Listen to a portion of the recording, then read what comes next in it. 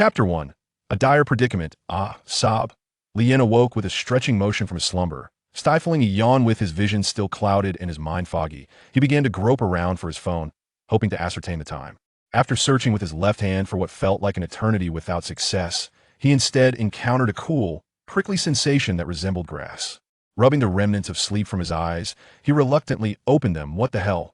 What the hell? What the hell? Had my home been demolished? Why am I lying on the grass? With a panoramic view of the verdant grassland and the distant thicket, Lien was struck with shock, exclaiming in disbelief. When did this happen? How was I completely oblivious? How could my home have been taken from me without my knowledge? No, this isn't a demolition. The environment here is not that of a community I have inhabited for over a decade. I can instantly recognize the differences. An isolated wilderness? Am I being discarded like refuse?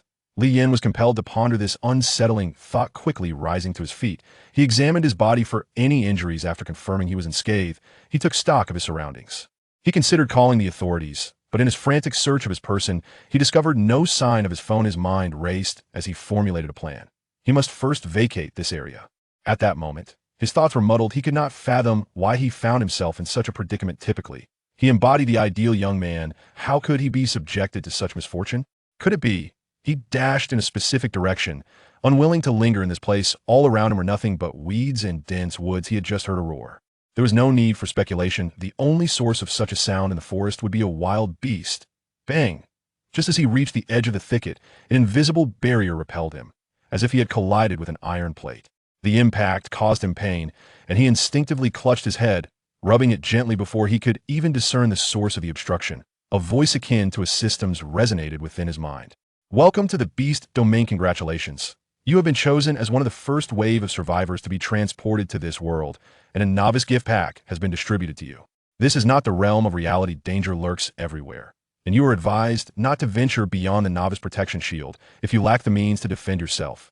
Note, the novice protection shield will dissipate at 71:58:32. Reminder, you are not alone, nor are you the chosen one. If you do not strive, you may perish. With that succinct warning concluded, an ethereal data panel materialized before Lien, and the operational instructions for the system forcibly entered his mind, exacerbating his headache and leaving him momentarily incapacitated. The pain persisted for 5 minutes before gradually subsiding, allowing Lien to begin piecing together the newfound information in his memory. Once again, he found himself seated on the ground, and after a 10-minute period of calm reflection, Lien's expression shifted, revealing a tumult of emotions: terror, curiosity, serenity, excitement, and now an overwhelming exhilaration. In a mere 10 minutes, his mind has traversed an extraordinary journey. In summary, he has crossed realms. With a resounding roar, he could no longer contain his elation, casting aside the pain he had just endured. Upon looking up, the display before him was unmistakably clear. Lien, human race. Level, none. Beast mastery, none. Talent, none. Evolution points, none. Hidden talent. Abandoned child of heaven. This talent, bestowed upon the host due to their unfortunate past and orphan status, serves as a testament to the system's compassion. Note, this talent is currently sealed and can only be activated once the host reaches the 10th tier of cultivation.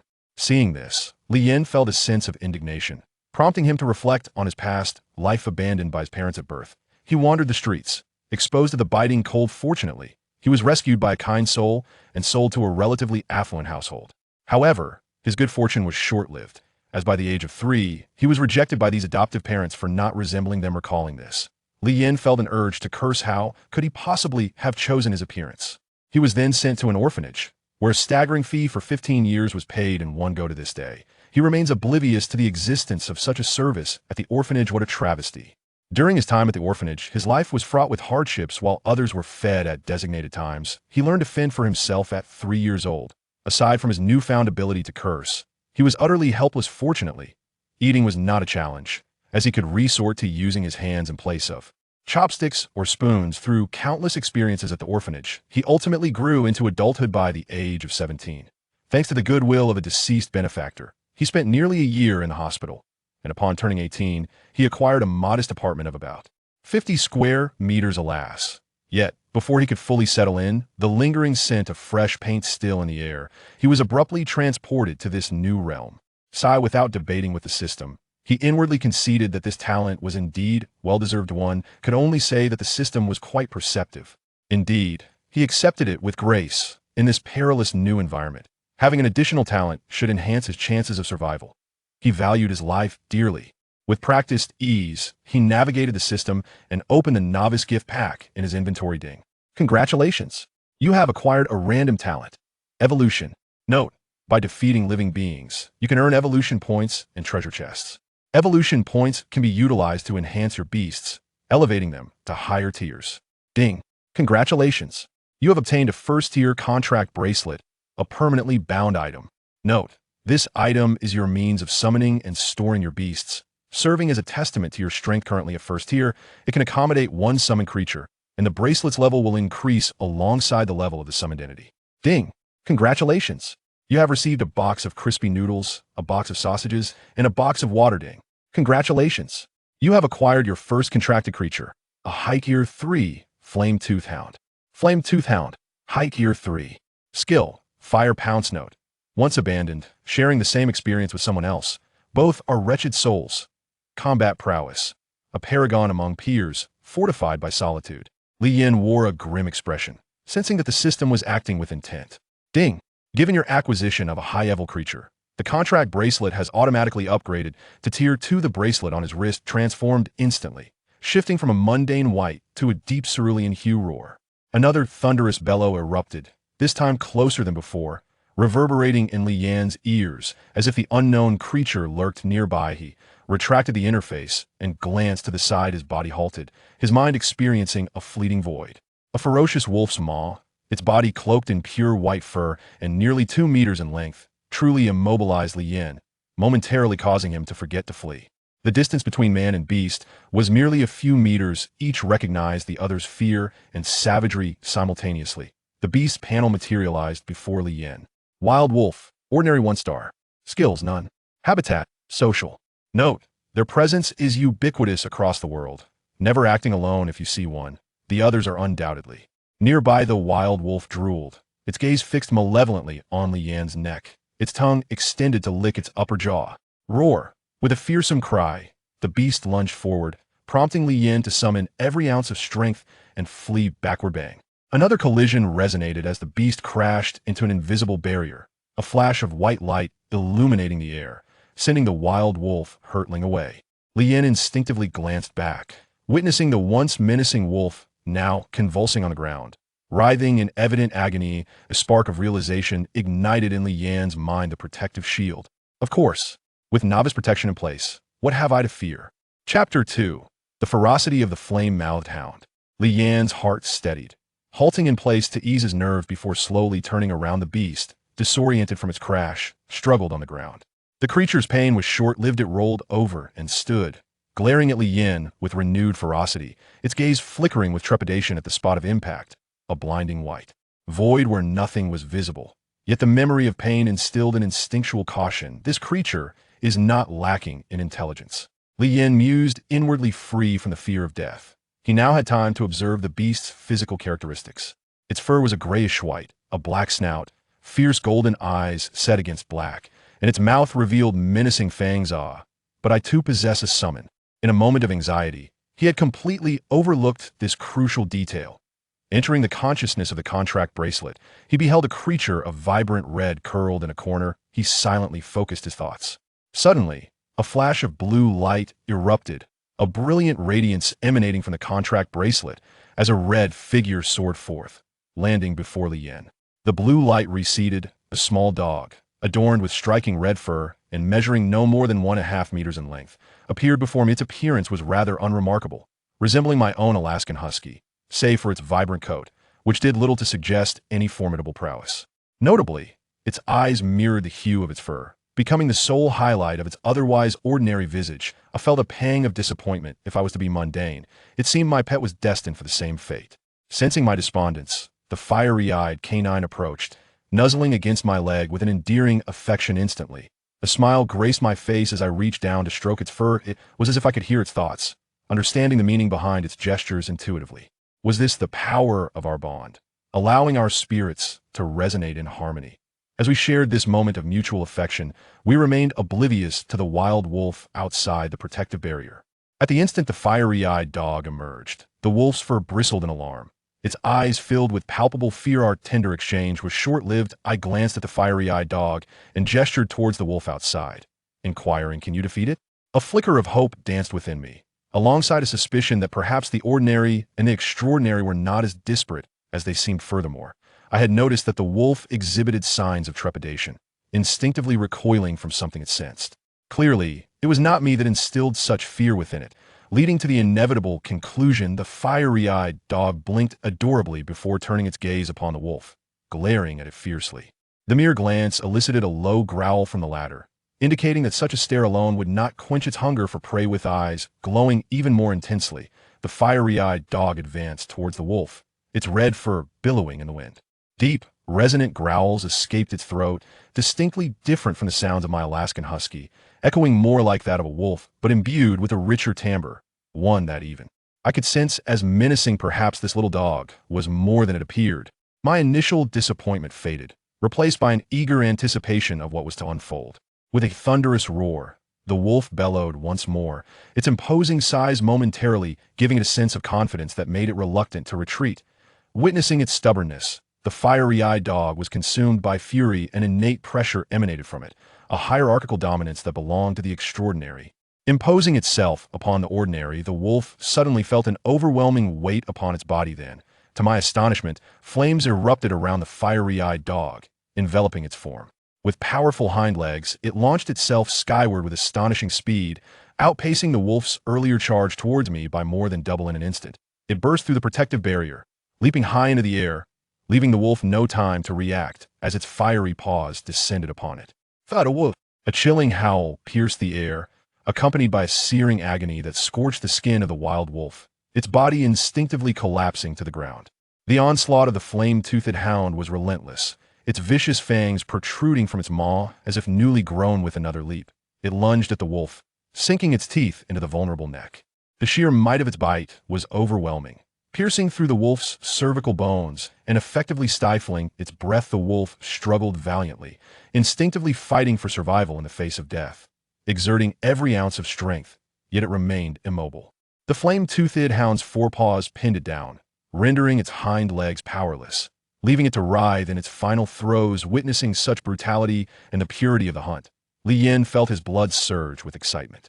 He was not afraid, he was exhilarated. What a treasure he had stumbled upon. He had never anticipated such strength in this little dog. It was nothing short of a massacre. In a mere exchange, a beast had been brought down, teetering on the brink of death. The struggle did not last long. The wolf's movement slowed, and ultimately, with a sense of resignation, it relinquished its hind legs, extinguishing the spark of life within. Sensing the wolf's demise, the flame-toothed hound released its grip at the precise moment of death. A notification from the system chimed, announcing, "Congratulations. You have acquired an evolution point and a sandalwood treasure chest." Automatic retrieval. Successful evolution points can be used in the system mall to purchase essential pet supplies, as well as evolution potions and weapons. Given your evolutionary talent, you may evolve your pet without needing to buy evolution potions. Note: the system reminds you that evolution points are the sole currency. Handle them with care. Ding! The system mall is now officially open. Congratulations! Your pet, the flame-toothed hound, has progressed by 10 levels, currently at level 010.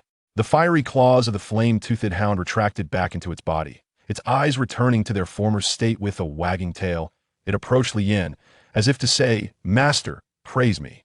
Li Yin rushed forward, enveloping the flame-toothed hound in a warm embrace. Sensing his affection, the hound playfully licked Li Yin, the residual scent of blood nearly making him gag. To spare the young beast's feelings, Li Yin bestowed upon it a commanding name. "From now on, you shall be called Little Dog." "Ha!" The flame-toothed hound joyfully barked in response.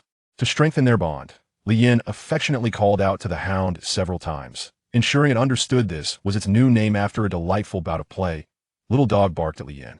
"Are you hungry?" The little dog replied. Li Yin understood and produced several sausages, offering them to the hound. The little dog inspected and sniffed them, then extended its paw.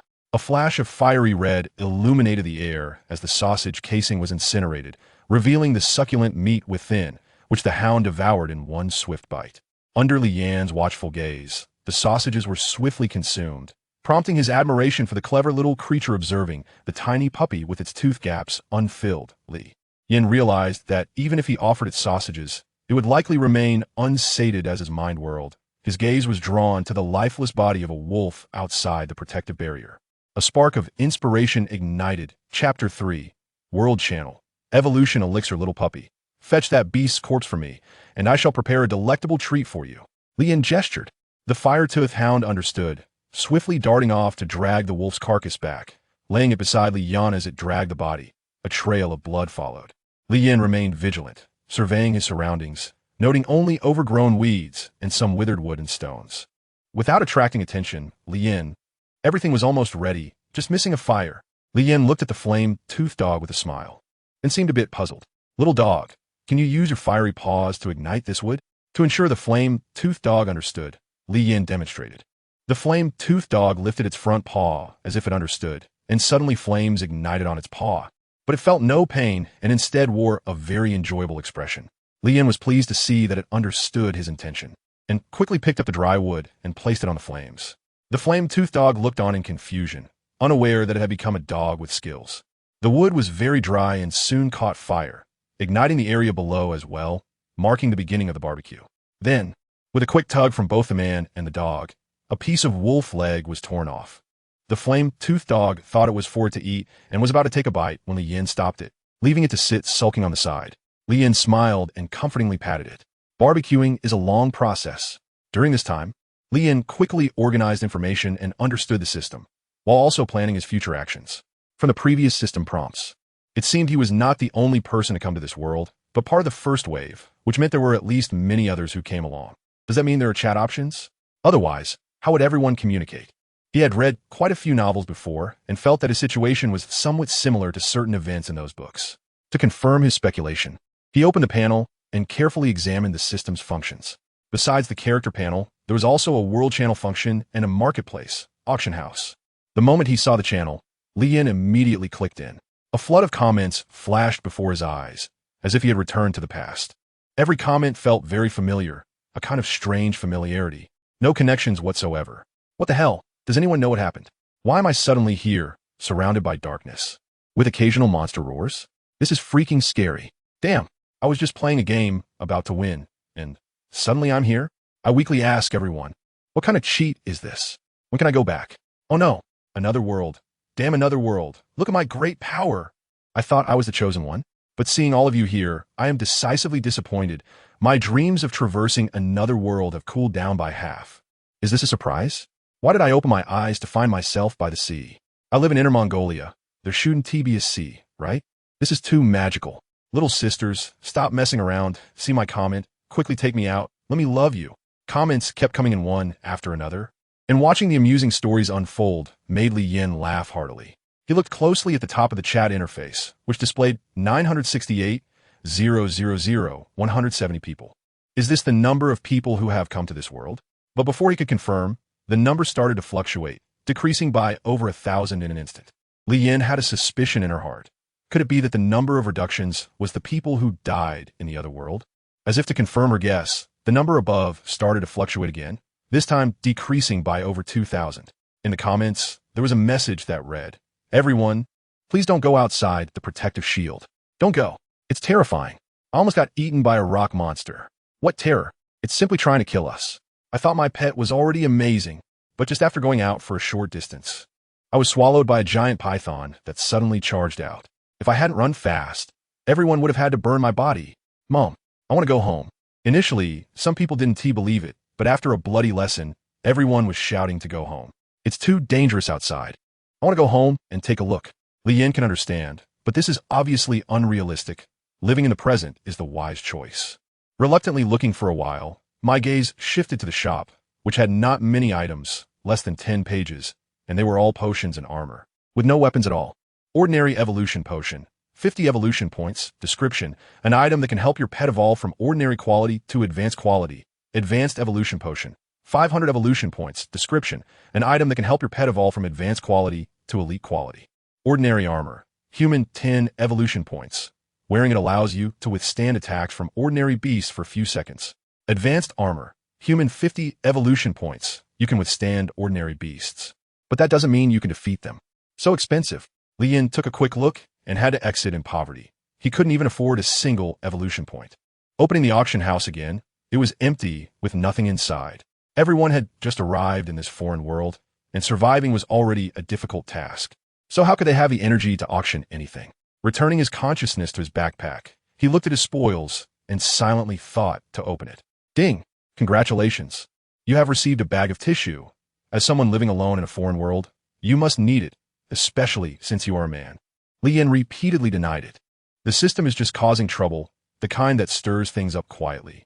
You curse at it, and it can't even hear you, yet it still annoys you with its nonsense.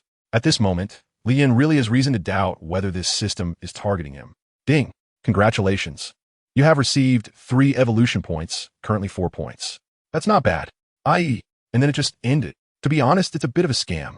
No wonder the death toll is plummeting. After struggling to kill a wild beast, he only receives such meager rewards. It's really hard to survive. A howl suddenly pulled Li Yin back to reality, and a burnt smell wafted through the air. Not good. Li Yin quickly turned over the wolf's thigh and glanced apologetically at the puppy. It's a good thing it can't talk, otherwise it would definitely be cursing. After the previous lesson, Li Yin dared not get distracted. The puppy couldn't go hungry, as its survival in the future depended on it. Time passed slowly, and a fragrant smell of meat wafted out if you couldn't smell the burnt scent. Li Yin forcefully tore off the burnt meat and handed it to the flame-toothed dog. The latter didn't hold back and took a big bite, knowing that this fragrant thing must be tastier than the sausage they had earlier. Even without any seasoning, the flame-toothed dog was enjoying itself, which made Li Yin feel quite pleased. He focused on another leg and began roasting it for himself. Chapter 4. Dog vs. 6 After a Simple Meal. Li Yin fell into deep thought about the path ahead. Glancing at the little dog lying on the ground with a satisfied belly, Li Yin felt less lonely. They should be considered friends by now, he muttered to himself. Taking a deep breath, Li Yin knew he shouldn't sit aimlessly any longer. He needed to do something. A quick glance around revealed several wild wolves eyeing them hungrily, a total of 6. They had already arrived while the 2 were eating, watching as 1 human and 1 dog feasted on their kind. To be honest, Li Yin also thought it was a bit cruel at the time, but the meat was simply too good, dry, fragrant, and chewy. If the roasting process hadn't been so slow, he would have liked to share some with the wild wolves. Listen to this. Is this even human language? The wild wolves growled, looking fearfully at the invisible barrier in front of them. If it weren't for this barrier, they would have charged in and torn apart the human and the beast, devouring them. Can a little dog handle all of them safely? Li Yin pointed at the group of wild wolves and said to the little dog. He had already seen their information, and they were all of the same level as the previous wild wolf. The flame-toothed dog barked, showing that it didn't take them seriously at all, turned its body, stood up, and was about to walk over. Li Yin stepped forward to block, signaling the yin, hound to attack. When it didn't understand easily, he repeated the gesture several times, and the yin hound nodded, indicating it remembered. However, it felt somewhat confused, as its intelligence was roughly that of a 3-year-old child, still not grasping adult thoughts.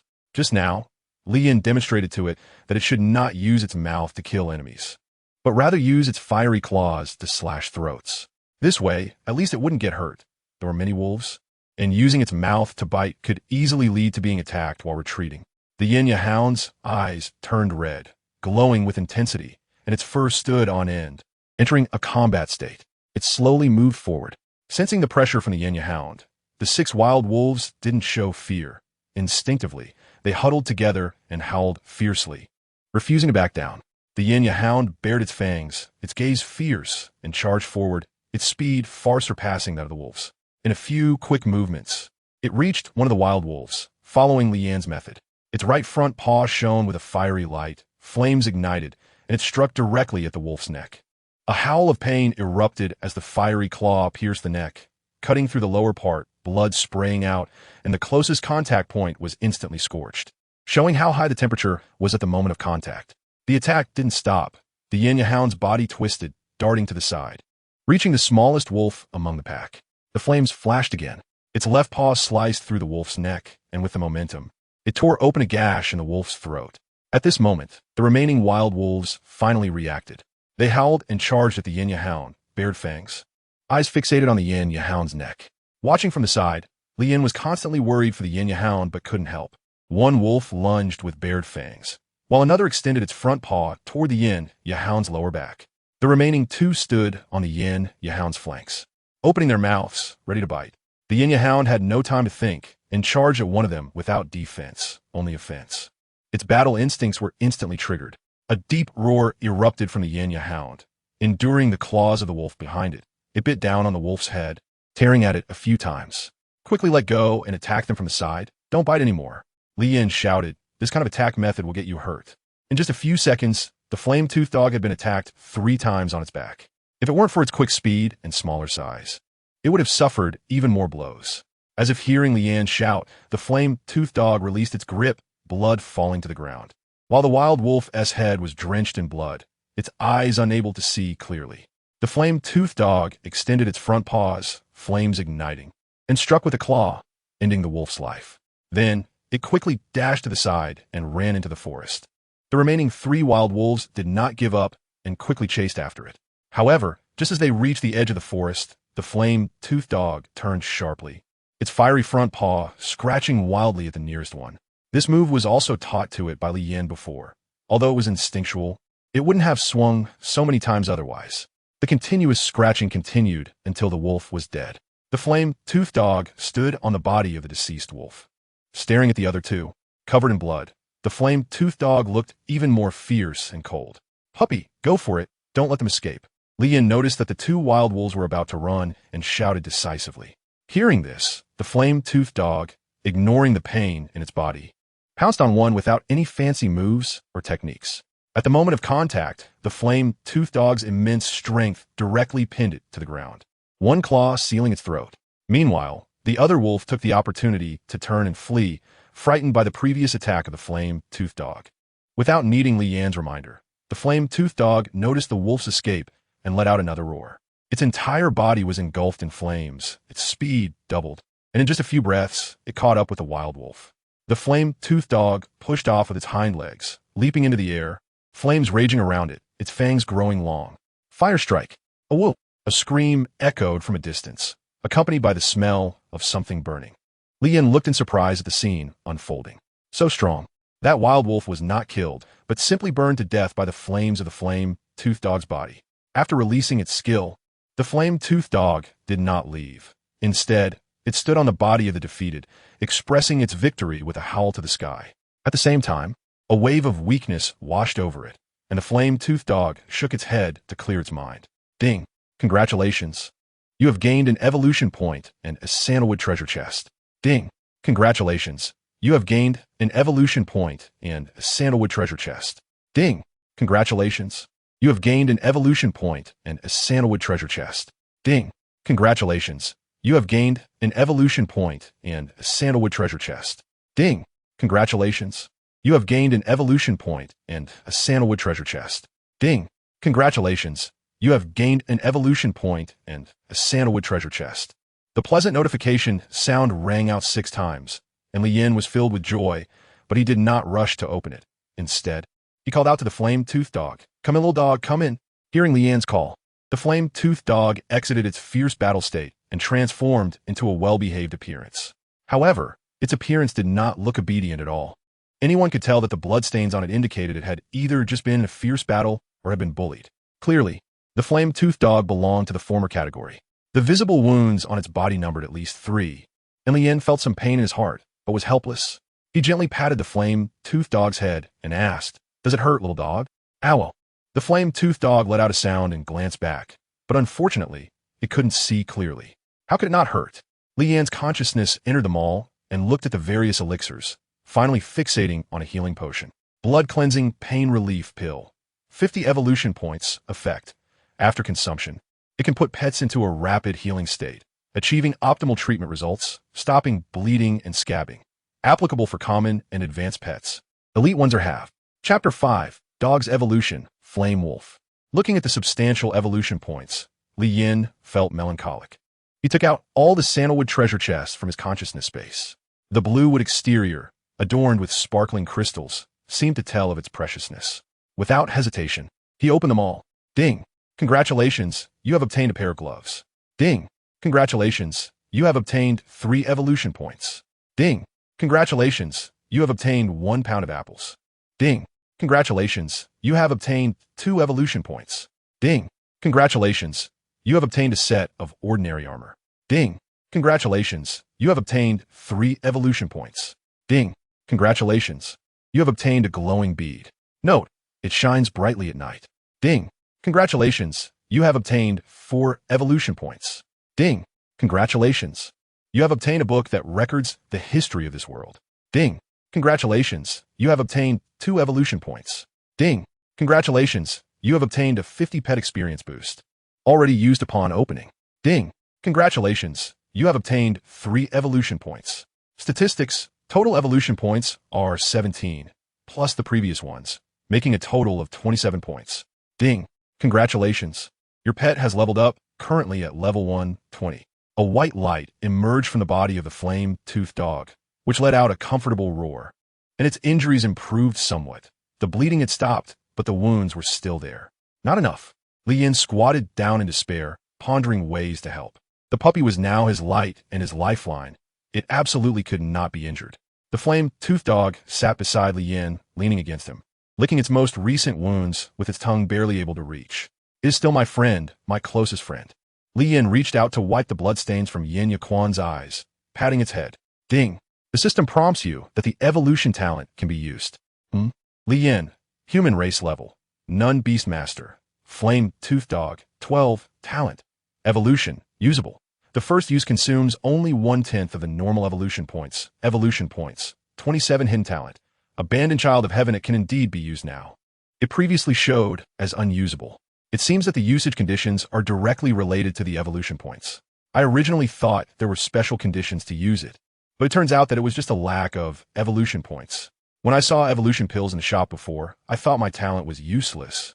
But now it seems that I am quite lucky, because the most basic evolution pill in the shop requires a full 50 evolution points.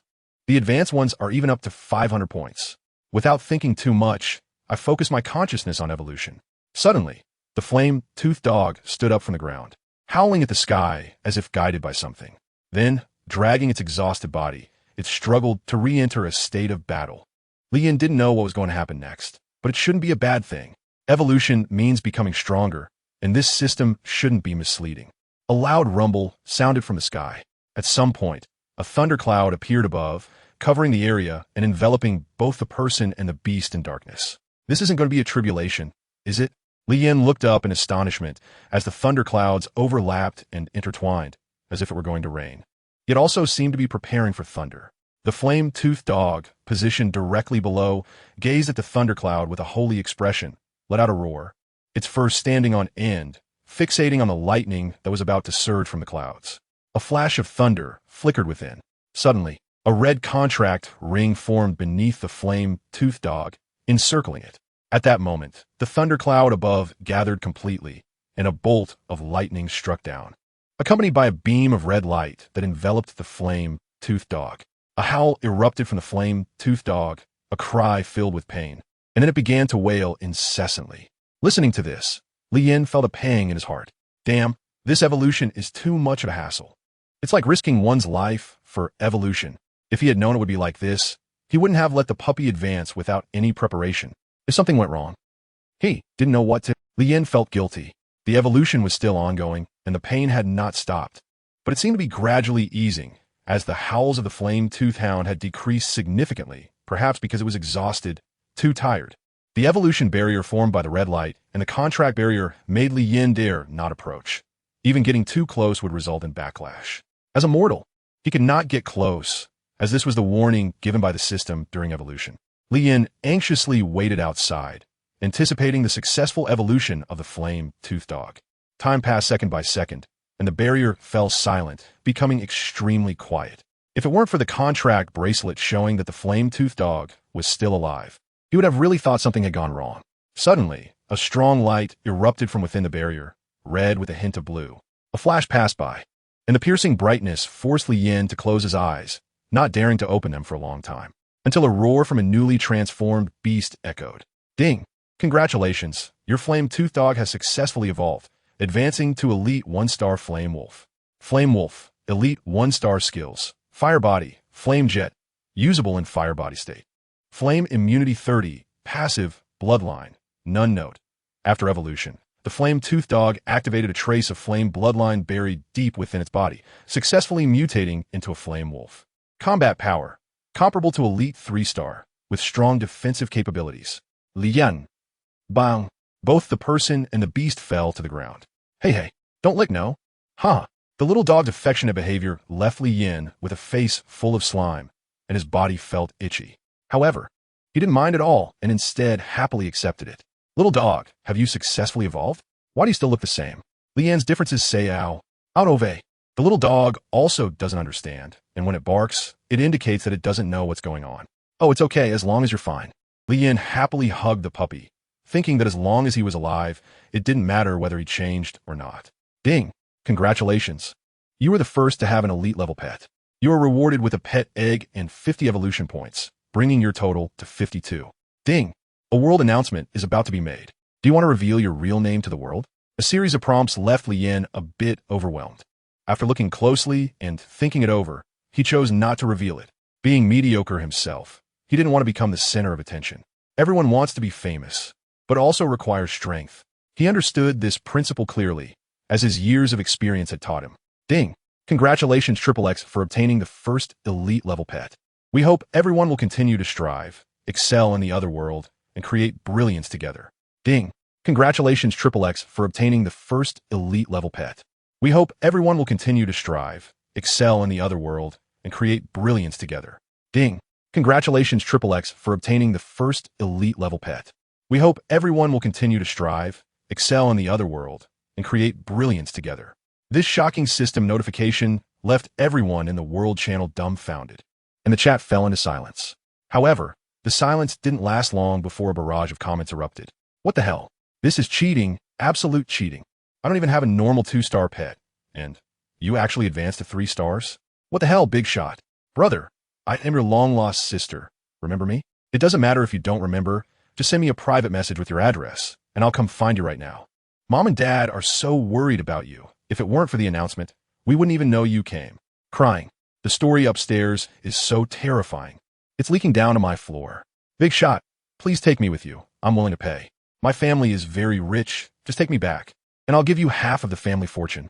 I swear. Damn, I just got a high-level pet after a lot of effort, and even lost several lives to get it. Why does he get an elite level 1 directly? This is so unfair. In a desolate place, a group of people gathered together, angrily discussing. Chapter 6, Hunting Moment. A pet egg? Li Yin took out the egg gifted by the system, its surface displaying a blend of orange and blue, with the 2 colors intertwining and occasionally emitting a dual-colored light. It seemed that whatever was inside was not simple. Looking down, he saw the contract bracelet changing again, its color shifting once more, with a glossy black hue embedded with a crystal-clear stone, smooth and rounded, exuding nobility. The form had changed, and the space had increased by 1 pet slot, reaching a total of 3 slots. How should he incubate it?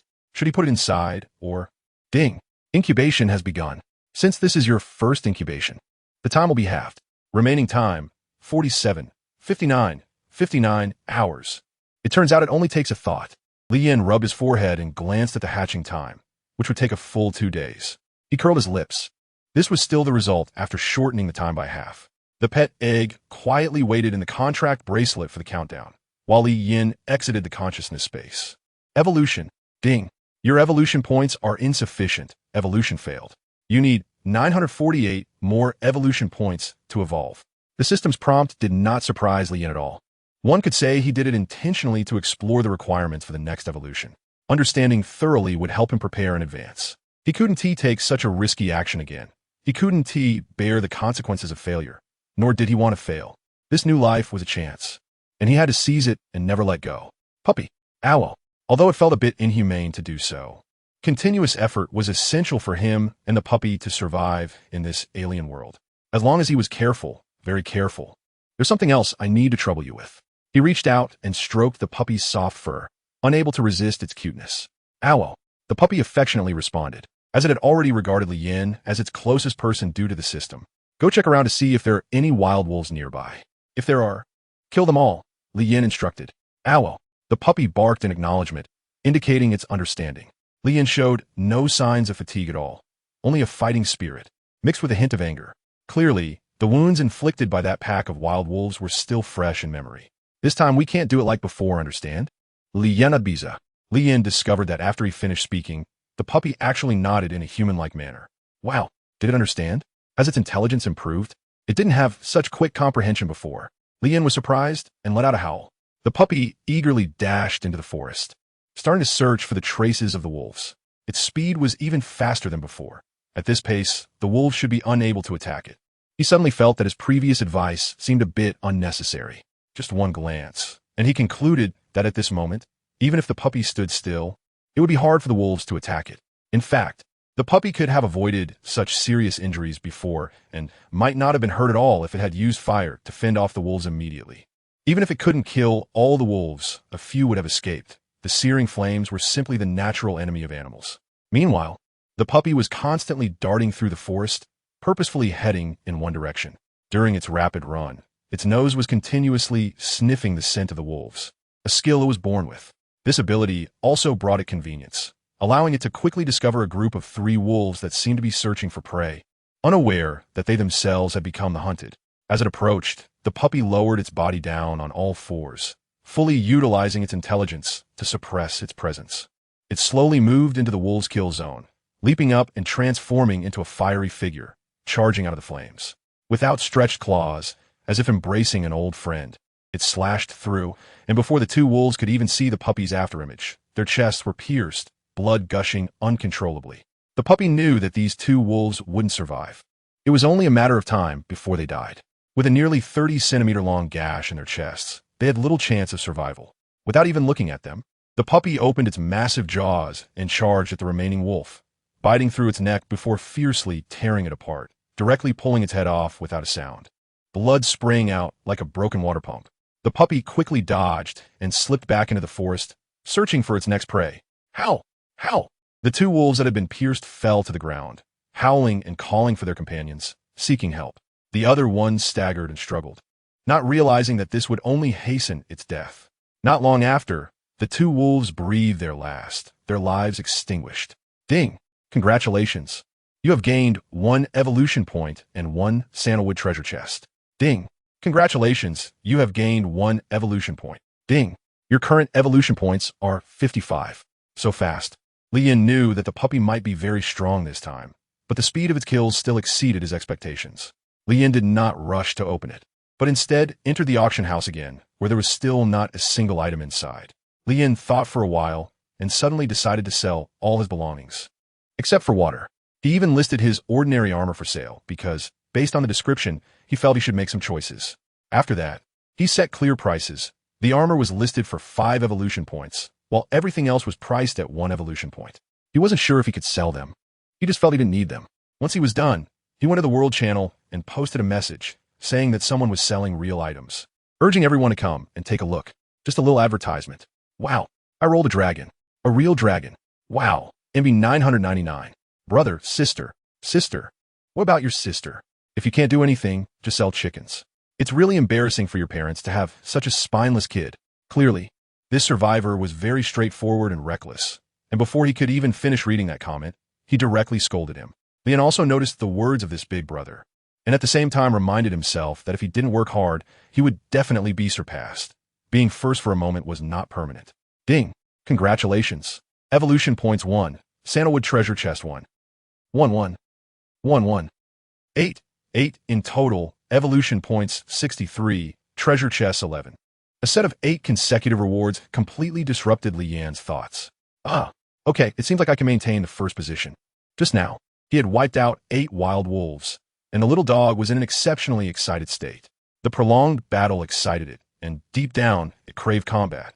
It turned around and dashed back into the forest, continuing to search for the wild wolf's location.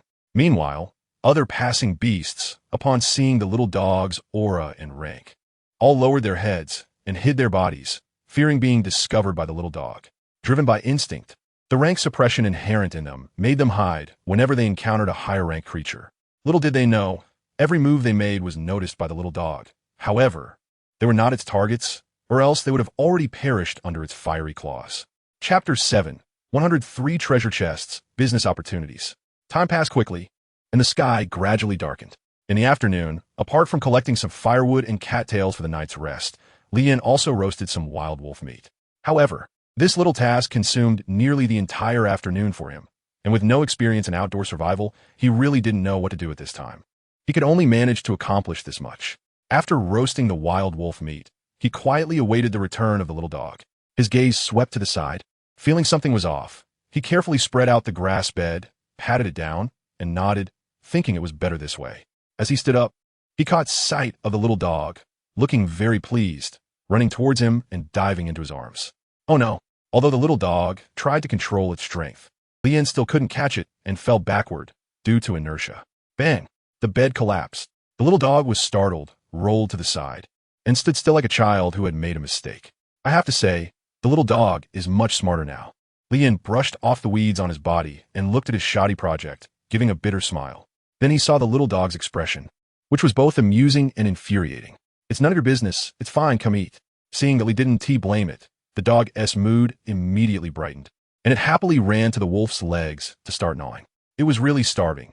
After a whole afternoon of running, searching, and fighting, it was not only mentally strained, but also physically exhausted. It could have eaten the wolf meat it killed, but after tasting the roasted meat, it had become picky. Watching the little dog devour the meat, Lian was genuinely happy. At least it proved that he was still somewhat useful. The afternoon's battles also brought Lian a wealth of evolution points and a multitude of sandalwood treasure chests. 103 in total. What a terrifying number. This meant that the little dog had killed 103 wild wolves in just one afternoon. And Lian spent the entire afternoon under the system's delightful notification sounds, which was truly wonderful. Conscious control, all activated. He was eager to see what he could obtain. Ding! Congratulations, you have obtained a material, 1 by G Leaf. Evolution points 3. Ding! Congratulations, you have obtained a material, 1 explosion spirit pill, evolution points 3. Ding! Congratulations, you have obtained a material, 1 ordinary armor, evolution points 2. Ding! Congratulations, you have obtained a material, 1 bottle of plain water, evolution points 3. Ding! Congratulations, you have obtained a material, 1 experience potion, evolution points 4. Ding! Congratulations, you have obtained a material, 1 speech spirit sword, evolution points 5. Statistics, 61 food items with overlaps, over 10 materials, 9 experience potions. A total of 20 pieces of equipment and pills, evolution points 476. This was truly a wave of sudden wealth. Although the items didn't seem very useful, the quantity was impressive, and the evolution points had also broken through to nearly 500, getting closer to the 1,000 mark. His mind was filled with thoughts about the little dog's evolution. The stronger the dog was, the better and more powerful he would become. He noticed that his body seemed stronger than before. Perhaps it was related to the little dog, as the system indicated that the strength of the host was directly linked to their pet. After a simple tidying up, Lian directly threw all the unnecessary items into the auction house. However, once he entered the auction house, he found it empty, with nothing inside. Huh, where are the items I auctioned? Why aren't they here? Could it be sold? Ding! The transaction has been transferred to your backpack, totaling 11 evolution points. Aside from the glowing beads and books, he had put everything else up for auction, and to his surprise, they all sold out. It seemed he had underestimated everyone's desire for food. Not everyone, like him, started at the peak without worries about eating and drinking. Looking at the over 60 food items in his backpack, he internally struggled for a moment. Should he raise the prices or not? This was a good opportunity for a small profit. Slap! Lian slapped himself and angrily scolded himself. How can one forget their roots? If you forget your roots, are you still human? After repenting, he adjusted the price, doubling it, and then he calmly exited the auction house. He murmured, doubling it is fine. Let us pity everyone. It's not easy. We all come for hardship, I understand. At that moment, Lian felt that he had become much more noble. He was simply great, and it seemed as if a light was behind him, proclaiming his greatness. However, he was unaware that as soon as he put it up for sale, the world channel erupted with curses against him, even though the auction house had hidden the seller's information. But everyone knew that this auction was definitely from the same person as the previous one. The person was the same, but the price had indeed doubled. Damn, is this something a person would do? Inflating prices, raising goods, it's simply beastly. Everyone, do not buy this rich person's stuff. Let his goods rot and go bad. Yes. Everyone, do not buy. Let this rich person know the consequences of price inflation. I won't buy either. I'd rather starve. As soon as he finished speaking, that person immediately bought a pound of beef. So delicious. Still talking? Saying they won't buy, but the auction house is cleared out. It's really ridiculous. What? Let me see. Damn. Who bought it? No backbone at all, damn. Didn't he even leave me a portion? What am I going to do tonight? Damn it. Ding. A total of 122 evolution points have been added to the backpack. So fast. Lien patted his thigh. Regretting, he said, I didn't realize everyone was so wealthy. If I had known, I would have raised the price even more. He thought they were poor, but unexpectedly, the fool was himself. There are always people better than you. Don't underestimate others. Lien learned a lesson. Woof. The little dog barked, meaning YISN, Lien eating? Here it comes, here it comes. Lien walked over with a beaming smile, his gaze fixed on the wolf meat, unsure if it was edible. With a thought, he tried to put the wolf leg into his space. Ah, it worked. A business opportunity. He quickly placed the wolf meat in the auction house, and sure enough, it was possible. Lien excitedly ran to the wolf carcass, and one by one, the bodies were sent to the auction house, automatically being decomposed into 1-pound portions of meat. Damn, if he had known this feature existed, he wouldn't have had to struggle so much to skin and tear the meat before. 5 wild wolves weighed over 1,200 pounds. Lien lauga inuarli, setting the price at 5 evolution points per pound, and after quickly filling his stomach, he looked at the little dog that had fallen asleep from exhaustion. Forget it. Tomorrow then. Besides, it was dark outside, and it was too dangerous. He entered the contract bracelet with his consciousness, clicked a button, and the little dog disappeared from reality into the contract bracelet, still maintaining its sleeping position. Lien quietly fell asleep, feeling exhausted both physically and mentally from the events of the day. Damn, the big dog owner is out again, and the prices have increased by 5 times compared to before. Damn, this is simply oppressing the common people, not letting us live. He's just a businessman, not a policeman. And there's no need to force you to buy. Why say it so one-sidedly? Damn, does the guy upstairs really not know how difficult it is to kill an ordinary monster? Does he not understand the feeling of hovering between life and death? Why should he sell it at a high price and not let us speak? Exactly, that guy is just an idiot, an accomplice. And he speaks on behalf of the big dog owner, a heartless guy. A wave of comments erupted from the World Channel. Some people followed the trend, some cheered, and some secretly nodded. These are all foolish actions. The wise ones have already placed their orders and emptied their shopping carts. Meanwhile, the wise observed keenly and discovered a clever trick and opportunity. Why don't we try selling the meat from the monsters we kill? The eldest of the 3 said. Yes. Soon, the younger brother looked at the elder excitedly and said, I can, elder brother. I knew it would be like this. Smart guy. The man smiled. Chapter 8. Evolution again, Firewolf. Experience potion, beast, with similar properties to pet experience but with better effects, increasing the current fixed experience by 5. After frequent battles, the puppy's experience had reached 73 of level 4. As the level increased, it was unclear whether it was due to more experience or that killing creatures lower than itself gave less experience. In any case, the progress was much slower than before. Normally, it should have been close to level 10 by now. However, one good thing was that the level could be inherited. Lien directly used 9 bottles of experience potions on it. A white light flashed from the puppy, and its level suddenly rose to level 5, 18. Ding! Congratulations! Your pet has leveled up to level 5, with an increase of 10 in attack and speed, and the bond effect has been activated. Bond. Loneliness the firewolf is extremely affectionate towards the host, trusting and hopeful, and it loves being with the host at any time, wishing for the owner to be by its side. Effect. When you're within 10 meters of it, its attack power increases by 20. I didn't expect to be so important in the puppy's heart. Lien lay beside it and gently stroked its sleeping head. After a while, Lien, feeling satisfied, lay down beside it and quietly fell asleep. The next day, in the morning, Lien heard a rustling sound beside him and sleepily opened his eyes. He saw a little dog sitting quietly next to him, looking at him with a protective demeanor. However, the rumbling of its stomach gave it away. You must be hungry. Woof. Lien smiled, reluctantly got up, and took on the role of chef. With yesterday's experience, he was quite familiar with the process. Quickly throwing the remaining wolf carcass into the auction house and swiftly taking out 20 pounds to roast. The firewood was left over from yesterday and was still sufficient. The roasted meat was quickly prepared under the busy hands of the chef, and both he and the beast enjoyed the feast, with Lien smiling all the way. The more than 6,000 evolution points coming in made him feel ecstatic. Indeed, all the meat he put up for auction yesterday had sold out. Wow, He never expected that everyone else was a wealthy master, while he, a poor guy, was truly in a different realm. However, it seemed that the business opportunity of selling meat had been snatched away by others, as the auction house was now filled with all kinds of meat, and the prices were lower than what he had sold earlier. He just saw that the current average price was stuck at 2 evolution points per pound. Sigh. They stole my idea, and I can't even sue them. It's truly lawless, Li Yin murmured.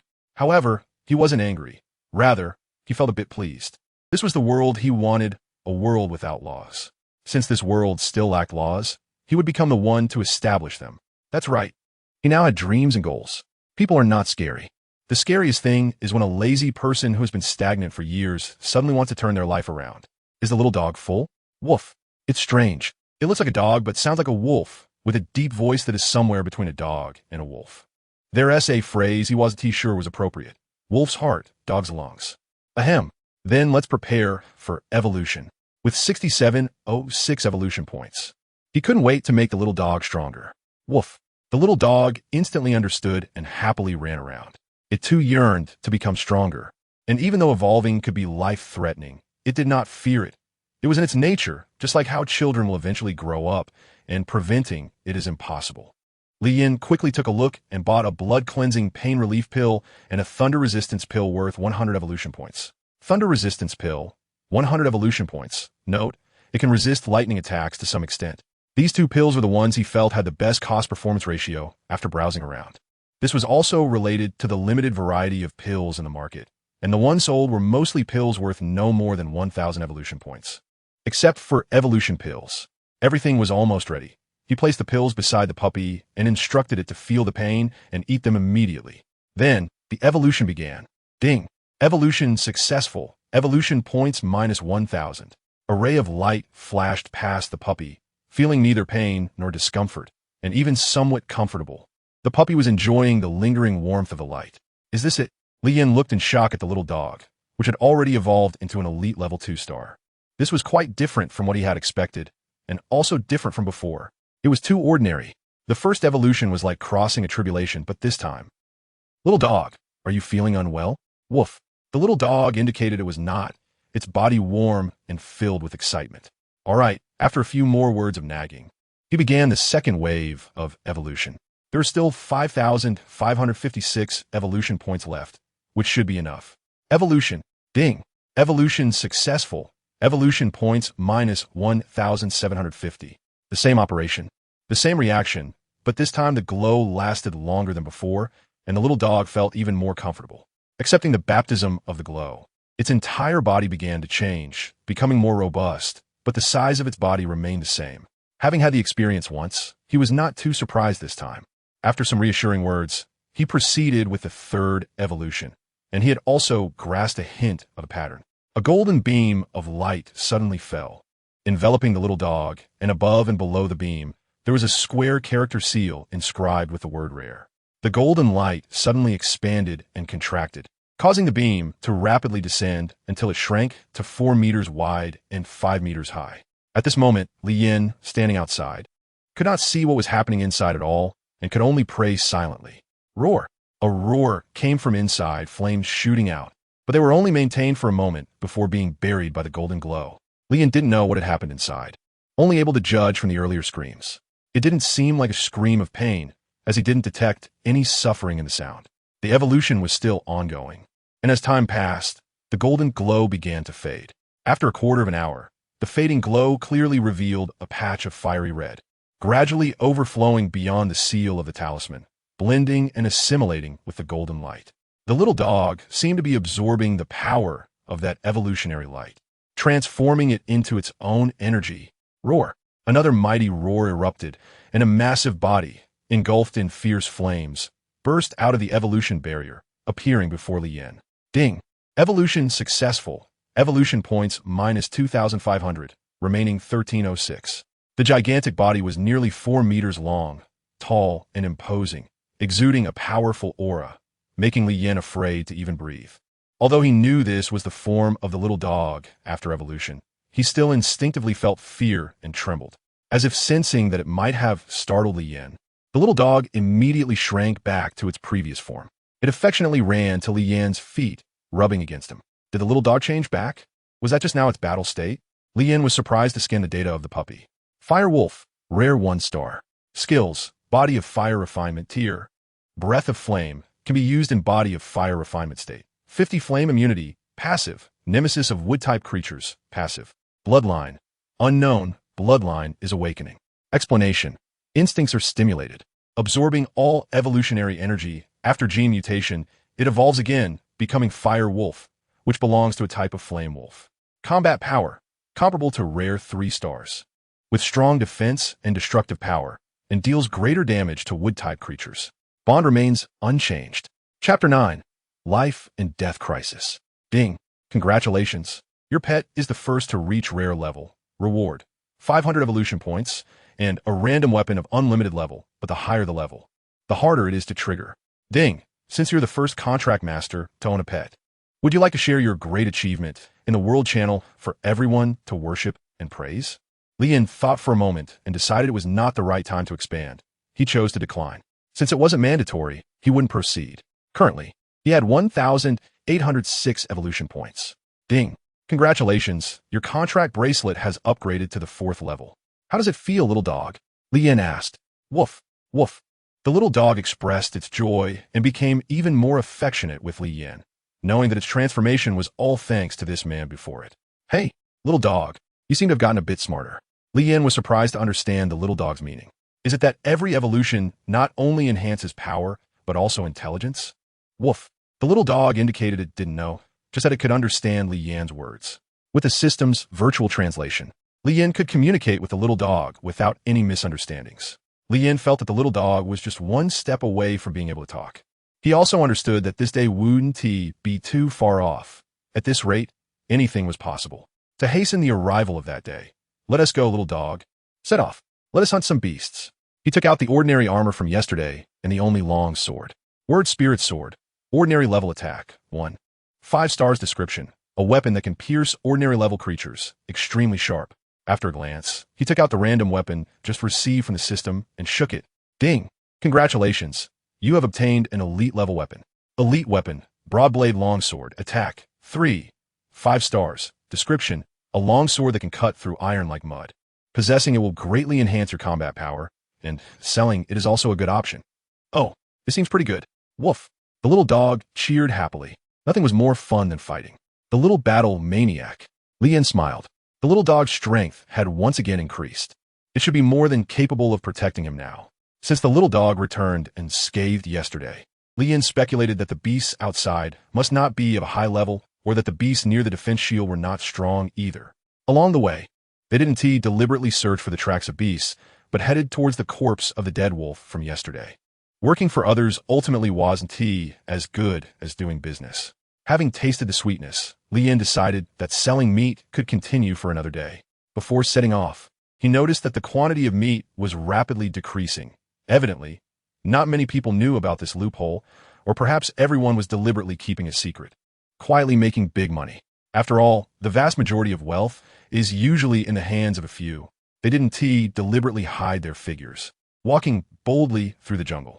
On the surface, they seemed carefree, but inside, Li Yin was still nervously watching his surroundings. It was nothing like being at home, with dangers lurking everywhere outside, and he dared not be careless.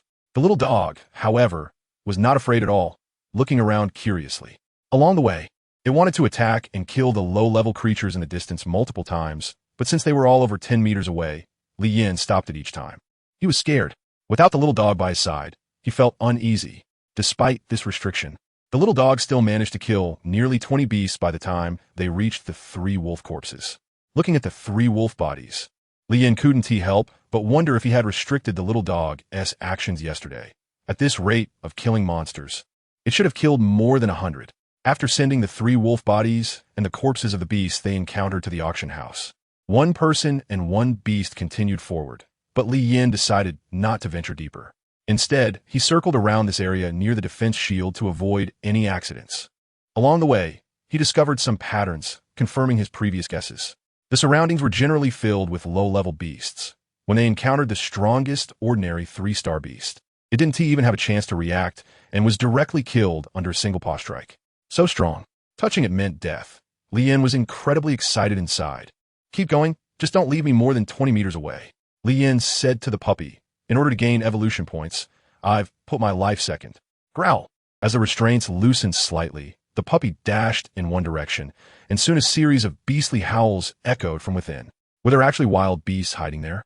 Without the puppy's keen observation and sense of smell, he naturally couldn't detect the ferocious beasts lurking around, preparing to ambush him. Li Yin quickly ran away, determined to excel at looting and not be useless. However, wearing armor and carrying a sword at his waist was indeed heavy, but still manageable. With the breakthrough of the little dog, he found that his physical fitness had improved significantly. Just yesterday, he felt he wouldn't have been able to endure this weight until now. The one-sided slaughter continued, and a busy figure was constantly darting through the woods, with a smile on his face that he couldn't suppress. Treasure chest 36. 45. 108. Evolution points 111. 1. The meat at the auction house was astonishingly over 10,000 pounds, and the sudden appearance of so much meat shocked the butchers as well. Hiss, hiss, hiss. What sound is that? Busy looting, Li Yin suddenly heard a sound next to him resembling a snake's tongue. He put down his work and looked around, but saw nothing. Hiss, hiss. Huh, what's that? Li Yin calmed down a bit, slightly raised his head, and felt a sudden heaviness in his body as cold sweat instantly soaked his back, scattering the previous joy. A massive snake, with a body almost 10 meters long, descended slowly from the tree, flicking its tongue at Li Yin. Its body was black with white stripes, and it completely stunned Li Yin. He forgot to run. Black and white phosphor snake. Advanced 1-star skill. Corruption description. A predator that has lived in the jungle for years, possessing unique experience and techniques for hunting prey. When encountering others, it is wise to respond cautiously. Hiss, hiss. The giant snake suddenly opened its mouth wide enough to swallow Li Yin whole, lunging at him, while simultaneously loosening its grip on the tree and accelerating its descent, preparing to eat Li Yin. Li Yin felt that the sky had darkened and it had started to rain, but why was there still green in the sky? He was so scared that he was dumbfounded. What he saw was the scenery inside a snake's mouth. A loud roar echoed from afar, pulling Li Yin's scattered thoughts back. But he felt it would have been better not to come back, because he realized he was already inside the mouth of a giant snake.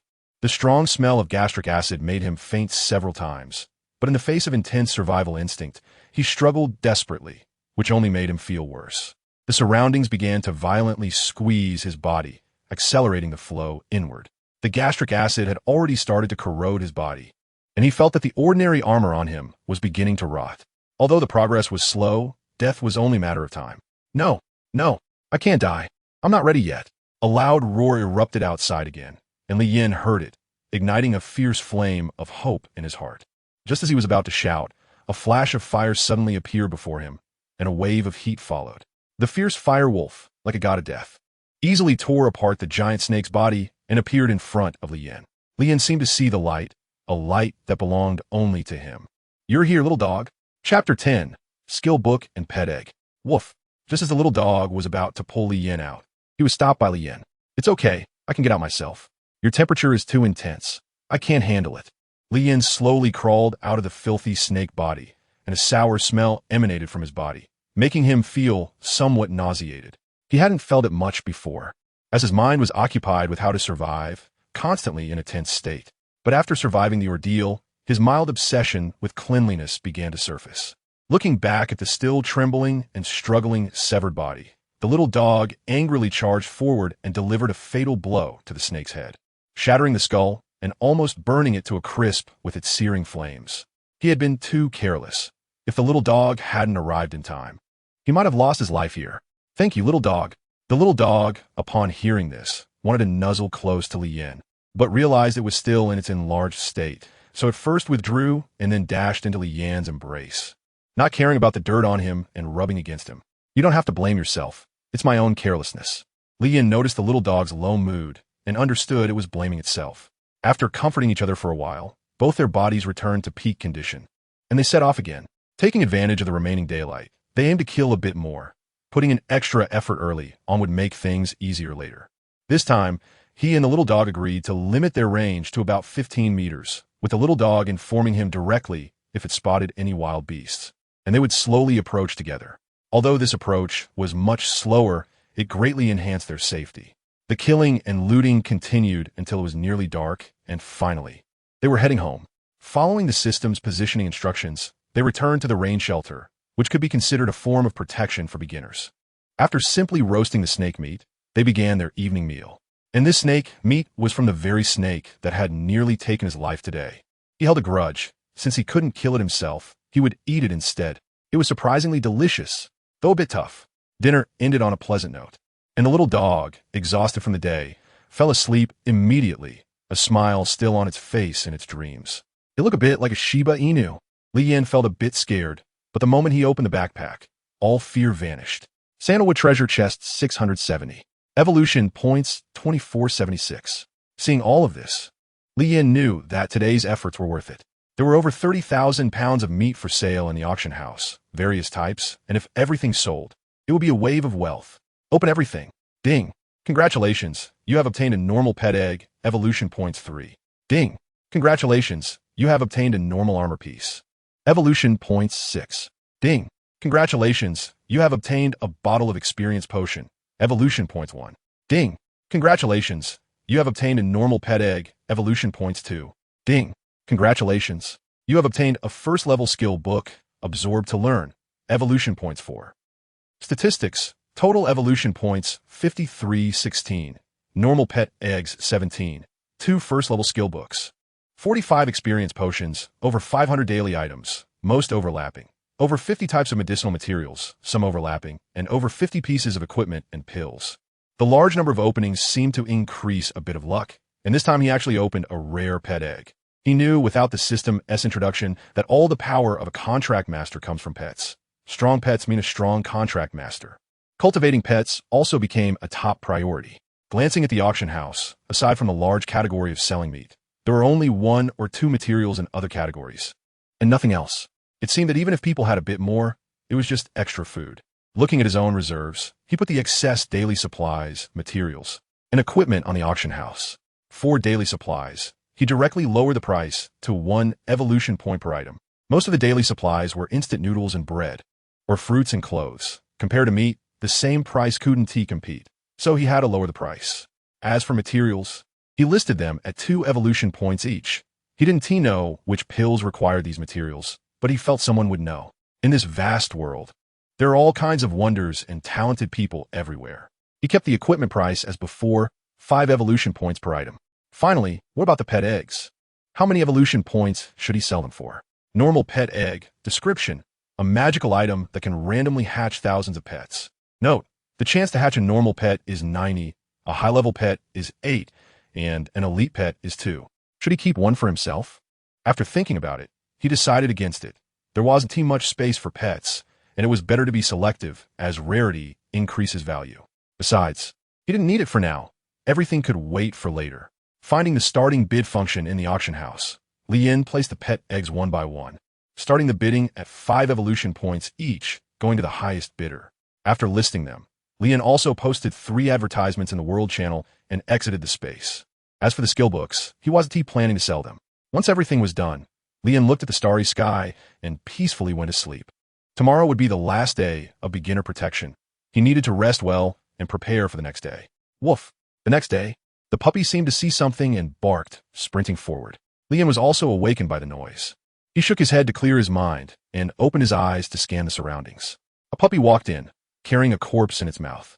The shocking wounds on the corpse made it clear, without needing to ask, that it was done by the puppy. Glancing outside, he noticed the sun was high in the sky, indicating it was already late. He took out some water and rinsed his mouth, then handed a few bottles to the puppy. It seemed that he had prepared a big pot yesterday, which would come in handy today, as eating roasted meat all the time wasn't a viable option. He set up the big pot and filled it with water provided by the system. In no time, he had a pot of meat soup, but unfortunately, it was just pure meat soup with no seasoning. Yesterday, the hundreds of treasure chests hadn't yielded any spices, and he hadn't seen any for sale in a shop, so he had to make do. Seeing the puppy happily eating beside him, Li Yin felt relieved. The pet egg in the contract bracelet was still hatching, and the residual glow was becoming brighter, through which he seemed to see a hint of life moving.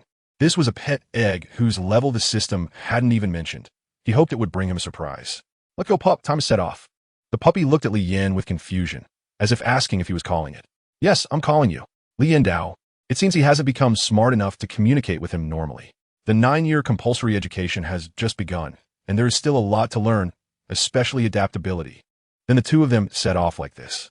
Today, Lian wants to kill as many low-level beasts as possible. As tomorrow the disappearance of the novice shield might lead to some bad events. If necessary, he also wants to explore this world. Hiding in a corner, always being a frog at the bottom of a well, does not align with his decision to turn his life around. The man and the beast marched into the jungle with high spirits, disappearing into the sea of trees. Chapter 11. Water-armored turtle. Have you found anything? I'm sorry, Lord Liao, not yet.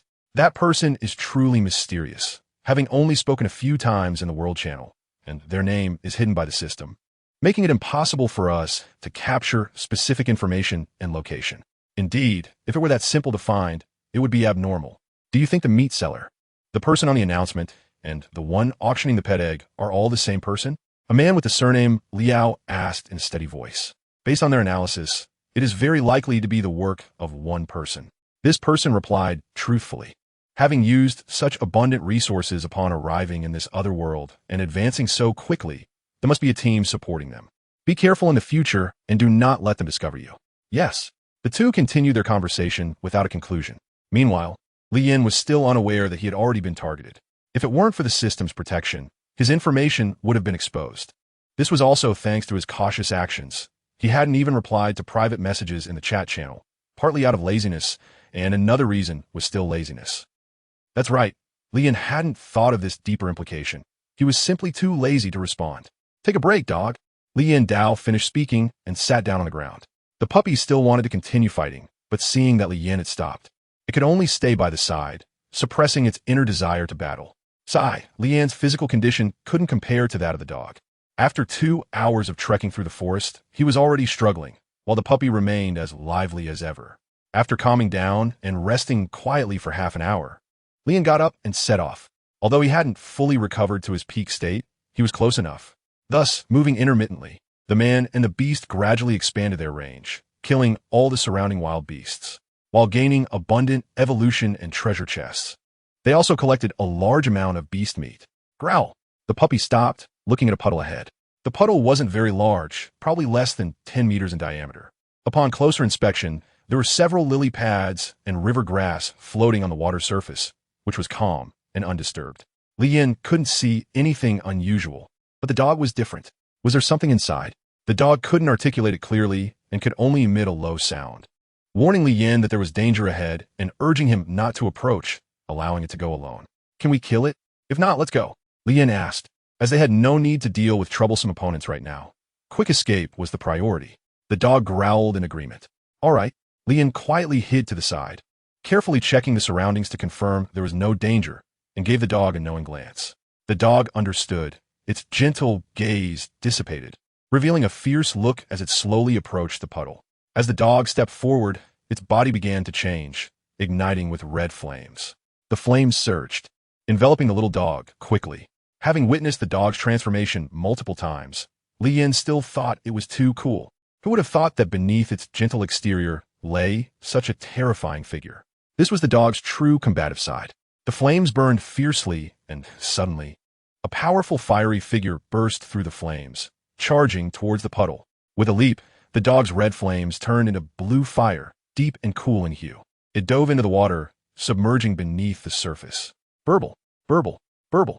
Streams of blue vapor rose from the puddle, and the surface of the water began to bubble more and more, with blue steam rising rapidly. With a loud bang, a jet of water shot up into the sky, carrying the dog's figure out with it. The dog was not to be outdone.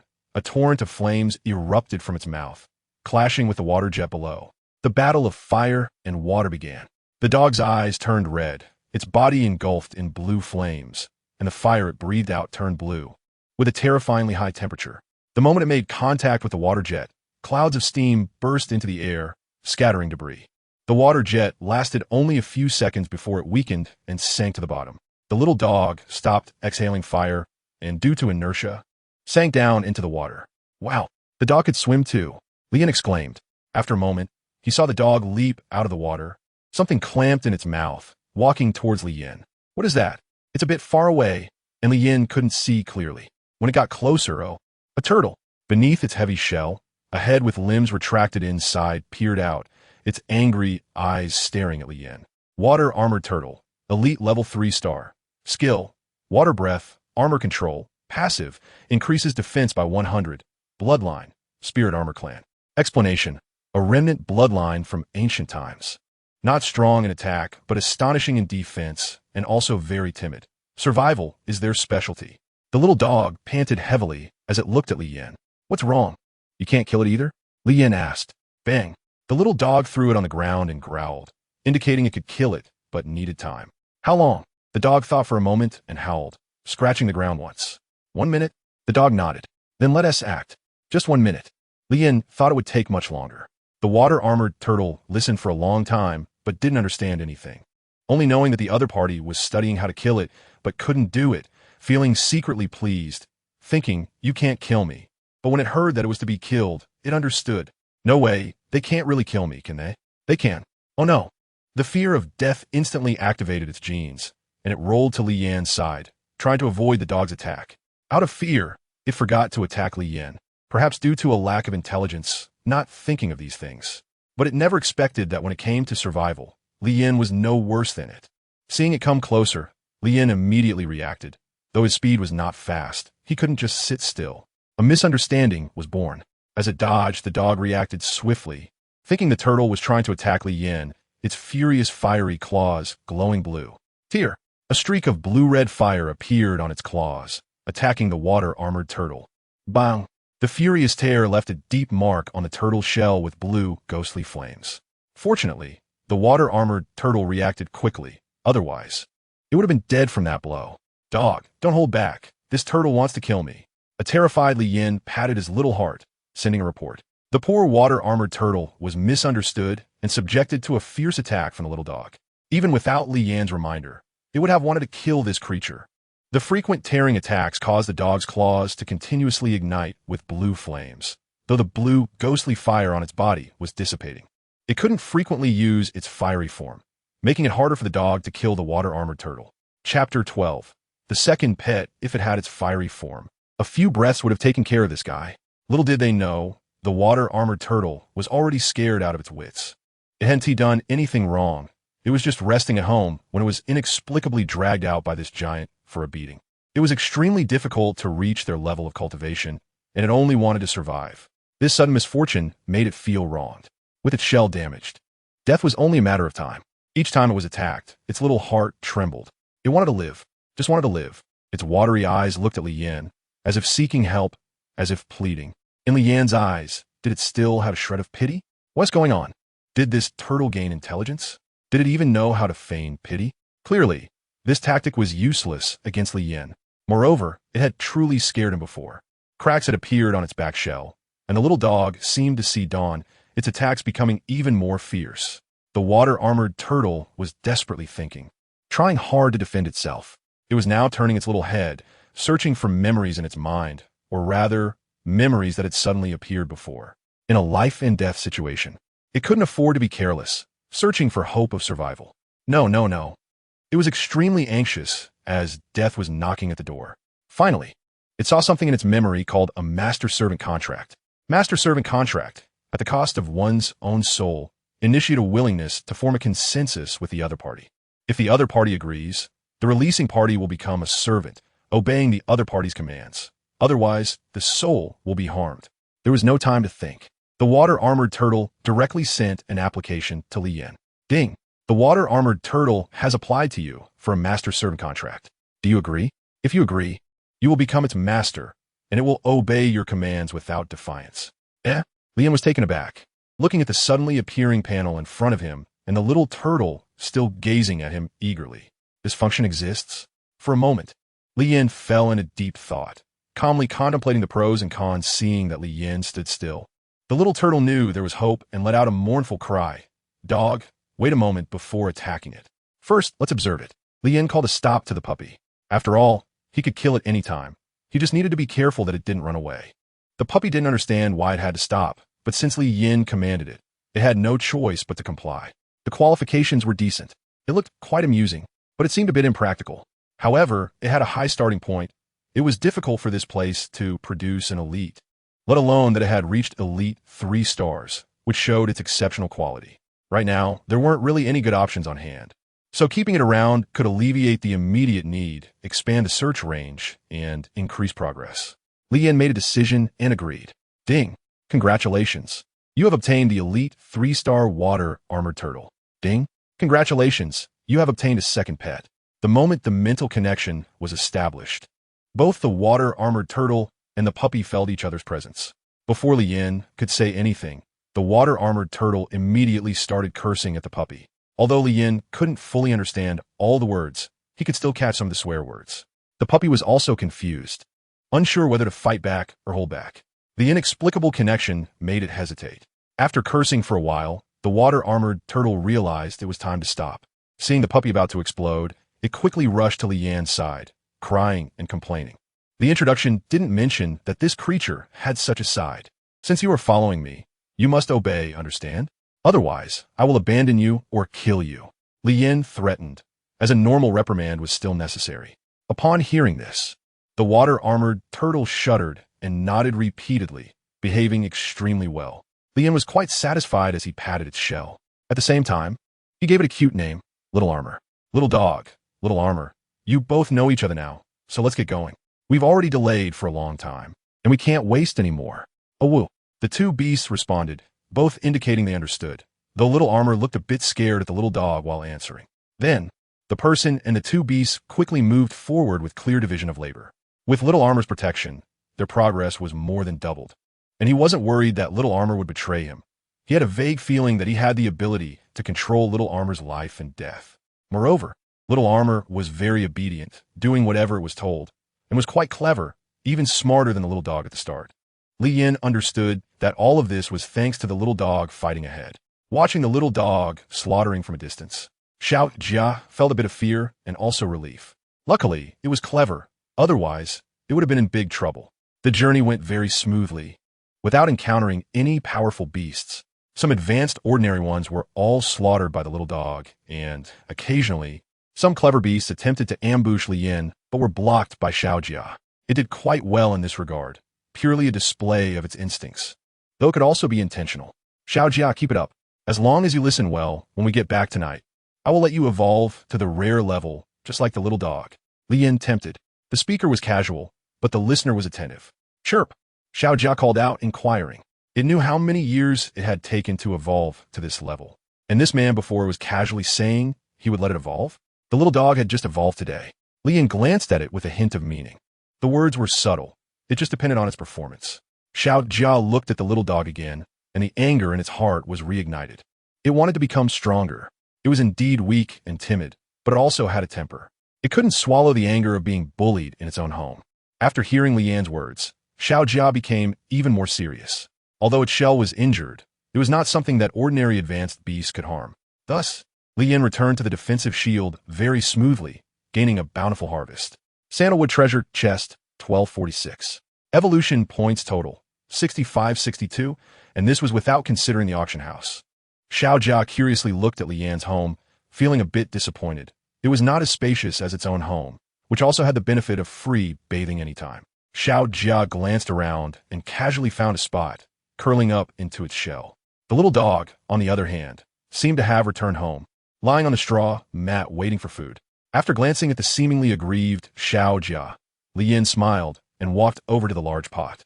After simply lighting a fire to heat it, a pot of meat was quickly cooked. He called Xiao Jia over and handed it a large piece of meat. You should be a meat eater, right? Xiao Jia sniffed and exclaimed, so fragrant. It bit into the meat immediately and began to munch happily. The little dog didn't even look up, eating on its own. It wasn't a petty pet.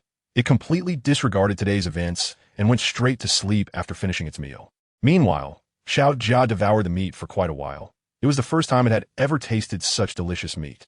After all, without hands, it couldn't cook or understand how. Seeing Xiao Jia had eaten enough and glanced at the little dog, then curled back into its shell, Li Yan felt both amused and exasperated. This guy was not just a little petty hot. Chapter 13. Xiao Jia Evolve. Xiao Jia, come here. Xiao Jia stretched out its arms and head, looking at Li Yan, and walked over, its little head filled with confusion. Do you think what I said today is false? Li Yan asked. Xiao Jia hesitated for a moment, and chose to shake its head. After tasting such delicious meat, Xiao Jia changed its internal thoughts. Oh, So you believe it now? Xiao Jia nodded. Was smart little guy, clearly doubting before, but at least now it's half convinced. However, Li Yin did not delve deeper. Regardless of the reason, it was necessary to help Xiao Jia evolve. As for feelings, they could be nurtured slowly later. Take these 2 pills. If you can't endure the pain during the evolution, take them immediately. Li Yin handed the unused pills from the little dog's last evolution to Xiao Jia. Xiao Jia clumsily caught them, stunned. Is he really going to help me evolve? Does he really have a way? Xiao Jia fell into self-doubt, as happiness had come too suddenly. Moreover, throughout history, it had never heard of anyone being able to evolve just by saying so. Put away your expression and prepare for the upcoming evolution. It could be dangerous. Li Yin said solemnly, then retreated. Evolution, water armor tortoise. Ding. Evolution begins. Evolution points minus 2,500. The little tortoise immediately shrank into its shell, instinctively entering a defensive state out of fear. It also pressed the life-saving elixir underneath itself, cherishing it to the utmost. Beep, beep, beep. Is it raining? This weather shouldn't have rain. The stars are hanging high, so rain shouldn't come. It doesn't make sense. The little dog slightly opened its eyes and reluctantly came to Li Yan's side as raindrops quietly fell and it couldn't sleep anymore.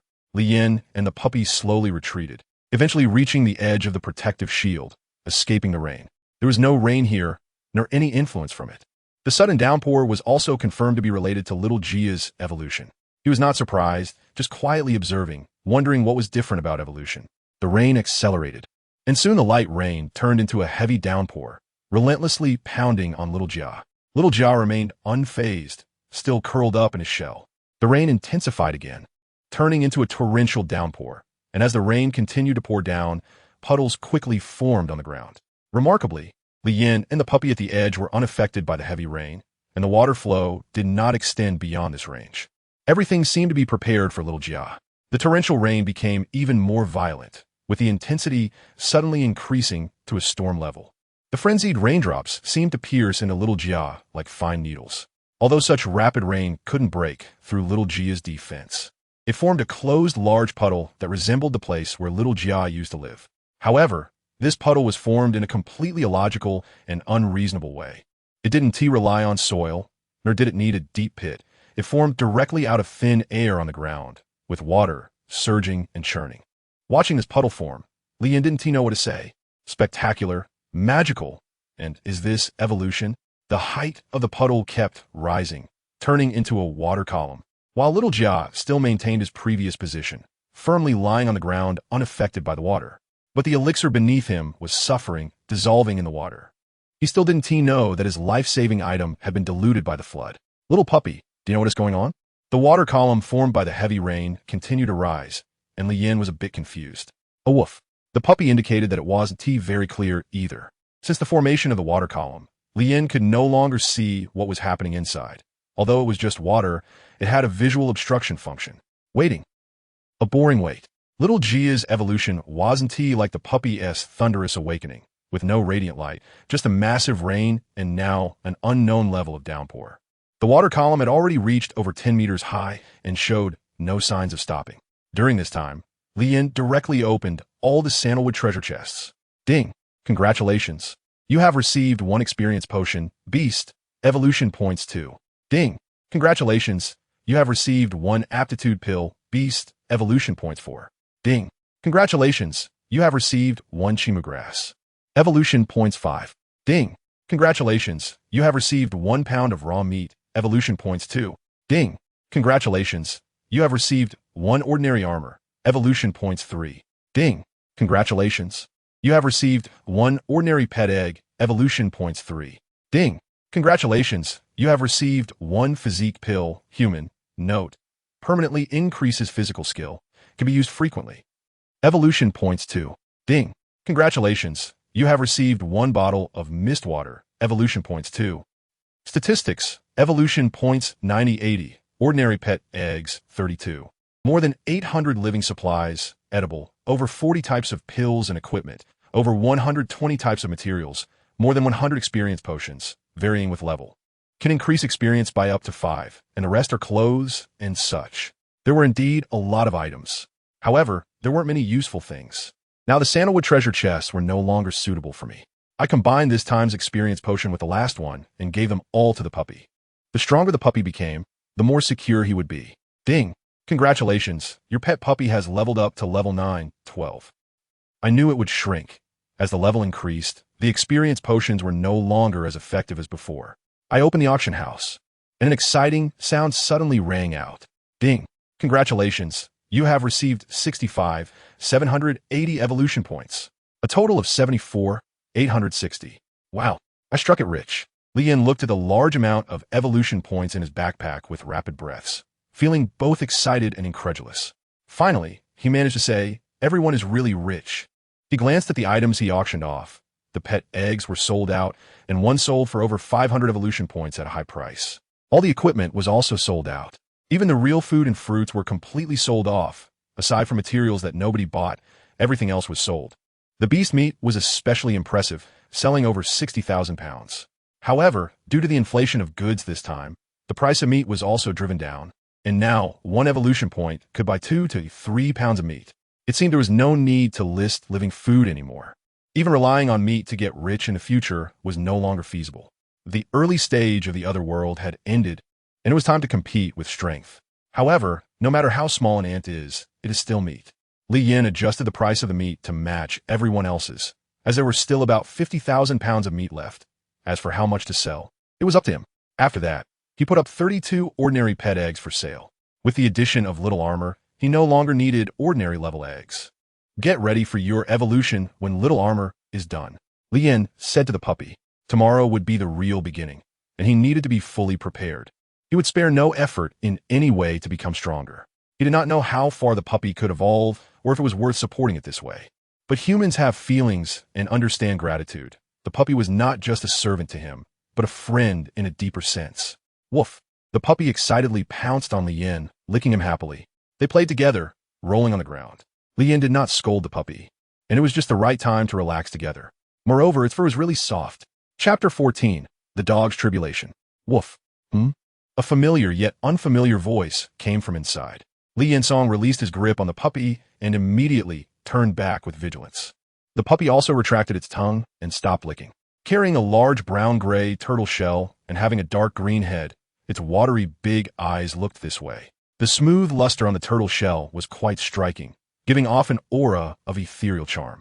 Little armor? From the contract sensing. This guy in front of me is the evolved form of little armor. Stream shell turtle, rare 1-star, skills, water flow pulse, shell control, passive, increases defense by 200.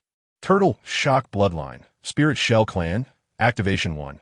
Release, the gradually awakening bloodline power belonging to ancient forces. Although its attack is lacking, its defense is astonishing. Combat power, defense not lower than the peak of rare level. Ugh. Why do your cries sound so awkward? Li Yin was happy for Xiao Jia, but its voice was really hard to compliment. The turtle's call had a dolphin-like, elongated sound. After not dwelling on Xiao Jia's vocal cord issues and confirming that it was uninjured, he then noticed that the water column behind had actually disappeared. When did that happen? The puppy didn't pay much attention to that, but instead approached and circled around Xiao Jia. Woof! Xiao Jia let out an unhappy call, its voice tinged with provocation. Having successfully evolved, it was time for revenge. However, the puppy ignored its provocation, just giving it a curious glance before walking away. This left Xiao Jia quite dissatisfied, and just as it was about to approach, it was stopped by Li Yin. Xiao Jia, you stay here. The puppy is about to evolve, and we can catch up later. Li Yin didn't explore why the water had disappeared or why there were no water stains left on the ground. Instead, he prioritized the evolution of the puppy. It was getting late. Evolution? What evolution? Oh no. Little Jia felt as if it had been struck by lightning. Didn't it just finish evolving yesterday? How could it be so soon? It felt both shocked by Li Yin and jealous of the puppy. It wanted to say, can't we wait? I haven't taken my revenge yet. I haven't given it a lesson.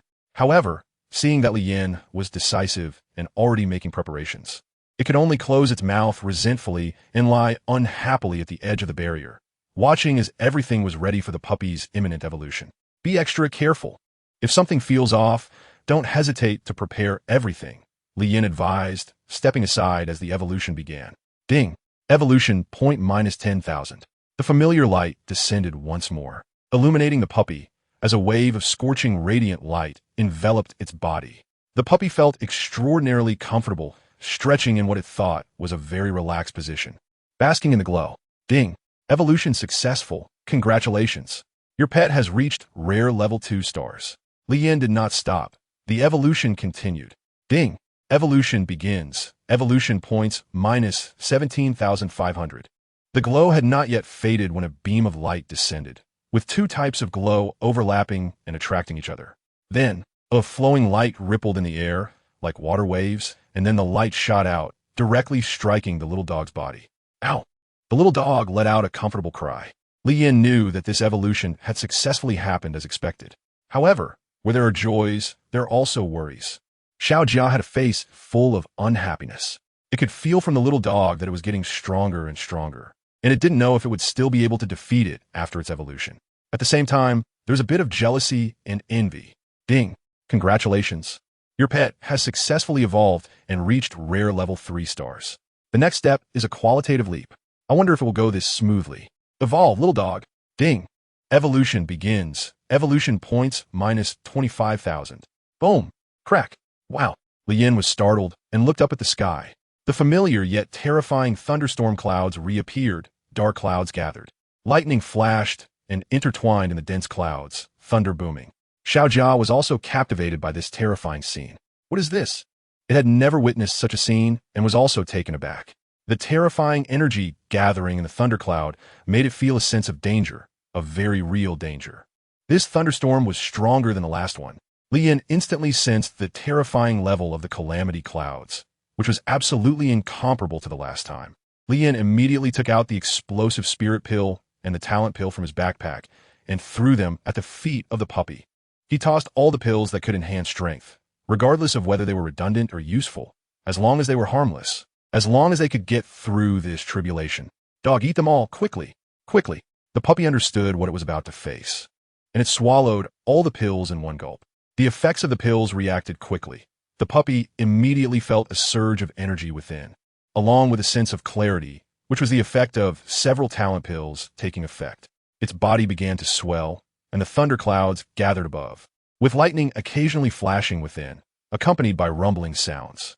The pitch-black thunderclouds and the silvery lightning gave birth to a terrifying thunder tribulation that Li Yin dared not imagine. As the thunder tribulation formed, a fierce wind began to blow beneath the thunderclouds, stirring up falling leaves and swaying the surrounding trees. Roar!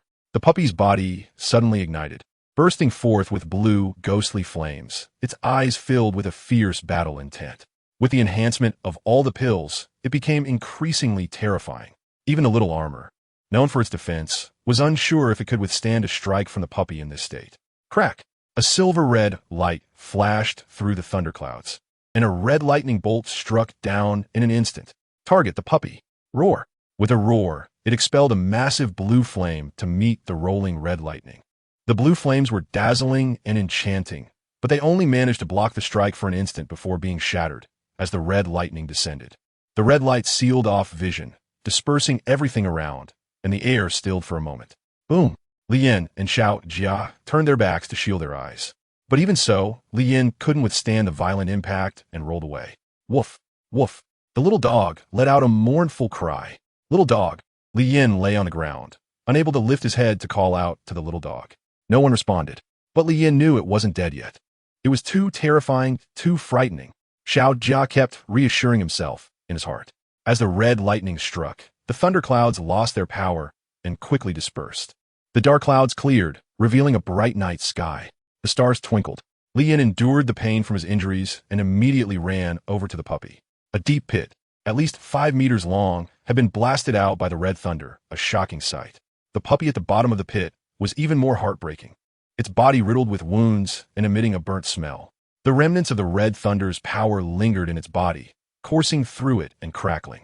Li Yin wanted to get closer, but he couldn't, as the lingering power of the red thunder made him feel the threat of death. Little Jia slowly walked over, finally overcoming its fear and reaching the edge of the pit. Seeing the little dog looking like a dead dog, it felt quite relieved inside. Serves you right. However, seeing Li Yin looking flustered and anxious, it felt it should say something. Otherwise, the master might not like it anymore, and if he didn't like it, he wouldn't let it evolve. Woo-woo, woo-woo. Little Jia barked twice, simply stating that it was no longer in danger. Really? Lian exclaimed excitedly. But it didn't look like it at all. He was still extremely worried. Woo-woo. Little John nodded. It was just absorbing the power of the Thunder Tribulation. And once it finished absorbing, it would successfully evolve. Originally, it didn't know this, but these memories inexplicably surfaced, so it just said it. With little Gia's response, Lian felt a bit more at ease. After all, they were both fierce beasts and should understand the little dog better than he did. However, this appearance was really too tragic. If it weren't for the little dog's belly still rising and falling, he would have thought the little dog was about to die. Chapter 15. Rare level time passed second by second, with one person and one beast sitting beside each other, waiting for the little dog's injuries to improve. Why hasn't it evolved yet? It's been quite a while. Moreover, why is there still red lightning surrounding it? For Lian, every moment was torment. It felt as if he had returned to the feeling of living alone in a room, lonely and cold. Ding! Congratulations. Your pet has successfully evolved and reached rare level 1 star. Ding! A check shows someone's pet has reached rare level, enabling pet qualification, washing, and viewing functions. Ding! As you are the first to have a rare level pet, you are rewarded with 10,000 evolution points, a bottle of high-quality qualification elixir, and a full frequency announcement will be made. Would you like to hide your name? It succeeded in evolving? Looking down at the little dog, its body now had a sheen covering it, endlessly roaming and absorbing the power of the red thunder. At the same time, the little dog's aura and appearance were changing, its injuries visibly healing and scabbing over, forming solid tissue. It looked like it was about to undergo a metamorphosis, shedding its old body for a new life. And all these changes were happening subconsciously in the little dog. Its aura was terrifying. It was far scarier than before. Little Jia felt a suffocating pressure emanating from the little dog. Hearing the prompt of successful evolution, Lian completely relaxed. His thoughts returned to normal. Seeing what was before him, Lian still chose to say no. It wasn't the time yet. Ding! Congratulations XXX for having the first pet to reach rare level. Rewarded with 10,000 evolution points, a bottle of high-quality qualification elixir, and hope everyone continues to work hard. Ding!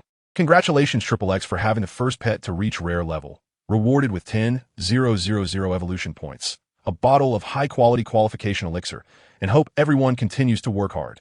Ding! Congratulations XXX for having the first pet to reach rare level. Rewarded with 10,000 evolution points, a bottle of high-quality qualification elixir, and hope everyone continues to work hard. This announcement once again shocked all the beings from other worlds.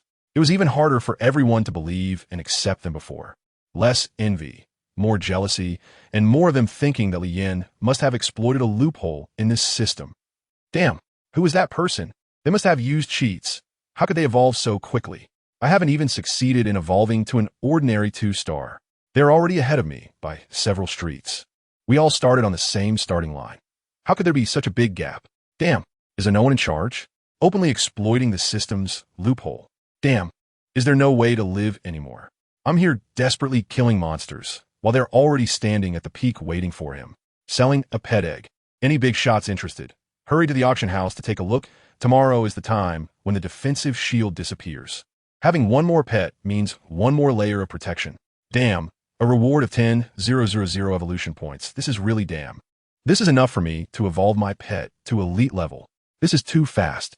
We have been killing beast day and night for 3 days, and we have only managed to evolve our pets to high level 3 stars. How could he do it?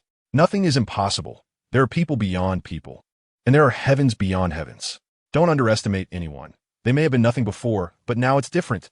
In this other world, anything is possible. After giving a little scolding to his subordinates, they continued with their monster hunting tasks. The system actually announced the rewards this time. Really, Lian felt helpless. He originally wanted to keep his wealth hidden.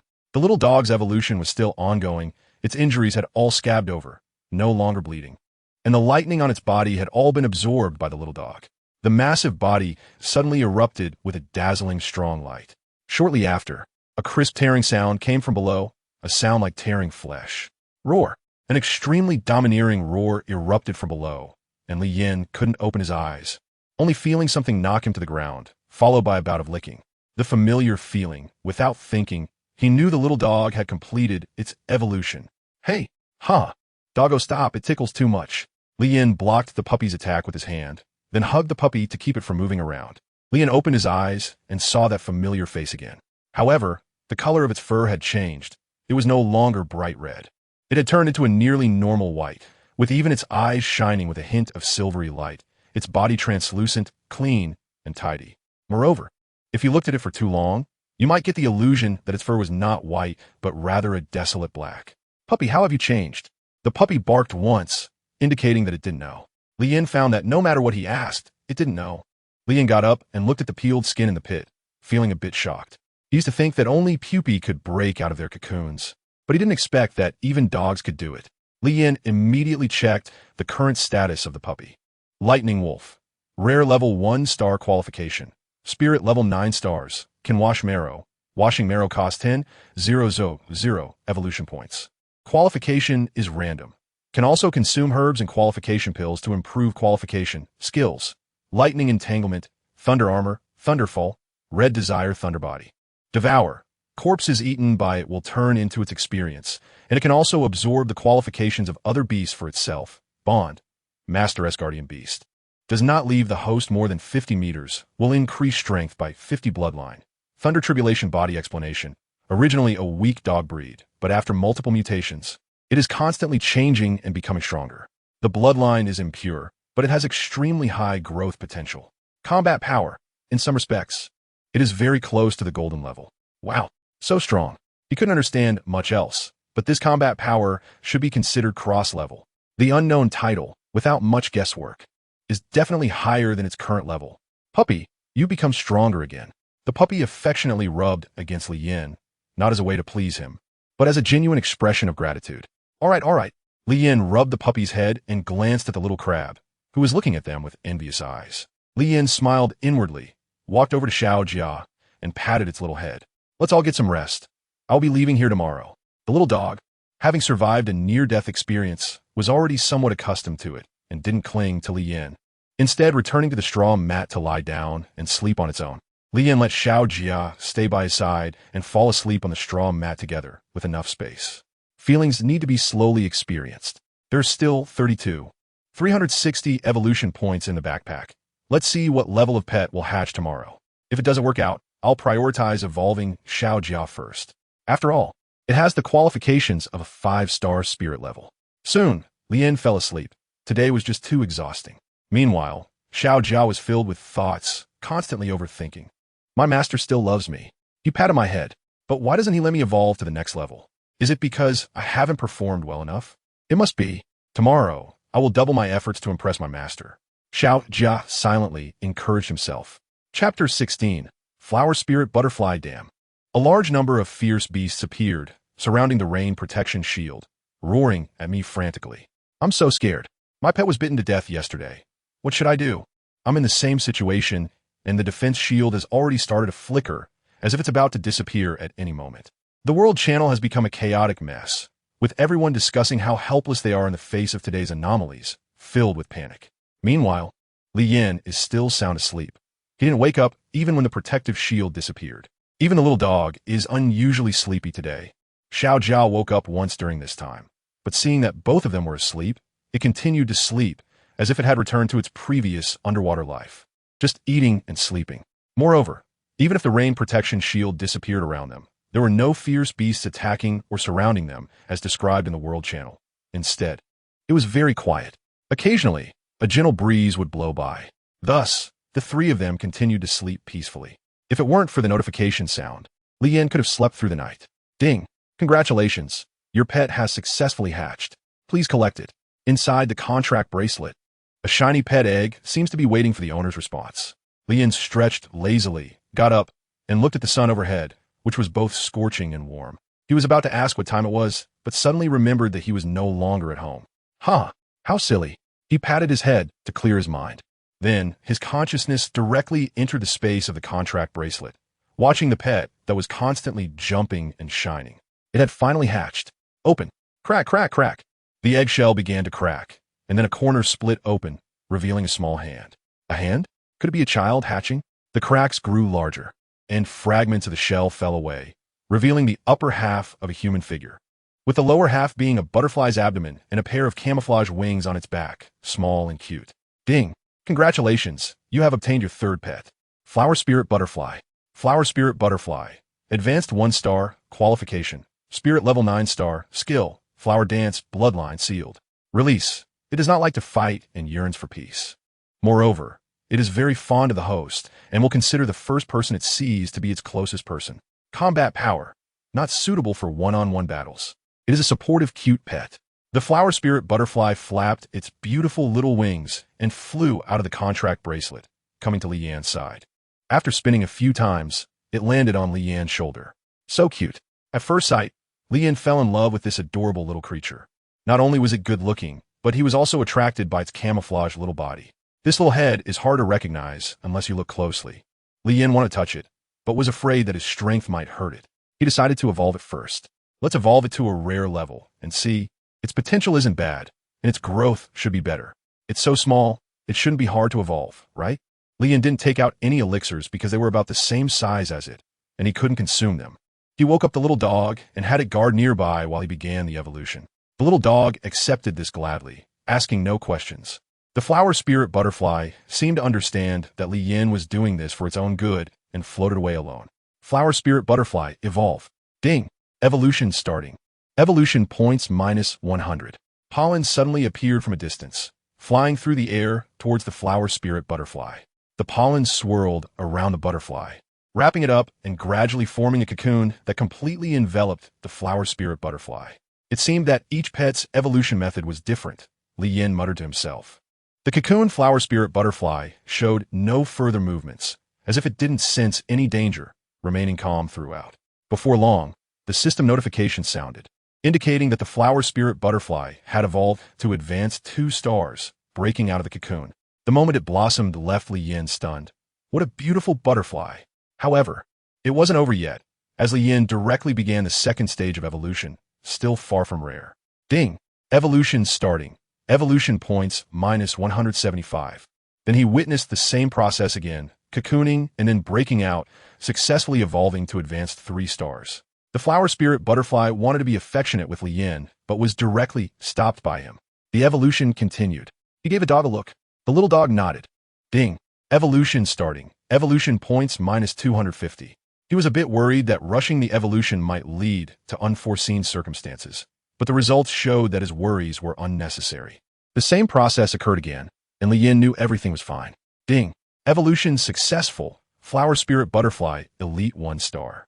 After evolving to elite level, Leanne noticed it had noticeably grown larger, almost half the size of his face, but its appearance hadn't changed. Since it was going so smoothly, he decided to continue. Then a miraculous scene occurred. There were 6 consecutive evolutions with no changes at all, safely evolved to rare 1 star. Ding. Evolution successful. Evolution points -1000, -1750, -2500. Flower spirit butterfly. Rare 1 star.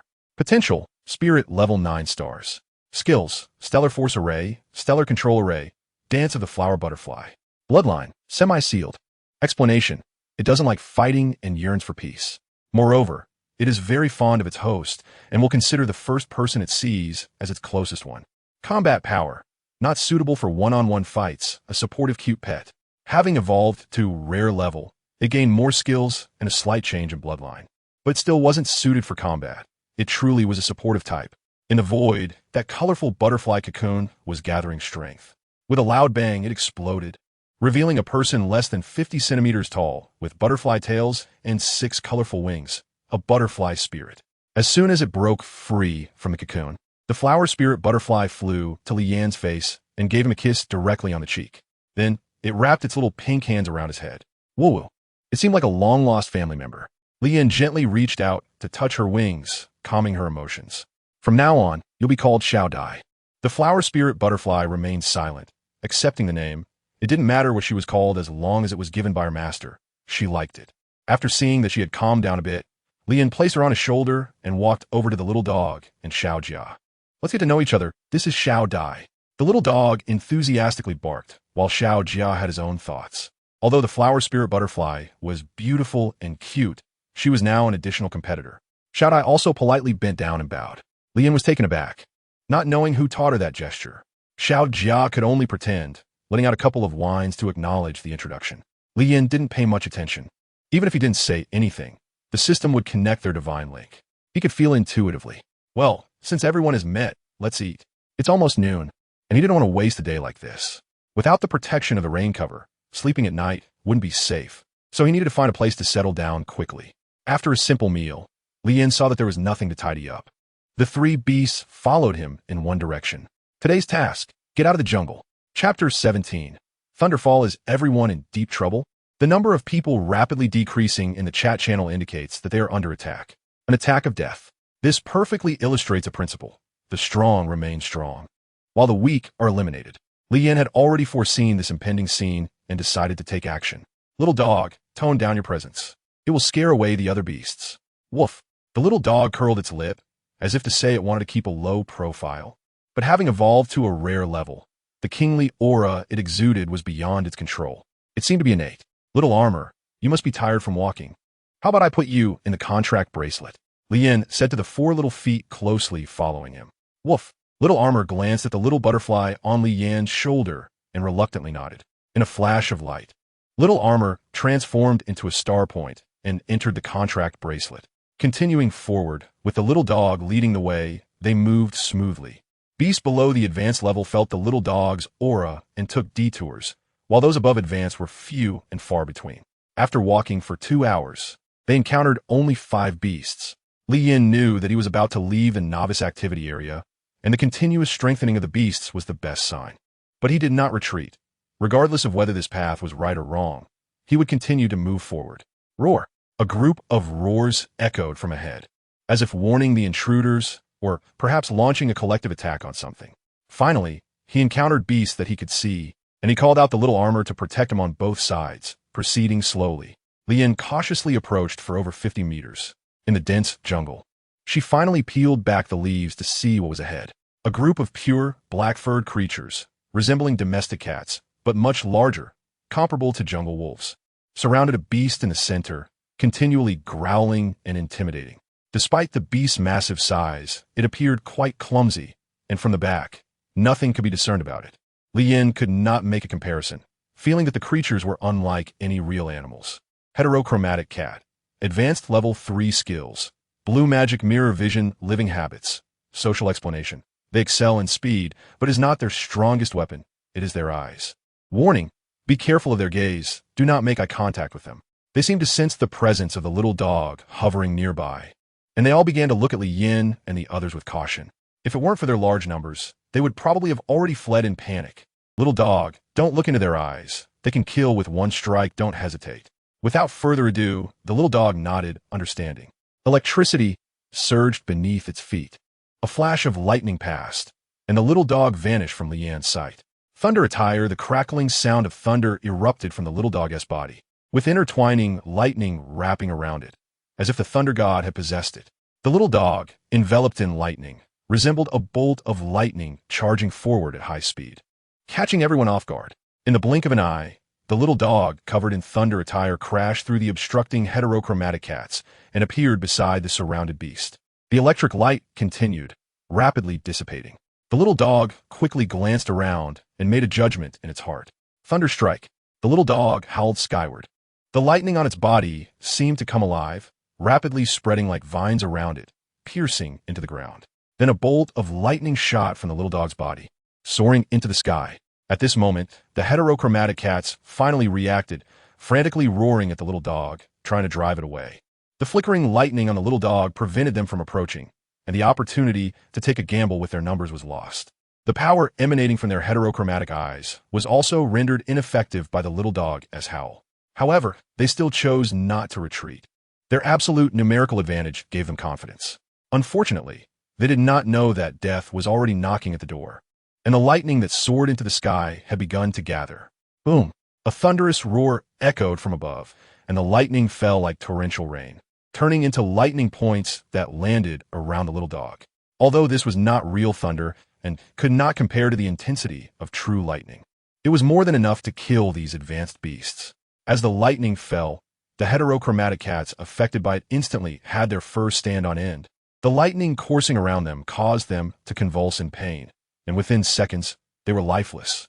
This is the power of lightning, even if it's fake thunder. It is not something ordinary beasts can withstand. In less than a moment, none of the heterochromatic cats survived, perishing under the thunderstorm. The little dog did not look up again. Thunder Strike has its pros and cons.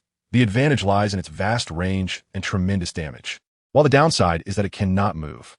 From a distance, Li Yin quickly recognized the pros and cons of this skill, but more than that, he marveled at the little dog's power. Little Armor was also stunned, trembling as it recalled the previous scene. If it had that kind of power back then, it would have been killed instantly. Even though it had already evolved to a rare level, it could not withstand this lightning strike.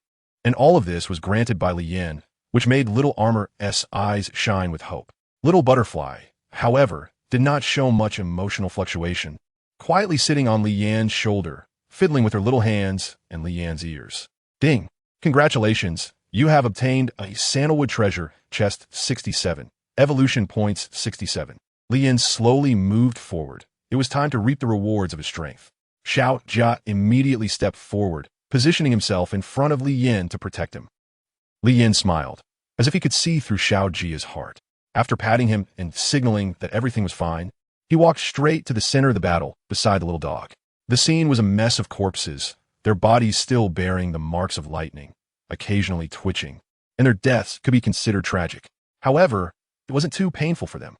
Little dog, can't you swallow them? Why not go for it? The little dog nodded, then shook its head. Based on his understanding, Li Yin believed the little dog meant that it could swallow them, but only if they were beasts of good quality. So that's how it is. After throwing the corpses into the auction house one by one, he walked over to the besieged beast. It had also been struck by lightning and was now on the verge of death. Its body was constantly shaking, and death was only a matter of time. As he got closer, Li Yin finally saw what this creature looked like: a bloated face, a fat body, and a sharp horn growing from its head, with darkened skin that was unappetizing to look at. Fathead monster, elite level 2 star skills, hard skin habits, solitary description. It grows fat because it can eat anything and is not picky, leading it to consume bad things, causing its body to become bloated and even uglier. Reminder, the meat is not tasty. Let's finish it off. We're leaving. The little dog responded, piercing its throat with a paw, cutting off its life. Ding! Congratulations, you have obtained a sandalwood treasure chest 1, evolution points 1. After this battle, the thunderous roars of lightning scared the surrounding beasts into a hurried retreat, keeping their distance from Li Yin and his companions. Chapter 18. Traps. This battle allowed them to quietly pass through a stretch of forest devoid of beasts. However, it was this very tranquility that led Li Yin to realize that the direction he chose was correct. As he traveled lower and higher, he sensed that he might be walking in a relatively flat mountain, and now he was nearing the mountain's peak. Although the frequency of beast appearances had decreased, when they were discovered, they were inevitably elite-level beasts, even though they fled in panic upon sensing the little dog's presence from afar. It made Li Yin aware that he was nearing the end of the mountain. The obvious protrusion made Li Yin think of climbing up a tall tree. He had a premonition that as long as he climbed the tree, he would find a way out. Without hesitation, he selected a suitable tree and began to climb up. With his improved physical abilities, he steadily ascended with ease. Below the tree, the little dog and Xiao Jia were unsure of Li Yan's intentions, sitting quietly to the side, watching him climb higher and higher. Xiao Dai also kept pace with Li Yin, using her wings to follow him upward. Li Yin had thought about letting Xiao Dai take a look before, but he was worried that she wouldn't understand or wouldn't be able to explain it clearly, so he decided to do it himself. Li Yin climbed higher and higher. To ease his fear, he dared not look down and kept looking up. Without the trees blocking his view, he had to keep going up. Finally, when he climbed to the point where the tree was only as thick as his thigh, he saw the scenery at the mountain's peak, and he had also climbed to over 50 meters. The branches swayed, and Li Yin suppressed his inner fear as he watched a group of happy little butterflies fluttering in the air. When can I fly to? Throwing aside these fantasies and looking in that direction, apart from the vast forest, there were hills, and the trees in the distance were denser and more dangerous than the forest he was currently in. It seemed this was not the way, so he turned back, and Li Yan's expression immediately brightened. He found it, although there was still a lot of forest in the distance. He saw a patch of open area with the silhouette of yellow earth buildings. Although it was blurry, he concluded that such a large open space must be related to people, even if there were no people present. Confirming his target, he carefully descended the tree. It's often said that it's hard to climb a tree but easy to come down, but he thought neither was easy. It took him half an hour to climb up, and he also took half an hour to come down. Life is precious. After resting for a while, he couldn't delay any longer.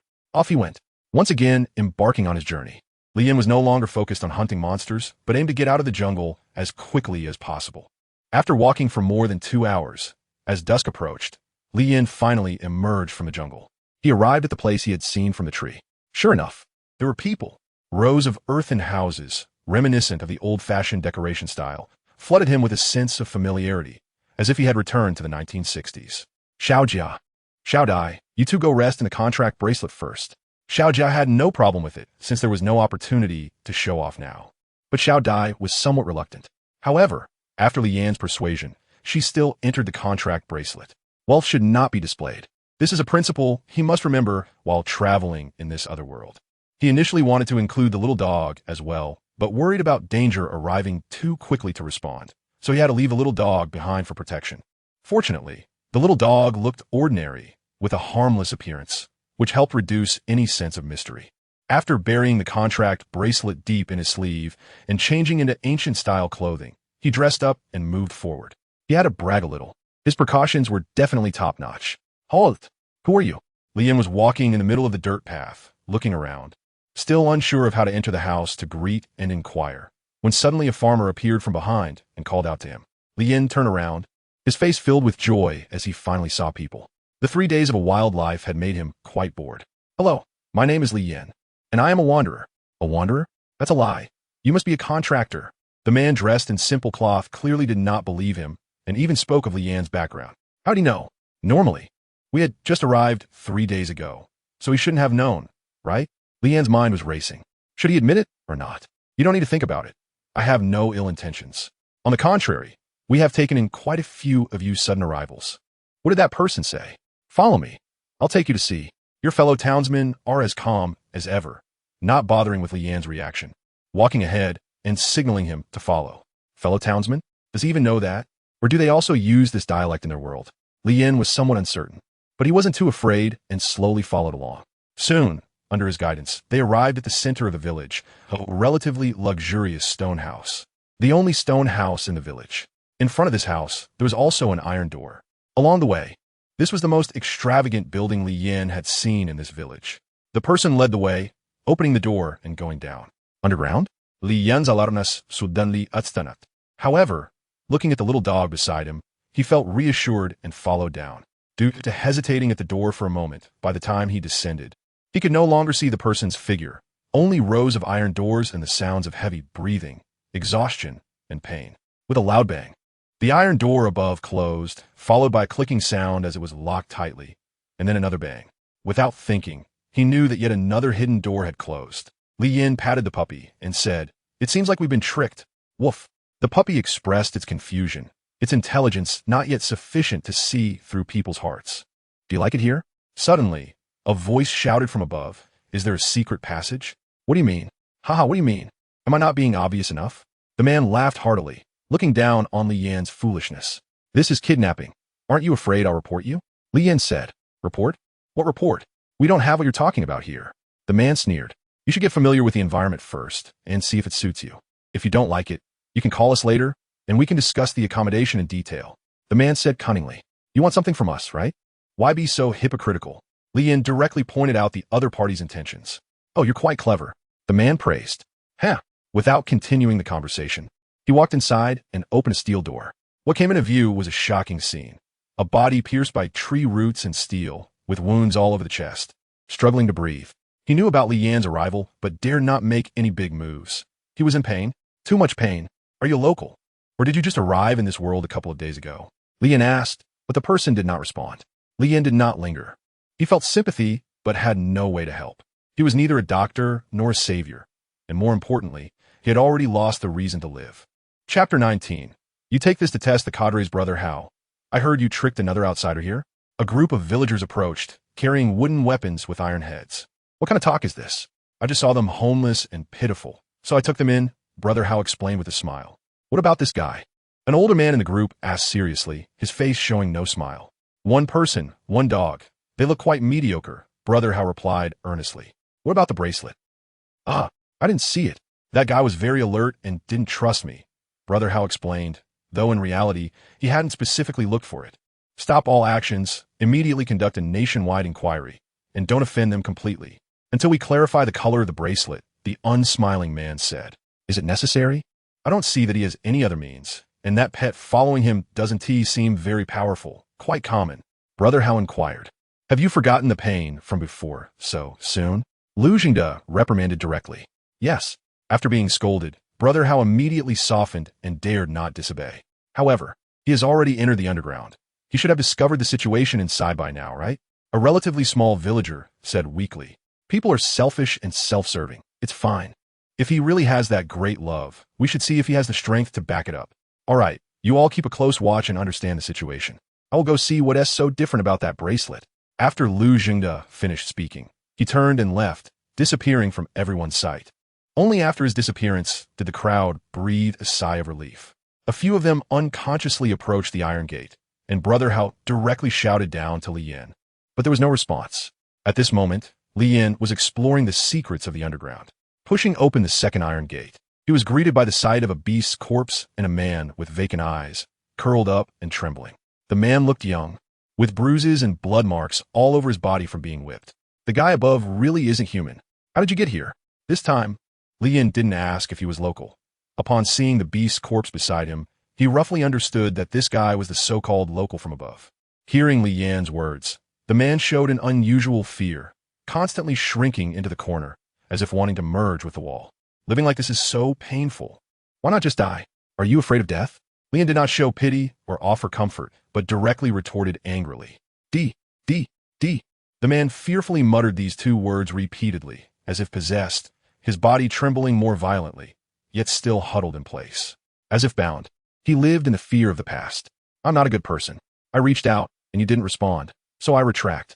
Without wasting time, Li Yan directly walked toward the third room. Bang! He forcefully opened it. A very tragic face slightly curled up at the corners of the mouth, holding a sharp blade. The blade was small and not easy to see unless closely inspected, and Li Yan did not focus on this detail. Nor did he expect the person to be waiting for him at the door. Seeing him suddenly, Li Yan was startled and instinctively stepped back, while the person quickly lunged at him with the sharp blade. The speed of the attack was so fast, as if practiced 1,000 times, extremely skilled. All for this moment, Li Yan looked in horror at the blade, getting closer, and felt helpless. He wanted to dodge, but his body couldn't keep up. A sinister face revealed a strange, victorious smile. Die, you all! Bang! A flash of silver suddenly passed by. The familiar light of Li Yan appeared. It was his own light. Bam! The man slammed hard against the stone wall inside, spitting blood, his chest heaving, coughing up blood incessantly. The puppy did not continue the attack, but stood guard in front of Li Yan, glaring fiercely at the man whose body had no good place left. With several scars on his face. Regaining his senses, Li Yan leaned on his legs, gasping for breath, greedily inhaling the nourishing air. Death had just come too close to him, closer than the last time he was swallowed by a snake, completely unprepared. His breathing continued. Unable to stop for a long time, until that man died from his severe injuries, Li Yan still hadn't recovered. Slumped on the ground, holding the puppy's body, it took several minutes to calm down. Damn it, that damn dog. I came to help you out of kindness, and you want to kill me.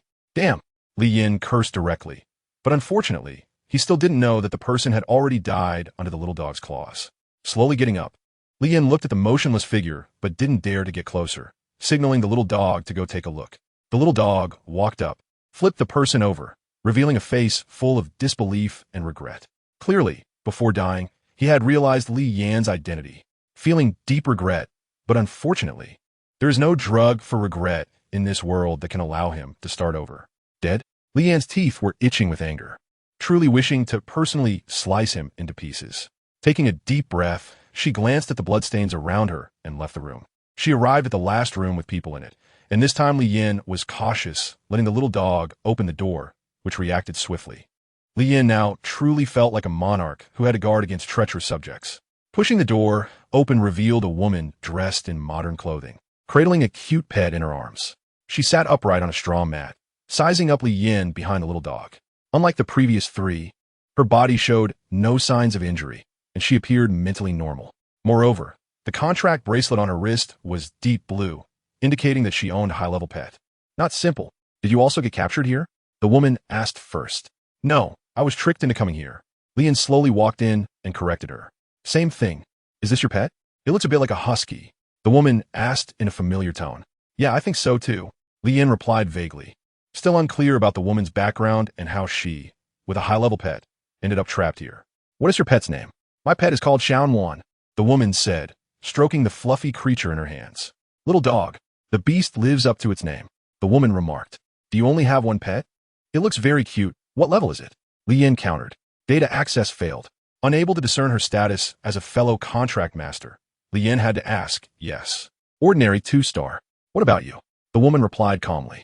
Ordinary 3-star. Li Yin smilet. Ordinary? Huh. Does she think I don't know about the changes in the bracelet? Since she wasn't telling the truth, Li Yin kept his guard up in his heart. Hey, kid, did you hear that? How he shouted loudly from above. After a long time without a response, he was truly about to go crazy, especially since he just heard a sound of collision from below. Thinking about it, it should be that kid looking for a way out. He knew that kid wasn't that capable. The guys up there want to negotiate with you? The woman laughed. You know, Li Yin stroked the little dog. Of course, everyone who comes here goes through this process, the woman said. And the result? In a good situation. Obediently hand over everything in the contract bracelet, and then get killed. The woman recounted expressionlessly, showing no signs of fear. And the bad situation is being tortured to hand over assets, and then killed. Li Yin inferred. Yes, the woman nodded. Then why are you unharmed? Li Yin asked the crux of the matter. Hee. The woman smiled, stood up, and walked around. Am I good looking? Li Yin suddenly remembered an old internet joke. Are you going to use this to test the officials? Chapter 20, Illusory Kill. Li Yin avoided the question and walked to the stairs. What's the matter? I'm just asking if you've made a decision. Hao Gu suppressed his anger and said gently. What is there to consider about force buying and selling? Do you care about our thoughts? Li Yin replied. You might not know this since you just arrived.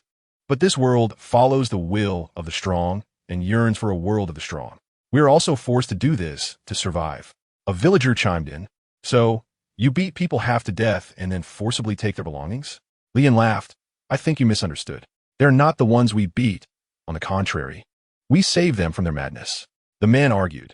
Do you think I would believe such nonsense meant for children? What do you think? Li Yin looked at the woman approaching and kept a safe distance from her. The woman said, I think what they said is false. But I indeed haven't seen them torturing outsiders. Didn't you just say? Li Yin fronat. Damn, don't listen to that woman. She's crazy and often talks nonsense. Hao Gu suddenly shouted, It's true that we deceive, but we have never harmed anyone's life. We just want to survive and earn some money and medicine. I suspect that because when I arrived, they looked half dead. The woman casually remarked, and Li Yin felt overwhelmed, unsure of whom to believe, caught in a dilemma. A voice in his head told him that both of these people's words were untrustworthy, and the problem was serious. Do you believe what they say? If not, I know a secret passage. We can escape together. How about it? The woman suddenly said. Not believing? That sounds strange. But Li Yin indeed did not believe what was said above. After hesitating for a moment, he asked, How do we go? Follow me. Move quickly. Or if they find us, we won't be able to escape. In response, the woman immediately went to the second room, ignoring the madness of the man in the corner, and began to feel around the wall for something. Li Yin saw her press a button, and then a secret passage appeared at the entrance on the ground. The woman looked at the dazed Li Yin, waved her hand, and jumped down. Li Yin was about to jump down when the puppy tugged at his clothes.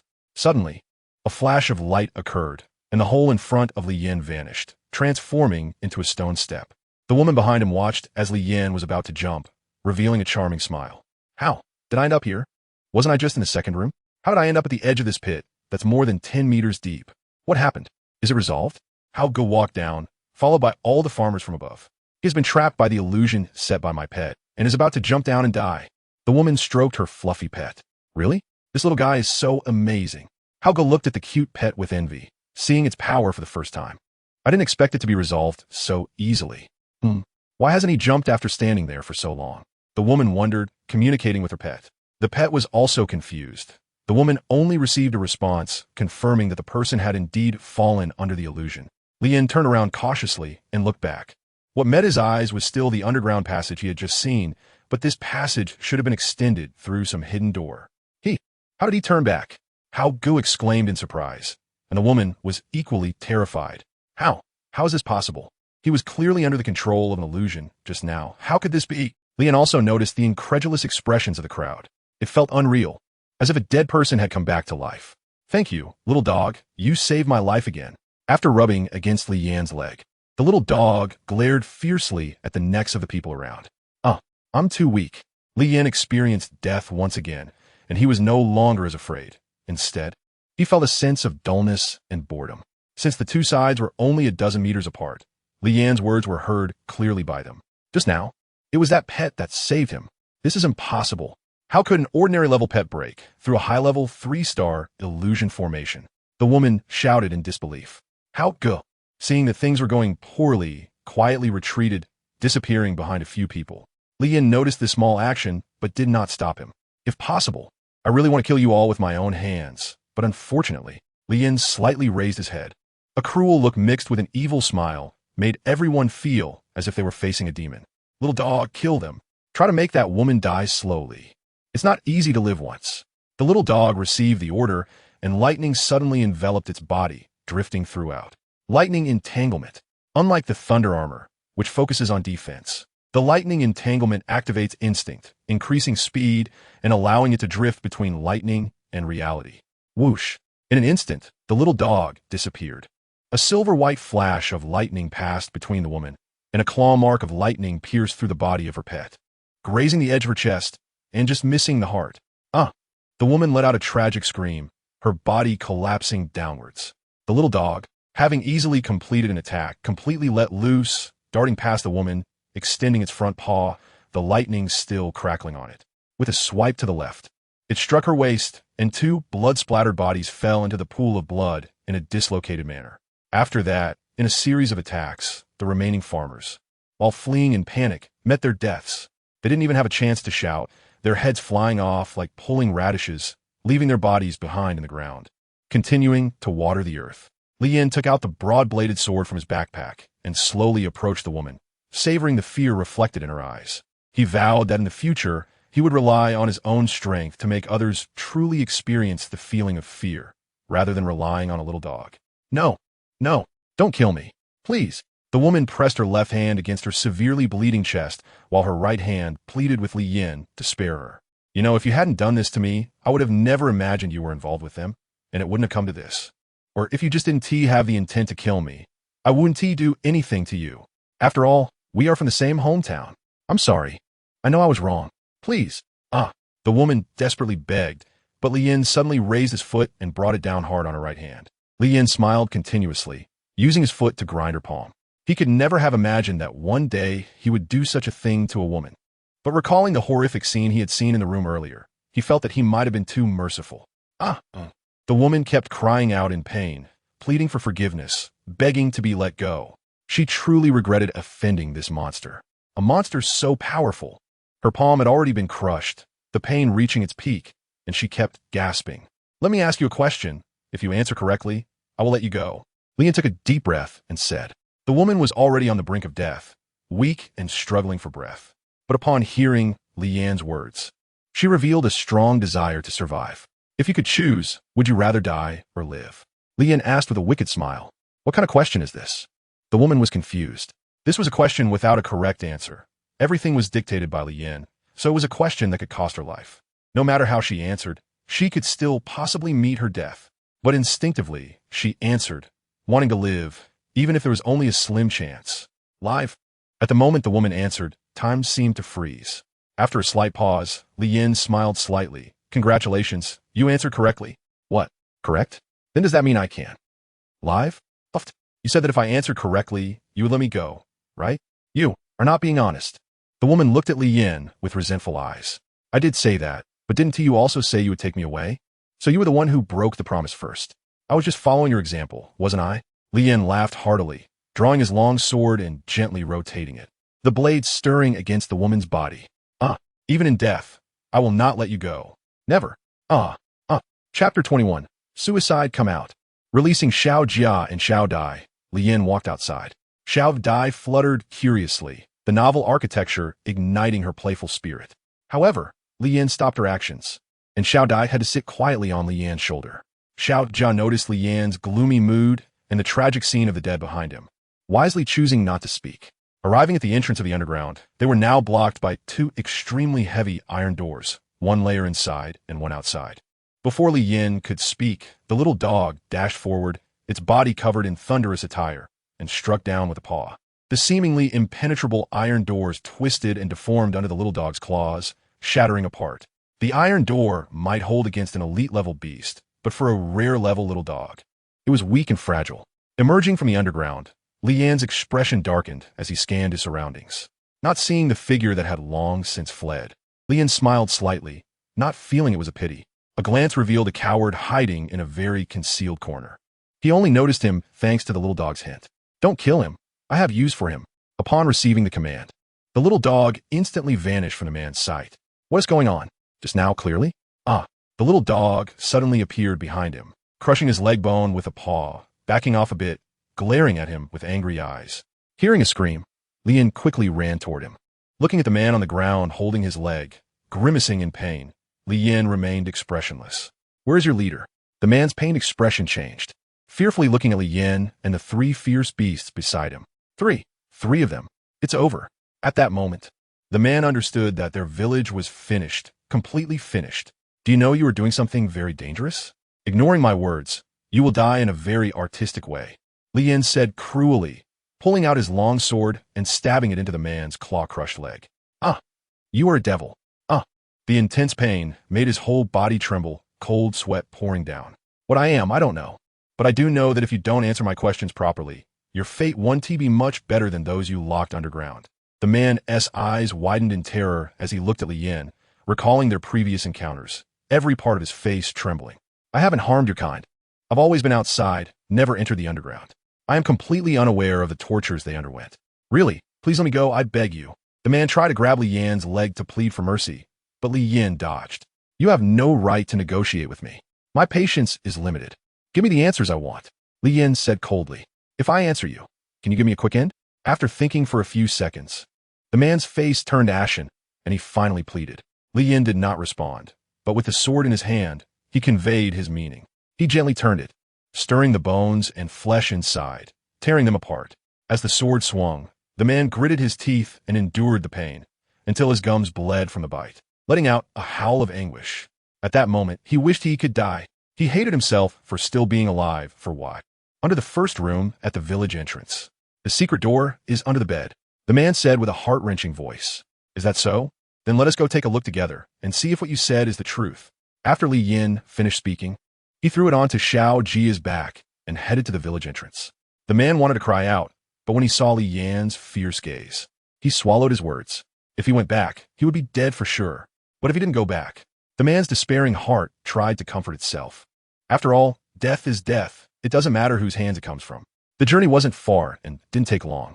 Li Yan brought him to a mud house. Along the way, Li Yan noticed that all the mud houses in this village seemed uninhabited. It was already night, and there were no candles or lights, nor any sounds of conversation. Li Yan didn't feel curious enough to ask. It was unnecessary. He had already made up his mind to be at odds with the entire village. Anyone who dared to harm others so openly. He didn't believe there could be any good people or capable individuals in this village. He had lost even the most basic trust between people and could only believe that relying on himself was the right path.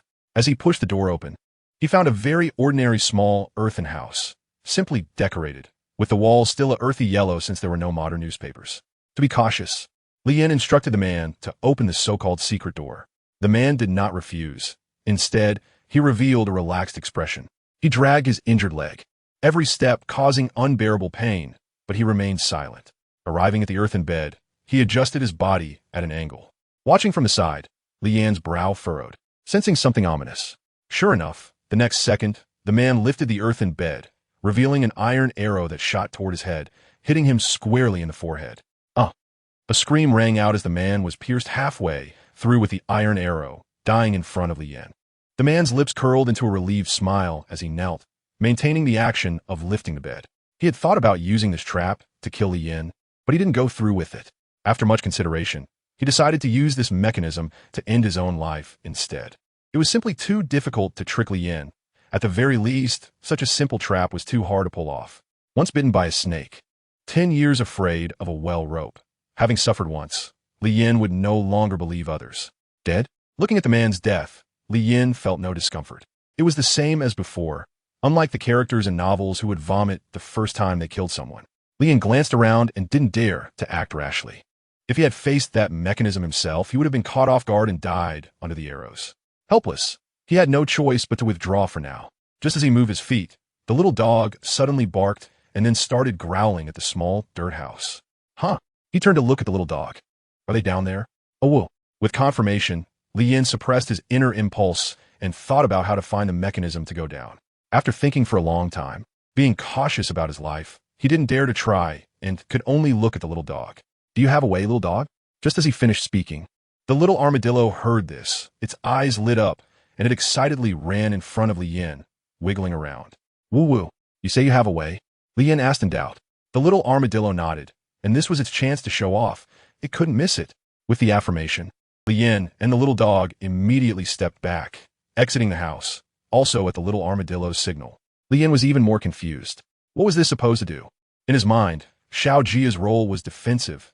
It should not be good at combat, and the introduction said the same. After they all exited the room, Xiao Jia had a serious expression, quickly gathering energy within its body while stabilizing itself on all fours. Suddenly, drops of water appeared on the surface of its shell. Unexpectedly, Xiao Jia exerted force, directing its energy through its feet to press down on the ground.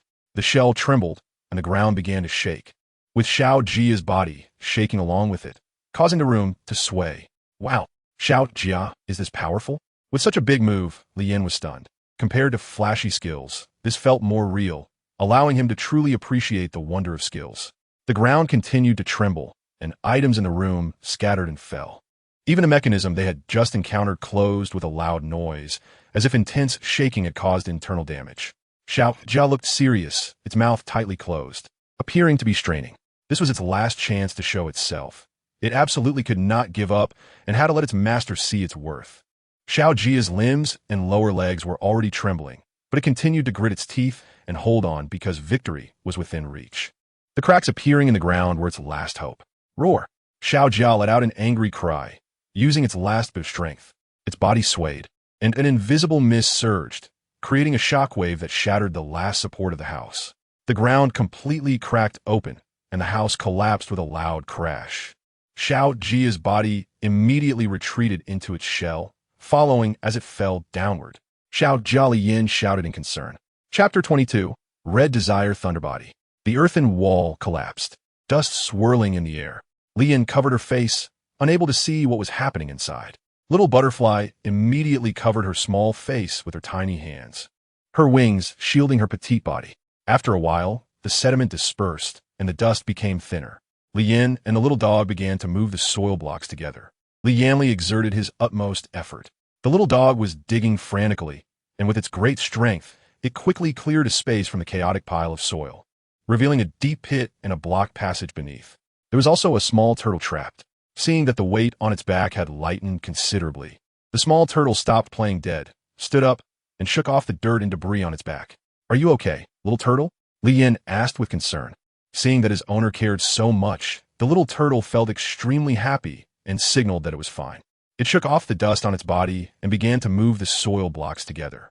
The underground space was surprisingly spacious. What were these people planning to do? This was no simple project. The open gap allowed a glimpse of the magnificent interior. Let's go in. With the help of the little dog, it seemed that no difficulty could hinder their progress. The underground passage was smooth and straight, yet there was nothing inside. Not even a shadow of a person could be seen. Looking back, it felt like the other side of the soil pile should also be a passage. Since the path split in two, they had no choice but to continue moving forward. Footsteps. Lu Jingde said alertly. No, it can't be. How could he possibly find this place? Hao Ge said fearfully. Nothing is impossible. The sudden appearance of footsteps, especially since Xiao Si hasn't returned, is enough to indicate something is wrong.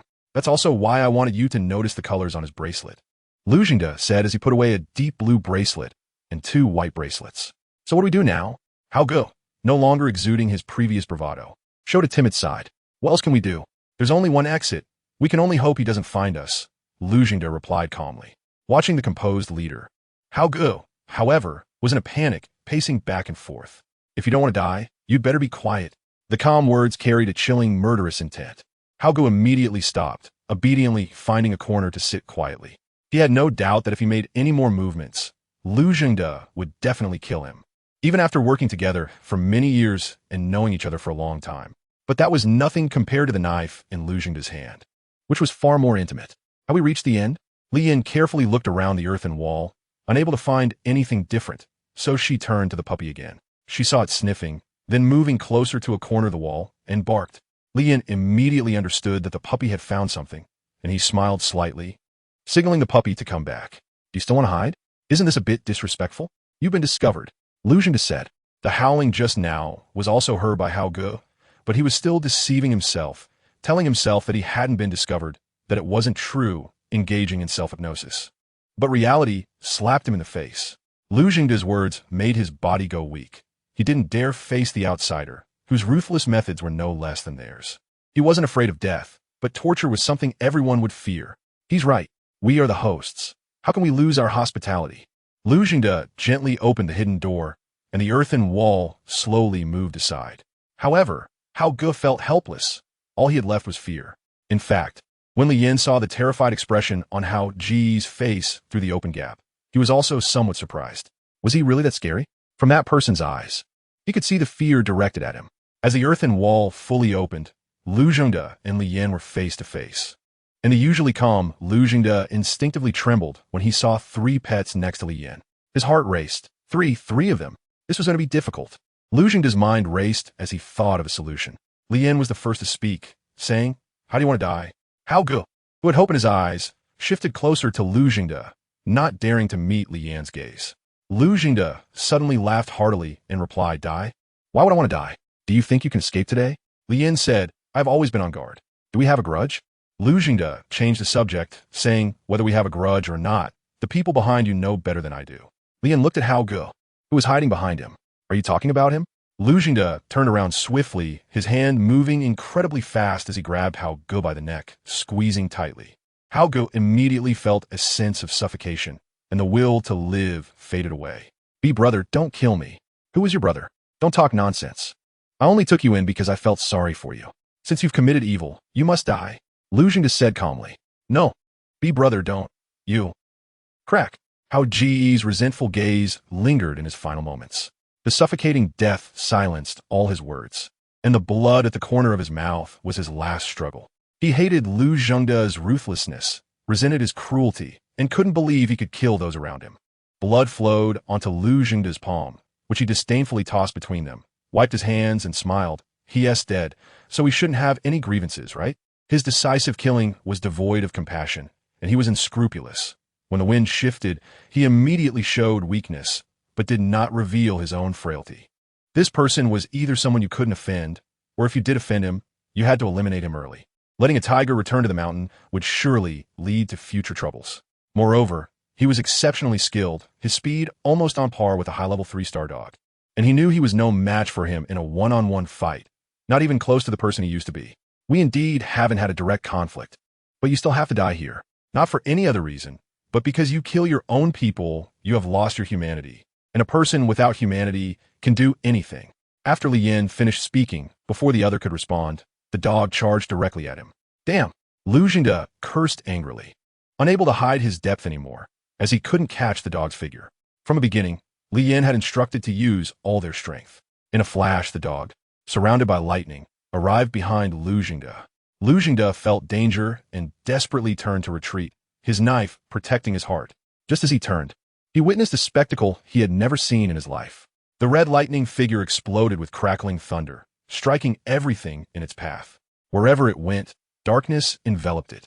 At the same time, the swirling lightning, as if stained with blood, surrounded the rapidly expanding body. Boom!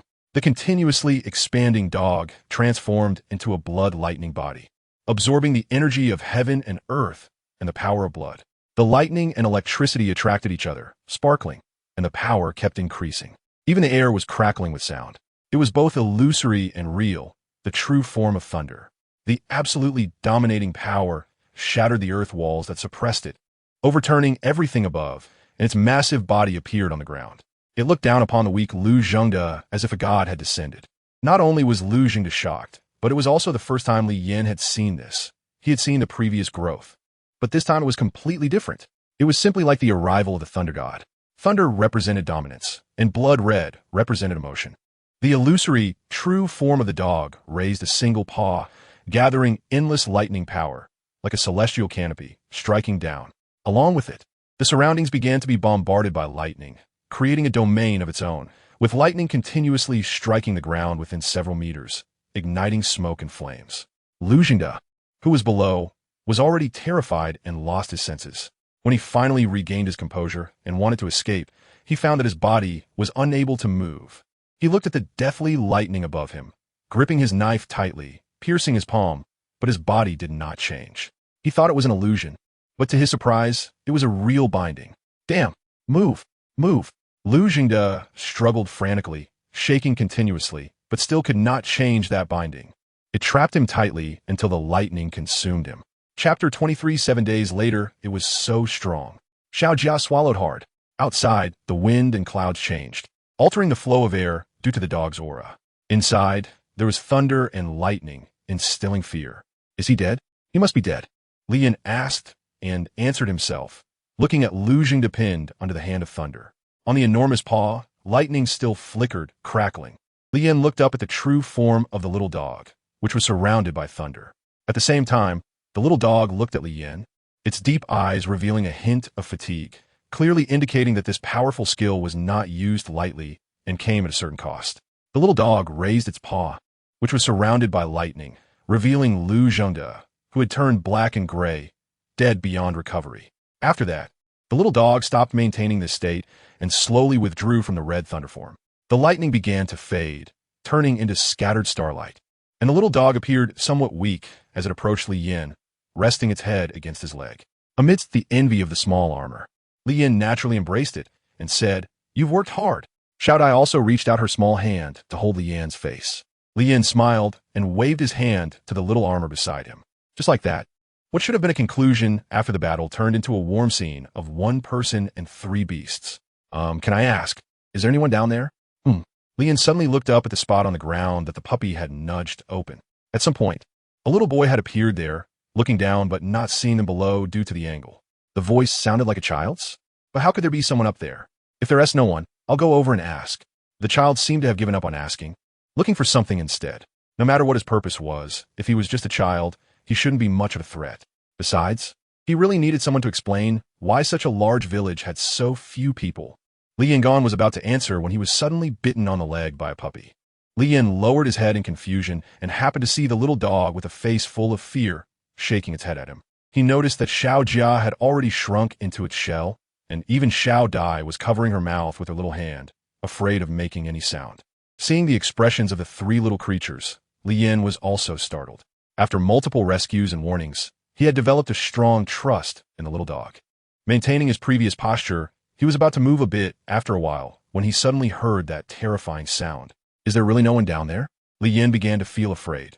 Could there really be ghosts in this world? He didn't dare to move anymore, and even when his legs went numb, he still didn't dare to move. Moreover, that guy just kept asking from above and wouldn't come down. Li Yan silently recited to himself, "These legs are not mine. Not mine. I don't hurt. I'm not uncomfortable." After self-hypnosis, he indeed felt much better and managed to hold on until midnight. Truly, Li Yan had never thought in his life that he could be so disciplined. Exhausted, he unknowingly fell asleep, and when he woke up, it was already noon the next day. Upon waking, he found that the three little ones were all sound asleep, sprawled out in different directions. Li Yan wanted to laugh, but didn't he dare to, not knowing if that guy had left or not. But thinking about it, he should have left. Otherwise, with their snoring, it would be strange if he could still hear them, without disturbing the three of them. He walked alone to the gray-black corpse and picked up 3 bracelets. Li Yan immediately recognized that these 3 bracelets were their exclusive bracelets. The fact that they were found here was enough to indicate that the user of the contract bracelet must have encountered an accident. Otherwise, they wouldn't have appeared in this guy's hands. Ding! Unable to identify. Sure enough, one cannot steal what belongs to others. Li Yan was not disappointed and threw it into his backpack. Although it couldn't be identified, it was still fine to put in the backpack. The system's built-in backpack was awesome. It not only held a lot of items, but was also particularly useful. He glanced around the dark chamber, and apart from the piles of dirt, there didn't seem to be anything else. Looking up at the sky, the clouds were fluttering and a gentle breeze was blowing. It was a nice day. Without needing anyone's consent, he took Xiao Jia and Xiao Dai into the space and awkwardly woke up the little dog. They emerged from the underground and came to the surface. The landscape looked just like before. Nothing had changed. The only difference was that the village was now deserted. Well, not entirely deserted. There were still those 2 locked underground.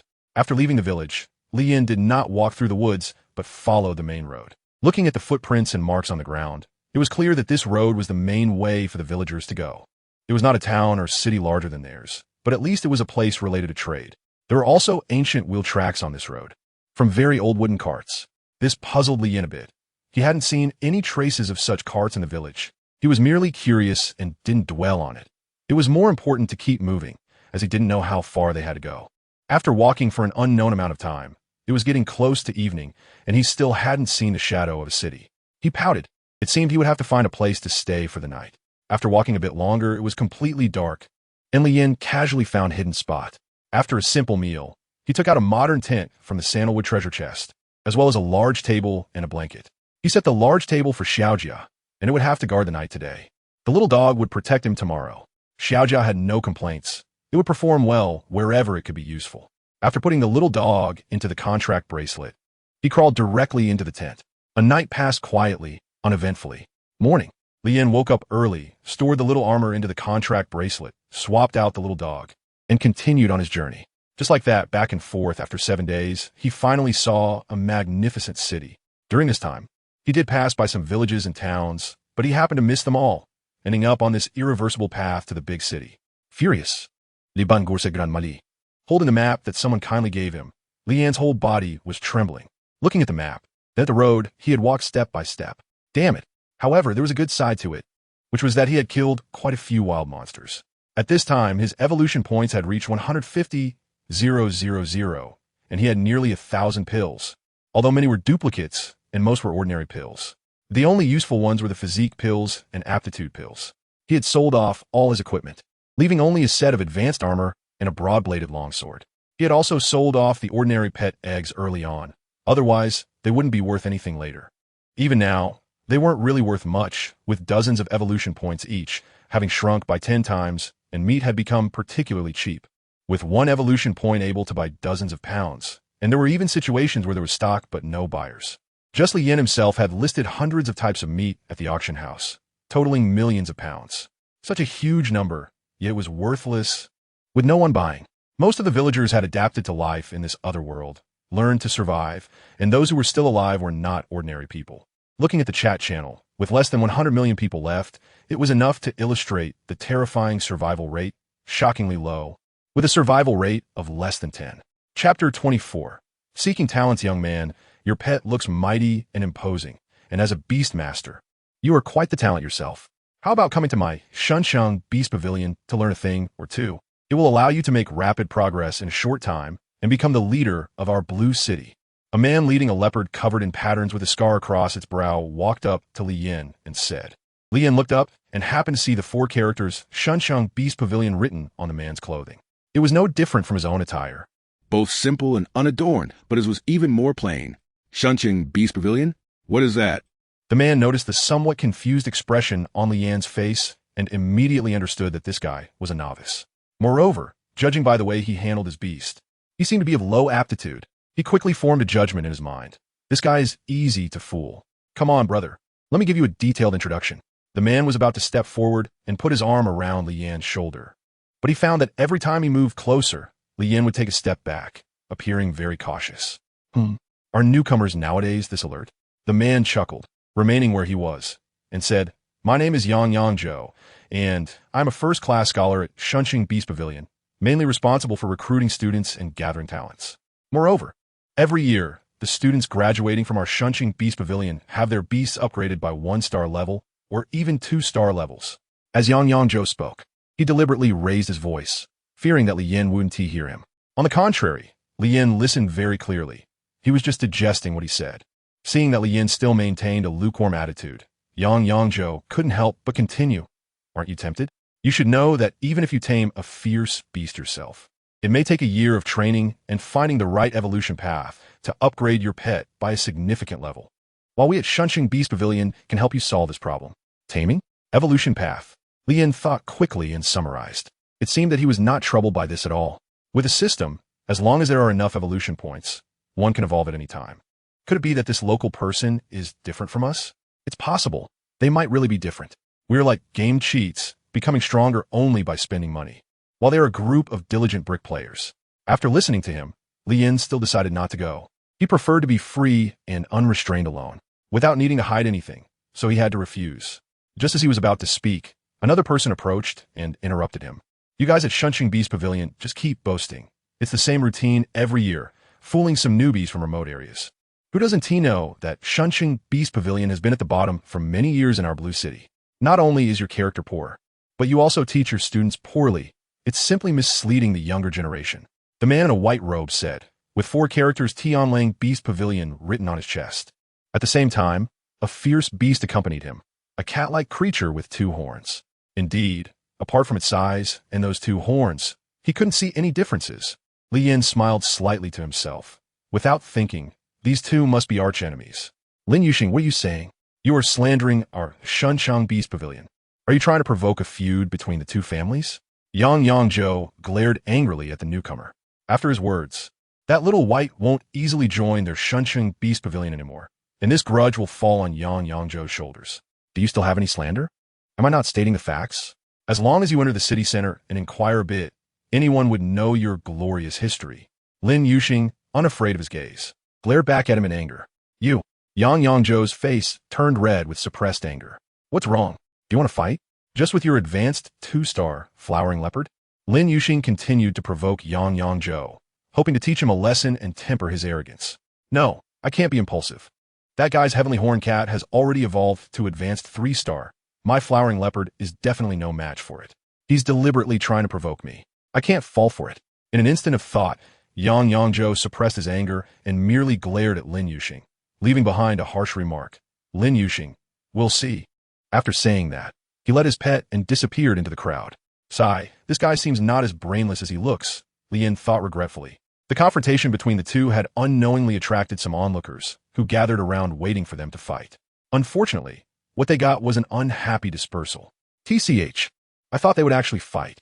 Shunqing Beast Pavilion is really cowardly. Boring, let this disperse. As everyone left, only Li Yin, Lin Yuxing, and their beast pets remained in the center. This little brother, I see you have an extraordinary demeanor. You didn't change your expression at all during that tense moment. Very impressive. Are you interested in joining our Tianlang Beast Pavilion? Lin Yuxing praised Li Yin. Li Yin wanted to say that advanced combat was nothing to him. After all, his lowest beast pet was a rare 1-star. However, he still had to keep a low profile. Who knew if this blue city was hiding some experts? He didn't want to accidentally get himself killed. I just react a bit slower than normal people, but I am actually quite scared inside, Li Yin said. Really? Lin Yuxing originally thought this young man was just extraordinary in demeanor, but now it seemed there was more to him that he couldn't see, and his intuition told him that Li Yin had just lied. Thank you for your kindness, but I have no plans to join the Beast Hall for now. Li Yin directly refused, feeling that this person was better than the previous one. At least he spoke directly. It's fine, there are better choices. I hope you have better development. Lin Yuxing still didn't give up. He inexplicably wanted to recruit Li Yin into his Beast Hall. It's not that I'm not good enough. I just react slowly, so I don't fit in well with everyone, and our conversations are not on the same wavelength. Li Yin smiled. I see. Lin Yuxing stopped insisting. The other party had made up their mind, and forcing it would be pointless. Moreover, he had just sensed a dangerous aura nearby, which made him give up on recruiting Li Yin. Then goodbye. After bidding farewell to Lin Yuxing, Li Yin walked directly towards a path leading to the center of Blue City. He didn't notice that Lin Yuxing didn't walk far and turned back to watch him leave bit by bit. Had that dangerous aura disappeared? Did it vanish after he left? Did that mean the danger was related to that young man, or was it right beside him? Lin Yuxing smiled and shook his head. Today was really interesting. In a large mansion located in the center of Blue City, smash! Man Yuanhua angrily threw the teacup in his hand to the ground, and it shattered upon contact, scattering pieces everywhere. Is what you said true? Yang Yangzhou came in front of him, bending slightly. Absolutely true. That Lin Yuxing is simply arrogant. He is using the recruitment ratio of students from the past 2 years to suppress our Shunqing Beast Hall. Today, he openly provoked and slandered our Beast Hall in front of a large crowd. If it weren't for considering our Beast Hall's reputation, I would not have let him go unharmed today. Can you defeat him? I heard his beast pet evolved to high 3-star just a few days ago. Man Yuanhua suddenly calmed down and sat back on the stool, saying, even if I can't defeat him, I will never disgrace the name of our Shunqing Beast Hall, even if it means going down together. Yang Yangzhou passionately declared. Man Yuanhua looked at him, pondered for a moment, and said, I understand. You go this afternoon. Yes. Yang Yangzhou responded and slowly exited the conference hall. He didn't dare to continue speaking. Saying too much would backfire. With his embellishments, another opportunity would inevitably lead to a conflict between the two factions. Hee. Lin Yuxing, just wait for me. Chapter 25. Being targeted walking on the street. Li Yin noticed that people in this world all had a beast beside them, varying in size and appearance. Comparatively, Li Yin summarized that they resembled modern animals but were completely different.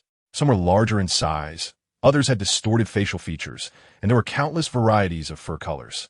Just now, he saw someone walking a very beautiful little dog on an eye-catching material leash, small and white with purple eyes. It looked very much like a fluffy little teddy bear, if not looked at closely. Looking back at his own little dog, which was about the same size as a normal rural dog, it was all silver white and didn't seem to have any particularly outstanding features. However, the sense of security the little dog provided was irreplaceable. Have you heard? The Beast Soul Academy has started recruiting again. What? Are you talking about that fifth largest Beast Soul Academy in our Tian Beast Nation? What else could it be? How many dare to call themselves by that name in our Tian Beast Nation? The three of them discussed back and forth while Li Yin sat not far away eating with his little dog. One had to admit that this world was very considerate, as if pets had been integrated into their lives, whether for eating, drinking, or sleeping, everything was arranged clearly. For example, when it came to eating, there were pet seats. Of course, requiring extra money. So what if we heard? The recruitment standards for this Beast Soul Academy are lower than in previous years. But it's still not something we can enter. One person coldly pointed out, but it was also the truth. Sigh. It seems I have no hope in this life. Evolving to a normal 2-star is already my limit, and I've exhausted all my assets. With the 3-star standard, I have no chance at the Beast Soul Academy. The person said, and the beast pet beside him affectionately snuggled up to its owner. Sai the Academy. Is it similar to a school? Li Yan, who had never attended school in his life, had an instinctive yearning for learning. It was also his wish to experience the joy of studying at school. Gentlemen, may I ask where this Beast Soul Academy is and what kind of admission qualifications are needed? Li Yin got up and walked over to them, politely asking them, do you want to go? One of them looked up at Li Yin, then glanced at his beast pet with an unimpressed demeanor, showing little potential. Another little white from some small town. Every year, there are people like this who have lost hope and squandered opportunities. The table beside them muttered, not even afraid of Li Yin hearing. Li Yin also did not pay attention to it. This statement was not worth his fighting spirit. I see you still don't know better. No, it might just be a blow to you. That person said he was also coming from a good place. Over the years, how many people have racked their brains to enter the Beast Soul Academy, but have been stopped at the threshold of trials due to insufficient strength, and then they fell into despair. If you don't try, you 1T fail, and you 1T give up. With a thought, their essay goal, their S motivation. I advise you to wait until your beast pet evolves before you go. Another person beside him also comforted, not very optimistic about Li Yan's beast pet, looking as if it wouldn't withstand the wind. Anyone would have that first impression. Is the requirement really that high? Li Yan also felt uncertain. Although he was still the number one among the born again, he wasn't sure if he could enter the doors of this world school. After all, this world is vast and deep, and he didn't know. Seeing that Li Yin was still so persistent and wanted to know, they no longer deliberately concealed it. They were not related by blood. The minimum standard for a beast pet is an ordinary 3-star. Moreover, combat-type beast pets are better. Auxiliary types should at least reach advanced before discussing. As for the location, anyone will know if you just ask someone. What? Li Yin was speechless. Is this it? But in the eyes of the three, Li Yan's reaction was one of shock. Sigh. Everyone reacts like this when they hear this result. Just don't know if he can accept this reality. After the three finished their meal, they did not linger and directly left with their own beast pets. Do they think they can't get in? Li Yan smiled bitterly. Returning to his seat, Li Yin took a simple bite and was also ready to leave. As he stood up, someone quickly blocked his way. Excuse me, sir, you haven't paid yet? Money? Li Yin was a bit forgetful about paying for meals after more than 10 days of picnicking. Just as he was about to take out money, he suddenly realized that he seemed to have no money from this world, not even having seen it before. What should I do if I have no money? Li Yin said shyly. Are you trying to dine and dash? The waiter looked at Li Yin with a displeased expression. No, I just don't have any money, Li Yin replied, but after saying it, he felt like it meant the same thing. Hey, someone wants to dine and dash. The waiter shouted, fearing that Li Yin would run away. Soon, Li Yin was surrounded by 2 men and 2 beasts called over by the waiter. Meanwhile, the diners nearby put down their chopsticks, waiting to watch the commotion. In this era, it was truly rare to see someone trying to dine and dash. Kid, it's not too late to pay now. Otherwise, you and your beast companions will suffer, one of the burly men warned, as the fierce beast beside him glared menacingly at Li Yan. I really don't have any money, but I can offer something else like medicinal herbs or pills. If not, I have equipment, Li Yan said calmly, showing no fear in front of the two ferocious beasts. You're not trying to trick me, are you?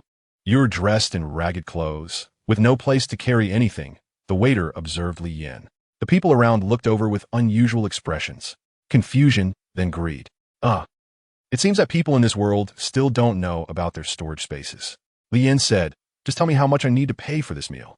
The materials were ordinary 4 beads, and for the elixir, a common grade 1 would suffice, the same for the equipment.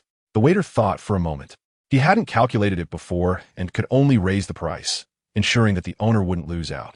Li Yan didn't hesitate, directly reaching into his robe to conceal his actions. Then, he quickly took out a common elixir and handed it over. Is this enough? The burly man next to him accepted it with one hand, looked at it, and nodded. The waiter understood and did not stop Li Yan from leaving. Throughout the process, everyone watched Li Yan leave without saying a word. After Li Yan walked far away, the other patrons at different tables also began to leave one after another. They all walked their separate ways, but did so in an orderly manner, as if they were acquainted. Even the 2 people beside the waiter quickly made their way to the back door in search of someone. Only the remaining table of patrons was unaffected by what had just happened. Young and ignorant, they exposed their secrets without realizing the malice of human nature. It seemed that such incidents had been occurring frequently in the past few days, and those people ultimately disappeared in Blue City. It should all be from the earth they spoke of.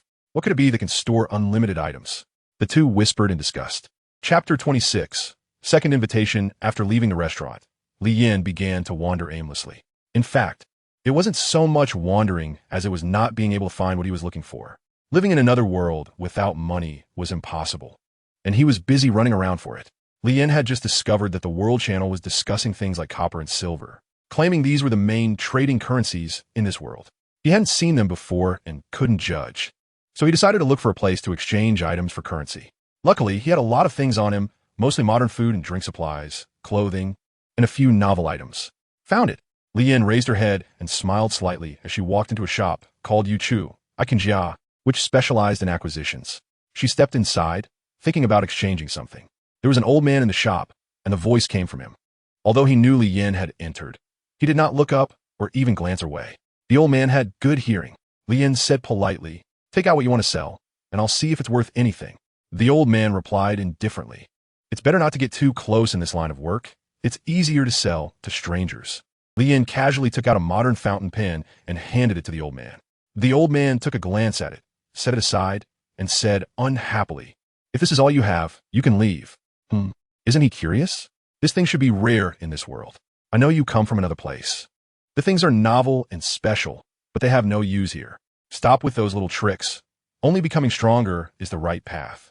So bring out something related to increasing your power. The old man said, how do you know I come from another place?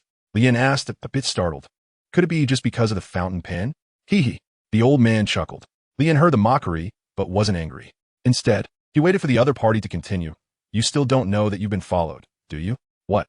Li Yan suddenly turned his head and vaguely saw someone pretending to look down as they floated this way on the street behind him. On the other side, someone was also pretending to chat while staring over here. When did this happen? Li Yan was startled again. Why was he being targeted? Old man, please give me your guidance. I will never forget your kindness. Li Yan suppressed his shock and said humbly, young man, you are quite polite and your character is not bad. The old man nodded and smiled. Your origins are no longer a secret, and you're not the first outsider to come to our Blue City. People from the outside must have seen you using things beyond their understanding and developed greed. I have a back door here. Hurry and escape. If you wait too long, you won't be able to shake them off.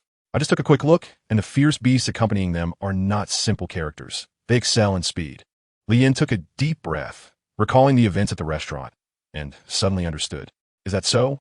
It seems I've been too careless. Or rather, I've been too weak. I wonder, old sir, what level do you think the beasts and pets outside are? Li Yan asked humbly. What? Do you still want to resist? The old man's deep gaze was fixed on Li Yan. Li Yan lowered his head and remained silent, instead having his own thoughts. He believed that the few outside might not be too strong, and that they probably wouldn't act openly in broad daylight. Interesting. The old man smiled. They should at least have the strength of an ordinary 2-star, and the strongest shouldn't exceed high level. Moreover, not all of them are here, they're organized, and the presence of one person nearby indicates that the others are not far away. Thank you. Lian smiled slightly, feeling very grateful. She understood the general situation, and her inner fear was significantly alleviated. It was pretty much as he had guessed. A first-class scholar was only a high-level 2-star. How powerful could these things that dare not come to light really be? Li Yin did not hide his talents and took out the last 2 high-level armors and high-level weapons, placing them in front of the old man. The old man across from him was taken aback. Aren't you afraid that I would be like them? Not afraid. I feel you're different from them. And besides, I'm also taking a gamble, betting that you are not that kind of person. Li Yin smiled and made eye contact with the old man. This time, the old man seriously looked at him. The two stared at each other for a full 3 seconds before the old man burst into hearty laughter, very pleased. Good kid. You have my sweet spot. Surprising indeed. I like it. This is what young people should be like. The old man directly took out 100 copper coins and handed them to Li Yin. I'll take a little advantage, earn a bit more from you. I can see you don't mind much, and besides, this money will be enough for you. Li Yin ignored how much money Qian had made and just looked at this copper wu in silence. Is something made of copper coins really called copper wu? It's really simple and easy to understand. Li Yin was speechless as he witnessed the scene. Put it away, come back to exchange it later, and I'll give you a discount. The old man smiled as he put away the armor. Huh, how can you do it too? Are you also? Li Yin looked at the bracelet in his hand in surprise. Well, I'm different from you guys. I'm a local. The bracelet on my hand only has 2 cubic spaces. Far less than yours, the old man interjected. Is that so? Li Yin was a bit skeptical. Don't doubt it. My bracelet looks the same as yours. But it's completely different in reality, and it's ridiculously expensive. Not something an ordinary person can possess, the old man explained. All right, let's go quickly. I see those guys outside are getting a bit restless. Okay, Li Yin was still somewhat unconvinced, but whether it was true or not wasn't that important. Hey, which way are you going? The old man shouted when he saw Li Yin heading toward the front door. Of course, I'm going through the front door. What's wrong with that? Li Yin replied, puzzled. Seeing his indifferent expression, the old man realized he had underestimated this kid, who turned out to be quite stubborn. Li Yin smiled at the old man and walked away briskly. As he passed by pedestrians, he occasionally heard them say things like, why isn't he holding the leash? What if it hurt someone? He really heard a lot of similar comments today. Little dog, do you think those guys behind us are asking for trouble? The little dog didn't understand the meaning behind Li Yan's words and could only bark in response. Li Yin smiled and patted the little dog. Hey, brother, we meet again. What a coincidence. Lin Yuxing walked over from the opposite side and greeted Li Yin with a smile. Hearing the voice, Li Yin looked over and saw Lin Yuxing waving his hand. If it weren't for the image of him in his memory, he would have thought that those guys couldn't help but make a move. You haven't been following me, have you? Meeting twice in one day in such a big city is too coincidental. Little brother, you misunderstood. Our Tianlang Beast Pavilion is nearby, and I often hang around here. Lin Yuxing explained with a smile, feeling both shocked and excited inside. That terrifying aura had appeared again, and it was very close. Lin Yuxing looked down at the seemingly harmless beast pet, just as the little dog also looked up at him. The two of them locked eyes, and a glimmer of cold light flashed. Lin Yuxing's heart jolted, and even the beast pet beside him trembled in shock. What a terrifying gaze. Lin Yuxing tried to calm his emotions and maintain a smile. Little brother, I see you don't have a place to go for the time being. How about coming to our Tianlang Beast Pavilion for a visit and making a friend? Li Yin was speechless. This person really was persistent. You're not going to try to recruit me into your Tianlang Beast Pavilion again, are you? If you are unwilling, we 1T force you. Lin Yuxing still smiled. In fact, even if you join our Tianlang Beast Pavilion, we 1T force you to do anything. It's just for everyone to set off toward the better goal. Is that so? Li Yin pondered. Moreover, I see your beast pet is also quite extraordinary. If it can be cultivated, its potential is limitless. Lin Yuxing praised. Putting everything else aside, your inside is quite unique. Then let's go and have a seat. Li Yin was quite useful. This person was also quite eloquent. Not pushy, but still somewhat tactful and reluctant to let go, unlike that annoying guy from the Shunqing Beast House before. Please. Lin Yuxing immediately smiled brightly, and then the two of them headed towards the Tianlang Beast House. The person trailing behind, seeing Li Yin follow Lin Yuxing, cursed inwardly and immediately ran in the opposite direction. Chapter 27. Joining the Tianlang Beast House, the person following them was still there, but there were noticeably fewer of them. It seemed that the reputation of the Tianlang Beast House posed some threat to those guys. However, it wasn't enough to make them give up. Along the way, Li Yin kept wondering why they were so certain that he had something they were willing to go to such lengths to obtain. If it all turned out to be in vain, wouldn't they be the ones at a loss?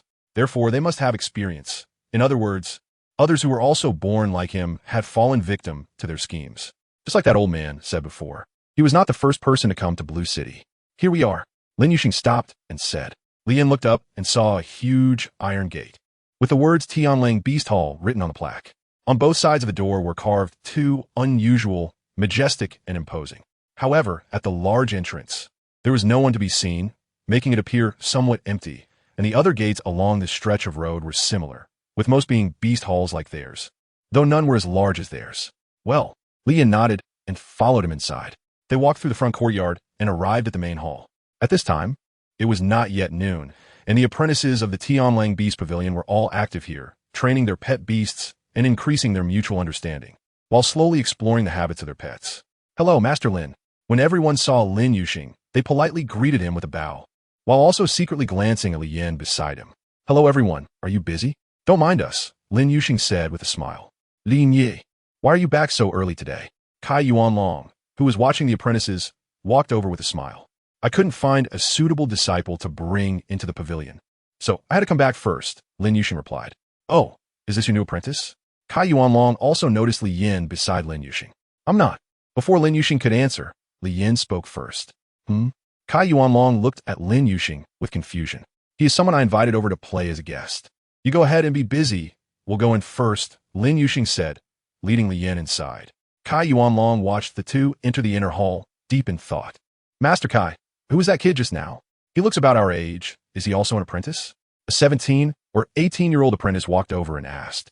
I don't know.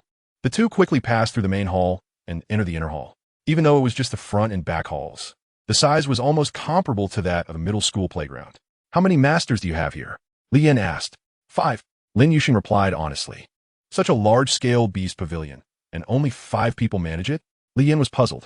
There were at least dozens of apprentices he had just seen in the main hall, and each of them had a pet beast with them. Yes, actually, it's just a big place, and there aren't that many apprentices. Usually, only 1 or 2 of the 5 watch over those apprentices, while most of them are out in the wild training, collecting herbs and equipment, Lin Yuxing explained. How long does it take to help these apprentices improve by 1 star? Li Yin asked. That depends on personal talent and the relationship with the pet beast. Normally, it takes about a year to evolve to 1 to 2 stars, at most 3 stars.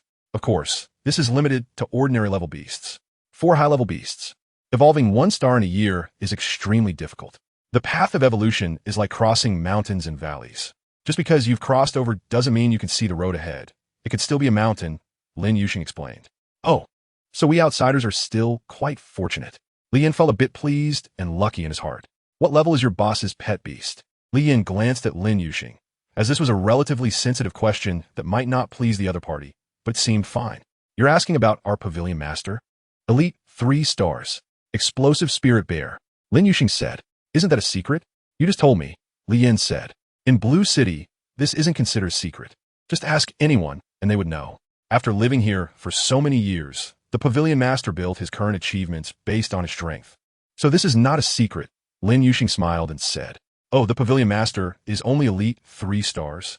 Li Yin felt more at ease. Li Yin followed Lin Yuxing into a large hall. Upon entering, they saw a man with a square face, wearing a blue long robe and with flowing hair, who appeared to be over 40 years old, exuding a mature and steady demeanor. Master, I'm back, Lin Yuxing greeted. Wei Xinghai put down the collection of essays in his hand, glanced at Lin Yuxing, and casually shifted his gaze to Li Yin and the puppy. Is this your newly recruited disciple? I suppose I don't need to look him over? Wei Xinghai couldn't discern much, and regarded Li Yin as an apprentice. Poor Lin Yuxing had to explain once again. However, it was understandable. Anyone would think Li Yin was an apprentice at first glance, given his age, appearance, and attire, which were all quite fitting for the role. In short, didn't he look like someone with a wealthy fate? Are we guests? Wei Xinghai seemed interested and carefully observed the different aspects of Li Yin. Yet, no matter how he looked, he couldn't see anything remarkable. Master, shouldn't you invite the guests to take their seats first? Lin Yuxing rubbed his forehead, speechless. Please sit down. Wei Xinghai gestured for them to take a seat. Li Yin didn't bother with pleasantries and sat down directly, glancing at Lin Yuxing's sky cat, which was still cowering in fear by the side. I wonder what brings you here, little brother? Wei Xinghai asked. I don't have anything in particular. Lin Yuxing invited me, Li Yin replied. Wei Xinghai turned to look at Lin Yuxing, who was momentarily at a loss for words. He couldn't just say that his intuition told him Li Yin was extraordinary. However, he also couldn't let Wei Xinghai neglect Li Yin, so he had to gesture frantically, leaving Wei Xinghai looking confused and at a loss. Ah, where are you from, little brother? The countryside. Li Yin thought for a moment and said, is there something going on in Blue City? Wei Xinghai was unsure what else to talk about. There wasn't before, but there is now. Li Yin said, oh, why? Wei Xinghai was puzzled, a smile forming inside as he sensed the topic coming up. I want to attend the B-Soul Academy, Li Yin said. Wei Xinghai looked at Lin Yuxing with a big question mark on his face, and Lin Yuxing was also puzzled. Brother, may I ask why you want to go to the B-Soul Academy? Lin Yuxing inquired. I want to experience the culture of campus life, Li Yin replied. Huh? Both of them were bewildered. What is campus culture? They didn't know, but were too embarrassed to ask. The requirements for the B-Soul Academy are quite high. Have you considered other places like the Tianlang Beast Pavilion? Wei Xinghai smiled. Hi, didn't they say that an ordinary 3-star is enough? Li Yin was confused. Seeing Li Yan's relaxed demeanor and indifferent expression, Wei Xinghai's mouth twitched. Are people nowadays so ambitious? Besides that, there is another not-so-important condition, which is your background. Lin Yuxing added. Wei Xinghai was taken aback. Isn't that so? Don't tell me this kid has an ordinary 3-star beast pet. He looked closely at Li Yan's little dog, but couldn't see any signs of possessing an ordinary 3-star aura. What do you mean? Li Yan frowned, genuinely not knowing. It's to prove where you come from. After all, the competition among academies is fierce right now. Occasionally, people from other academies infiltrate others as spies to gather intelligence, resources, and affect the balance. Lin Yuxing explained. I see. That really is a hassle. Li Yan hadn't expected this issue. But it's simple. If you go to an unfamiliar place, either join a beast pavilion like ours as an apprentice or work for someone else for a couple of months. Or you can establish your own business. Either way works, Lin Yuxing suggested. Wei Xinghai, listening, didn't know what to say. Joining a beast pavilion means you wouldn't need the training period, right? You could go directly to enroll in the academy. Li Yin voiced his doubts. Normally, you need to stay for a full month to guarantee that, Lin Yuxing said. Oh, Li Yin was speechless. But if you join our Tianlang Beast Pavilion, you won't need to. You just have to acknowledge that you are part of our Tianlang Beast Pavilion in the future, Lin Yuxing added. What? Wei Xinghai looked at him incredulously. That last sentence made him feel as if he had been sidelined. Wasn't he the pavilion master? How did he not know about this rule? Wei Xinghai stared intently at Lin Yuxing, while Lin Yuxing's eyes were all on Li Yin, waiting for his response. Feeling uncertain himself. All right, then I'll join, Li Yin said helplessly. He had just been analyzing the credibility of what Lin Yuxing said and the pros and cons of joining, and ultimately concluded that it was harmless. Besides, there was no contract, so they couldn't kidnap him. Congratulations, you've become a member of our Tianlang Beast Pavilion. Lin Yuxing excitedly shook Li Yan's hand. Watching all this, Wei Xinghai was immediately dumbfounded. Who am I? Where am I? Have I been sidelined? Chapter 28. Waiting for the fish to bite, Li Yan released Lin Yuxing and said softly, You just did something very dangerous. Do you know that? Lin Yuxing, in a moment of joy, clearly didn't hear Li Yan's words and sat back down on her seat. If it hadn't been for Li Yan's signal, Lin Yuxing would have already turned into a corpse. Since I've joined, when will I be arranged to go to the B-Soul Academy? Li Yan said, preparing to take advantage without any shyness. The requirement for the B-Soul Academy is that your beast pet must be at least a normal 3-star. Does your beast pet meet the standard? Wei Xinghai couldn't help but interject after a long silence, feeling that he, as the curator, might not have much authority anymore. Lin Yuxing was also somewhat eagerly awaiting Li Yan's reaction, deeply curious about her own strength. A simple intimidation was not enough to scare a beast tamer with years of experience. Do you want to give it a try? Li Yin turned to look at Wei Xinghai, who then looked at Lin Yuxing, seemingly implying that this apprentice might not be up to par. Since we are all family now, the curator's intention is also for your good. Lin Yuxing smiled, trying to smooth things over. I understand what you mean, and I am very aware of my own situation, so I believe I meet the requirements. Li Yin said calmly, revealing no signs of anger, just speaking very directly. So that means your beast pet has reached or even exceeded the normal 3-star. Lin Yuxing suppressed her inner excitement as she spoke. Li Yin was speechless, indicating his default surprise as Wei Xinghai stood up in shock. You really have an ordinary 3-star beast pet? After saying that, he observed the little dog again. But it didn't look impressive at all. The curator seemed a bit off. Li Yin felt speechless inside, startled by the suddenness of it all. If you really want to go, it would be more appropriate to go tomorrow, Lin Yuxing said. The Beast Soul Academy is far outside Blue City. And beyond Blue City is the territory of ferocious beasts, so it's best to have someone accompany you. Is someone going out of the city tomorrow? Li Yin looked at him. Yes, there's a convoy escorting others to ensure their safety. This is also one of our ways to earn resources, Lin Yuxing explained. Wei Xinghai, who was nearby, was no longer as he was before. He had returned to a normal mindset, quietly watching the exchange between the two while harboring a question in his heart. Why was Xiao Lin so attentive to a stranger? All right, I'll come find you tomorrow. What time? Li Yin stood up to leave. He wasn't picky about when to go. 7 o'clock tomorrow. Lin Yuxing drew his 7 with his finger. Okay, no need to see me off. With that, Li Yin left on his own, following his memory out of the Heavenly Wolf Beast Pavilion. He didn't want to stay a moment longer because he feared that if he lingered, the meat would run away. Watching the gradually receding figure, Wei Xinghai couldn't help but ask, "You two must have just met today, right? Is it really necessary to go to this extent?" "Yes." "Is Xiao Lin being tight-lipped?" "Xiao Lin, you've changed?" Wei Xinghai said. "He is quite different, especially with his beast pet. Beneath its seemingly ordinary appearance, there are hidden currents." "So, you think his beast pet is of a high level, exceeding the ordinary level?" "I was just guessing, but from our earlier eye contact and the fact that he dared to maintain eye contact with you after knowing your beast pet's level, it's enough to show his extraordinary nature," Lin Yuxing said seriously. "Moreover, his hasty departure suggests he has something important to attend to." "You told him about my beast pet?" Wei Xinghai was displeased. "Well, it's not exactly a secret, is it?" Lin Yuxing smiled. "That indeed is extraordinary. I felt a hint of danger just now, but it was only for a moment." "Huh." Xiao Lin did well. The two exchanged smiles.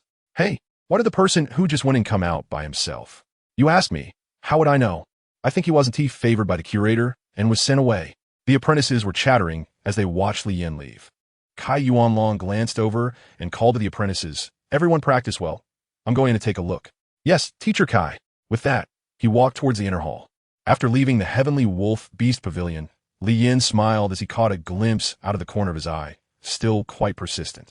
A flash of killing intent crossed his mind as he followed his memory towards a direction, which was the city gate he came from.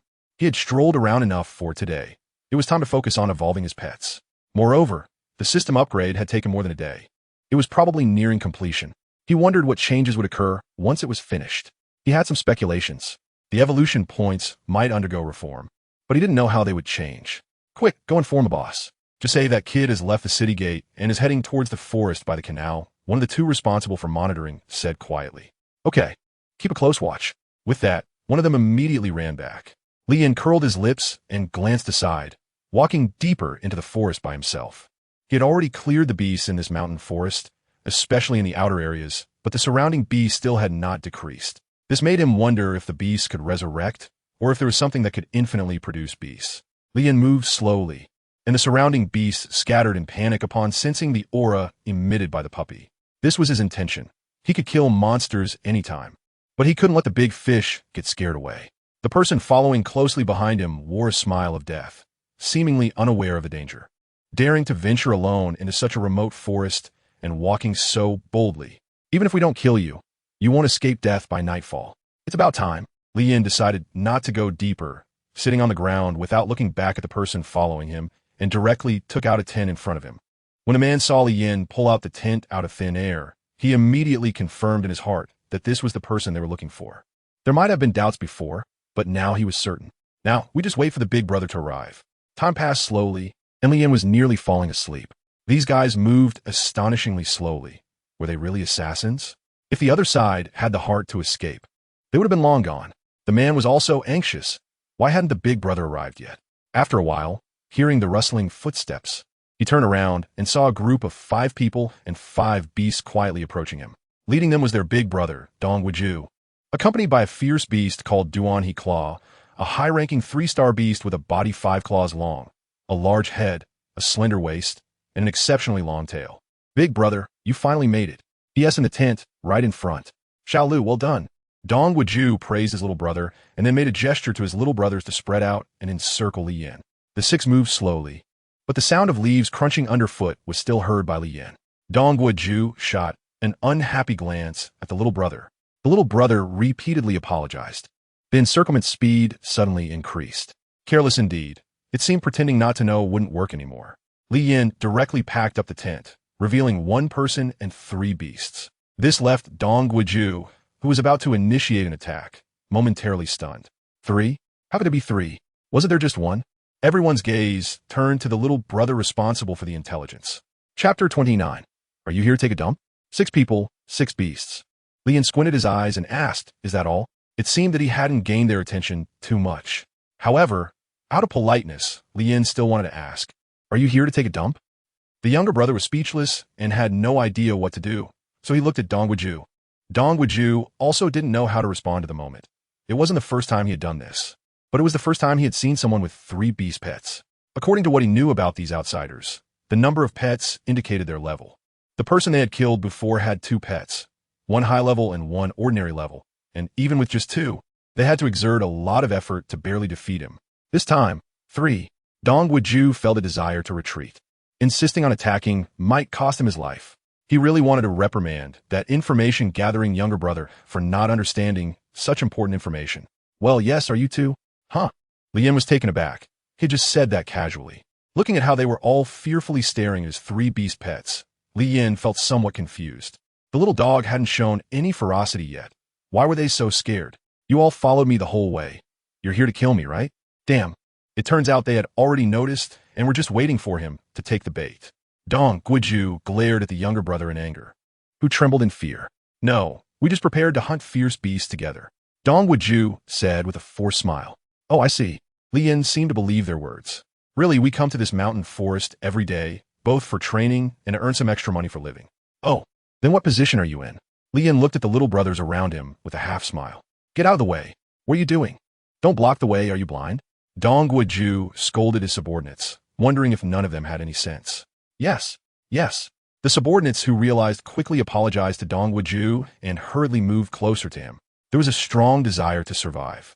It seemed I had no reason to act against you, Li Yin said leisurely. Dong Guiju felt his body tense up. Indeed, the other party didn't take them seriously. They didn't dare to move, fearing that Li Yin might strike if he was displeased. Thus, both sides began a silent stare-off. Li Yin remained still and didn't leave. While they didn't dare to make any moves, unsure what to do. I lost 2 bracelets, 1 deep blue and 1 white. I wonder if you found them. Li Yin suddenly said. Dong Guiju and the others were taken aback, but he quickly understood and took out the spoils from before, which were obtained by killing those outsiders, and among them were indeed bracelets. He didn't understand why he was wearing such a bracelet. Is this it? Dong Guiju produced 1 blue and 5 white bracelets, laying them out in front of Li Yin. Unfortunately, Li Yin sighed. Not this one? Dong Guiju asked, unable to guess what Li Yin was really thinking. Yes, isn't that even better? The little brother didn't understand and spoke out of instinct. Dong Guiju shot him a glare, scolding him for not knowing when to speak. Killing must be very exciting, right? Li Yin suddenly changed the subject. Dong Guiju was taken aback, truly not understanding what the person opposite him was trying to do, and quickly denied it. You must have misunderstood something. We have never killed anyone. Everyone has a bit of anger. After this happening again and again, Dong Guiju was already annoyed. If it weren't for seeing that Li Yin had 3 beast pets, he would have already become a soul under the claws of his beast pets. Li Yin did not respond to his words, but turned around and walked deeper into the forest, accompanied by Xiao Jia and Xiao Dai, while the little dog stayed behind. Did he leave? But what does it mean to leave behind a beast pet? The younger brother inquired. Dong Guiju suddenly had a bad premonition, and the beast pet beside him was also on high alert. Brother, now that he has left, can we go too? Looking at Li Yan's disappearing figure, the younger brother couldn't help but ask. But just as his words fell, the little dog's figure appeared in front of him, with electric light and shimmering silver, and a paw pierced through his heart. The little dog's body flipped, and it casually killed 2 more beast pets, with a 4-level difference. These ordinary-level beast pets were utterly fragile in front of the little dog. Even Dong Guiju's beast pet only realized the little dog's shadow too late. Because this time, the little dog's target was it, and the pressure of 3 levels made it feel fear, slowing its movements. The little dog took the opportunity to smash its head with a paw. The movements were extremely smooth. The little dog killed faster and faster, quickly darting among the few people who had no strength to resist, resulting in a one-sided slaughter. Soon, the ground was littered with corpses, and even Dong Guiju fell into a pool of blood, barely alive. He opened his eyes in a blur, and a very vague shadow stood in front of him. Helpless, he grabbed the shadow's leg, pleading for help. Save me, please, you. The person did not speak, but first picked up the few bracelets on the ground and looked at them. The people you killed were once as helpless as you are now, right?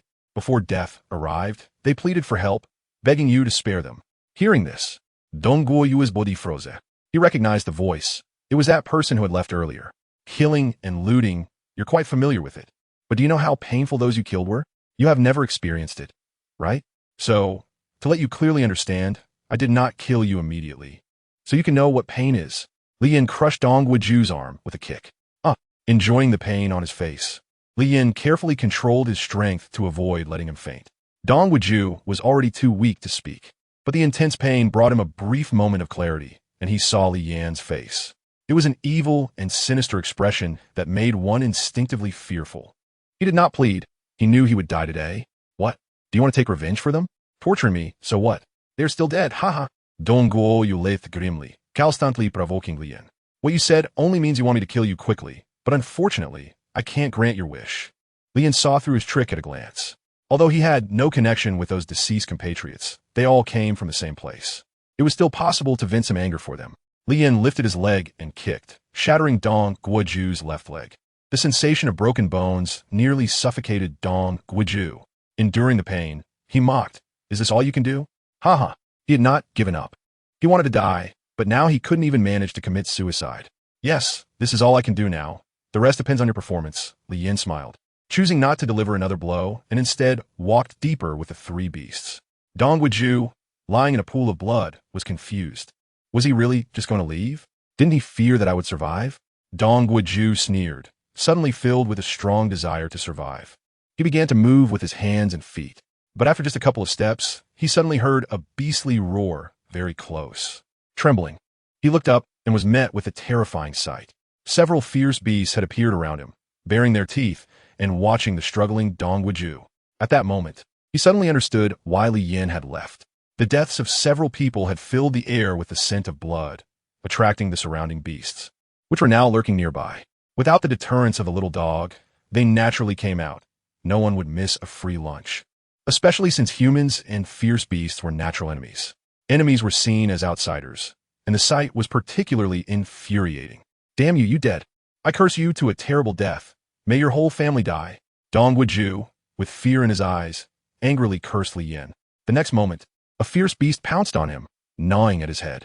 Seeing one beast move, the others followed suit, tearing at Dong Guoju's remaining body. A wail echoed through the forest, mixed with the sounds of the beasts feasting. Chapter 30, Rare Level of Little Jia Little Dog. Do you think I'm cruel? Owl. What do you think, Little Jia? Wow. Little Dai, forget it. Li Yin sighed and decided not to make things difficult for the three little ones. They continued deeper into the jungle, where wild beasts were everywhere, and countless howls echoed around them, lurking in the distance, intimidating them. The creatures began to drive away the sudden intruders. That's enough, little dog. Dispel your oppressive aura and start the hunt. Time cannot be wasted. If we enter the academy tomorrow, coming out again might be troublesome. The little dog eagerly stretched its muscles, ready for this moment that had been unfolding over the past few days, something it was both familiar with and enjoyed. Little Jia also understood his role, guarding Li Yin to ensure his safety. The power array was activated, and Little Dai flew into the air, hovering above Li Yin. She spread her wings, and her colorful feathers emitted glimmering lights, dancing like fireflies, while dust settled around them. Then, a red magic circle with a diameter of about 15 meters appeared on the ground. In the center of the circle, a phantom of Little Dai materialized, her body a deep red, holding a red magic book and chanting. With a buzzing sound, red light shot up from the ground, flashing past and casting a powerful red glow on the little dog and Little Jia. After releasing her energy, Little Dai landed beside Li Yin. This formation did not need to constantly supply energy. It could operate on its own, attracting the power of heaven and earth to convert it into energy within the array. However, energy would eventually be exhausted, so Little Dai needed to release her energy after a while. Generally, the array could last for about half an hour, increasing the strength of allies within its range by 50. It was an incredibly powerful support force. When applied to the little dog, it was like adding wings to a tiger, and with the bond, its strength increased by a full double. Li Yin took out the bloody raw meat and placed it on the table he had summoned, waiting for the prey to take the bait. To keep himself busy, he started his daily ritual of attracting and killing monsters. For the past few days, this was how he had been luring and slaughtering, followed by feasting. How else could he evolve so quickly without a place teeming with beasts? Roar! Roar! Countless ferocious beasts began to howl, swiftly rushing toward him. The strong smell of blood stimulating their primal instincts. When a beast appeared, the slaughter began. The little dog instantly appeared in front of the beast and ended its fragile life with a single paw, without it even feeling pain. Then came the second, third, and fourth. Without exception, anyone who saw it was doomed, with no chance to approach Li Yan. The little dog was like a diligent gardener, going back and forth tirelessly. If it were a human, they would have collapsed from exhaustion long ago. But the little dog's combat power was terrifying. It had fought for 3 hours straight before feeling a bit tired. Thus, this monster luring and slaughtering continued until nearly midnight, when Li Yan, unable to resist the urge to sleep, ended the massacre. During this time, he also changed locations several times. After all, even in endless slaughter, there were moments when beasts would thin out. However, it really was a never-ending slaughter. This was something he had always found curious and strange. Logically, he should have nearly wiped out all the ferocious beasts on this mountain, and it should have been empty by now. But after a while, more beasts appeared, and the place they showed up in was one he had previously explored, where there should have been none left. Moreover, he noticed that the beasts he had killed were all below the rare level, and he had only seen a pitiful few rare ones. Ding! Congratulations, you gained 478 evolution points, and opened a sandalwood treasure chest for 478. Ding! Congratulations, you obtained a normal pet egg, gaining 6 evolution points. Ding! Congratulations, you obtained a material, gaining 5 evolution points. Ding! Congratulations, you obtained a quality pill, gaining 5 evolution points. Ding! Congratulations, you have a total of 174,000 evolution points, over 2,000 daily necessities, 305 normal pet eggs, 40 high-level pet eggs, 801 quality and physique pills, 977 potions and equipment, and other miscellaneous items. Li Yan was used to it by now. He took a glance and put everything into his backpack. Next, it was time to evolve Xiao Jia and the other one. He called the excited Xiao Jia over, gave a few serious instructions, and then directly started the evolution. Now there were plenty of elixirs, and the rest depended on Xiao Jia. Xiao Jia stood still, feeling jubilant. It was finally going to evolve again. At this moment, it couldn't be more excited. All the effort put in was for this moment. Xiao Jia evolve. Ding! Evolution begins. Evolution points minus 10,000. A familiar scene unfolded again, and the rain began to fall from the sky. Li Yan and the others exited the area, feeling somewhat puzzled. Could it be the same as last time? The light rain instantly turned into a heavy downpour. Xiao Jia's true nature was revealed at once, and its fearful and timid character made it retract its limbs and head back into its shell. As the heavy rain poured down, nourishing the earth, Xiao Jia inexplicably evolved. Ding! Congratulations, your beast pet has evolved to rare level 2 stars. Was it that simple? Li Yan did not expect this, although he thought Xiao Jia might evolve easily. This was too easy. Li Yan did not delay and continued to evolve. Ding! Evolution points minus 17,500. Evolution begins. Then the familiar process repeated itself, and the little turtle successfully evolved to rare level 3 stars. Since it was so smooth, it continued. Ding! Evolution begins. Evolution points minus 25,000. This time, unlike the previous two, heavy rain fell without stopping and quickly turned into a torrential downpour. However, this scene still felt somewhat familiar. The heavy rain upgraded again, turning into a historical rain, while the water level began to rise. Just like before, the historical rain continued, and the water level kept rising. As an amphibious creature in the water, the little turtle was very excited after such a long time without swimming, showing no signs of danger that should appear during evolution. Sure enough, in the next scene, the water seemed to be attracted by something, rushing madly into the little turtle's body, which showed an unusually enjoyable expression. After a moment, all the water entered the little turtle's body, and its evolution was declared successful. Ding! Congratulations, your pet has successfully evolved. It has reached rare level 1 star. Spiked armored turtle, rare level 1 star. Qualification, spirit level 10 stars. Skills, eternal flow, passive defense 400 from armored defense, water breath bomb, counter spike, earthquake split. Bond, increases both sides' defense by 50 when not more than 50 meters apart from the owner. Bloodline, Spirit Armored Clan, activated 2. Release, the gradually awakening power of the bloodline. Belonging to ancient power. Although the attack is insufficient, the defense is astonishing, and it has certain combat capabilities, becoming even stronger in water. Combat power. Defense itself is also an attack, specifically determined by actual combat. Lian looked in surprise at the fully evolved little shell. At that moment, it not only looked much more imposing, but its body had also grown taller. The previously flat shell had developed many hard plates, especially resembling that of an evil turtle. Its head had grown a little cap-like structure, making it look particularly cute. Woof! Little Shell happily rushed towards Lian and hugged tightly. Lian patted it. Congratulations, Little Armor. Upon hearing this, Little Armor was so excited that tears fell. Everything felt like a dream, unreal.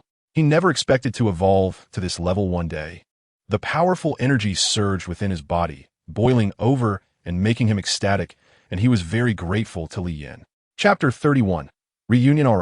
Alright. You acknowledge me as your master, so I naturally won't forget you. Lian stroked Little Armor, feeling quite gratified. Although they had only known each other for a few days, their feelings were sincere. As long as one follows their heart, there are no ingrates. Little Armor nodded frantically. Little Butterfly, go. Little Butterfly understood and directly flew into the sky, welcoming her moment. Evolve, Little Butterfly. Ding. Evolution begins. Evolution points minus 10,000. It was the familiar evolution process again. Little Butterfly, just like before, transformed from a butterfly into a cocoon, breaking out of it. Ding. Evolution successful. Your pet has reached rare level 2 stars. Continue. Ding. Evolution begins. Evolution points minus 17,500. The same process, and without any surprises, the evolution was completed. Ding. Evolution successful. Congratulations. Your pet has evolved to rare level 3 stars. Continue. Ding. Evolution begins. Evolution points minus 25,000. This time, Lian couldn't help but feel a bit worried. Although it was highly likely that it would pass safely, he couldn't help but be concerned. However, the result was that his worries were somewhat unnecessary. Ding. Evolution successful. Congratulations. Your pet has reached rare level 1 star. Colorful Butterfly. Rare level 1 star qualification. Spiritual level 9 star skills. Star Force Array. Star Control Array. Chaotic Dance of Stars. Metamorphosis Bloodline. Golden level unlocked. Bond. The cute baby of the master. Increases the healing speed of the master in itself by 50 when accompanying the master. Description. It does not like to fight and yearns for peace. Moreover, it likes the host very much and will consider the first person it sees as the closest person to it. Combat power. Not suitable for one-on-one combat. A supportive cute pet. As soon as Little Butterfly completed her evolution, she flew over excitedly, incredibly fast. Before Lian could see clearly, she had pounced on him. He was wrapped in a pair of tiny pink hands. After the evolution, Little Butterfly had not changed much. Her size was still the same, hardly taller, but she had gained 2 extra pairs of small hands and wings, and her original pastel colors had transformed into a flickering, transparent hue. Lian was about to push away the enthusiastic Xiao Dai when he was suddenly interrupted by a notification. Following, that was a wave of refreshing energy. Ding! Congratulations. You have reached the first level of a martial artist, and your physical attributes have been altered. In an instant, Lian felt an overwhelming sense of comfort, as if he had ascended. He felt light as a feather, and it seemed like a force was gathering and transforming within him. Moreover, he could control that power at will, and it filled him with confidence. He felt as though he could punch a cow to death. To confirm his suspicion, he directly struck a tree that was as thick as a person. This was a display of the strength he had gathered, and it was also his full-force attack. Bang! The tree only shook slightly, while Lian, on the other hand, clutched his right hand in pain. So painful. Xiao Dai immediately flew to Lian's hand, using her little beak to encourage him. Xiao Go and Xiao Jia were both confused, wondering what their master was doing. Self-harm? This punch had broken the skin. Just as he had thought, it was just an illusion.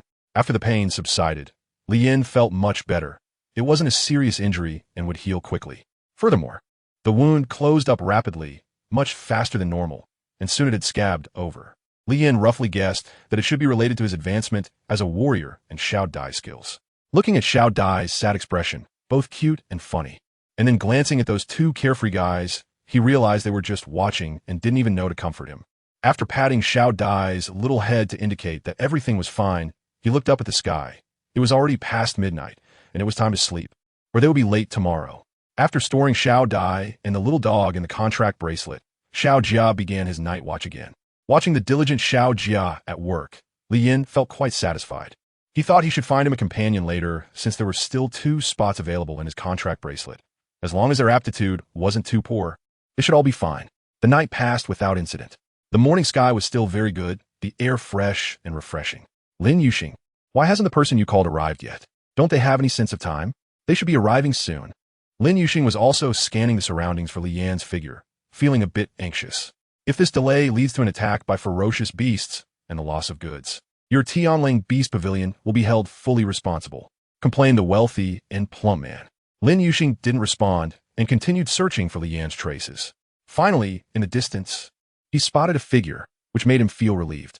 Li Yin quickly arrived at the entrance of the Wolf Beast Pavilion and saw Lin Yuxing waiting for him with a group of strangers. Sorry, I'm late. He was half an hour late, but the necessary etiquette still had to be observed. It's fine, as long as you're here, Lin Yuxing didn't mind. However, Lin Yuxing's indifference didn't mean others had no complaints. The wealthy fat man was clearly displeased. Coming so late. If you can't get through the Beast Canyon and run into a beast tide, can you take responsibility for that? You're so young and have no sense of time. I will protect you all the way through to ensure you reach your destination safely, Lin Yuxing said solemnly. That's your responsibility. The wealthy fat man continued to criticize. Li Yin remained silent beside them. He realized he wasn't as angry as he thought he would be. He felt somewhat guilty, and it might also be related to his recent breakthrough to a first-tier warrior. Not only had his body become stronger, but his temperament had improved significantly as well. Lin Yuxing didn't engage further with the fat man and directly said to the apprentices beside him, "Let's set off." A group of more than 20 people departed just like that, with 5 horse-drawn carriages, 2 for passengers and 3 for cargo. Li Yin couldn't tell what it was and wasn't curious about it. He really didn't care much for other people's wealth. It wasn't his own. Everything went smoothly along the way.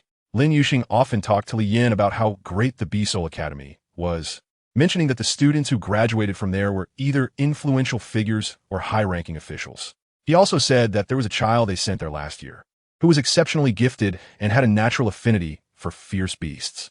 However, they hadn't been in contact for a year, so he didn't know how the child was doing. He asked Li Yin that if they happened to meet, he hoped they could support each other and also let him know that they missed him very much. Li Yin also felt helpless and nodded in agreement. After all, it wasn't a big deal. He had to consider the feelings of others.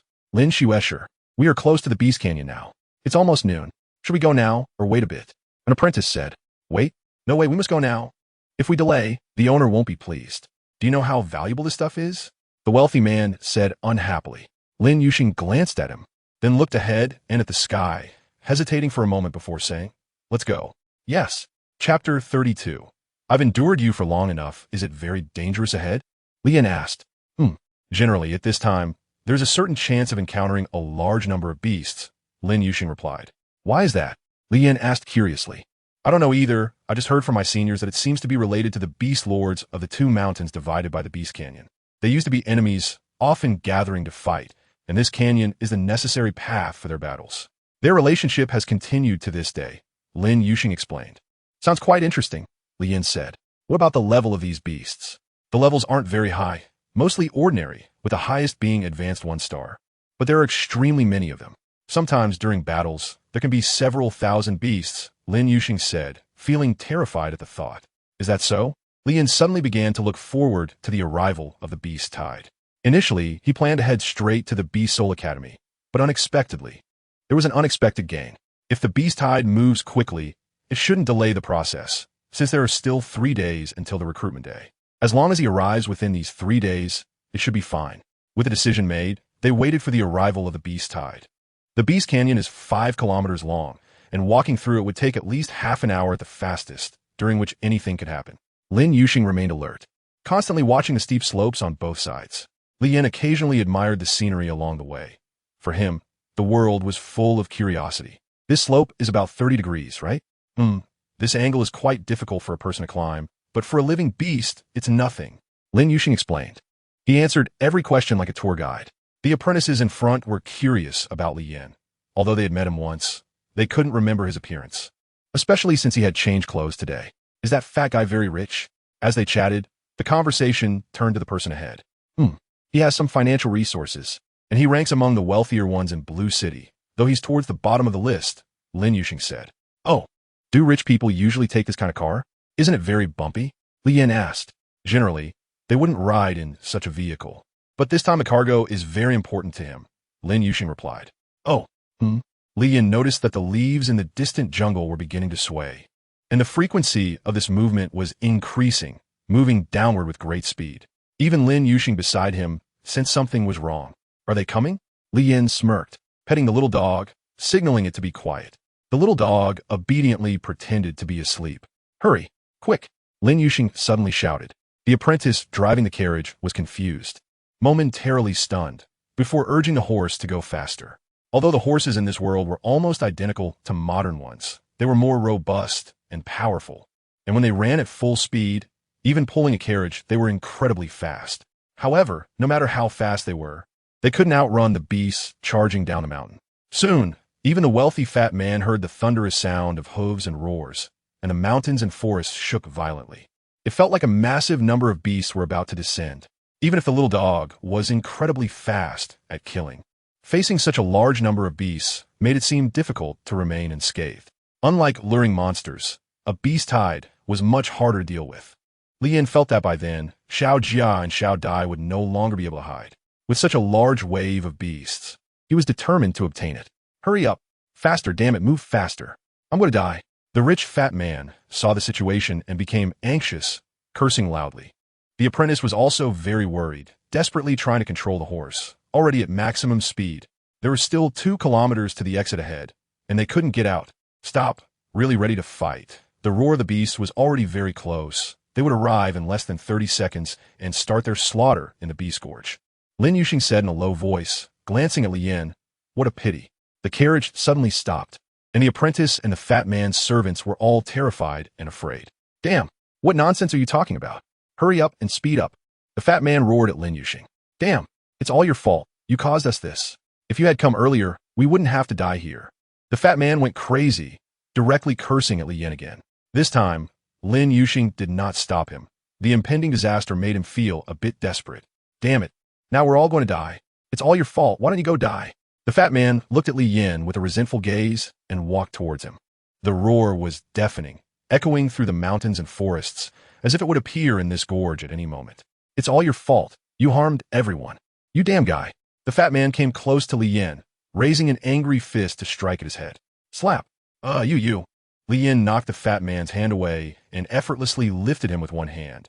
Actually, I've been very restrained, but why do you have to court death? You. The fat man, being choked, struggled to breathe, his face turning red as he desperately hit Li Yin, but it was of no use. Lin Yuxing watched Li Yin in surprise, wondering about his strength. Bang! The fat man was thrown away, and Li Yin glanced at him disdainfully. If it had been before, he would have killed him, but today he was in a good mood. The fat man, gasping for air, didn't dare to meet Li Yan's gaze, as if he had seen the god of plague. The recent feeling of suffocation made him deeply afraid of Li Yin. In front of him, he felt like a child, knowing that it would be easier for Li Yin to kill him than to crush a chicken. Li Yin felt a wave of relaxation, not because he had beaten up the fat man, but due to the sense of security that power brought. It seemed that hitting a person was much easier than hitting a tree. The servants immediately helped the fat man up and moved him far away from Li Yin, making him sit on the truck at the farthest distance. Even the apprentices looked at Li Yin in fear, while only Lin Yuxing looked at Li Yin with curiosity and hope, asking, what level is your pet beast? Li Yin looked at him and said mysteriously, this is a secret. Lin Yuxing smiled. His mood improved instantly, and the previous feeling of oppression disappeared. It was as if Li Yan's words confirmed his speculation. If this were truly the case, then this talent was terrifyingly powerful. In the astonished eyes of everyone, Li Yin released Xiao Jia and Xiao Dai. Lin Yuxing was excited, trembling. Three of them. Even a chubby guy, who had just been beaten, was shocked beyond measure. Even he, an outsider, knew that someone with 3 beast pets was either extremely strong or extremely weak, because everyone knew that raising 3 beast pets was much harder than raising just one. It wasn't a matter of 1-1-2, but a geometric increase, and Li Yin clearly belonged to the former. Chapter 33, Showtime. Let's get started. Li Yin Smilat. The three beast pets understood and instantly released their unique pressure. A rare and terrifying aura surged forth. The young pets of the apprentices were frightened to the ground, and even Lin Yuxing's high-level beast pet trembled as it looked at them. What level is this? Rare level? 3 rare level or above existences. Lin Yuxing was shocked. To make a heavenly horn cat so scared, even a Master S exploding spirit bear couldn't do that. Lin Yuxing took a deep breath, suppressing his inner excitement. The natural level suppression made both sides of the fierce beasts feel threatened and terrified. They all wanted to stop, to retreat and escape. But their rapid sprint and the steep slope only caused their claws to spark as they tried to slow down, but they did not stop. The beast at the front was then chased and collided with by the beast behind it, falling down. Everyone saw the fierce beasts appearing before them in a bizarre, falling manner. Kill! With a command, the puppy's figure disappeared. Even Xiao Jia charged out, while Xiao Dai flew high into the sky. The road was relatively wide, nearly 15 meters long, with the puppy and Xiao Jia each occupying a side. After releasing the Power Star formation, Xiao Dai flew back to Lian's side. After evolving, Xiao Dai's skills had also strengthened significantly, and the enhancement effect of the Power Star formation increased from 50 to 100. Moreover, Lian discovered that Xiao Dai had gained offensive capabilities. She occasionally threw a magic ball, which seemed to separate into another world filled with lightning and floral scents, colorful and vibrant. Furthermore, her magic ball seemed to automatically seek out beasts. As long as a beast broke through Xiao Jia and the puppy's defenses and approached Lian, it would be killed by this skill without exception. Just like that, the puppy was having a blast killing. Most of the time, the fierce beasts didn't even know why they fell down, and then they were killed. They were all in a state of confusion. Even Xiao Jia was immersed in the process of slaughtering. Though his movements were not fast in terms of level disparity, his strikes could be said to be as quick as lightning. Additionally, a bunch of sharp spikes had grown on his back, incredibly sharp, and the fierce beasts that fell from the slope either got impaled from behind or were killed by the water breath bullets he spat out. Soon, this canyon was piled high with the corpses of fierce beasts, and the onlookers stared in disbelief. Is this a human? This is too exaggerated. Everyone had incredulous expressions, as the fierce beasts they usually avoided seemed so weak today. There were too many corpses affecting the killing progress. So Lian had to collect these corpses one by one into his backpack. However, it wasn't long before the ground was full again, and Lian started collecting corpses once more. Sometimes, while collecting, a fierce beast would struggle and launch a sudden attack on Lian. But they were all taught a lesson by him. He smashed his head with one punch. Lian confirmed that, aside from not being able to hit trees, he could take on an ordinary level fierce beast. In terms of speed and strength, he far surpassed ordinary level 3-star fierce beasts. He hadn't tested against higher level ones yet, so he didn't know. The beasts coming down the hillside were all ordinary level. As time passed, Lian became increasingly happy. Ding! Congratulations, your evolution points 1-1. 1. Sandalwood treasure, chest 1-1. 1. This sound was delightful and pleasing to the ears. However, happy times are always short-lived. The beast tide was about to end, and the last wave of fierce beasts managed to stop their retreat in time. But Lian would not let them go. Since the beasts on both sides couldn't be dealt with at once, he would choose one side to attack. Little dog, go! The little dog cruelly bared its fangs, took a few steps, and dashed into the forest, disappearing among the trees, followed by sounds of wailing and screams. After a while, the little dog returned. The howls in the forest had stopped, and a bloody scent filled the air. The little dog concealed its aura and laid down beside Lian, while Xiao Jia and Xiao Dai were also stored in the contract bracelet to let them rest well. Xiao Jia had kept watch all night last night, so waking it up so early was indeed unfair to it. Who would have thought that the little dog, which had just behaved like a fierce beast, could have such a docile side? Lian quietly sat back in the carriage, while Lin Yuxing felt an overwhelming mix of emotions, unsure how to face such a formidable person. Meanwhile, the wealthy and plump man hiding in the distance didn't even dare to glance, trying to conceal his fat body under the cargo, but he was simply too fat to hide. He wished he could burrow into the ground, desperate for survival, yet being saved by the very person he had insulted. That kind of feeling is something most people wouldn't understand. Moreover, he now understood why Lin Yuxing was quietly waiting for this person, without a hint of displeasure. Powerful strength commands respect wherever one goes, but unfortunately, he didn't realize he had offended someone. Let's go, what are you standing there for? Lin Yuxing said sternly to the group of apprentices. Yes, yes, yes. The apprentices quickly reacted, putting away their admiring gazes. What? Don't you recognize me? Why are you looking at me with such unfamiliar eyes? Li Yan said, a bit shocked.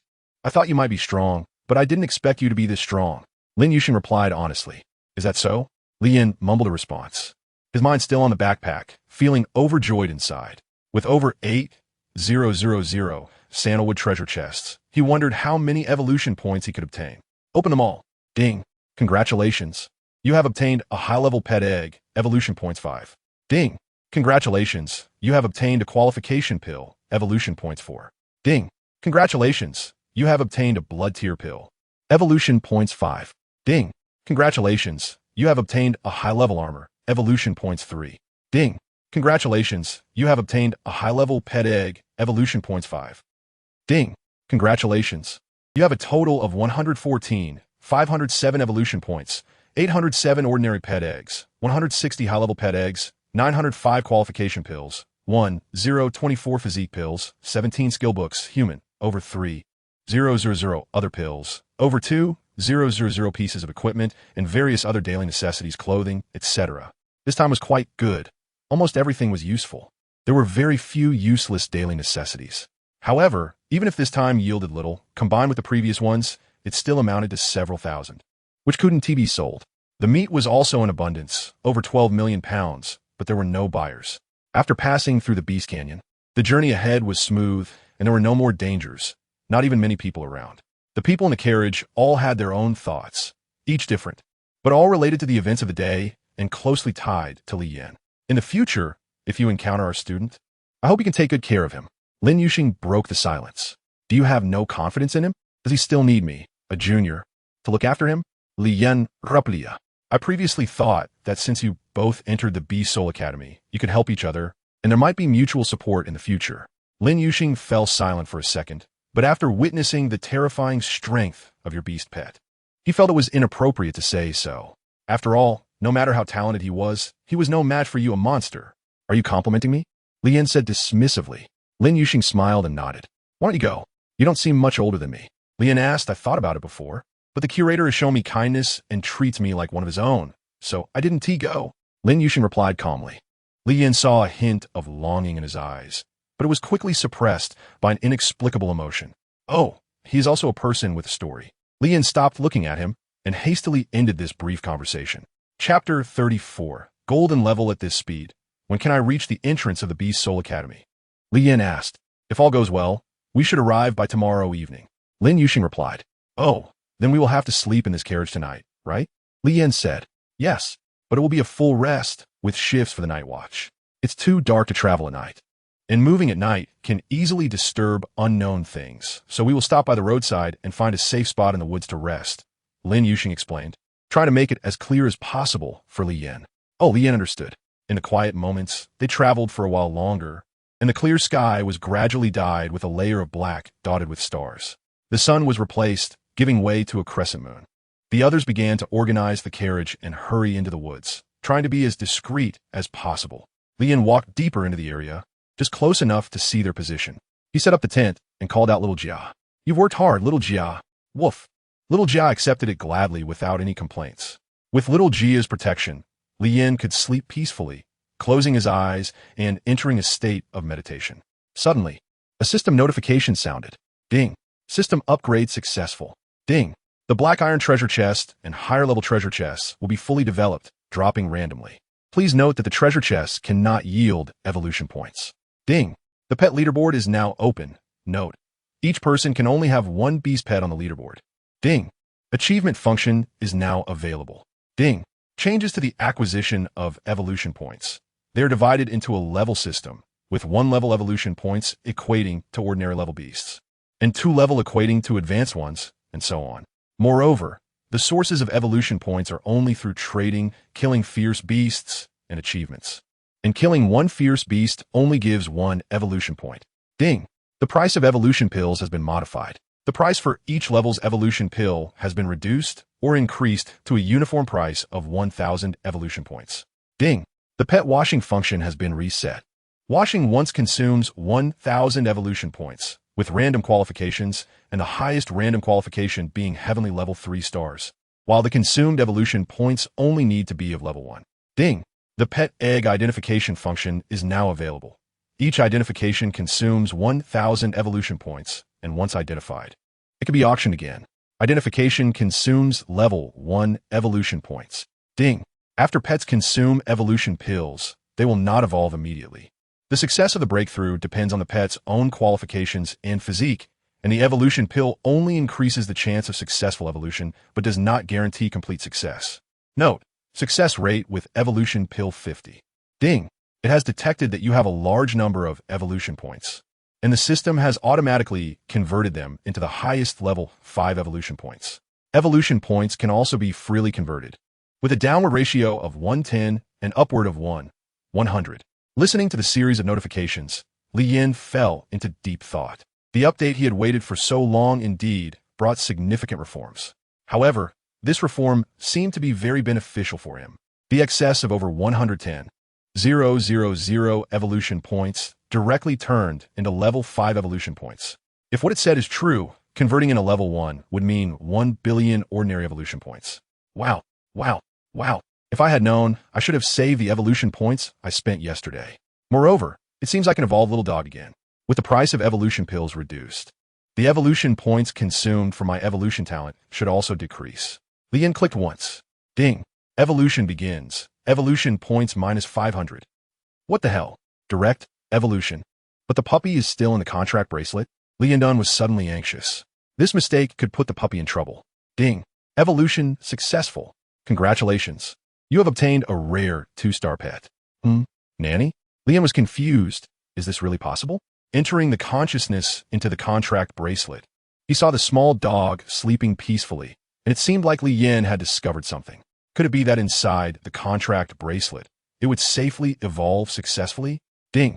Evolution begins. Evolution points minus 500. At that moment, Li Yin's consciousness directly entered the bracelet, and he saw the small dog still sleeping, completely unaware that it was evolving. A few seconds later, ding! Evolution successful. Congratulations. You have obtained a rare level 3-star. Big success. Hidden in the sweetness. Li Yin couldn't contain his joy and clicked to continue. Although the price of evolution talent had increased, it was still half the price of evolution pills. Ding! Evolution begins. Evolution points minus 1,000. Li Yin focused and worriedly looked at the puppy. After all, this was a significant leap in evolution, and he couldn't afford to be careless. If anything went wrong, he would wake the puppy immediately. Fortunately, the worries did not materialize, and the puppy successfully evolved again. Ding! Congratulations. You have obtained a golden level 1-star pet. The evolved puppy was still sleeping, seemingly unaware of any changes, with holy light continuously emanating from its body, dazzling and radiant. At the same time, its fur began to transform, no longer the pure white or the striking black of lightning, but instead a comfortable intertwining of the two colors without interference. Additionally, 2 tufts of fur grew on the puppy's head, one lightning white and one eerie black. Dominance exuded. Ghost Thunder Dog. Golden level 1-star level. 23. Gaining little experience from hunting beasts below its level. Qualification. Spirit level 9-star. Can undergo washing. Once per wash. Costs 1,000 evolution points.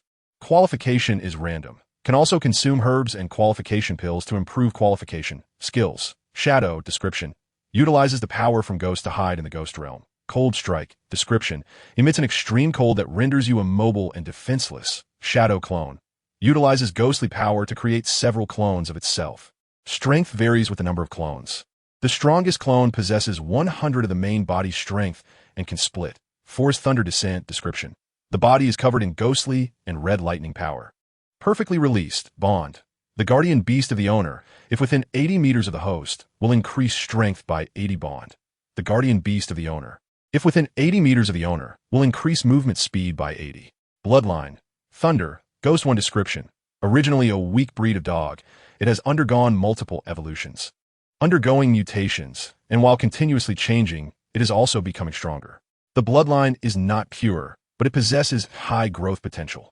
Combat power. The ceiling of combat power at the golden level. If it fights desperately, how epic can it be? Wow, so abnormal. Just looking at it is imposing and powerful.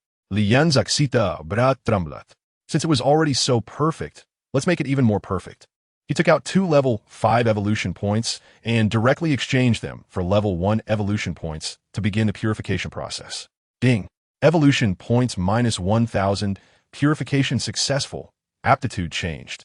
Mortal level 2 stars. Without thinking, he knew it was not as good as spiritual level 9 stars. Continue. Ding. Evolution points minus 1,000. Purification successful. Aptitude changed. Mortal level 5 stars. Continue. Ding. Evolution points minus 1,000. Purification successful. Aptitude changed. Spiritual level 1 star. Continue. Ding. Mortal level 2 stars. Continue. Ding. Mortal level 3 stars. Continue. Ding. Mortal level 3 stars. Continue. Ding. Mortal level 3 stars. Ding. Mortal level 6 stars. Ding. Spiritual level 8 stars. Ding. Mortal level 9 stars. Ding. Mortal level 1 star. 19 times. Ding. Mortal level 7 stars. Damn. After 20 consecutive tries, he only got mortal level. What a loss. With no turning back, Li Yin directly exchanged 5 more level 5 evolution points, getting another 50,000 level 1 evolution points. I don't believe it. I can't get good attributes for the little dog. Ding. Mortal level 3 stars. Ding. Mortal level 8 stars. Ding. Mortal level 2 stars. Ding. Mortal level 3 stars. Ding. Spiritual level 3 stars. 49 times. Ding. Spiritual level 7 stars. Damn. After 50 tries, still no heavenly level, Li Yan's anger surged. Today, I'm going to fight with you. I'm not short on evolution points. He directly exchanged for 10 level 1 evolution points and started again. Ding. Mortal level 1 star. Ding. Mortal level 1 star. Ding. Mortal level 3 stars. Ding. Mortal level 9 stars. 99 times. Ding. Mortal level 10. Damn. Let's do it again. He exchanged for 1 million and started directly. Ding. Spiritual level 7 stars. Ding. Mortal level 3 stars. Ding. Mortal level 3 stars. 967 times. Ding.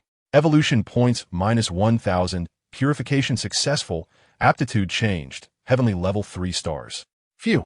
Li Yin gasped, his fingers almost cramping. In the end, hard work pays off. He finally got it. This is so damn pitiful. This lottery is simply a big pit. Without a large amount of evolution points to support, one must not delve deep. Li Yin showed a joyful expression as she looked at the data of the puppy. It was finally perfect. All right, there are quality enhancement pills, which will be perfect to use on the puppy as well. But since it seems to be something to eat, let's wait until tomorrow. Chapter 35. Human form little butterfly after taking care of the puppy. Li Yin turned her attention to the little butterfly. Good things should be shared equally. Without hesitation, she directly began the evolution. Ding. Evolution started. Evolution points minus 500. Ding. Evolution successful. Congratulations. You have obtained a rare level 2-star pet. Continue. Ding. Evolution started. Evolution points minus 500. Ding. Evolution successful. Congratulations. You have obtained a rare level 3-star pet. Continue. Ding. Evolution started. Evolution points minus 500. Ding. Evolution successful. Congratulations. You have obtained a golden level 1-star pet. Starry butterfly. Golden level 1-star level. 12, 14 qualification. Spirit level 9-star skills. Star power entanglement. Description. Using the power of all things and stars. Creates a 50-meter barrier with no restrictions, increasing the host and pet strength by 150. Confinement. Using the power of stars as guidance and the ground as a base. Creates a 30-meter control barrier. Any external enemies entering will be confined. Metamorphosis. Attaches to a pet or host, increasing their speed, strength, and energy recovery. Starry points. Description. Points to a spot in the sky. Stars erupt. Countless starlights fall, obliterating everything that touches them. Bloodline. Descendant of the star, God 1 bond. The cute baby of the owner. Increases the owner's and itself's life recovery speed by 150 when accompanying the owner. Description. It does not like to fight and yearns for peace. Moreover, it adores the host and will consider the first person it sees as its only family. Combat power. Not suitable for one-on-one battles, but not afraid of challenges. Excellent. After looking at the puppy's attributes, Li Yin noticed that the little butterfly had already developed some immunity, but that didn't mean its attributes were weak. Glancing at the cocooned little butterfly in the contract bracelet, Li Yin chose not to disturb it. It seemed it wouldn't come out for a while. Turning her gaze to the night watchman, little armor, she said. You just work hard for one night. I'll evolve you tomorrow. After closing the system prompt, Li Yin went straight to sleep. If she didn't sleep now, she would have to wake up early tomorrow, which would delay things again. In the blink of an eye, dawn arrived. The satisfaction from yesterday allowed Li Yin to have a good sleep, and her dreams were sweet, almost making her wake up with joy. She glanced meaningfully at Little Armor, but looked confused, wondering why the owner was looking at him like that. Did he do something wrong? With that doubt, Little Armor was taken into the contract bracelet, and its evolution began. With a heavy heart, Little Armor couldn't fall asleep instantly, and the shining butterfly cocoon in the contract bracelet also made it hard to sleep. It felt like something was about to happen. Suddenly, Little Armor discovered a comforting light appearing in its body, illuminating its chest and making it feel even more refreshed. Ding! Evolution successful. Rare level 2 star. The light came quickly and left in a hurry. Little Armor suddenly realized it seemed to have become stronger. Before it could carefully feel the second beam of light, it came. This time it seemed to understand something, relaxed its mind, and felt the sudden rosy light. Ding! Evolution successful. Rare level 3 star. Li Yin looked at the silly expression of Xiao Jia and smiled. Continue. The glow of dusk descended once more. But after lingering for a moment, it suddenly disappeared. Li Yin was puzzled. What was this? Ding! Evolution failed. No way. It actually failed. The small Jia in the contract bracelet also had a confused look. Why did the comfortable feeling disappear? Meanwhile, Li Yin outside the bracelet was pondering the reason for the failure, and after thinking for a long time, he finally fixed his thoughts on the aptitude. It seemed that Xiao Jia's aptitude was still too low. Maybe he should shake it a bit first. Otherwise, if he forced the evolution and it failed again, it would really hurt Xiao Jia's confidence. Sir, we are leaving. A cautious apprentice from the Wolf Beast Pavilion stood at a distance and said, This voice directly interrupted his thoughts. Li Yin looked up to see that the carriage below was indeed ready, seemingly waiting for him. It seemed he had woken up late again. Why didn't anyone call him earlier? After packing up the tent, Li Yin went down alone. He didn't call the puppy out. Seeing it asleep and seemingly having sweet dreams, he couldn't bear to interrupt. Good morning. Li Yin arrived at the front of the carriage and greeted first. Good morning. Shall we set off? Lin Yuxing asked. Unknowingly, Li Yin had become the spokesperson and backbone of this convoy. Even the previously arrogant and rich fat man looked over with a smiling face. Then let's go. People are really interesting, Li Yin said with a smile. Receiving the order, the apprentice drove the carriage forward, focused and dedicated. You're talking about the law of survival, right? Lin Yuxing said. Maybe. Li Yin looked at the timid fat man and couldn't help but laugh. You're strong, so he is afraid. It is precisely because you are strong that we were able to survive the danger yesterday. Everyone actually knows and acknowledges one principle, which is that only the strong can decide everything, including the life and death rules of others. Lin Yuxing said word by word. Yeah, isn't this exactly what he wants? Rules, the rules of the strong. Ding, washing marrow successful, mortal level 5 stars. Sai shook it 28 times and, in the end, the goddess of luck didn't smile upon him. Seeing Li Yin silent, Lin Yuxing did not disturb him further and closed his eyes to rest. Ding, washing marrow successful, mortal level 3 stars. Ding, washing marrow successful, mortal level 2 stars. Ding, washing marrow successful, mortal level 3 stars. Ding, washing marrow successful, mortal level 7 stars. 99 times. Ding, washing marrow successful, mortal level 8 stars. Damn, I don't believe it. Still stuck at mortal level. Continue. Ding, washing marrow successful, mortal level 8 stars. Ding, washing marrow successful, mortal level 2 stars. Ding, washing marrow successful, mortal level 3 stars. Ding, washing marrow successful, mortal level 6 stars. 99 times. Ding, washing marrow successful, spirit level 1 star. Damn, continue. Ding, washing marrow successful, mortal level 5 stars. Ding, washing marrow successful, mortal level 5 stars. Ding, washing marrow successful, mortal level 3 stars. Ding, washing marrow successful, mortal level 10 stars. 999 times. Ding, washing marrow successful, spirit level 2 stars. Li Yin's face turned red. She was so angry that she couldn't speak.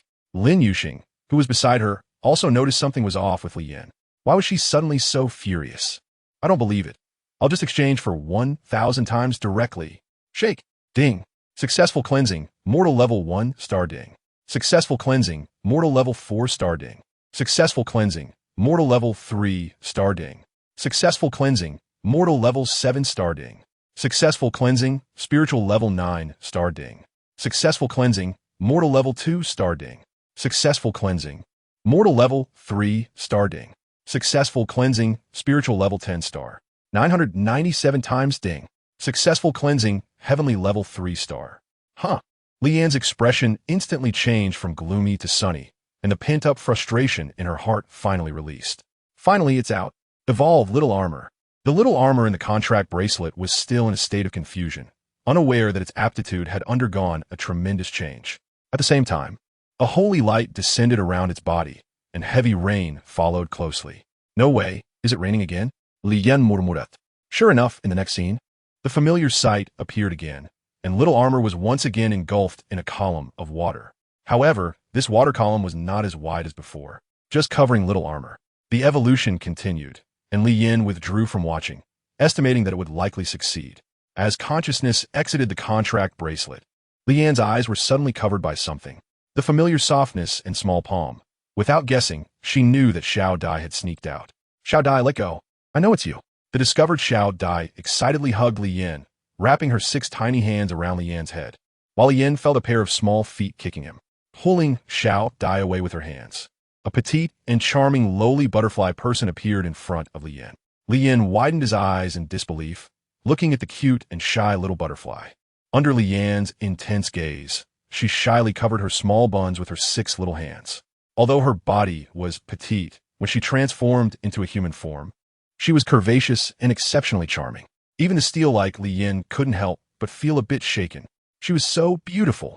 On her delicate little head were 2 shiny antennae, and her wings sparkled with golden light, while her 6 little hands added an extra touch of cuteness. Little butterfly, are you going to become human?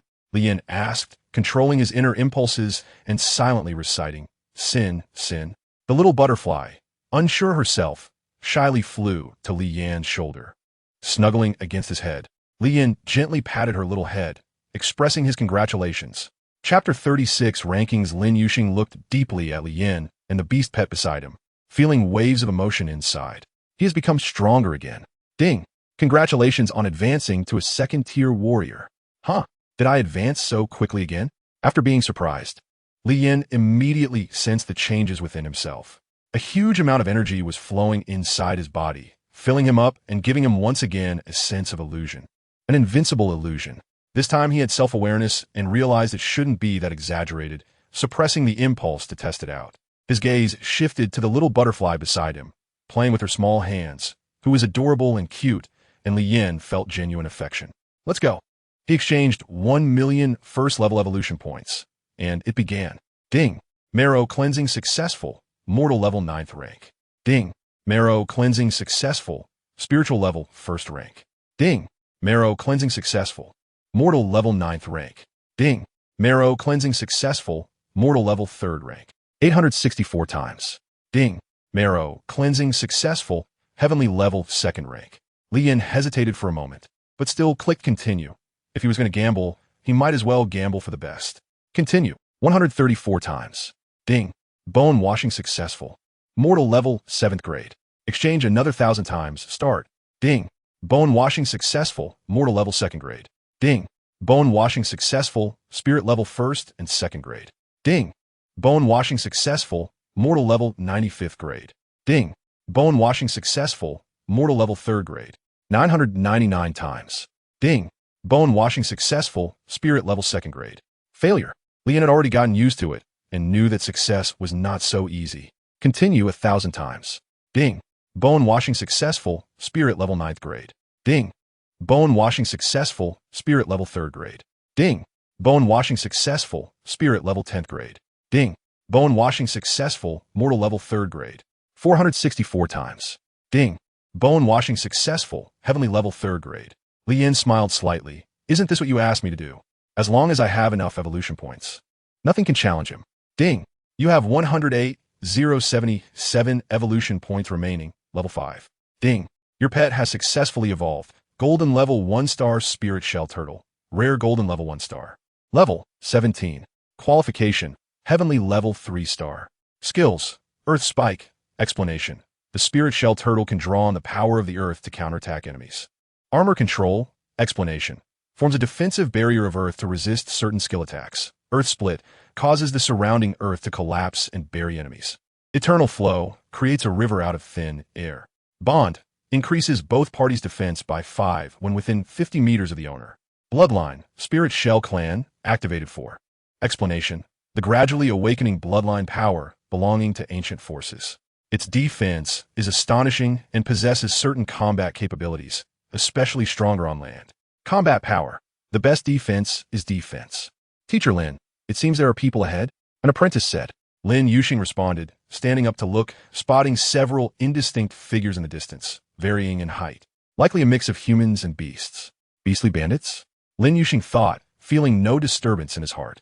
Such bandits frequently appeared along the way, often living by intercepting or demanding valuables. No need to worry. Let's keep going, Lin Yuxing said. Yes. The apprentice obediently guided the cart forward. As they got closer, the wealthy, plump man also saw the faces of the others and hurriedly got off the cart, running to Lin Yuxing's carriage. Teacher Lin, bandits have appeared ahead. What do you think? The wealthy man spoke as if asking Lin Yuxing, but his gaze was actually on Li Yin, already assuming Li Yin was the leader this time. It was precisely because of Li Yin that he addressed Lin Yuxing this way, normally calling him by name. There's no need to worry. Let's see what they want. If we can resolve it easily, that would be best. Lin Yuxing's tone implied that he wasn't short on money. In such situations, those who could pay to resolve it were typically the employers, and only if that failed would they resort to force. What if? Can you handle it? The wealthy man wanted to say, isn't there a powerful person here? Can't they just solve it directly? I know what to do. Lin Yuxing replied calmly. The wealthy man had nothing more to say and returned to his cart. Ding! Congratulations on achieving the achievement, Advanced Hero, Elite Hero, Rare Strongman, Rare Great Power, Golden King. Rewards: 100, 200, 300, 400, 500 evolution points. All level 5 evolution points. Ding! Congratulations on achieving a hidden achievement, the first to possess elite level pet, rare level pet, and golden level pet rewards. 2,000, 3,000, 4,000, 5,000 evolution points. Ding! Congratulations on being the first to advance to a level 1 warrior. Reward: 1,000 evolution points. Ding! Congratulations on hunting over 10,000 beasts. Reward: 10,000 evolution points. Ding! Congratulations on being the first to open 10,000 treasure chests. Reward: 10,000 evolution points. Having collected all evolution point rewards, Li Yan's total evolution points reached 144,577. It was time to enhance his contract bracelet. Having one more beast pet meant more security for Li Yan. He focused on his backpack, where he had 967 ordinary and advanced pet eggs, which meant he could exchange for 967,000 level 1 evolution points. Without hesitation, he proceeded with the exchange, and after completing it, he began to identify them one by one. Identification successful. 1 ordinary level 2 star, qualification, ordinary level 1 star.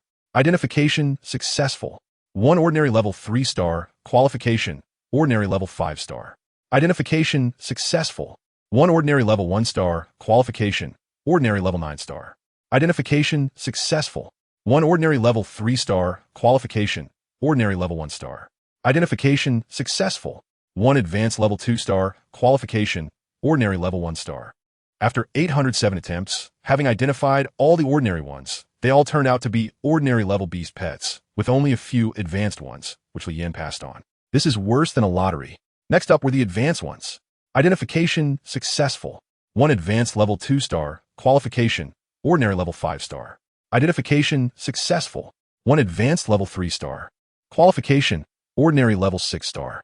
Identification successful. 1 ordinary level 1 star, qualification, ordinary level 7 star. Identification successful. 1 elite level 3 star, qualification, ordinary level 5 star. Identification successful. 1 elite level 1 star. Qualification, ordinary level 8 star. After 159 attempts, identification successful. 1 rare level 3 star, qualification, ordinary level 2 star. Completing the advanced identifications yielded 1 rare and 2 elite pets, revealing how difficult it was to get good pets from the eggs. He tossed the 3 highest level pet eggs into the contract bracelet to start hatching. The hatching times displayed on the 3 pet eggs were different, but all were much faster than the first one, with the longest taking only 12 hours. It seemed quality determined everything. After finishing this, Li Yan's consciousness entered the pet leaderboard. Indeed, he couldn't underestimate these people. They could surpass him at any moment. The first ranked was a guy named Feng Qingtian with a rare level 1-star beast pet.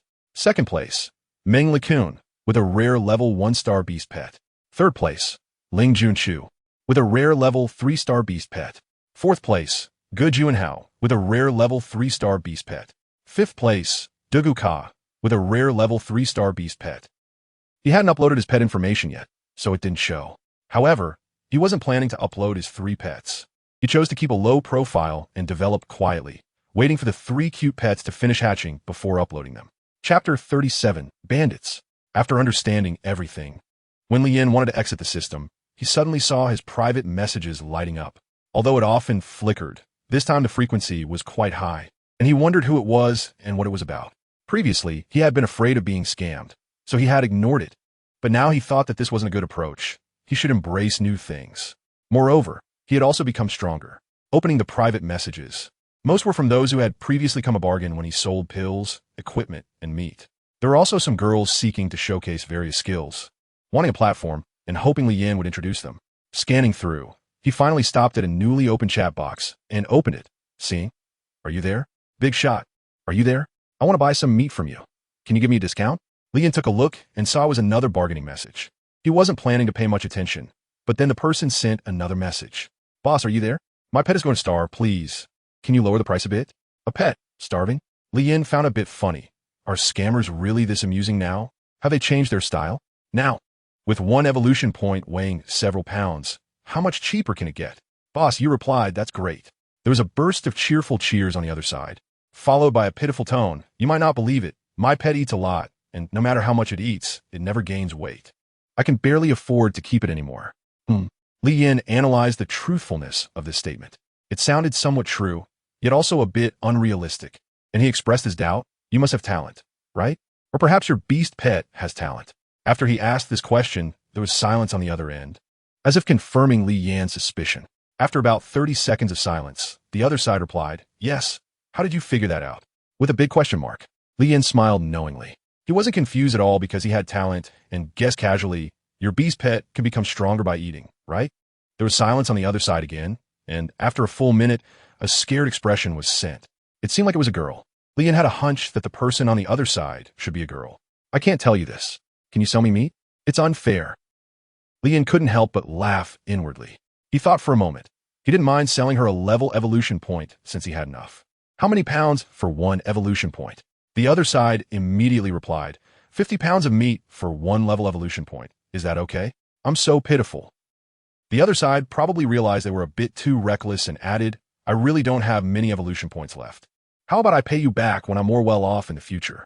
Please have pity on me. I'm so pitiful. How much do you want?" Li Yin hesitated for a moment, but decided to sell to her, keeping it was useless anyway. "I see you have over 12 million pounds. Can you sell it all to me?" Li Yin felt like he had been tricked. To buy it all would require 240,000 level evolution points. And how could someone with that many evolution points still be considered poor? "Is that okay, please? I'm really left with just this." The other side pleaded. "Really? I'm begging you." The other side pleaded. "Well, if I'm tricked, then I'm tricked." Keeping is truly useless. He took down all the meat, opened a private trade, and put everything up. Shortly after, a trade reminder appeared on the other side, and she immediately uploaded her evolution points. Li Yin rubbed his eyes and said, 100,000? Big shot. I only have this much. I didn't mean to deceive you. I really only have this much. Can I pay you back later? I beg you, please have pity on me and my beast. We can't afford meat. We're starving and getting thin." At this moment, Li Yin truly felt a mix of emotions, as if he knew it might be a scam but still had to go along with it. "What's your name?" Ichiming replied immediately, "Where are you?" After hesitating for a moment, he still told Li Yin his location, which he also knew. Outside the Beast Soul Academy. Waiting for enrollment? Cute expression. Li Yin was a bit convinced this time, directly clicked agree, and exited the chat. "Thank you, big boss. Thank you so much. I'm incredibly grateful. Where are you? I'll come find you to hang out later." Over there, a round of thanks, but unfortunately, Li Yin had already exited the interface, leaving behind a meaningful smile. "Hey, don't you know us? Aren't you getting out of the car when you see us? Looking for death?" Suddenly, there was a loud commotion ahead, pulling Li Yin back from her beautiful fantasies.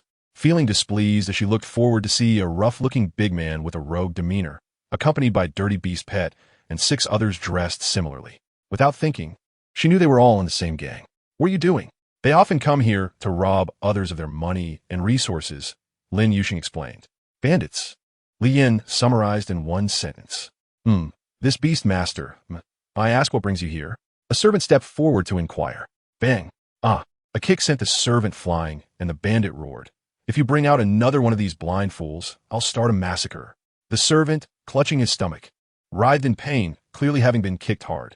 The wealthy fat man glanced at the unmoving Lin Yuxing behind him, cursing internally. Reluctantly stepped forward with a forced smile. How much copper do you need to let us go, sir? You do have some insight, the big man praised, his body full of fat yet containing great wisdom. It sounded like praise, but to the wealthy fat man, it was so harsh. What do you mean by being full of fat? If it weren't for the fact that he couldn't beat you, he would have killed this big man right away. Although extremely angry, he could only force a smile and say, Name your price. It's not easy for anyone. 100,000 copper. The big man gestured. What? That's too much. The fat man exclaimed. What? Don't you want to give it? The big man's face darkened, displeased. You misunderstand. It's not that we don't want to. We would never refuse to honor you. It's just too much. We can't take out all at once. The wealthy fat man quickly explained. Having been in business for many years, he still had some wit. But he cursed Lin Yuxing internally. It's like this, and you still want to speak. Are you trying to get me killed? Actually, it wasn't that Lin Yuxing didn't move when that big man mentioned wanting 100,000 copper. He was about to get out of the car, but was stopped by Li Yin. You guys wouldn't dare. The big man nodded in satisfaction, and the few beside him also surrounded their convoy. If you don't have enough copper, then bring something else of value to make up for it.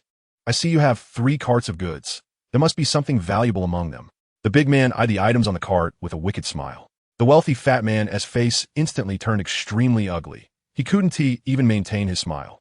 Those goods were his lifeline. If he gave them all away, how would he survive? What, you don't want to? The big man turned his head, a cold aura enveloping, and the fierce beast beside him bared its fangs, menacingly staring at the fat man's neck. Scared, the wealthy fat man retreated repeatedly, shouting, Lin Yuxing, are you going to watch me die? If I die, your Tianling beast haul 1T, have it easy either. Chapter 38. You want my beast pet? Tianling beast haul? From Blue City? The leading big man raised an eyebrow. Lin Yuxing slowly walked down, his beast pet following him, passing by the wealthy fat man and facing the big man. You're not Wei Xinghai, are you? Then you must be one of his apprentices, the big man said. Clearly, he knew who the owner of Tianling Beast Hall was, and Lin Yuxing introduced himself directly. Wei Xinghai is our hall master, and I indeed am one of the apprentices there. Since Wei Xinghai isn't here, then there's no need for them to be afraid. It is well known that apart from Wei Xinghai, the strongest apprentices in Tianling Beast Hall have only high-level 3-star beast pets, which are not to be feared. Big brother, since he is not Wei Xinghai, let us wrap this up quickly. A younger brother laughed. The leading big man had the same idea. If they could negotiate, they would. If not, they would fight directly. As long as they didn't get killed, Wei Xinghai wouldn't be able to do anything about it.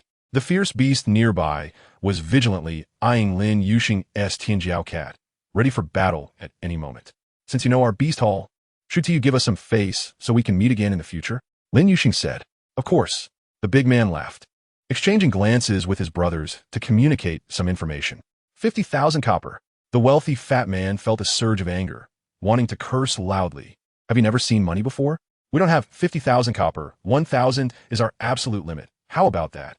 Lin Yuxing said honestly, then signaled the fat man to take out the money. Although extremely unwilling, the wealthy fat man still had his servant bring out a package, which the two lifted and placed between Lin Yuxing and the big man. The big man hesitated. Normally, 1,000 would be about right and enough for his brothers to spend for several days. But he had been careless yesterday, gambling and losing a few thousand. If he took from here, his brothers would definitely not be willing, and taking out a few thousand would leave him with little. The big man thought for a moment, suddenly noticing something, revealing a smile. 1,000 1T do, but you have to give me a beast pet. Even if I give it to you, you don't understand its habits, and it 1T listen to you. Lin Yuxing was somewhat confused. Generally, even during a robbery, this kind of request wouldn't be made. You don't need to worry about that. I just want that one. The big man pointed at Li Yin. Lin Yuxing was taken aback. As he pointed, everyone looked in that direction, confirming it, and they all revealed expressions of fear and excitement. A kind of expression that was hard to grasp. You could say he was sad, yet he was still smiling. You could say he was happy, yet there was still a hint of fear and respect in his eyes. The apprentices and servants looked at Li Yin, who appeared unfazed with such gazes. The wealthy fat man was overjoyed in his heart. I can't even move him with an invitation, yet you run head first into the gun muzzle. Truly unaware of the danger. The big man also noticed their expressions, confused. Are you sure? Lin Yuxing asked. What? You don't want to give it? The big man was displeased. If it weren't for the beast pet, looking quite adorable and could fetch a good price, he wouldn't even care to ask for it. Since you want it, then you could talk to its owner yourself. I can't make that decision. Lin Yuxing said regretfully. You're not intentionally refusing, are you? As the head of this convoy, you can't even manage a single servant, the big man sneered. The younger brother beside him burst into laughter. The apprentices and servants who knew Li Yin's background looked at them with sympathetic eyes, wishing them well. Hey, kid, did you hear what I said? Give me an attitude. The big man shouted at Li Yin. They're almost naming names, and if you don't get out now, it won't be good. Li Yin slowly got off the carriage and walked steadily to the big man. At this moment, the big man finally saw the beast pet clearly and became even more determined to acquire it. The small figure had a pair of crystal-clear wings, pure white and enticing. What kind of beast pet is this? Everyone was stunned. Xiao Dai shyly hugged Li Yan's neck. You want my beast pet? Li Yan asked knowingly. Yes, yes. The big man nodded repeatedly, not noticing the fear in the eyes of the beast pet beside him as it looked at Xiao Dai. Originally, you could have taken away 10,000 copper coins safely, but unfortunately, you were too greedy, and greed comes with a price. After finishing his words, Li Yan quickly stepped forward. In an instant, he appeared on the big man's left side and delivered a right hook, striking directly at his abdomen. The powerful impact caused his abdomen to cave in, and then the whole person was sent flying out. Bang! So fast! Lin Yuxing exclaimed. The others didn't know what had happened, and a figure had already shot out. Everyone looked at each other as if asking, did you see what just happened? A perceptive little brother immediately ran to his big brother's side to check on him, who was spitting out blood and continuously coughing. After Li Yin knocked him away, his gaze lingered on his right fist.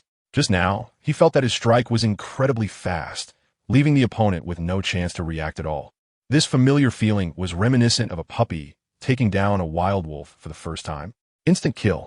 The big man stopped coughing up blood and looked at Li Yin and his beast pet in shock, sitting there trembling, not daring to attack.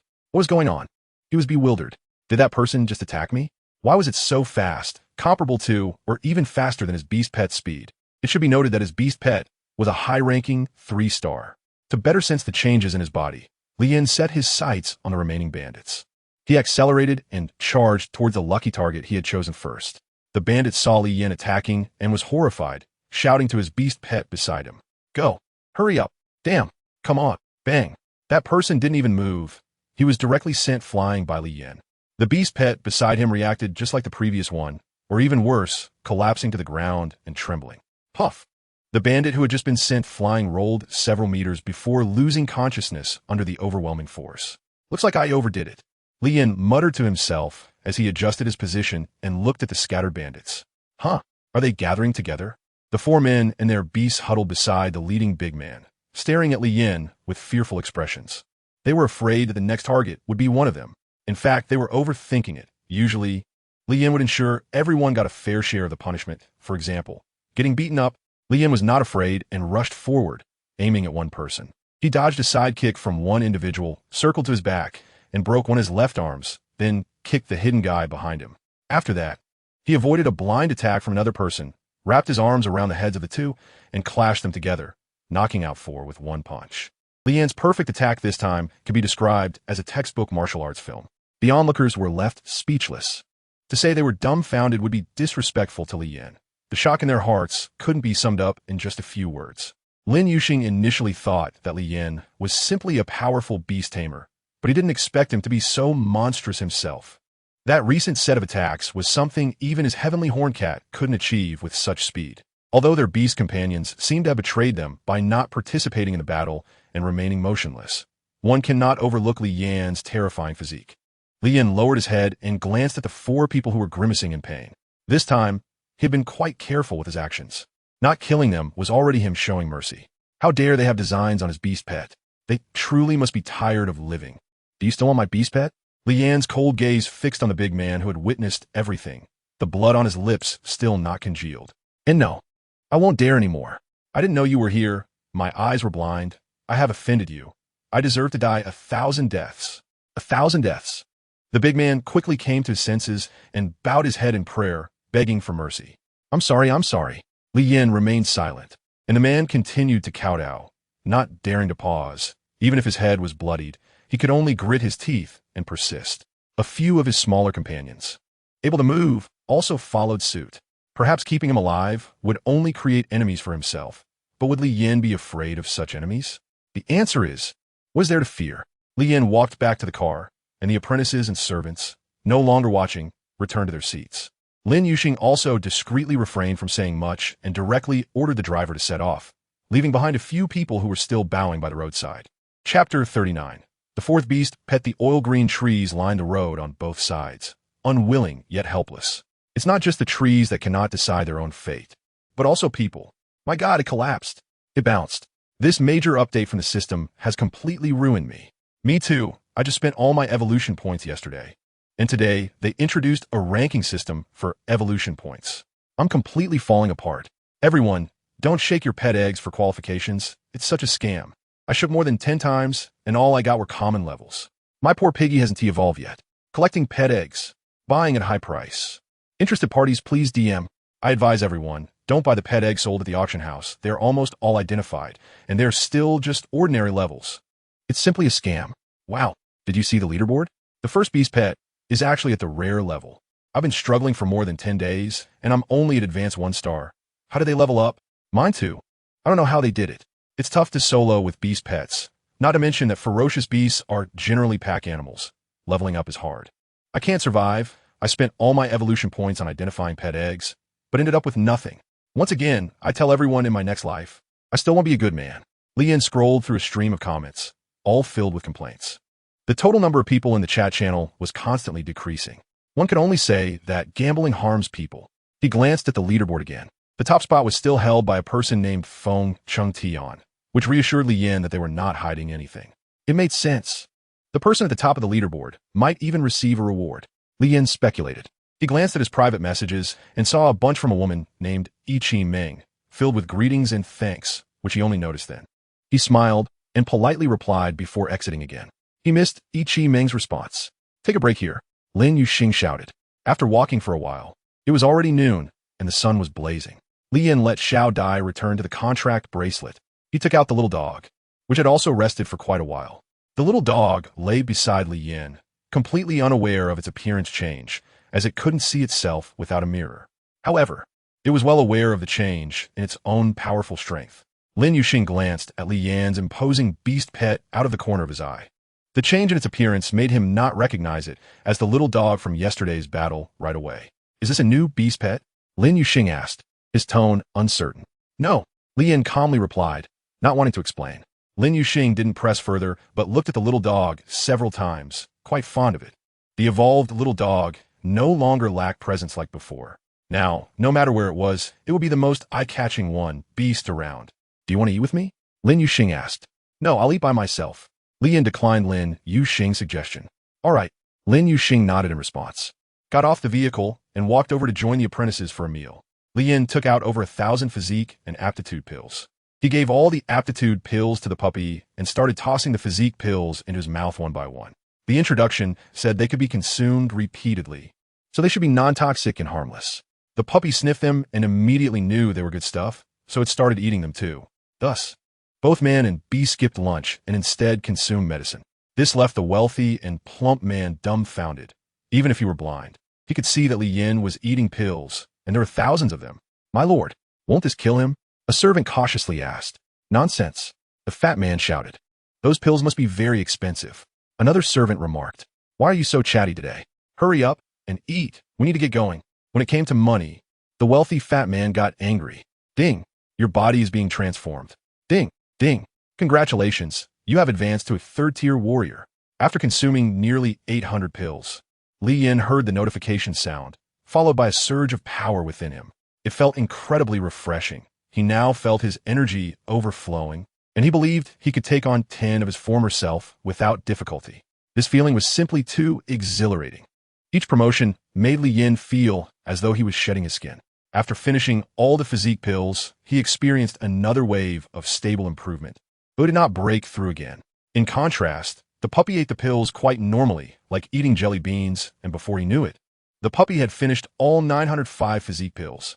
Li Yin looked at its qualifications, which had changed from heavenly level 3 stars to heavenly level 5 stars, a solid increase of 2 stars. Its potential had also become limitless. Lin Yuxing, while eating, noticed the process of a person and a beast consuming pills. It was the first time he had seen someone eat pills like food, and so many at once. Didn't it make them feel full? In fact, it didn't. The pills transformed into liquid upon entering the body, then into gas, and were absorbed by the body. This is the magic of pills. No wonder they're so strong. Our beast pets only consume some spiritual materials, but there's actually eat pills. There is no comparison. One apprentice said dejectedly. It also depends on whether the beast pet can absorb it. Every medicine has its toxicity. Don't envy others. Everyone's path is different, but they all lead to the same destination. So, don't give up on yourself. Lin Yuxing taught. Yes, the apprentices of Lin Shuesher accepted this humbly. Lunchtime is always brief. It's best to be on the road. Everyone set off again under the scorching sun. Of course, Li Yin was not like them. He had an umbrella. He still needed to rely on his looks to make a living. He couldn't let the sun tarnish him. At this speed, they should reach the intersection of the Pipeline and Beast Mountain Road by 6 o'clock. Lin Yuxing said, a hint of reluctance in his words. If only Li Yin could stay. Is that so? Li Yin felt nothing much. Time was just a number to him, with no significant concept. The good-hearted have intentions, while the ruler is indifferent, and the conversation was once again killed by Li Yin. Boring time always feels long, and that afternoon, Li Yin was like an old man, resting with his eyes closed. With the protection of a puppy, he felt at ease, and his strength was not weak either. He could even hear the sound of the wind, which was also related to the speed of the carriage. Ding! Congratulations! Your beast pet has successfully hatched. Li Yin activated the contract bracelet and saw a cute little chimpanzee looking at her innocently. It was quite adorable, but a bit too dark for her taste. However, since it had hatched, it was a kind of fate. Then I'll shake your qualifications, she said, and then evolve. The little guy was confused and didn't understand what Li Yin was saying. Ding! Notification. This pet has extremely low talent. So the highest qualification that can be shaken out does not exceed spirit level 10 stars, and the maximum growth is gold level 1 star. Is it really that low? Li Yin hesitated for a moment, but decided to proceed. He couldn't just throw it away or kill it. He wasn't lacking for an empty spot. Ding! Cleansing of marrow successful, mortal level 3 stars. 534 times. Ding! Cleansing of marrow successful, spirit level 1 star. Li Yin had a blank expression as he exchanged the 100,000 evolution point from selling meat and took out 2,900,000 to draw enough times for 3,000. He started shaking. Ding! Cleansing of marrow successful, spirit level 2 stars. 470 times. Ding! Cleansing of marrow successful, spirit level 10 stars. Oh, finally succeeded. Even the consciousness clicking is a bit exhausting. After a short rest, he began to evolve Xiaohei. Chapter 40. Farewell. It was dark, but the road had not yet reached its end, and Zhening had not seen it. Sigh. Li Yin sighed and thought that he needed to get a mountable beast pet in the future, otherwise it would be too slow. Ding! Congratulations. Your beast pet has successfully hatched. Li Yin's consciousness entered the bracelet, while his footsteps continued on the journey, without any delay. Hey, this one looks like a modern tiger. It's small, without the king character on its head, but it has a whole body of black and white patterns. After taking a glance, he proceeded with the process. Shaking it, the same prompt rang again, and without looking, Li Yin knew that this little guy's limit was the same as that of the previous little black one. Ding! Cleansing successful, spirit level 5 stars. Ding! Cleansing successful, spirit level 2 stars. 1457 times ding. Cleansing successful, spirit level 10 stars. Okay, starting evolution. Ding! Evolution successful, elite level 2 stars ding. Ding! Evolution successful, rare level 3 stars ding. Evolution failed. Li Yin had evolved 10 times in a row. But after all ended in failure, he decided not to try again. We'll talk about it later. White Spirit Tiger. Rare level 3 level. 0 quality. Spirit level 10 star skills. Tiger Roar, Beast King's Aura, Bloodthirsty Strike, Awe-inspiring. Fierce Charge Bond. Not activated bloodline. None description. The King of the Beast Mountain, despising all opponents, unafraid of the pressure of level differences. Combat Power. A standout among its kind at the same level. After evolution, the little tiger had transformed into a big tiger, with its head fur fluffed up, adding a touch of dominance. Its physique was also more robust and powerful, looking very muscular. A prince appeared on its head, along with a few ripples. But its body color had not changed much, still black and white. From now on, I'll call you Little White. Just as he was about to exit, Lien suddenly turned back and asked Little White, "Can you be ridden?" Little White, with its innate kingly gaze, looked at Li Yin in confusion. Its natural memory told it that riding was an unknown concept. That makes sense. Li Yin awkwardly stepped back. How could a tiger possibly be ridden? It's better to walk on its own. They were almost at the corner. The dawn of victory was about to arrive. He quickened his pace. The corner was within reach, and just as Li Yin was about to sprint, he suddenly felt a tug at his ankle. A puppy had bitten down on his ankle. Holding back, Li Yin was puzzled. The puppy looked cautiously towards the other side of the corner, also reminding him that there seemed to be danger over there. Understanding the puppy's meaning, Li Yin suddenly realized, could it be an ambush? Li Yin and the puppy stood still, motionless, and then Li Yin called out Xiao Dai in a low voice. Xiao Dai nodded cutely, flapping her wings and flying into the sky, crossing over the jungle to the other side of the corner. At that moment, 3 masked men in black, accompanied by 3 exceptionally fierce beasts, were lurking nearby. Clearly skilled professionals. They seemed to have been ambushing for a long time, waiting for their prey to arrive. Big brother, there was noise just now. Why is it suddenly silent? Did they discover us? One person whispered. Impossible. In this corner, no one will notice us with the cover of the woods. And it's still dark. It should be foolproof. Just wait. They probably just stopped for a moment. The big brother said confidently. Oh, little did they know. Every move they made was being watched by Xiao Dai's bright eyes. Xiao Dai flew back to Li Yin and explained what she had seen. Li Yin understood that there were 3 men and 3 beasts. He didn't expect there to be so many bandits in this world, passing one group after another. Unaware of their own fate, knowing the enemy's details, Li Yin was not afraid of their higher levels and walked boldly forward. Their sound, big brother. You were right. They didn't discover us. The younger brother said, prepare for battle. He's turned the corner. He's exposed. Quickly, go. The big brother shouted. The 3 men and their beasts charged forward. The beasts were faster, and in the dark night, without moonlight, they blended in seamlessly. Appearing before Li Yin in the blink of an eye, they showed their most ferocious side, and this strike was meant to kill. No mercy. Unlike the bandits Li Yin had encountered before who only sought wealth, these 3 aimed to take his life. Since it was like this, Li Yin had no need to hold back. A cruel smile appeared at the corner of his mouth. Puppy, leave these 3 to you. I will take care of those 3 men. With clear division of labor, Li Yin dodged the attacks of the 3 beasts. In Li Yan's eyes, their speed was simply too slow. Unbeknownst to him, these 3 high-level beasts had already reached their maximum speed, aiming for the strongest kill. A roar that shook the heavens erupted from behind. The 3 beasts closest to him were frightened by the roar. The innate pressure of the Golden King made them lose their courage. The puppy roared in anger. How dare these small high-level creatures attack it? An icy breath was expelled from the puppy's mouth. It seemed slow, but made the 3 beasts unable to escape, especially since they were already stunned. The chilling breath, upon contact, sealed the life force of the 3 beasts, turning them into ice sculptures.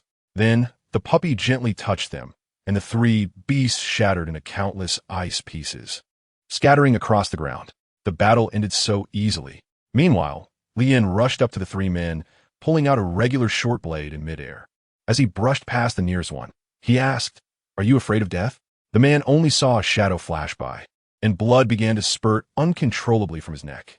The short blade, though small, was sharp, and with it in hand, Li Yan's speed maximized, allowing him to strike a fatal blow before the enemy could react.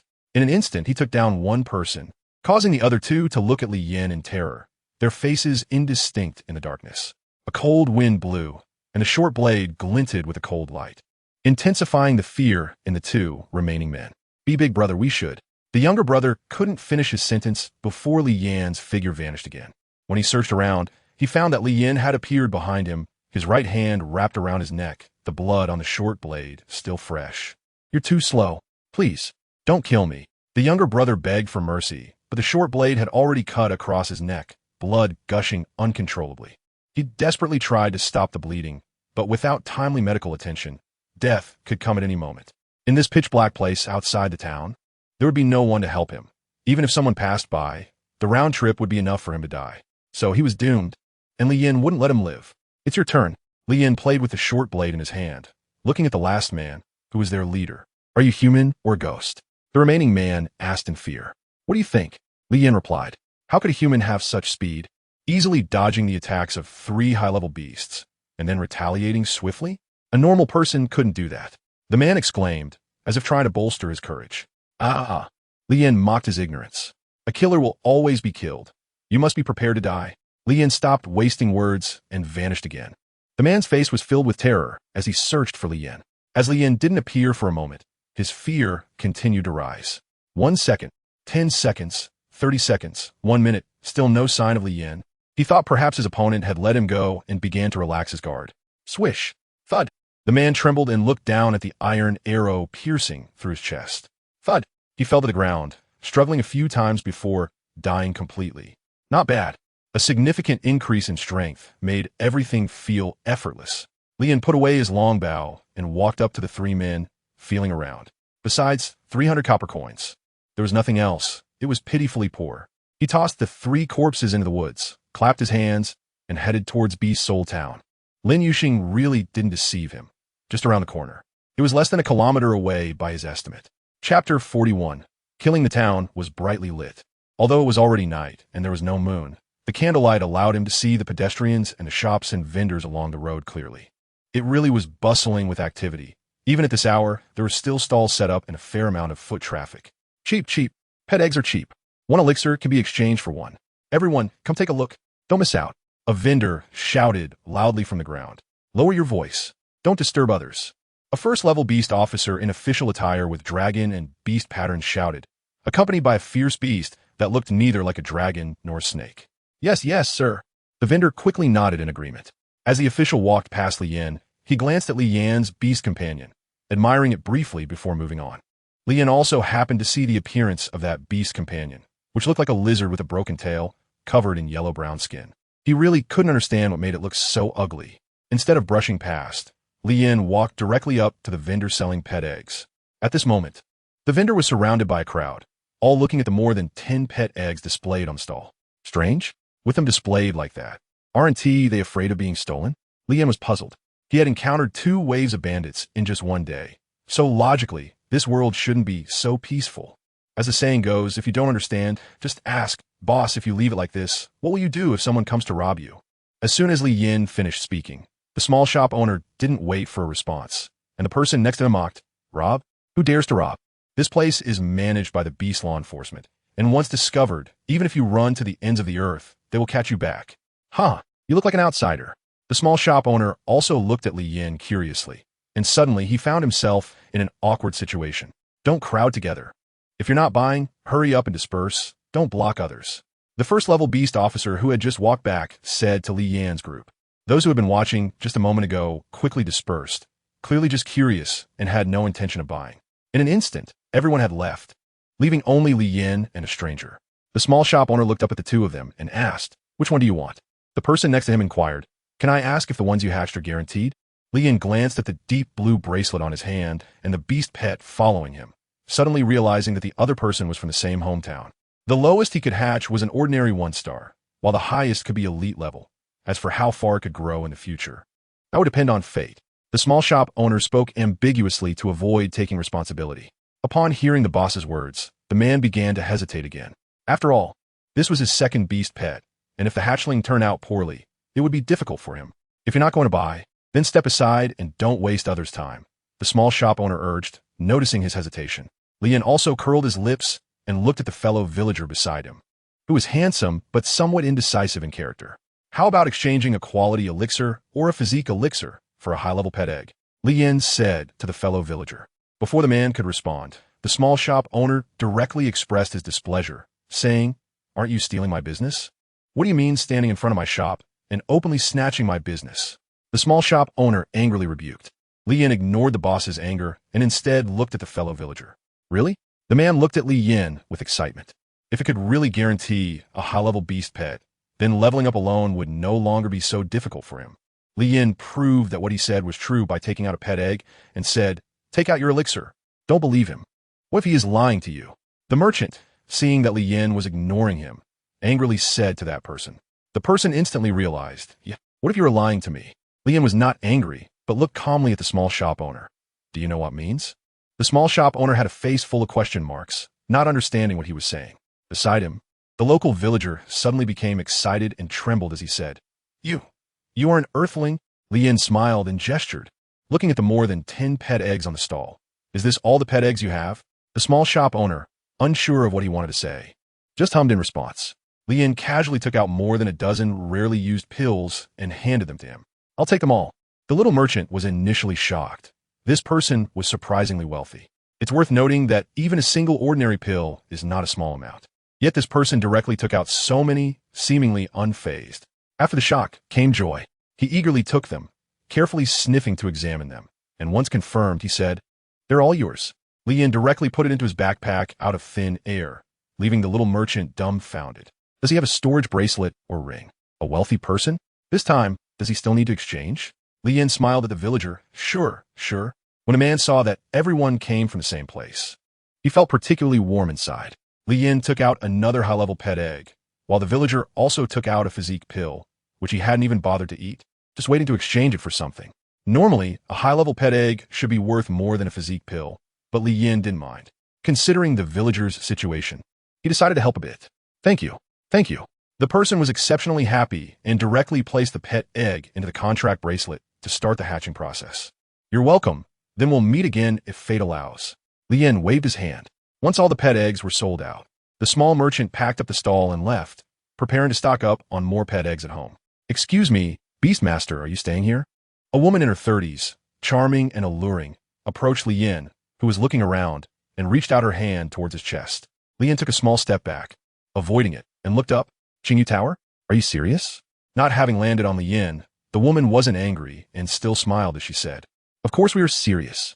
Who's not serious? Goodbye. Lian finished speaking and walked away, taking just a few steps to get far away, leaving the woman stunned. She didn't even have a chance to respond. After a few seconds of being dazed, the woman angrily tossed aside the handkerchief in her hand and glared in the direction where Lian had disappeared. Chapter 42. Who is serious? Who will come to save me? Woo-woo. Who will come to save me? Crying loudly. Why did they stop? Was that voice just now what made them halt? Am I about to be rescued? What are they discussing? Killing? Are they going to kill the person who is trying to save me? No. Run away. Not killing anymore. They are leaving, but have been stopped again. Xiaoming is so touched. A stranger is actually saving me like this, provoking these people time and again. I pray to the heavens that he doesn't die. However, that person speaks so domineeringly. I really like it. Oh no, these guys are angry. Although I really want to be saved, I still hope that nothing happens to that person. Really? I'm looking forward to it. Lian curled his lips. The four men in black locked eyes with Lian, as if neither side was willing to strike first. Come on. The guy inside is about to come out. Resolve him before trouble arrives. All right. After a brief discussion, the one without any weapons walked towards Lian, his steps steady and powerful, moving at a brisk pace. It had been raining for a while, and the road was already flooded, but the person walked over the water without splashing, indicating his control over strength had reached an extremely high level.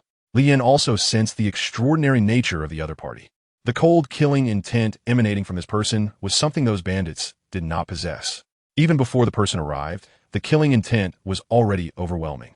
This guy was either a mass murderer or had countless kills to his name. Though Lian could not see the face beneath the mask, he had an instinct that once this person made a move, the target would definitely be his neck. Isn't it good to be alive? In the next moment, the person suddenly attacked from less than 3 meters away from Lian, wielding a dagger that had appeared in his hand out of nowhere, slashing towards Lian's neck with incredible speed, faster than anyone Lian had encountered before. But it was still not fast enough. Lian let out a light laugh, leaning back slightly as a cold light flashed by. Did I dodge it?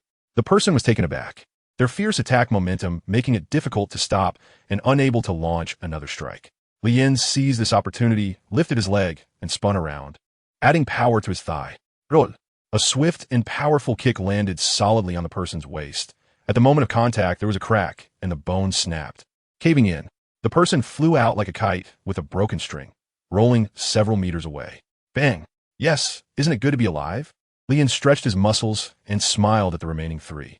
Big brother, this guy has extraordinary strength. Not just strength, his speed is also ridiculously fast. Release your beast pets, you two attack together. This guy is tough to deal with, and there's also a beast pet of unknown level lurking nearby. Okay, The man carrying a small bag set down what he had on his shoulder, and with a flash of red light from the ring on his hand, a large red and white snake crawled out, coiling around him. The person next to him did the same. Their beast pets were of the same origin, both in color and species. They were identical. The only distinguishing feature was the mark engraved on the snake's head, which was a unique flower design. A snake? Li Yin frowned. He hated snakes the most, especially when he saw the snake opposite him flicking its tongue. It gave him goosebumps. Little dog, kill those 2 snakes, don't hurt anyone. Leave the rest to me. Li Yin faced the snake, not wanting to take action, especially since he was unsure of the opponent's strength. However, the little dog had no such concerns. No matter how strong the opponent was, they could not surpass the little dog. The little dog responded with a growl, and its kingly dominance suddenly erupted. The 2 snakes sensed the aura from the little dog and nearly fell off the 2 of them, their courage almost shattered. The 2 noticed something was off with their beast pets and were about to communicate when a shadow flashed by, bringing a chill along with it. They turned their heads to look in the direction of the chill and saw their beast pets frozen in place, like sculptures, with a layer of frost covering their snake skins. The cold was emanating from their bodies. What was going on? The older brother behind them looked tense. Having only sensed a flash of shadow moments ago, confused, the 2 found it strange and reached out to touch their beast pets. As soon as their fingers brushed against one corner, the entire large snake suddenly shattered into ice crystals, sliding down their shoulders and scattering fragments all over the ground. Their eyes widened in shock, as if they were about to burst from their sockets. Their bodies trembled. What was happening? When they looked up, their gaze met Li Yan's, and at that moment, his expression was terrifyingly sinister. No wonder he dared to stand against the 4 of us without fear. It all made sense now. The 2 were immediately engulfed in panic, the inexplicable death of their beast pets making it clear that this guy in front of them was incredibly powerful. You can't space out during a fight. It can get you killed. At some point, Li Yin had quietly approached them and reminded them. The 2 immediately snapped to attention and turned to look at Li Yin in the middle, only to find Li Yan's dog butting heads with them. With all its strength, it held onto their heads and slammed them together. Bang! The 2 of them bled from their heads, their minds turned to mush, and after the world spun around them, they both collapsed to the ground. Within minutes, 3 people were taken down. The onlookers who had poked their heads out began to discuss Li Yin, gossiping away. But more than anything, they were curious about who this person was, which young master he belonged to, and what force he represented. Yet no one cared about the victim behind the man in black. The world is cold and human feelings are warm. Who exactly are you? The remaining person directly threw the one he was carrying on his back to the ground and stepped back. Man, Li Yan raplia calmly. No matter who you are, anyone who offends us, the Dark Heaven Pavilion, will not have a good ending. Just wait for your death. After the man made a harsh statement, black blood began to flow from his mouth, and a flare shot up into the sky behind him. After it exploded in the sky, the man collapsed, poisoned to death. Even the rain could not hinder the flare's display, as a black Tian character pattern bloomed in the air, lingering for a long time. Li Yin looked at the 3 people he had defeated, their mouths bleeding large amounts of black blood. Did they commit suicide? Are they dead? Did that person win? Am I saved? Footsteps? Is it that person? Could it be him? Ichimung felt a sense of hope, not expecting that one day she could be saved by a hero. Then wouldn't that make her a beauty? Li Yin opened a small package, revealing a fluffy creature with big eyes that looked pitiful, tears still visible around its eyes, staring at Li Yin in fear. Li Yin tried to gauge the level of this little guy, but unfortunately failed. It was bound to a master. Without a doubt, that master was the person in the long black bag next to him. He looked at the little guy, who had hands and feet but was not struggling, nor did it appear to have been drugged. It seemed to be simply afraid and did not dare to resist, its body resembling a furry ball of flesh, with a pair of hands and feet growing from it. It was a bit strange, very much like something out of an animated cartoon. Go save your master. Li Yin glanced at the Earth Beast Law Department, where someone had already stepped out, holding an umbrella and looking very reluctant. Li Yin didn't want to confront them yet, so he ran off into the distance, disappearing from sight. After a while, he changed into a different outfit and circled back, wearing a hat and carrying an umbrella. The people on both sides of the street failed to recognize his identity. Just then, he passed by Ichiming, who had just been released. Ichiming was holding her adorable beast pet, showing no signs of complaint about the pet's previous inaction. She kept mumbling something. Ichiming didn't notice Li Yin, but that little creature recognized his identity and struggled in her arms, stepping on her 2 buns and calling out to Li Yin. Ichiming thought the little one was being naughty and began to play along. The 2 of them missed each other just like that. Li Yin returned to her room and tidied up a bit. Chapter 43. You will die. Little ball, why hasn't the person who saved me today come to see me? Does he think I'm too ugly? But he shouldn't have seen me, right? Little ball looked at her with a silly expression and shook its head. Is he a hero, doing good deeds without seeking recognition? Ichiman comforted herself in her heart, but something fell off. Little ball really wanted to say, I reminded you at that time, but you didn't catch on. We missed the opportunity. Little ball, you've eaten so much already. Why are you still so dumb? If you were a bit stronger, we would have been caught. Ichiman patted Little Ball's feet. Hearing her words, Little Ball felt wronged and turned away, almost crying. Ichiman quickly said, Don't be angry. I was just joking. Sister was wrong. Wrong. Hee hee. Has the investigation been completed? Who is the other party? Which faction? Where are they residing now? In the Beast Law Division, a serious-looking third-tier official said, I'm sorry, sir. We haven't found that person yet, and we have no information about him. Although many people saw him at the time, he seems to have evaporated afterward. We have no leads for now. Too many people have come in these past 2 days. It's a mixed bag. A first-tier official said cautiously. Useless. The official shouted, standing up and pacing the room. What about those guys in black? They are from the Dark Sky Pavilion. The first-tier official replied straightforwardly. What? Are you sure? The official's expression became even more serious. Reporting to you, sir. We have confirmed it. We found traces of the 7-flower poison snake in their storage rings, and the onlookers also saw the beasts they summoned. Moreover, the signal flares they released were from the Tianzi dark slot. This is troublesome. The official slumped back into his seat. Send someone to notify the capital. Say that the Dark Sky Pavilion has appeared in Beast Soul Town and that 4 people have died. Let them think it over. This is beyond what we can handle. Yes. After speaking, the first-tier official hurried out. Inside the restaurant, have you heard? A battle broke out this morning at the entrance of the Beast Law Division. 1 person fought against 4 in black and came out unscathed, even killing all 4. I was there too. Those guys were really bold to fight at the Law Division S door. If it were me, I would have been scared out of my wits. That person is so powerful, taking on 4 alone and killing them all. It's insane. I wish I had that kind of strength. Listening to them discuss herself, Li Yin expressionlessly ate her meal, her hat completely covering her at the table, going unnoticed. No one would specifically look for her. Gossip was their aim, while finding people was the job of the officials. After finishing her meal, Li Yin didn't linger and returned to her residence to identify the pet eggs she bought yesterday. They were not bad, yielding 1 elite-level egg with decent qualifications, spirit level 1 star. She glanced at her pet eggs, 900 ordinary level, 78 advanced level, and 1 elite level. Keeping the ordinary level ones was useless, so she checked the auction house prices. Pet eggs sold for 5 evolution points each. She was unsure if they had been identified, but most were probably identified and then sold because they were deemed unsatisfactory, as many had mentioned when the system was just updated. Furthermore, the selling price wasn't high, but people still didn't buy, clearly aware that this place had too many traps. Who would buy a pet egg that almost always hatches into an ordinary level? Moreover, ordinary level pet eggs generally had low qualifications, and enhancing qualifications would be a significant expense. Li Yin took another look at the ordinary level pet eggs that had been appraised for sale. 3 evolution points for 1 egg was quite reasonable, and since there weren't many for sale, the low price made them even more popular. After all, ordinary level pets still had room for growth. Soon, Li Yin noticed that the egg he had just looked at had disappeared, as if someone had bought it. Li Yin didn't think too much and directly priced all 900 ordinary grade items. As for the advanced and elite ones, he wasn't planning to sell them for the time being. After that, he glanced at the elixir shop and saw that there were no desired qualification elixirs or physique elixirs. Then Li Yin looked at the skills in his backpack. 1 second-tier skill and 16 first-tier skills. He originally intended to learn them all, but when he received the prompt that a first-tier warrior could only learn 1 skill, he gave up and decided to wait until later.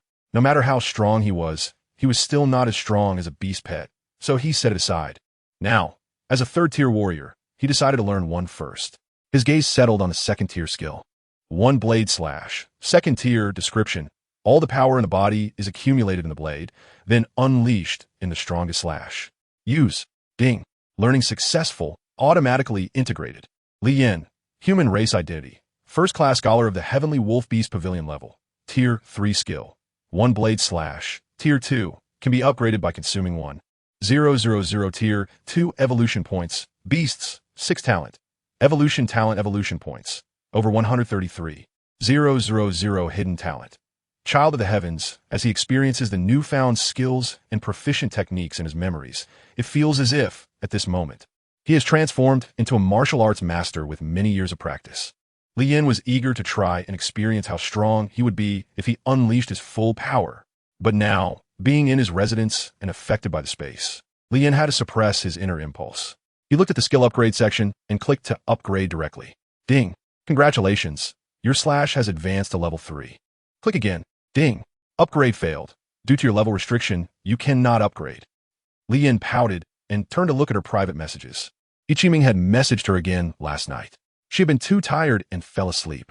The reply came back immediately. You didn't sleep until now, did you? It's already afternoon.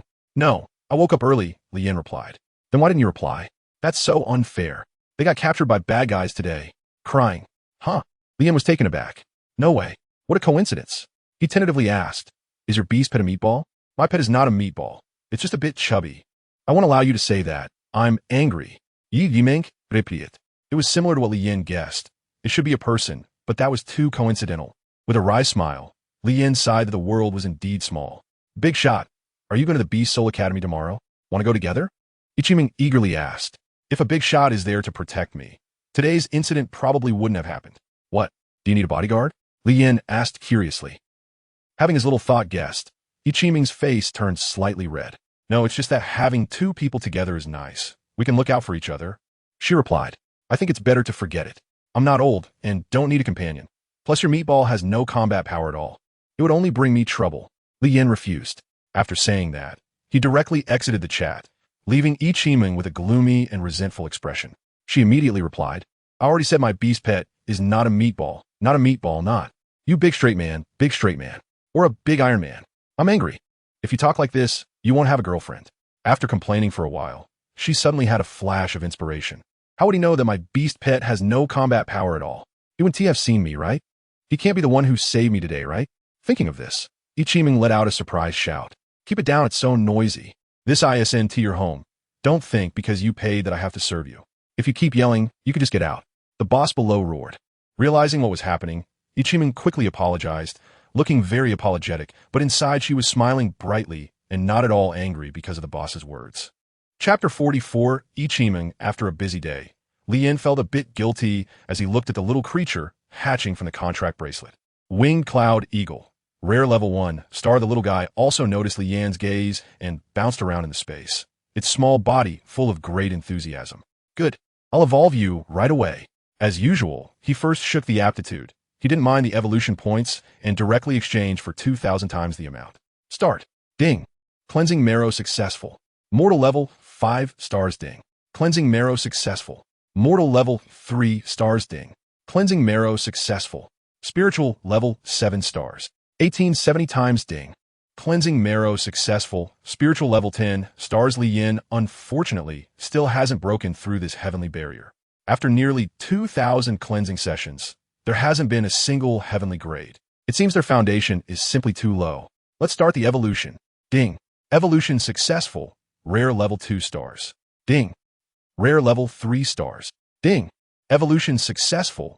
Uncommon level 3 stars. Li Yin did not continue. It wasn't that he was biased, but multiple experiences had told him that evolution should stop here.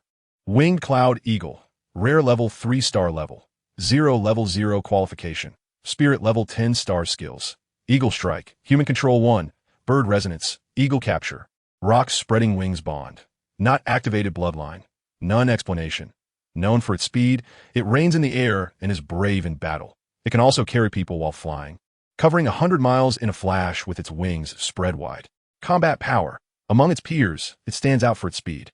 The grown winged cloud eagle's body is more than 10 times larger, and with its wings spread over 5 meters, the space inside the contract bracelet is virtually limitless.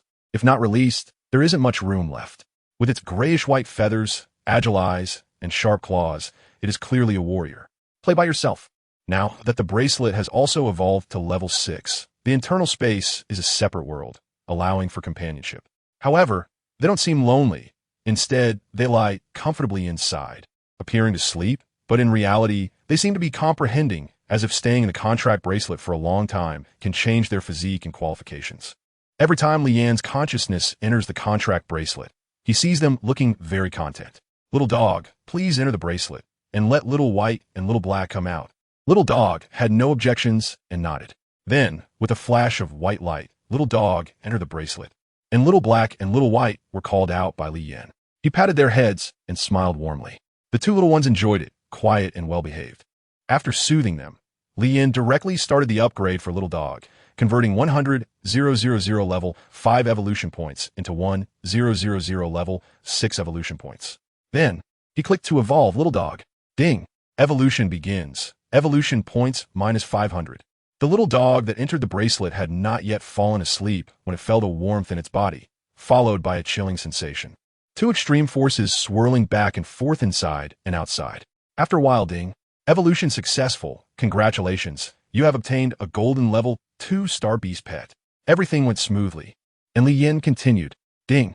Evolution begins. Evolution points minus 500. The sensation of hot and cold had not yet faded when Little Dog felt that icy and fiery power attacking again. It seemed to understand its situation. Looking up at the sky and gazing at Li Yan outside the bracelet, its gratitude evident in its eyes. Ding! Evolution successful. Congratulations. Your beast pet has evolved to golden level 3-star. It has succeeded. The next evolution will be a step into a higher level. Li Yan glanced at the leaderboard. The second place was still that person, and their level hadn't changed. Li Yan felt a bit relieved. He then checked the chat channel to see if he could gather any advantageous information. Wow, the evolution potion for beast pets is completely useless. My beast pet still failed to evolve. I thought I was the only one who failed, but with your comment, I feel better. You guys can keep being happy. Nothing happened to you when your evolution failed, which is already good. My beast pet has been down in the dumps since the failed evolution, losing its appetite as if it were sick. I feel like crying. Same here. After 2 consecutive failed evolutions, my beast pet even coughed up blood, which scared me to death. Fortunately, I later found someone to check it out. They said that after a failed evolution, the foundation might be damaged. So they advised everyone to improve their beast pet's qualifications before evolving again, or else the pets might not be able to handle it. Everyone had similar comments, leaving Li Yan puzzled. Is there an after effect after evolution? Reduced qualifications? Low emotional state of the beast. Li Yan glanced at Little Black and Little White, happily playing and frolicking. It seemed that his beast pets were fine and everything was normal. That meant it was either the evolution potion or the issue with their beast pets, or perhaps it was due to insufficient aptitude, forcing an evolution that caused too much psychological pressure on the beast pets, resulting in after effects after failure. He needed to pay attention to this in the future. Tomorrow was the enrollment day, and after waiting for so long, it was finally here. He wondered what tomorrow would be like. Time to sleep. Although it wasn't evening yet, the dark weather all day had made Li Yan feel sleepy. In his private messages, Taming kept sending messages one after another. But after a long time without a response, she didn't give up, sending a message every so often, not believing he wouldn't see them. She continued sending messages until midnight. But her eyes could hardly stay open. She was too tired and finally gave up. He was using a beat machine or an old-fashioned phone. How frustrating. Taming complained to herself, feeling aggrieved as she fell asleep, with the little ball snuggling into her arms, peacefully falling asleep as well. The next day, Li Yan was forced to wake up. The noise downstairs was too loud, and the window was still open. The people below sounded as if they were using amplifiers, their voices booming around him. He rubbed his eyes and went to the window to look down. A large crowd was walking on the street, all of them strangers to each other, yet chatting happily. Looking around, it wasn't just directly below him. The entire street was packed with people, making it look very crowded. If he were to jump down recklessly, he probably wouldn't even have a place to land. It seemed he had underestimated the enthusiasm for student enrollment in this world. Among the crowd, some looked to be over 30 years old. Did that academy still accept them? In the throng, Li Yan spotted a group of elderly people with white hair. They looked fit and in good shape, and their accompanying beasts were also aging. Li Yan was really worried about the crowd crushing the beasts by accident. Fortunately, that situation didn't occur, as everyone was consciously maintaining a safe distance, fearing that some beasts might suddenly get agitated and attack. Li Yan did not continue to wait and see. He packed up his things, went downstairs, and found the right opportunity to insert himself into the line. The little dog also understood and followed closely beside Li Yan, its fierce gaze constantly warning the nearby beast pets to stay away. The effect was quite significant. Indeed, no beast pet dared to come within half a step of the little dog, even if its owner pulled it insistently without understanding. It was useless. This was a natural level suppression, deeply rooted. Chapter 45. Second tier skill little ball. Why hasn't the person who saved me today come see me? Does he think I'm too ugly? But he shouldn't have seen me, right? Little Ball looked at her cutely and shook its head. Then is he a hero? Doing good deeds anonymously? Ichiman comforted herself, but it still fell off. Little Ball really wanted to say, I reminded you at the time, but you didn't get it. You missed out. Little Ball, you've eaten so much. Why are you still so dumb? If you were a bit stronger, we wouldn't have been caught. Ichiman patted the Little Ball's foot. Hearing her words, Little Ball turned away, feeling wronged and on the verge of tears. Ichiman hurriedly said, Don't be angry. I was just joking. Sister was wrong. Wrong. Has the investigation turned up anything? Who is the other party? What force are they from? Where are they currently residing? Inside the Earth Beast Law Office, a serious third-tier law officer spoke. I'm sorry, sir. We haven't found that person yet. We haven't been able to gather any information about him. Although many people saw him at the time, he seemed to have evaporated afterward, and we currently have no leads. Too many people have come and gone in the past 2 days, making it hard to distinguish. A first-tier law officer said cautiously. Waste, the law officer shouted, standing up and pacing the room. What about those guys in black? They are from the Dark Sky Pavilion. The first-tier law officer replied directly. What? Are you sure? The law officer's expression grew even more serious. Reporting to the officer, it's confirmed. We found traces of the 7-flower venomous snake in their storage rings. And bystanders also saw the beast pets summoned by those few people. Moreover, the signal flares they released were indeed from the Tianzi Dark Grid. This is troublesome. The law officer's body softened as he sat back down. Send someone to notify the capital, saying that the Dark Sky Pavilion has appeared in Soul Town and that 4 people have died. Let them consider it. This is beyond what we can handle. Yes. After saying this, the first-tier law officer quickly ran out. Inside a restaurant, have you heard? This morning, there was a fierce battle at the entrance of the Earth Beast Law Office. One person fought against 4 in black and managed to escape, killing all 4. I was there too. Those guys were really bold, daring to fight in front of the law office. If it were me, I would have been scared out of my wits. That person was really impressive, fighting 4 on his own and killing them all. It's insane. I wish I had that kind of strength. Listening to them discuss himself, Li Yin ate his meal with a blank expression, his hat completely covering him at the table. Unnoticed by anyone, no one would specifically look for him. Gossip was their goal, and finding people was the law officer's job. After finishing his meal, Li Yin did not linger and returned to his residence to identify the pet eggs he bought yesterday. Not bad. One of them turned out to be elite level with decent qualifications, spirit level 1 star. He glanced at his pet eggs, 900 ordinary level, 78 high level, and 1 elite level. Ordinary level was useless to keep, so he checked the auction house prices. A pet egg cost 5 evolution points each. He was unsure if they had been identified, but most were likely identified and then sold off because they were deemed unsatisfactory, as everyone had mentioned this after the system update. Moreover, the selling prices were not high, but people still wouldn't buy them, clearly aware that there were too many scams here. Who would buy a pet egg that almost always turned out to be ordinary level? And ordinary level pet eggs generally had low qualifications, and upgrading qualifications was a significant expense. Li Yin took another look at the ordinary grade pet eggs that had been appraised for sale. They were priced at 3 evolution points each, which was quite reasonable, and there weren't many for sale. The lower price made them more popular. After all, ordinary grade pets also had room for growth. After a while, Li Yin noticed that the egg he had just looked at had disappeared, as if someone had bought it. Li Yin didn't think too much and directly raised the price for all 900 ordinary grade items. As for the advanced and elite grade items, he wasn't planning to sell them for the time being. After that, he took another look at the pill shop. And after scanning through the absence of the qualification pills and physique pills he wanted, Li Yin turned his attention to the skills in his backpack. 1 second-tier skill and 16 first-tier skills.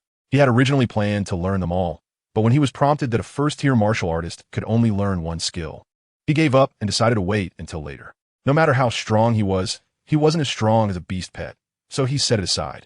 Now, as a third-tier martial artist, he still decided to learn 1 skill first, his gaze lingering on the second-tier skill. 1/2nd-tier description: accumulate all the strength in the body into the blade, then unleash the strongest strike. Use. Ding. Learning successful. Has automatically merged and comprehended. Li Yin. Human race identity. First-class instructor of the Celestial Wolf Beast Pavilion level. Tier 3 skill. 1 blade slash. Tier 2. Can be upgraded by consuming 1,000 Tier 2 evolution points. Beasts. 6 talent. Evolution points. Over 133,000 hidden talent. Abandoned child of heaven. As he experiences the insights and skills from the memories that have emerged, it feels as if at this moment. He is transformed into a martial arts master with many years of practice. Li Yin was eager to give a try, wanting to experience how powerful his full-strength slash would be now. But being in his residence and affected by the space, Li Yin had to suppress his inner impulse. He looked at the skill upgrade section and directly clicked to upgrade. Ding! Congratulations! Your slash has advanced to level 3. Click again. Ding! Upgrade failed. Due to your level restrictions, you cannot upgrade. Li Yin pouted and turned to look at the private messages. Ichiming had sent another message last night. She was too tired last night and fell asleep. The other side immediately replied, "You didn't sleep until now, did you? It's already afternoon." "No, I woke up early." Li Yin replied. "Then why didn't you reply? That's unfair. They were caught by bad people today." Crying. "Huh?" Li Yin was taken aback. "No way. What a coincidence." He tentatively asked, "Is your beast pet a meatball?" "My pet is not a meatball. It's just a bit chubby. I won't allow you to say that. I'm angry." Yiming replied. It was pretty much what Li Yin guessed. It should be a person, but what a coincidence. With a bitter smile, Li Yin sighed that the world really is small. "Big shot. Are you going to be Soul Academy tomorrow? Want to go together?" Ichiming asked hopefully. "If there's a big shot to protect me, today's incident shouldn't happen." "What? Do you need a bodyguard?" Li Yin asked curiously, being guessed about her little thought. Ichiming's face turned slightly red. "No, it's just that two people together keep each other company and look out for one another," Ichiming concluded. "I think it's better to forget it. I'm not old and don't need a companion. And your meatball has no combat power at all. It will only cause me trouble." Li Yin refused. After saying that, he directly exited the chat, leaving Ichiming with a dark and resentful expression.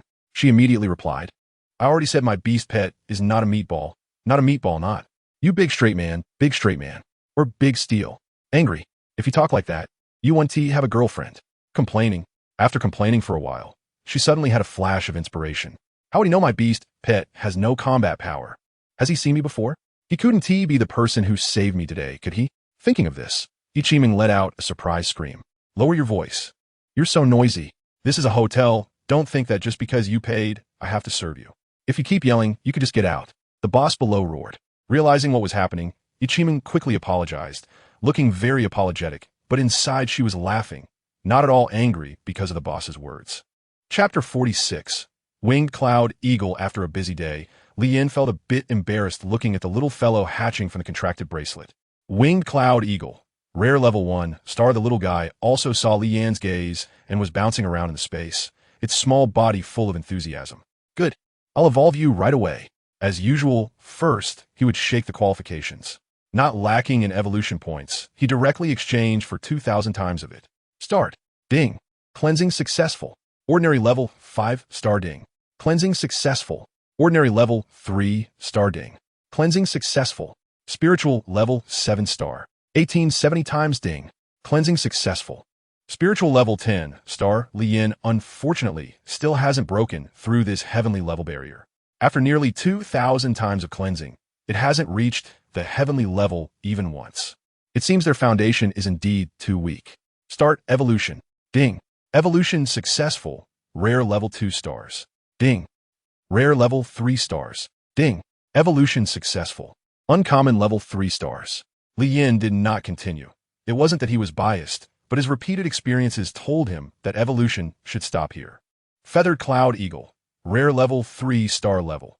0 level 0 qualification. Spirit level 10 stars skills. Eagle Strike. Mind Control 1. Bird Resonance. Eagle Capture. Great Pung Spreading Wings Bond. Not activated bloodline. None explanation. Known for its speed, it reigns in the sky. And its bravery in battle allows it to carry people while flying, spreading its wings to soar 100 miles. Combat power. Among its peers, it is the speed champion. The adult feathered cloud eagle's body has grown more than 10 times larger, with wings that spread out 5 meters.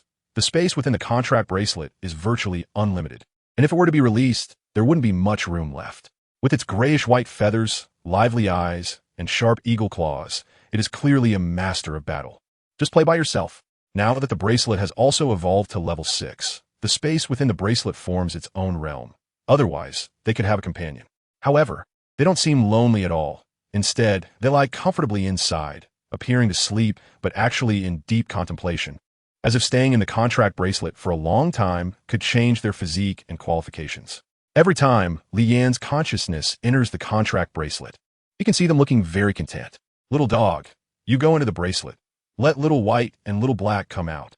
The little dog had no objections and nodded. Then, with a flash of white light, the little dog entered the bracelet, and little black and little white were called out by Li Yin. After patting their heads, Li Yin smiled warmly. The two little ones were also very pleased, not making a fuss. After calming them down, Li Yin directly began upgrading the little dog, converting 100,000 level 5 evolution points into 1,000 level 6 evolution points. Then, he clicked on Evolution Little Dog. Ding. Evolution started. Evolution points -500. The little dog that entered the bracelet hadn't fallen asleep, yet when it felt a warmth in its body, followed by a chilling sensation. Two extreme forces swirling back and forth inside and outside its body. After a while, ding. Evolution successful. Congratulations, you have obtained a golden level 2 star beast pet. Everything went smoothly, and Li Yin continued directly. Ding. Evolution started. Evolution points -500. The feeling of cold and hot had not yet faded when the little dog felt the icy and fiery forces attacking again. It seemed to understand its situation. Looking up at the sky and gazing at Li Yin outside the bracelet, its gratitude evident in its eyes. Ding. Evolution successful. Congratulations. Your beast pet has evolved to golden level 3 star. It's done. The next evolution will be a step into a higher level. Li Yin glanced at the leaderboard. The second place was still that person, and the level hadn't changed. Li Yin felt a bit relieved. He then looked at the chat channel to see if he could gather any useful information for himself. Wow, the evolution potion for beast pets is completely useless. My beast pet still failed to evolve. I thought I was the only one who failed, but with your comment, I feel reassured. You all can enjoy your little victory. But for you, nothing happened when you failed to evolve. That's already good enough. My beast pet has been down in the dumps since the evolution failed. Even lost its appetite, as if it were sick. I feel like crying. Same here. After 2 consecutive failures, my beast pet even spat blood, which scared me to death. Luckily, I later found someone take a look, and they said that after failing to evolve, the foundation might be damaged. So they advised everyone to improve their beast pet's qualifications before evolving. Otherwise, the beast pets might not be able to handle it. Everyone had the same comments like this, leaving Li Yin confused. Are there after effects after evolution? Reduced qualifications? Low emotional state of the pets? Li Yin glanced at Xiao He and Xiao Bai, who were happily playing and frolicking. It seemed that his beast pets were fine, everything was normal. So it was either the evolution pill or an issue with their beast pets, or perhaps it was due to insufficient qualifications, forcing the evolution, which led to excessive psychological pressure on the beast pets, resulting in post-failure side effects. He needed to pay attention to this in the future. Tomorrow was the enrollment day, and after waiting for so many days, it finally arrived. He wondered what it would be like. Time to sleep. Although it wasn't yet evening, the gloomy weather all day had made Li Yin drowsy. In his private messages, Taming was sending messages one after another, but after a long time without a response. She didn't give up, sending a message every so often, not believing he wouldn't see it. She kept messaging until midnight, but she was so sleepy that she finally gave up. What kind of device was he using? A beeping machine or an old person's phone? Taming complained and fell asleep in disappointment, while her little ball of fur snuggled into her arms and also peacefully drifted off to sleep. The next day, Li Yin was forced to wake up. The noise downstairs was too loud, and the window was still open. The people below sounded as if they were using amplifiers, their voices booming around him. He wiped his eyes and looked out the window, seeing a large group of people walking down the street. They didn't know each other, but were chatting happily. Looking around, it wasn't just right below. The entire street was crowded, looking very congested. If he jumped down carelessly, there probably wouldn't even be a place to land. It seemed he had underestimated the enthusiasm for student enrollment in this world. Among these people, some looked to be over 30. Did the academy still accept them? In the crowd, Li Yin spotted a group of elderly people with white hair. They looked physically fit and in good shape, and their accompanying beast pets were also older. Li Yin was really worried about the crowding and accidentally losing their pets. Fortunately, that situation didn't occur, as everyone was consciously maintaining a safe distance, fearing that some beast pets might suddenly get excited and attack. Li Yin did not continue to wait and see. He packed up his things and went down, finding the right opportunity to insert himself into the queue. The puppy was also very understanding, following closely beside Li Yin, its fierce gaze constantly warning the nearby beast pets to keep their distance. The effect was quite significant. Indeed, no beast pet dared to come within half a step of the puppy, even when their owners pulled them hard without understanding the situation. It was useless. A natural tear suppression deeply rooted. Chapter 47. Testing walking among the crowd. Lien could not see the road ahead and could only silently follow, feeling somewhat helpless. He did not know how long they had been walking. The sun hung directly in the center of the sky, scorching hot. Despite this, everyone remained enthusiastic, still looking excited and full of confidence. After continuing for a while longer, with the sun blazing down, everyone finally stopped. Had they arrived? Hesitant and unable to see what was ahead, Lien, stuck in the middle, felt at a loss, unsure of what was happening in front of him. The people behind him looked equally confused. Lien felt that there were at least 2,000 people registering this time. Among these 2,000, the chances of entering the Beast Soul Academy were less than 1/10, as he had just heard from a rather experienced elder.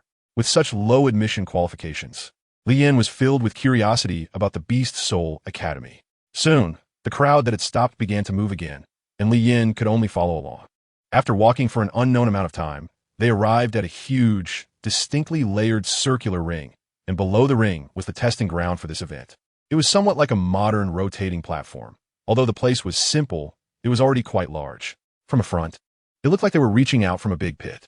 Lien walked down to the lower level and stopped. Over 2,000 people stood facing each other from several hundred meters apart. In the middle, a young man with his beast pet stood in front of a mirror.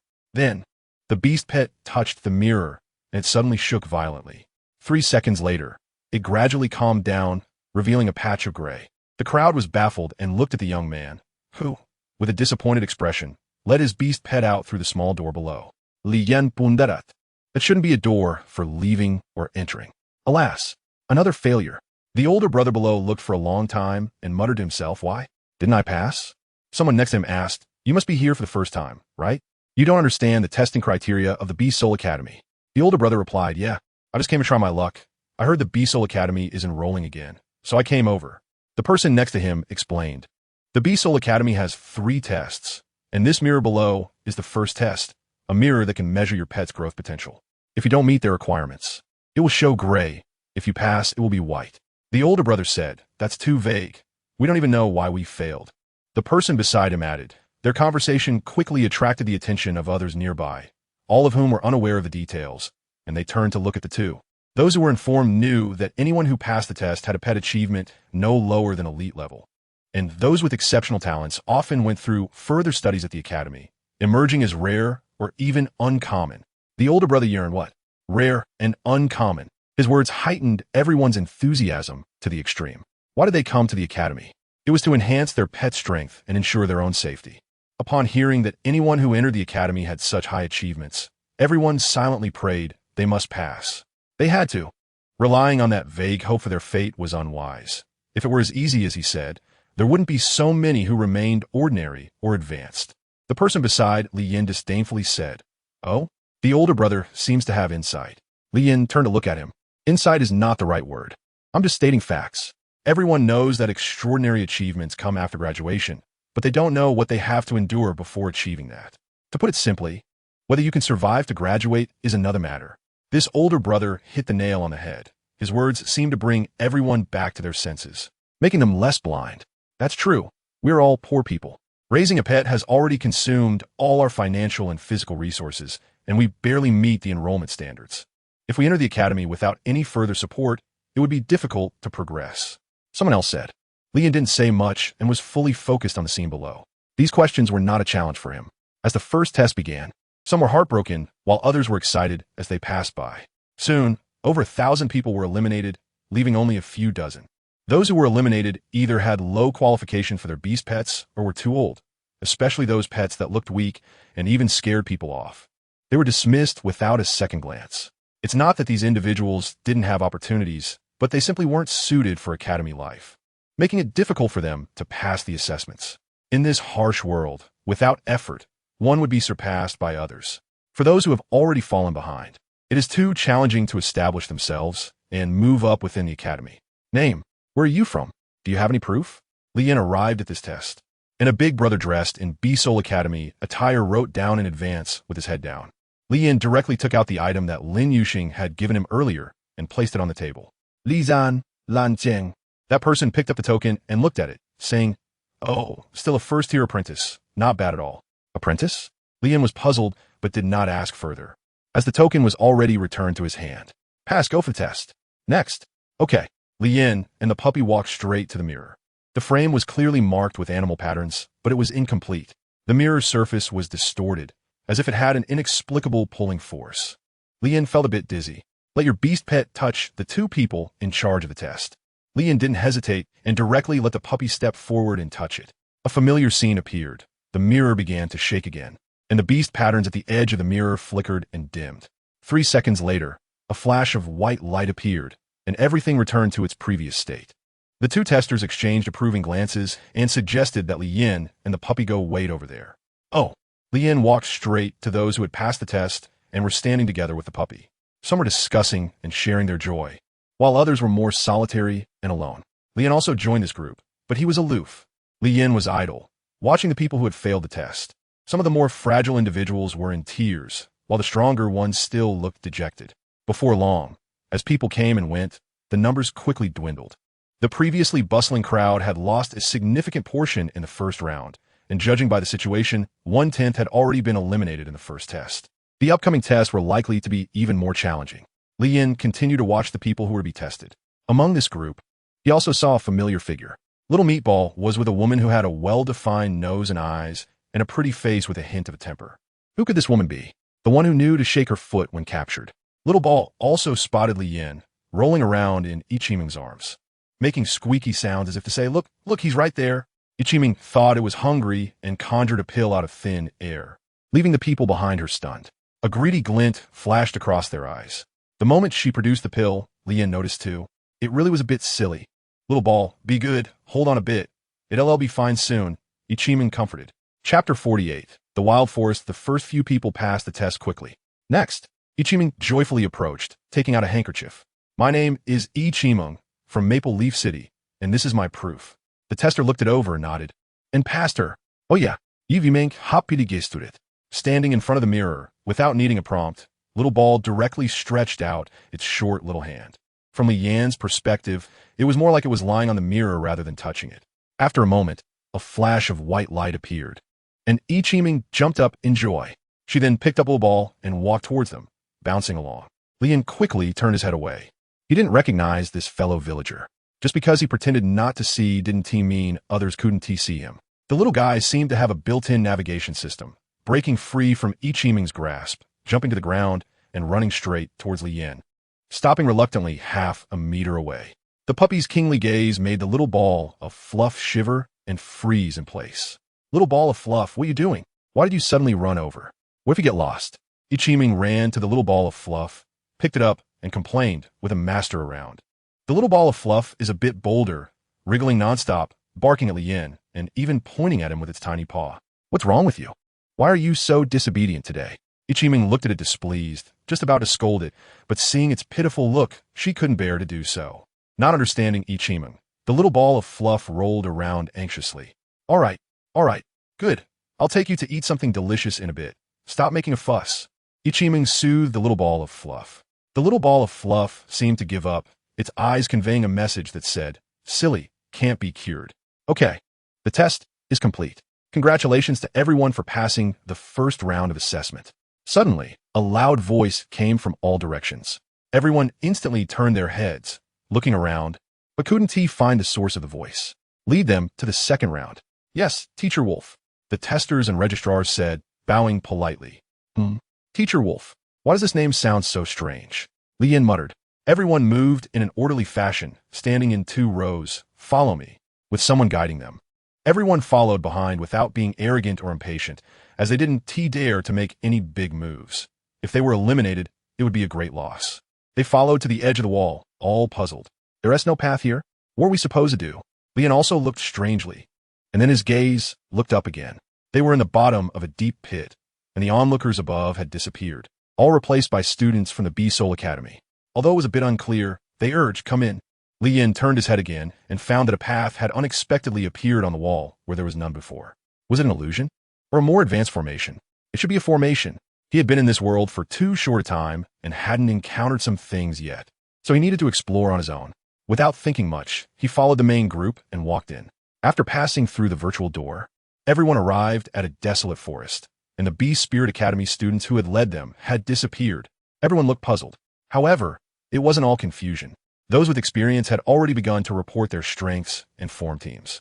Newcomers like Li Yin looked at each other, wanting to ask, but feeling shy about it. Soon, those who initiated team formations began to leave in groups of 5 or 10, entering the vast desolate forest. In an instant, 1/3 of the team of over 200 had left. What the hell is this? Not even a hint? Are they playing with us? A hot-headed young man exclaimed angrily. Someone took the lead, and it didn't take long for others to agree. Bro, how about we form a team? Although we don't know what's going on, it's good to have each other's backs. Little Ball, what do you think we should do? We have no combat power at all. Will anyone want us? Ichiming asked, rubbing Little Ball's face. Little Ball didn't respond, looking as if he didn't want to bother with her, as if to say that some things are missed once they are missed. The hot-headed guy didn't answer, but looked around to see if he could find anything. Just then, an ancient voice echoed from the sky. Welcome to the second stage of the assessment, the Desolate Forest. This assessment is quite simple. As long as you can pass through this desolate forest and reach the endpoint, you will pass. However, I must remind you that this desolate forest is not as simple as it looks. There are countless ferocious beasts inside, but the highest level will not exceed Elite 3 stars. The area is shrouded in fog, so it is advisable to travel in groups. So that's how it is. Li Yin stroked his chin. My name is Awan. My beast pet is ordinary 3 stars. Is anyone willing to team up? My name is Li Nan. My beast pet is ordinary 3 stars. Understanding what was happening, everyone immediately began to report their strengths and look for teammates. This method allowed for quick team formations, and most people's beast pets were ordinary level. Before long, dozens more had left. Seeing everyone leaving one by one, Ichiming panicked. She timidly raised her hand and said softly, My name is Ichiming. My beast pet is high level 1 star. As soon as she said this, everyone's gaze immediately turned toward her. Your beast pet? High level? Someone skeptically asked, and everyone looked at her in unison. Oh yes. Yivimeng no dit. Everyone quickly gathered around Ichiming, clamoring to team up with her. It wasn't just because of her strength. Ichiming was also beautiful and had a somewhat silly charm. My beast pet doesn't know how to fight yet, but it will in the future, Ichiming said happily as everyone showed such enthusiasm. However, suddenly, everyone's expressions changed. Those who had been crowded around her began to back away while watching Little Ball in her arms. Damn, you didn't say your beast pet has no combat power. You wasted our feelings, the hot-headed guy said angrily. Exactly. You wasted our time. Everyone complained, and then they started to form teams on their own. Yidimeng, who had heard what everyone said, pouted in grievance, holding Little Ball. But you didn't even ask. Lian really doesn't want to see her, but she is just so eye-catching. Others use fake names, but you, on the other hand, just said your name outright. You even mentioned that your beast pet has no combat power. Who would want to take you along like this? Lian was really amused by her. A few minutes later, another group set out. There were fewer than 20 people left in the arena. Some of them were proud and hadn't spoken a word, while others, like Ichiming, had high-quality beast pets but had not yet unlocked their battle genes. Brother, can you take me with you? My beast pet may not be good at fighting, but it can assist you by speeding you up and restoring your vitality. A timid girl said to the cold man. The boy looked down at the woman and her beast pet and nodded. Thank you, brother. Seeing someone break through the cold, handsome guy's demeanor, the remaining few women immediately approached him, requesting to join the team. Soon, more than 10 people successfully formed a team, leaving only Ichiming, Li Yin, a bald guy who hadn't spoken the entire time but seemed to be observing something, and a little girl whose beast pet was utterly useless, only a regular grade 3 star. The little ball seemed to have noticed the situation in the arena and kept pointing at Li Yin with its little finger, then gestured to Ichiming. This time, Ichiming understood the little ball's meaning but was too scared to go over. Neither of us has combat power. No one would be willing to take us. The little ball didn't care and kept pointing at her, as if saying, be brave, go for it. Chapter 49.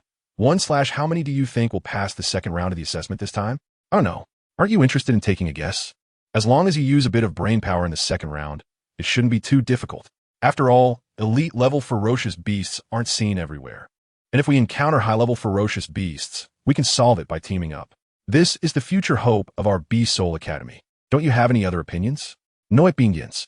Talking to you is really boring.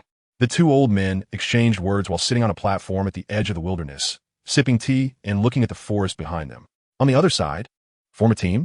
The bald guy said to Li Yin. This man was someone he couldn't discern from beginning to end, with a calm expression.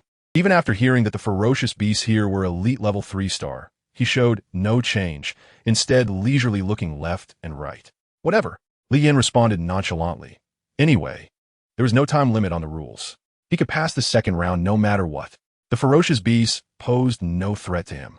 Hearing this reply, the bald guy wasn't surprised and automatically walked over to Li Yin, indicating a successful team formation. The remaining little girl also mustered her courage to walk over to the two. Big brother, can you take me with you? I'm very obedient. The bald guy originally didn't want to take anyone. He just wanted to set off quickly and finish this second round of assessment. However, he realized that the conversational power in this team clearly didn't lie with him. In fact, Li Yin didn't want to take anyone either, but was too embarrassed to refuse. He thought the bald guy would reject her. Seeing he didn't, she assumed it was tacit consent, so he couldn't be the bad guy. Okay, thank you, brother. Thank you, brother. My name is Jiao Xiaoxia, the little girl said joyfully. This scene happened to be seen by Yi Qimeng, as if she had seen the dawn of hope. She quickly walked closer to Li Yin, just about to speak when the bald guy said, "Let's set off." Having one burden was enough. Bringing another would make their simple journey difficult. Upon hearing this, Yi Qimeng was immediately petrified. It hasn't even started, and it's already over. Why are you treating me like this? Why is everyone treating me like this? Suddenly, Yi Qimeng felt an overwhelming sense of grievance flooding in, and she couldn't stop the tears from flowing. Woo-woo, woo-woo. The little ball thought its master had become smarter and would use tricks, so it started crying along. Occasionally glancing at Li Yin, Yi Qimeng cried harder and harder, tears streaming down uncontrollably. Even Jiao Xiaoxia couldn't bear to watch.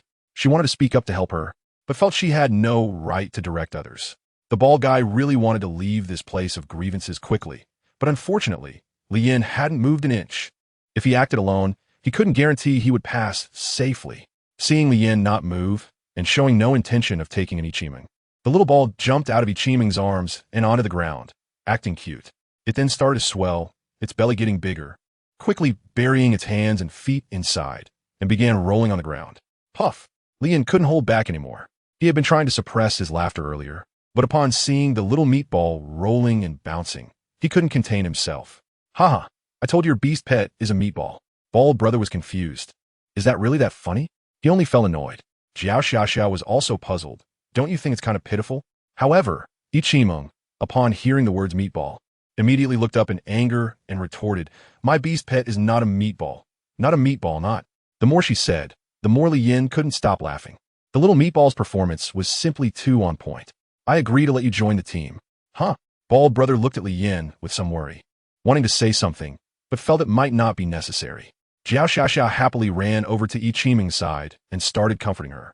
Yi Qimeng still looked at Li Yin with anger, tears in her eyes. That resentful gaze hit the funny bone, and Li Yin had to turn his head away to suppress his laughter. The little ball, seeing its performance successful, immediately shrank back to its previous state and jumped into Yi Qimeng's arms, panting heavily. It had really exerted itself just now. We should get going, right? Bald brother said. Yeah, let's go. The two walked ahead, with Jiao Xiaoxia pulling the reluctant Yi Qimeng to hurry up. Is it really necessary to bring along two deadweights? They don't even know each other, Bald brother asked, his voice low enough that the two behind couldn't hear. Deadweights? That's quite a fitting title. Li Yin smiled, but Bald brother couldn't understand his thoughts and didn't ask further. After walking for a while, Yi Qimeng suddenly thought of something. Why did he say meatball? And that voice sounds so familiar. Yi Qimeng looked down and made eye contact with the little ball, which nodded. Yi Qimeng felt as if a bolt of lightning had struck her brain, and everything became clear. You're the one who saved me, that big shot, right? Yi Qimeng screamed. This loud shout startled Jiao Xiaoxia, and the beast pet, the dull spirit mouse, jumped up. Shouting so loudly will attract wild beasts. Bald brother turned to scold. Only just realized? You're a bit slow. Li Yin murmurat. Yi Qimeng also realized her mistake and quickly covered her mouth. But the excitement in her eyes couldn't be hidden. It turns out the big shot was right beside her, and she didn't even know it. A wild beast is coming. Bald brother suddenly said, stopping in his tracks and leaning against a big tree, alert to his surroundings. Since they had walked the latest, the footsteps couldn't be human. So it must be a beast. Hearing the sound, Jiao Xiaoxia quickly came closer to the two, not daring to stay behind. Although they were still at the edge of the wild forest, the fog had made it difficult to see any figures, limiting their vision to just a few meters. Li Yin also heard the sound of branches being crushed, a sound made purely by weight. The beast that was about to appear was definitely a big one. Yi Qimeng felt a mix of emotions, unsure of what to do. She hugged a small ball and followed Jiao Xiaxia, her eyes scanning the surrounding haze. With just her eyes, she couldn't see anything. It was getting closer, closer. Li Yin took aim at a direction, and it came. Li Yin took out a long knife from his backpack. As he gripped the knife, a sense of familiarity washed over him. With seasoned skill, he swung the knife around himself, savoring the thrill it brought, while continuing to gather physical energy into the blade. A tremendous force filled the knife, humming and vibrating, as if it would shatter under the energy at any moment. Yet, Li Yin remained immersed in the excitement of the knife's momentum. The swift blade tore through the surrounding haze within half a meter, the power building to its peak. With a powerful swing, Li Yin delivered strike, one cut. A fierce wave of blade energy erupted from the tip of the knife, completely separating the haze and creating a striking, cutting line. With a loud bang, Li Yin's knife shattered. After unleashing this move, the knife could no longer withstand the force and broke apart. A howl of pain came from the direction Li Yin had struck, the sound filled with agony, followed by the heavy thud of something hitting the ground. The bald-headed man looked at Li Yin in shock. That blow had come from him. Jiao Xiaoxia and Taming, who were behind, hadn't seen Li Yin swing the knife, but heard the scream clearly. Terrified, the two huddled together, while their pet beasts also embraced each other in fright. Phew! Li Yin took a deep breath, feeling as if he had entered another realm. With complete focus, he wielded his knife, maximizing his power. It felt like he could tear apart anything. Chapter 50. Halfway through the journey, let's go see if that thing is dead. Li Yin didn't know what they were thinking and walked straight towards the direction he had attacked. Bald Brother followed, and Taming did not dare to lag behind. Passing through the broken branches and thick fog, the group arrived in front of the beast. A creature nearly 4 meters long lay motionless on the ground, with deep knife wounds on its body and neck, marking it as its grim reaper. It had 2 extremely sharp fangs at the corners of its mouth, a nose like an elephant, but with a pointed mouth. It was an unfamiliar animal that Li Yin had never seen before. A little dog approached and sniffed. Unsure if it had confirmed the death, it bit down on its neck. The beast seemed to have a moment of revival, thrashing once, but just that once. Its breath completely extinguished. The little dog let go, licked the blood from its gums, and returned to Li Yin's side. I thought this skill disappeared after your evolution. Li Yin patted the little dog. Ding! Congratulations, your beast pet has absorbed its qualities and residual bloodline. Ding! Your beast pet has received a certain enhancement. Fierce Fong Beast. Elite level 2 star level. 6 bloodline. Hard shell skills. Living habits. Individual description. A herbivorous beast that enjoys solitude, sometimes eats meat, and is known for its defensive capabilities. Wow. Big brother, you are amazing. An elite level 2 star beast was actually killed by your pet with 1 bite. Jiao Xiaoxia exclaimed. Li Yin, Taming, and Bald Brother all turned to look at her. Li Yin looked at her, surprised that he had encountered another fellow villager. Taming was the same as Li Yin. Did I say something wrong?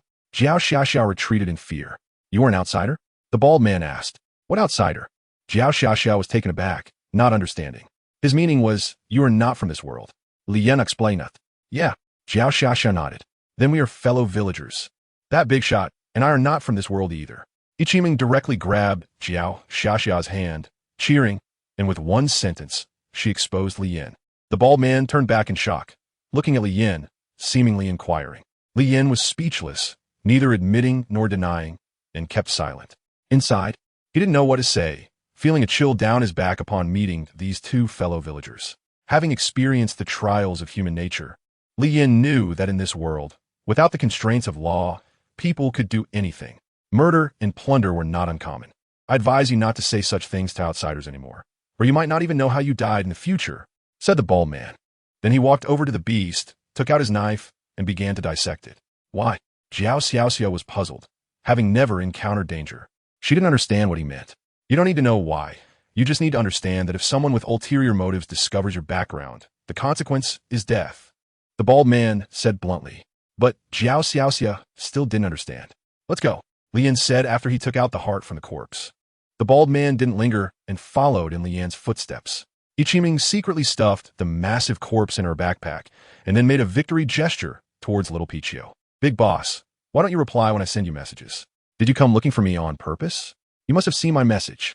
That day, you guessed I was in danger, so you suddenly stepped in and defeated them decisively, right? You were so cool that day. Too bad I didn't see it otherwise. I would definitely have liked it.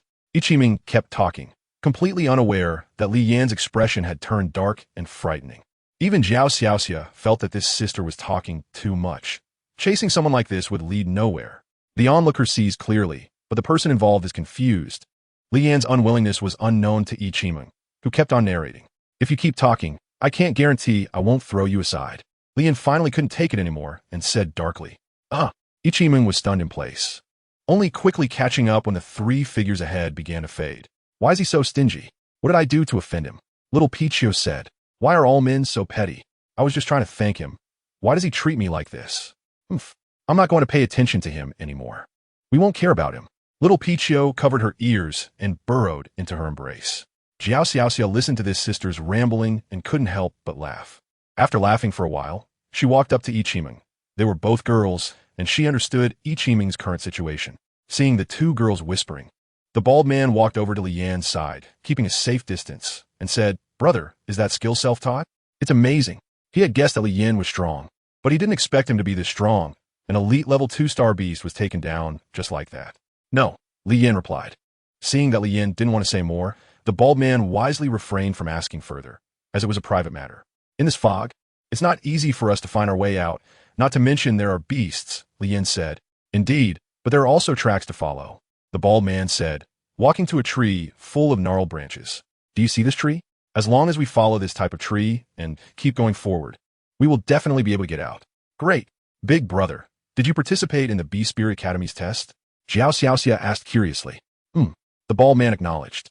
With this experience, the group progressed more smoothly, and soon they had covered half the distance. This wild forest was not long, but it was very wide. If they hadn't had this experience, getting lost in it would be dangerous.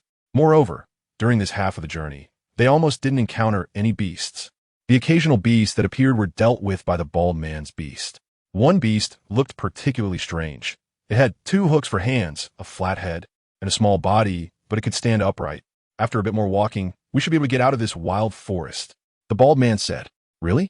Yi Qimeng exclaimed, not wanting to stay in this suffocating fog for even a moment, feeling as if she was being watched by a pair of eyes at all times. Jiao Xiaoxia, however, felt indifferent. The 4 continued on, orderly. Unbeknownst to them, a group of people had long been lying in wait for their arrival. Hey, are you sure they will take this path? Not sure. What if we miss them? Wouldn't that be a waste of time? It's like a gamble. If we hit it, we profit. If not, we don't lose anything either. But we can't be sure if they are the enemy. 2 men with 2 useless burdens? Can we not handle them? How do you know they have good stuff? Because there's an outsider in their team. Really? That sounds promising. This statement immediately piqued the interest of the other 4. And the one who sparked this interest smiled wickedly. Pray, hope they come quickly. Otherwise, my beast repelling powder will expire in an hour. Chapter 51. Second level. Something seems off. We've walked so far, yet we haven't encountered a single beast. The bald man noticed something unusual. Maybe we're following a path others have taken, Yi Qimeng suggested. That shouldn't be the reason. There's no trace of blood at all on this path, which means there hasn't been any fighting, and without fighting, no one has passed through here, Li Yan said. Indeed, this phenomenon is as if all the beasts have been driven away, the bald man added. Looks like things are getting interesting. Li Yan seemed to understand something and walked boldly ahead. The bald man was puzzled. Knowing there might be danger, was he really this reckless? The bald man hesitated for a moment, but still followed. If there was indeed danger, he couldn't escape alone. First, it would be morally wrong, and second, relying solely on his advanced 2-star beast would be too risky. The 2 girls also didn't understand the meaning of stopping and going, but seeing them quicken their pace. They didn't hesitate to follow. If they fell behind, it would be dangerous for them. Really, they don't tell us anything. Although they can't help. They could at least provide some advice, Yi Qimeng grumbled. Here they come. Footsteps. Everyone, get ready. The 5 focused intensely, spreading out in different directions to form a blockade. The little dog tugged at Li Yan's pant leg, and Li Yan smiled and patted the little dog. Then, as if unaware of the ambush, he walked straight into the encirclement of the 5. Swish, swish, swish, roar. The 5, 1 person and 1 beast, charged out from behind the trees, immediately surrounding the 4. The 2 girls screamed in fright at the sudden appearance of the beasts. To be honest, their screams were quite synchronized. What are you screaming for? Shut your mouths. 1 person shouted ominously. The 2 girls, seeing his fierce demeanor, became even more terrified, closed their mouths, their faces turning red, and they moved closer to Li Yan with a look of grievance. One of the five, upon seeing Ichiming's face, seemed to confirm something and began whispering to the others. If you don't want to die, hand over all your valuables, otherwise. One of them made a cruel gesture of erasure, intimidatingly saying, "We are very poor. What should we do without money?" Lian replied, "If you have no money, this outsider must have some." The person who recognized Ichiming pointed at her and asked, "How do you know I'm an outsider?" Ichiming responded with confusion, "Hee, you took out a pill out of thin air during the test. Anyone not blind should have seen that." The person looked at her as if she were foolish. "So you're going to rob us? Aren't you afraid I'll tell the B-Soul Academy's manager and have you all arrested? You'll never get into the academy." Jiao Xiaoxia threatened angrily. "That's right. You've reminded me. It seems I can't let you live anymore. If this gets back, it will be troublesome." The person lamented. "You." Jiao Xiaoxia was so frightened that she sat on the ground, never expecting things to turn out this way, nor did she realize how dark this world was. With no respect for the law and lawbreaking. Ichiming, however, seemed fine. She was either bold or foolish. As Lian noticed, she wasn't very scared and occasionally glanced at him. "Hurry up. Stop dawdling. I can still give you a quick death. Otherwise, I'll make you wish you were dead." Another warned, "Sister, we're gonna die, boo-hoo." Jiao Xiaoxia directly hugged Ichiming. "Should we take action?" Bald brother whispered. "Just a reminder, do you really want to do this? What if you fail?" Lian smiled and said, "Hee, do you really think the five of us can't handle the two of you? Or that our beast pets can't defeat yours?" The people nearby seemed to have heard a joke. "What if?" Lian asked again. "You talk too much. I see you're just tired of living. I'm giving you a chance for a good death, and you don't want it. This is self-inflicted." The person stopped hesitating and said something to their beast pet. Then, that beast pet charged towards Lian, its speed surprisingly slow in Lian's eyes. Lian hadn't moved, and the little dog disappeared from its original spot, reappearing next to the beast. It let out a breath. After exhaling, the little dog's figure vanished again, appearing behind several people. When they were unaware and had no time to react, the little dog opened its mouth, and a chilling wave suddenly swept over, covering the bodies of the 5 people and 4 beasts in a large area of frost. There was no chance for resistance. They only felt a moment of pain, their life force extinguished, frozen in their last actions and expressions. After completing this, the little dog strolled back. "I warned you all, but you didn't appreciate it. So there's nothing I can do." Lian walked past several ice sculptures that had become frozen figures, constantly emitting cold air. With a gentle tap of his finger, the ice sculptures collapsed with a loud crash, scattering across the mountains. The bald man who witnessed the aftermath of the battle felt a loud bang in his head, falling into a state of confusion. What just happened? Did he attack? No. Was it his beast that attacked? But when? Am I blind? The little ball pointed at Ichiming, indicating that the boss was leaving. Ichiming came to her senses, patted Jiao Xiaxia, and after informing her that the bad guys were dead, she left her behind and chased after Lian. The boss was leaving, and she couldn't fall behind. Lian walked alone for a while, and Ichiming caught up but was silenced by Lian's words. "Don't speak." Ichiming felt frustrated. The admiration she had just felt vanished instantly, replaced by a sense of grievance. If she could overpower him, she would definitely give Lian a beating, but unfortunately, all of that was just a fantasy. After a while, Bald Brother and Jiao Xiaxia arrived late. Their expressions were quite varied. One looked unsure of what to say, yet had a face full of words to express. The other seemed still troubled by the state of the world. Presumably, the two of them should have some understanding of what this world is like now, so there was no need for Lian to elaborate. Thank you, big brother." Jiao Xiaxia wiped her tear-stained eyes, while Ichiming angrily ignored her. When Bald Brother looked at the puppy again, he instinctively maintained a greater distance for safety.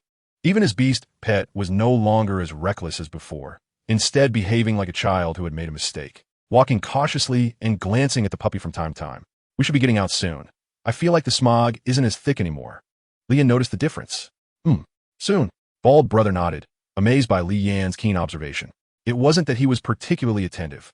It was just that with nothing else to focus on, his gaze was naturally drawn to the smog. If you look at something for a long time, you will notice any changes. Sure enough, not long after, the 4 of them walked out of the smog and into a large open area. By this time, quite a number of people had gathered here, all of whom had set off earlier, though it seemed there were not as many as before. It was unclear whether some had died inside or simply had not made it out yet. "Come over here." An old man smiled and gestured, his eyes filled with approving looks. Chapter 52, Illusion. Those who successfully passed the second challenge stood together, their faces clearly showing joy. At the same time, a hint of disdain appeared in their eyes, reflecting their attitude towards the low difficulty of the challenge. Lian looked around, and the previously missing Beast Soul Academy students were all here, acting as protectors surrounding the passers-by. Beyond them, her gaze fell upon the vast forest behind, and Lian was somewhat puzzled. Where was the academy? Then her gaze shifted to behind those students, where a phantom gate was appearing and disappearing. Two guardians stood beside that illusory gate, dressed in darker, more luxurious attire, looking more advanced than those students. Sister, look over there, there's a tea house. Jiao Xiaxia pointed to a two-story building nearby. That should be a pavilion. Bald brother glanced over and said, and there's a big pile of stones over there. How strange. Ichiming pointed to another pile of rubble on the other side. Lian was speechless. He truly could not fathom a girl's thoughts. The assessment didn't seem as difficult as he had imagined. A person who easily passed the two assessments said, if you had experienced last year's assessment, you wouldn't say that. Someone nearby mocked. Oh, how so? I won't even mention the pass rate, but in the second round, the same wild forest, over half of the participants died there last year. If it weren't for the high death rate in previous years, this year's wild forest wouldn't have lowered the level of fierce beasts, and you wouldn't have passed so easily. You should know that last year, high-level fierce beasts were everywhere, and elites were all around. An informed person said, so, difficult? They say it's easy, but in reality, it's not that simple. Even high-level fierce beasts are tough for us ordinary beast pets to deal with, and we need teamwork to succeed. That's enough. Let's move on to the next round. The old man sighed. Yes, the students from the Beast Soul Academy responded, walking in front of the remaining exam participants. There were about 150 people left, a reduction of about a quarter. Follow me. Then, under the lead of that student, everyone went to the illusory gate that they had seen someone guarding earlier, just as Li Yin had expected. Go in, the student said. The people in the front row were somewhat hesitant. The invisible things revealed the most vulnerable side of humans, the fear of the unknown. After hesitating for a moment, and under the warning of the student, they still walked in. With someone leading the way, the others did not pause and enter one by one, disappearing into the illusory gate. Ichiming nervously grabbed Jiao Xiaoxia's hand. Jiao Xiaoxia felt the same way. This time it's a personal battle. Whether we can pass depends on everyone's own strength, but luck is also needed. The bald man suddenly said. Lian was about to ask, but others had already walked in. Helpless, Lian looked at the little dog beside him, patted its neck, and walked in as well. Soon, everyone had entered. The students considered their task completed, bowed to the two guardians, and then to the two old men before taking their leave. Let's go. We can wait for them inside the academy. The two released two flying birds from their storage rings. The birds, resembling cranes, spread their wings, and the two jumped, soaring into the sky, flying towards the deep mountains. However, they did not fly far before disappearing into the air, while the two guardians below seemed unfazed. Where is this? Lian looked around and felt a sense of familiarity. The dense forest and the familiar spacing seemed like the place he had arrived at when he first came. Am I back at the birthplace? Lian was confused and still didn't understand the situation. Although this world might be a fabrication, the purpose of that fabrication was still unknown. He could only move forward and see.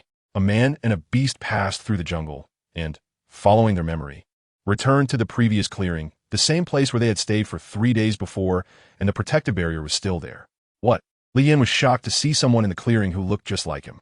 The Li Yin in the clearing also saw Li Yin, and their eyes met, both filled with astonishment. Who are you? How do you look like me? The Li Yin in the clearing spoke first, while the small dog beside him looked at Li Yin in fear. Is this an illusion? But what is the purpose of this illusion? Li Yin was deep in thought and did not rush to respond to the illusion that created a doppelganger. Seeing someone who looked exactly like him made Li Yin on the open ground more alert and fearful. At this moment, Li Yin's beast pet was just starting out, and he was also filled with uncertainty about this world. Unable to comprehend, unable to understand, Li Yin looked down at the puppy and asked. The puppy also didn't know what to do, but it said it had an inexplicable urge to kill the puppy inside the protective shield. It felt as if there was an unknown pull, even though the two looked different. Li Yin also had this feeling, a feeling whose origin was unknown, but it was gradually becoming stronger. Li Yin smiled and said to the Li Yin inside, "You are fake. You are an illusion. Do you know that?" "Nonsense. I just came to this world. How could I be fake?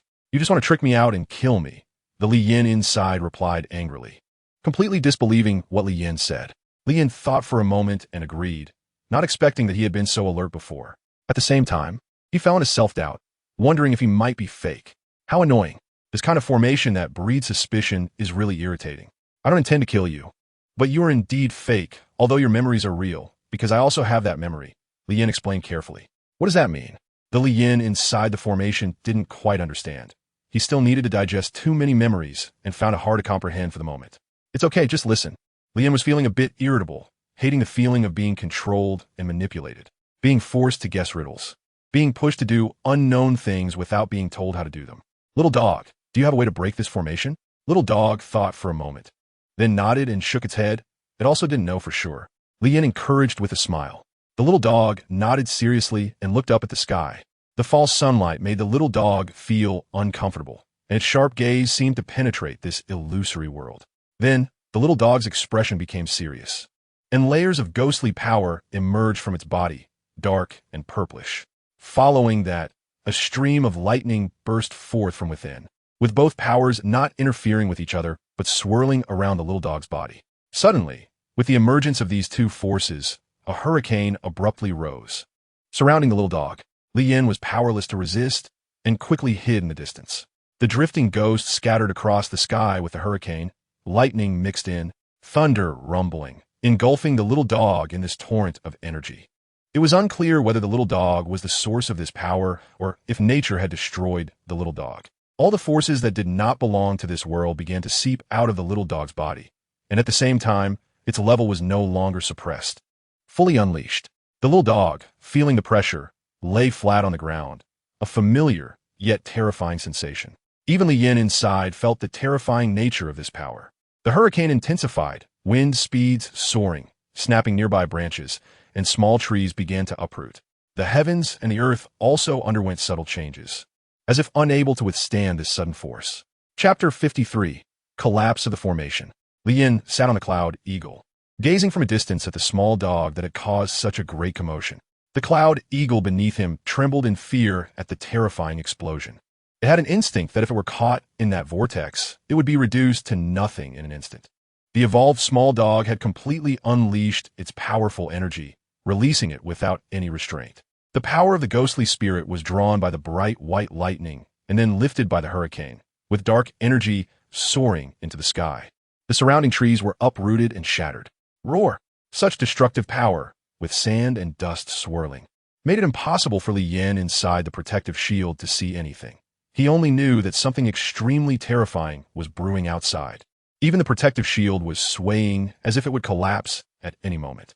The small dog's power surged once again, the bright white lightning turning blood red, and the ghostly spirit let out a series of mournful wails. Amidst this vast chaos, a phantom was gradually taking shape, with red lightning as its core and ghostly shadows as its body. A head emerged from the turmoil, roaring at the sky. Vague yet real, its two eyes displayed different colors, the blood lightning eye and the ghost eye, both showing anger towards the heavens. Roar! The enormous head stretched towards the sky, revealing its entire visage, which was the altered version of the small dog's own face, only larger and more illusory. Its eyes were replaced by these two extreme powers. Such terrifying power, even from this distance, gave Li Yin a feeling of being torn apart, both shocked and excited. Roar! With a mighty roar, an extremely terrifying power brewed in the small dog's mouth, and after a brief delay, a red light flashed. The red lightning power wrapped in ghostly energy unleashed a devastating attack, soaring into the sky and exploding violently. Boom! A loud explosion echoed from the sky, and a small crack appeared in the heavens. Li Yin suddenly felt that the sky had darkened. The world was about to collapse. Li Yin covered his ears, feeling the world shake even while on the cloud eagle. It was as if that last strike had shaken the very foundations of this world. On the surface, the fake Li Yin felt it most acutely. The sudden tremor sent him sprawling in all directions. The explosion had not yet ceased, and darkness had already shrouded the sky, with red lightning flashing intermittently inside, as if the apocalypse had arrived. The shaking lasted for over 10 minutes before finally calming down. The ghostly thunder in the sky was also dispelled, but it announced the failure of the puppy's attack. The small hole that had just been torn open was also repaired. So close. It was unclear if that was the puppy's strongest strike. The puppy, using the descent of the forest thunder, was in a state of disarray. Seeing that this strike was ineffective, its eyes were filled with brutality. Anger, a power even more terrifying than before, gathered in its mouth. The hissing sound of rolling thunder conveyed its danger. Roar! With a loud roar, it surged up into the sky again. Boom! This attack was clearly stronger than the previous one, and a hole in the sky was torn open to the size of a person.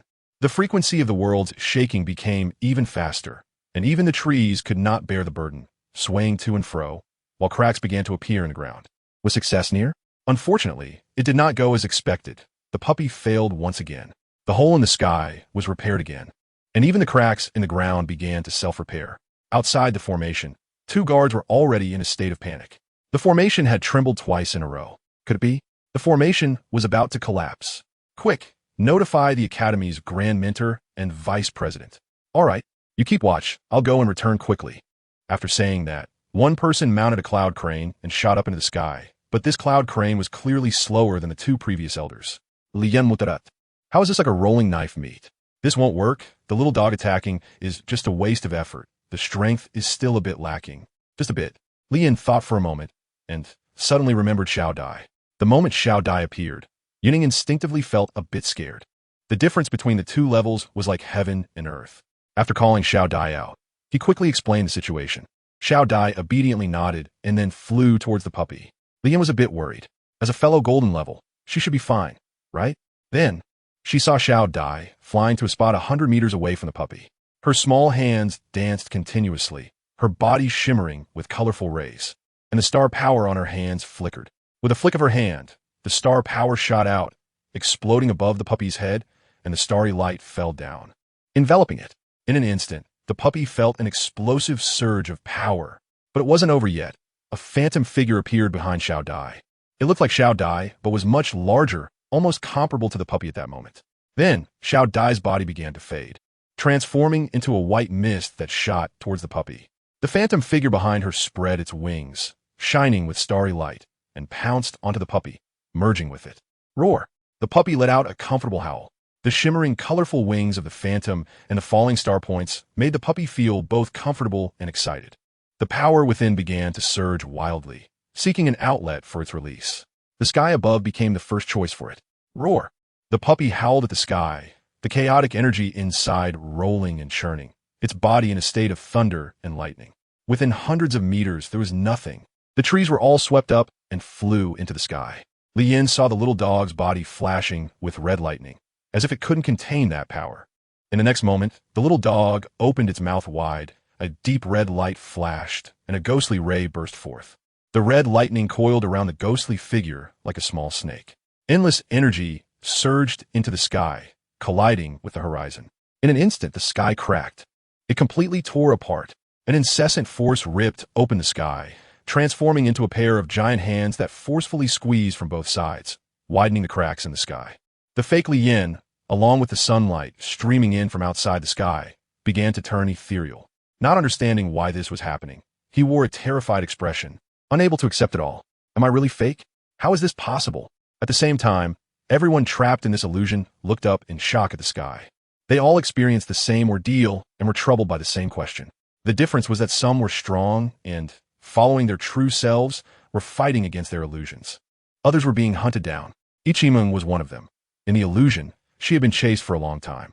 If the sky hadn't cracked open and the fake body disappeared, she would have met her end. Unknowingly, Lian saved her life again. The sky was being torn apart more and more, and the little dog grew increasingly excited, as if the energy within it was infinite, fueling the tearing of the red, ghostly, giant hands.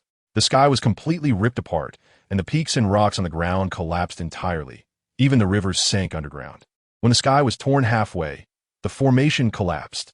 It turned into a streak of light and disappeared into the horizon. Everyone returned to reality. Their bodies appeared in the open space, right where they were about to enter the formation. Looking back, what should have been the position of the illusionary teleportation portal had turned into a desolate forest, and the guardians stood at the edge of the forest, looking dumbfounded. The formation that had been maintained for many years was gone. At the moment the formation disappeared, within the B-Soul Academy, a person opened their golden eyes, and the entire room was filled with golden light. Their face showed shock and disbelief. The formation disappeared? How could that be? It wasn't time yet. Chapter 54, what happened? How did I get out? Did I fail? What the hell is this? I was just about to kill him. Jiao Xiaxia looked around and seemed to discover something. Running over. Big shot, you're out. Where's your beast pet? Ichiming walked up to Li Yin and smiled. Li Yin did not answer, but instead checked on the puppy's condition. The situation was urgent earlier, so he directly put the puppy Little Dai and Yun Ying into the contract bracelet. Fortunately, the puppy had returned to its normal state, but it looked a bit weak, likely a consequence of overusing its skills. Li Yin took out some body-replenishing pills from his backpack and threw them to the little dog to comfort it. Then he looked at Xiao Dai. Seeing her leisurely playing with her wings, she didn't seem to be injured at all. Oomph. Noticing that Li Yin was ignoring her, Ichiming huffed coldly and turned her head away, just in time to see Jiao Xiaoxiao running over with a happy face, followed by Bald Brother. He really passed the test. It made sense. He was so strong, and his beast pet's power was astonishingly terrifying, so passing was normal. If they were to rank based on qualifications this time, he would definitely be first. Bald Brother looked at Li Yin ahead and thought to himself as the four of them gathered again. The two girls immediately hugged each other. Having arrived in another world and encountering familiar faces, they naturally became good friends. They chatted away nonstop. Li Yin came to his senses and saw Bald Brother waiting beside him, seemingly having something to say. This exam didn't seem to go very smoothly. Issues had arisen, and he wondered how they would handle it. Bald Brother said, "Are you talking about passing or re-examination?" Li Yin replied, "What do you think?" Bald Brother said, "I don't know, but we'll find out soon." Bald Brother followed Li Yan's gaze and saw a group of students riding cloud cranes and giant rock birds rushing toward them. The two leading figures didn't seem like students. They looked more like teachers. Soon, a group of more than 10 landed not far away, stowing away their beast pets and walking slowly toward them. The two in front looked solemnly at the already vanished formation, still finding it hard to believe. Everyone, understanding the situation, didn't move around, their eyes fixed on the dozen or so people, each holding a spatial ring. In Li Yan's eyes, that symbolized wealth, as the standard of monetary measurement still lingered on that old man from their first encounter. However, thinking back now, he felt a sense of being deceived. First of all, congratulations to everyone for successfully passing the assessment and joining our B-Soul Academy. I hope you can study hard in the future, enhance yourselves, and also strengthen our academy. One of the instructors announced. Upon hearing this, everyone cheered with joy, completely taken by surprise that happiness had come so quickly. They thought they hadn't passed at all. Ichiming and Jiao Xiaoxia held hands and happily started dancing. Hem. The instructor couldn't help but interrupt. Hearing this, everyone immediately stood at attention, suppressing their inner joy. Now, let me introduce myself. I am Lin Yuanliang, and this is Su Jiayan. In the coming days, we too will be responsible for your learning and guidance. The instructor with the long beard said, making him very recognizable. The instructor beside him, however, looked quite ordinary and had a very aloof demeanor, while the students behind them were all smiling as they looked at them. Li Yin didn't think it was funny at all. It was filled with deep meaning.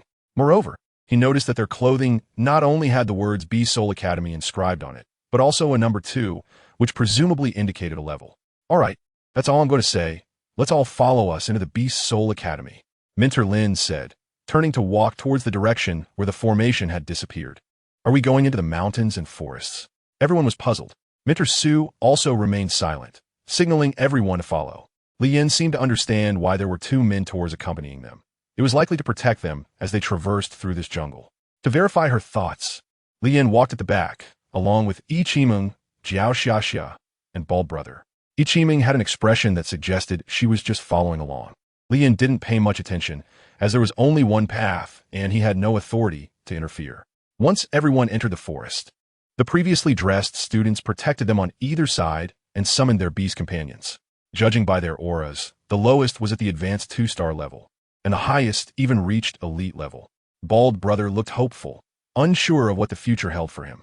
His gaze unconsciously shifted to Li Yin behind him, whose goal should be more ambitious. With the students' protection, the new students felt much more at ease. Regardless of their age, they all lacked a sense of security. With assurance, everyone moved quickly. Birds flew by and wild beasts darted past. Even some weaker ferocious beasts were frightened away by the large group of people. After a while, they had traveled half the distance. Due to the dense high trees obstructing their view, they had no idea where they were headed and could only follow their instructor, completely lost in direction. Suddenly, Instructor Lin stopped and signaled for them to wait. He then summoned a spiky beast companion, whose small body was covered in weapons. This was Instructor Lin's beast companion, the Earth Store Hedgehog, truly unique.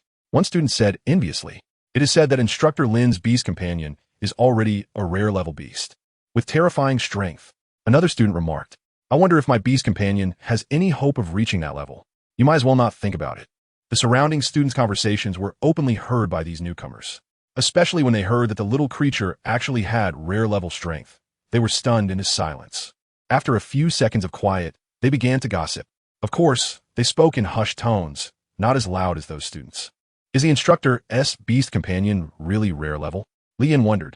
Turning around, he saw that Instructor Su had also summoned a beast companion. A chicken? Lian glanced in surprise and quickly turned away, fearing that looking too long would upset him. Lian was very curious, but felt a bit shy to look more. It was just too rare. It was the first time he had seen a chicken-type beast pet. Minter Su, your beast pet is so cute, Ichiming said curiously, as the little ball in her arms also peeked out to take a look. Minter Su remained silent, looking ahead. Ichiming didn't mind and continued to admire it. Jiao Xiaxia, do you think this is different from the chickens we have back home? I don't know. I live in a city and haven't raised any. Jiao Xiaxia replied. Lian was really speechless. These two were truly big fool and second fool, afraid that others wouldn't know their background. Sure enough, the next moment, the new student in front turned around, puzzled, and asked, Aren't there any chickens raised in the city? What is a home chicken? The two girls were taken aback, and Ichiming suddenly realized that she seemed to have said something wrong again. No, we do raise them, just not all the time. Jiao Xiaoxia explained with a silly smile. The person didn't pursue the matter further and turned back to continue discussing gossip. Phew, you scared me to death. Ichiming patted her chest. After pausing for a while, they resumed their journey, and this time the two girls smartly kept their mouths shut. Lian was not looking around anymore. With the protection of two rare-level beast pets, there should be no problems. Chapter 55. Confrontation with the mutual send-off of the two mentors. Everyone smoothly arrived in front of a magnificent building. The four large characters Beast Soul Academy were prominently displayed in the center of the building. It was the first time everyone had seen such a grand scene, which was comparable to their own city. It was hard to imagine that there would be such a building hidden within the vast wilderness, covered by tall forests. See, I knew they would be just as shocked and amazed as we were when we first arrived, said the senior. With modern technology, this should be considered a masterpiece. Lian also marveled. This evaluation was not just about the appearance of the building, but also the clear textures and extraordinarily intricate patterns that flickered in and out of view. Surrounding it were carvings of ferocious beasts, all of which Lian had never seen before. After all, he had killed over 10,000 fierce beasts, so he had some experience in this area. The mentors did not give everyone much time to admire the view. They exchanged a few words with the two guards at the gate. Then, under the mentor's guidance, they entered the Beast Soul Academy.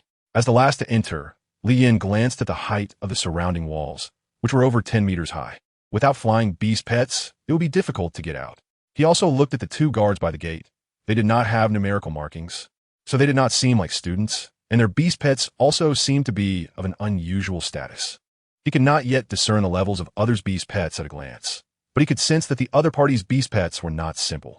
After entering the academy, the mentors separated from us. They let the students take us to a place called the freshman dormitory. Goodness, as soon as they arrived, Lian's expression turned ugly. This was called a dormitory, but it was more like a garbage dump. Ichiming also had a look of disdain and leaned closer to Jiao Xiaxia. The ground was covered with daily necessities as if someone had just left and had not had time to clean up, or perhaps it had never been cleaned. Moreover, this did not look like a place for people to live. Rows of stone caves were connected, and not to mention the lack of privacy. It was no different from a dog hole, just a bit larger. Senior, are we going to live here? A freshman asked. Lian has now figured out the identities of these people. In the academy, there are the seniors of the first-year students, and there are also some second-year students. But they are the ones who are not promoted. Otherwise, the senior didn't want to explain much. This is not a place for people to live. It's a garbage dump. Are you mistaken? Another freshman said, I'm not mistaken. This is the place you will live in the future. The senior looked at everyone affirmatively. Don't look at me like that. Every freshman goes through this. If you're not satisfied, you can ask your mentor. The senior shouted, damn, we just got admitted, and you're making us live here. Ridiculous. It must be that you're deliberately suppressing us. Before I enrolled, I heard that the seniors at Beast Soul Academy bully freshmen. At first, I didn't believe it, but now I do. The freshman said angrily. After he said this, it seemed to resonate with what everyone was thinking, and they all glared at the senior. What? Are you planning to rebel? I can tell you, causing trouble here? You better look at the situation. And bullying you? Even if it's true, do you think you deserve it? The senior said dismissively. Listen, he is openly bullying us. How can we tolerate being humiliated by others? As soon as he finished speaking, both sides were at odds. Not only were the freshmen united, but even those seniors were unusually united. Watching from a distance, Lin Yuan smiled brightly. This scene plays out every year. You never get tired of it. Su Jiayun said, don't you find it interesting? This is fresh blood boiling. Only at this time each year can I feel the vitality of the academy. Lin Yuan chuckled. The freshmen will probably regret knowing what their future mentors are like. Su Jiayun said, how could that be? I'm one of the most popular mentors. Lin Yuan boasted. Su Jiayun stopped responding. He suddenly noticed that among the two opposing groups, there were a few people who looked out of place, neither participating nor distancing themselves. Although there had been similar situations in previous years, they usually hid far away. It was rare to see ones like them watching the excitement up close. However, he sneered, when the fire spreads, even the wall grass cannot escape the fate of being burned. At this moment, if they do not unite, they will have no place to stand in the future. Obviously, Lien was still unaware that he had already been criticized by the mentor. Why did you two come out? And why are you so close to me? The big shot said, Boss, what you said is too polite. Aren't we friends? Ichiming said with a thick-skinned smile. Lien gave her a glance. You still owe me evolution points, don't forget. Got it. Ichiming looked at Li Yin with resentment, feeling a little frustrated inside. What a hateful guy. Aren't we joining in? Bald Brother approached and said. He appeared quite natural, and he had also set his sights on Li Yan's support. You guys do as you wish. I'll just watch. Li Yin didn't want to team up with them, preferring to be alone for convenience. Then I'll watch too. Clearly, Bald Brother wasn't going to give up easily either. The two sides were still in a standoff, and their language was getting increasingly vulgar. But no one dared to take the lead. After all, everyone knows the saying, the bird that sticks its head out gets shot. The seniors were few but skilled, yet they also didn't dare to act rashly. If the battlefield turned chaotic and someone died, it would be a disaster. Although the mentors had always turned a blind eye to such matters, if a death really occurred, it would be troublesome. The freshmen were individually weak and lacked unity. Although they were numerous, each had their own thoughts, and the opposing side had high-level beast pets. The few people on the other side had considerable combat strength. When will this fight start? It's taking too long. Lin Yuanliang was anxious watching. Su Jiayun felt embarrassed. Teaming up with him was truly a foolish choice at that time. Lian was also a bit anxious, wondering if they would actually fight. It was boring for him, and when he turned around, he saw, what the heck? When did you two take out the sunflower seeds and popcorn? This was just too professional. He didn't say it, but the meaning was clear. Ichiming's face turned slightly red, and Jiao Xiaoxia smiled shyly. It was nothing really. Their hearts were indeed quite big. Lian silently turned back. No more waiting. Lian stepped forward and walked into the crowd. Suddenly, everyone's attention was focused on Lian, and all hostility was directed at him. At this moment, everyone's goals were surprisingly aligned. Old Su, look, that kid is up to something, Lin Yuanliang said. Su Jiyun initially didn't want to respond, but since he was too persistent, he turned around and happened to see Li Yin talking to those seniors. Excuse me, besides living here, is there anywhere else to stay? The seniors looked puzzled, thinking this kid must be silly. Didn't they tell you already?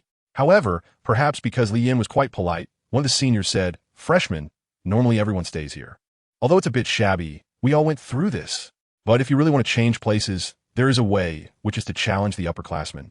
Because the places they live after the freshman period are all pretty good. Why are you telling him this?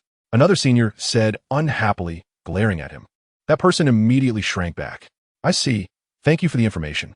Li Yin politely thanked and said, it seems this academy is quite interesting, even more genuine than outside, where the law of the jungle is more evident. Chapter 56. New students versus old students. Just then, a student walked out of the cave and happened to catch Li Yin and the others locking eyes. The person hesitated for a moment, then immediately turned and left, not knowing where to go. Did you see that? That person is the waste who was challenged and failed. He could have considered himself a senior, but his lack of strength led to his failure today. A senior pointed at the panicked student who was leaving and said, Boss, what are you doing here? It's very dangerous. Ichiman walked over, worried. Li Yin had a black line on her face. Truly, wherever she went, she had to follow that big shot. From the puzzled expressions on the upperclassmen's faces, it was not hard to see that this title was still somewhat unfamiliar in this world. So, where do the upperclassmen live? Li Yin ignored Ichiming and addressed the upperclassmen. Oh, I didn't realize that there was a brave one among the freshmen. A newborn calf is not afraid of tigers. An upperclassman laughed, but a bit naive.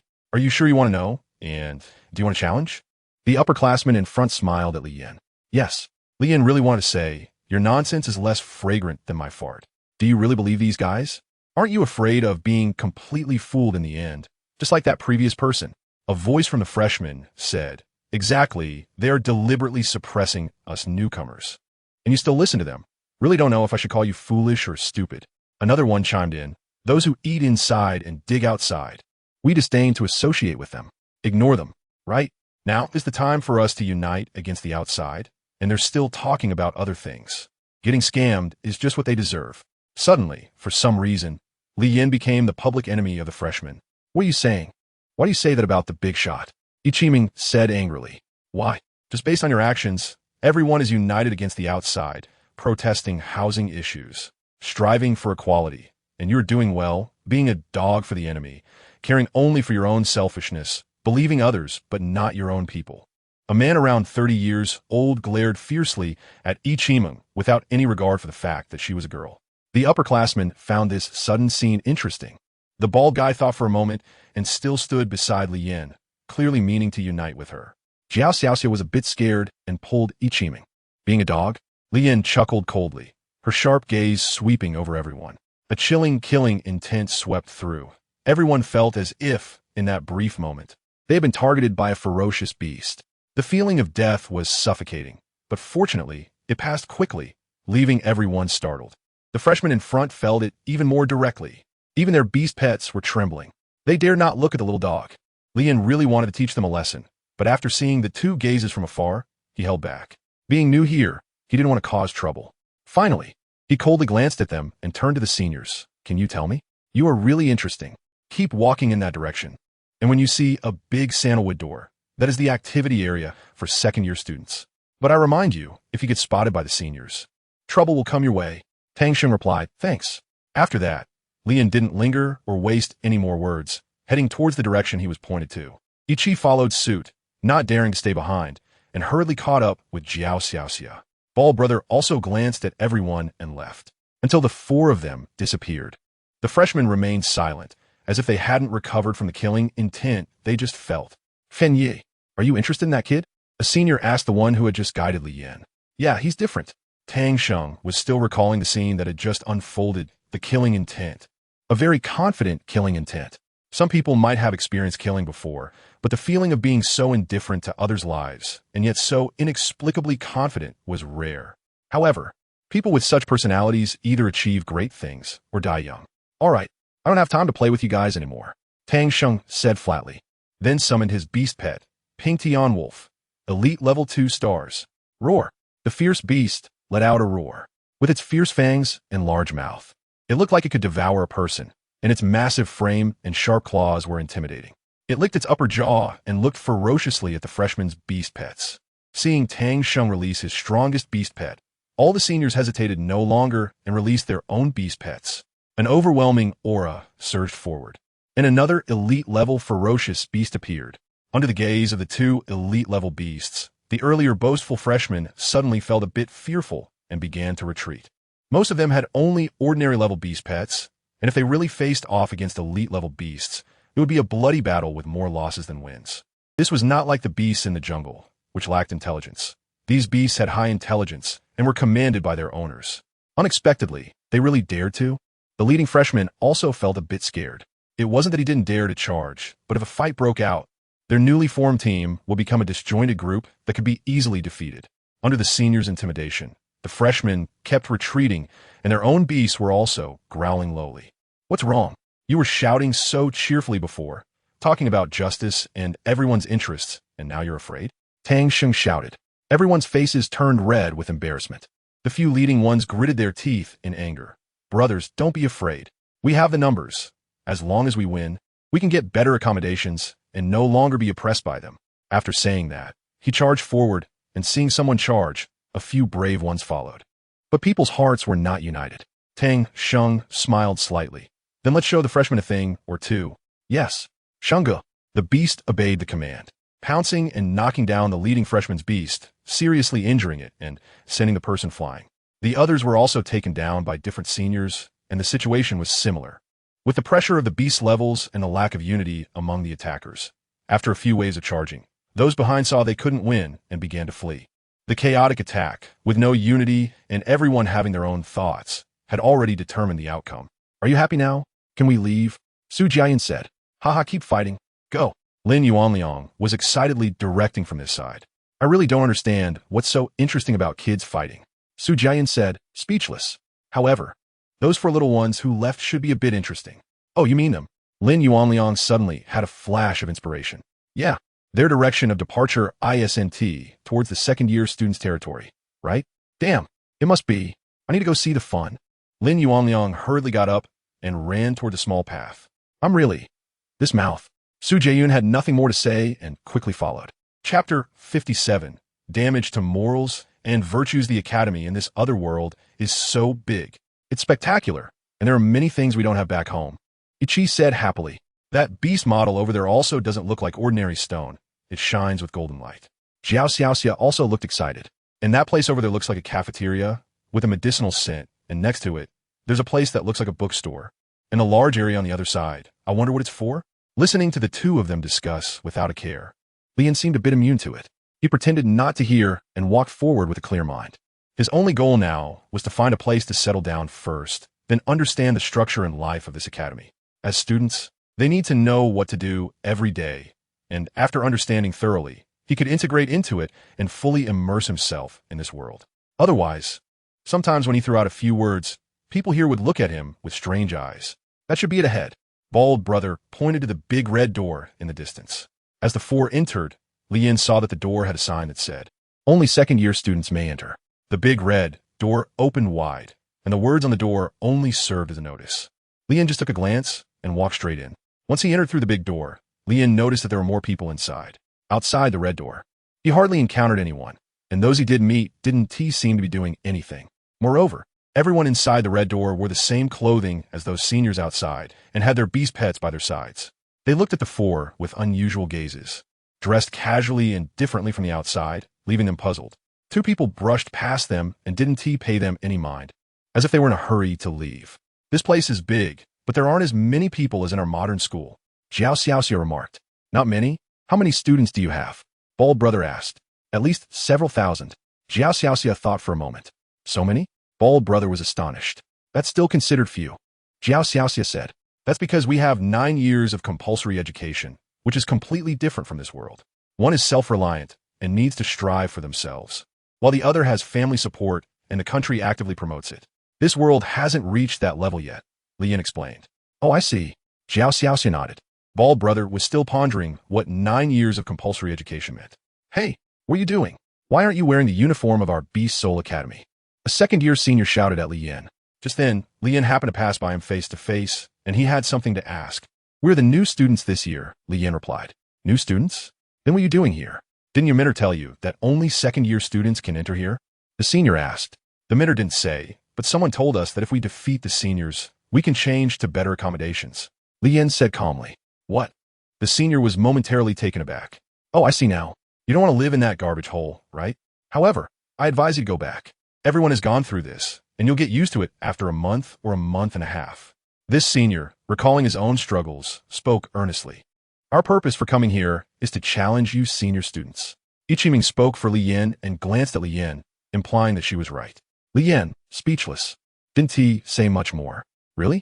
Your beast pets have reached high level? The senior asked in surprise. Yes. No. Jiao Xiaoxia answered together, but one of them lacked confidence. To the girl who hasn't reached high level, I advise you to go back. Here, the minimum is 1-star high level, and some have even reached elite level, said the senior.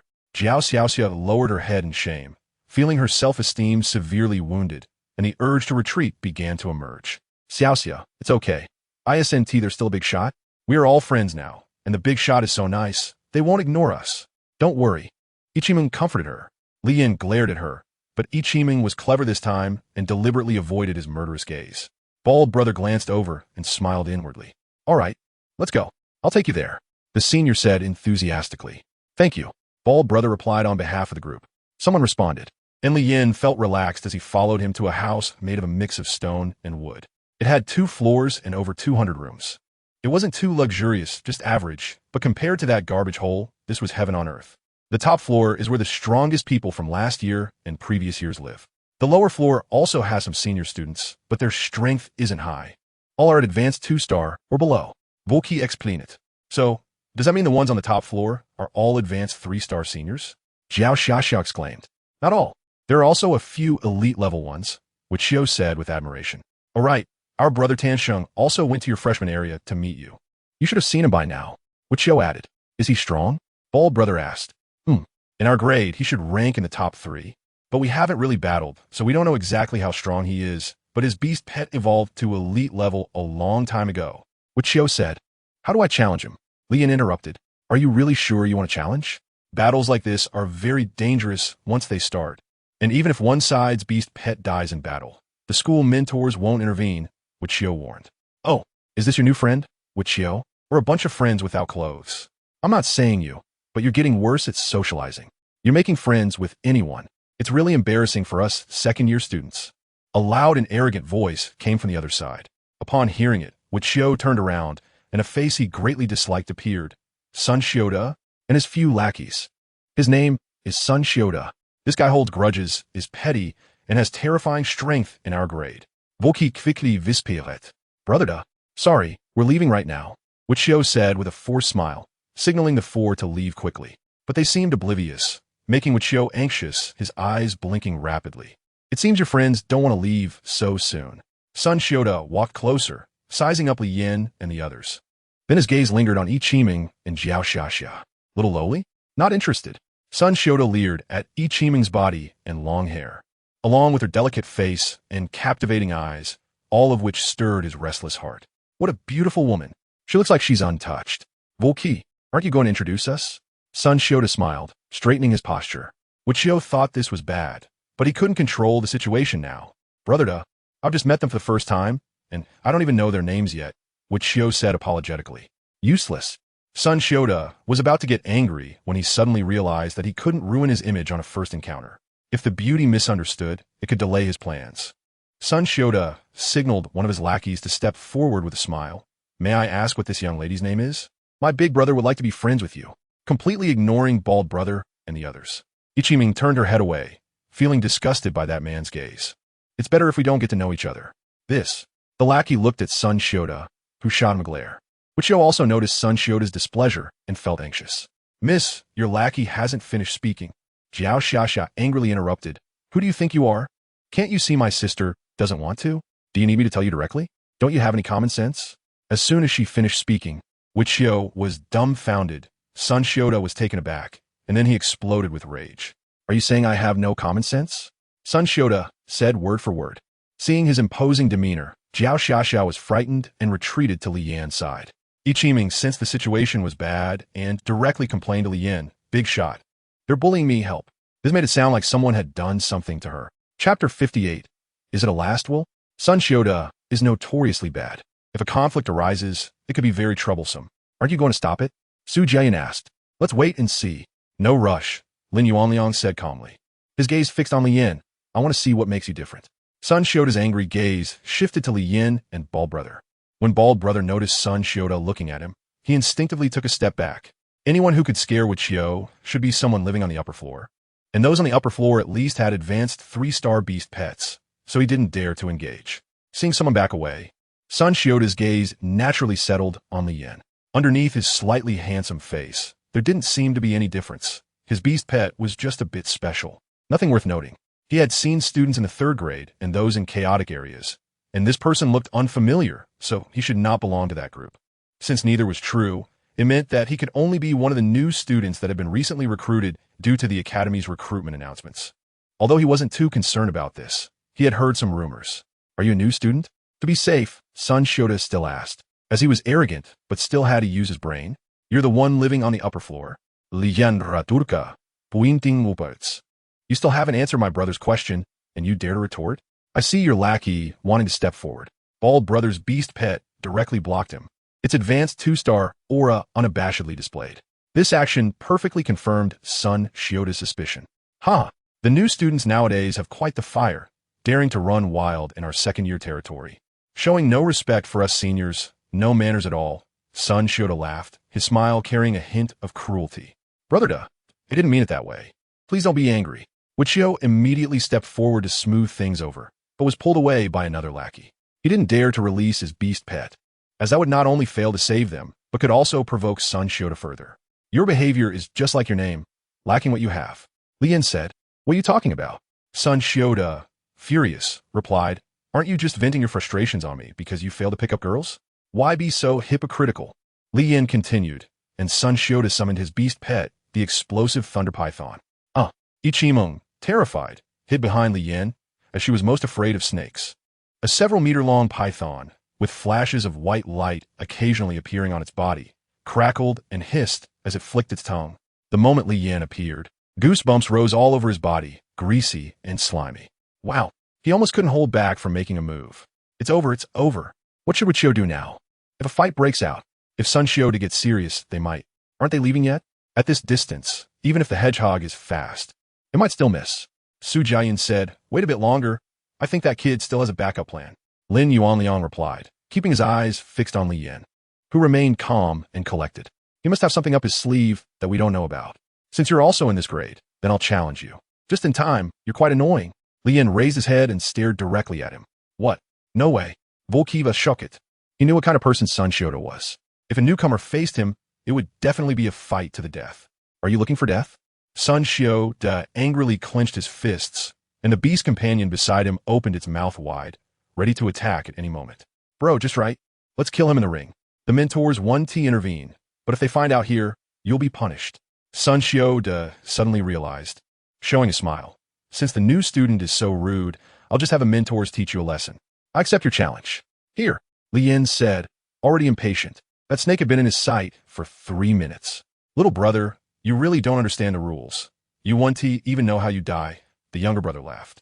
New students challenging beyond their level have to do it in the arena. Follow us. What a hassle. Lien said helplessly, having no choice but to follow. It's over. It's over.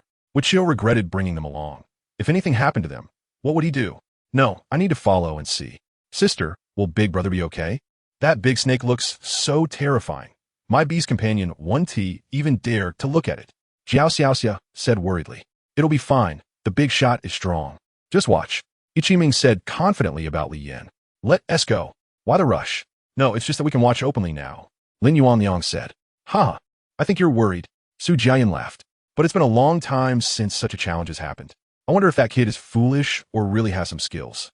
The group arrived at a large, open area made of steel and stone, very spacious and grand. In the center was a large, circular platform, presumably the designated boundary for the duel, with 4 totems around it depicting 4 fierce beasts, each intricately carved and colored. Lien didn't recognize him. This position just happened to be in the middle of the entire second grade. It seemed to be a place for everyone to freely spar with each other. Instructor Lin, Instructor Su, you are here too. Are you here to cheer for the big shot? Ichiming said happily to Su Jiayun and the others. Cheer? So confident? Lin Yuanliang smiled and replied. We're just passing by, just passing by. Wichio was also seeing Su Jiayun for the first time. Although he knew they were both teachers, he had never met them before. Hello, instructors. You must stop them quickly. If he goes against Sun Shioda, then it's over. Wichio seemed to see a savior and said excitedly, did you not see that they have already gone on stage? Once they're on stage, there's nothing we can do to stop it. Su Jiayin said, Wichio collapsed to the ground. It's over. Actually, you don't need to be like this. You've been anxious for so long, yet the people up there show no signs of concern at all. Just be a good spectator, Lin Yuanliang said. Wichio couldn't absorb anything and fell into deep self-blame. Lin Yuanliang glanced out of the corner of his eye. Those 3 companions seemed to be unconcerned. Kid, if you kneel down and beg me now, bow your head, say some things I like to hear, and then call me Daddy a few times, I might consider letting you go. What do you say? Sun Shioda said with a wicked smile, coiling like a giant python, staring intently at his head. Is there anything else you want to say? Lien asked. Sun Shioda was taken aback. Do you think this is not enough? Do you need a harsher punishment? I didn't expect you to have such awareness. I thought you were a tough guy, but it turns out you're just tough on the outside. Haha. In order for Ichiming below to hear, Sun Shioda spoke loudly, wanting to embarrass him in front of the beauty. Unfortunately, his little scheme backfired. Ichiming showed no change and still looked at him with expectation, not knowing what she was expecting. I think you misunderstood. This is my last words for you. Lian's killing intent suddenly erupted, targeting Sun Shioda. Chapter 59. Arena Kill. The two people on the arena faced each other, and during this time, a considerable number of spectators were drawn in. Some students who rarely appeared in the academy were coincidentally meeting today. Who is the person opposite? They aren't wearing our Beast Soul Academy's uniform? Could they be someone from the Turbulent Domain? They don't look like it. Their face is very unfamiliar. That's our big brother teaching a freshman a lesson. The freshman is disrespectful and doesn't know the academy's rules, so big brother is stepping in to teach them what manners are. A little brother boasted. Who doesn't know what your big brother is like? Rules? Does he understand them? A female voice scoffed. Who? The little brother was about to get angry when he saw the visitor and immediately swallowed his words. Instructor Sue, Instructor Lin, why are you also here? Shu Yisin said sweetly. Yisin, how could you bear to come out? Lin Yuanliang turned back and smiled. Yes. Did your beast pet evolve successfully? Su Jian also looked at the girl in front of him with a smile. She looked 18, with a rosy complexion and flawless fair skin. And her S-curve figure had captivated countless people. You really are becoming more and more breathtaking. Yes. The evolution went smoothly. Shu Yisin gently curled her lips. I wonder who that person on the stage is, and why are they facing off against this disgusting guy? Shu Yisin said. A freshman. Lin Yuanliang also didn't know what his name was, so he replied like this. A freshman? Shu Yisin was surprised. How could a freshman face off against a second-year student? Could it be because of housing issues? You know, that place is very filthy. Su Jian said. It seems that this rule hasn't changed. Shu Yisin recalled her previous memories, a past she was unwilling to mention. The arena referee hasn't arrived. Why don't you, Instructor Su, go up and take over? I see both contestants are quite anxious. Lin Yuanliang smiled. Me? Su Jiayun was taken aback. Yes, you're upright, and it's perfect. Lin Yuanliang flattered. Su Jiayun chuckled. You're just distracted by the big beauty and can't move. He thought to himself. All right, then I'll go up. Su Jiayun knew that waiting like this wasn't a solution. It was possible that no one would come at all, and now everyone was busy evolving their beast pets. There were really few people free. Li Yin was already getting impatient. It had been more than 10 minutes, and he was struggling to hold back. The giant snake across from him had hissed at him multiple times, intimidating him, and even that morally bankrupt person was watching him like a hunter eyeing its prey, waiting to strike. Little did they know, Li Yin was thinking the same thing. The katana in his hand was shimmering as the blade's shadow overlapped. The momentum building to its peak, just waiting for the moment to strike. Sorry to keep you waiting, Su Jiayun said with a smile. However, Li Yin ignored him and continued to wait for him to say start. It's okay. Mentor, I'm not in a hurry. Sun Shioda smiled and said. Su Jiayun looked at Li Yin, who was exuding an aura of deadly intent, just waiting for the moment to attack. Experiencing such close proximity, he could truly feel the difference in that killing intent. Although he lacked bloodshed, the murderous aura was intense, and there was only one goal, to kill the opponent. Interesting guy. At that moment, Su Jiayun also felt curious about Li Yin. Why did he have such a strong killing intent, even though it was a beast pet attacking? The new students were challenging beyond their level, regardless of life and death, but it was best not to harm others' lives. After all, everyone has a difficult time living, and it is wise to leave a way out for future encounters. This principle, I believe both of you understand. Su Jiayun said earnestly. Li Yin still ignored him, while Sun Shioda politely replied with a few words. However, everyone knew his character. He would say nice things to someone's face, but behave differently behind their back. A typical case of saying one thing and doing another. All right, let's get started. Before Su Jiayun's words had finished, a cold light flashed by. With a whoosh, it seemed as if the air in front was sliced apart. He suddenly felt a sense of crisis, and his beast pet appeared by his side in an instant. The fiery chicken was faster than that cold light, with a flap of its wings. It scattered the nearby blade light. Meanwhile, the remaining blade energy, infused with Li Yan's anger and killing intent, suddenly shot through the air towards Sun Shioda, who was entangled by the giant snake. The giant snake seemed to sense the danger and saw the deadly blade light, but it was too late to dodge. Hiss! Sun Shioda was still unaware of the impending danger, his expression still holding a smile. Buzz! The human head was instantly severed. Li Yan's knife struck directly at the opponent's neck, along with the snake's body.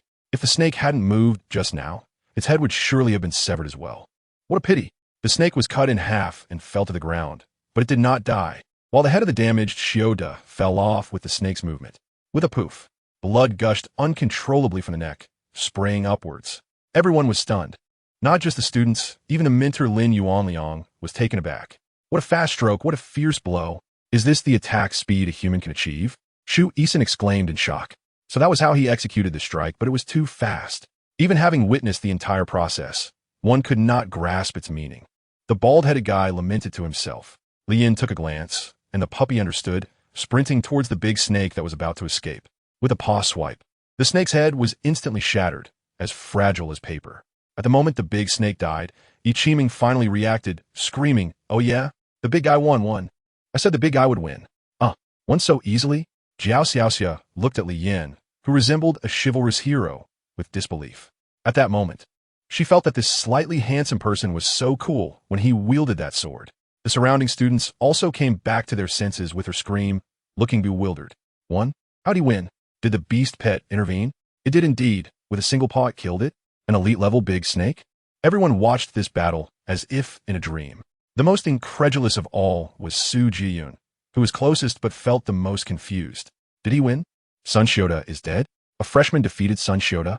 Wichio looked at the corpse on the stage. His body at that moment felt unresponsive. Wanted to get up but unable to do so. Bang! Sun Shota's corpse fell onto the arena, and blood stained the stage. Big guy, amazing. I knew I didn't misjudge you. Ichiming went up to the stage and praised Li Yin, treating the dead body beside her as if she hadn't seen it. After dealing with the big snake, the puppy returned to Li Yan's side. The battle was over, and it was time for him to leave. Stepping down from the stage, he walked to Wichio's side. Take me to that guy's residence. I need to settle things. Speaking in a calm tone while saying such domineering words. Is this what freshmen are like? Wichio stared at Li Yan in a daze.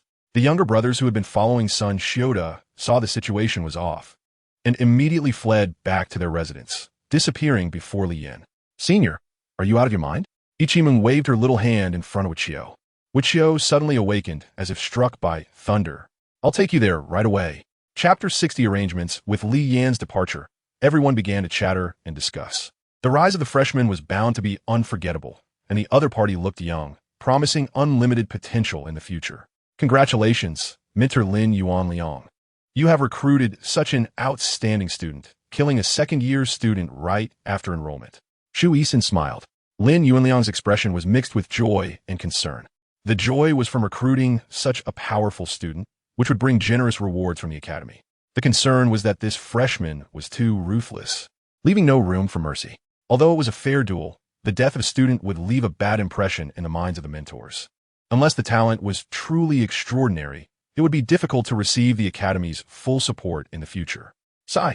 Lin Yuanliang sighed and bid farewell to Shu Eason. Su Jian also left while everyone was whispering, urgently needing an answer. As the mentors departed, the focus naturally turned to the beautiful Shu Eason. People were drawn not only by her beauty, but also by her strength.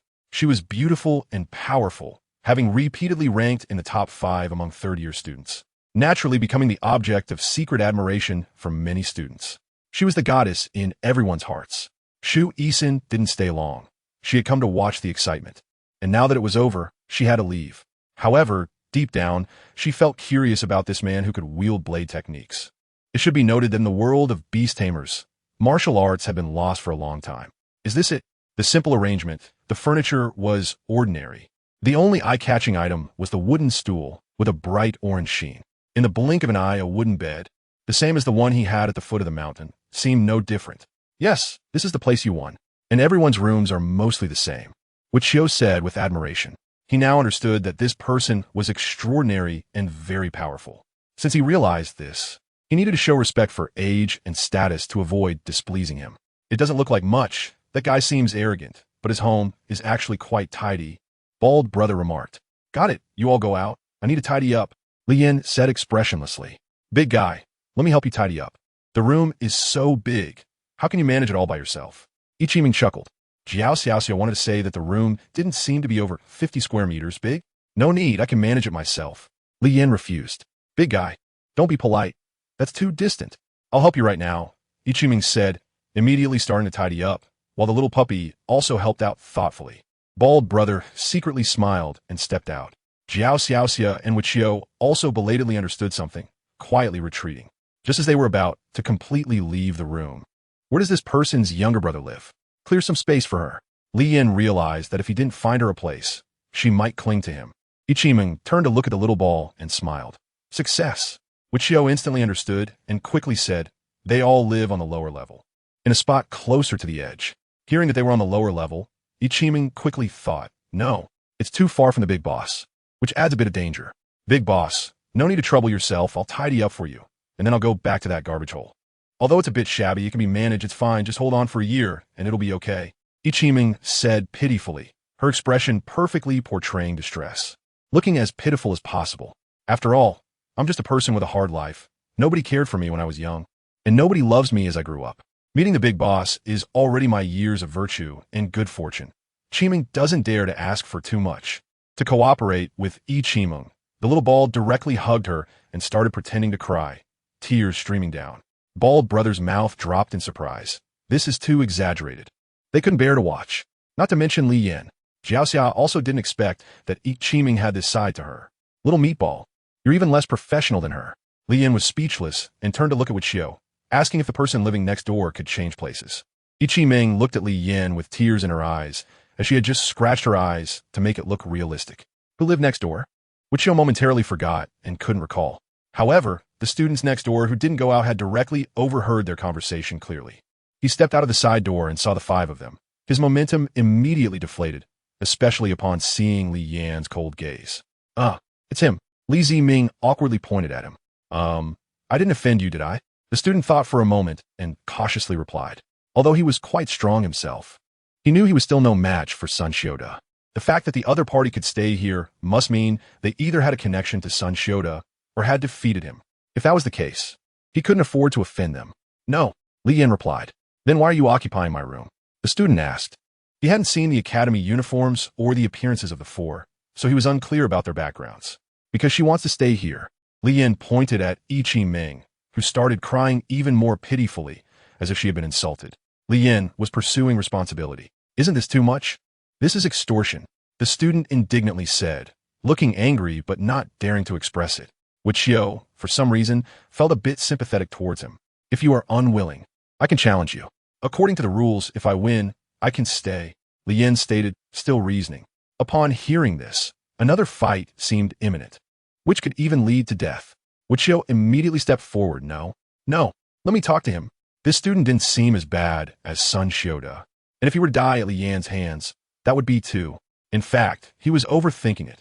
Li Yan wasn't that murderous, and unless the other party was too despicable, he wouldn't resort to that. The student, confused about what was happening, was pulled aside by Wichio. If he had known Wichio, he would have summoned a beast pet to deal with him. Wichio earnestly talked to him for a while. From the perspective of Jiao Shaoxia, she saw the student's expression change repeatedly. Not long after, the student returned, but his gaze had changed, looking at Li Yan as if he were facing a butcher, filled with fear that had nowhere to hide. I have already talked to him. He is willing to move out of downstairs, Wichio said on behalf of the student. Is there still space downstairs? Li Yan asked in surprise. If those few little brothers of Sun Shioda move out, it will be just enough. Your two friends can also stay downstairs, Wichio explained. Li Yan thought for a moment and nodded. Should I go? No need, this senior can go with me, Wichio said, pointing to that senior. Yes, I can accompany you. They won't dare to act recklessly when they see me. The senior smiled. All right, then I'll trouble you. Li Yan felt a bit awkward about the situation. After all, the other party hadn't offended him, yet he was asking them to move. He couldn't help but feel guilty. Helplessly glancing at Ichiming, he saw that guy still pretending to be pitiful, and he had no way to deal with it. Not a trouble at all. Following orders, Wichio and the student went downstairs directly, turned down the steps, and the senior angrily rushed toward the residence of those three guys. It was all because of them that he got caught up in this. Chapter 61. Beating up seniors, some unwanted things needed to be thrown away, and places that he didn't like needed to be modified. After all, he would be living here for quite a while. Out with the old, in with the new. It could also be considered his little cleanliness habit. By the time everything was arranged, it was already getting dark. A few people gathered around a large pot. Li Yan funded the meal, and everyone contributed to set up a hot pot dinner. This also counted as the first day of school, a new beginning, and, at the same time, he made a few friends. It smells so good, Ichiming sniffed and happily said, while the little ball also drooled. Wichio and Li Ziming were even more curious, having never seen anything like it before. In just one afternoon, Li Ziming and Wichio learned about this big shot's background. They referred to him as an outsider. You both help a lot today, and I don't have much to give you, so these two pet eggs can be considered a token of appreciation. Lian took out 2 pet eggs. Big shot. You don't need to be so polite. We are all students from now on, and it's only right to help each other, Wichio humbly said. Li Ziming also repeatedly agreed. Just accept it. No need to be polite with what the big shot gives you, Ichimung said straightforwardly, like a tough girl. Someone spoke up, and Wichio didn't refuse any longer. It would be impolite to keep making others hold on to it, so he happily accepted it. Lian glanced at Ichimung, feeling that after making a wedding gown for her, she was still not putting in any effort. Ichimung, taking advantage of the situation, said nothing and just ate meat.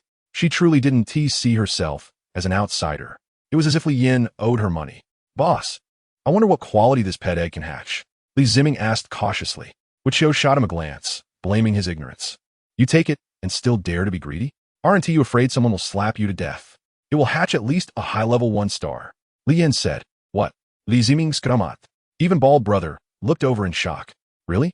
Wichio asked uncertainly, his heart also surging. He knew that his beast pet had accompanied him for so many years and was only a high-level 1-star. But the creature that would hatch starting at a high-level 1-star had the potential to evolve to a rare level. What the boss said is of course true. Ichiming acted as Li Yin's full agent and replied. With that confirmation, the joy in the eyes of the two was beyond words, especially Li Ziming. He felt this was too straightforward. If possible, he really wanted to move a few more times. The dinner gathering didn't last long and ended amidst everyone's laughter and joy. However, there was one foodie who insisted on staying until the end. Even after everyone left, she and the little ball were still eating. That was Ichiming and the little ball. Li Yin lay on the neatly arranged bed, and after tidying up, the room looked much cleaner and larger.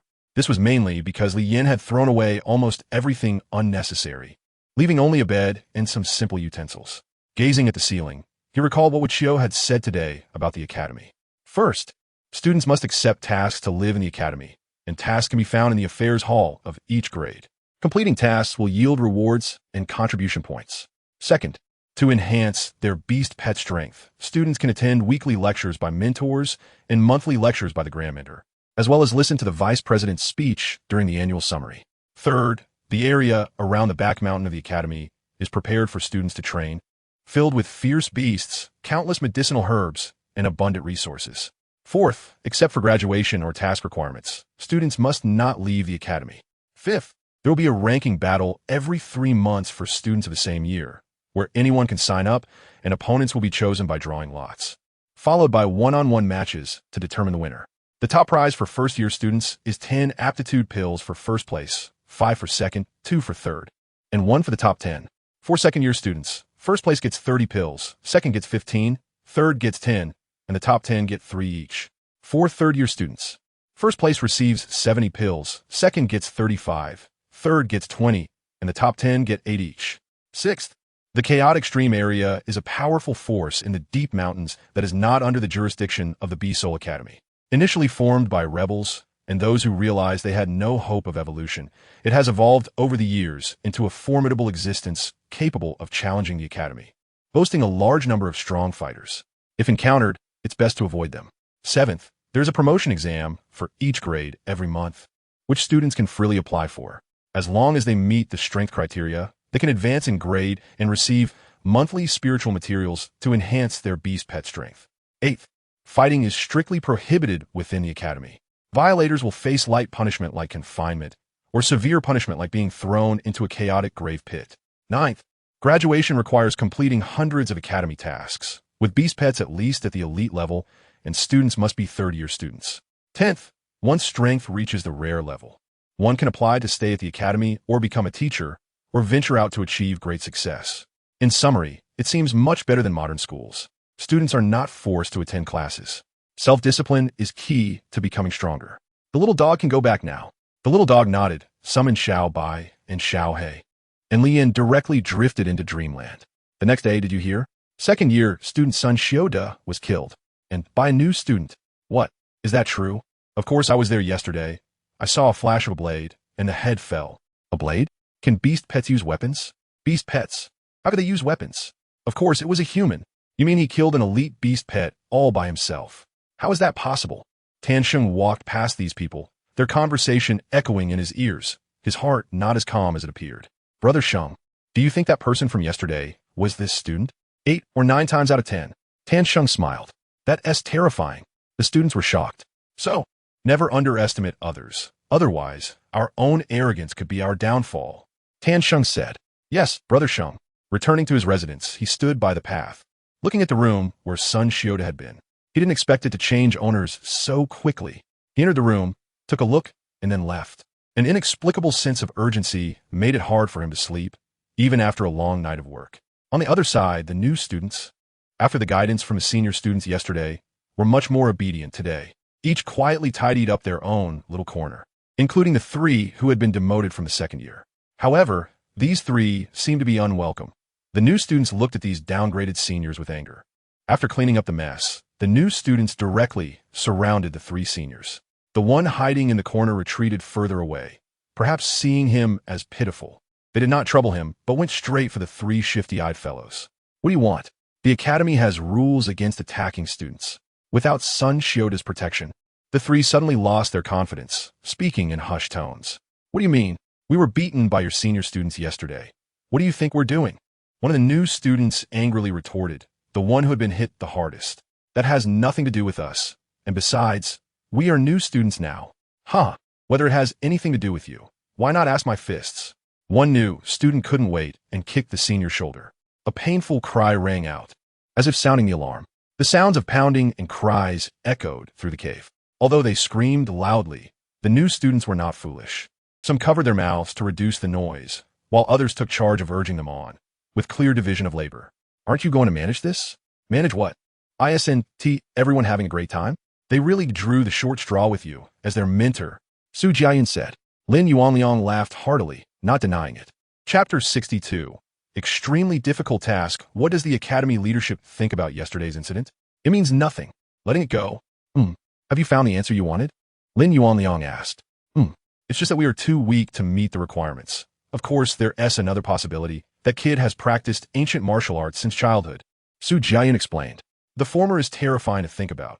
No matter what, I refuse to believe that kid is stronger than us, while the latter is still possible. Lin Yuanliang said. Are you preparing to investigate? No, it's over. Let us go. It shouldn't lead to any casualties. The 2 exchanged glances and left. After they departed, a pair of eyes peeked out from the corner of a cave, watching the direction the 2 had left. Then, after glancing at the group of angry new students, he also left. Big boss, where are we going today? Ichiming asked curiously. I'm going to the affairs hall. Where are you going? I don't know. Li Yin replied coldly. When he got up, it seemed this woman had been waiting for him all night. As soon as he stepped out, he saw her waiting at the door, and then without saying a word, she followed him. To avoid awkwardness, she also called the other 2 along.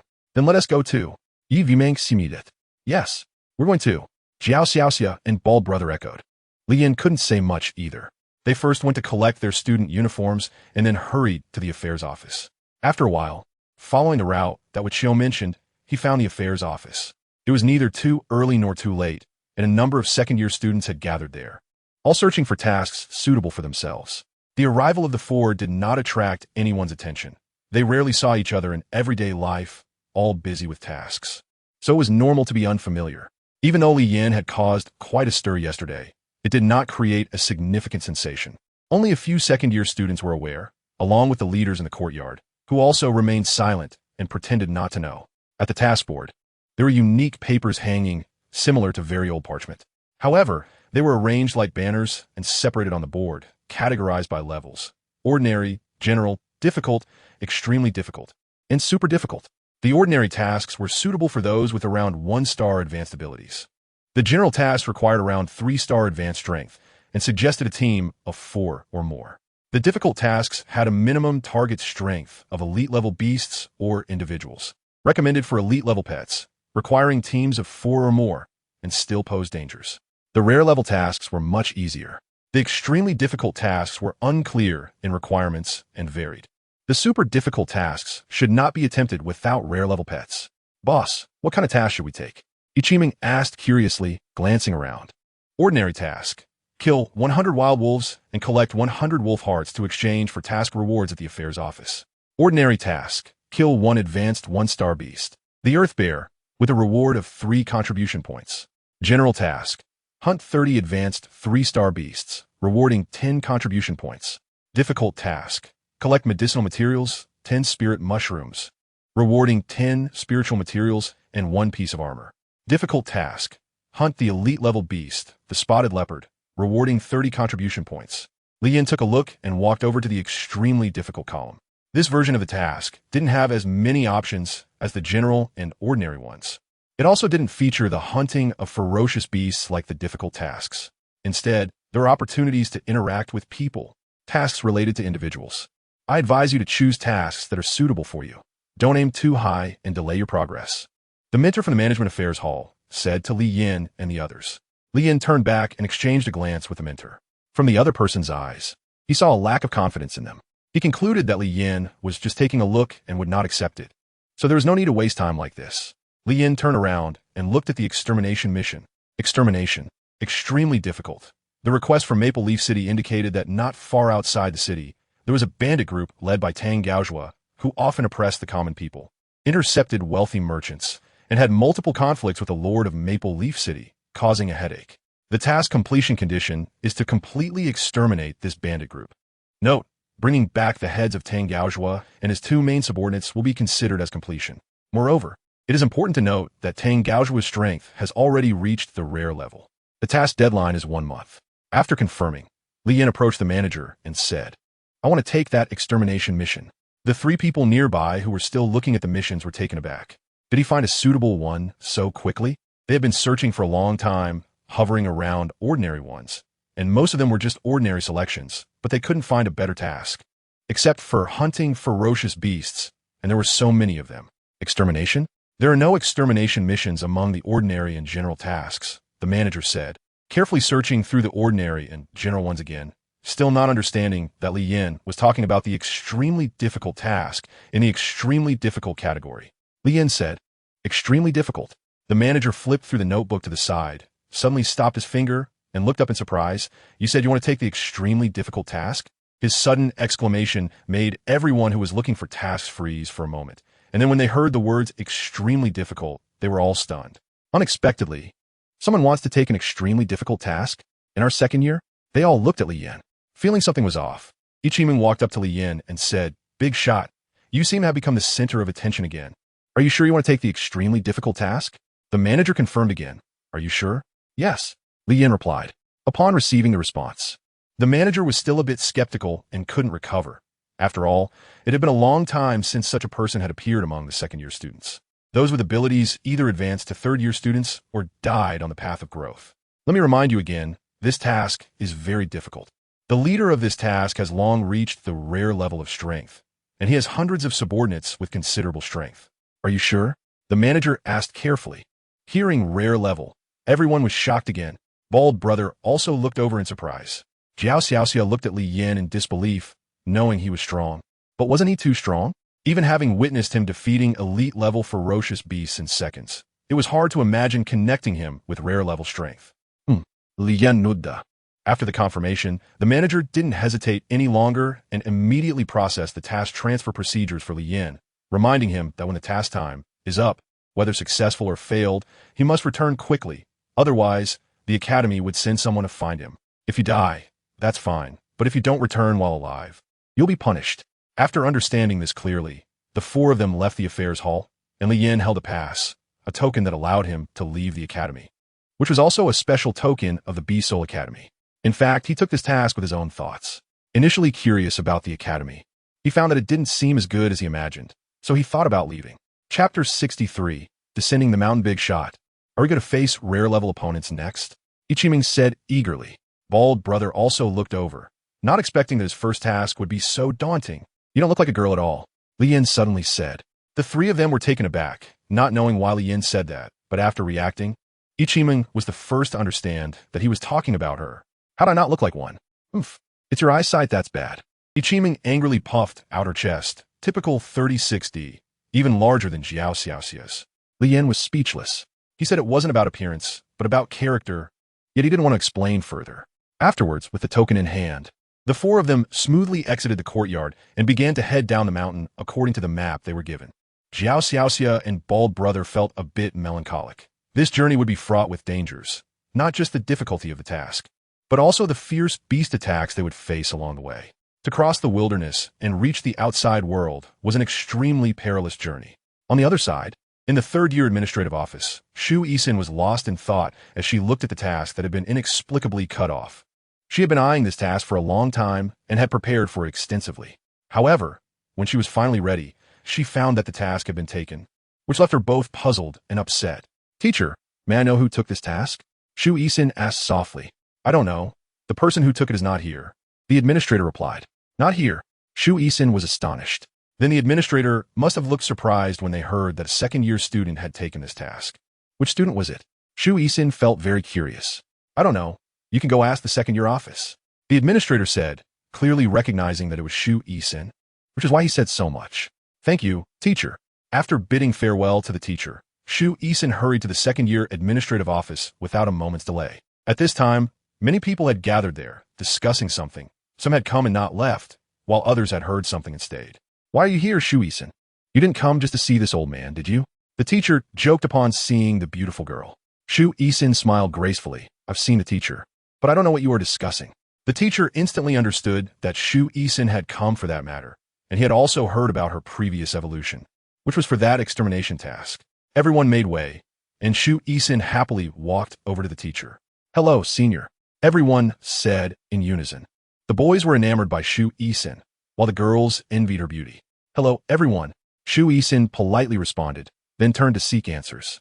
The administrator first asked everyone to disperse a bit, then recounted their discussions to Shu Isin. "Is it possible that the person from the arena yesterday and the one who took the task today is the same person?"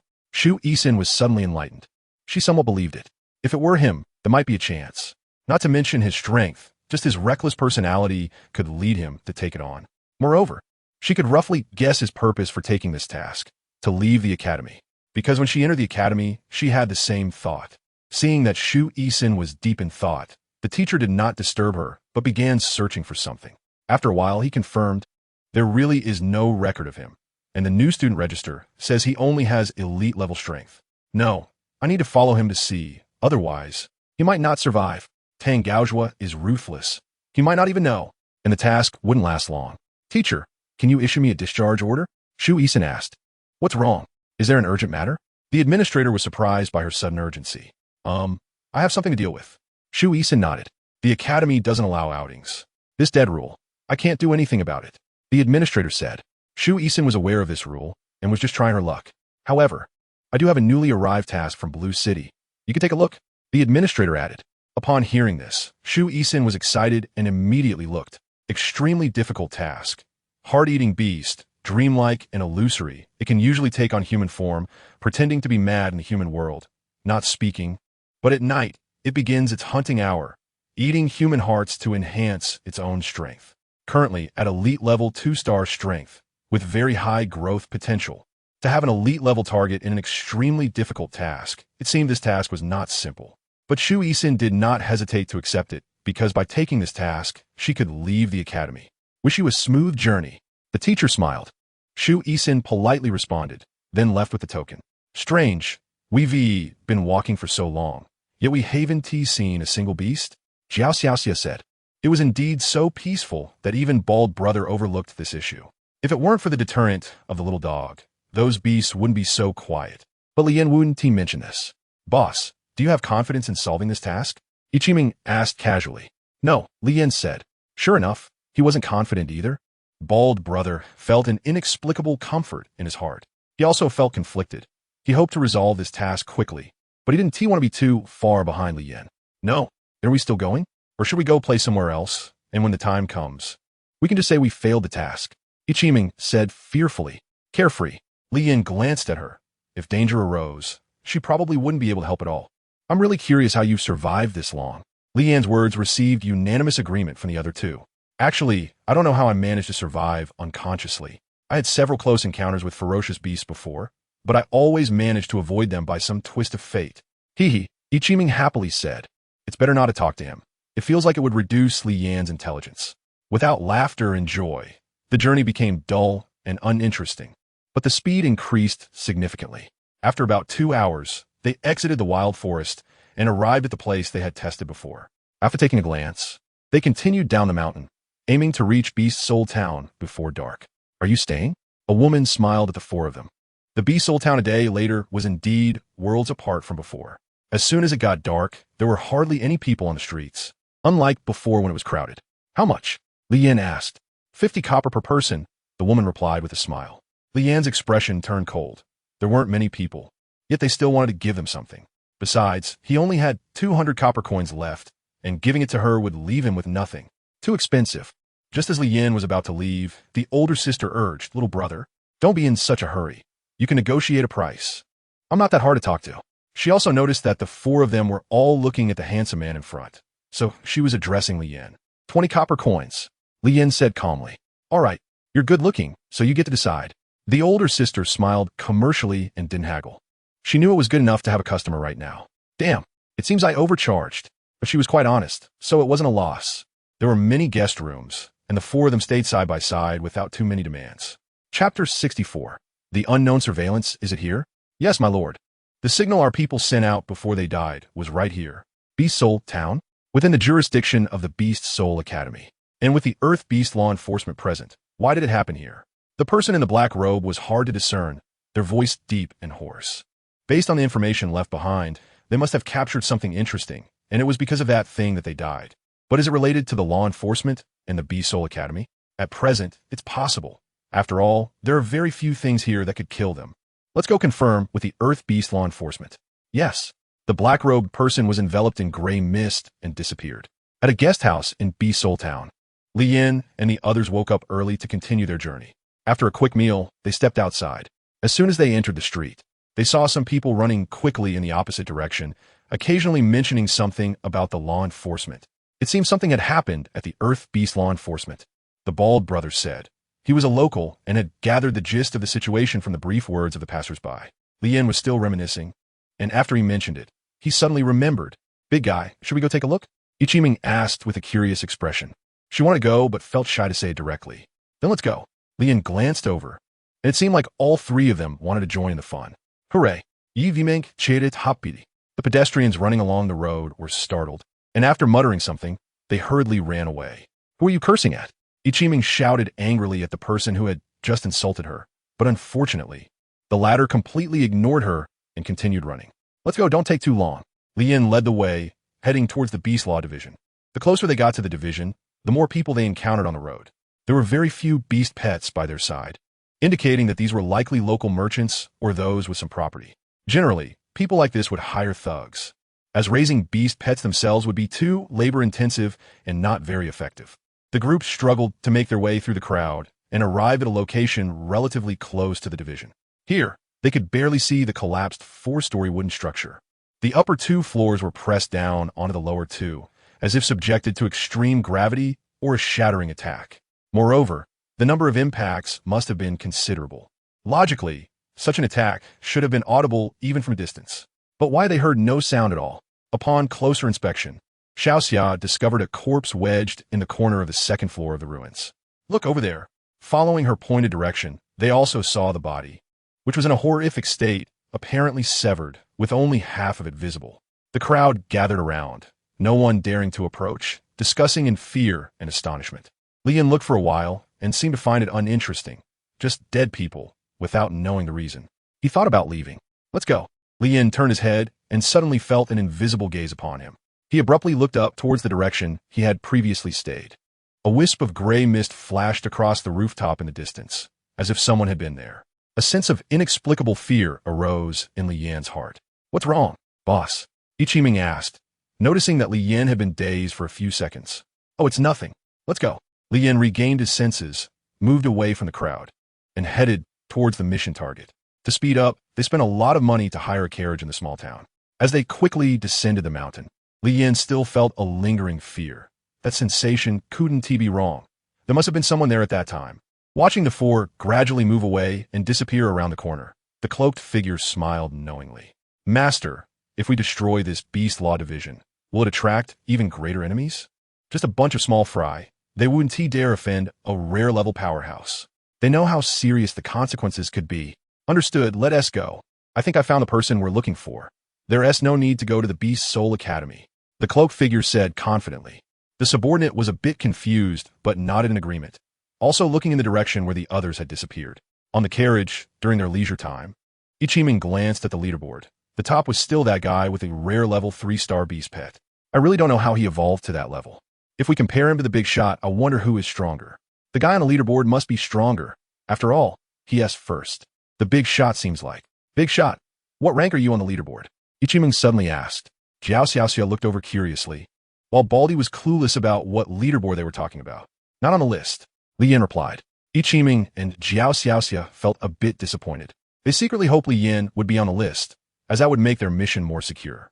Little did they know, Li Yin was the one ranked first. Soon, they arrived at a particularly wide official road, which was the same road Li Yin had taken when parting ways with Lin Yuxing. A familiar feeling surged in his heart. It wouldn't be the same route he took, would it? He hadn't asked Lin Yuxing where he was going, and this road led to where? Ichiman also realized this road was exactly in the direction she had come from. So the place we are headed to is actually where we are now. If they happened to run into Lin Yuxing, she could just ask him what the name of the person who took him to the Beast Soul Academy was. At that time, he had been so excited that he didn't even tell her his name. With the road stretching far ahead and having nothing to do, the three sat down, took out some cards, and taught Baldy how to play Do Di Ju. Li Yin wasn't that bored, staring ahead, lost in thought. Hey, that's not how it works. 3 can't manage 2. Isn't 3 bigger than 2? No, not here. I can't manage 2. How can that not be the case? Ichiman and Jiao Xiaoxia watched as the bald guy got increasingly frustrated. Having never seen someone so clueless, after half an hour of teaching, he still couldn't get it. The bald guy was also quite unhappy, wondering why this game had so many illogical requirements. The 3 began to argue, each with their own reasoning. Master, how far do we have to go to reach Maple Leaf City? Li Yin said, if we go fast, we can get there before dark. If slow, then it's uncertain. The one driving the cart said. Li Yin looked up at the sky and then glanced around at the quiet jungle. Seeing the weather, it seemed like it was going to rain, and it was too silent here. Li Yin always had a feeling of being watched, a sensation that wouldn't go away. The 3 of them had a quarrel, then started the game of life again, and this time it was clearly much better than before, playing very smoothly. Li Yin looked at the puppy, which also had a wary expression. To be precise, its vigilant demeanor hadn't changed since they left the small town. It didn't actively seek out danger, but its behavior was already telling Li Yin that the seemingly calm road must be hiding something unfavorable for them. Li Yin had no choice but to coldly interrupt their game, if he didn't want to die without knowing why. He had to put away his playful heart and pay attention to his surroundings. Although there was a small dog present, which generally kept most dangers at bay. Caution was always wise. Chapter 65. The man in black robe, are you saying we are being watched? Bald Brother was the first to react, and the beast pet also looked around with a wary expression. What happened? Boss, why are you suddenly so serious? Xiao Xia curled up on one side, speaking cautiously. Ichiman, carefree, was collecting cards and glanced at Li Yin with some displeasure, feeling that he was overreacting and too suspicious. However, soon, as the sky darkened and thick clouds gathered, a chilling atmosphere suddenly filled the air. They seem to have found us, sir. To be precise, it was the guy in front. The other 3 didn't seem to matter much. The man in the black robe fixed his gaze on Li Yin. There was an aura about this person that made him uneasy.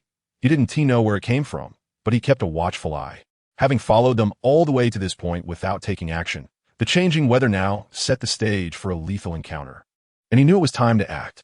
Just a moment ago, the sky was clear, and now it changed so suddenly. How annoying. Ichiman reluctantly took out an umbrella, ready for the impending rain. Xiao Xiao also pulled out an umbrella and handed one to Bald Brother. Bald Brother took it with envy, looking at them. Carrying their things didn't require worrying about space issues. The little dog suddenly stood up, and Li Yin instantly understood and got up as well.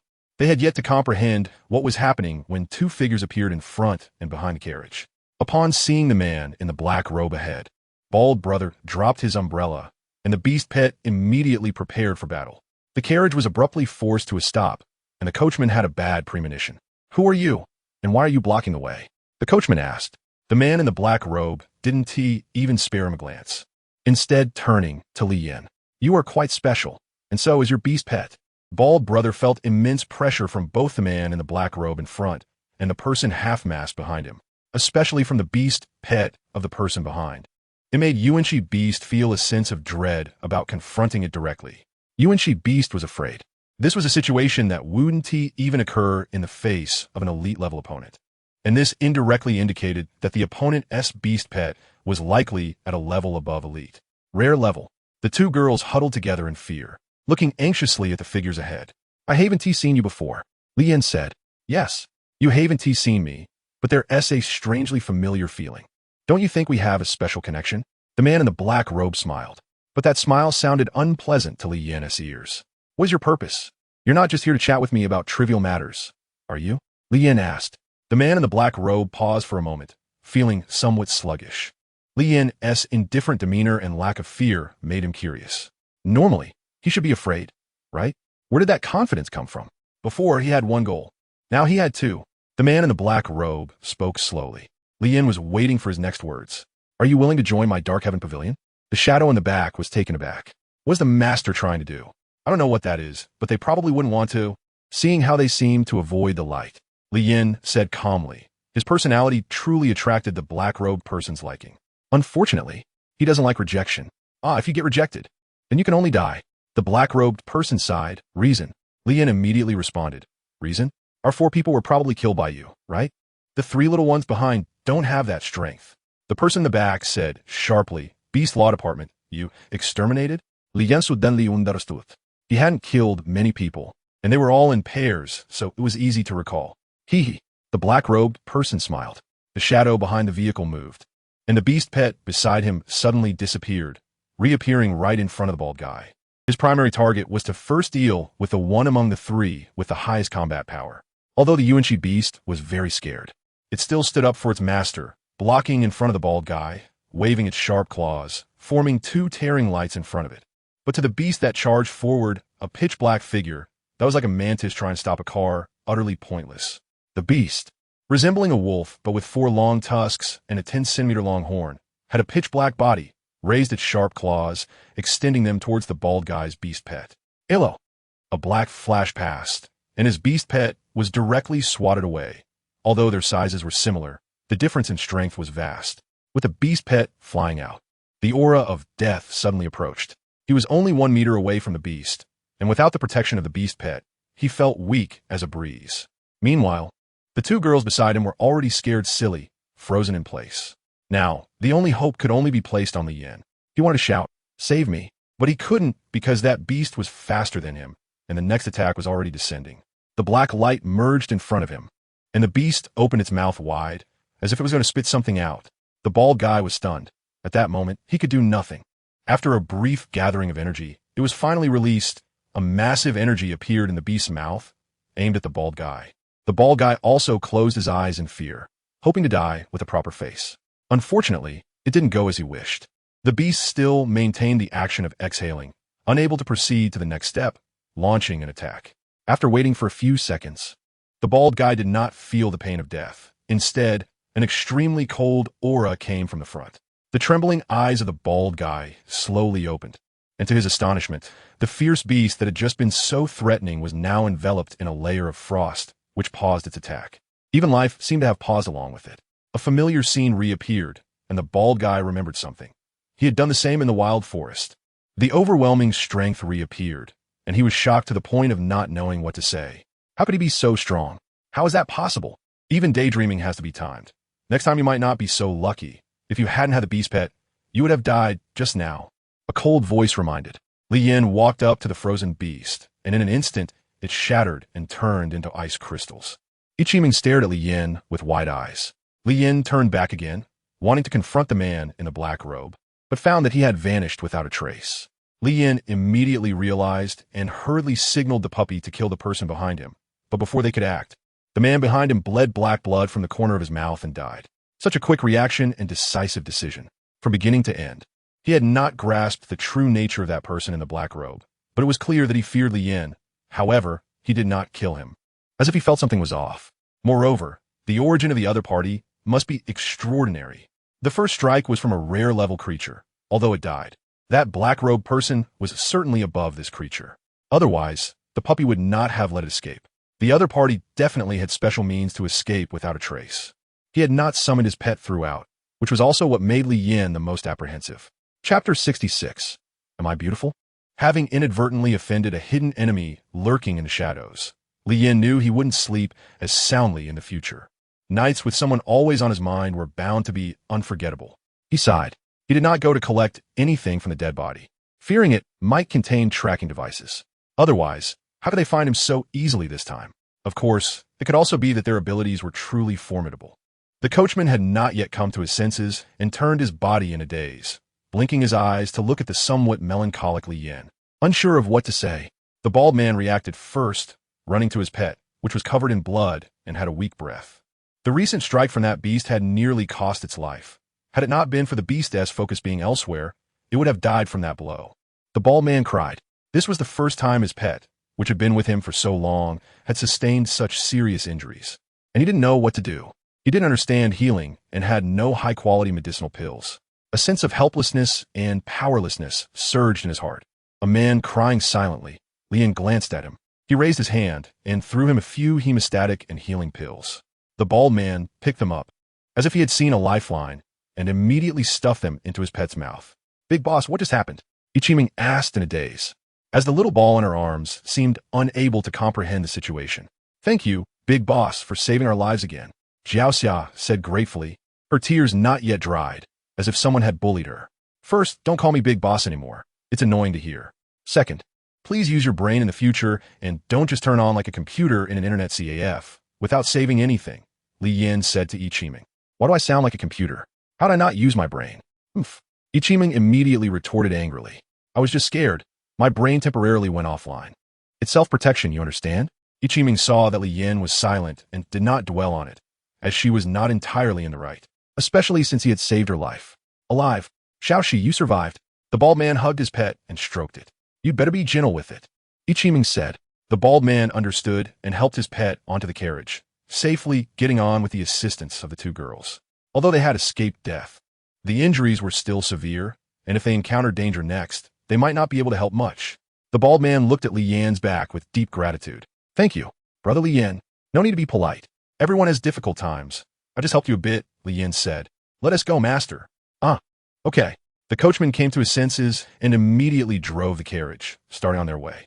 They had wasted quite a bit of time here, and they should speed up. Soon, they left that place, and no one paid attention to the body lying on the road, leaving it to be discarded in the wilderness.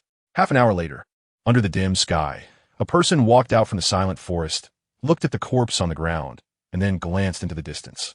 What kind of power is this? Who is he? Such strong strength, capable of instantly killing a rare-level pet. Truly terrifying.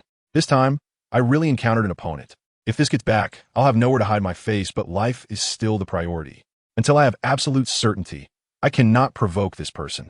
The man touched the items on the corpse, then took out a small object and quietly left. He didn't move the corpse and had no interest in doing so. He needed to return to the main hall. Why is this world like this? Xiaoxia said with a touch of sadness. The bald man looked after his pet. After several hours, the pet's injuries had improved a lot, thanks to the healing pills Li Yan provided. He didn't know the price of those pills, but he was clear that they must not be cheap. With such efficacy, they were worth the cost.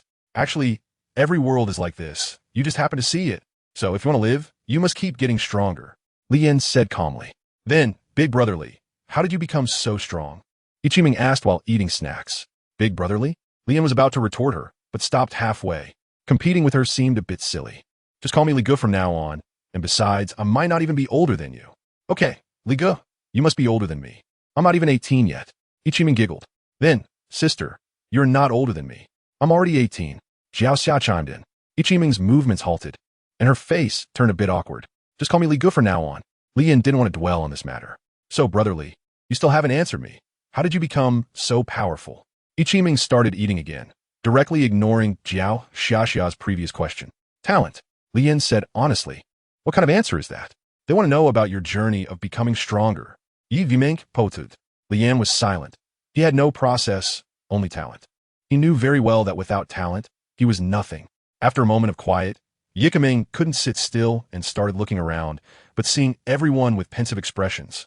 She felt embarrassed to interrupt and had to entertain herself. Holding some delicious food, she shared it with the little ball of fur. To be precise, it was the little ball that was eating, and Yikaming was feeding it. For the entire afternoon, that little guy hardly stopped eating, and Li Yan was dumbfounded, starting to understand why Yikaming once said that she couldn't afford to feed this little meatball anymore. It ate too much. The key was that its belly didn't seem to get any bigger, which was the most miraculous part. Master, how far is it? The coachman immediately replied. If the weather remains clear and doesn't rain, we should arrive in about 2 hours. Good. The speed of the carriage was already quite fast, and Leanne wasn't in a hurry anymore. In 2 hours, it should be dark, and although the road might be hard to see, there was nothing to be done about it. Sure enough, 2 hours later, it was dark. They reached the city gate, and, fortunately, there were guards watching it day and night. Otherwise, they would have to sleep outdoors. After a brief inquiry and inspection, the guards allowed them to enter the city. Upon entering Maple Leaf City, Leanne's first reaction was that there were many trees in this city. Skipping over the tall city gate, what greeted them were yellowing leaves and clusters of yellow trees. This city had more trees than Blue City, with tall pines everywhere. Due to the abundance of trees, finding things became a bit troublesome, as some shops were blocked by branches. After wasting some time, they found an inn. After negotiating the price, Bald Brother took the lead and paid the money. He really didn't want Leanne to pay again. His selflessness made Leanne feel less awkward about being broke. They went upstairs, and Leanne walked to his room. As night fell, they all drifted into a drowsy sleep. In Maple Leaf City, the cold wind blew, and maple leaves fell, fluttering in the air. The entire city was bathed in the golden hue of leaves. The quiet night, with the wind blowing the leaves down, gave the town a touch of desolation. In the quiet night, everyone fell asleep, turning off the lights and fires. Only one place still glowed with the light of a red candle. Am I beautiful? Chapter 67. The Bandit Group in the Darkness. The woman, illuminated by the candlelight, looked at the two bound men in front of her. The men's eyes were sharp, yet devoid of any sparkle, showing no sign of being tempted by the woman's beauty. Am I beautiful? The woman seemed very enamored with her own body, caressing herself while showcasing her most alluring side to the two men. But the two men appeared to have lost their luster like zombies. Besides having handsome faces, their bodies had been tortured multiple times. It was as if their bodies had been hollowed out. Seeing that the two men were unresponsive, the woman felt a surge of anger, her face darkening suddenly, blood red flowing from her mouth, and a creature of an unknown kind crawled out from it. It slithered down and approached the two men, biting one of them on the leg. The man winced in pain, but still remained silent. Then, the creature crawled into the wound. As it moved within him, the man's pain intensified, his expression twisted in discomfort. The agony contorted his face. Yet he still couldn't open his mouth, as if he couldn't do so at all. As time passed, the man grew increasingly tormented, his breathing becoming labored, and his body gradually shriveling. In less than 5 minutes, the creature emerged from his body, visibly plumper than before. In contrast, the man had become nothing but skin and bones, and his breathing had ceased. The woman took back the creature, which crawled into her body, bringing her a wave of warmth and comfort. It felt like a dream or an ethereal experience, leaving her enchanted. Beauty is always fleeting. The woman then turned her gaze to the other man. This time she didn't ask him if she was beautiful, but directly released the creature again. The creature reappeared, returning to its previous state, small and swift. It repeated the earlier actions, this time working even faster, cutting the time it took to leave the man's body in half. The woman consumed the creature, her face full of lingering satisfaction. After indulging, she glanced at the two shriveled corpses and left without looking back. Take care of this. Yes. Second boss. The bandits watched the woman leave, eyeing her alluring curves and enticing figure, leaving one of the younger bandits dry-mouthed. If you don't want to die, suppress your desires. Otherwise, you'll have a place among the corpses in the room. Yes, Brother Hua. I was just looking, haha. The young bandit didn't bother to explain further. The group worked together to carry the bodies to a desolate area and buried them underground before leaving. Their movements were swift, clearly not their first time doing this. Upon returning to their base, just as they were about to rest, they saw a beautiful figure entering with 3 men. The group broke into a cold sweat, cautiously retreating. Tonight was destined to be another sleepless night and a night of feasting. The next day, at dawn, Lian walked out of the inn alone. Before leaving, he had entered Bald Brother's room and briefly mentioned that he planned to act alone today. There was no need for further explanation. Bald Brother understood. He knew what Lian was going to do and the reason for not bringing them along. The mission was dangerous, and if they accompanied him, they would only be a burden. He didn't complain and willingly agreed, also taking on the responsibility of protecting the 2 women. After Lian left, Bald Brother had his own plan for the day, to stay in the inn until Lian returned. Without the burden, Lian moved quickly. He mentally filtered through the key points of the mission. This task was not difficult for him.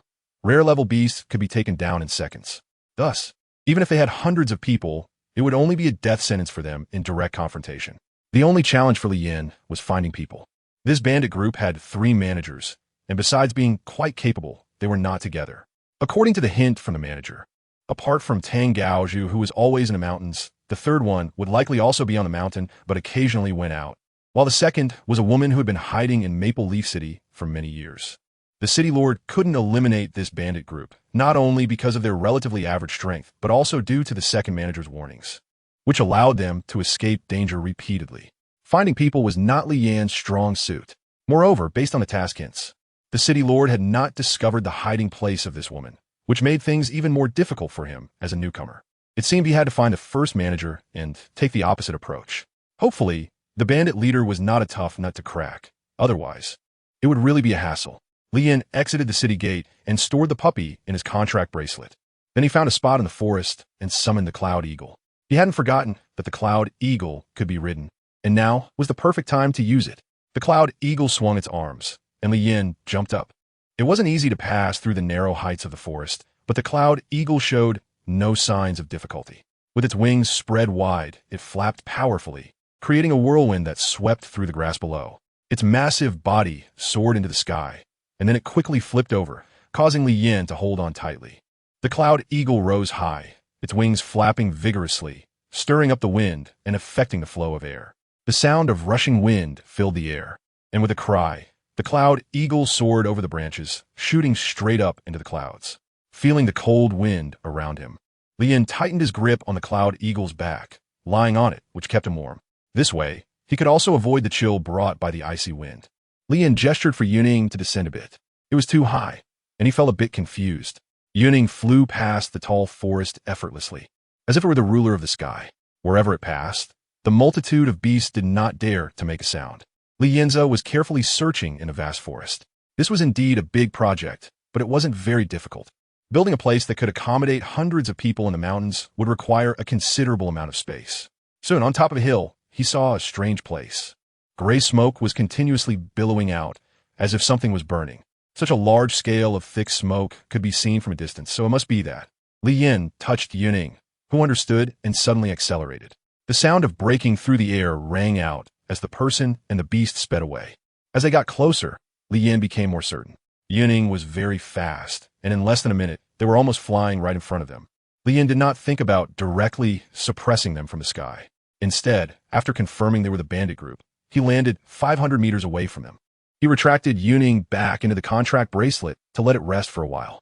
Although it wasn't very tired and wanted to play a bit longer, Li Yan had to ruthlessly send it back to rest. He summoned the little dog, Xiao Bai and Xiao He. The hunt belonging to 1 person and 3 beasts began. Chapter 68. Tang Gaoju's Death Big Brother. Do you think we should change places? Staying in one spot isn't safe. The third master said. Change what? No need. Tang Gaoju put down his wine cup and laughed boldly. We've had multiple conflicts with Maple Leaf City, and they can't take me down. It's fine. Then we stay right under their noses. The enemy is in the light, and we are in the dark. If they launch a surprise attack, wouldn't we be very passive? The third master analyzed. Surprise attack? Huh. The Beast Law Division has no time to deal with our little matters. Tang Gaoju took a sip of jar wine. What if it's the Beast Soul Academy? I've heard that the Lord of Maple Leaf City has put a bounty on us and sent it to that academy. What if they send someone? The third master said. Huh. I know what you're talking about. If they could come, they would have come long ago. There's no need to wait until now. The fact that they haven't come yet shows one thing. They're too busy. Tang Gaoju continued. Currently, the only ones in the academy who can compete with me are those few mentors or the top students in the 3rd year who can still spar with me. The rest are trash. Just as he finished speaking, the door suddenly burst open with a bang. Wood splintered everywhere. Is that so? A person and 4 beasts stood at the door, coldly looking at Tang Gaoju and the others. The latter was frightened by Li Yan's aura and stammered. Why you? How did you get here? Guards, if you had any brains, you would know that my presence here means your people are already gone. Li Yan said. Tang Gaozu, reeking of alcohol, stood up and shouted. Who are you? State your name. Does anyone know the whereabouts of the second master? Li Yan asked in return. Bang! Tang Gaoju angrily smashed the jar on the ground, shards scattering everywhere, the aroma of wine spilling out. You are quite arrogant, kid. Come out and play. Beatink, Li Yan.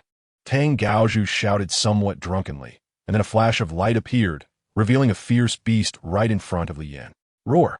With blue mane, A massive body nearly 5 meters long and blue eyes with blue patterns on its paws, it truly exuded an imposing presence.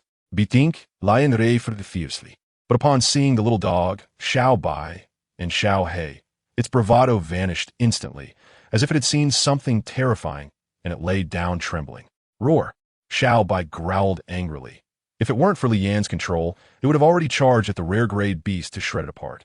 As a fellow king, its dignity could not be violated. Get up, damn it. I called you out to let you rest. Stand up. Tang Gaozhu shouted angrily, but no matter how he yelled, Bai Ting Lion remained unmoving. The suppression of the Golden King was an invisible pressure it could not resist. This is the last time I'm asking. Where is the second master? Li Yan said coldly. The third master was the first to react and immediately stepped forward, saying, I know, don't kill me. I know where she is. Bang! Tang Gaozhu kicked down the sycophantic third brother. Traitor! As soon as he finished speaking, a shadow flashed by, and then a cold corpse appeared. Oh no, 2 of them, just before the master was about to receive a fatal blow. Bai Ting Lion overcame its primal fear and selflessly blocked a wave of cold attack for its master. Unfortunately, the cold attack from the little dog did not stop, leading to a fateful end where both man and beast perished together. There was no excessive pain, nor any cries. Under the cold attack, all were treated equally. The little dog passed by the trembling third master, who couldn't even bear to look at the death of his elder brother behind him. But he knew that his elder brother might be dead. A chilling aura lingered behind him, and he endured the pain. You are quite sensible. Take me there, Li Yan said calmly, walking up to the deceased Tang Gaozhu, retrieving his head. The third master stepped out the door, and outside was a scene of devastation. Corpses lying everywhere, each one a fatal blow. There was no trace of pain. Their faces still displayed the scenes of their lives before death. Clearly, they had been killed without their knowledge.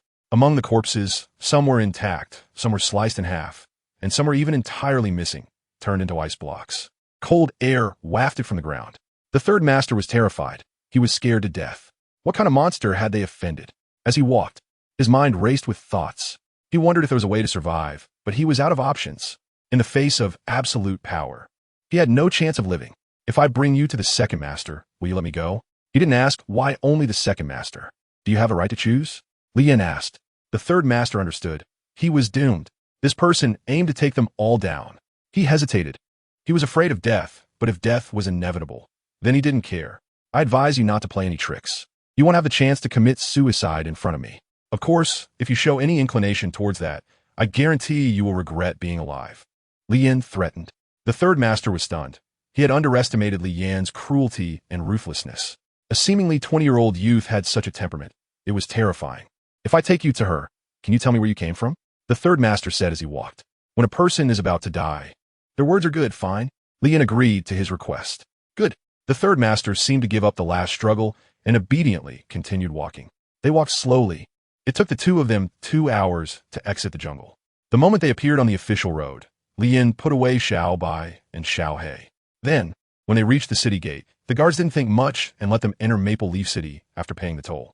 The bandits didn't pull any tricks, but Li Yan remained vigilant.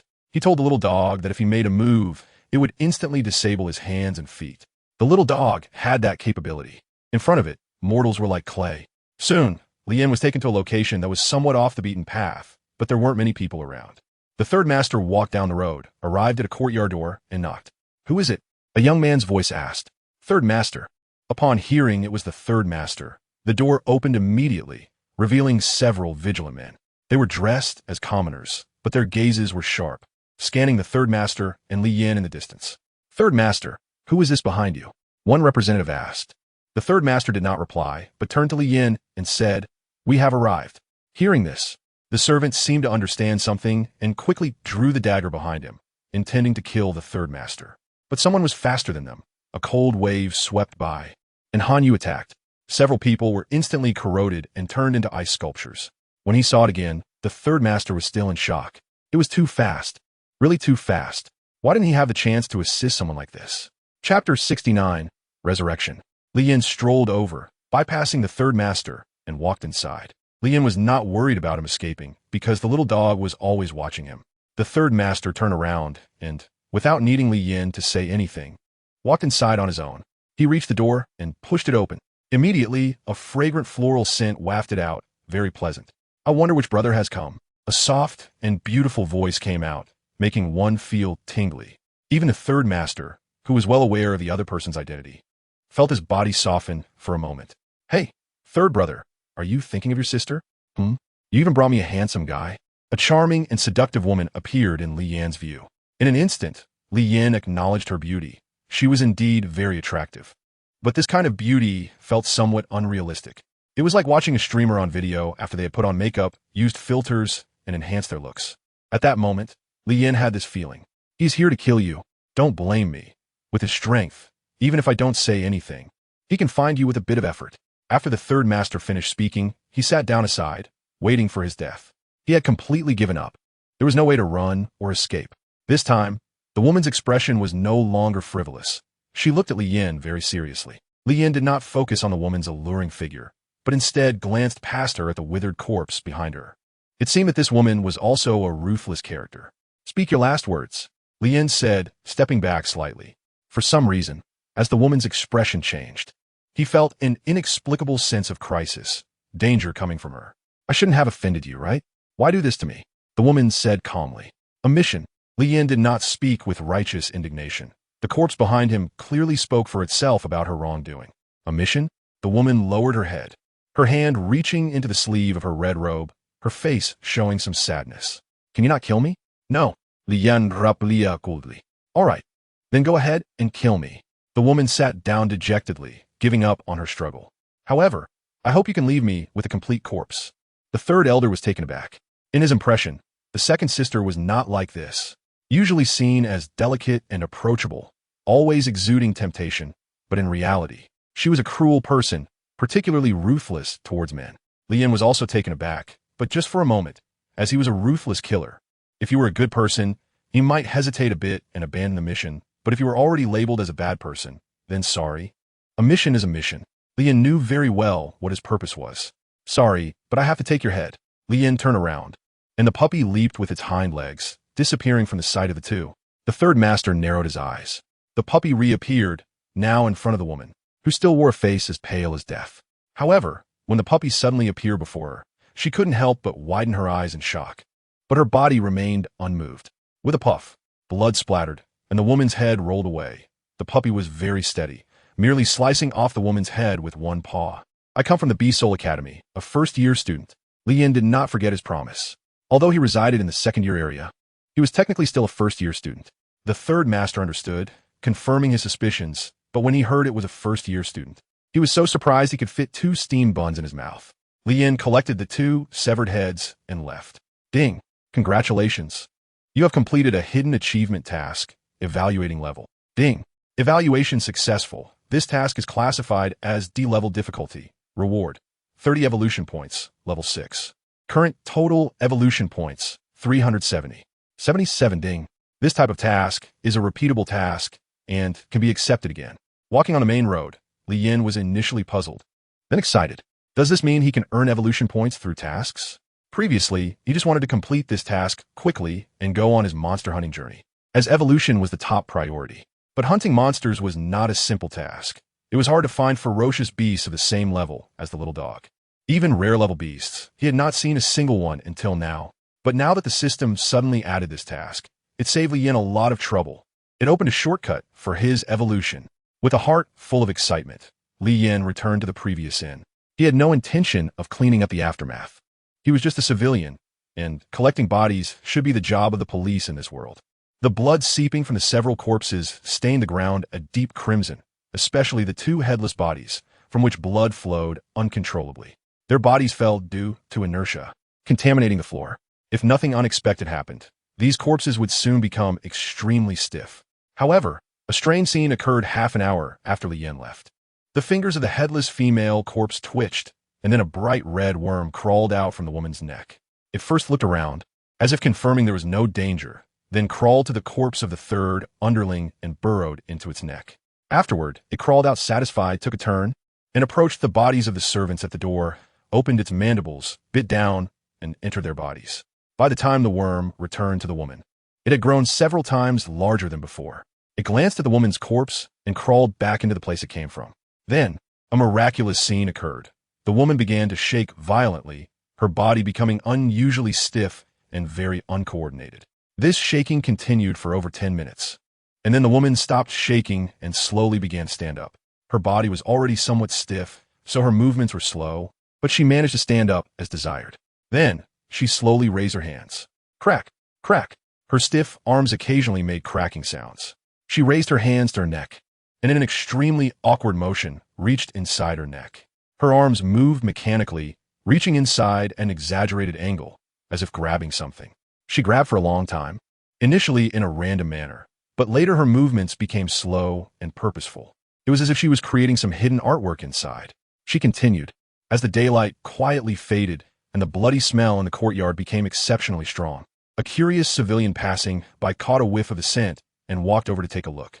Upon seeing the corpses scattered all over the ground, he first screamed, then collapsed on the ground, staring in horror at the terrifying scene. Dead people! A shrill scream rang out, and the civilians scrambled away. He needed to report to the Lord's manor. The woman inside the courtyard seemed to realize she had been discovered and began to act a bit more anxiously. She quickened her pace, but it was still slow. Fortunately, she was nearing completion. The woman completed another cycle, her hands pausing momentarily, then slowly pulling something out. As her hands emerged, a shocking scene appeared at her neck. A disheveled head popped out from inside. Clearly, the neck was so small that it should not be able to contain this head. Although the head was protruding from the neck, there was not a trace of blood. The action of pulling out continued, but unfortunately, no one was there to see it. Chapter 70. Wronged after the civilian scream. Over 20 minutes had passed. A series of footsteps echoed from afar, hurried and tense. There were many of them, several individuals dressed in the same uniform, armed with sharp knives, accompanied by large beast pets. They were the guards of the Lord's manor, the protectors of Maple Leaf City. The beast pets were their reliable helpers, often entering dangerous areas and frequently clashing with criminals. 4 hooves, a beast body of 1.5 meters, with a pair of long, sharp horns, which served as their most powerful weapon. Their hooves, often used for running, did not have sharp claws, and the horns became their strongest weapon, along with their bodies. A few of them arrived at the crime scene, walking calmly into the courtyard, the bloody smell pungent. They were very professional, not disturbing the scene as they entered, and there were guards at the entrance. Soon, the group divided their tasks. Those inside led their beast pets to the first headless corpse. Some were puzzled as to why they were all so shriveled. Continuing deeper, they reached the side door, and a shiver ran through their bodies. They saw a woman smiling at them. The woman's smile was very unsettling, unnatural, her mouth stretched in an exaggerated manner, making it difficult to tell if she was actually smiling.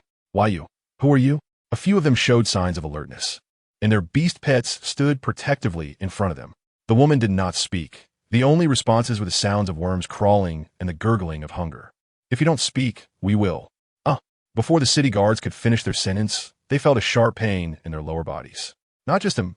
Soon the others beside him felt the same pain, their faces turning ugly, their tortured expressions twisted in agony, wanting to scream, but unable to, as if something was blocking their throats. Moreover, it was not just the humans who were affected. The beast pets also fell to the ground, convulsing in pain. Meanwhile, the woman maintained her smile, as if she wouldn't perform any other actions. She waited, watching. The suffering of the crowd continued.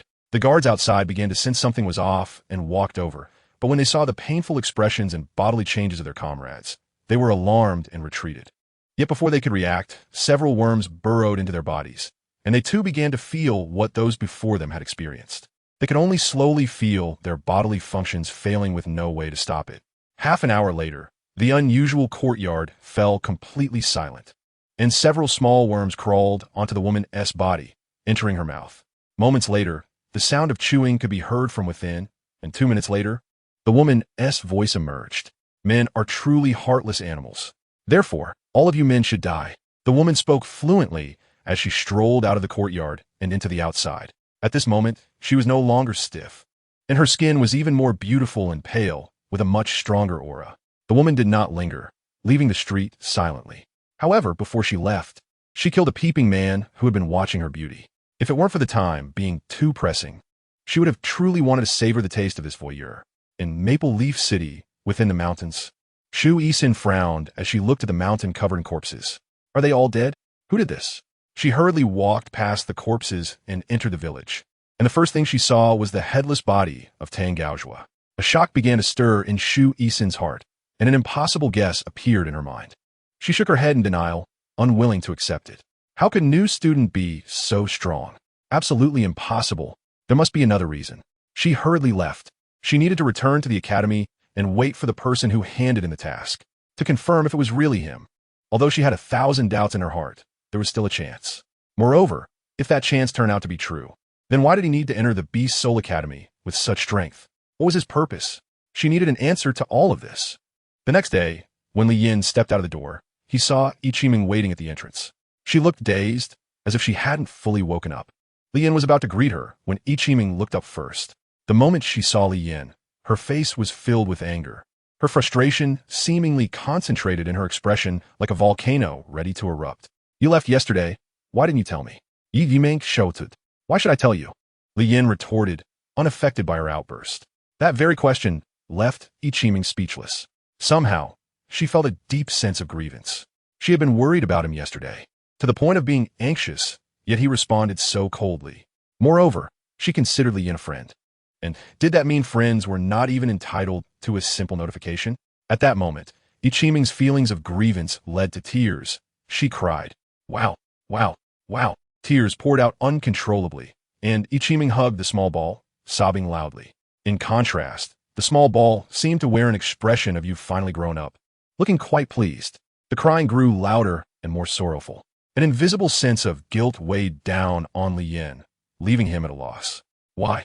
How could this happen? Why was she crying? Why was she so sad? Had he offended her? The loud cries quickly attracted everyone's attention, with the first to come out being Bald Brother and Jiao Xiaoxia. However, upon their arrival, they showed no intention of helping. Instead, they looked at Li Yin with sympathy and encouragement. Li Yin asked, "Are you two hens?" Then, the female boss downstairs came up upon hearing the commotion. When she saw Ichiming crying pitifully, she instantly became furious. "What is wrong with you? How can you bully a girl in broad daylight? And after bullying her, you don't even apologize properly or comfort her. Look how heartbroken she is crying. What a scoundrel." The female boss scolded angrily and hurried over to comfort Ichiming. Li Yin was completely confused and felt wronged. It seemed that this woman had made everything clear. He wanted to explain, but seeing the female boss comforting the crying Ichiming, he chose to remain silent. He had seen this part online before coming to this world, and the more he explained, the messier it became. Silence was the only option. However, despite his silence, the female boss showed no signs of letting him off the hook. "What exactly did you do to her? She's crying so sadly. Can't you just hug her and comfort her? All you do is stare, stare, stare. Why are all men like this? Just because you look a bit handsome doesn't mean you can hurt our feelings. You were committing a crime." The bald guy, who had been watching for a long time, also didn't know what to do. It seemed that the situation had become more serious. How was it a crime? Jiao Xiaoxiao looked at the female boss with a heroic gaze, while also feeling sorry for Li Yin. She didn't expect the big boss to have this side to her. Chapter 71. Drunk shenanigans. Li Yin is now even more wrong than Do Yi. He doesn't know what to do in this situation, clearly having done nothing wrong. He wants to seek help from the global online community, but everyone is only talking about evolution and pet growth issues, ignoring his suffering. There's nothing he can do. Li Yin truly cannot bear the heartbreaking cries of Ichiming. Her voice is so penetrating that, at first, it didn't seem like much, but the more he listens, the more he feels like he has really done something wrong. Li Yin has escaped. Faced with the heart-wrenching cries, he was at a loss. After Li Yin left, the female boss unleashed a torrent of curses at his behavior, completely treating him as someone who did wrong but refused to admit it and take responsibility. Bald Brother knew he should say something at this moment. He hurriedly stepped forward to explain for Li Yin, only to receive a scolding from the female boss as well. She even labeled him as a man with no good qualities. When Jiao Xiaoxia saw Bald Brother's aggrieved expression, she suddenly burst into laughter without a care. Hearing the laughter and seeing that Li Yin had already left, Ichiming quickly stopped crying and returned to the room with the help of the boss lady. Once back in the room, Ichiming quickly calmed down. After crying out her grievances, she felt much better. "Girl, it's okay, all men are like that. Don't suffer for him." The boss lady, clearly someone with experience, shared her wisdom. Unfortunately, the advice didn't apply to the situation. Reflecting on what happened earlier, Ichiming suddenly realized that Li Yin really hadn't done anything wrong. She had just cried out of feeling wronged. Ichiming wiped her tears and immediately explained to the female boss, expressing her gratitude. This explanation took an hour, and it was only after much effort that Ichiming finally managed to get through to the boss lady. The now enlightened female boss just smiled awkwardly and left. She realized she might have misunderstood the situation, but why didn't anyone tell her? All brother remarked, I did say it. After leaving the inn, Li Yan wandered aimlessly on the street. He originally intended to return to the academy, but this whole incident had delayed him. Passing by a restaurant, Li Yan's eyes flashed coldly, and he stepped back. Crash! A plate fell. Then, without stopping, several more plates fell, accompanied by a chorus of curses. Li Yan, already feeling a surge of anger, suddenly smiled, but this smile had a hint of wickedness. Li Yan and the puppy walked into the restaurant. At this moment, the waiter was too busy to pay attention to them, as he rushed upstairs to intercept the person who was cursing. Meanwhile, downstairs, there were some drunken patrons who were not afraid of trouble, watching the scene unfold. Li Yan ignored them and went straight upstairs. At this moment, the waiter finally noticed Li Yan's arrival, but it was already impossible to conduct normal business. Excuse me, please wait downstairs for a moment, and we will attend to you shortly. We have some matters to handle, please forgive us. Even without him saying it, Li Yan could see the situation. A drunken man, accompanied by his beast pet, was acting recklessly and causing a scene. How could these frail waiters, lacking beast pets, possibly be his match? From Li Yan's perspective, the man seemed to be enjoying the intoxication, and the waiter's inability to stop him allowed him to have his fun, throwing things around. His beast pet also kept the waiters at bay, with its fierce appearance, long tusks, and aggressive demeanor. However, in Li Yan's eyes, it was all just a facade. Li Yan gently pushed aside the waiter blocking his way, simultaneously silencing him. What seemed like a light touch felt as heavy as a mountain to the waiter, leaving him unable to resist. Although the young man appeared equally slender, he possessed immense strength that startled the waiter, causing him to dodge. Li Yan bypassed the waiter and shoved aside the one standing at the entrance of the private room. He locked eyes with the fierce beast. The beast immediately sensed that Li Yan was not ordinary. In his eyes, it saw the gaze of a hunter, a look that is only seen when hunting wild animals. Without needing the little dog to intervene, the furious Li Yan swung his fist upward, targeting only an ordinary-level beast, which couldn't evade. As the punch came, the beast was startled and let out a roar, attempting to drive Li Yan back. Bang! As expected, a single punch sent the beast flying out of the second floor, crashing down onto the street. The man hadn't even reacted to what had happened, only feeling a shadow flash past him along with a cool breeze. Li Yan felt much more relaxed, and this punch should not take the life of that beast. Amidst the shocked gazes of everyone, Li Yan slowly walked towards the drunken man. He stopped smashing the plates and started to intimidate Li Yan, threatening him, Kid, if you dare to come closer. Do you believe my beast pet will bite you to death? If you dare to leave, I see you are truly looking for death. Damn, still leaving. The man, drunkenly, picked up a plate from the table and swung it at Li Yan, but just as he was about to throw it, his hand stopped in midair, firmly caught by another hand at the wrist. You're looking for death. The man struggled fiercely, but he didn't move an inch, and as he gradually increased his strength, Li Yan smiled at him, as if watching a clown performance. Let go of me. Crack. The sound of bones dislocating suddenly rang out. The man's expression was obscured by pain, and he kept groaning. He wanted to use that hand to touch his fractured hand, but Li Yan didn't let him have his way. He yearned for good things to come in pairs. With his other hand reaching out, he grabbed it and forcefully twisted it. The agonizing scream of a pig being slaughtered echoed in the restaurant. The waiters, observing the unfolding events, were astonished and widened their mouths, unable to speak. The guests downstairs couldn't see what was happening above, but from the sounds, they could roughly guess that the man who had just gone upstairs must have punished the drunken man. The two men with dislocated wrists cried out in pain, gasping, but the pain still hadn't completely sobered him up. He really had drunk a lot. Li Yan smiled faintly, lifting him up with both hands and letting him slide down to her shoulders. In front of the strong Li Yan, the drunken man had no strength to resist at all and allowed himself to be handled. Hopefully, this will help you sober up. Li Yan smiled and then exerted force with her fingers, cracking. Crack. The shoulder instantly shattered. It was a complete fracture. Such intense pain made the man scream wildly. The smell of alcohol surged, and the pain nearly made him pass out. I will kill you, I will kill you. The man, seeing Li Yan's face, showed no signs of reflection and instead intensified his threats and intimidation. Li Yan smiled even more happily. In fact, when you said those words, I really wanted to thank you. You made me feel no guilt, otherwise I would have to spend a minute calming myself down. After speaking, Li Yan lifted the man as if he were a chick. The man seemed to realize what he was about to face and became fearful, pleading in pain, No, please. I was wrong. Ah, a crisp sound echoed as Li Yin crushed his knees, completely shattering them. The sound was more painful than before, howling throughout the restaurant and penetrating the surroundings, making everyone hear it. The man's body trembled in pain, his eyes red and his mouth bruised, looking at Li Yin, a smiling demon. Cruel. Li Yin took one last satisfied glance at him before leaving. Chapter 72. Reward. He didn't kill the man because the man had said he would seek revenge on him, and Li Yin wanted to give him a chance, hoping he could seize it. After leaving the restaurant, he glanced at the severely injured beast by the roadside, smiled, and walked forward. He departed under the shocked, envious, and strange gazes of everyone. No one praised or reprimanded Li Yin for his heavy-handedness. Since it didn't concern them, they treated him like a stranger, merely an observer. This small interlude lightened Li Yin's mood, making him feel less oppressed. He walked through the crowd with a smile, appreciating the customs and culture of this foreign land. However, his appreciation was limited. It was no longer his main interest. An idea flashed through his mind, and he smiled slightly as he walked in a certain direction. After passing through several streets and making inquiries, Li Yin arrived at the Lord's mansion in Maple Leaf City. Previously, he had guessed that the task information indicated the bandit group had multiple conflicts with the city lord. If I kill his enemy for him, there should be a reward. Although they had entrusted the assassination task to the B-Soul Academy, there should still be additional bounty. Moreover, he was currently very poor and needed money.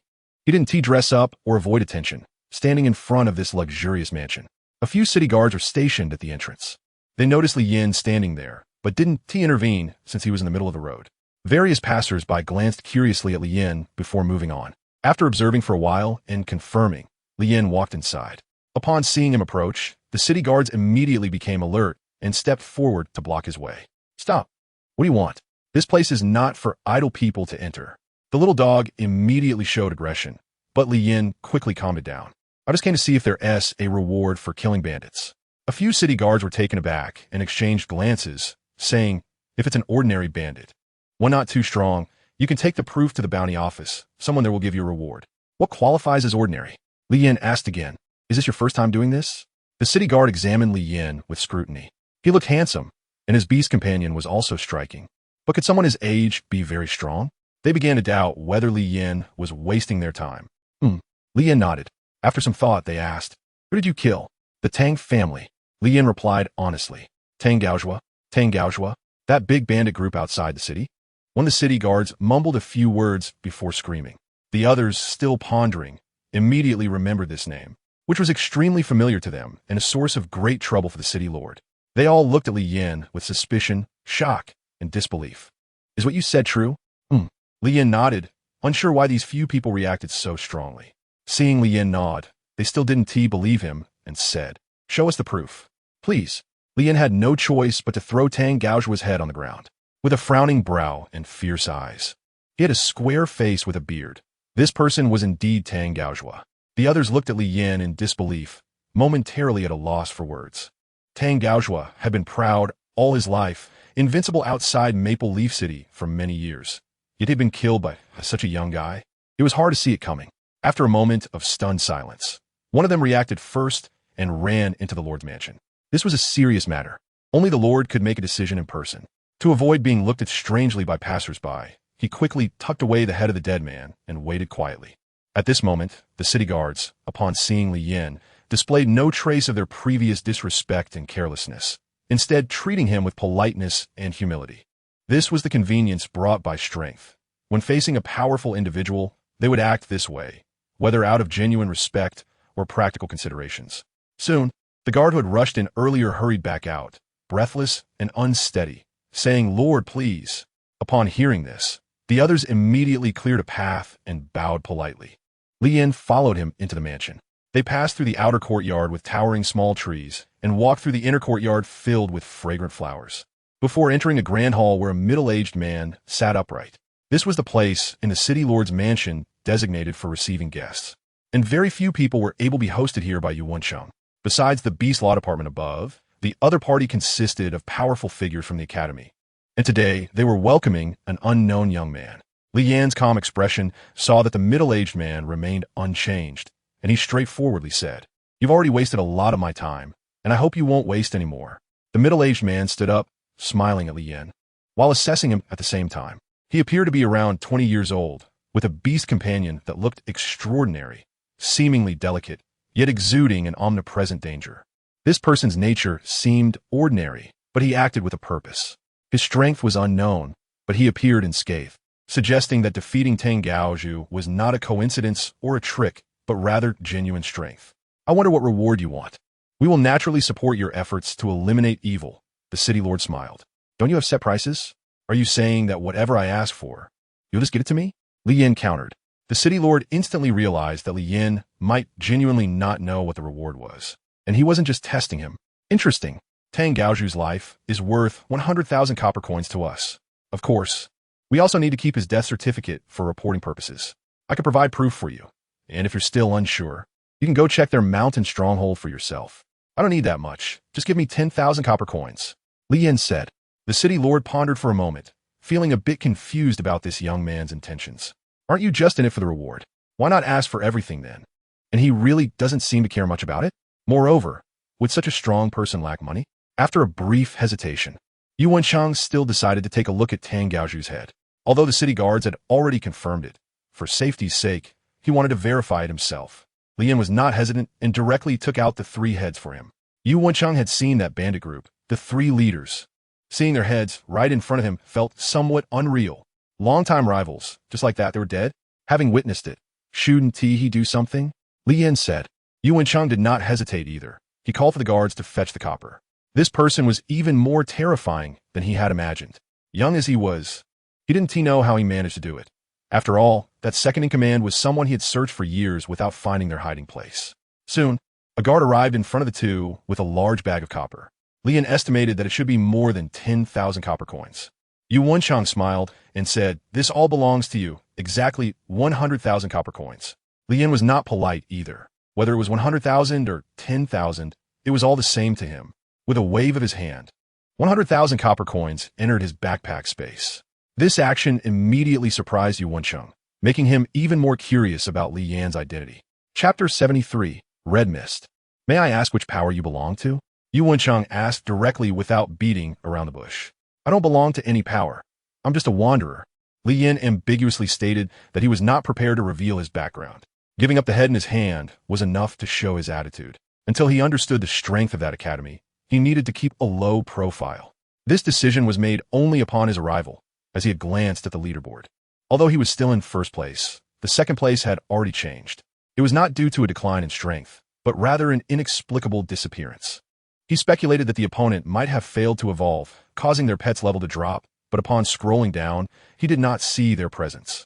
This also reminded Li Yin not to think that having a golden level pet made him invincible. You're always welcome to visit the Lord's mansion. We look forward to your arrival. Yu Wenchang said. Now that I've obtained the money, there's no meaning in staying any longer. Li Yin bid farewell to the city lord and headed back. It had been a long time. She should have calmed down by now. My lord. He seems to live within the city, and we didn't dare to follow further. Well done. If we want to befriend him, we mustn't be impatient. Yu Wenchang pondered. Where did he come from? Is he an outsider or someone from that academy? But if he were from the academy, I haven't heard of such a person. Everything has to wait until they come back to discuss. If that band of mountain bandits was indeed wiped out, then this person is definitely not simple. At such a young age, it's truly enviable. My lord, we want to recruit him. The person who had not left suddenly spoke. Indeed, perhaps he really has no backing. Yu Wenchang lamented, then we can just watch the changes. Report, my lord, more dead bodies have been found south of the city. The death conditions are exactly the same as before. A soldier reported. Understood. The soldier saluted and left. Yu Wenchang said to the person beside him, You go. This troublemaker is not simple. Yes. The man took his orders and left. Yu Wenchang did not stay here any longer, but returned to his tea room. On the quiet street, it fell out of place under the bright sunny sky. It should have been a bustling place, yet guarded by soldiers. They had a tense expression as if guarding against something.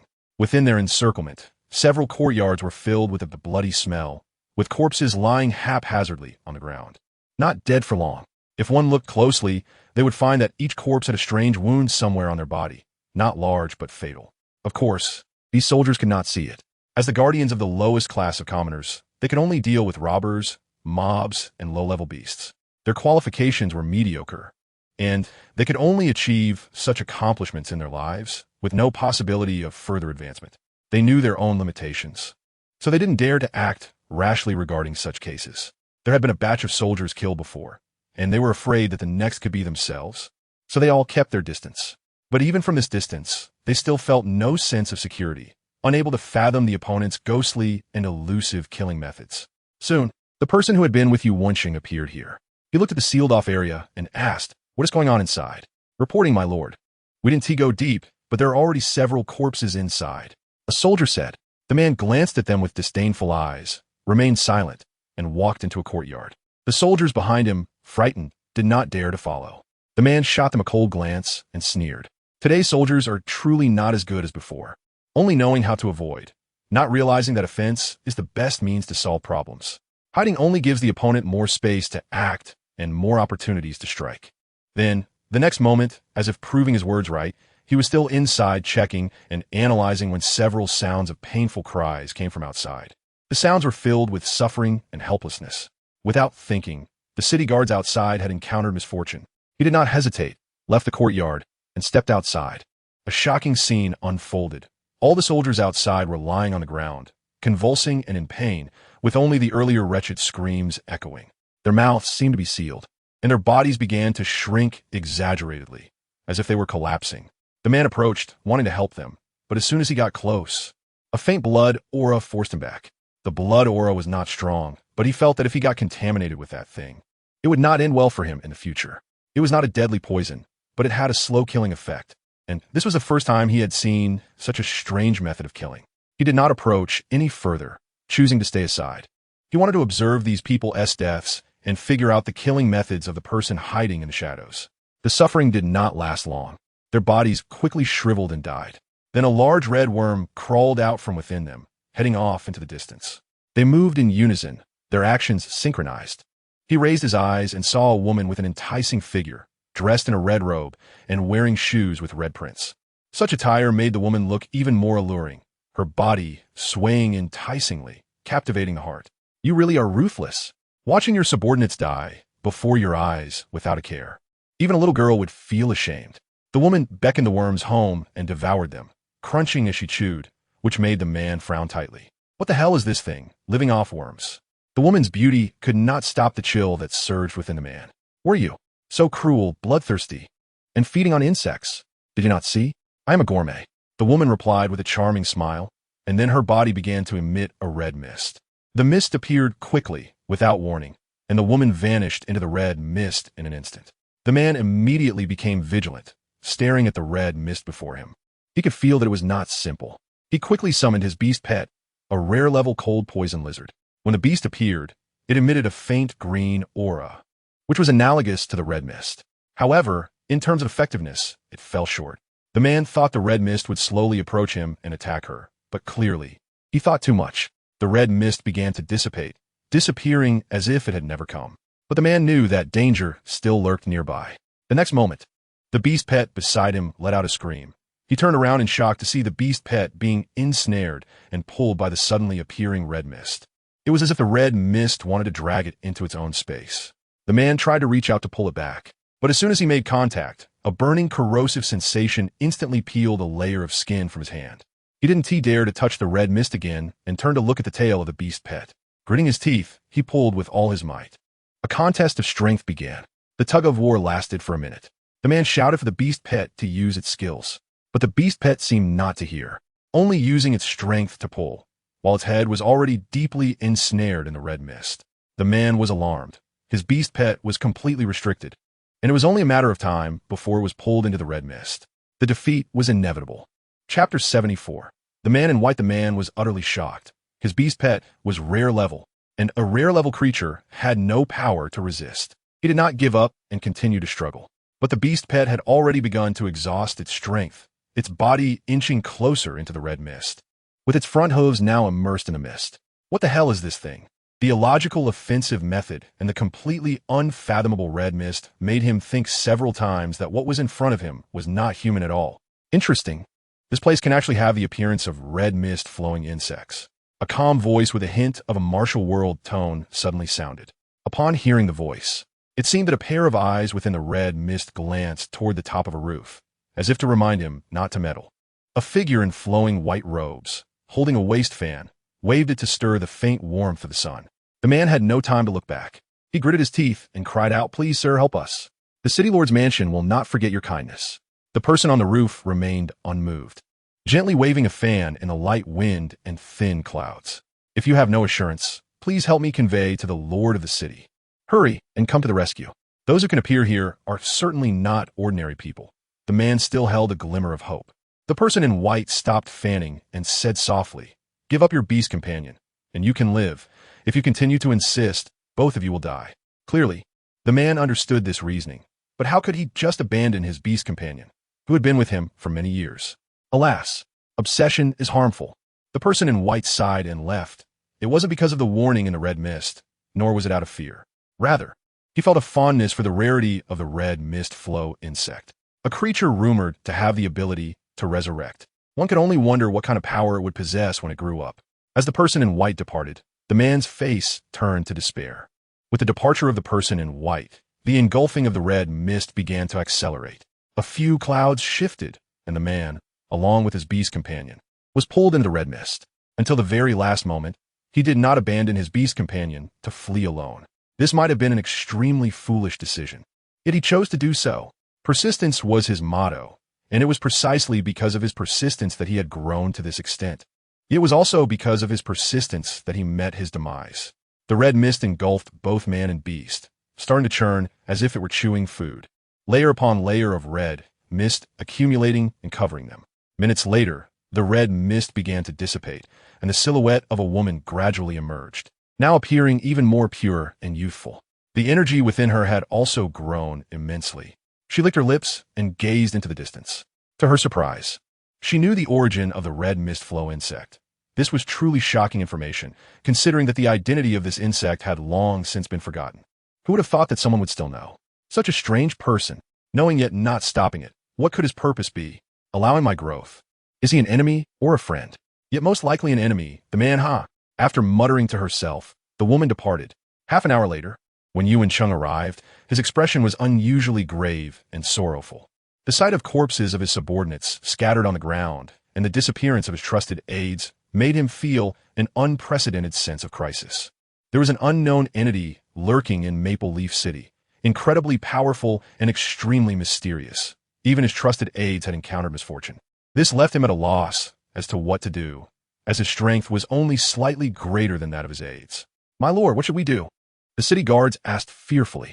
"Handle the bodies. Return to the lord's mansion." Yu and Chung was momentarily at a loss, with no clear plan. After they left, a figure in white flashed by in the corner, glancing at them before leaving. On the official road, a group of four set off again on their journey. Li Yin and the bald guy were leisurely lying in the back of the car, while the two women sat in the front of the carriage.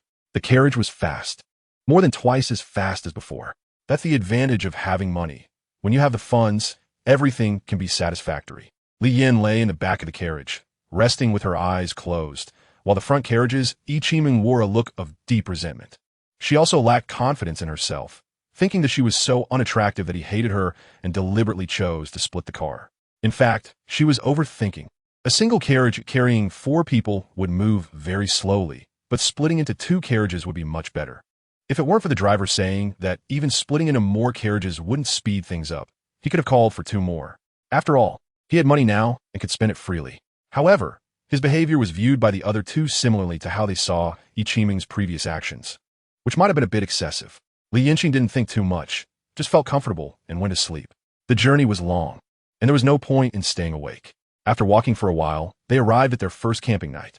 Except for Bald Brother, the other 3 had tents and set them up on their own. Li Yin casually threw a tent to Bald Brother.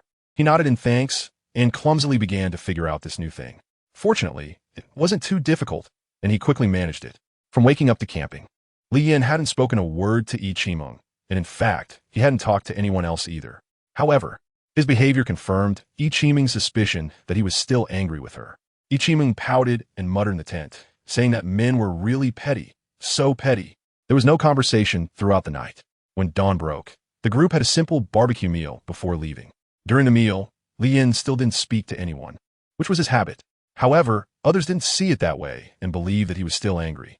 People are like that. What should be a normal situation becomes complicated due to emotions. In fact, upon reflection, it wasn't a big deal. just like what happened yesterday. Li Yin felt it was better to let it go, as it truly wasn't significant. She just cried, and he was confused and wronged, but in the end, nothing happened. Being too entangled only made oneself uncomfortable. They set off again, following the previous plan and continuing forward. The car was very quiet, and the nearby forest was also very serene, with a gentle breeze blowing, birds taking flight, and leaves rustling. All of this was normal. With nothing to do, Li Yin looked at the leaderboard again. The number of people had drastically decreased over the past few days, now around 80 million. This showed how fragile human life was in this perilous world. It was tough to survive. However, those who were still alive were not just simple survivors. They might not have known anything before, but through the trials of time, everyone had grown. The youthful innocence was gone, and they were all focused on surviving. At this speed, will we reach Blue City by night? Li Yin asked. Almost. We should make it before dark. The driver replied. Big brother, why are you going back to Blue City? Do you miss home? Jiao Xiaoxia asked in her lowly voice. No, there's an old friend I need to see. Li Yin answered. Is that old friend a young lady? Jiao Xiaoxia giggled. Ichimeng, feeling anxious, forgot to come over. She didn't even know why she felt that way. No. Upon hearing Li Yan's answer, Ichimeng secretly breathed a sigh of relief, glancing at Jiao Xiaoxia, who was giggling beside her. Jiao Xiaoxia's question was deliberately aimed at Ichimeng. Chapter 75. Restricted area. Ichimeng still didn't understand why Jiao Xiaoxia was laughing. She just felt that her gaze was strangely fixed on her. With Jiao Xiaoxia's playful teasing, everyone's mood became relaxed, gradually returning to their previous state. They slowly let go of their grievances. They had a barbecue in between, and even though it was a car barbecue, it further deepened everyone's bond. However, the way they devoured large chunks of meat and drank beverages left the two drivers dumbfounded. It was the first time they had seen anyone eat and drink so extravagantly. Li Yin was not stingy and also shared some food with the two people. Afternoon, everyone ate very well and took a good nap. Time passed slowly, and as night fell, the coachman urged the horses on diligently. However, there was still some distance to cover, probably less than an hour's journey left. The journey was uneventful, and Li Yin began to enjoy his peaceful sleep again. However, the peaceful sleep did not last long, and he did not know how long he had slept when he woke up again. Upon opening his eyes, he saw a colorful sky and a desolate land. The sun in the sky was scorching the earth. Their cart remained in place, and several people were still sitting on it, but in Li Yan's eyes, they looked extraordinarily terrifying. The two coachmen had turned to bones, with no flesh left, yet they still maintained the posture of driving. The three people on the cart, however, remained in their sleeping positions, snoring soundly. Li Yin shouted loudly, but the three of them showed no reaction, still sleeping as if they hadn't heard anything. Li Yin shouted again, but the three still showed no change, and he began to panic. Could this be a dream? He pinched himself, and the pain instantly registered in his brain. He felt the pain, so this wasn't a dream. Then what was this? It was beyond Li Yan's understanding. He couldn't comprehend it, and he didn't know what to do. Fortunately, the little dog was by his side, and the contract bracelet on his wrist was still there. Otherwise, he would really go crazy. At this moment, the little dog was also looking blankly at the colorful sky and the desolate land. From its perspective, all of this had appeared suddenly, and inexplicably, the world had been swapped out. Li Yin called out again, seeing that the three of them still had not responded. Li Yin released all his beast pets for safety. While increasing his sense of security, his gaze turned to the suddenly darkening sky in the distance. The colorful sky was suddenly overshadowed by a patch of black, which was rapidly spreading and growing larger. Li Yin had a bad premonition, as if something was about to descend. As soon as Xiao Jia emerged, he felt refreshed, accompanied by thoughts of longing and gratitude for Li Yin. Unlike other fierce beasts, he was hatched by Li Yin. This was also the first time Li Yin saw the evolved Xiao Jia. After the evolution, Xiao Jia's body had completely transformed into a golden color, and a crown-like structure appeared on his head. His body was also very large, measuring at least 7 or 8 meters in length and width. Xiao Jia had truly undergone a metamorphosis. Li Yin was also relieved for it. All right, stop licking. Get ready for battle. Upon hearing about the battle, Little Armor was eager to try and stood at the forefront. Now, it looked down upon all with its massive body. Little Butterfly, however, was different. She quietly sat on Li Yan's shoulder, playing with his ears. Her tiny hands were soft and gentle. Darkness was approaching, overwhelming. Even a rainy day was nothing compared to this. A tremendous pressure suddenly formed, and a mournful scream echoed from the darkness. It was chilling. Fierce beasts, extremely large, fierce beasts. The number was definitely over 100 million. Lian's expression was serious, not knowing their level, but he couldn't sit idly by. He reached out to touch little butterfly, who understood and floated into the air, her colorful wings fluttering. Stars sparkled like fireflies, scattering in the air, swirling around little butterfly. With a flick of her small hand, the starlight converged below, bursting forth with a strong light, shooting high into the sky, creating a 50-meter energy barrier, illuminating the world. Then, within this barrier, little butterfly carved a seal of confinement, her body's energy surging like a tide. At that moment, little butterfly was completely illuminated by the starlight. Countless star powers merging underground, and the confinement array had entered a passive state. As long as the enemy approached, they would be restricted. After finishing her task, little butterfly obediently returned to Lian's side. The cloud eagle soared high, circling in the air, using its massive body to block the gap above Lian. Little armor naturally took the lead on one side. The little white tiger roared, exuding the aura of a king, showing no fear, especially alongside the 3 golden-level beasts. Becoming even more fearless, little black ape excitedly pounded its chest, standing on the other side, its sharp gaze fixed ahead. Meanwhile, little dog was the first to face the darkness, its golden-level 3-star momentum unabashed. It had a blank expression, but a killing intent suddenly erupted. With everything ready, Lian became much more excited. The darkness approached Lian, pausing briefly, then descended like a swarm. The darkness had arrived, and at that moment when the darkness descended, Lian finally saw the true faces of these creatures. They had big ears, small heads, black bodies with 4 claws, fierce looks, rushing towards Lian with claws bared, wanting to tear him apart. Lian didn't know why, but now there were no other thoughts, only the desire to fight. Kill. With a single command, the ferocious beasts surged forth. The little butterfly's star radiance flickered, star power rapidly converged and then exploded, instantly shattering the beasts attempting to break through the defense. The small armor trembled in rage as the earth's tortoise spikes shot up, piercing the approaching beasts within moments. The little black one transformed into a giant ape, bursting with power, no skills needed, 1 punch for each beast, leaving no bones behind. The little white tiger roared, its body shook, causing the ground to tremble, and the airborne beasts suddenly fell to their deaths. The vast difference in levels meant death for anyone who touched them.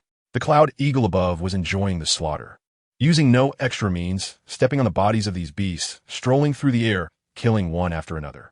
The little dog in front had no beast to contend with, as no strong man could break through its offensive, moving at an astonishing speed. The cold assault swept through, causing countless casualties. With the little butterfly inside and the 5 beasts outside, despite the overwhelming number of ferocious beasts, they were all mere cannon fodder in the face of absolute power. As long as the beast companions exerted their strength, Lian would be safe. Any beast attempting to break through would be trapped and then killed by the little butterfly. With the support of star power, the beasts grew bolder and more ferocious as they fought. Wails and mournful cries echoed constantly. Countless beasts died. Yet they continued to charge forward, undeterred by life and death. This battle was destined to be a protracted one, but it would ultimately end in the failure of the beast's assault. The immense level difference rendered them weak and fragile. High-level beasts trying to combat the rare golden ones would find it futile, no matter how many came. This level gap couldn't be resolved by quantity alone. Chapter 76. The attack from the Forbidden Zone. The battle continued, and Lian didn't know how much time had passed or how many beasts he had killed. He only knew that his system notifications had been relentless. Evolution points 111. Sandalwood treasure, chest 111. Black iron treasure, chest 111. Bronze treasure chest 111. Countless rewards continue to pop up one after another. Lian directly chose to mute, his gaze fixed on the still dark mass of beastly army. At this moment, his head was completely covered by these ferocious beasts. A pitch-black expanse. They were on a desolate land, with nothing around to shield them, and there was no retreat. The number of beasts was overwhelming, and it was unclear how long the slaughter would continue. With no worries behind him, this question became the primary concern. Moreover, he still didn't know how to leave this place. The carnage continued, and the pervasive darkness began to show signs of diminishing. This was a good opportunity. The major beast companions grew braver as the battle progressed, and in this fight, Xiaobai, Xiaohai, and Yuning activated their bonds, enhancing their combat power further. Although they hadn't reached the golden level, they far surpassed the rare level. About an hour later, the darkness finally dissipated and the sunlight began to re-establish itself. Li Yin successfully defended against the attack without any danger. Relying on his strong level suppression, he managed to hold off this wave of invasion. At the same time, he reaped significant rewards with over 100 million level 2 evolution points, which is equivalent to more than one level 6 evolution point. If viewed solely from this perspective, this battle seems utterly futile and laborious.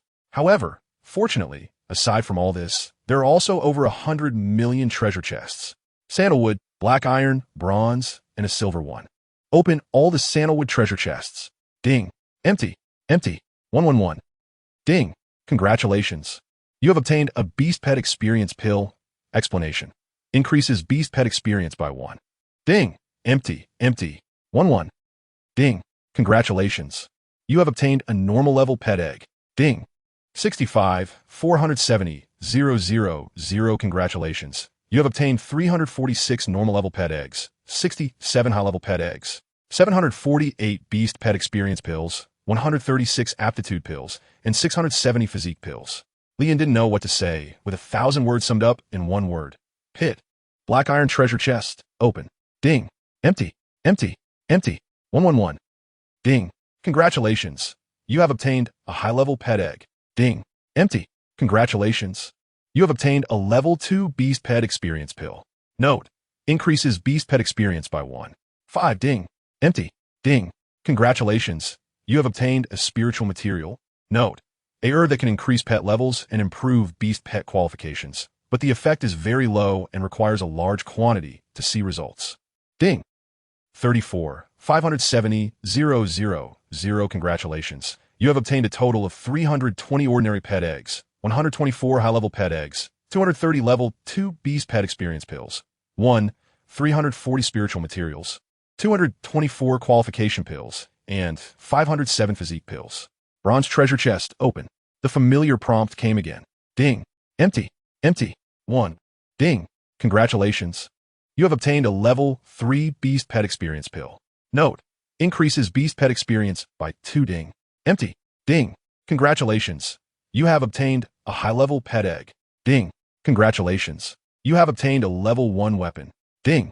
Empty. 11, 020, 000. Congratulations. You have obtained a total of 370 high-level pet eggs, 30 level 1 equipment, 345 level 3 Beast Pet Experience Pills, 650 spiritual materials, 300 qualification pills, and 470 physique pills. Li Yin's expression was not good. These items did not provide him with any substantial improvement, and he felt very disappointed. His gaze turned to the only remaining silver treasure chest. All his hopes were resting on it. Silver treasure chest. Open. Ding. Congratulations. You are the first person to open the silver treasure chest. Luck 100. Ding. Congratulations. You have obtained a wisdom pill beast. Note. This pill is of high quality when consumed. It greatly increases the user's comprehension and also helps to unleash their potential. It seemed like he had opened something good, and Li Yan's expression brightened. Unseen items must be good items. This was his unspoken rule. He took out the pill to take a look. It sparkled with colorful luster, and several patterns were engraved on it, looking impressive and high-end. It also had a pleasant fragrance. Li Yin happily put it away and looked at the puppy. He prioritized giving it to the puppy. Deep down, he still preferred the puppy, and the puppy had always been sincere to him. Before he could calm down to examine it, dark clouds appeared in the distance, slowly growing larger. This time, their movements began to slow down, but they were gradually gathering together. Li Yin did not understand where they came from, but the feeling they gave him was that this group of ferocious beasts appeared out of nowhere, as if they had materialized from thin air. At the same time that Li Yin discovered it, the puppies also noticed. At this moment, the puppies were full of fighting spirit and were not fatigued from the previous battle. It wasn't just them. All the ferocious beasts felt the same way. The recent wave of beast attacks was like a tickle to them, quite unexciting. They couldn't even break through the defense, and there was no thrill from the battle at all. Li Yin glanced at the 3 people who were still in a state of slumber from the earlier battle, as well as the skeleton driver. Normally, one wouldn't be able to wake them up, and they didn't seem to be trapped by anything. Could they be fake? Li Yin couldn't help but think that his limited experience was a shortcoming. As he pondered during this time, a ferocious beast once again descended from the sky. This time, it was also a flying beast, but its appearance and aura were completely different. This beast was clearly much larger than the previous ones, with long and sharp feathers. Lian roughly felt that this time he had reached the elite level. Here they come. The ferocious beasts in the sky began their massive attack, and the beast pets responded. Countless ferocious beasts were tearing at the bodies of the beast pets, with seemingly sharp teeth and claws. However, they did not leave a single wound on the beast pets. Instead, they were killed one by one. These elite-level ferocious beasts were as fragile as paper in front of the rare and golden levels. The outcome was obvious. After nearly an hour, they were all completely eliminated. The gains this time were significantly better than before, with over 150 points of level 6 evolution points alone. There were over 78 million sandalwood treasure chests, over 54 million black iron treasure chests, 140 bronze chests, and 15 silver chests. It was time to open a batch of anti-air items. Lian did not hesitate, directly opening everything at once to quickly increase his own strength. It is estimated that the beast's attack has not yet stopped, and the distant sky is still brewing. Ding! Empty, 11111. Ding! Congratulations! You have obtained a high-level pet egg. Ding! Congratulations! You have obtained a beast pet experience pill. Ding! Congratulations! You have obtained a first-tier defense item. Ding! Congratulations! You have obtained a physique pill. Ding! Congratulations! You have obtained a qualification pill. 150 million times. Ding! In total, you have obtained 1240 ordinary pet eggs, 851 high-level pet eggs, 1048 beast pet experience pills, 860 qualification pills, 2,447 physique pills, 430 second-tier beast pet experience pills, 2490 spirit materials, 62 first-tier equipment, 745 third-tier beast pet experience pills, and 102 other entry-level pills. Chapter 77. Rare-level beast army not bad. This counts as a small fortune, and this time is clearly much better than the previous one, both in quantity and quality. It's obvious. Is it related to whether they were opened all at once or the quality of the treasure chests? However, the odds of winning are still pitifully low. Only one item came out of several thousand treasure chests. The worthless items are gone, leaving only useful pills. Moreover, some unfamiliar entry-level pills have appeared. He speculates that these pills should have effects similar to his personal strength level. Taking out 1520 qualification pills and 4,088 physique pills, Lian is still a bit excited. These are all things that can change his own strength. Lian threw the qualification pills to the puppy, which didn't hesitate to swallow dozens of them in one go. The rich aroma of the pills made the other beast pets envious, especially the little armor. Don't worry, as long as you follow me, I won't let you suffer, Lian assured. Xiao Dai casually touched the corner of Lian's clothes, while the other beast pets happily nodded. Having a contract with Lian meant they were on the same front. If they were doing well, Lian would be doing well too, and everyone understood that. Lian understands better. Moreover, they have gradually established a better relationship through this contract, and it will not affect everyone's feelings due to such trivial matters. Lian said this to encourage everyone. The puppy did not change much after eating all the qualification pills. It just thought the taste was quite good. Lian took out more than 4,000 pieces of spirit materials and piled them up in front of him into a small mountain. Everyone, smelling the medicinal fragrance from the spirit materials, was eager to pounce on them and devour them. The delicious spirit materials were a huge temptation for them. Instinctively wanted to swallow them. Deep down, they understood that these materials had a significant relationship with the growth of their strength. Lian smiled slightly and said, "If we give all of this to the puppy, it won't be good. Everyone, eat up, don't be polite." As soon as she finished speaking, 6 beast pets rushed forward and started eating. Lian was not as refined as everyone else and was eating his own body-strengthening pills alone. One pill after another entered his abdomen, and a warm current flowed through his heart, spreading throughout his body. Lian closed his eyes and savored the moment, eating heartily, feeling experienced and carefree. 2,472 points. Ding. Congratulations. Your strength has broken through to the 4th rank warrior. He felt the sudden surge of energy within him, but he didn't stop taking the pills. 1616 after finishing all of them, Lian stretched his arms and touched his body, carefully sensing the changes. He had become stronger again. Each improvement felt like crossing a vast desert. The further he progressed, the more Lian marveled at the wonders of this world. In the past, he would never have believed that a person who was not physically robust and quite small could possess such immense power. However, after experiencing it himself, he was in awe of the magic of all things. He loved this feeling so much. After the experience, he looked at his beast pets, They had finished eating at some point and were now resting on the ground. Lian glanced over everyone's information to see if there were any changes. Little dog. Heaven level 6 stars, level 24, 50 little butterfly. Heaven level 3 stars, level 14, 60 little armor. Heaven level 3 stars, level 18. 90 cloud eagle. Spirit level 10 stars, level 11, 50 little white. Spirit level 10 stars, level 11, 50 little black. Spirit level 10 stars, level 11. 50. The spirit materials indeed had some use, and little dog successfully reached heaven level 6 stars. Lian took out all the beast pet experience pills and gave them directly to the puppy. This item didn't have much effect on everyone. The temptation of experience pills was not significant for them. The levels were of little use to them, and they were far less practical than actual evolution. With 3,000 to 4,000 experience pills, the puppy started eating, and its level rapidly began to rise, increasing quickly to 24. 25. 26 before long. After the puppy finished eating all of them, its level reached 41, with 1. Lian was somewhat surprised and disappointed. It seemed that the effects described on the elixir were different from the actual effects after consuming it. As his level increased, the effectiveness of the experience elixirs had significantly diminished. Otherwise, consuming all those elixirs should have allowed him to surpass level 60. Although it was a bit regrettable, the benefits brought by leveling up were truly astonishing. The bond strength and speed of the little dog had both increased to 200, and its range had also reached 200 meters. As long as Li Yin and the little dog were within 200 meters, the little dog's power tripled. This was very good news for Li Yin at the moment. The stronger the little dog became, the easier it would be to handle the upcoming dangers.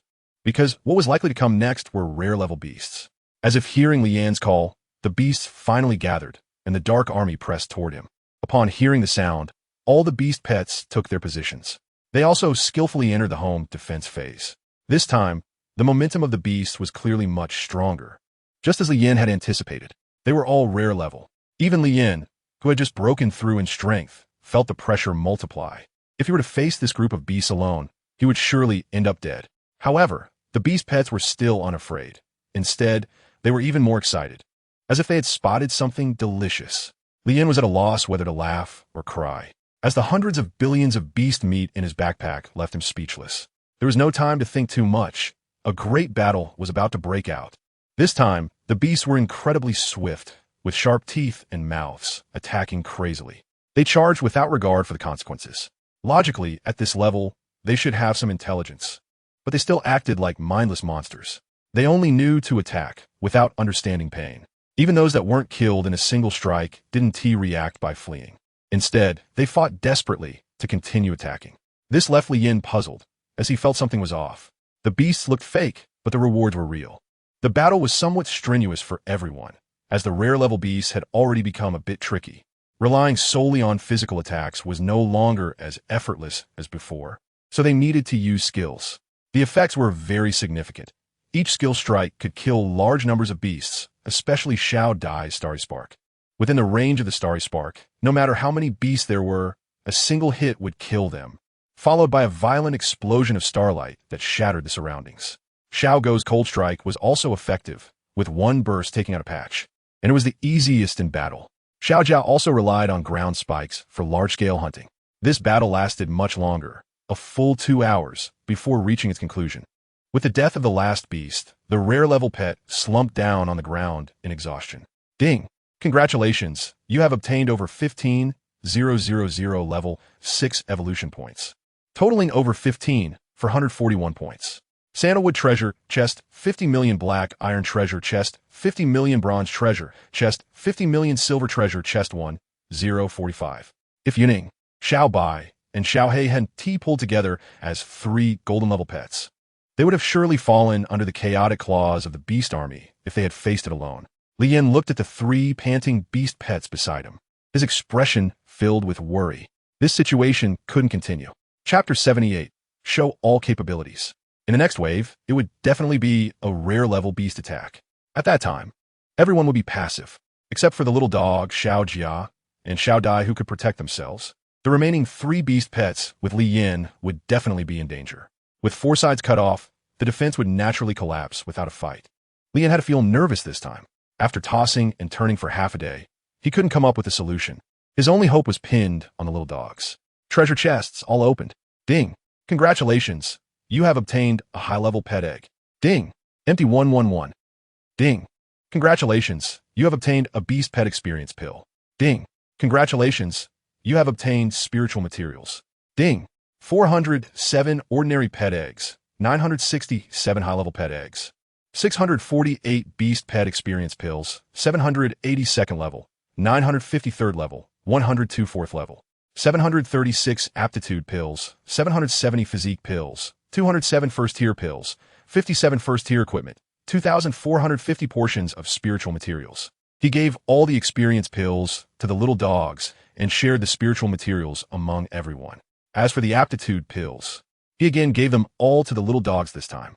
The other loot went into the backpack, and Lien, holding the physique pills, ate while staring blankly. After enduring 3 waves of attacks, more than half a day had passed. Logically, it should be afternoon by now, but the sky remained unchanged. Even the bloodstains left from previous battles had been absorbed by the barren land and disappeared. The desolation was still the same, the colorful sky was still the same, and nothing had changed because of the battle. Everything felt so unreal. False. But Lien just couldn't find an exit from this illusion. Formation? Illusion? Or in an alternate dimension? These were the possibilities Lien could think of, and they all corresponded with this space. After consuming all the pills, Lien felt his body's energy had increased significantly. The other beast pets felt the same. The benefits brought by the spiritual materials were still clearly visible. The sky darkened again. This time, the period for rest was very short. While they were consuming the pills, the sky darkened, as if it didn't want to give them time to catch their breath. It aimed to annihilate them in one go. A terrifying aura overwhelmed them. That was the aura of a rare-level ferocious beast. At this moment, the ferocious beasts were nothing like before. They had completely transformed. Their fierce bodies, cruel gazes, and every part of their bodies were their strongest weapons.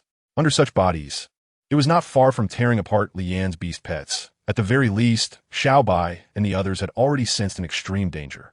They were not afraid, nor did they fear death, but that didn't mean they wouldn't die. If these ferocious beasts attacked, it would be difficult for Lien to survive by luck. It's over. This time it was bad.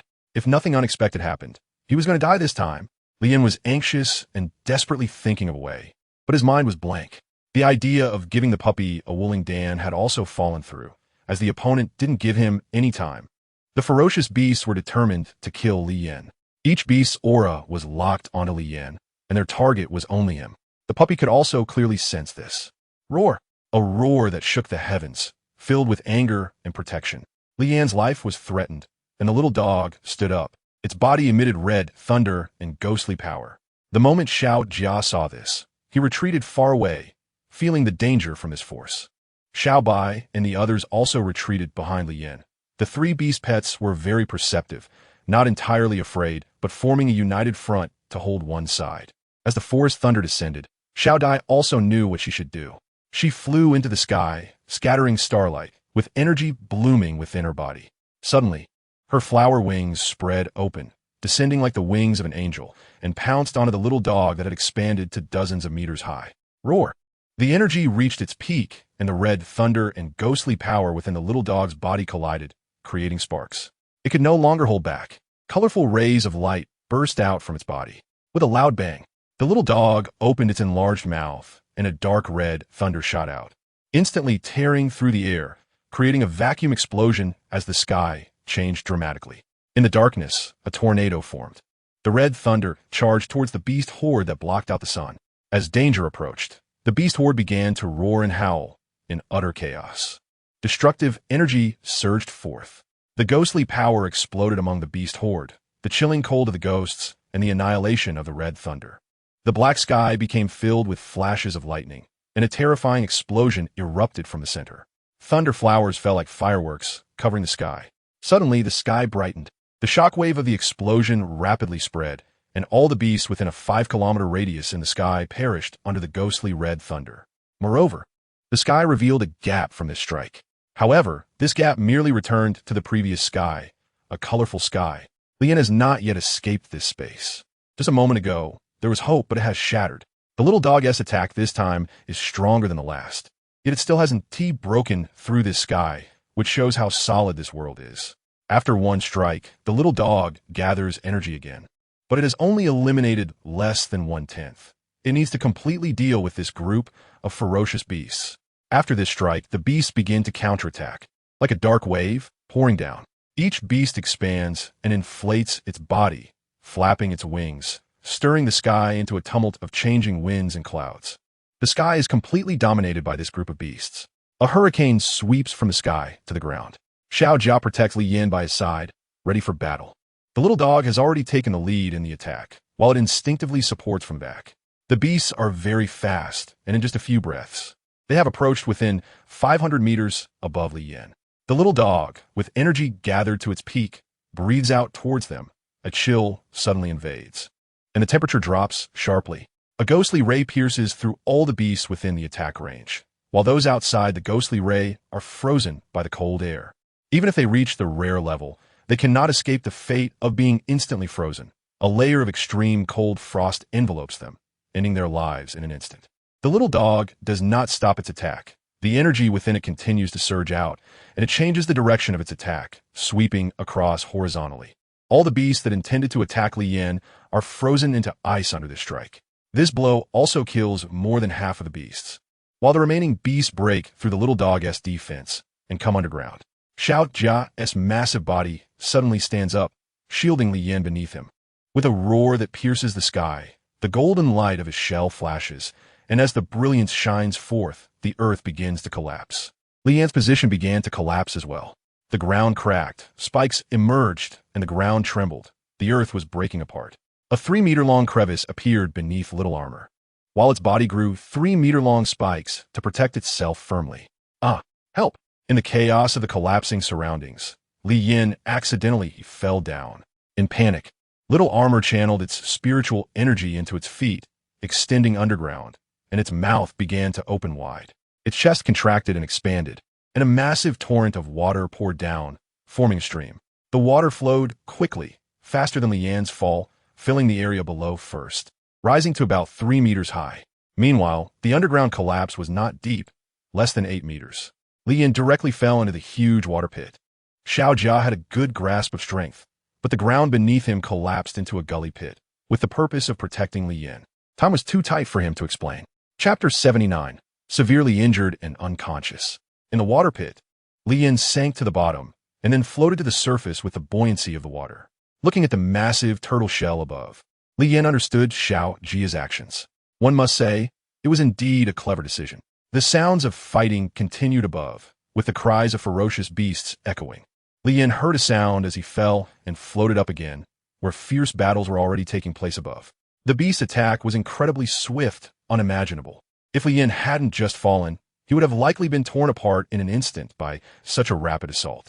The small armor swung back and forth to attack, and Li Yin could only see its lower half, unable to understand the situation above. He was thoroughly protected by the small armor. As long as it didn't fall or die, Li Yin would be safe. It was hard work. Right now, Li Yin was like a child, only able to be protected by the beast pets. Suddenly, a roar came from above, filled with tension. A puppy? Li Yin Shota. At this moment, the puppy's body began to gradually solidify. The ghostly form was starting to reveal itself. Just now, Li Yin's cry for help made the puppy even more anxious and eager to protect its master. Ignoring the backlash from its power, it forced the red thunder and ghostly power to merge faster. The small butterfly attached to the puppy could clearly feel its changes and the injuries caused by the internal energy chaos. With one thought for its master, the puppy disregarded everything. Just relying on the small armor and 3 rare-level beast pets was not enough to cope with this attack. Countless fierce beasts had already pounced on the small armor. The astonishing number of beasts directly overwhelmed them in darkness. A huge mound of beasts formed like this, layer upon layer, one pressing down on another. A wolf, Little White and Little Black howled in pain, fiercely attacking, but still could not match the overwhelming numbers. Li Yin, lying beneath, heard this and immediately used the contract bracelet to summon them back. Due to the remote distance, the 2 beast pets that felt the call fought desperately toward the center. After persistent effort, they tore open a path and reached the wrapped-up small armor. Then, a flash of white light appeared, and the 2 beasts returned to the bracelet. At this moment, they were already covered in wounds, with multiple vital areas bleeding profusely. If not recalled in time, they would inevitably die outside. And this was only a minute of the beast's attack. It was evident how intense the beast's assault was. Even with the small armor's level suppression and skill enhancement, it was difficult to withstand.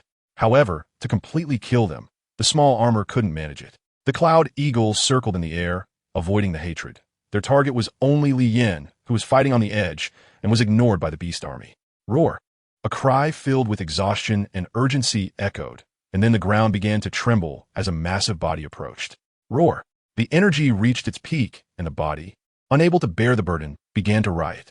The puppy dragged its massive body, igniting everything around with dark fire. Its body glowed red, white light swirled, and starlight assisted. Occasionally, making a sound like breaking through the air, the puppy charged forward, its huge body leaping up, landing heavily on the beast army. The small armor let out a muffled grunt. Its body immediately shrank into its shell. Boom! The earth began to sink, and sand and stones fell. Li Yin quickly ducked into the water to avoid being crushed.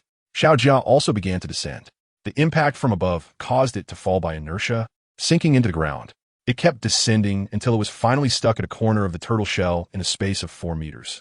Then, a wave of scorching heat emanated from behind. Xiao Jia entered its strongest defensive state. The Earth's power began to manifest, gathering above the turtle shell to create a barrier against the ferocious beasts above. A layer of pale, yellow energy emerged, isolating everything. Boom! The little dog on top could no longer withstand the chaotic impact of its internal power, and red lightning and light burst forth from its mouth. Its body also emitted ghostly power, which seemed to have limbs of its own, climbing down and firmly grasping the beast below. A burnt smell arose as the red lightning pierced through all the beasts, affecting them like a chain reaction. A cold current of breath emanated from the red lightning, appearing grayish-white. It passed through their hearts. Then, a long-prepared pull between my ghostly powers created resistance. The forces intertwined, converged, and transformed. Roar! The little dog let out a painful howl, unleashing all the energy from its body. Ghostly power emerged from underground, trapping all the beasts from all directions. Lines of ghostly energy formed, stringing all the beasts together like a 3-dimensional internet. Even Xiao Jia was trapped inside. Boom! The force ultimately reached its limit and exploded. The ghostly lines transformed into a dark ocean in a flash of electric light, engulfing all beings and beasts within. Suddenly, the earth was swept away by the waves, stirring up desolate sand. The fiery sky was also eroded by this layer of darkness, black mist swirling in the air. The aftermath of the explosion lasted a long time, with the center of the explosion crackling with lightning and thunder. Meanwhile, Li Yin was firmly protected below, unharmed by the shock and explosion. Xiao Jia stood like a small mountain, steadfastly guarding Li Yin. Li Yin really wanted to go out and see the situation, but he didn't dare. Xiao Jia's breath was somewhat chaotic and weak. The damage from the first wave of impact must have been very serious. Even his armor was shattered. After about half an hour, Xiao Jia showed some movement, weakly stretching out his head and standing up. Li Yin also took this opportunity to see the situation outside. However, all he could see were the earthen walls around him.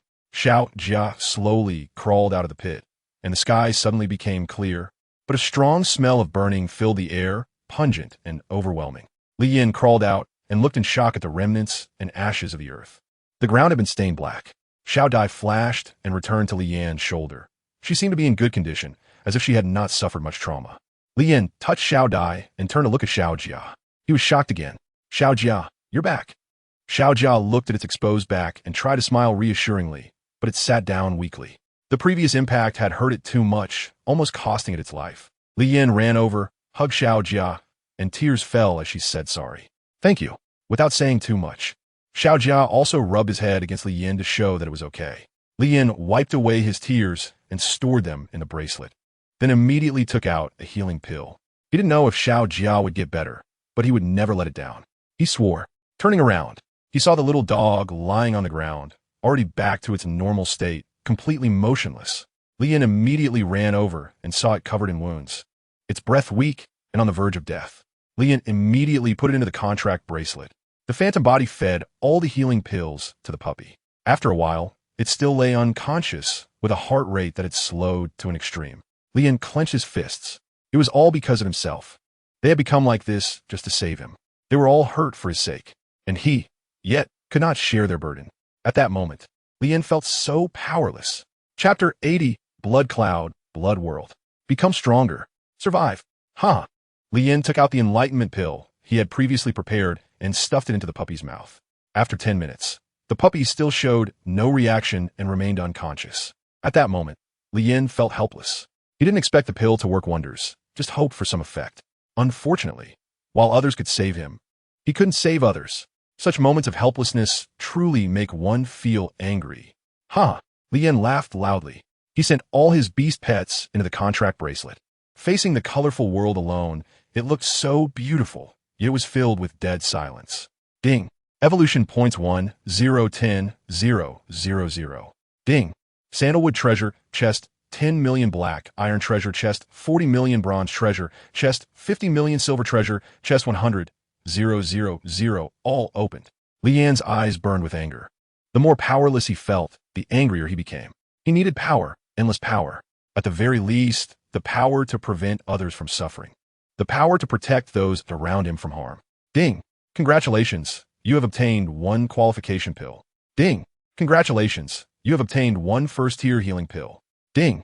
Congratulations, you have obtained 1 piece of spiritual material. Ding. Congratulations, you have obtained 1 first-tier weapon. Ding. Congratulations, you have obtained 1 constitution pill. Ding. Congratulations, you have obtained over 100 million times. Ding. A total of 267 high-level pet eggs obtained. 2, 300, 1 to 4. Level beast pet experience pills. 1, 706 qualification pills. 1, 0, 70 constitution pills. 407 first-tier pills. 177 first-tier equipment. 3, 450 pieces of spiritual material. 5 first-tier skills. 1 second-tier, and 1 third-tier. Ding. A total of 0, 20. 400 level, 6 evolution points. It can evolve, but can the puppy's current state handle it? Looking at the increasingly weak puppy, Li Yin felt anxious. There was no time to hesitate. Li Yin made up his mind. If hell wants you dead, I will bring you back. I promise you, little puppy. Evolve. Ding. Warning. This evolution may result in your beast pet's death. Do you want to continue? Continue. Li Yin was resolute. Ding. Evolution begins. Evolution points -1, 0, 0, 0. The sky suddenly changed dramatically. One moment it was colorful. The next it turned into dark clouds. But the clouds were not the usual black. They were red, dripping with blood, as if soaked in blood.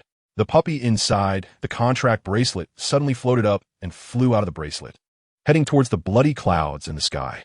Lian was at a loss and powerless. He seemed to sense the moment that was about to happen, his heart tense. He prayed, hoping it wouldn't happen. Otherwise, I will definitely split the sky. Lian looked up at the sky with red eyes, gazing at the blood clouds. The little dog's body floated upward, drawn by an inexplicable force from above. Soon, its body merged into the blood clouds. Momentarily, the blood clouds began to boil. Blood surged within, accompanied by thunder and lightning striking the blood clouds and the sky. The blood clouds seemed out of place in this time, as 2 different forces began to clash. The blood clouds boiled violently, continuously expanding, and the thunder grew more frequent, while the lightning began to change color. The arrival of red lightning signaled that the blood clouds were becoming more ferocious. The blood clouds obscured the sky, expanding from a single cloud to cover half the sky, and they continued to grow. Because of the appearance of the blood clouds, the fierce beast army that was previously gathering in the sky was also disbanded, dissolving without any resistance. The area around the blood clouds transformed into a torrent, recklessly eroding the colorful world. Red spots began to appear on the ground. The water from the blood clouds. It was raining across the land. Lian touched the blood drops on his face. The strong smell of blood was extremely real. This was not human blood. It was beast blood, vibrant with energy, something that humans do not possess. Lian stared blankly, with no need to hide, wanting to witness the safe return of the puppy. The blood clouds were still shifting, red lightning flickering, weaving through the clouds. After a quarter of an hour, the blood clouds completely replaced the colorful sky, turning the world into a sea of blood. Blood poured onto the earth, the winds changed, and the world began to be filled with a bloody haze. The blood clouds in the sky no longer remained still, starting to descend, and the blood was also swelling. Lian had no choice but to take out the tent to temporarily hide. The blood cloud was falling slowly, but it was still descending, and the puppy had disappeared since entering the blood cloud. Lian didn't know why.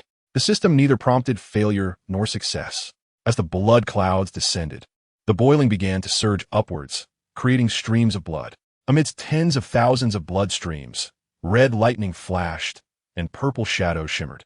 The earth, continuously irrigated by the blood water, unexpectedly sprouted bloodgrass, blood mushrooms, and more, presenting an ecosystem that is merely a blood-colored world's ecosystem. These newly appeared plants grew rapidly, from young sprouts to leaves, then to branches, blooming and spreading leaves, all in less than a minute. The blood trees were even more outrageous, directly rising from the ground, growing at high speed, reaching towering heights in just 1 minute. Lian looked around in astonishment at the gradually rising shadows. Blood trees sprang up around him, blocking the crimson sky. The blood leaves obstructed the overhead view, blocking the blood water. Lian left the tent and gazed at the events unfolding in a brief moment. How is this possible? This is possible too. A miracle. The tall pine trees are still growing, striving to reach the heavens. Lian was weaving through the blood forest, wanting to see the sky, but unfortunately, he couldn't. He summoned the cloud eagle, but it was helpless as well. It wanted to soar into the high sky. But the blood forest seemed to possess some kind of power that directly brought it down, though it did not kill it. Faced with such terrifying power, if the other side wished, with just a thought, it could ensure its death, but it did not do so. It did not know why, nor did it continue to try. Lian understood and didn't force it. He could only stand there, feeling at a loss. Apart from waiting, he didn't know what else to do. Perhaps he should improve himself by taking physical enhancement pills. Perhaps he should evolve other beast pets to face the upcoming uncertainties. Or, he thought, if the puppy failed, what would happen next? Waiting. But Lian did none of these. All he could think about was the safety of the puppy's life. Even if he couldn't do anything, he still wanted to wait for the puppy to return. Xiaodai automatically flew out and landed on Lian's shoulder. Clever and obedient, she used her little hands to comfort Lian. Time slowly passed. The blood tree beside him had grown so tall that Lian could no longer see the top. The density of the blood tree leaves caused blood water to drip from the branches, and he was unable to penetrate the blood leaves to see the world behind them. At this moment, perhaps the blood clouds had descended very low. The puppy's life force had weakened to the point of being almost extinguished. Breathing once a minute made Lian feel that the puppy might not hold on much longer. But fortunately, there was still a response. He clenched his hands tightly. Hold on, puppy. Chapter 81. Epic. The sky changed. The blood rain stopped. A fiery red sun appeared in the sky, but Lian could not see it. Yet he could feel its scorching presence. The hot sunlight was intense, scorching the earth. It was very hot, very hot. This feeling made him feel as if he had returned to the Jurassic era, although he had never seen it with his own eyes. The thought unconsciously surfaced in his mind. It was too hot. The scorching heat penetrated through the leaves and shone on Lian. He could hardly bear this heat wave. He took out water from his backpack and poured it over himself continuously. Still, it was no good. He took out an iron basin, filled it with water, and submerged himself in it. But the water quickly warmed up, steaming. The trees also began to shed leaves, turning yellow. The sweltering weather made the trees rapidly enter autumn. Xiaodai flew above Lian, sprinkling starlight with her wings. This starlight was magical. When it fell on Lian, it instantly shielded him from the intense sunlight and glare. Lian finally caught a breath. Before long, the scorching light turned the green leaves of the trees yellow, and then baked the earth. The ground began to emit heat, and the smell of blood grew stronger. Bang, bang, bang. The earth cracked open. Protected by Xiaodai, Lian looked on in astonishment. The ground was fissuring, heat washing over him as cracks continued to appear and grow larger. To escape, Lian pressed himself against the big tree. Bang, bang. Something unknown shot up from the ground, soaring towards the sky. It was a type of plant, resembling a vine, but much thicker than a typical vine. Then 1, 2, 3. Countless plants sprang up from the ground. They needed no support. Similar to the blood tree from before, they exhibited a sudden, explosive growth. Lian had no idea how long this spectacle would last. He looked up, feeling lost, like a frog at the bottom of a well. He felt out of place in this world and could not see its future. He felt so exhausted. After a long wait, he had lost all sense of time.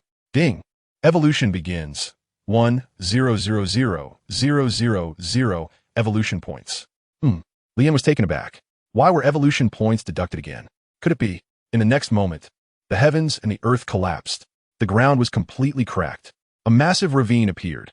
The seemingly enormous trees, hundreds of meters tall, could not withstand the collapse of the earth and followed suit, falling into the abyss below. Lian is no exception. He also fell into the abyss of the chasm, which is bottomless and pitch black below. Little Butterfly is powerless and unable to use any strength. Falling down, Lian didn't cry out in fear this time. Perhaps this is his fate. Lian closed his eyes to welcome his own death. Unfortunately, he hadn't done anything yet. Unfortunately, everything was just beginning. Unfortunately, he hadn't accomplished what he wanted to do. There are too many regrets in the world, and he couldn't avoid them either. End it. Weak and powerless, weak and pitiful, an infinite descent, feeling the fierce winds of death. In the pitch-black valley, everything around was desolate. The further down he went, the colder it became. He didn't know how long it had been. Lian lost consciousness. He was tired, he fell asleep. Since he was going to die anyway, he might as well sleep. So let's sleep early. Time slowly passed, and the fall never stopped. Lian seems to have entered a cycle. He has entered a dream. This dream has neither you nor me, nor anything else, only a blank space. Boom! Roar. A roar that pierces the sky, the aura of a king, looking down on everything in the world. The sky explodes, the earth cracks open with countless fissures. Trees are nowhere to be found. Only deep gorges remain. The fissures seem to lead to the center of the earth, penetrating through the ground. Roar. With this roar comes the excitement of surviving a catastrophe. Roar. This roar is filled with anger and fury. Suddenly, a blood-red sun appears in the sky, and the roaring sounds come from within. The roar continues, each sound shaking the heavens and the earth. That voice wants to shatter this blood sun, trying to break out from within. The emotion is extremely urgent, filled with rage to the extreme. Countless blood lights shoot out as the internal attacks break the sun, piercing through the earth and the sky. The roaring from within the blood sun becomes more and more rampant, more and more furious, with thunderous sounds continuously echoing. Collisions happening nonstop. The speed of the attacks increases. What kind of creature could escape even this blood sun? This astonishing scene goes unnoticed. If the world were to see it, they would surely be terrified. How? A vast red light suddenly appears, and the energy within explodes with a boom. The blood sun shatters. It explodes. The world collapses. A body radiating the brilliance of a fire sun bursts forth, standing hundreds of meters tall. Its body constantly ablaze with a heart-pounding flame. The flames are purplish-red, burning everything around it, including the air and the ground. It burns everything it sees.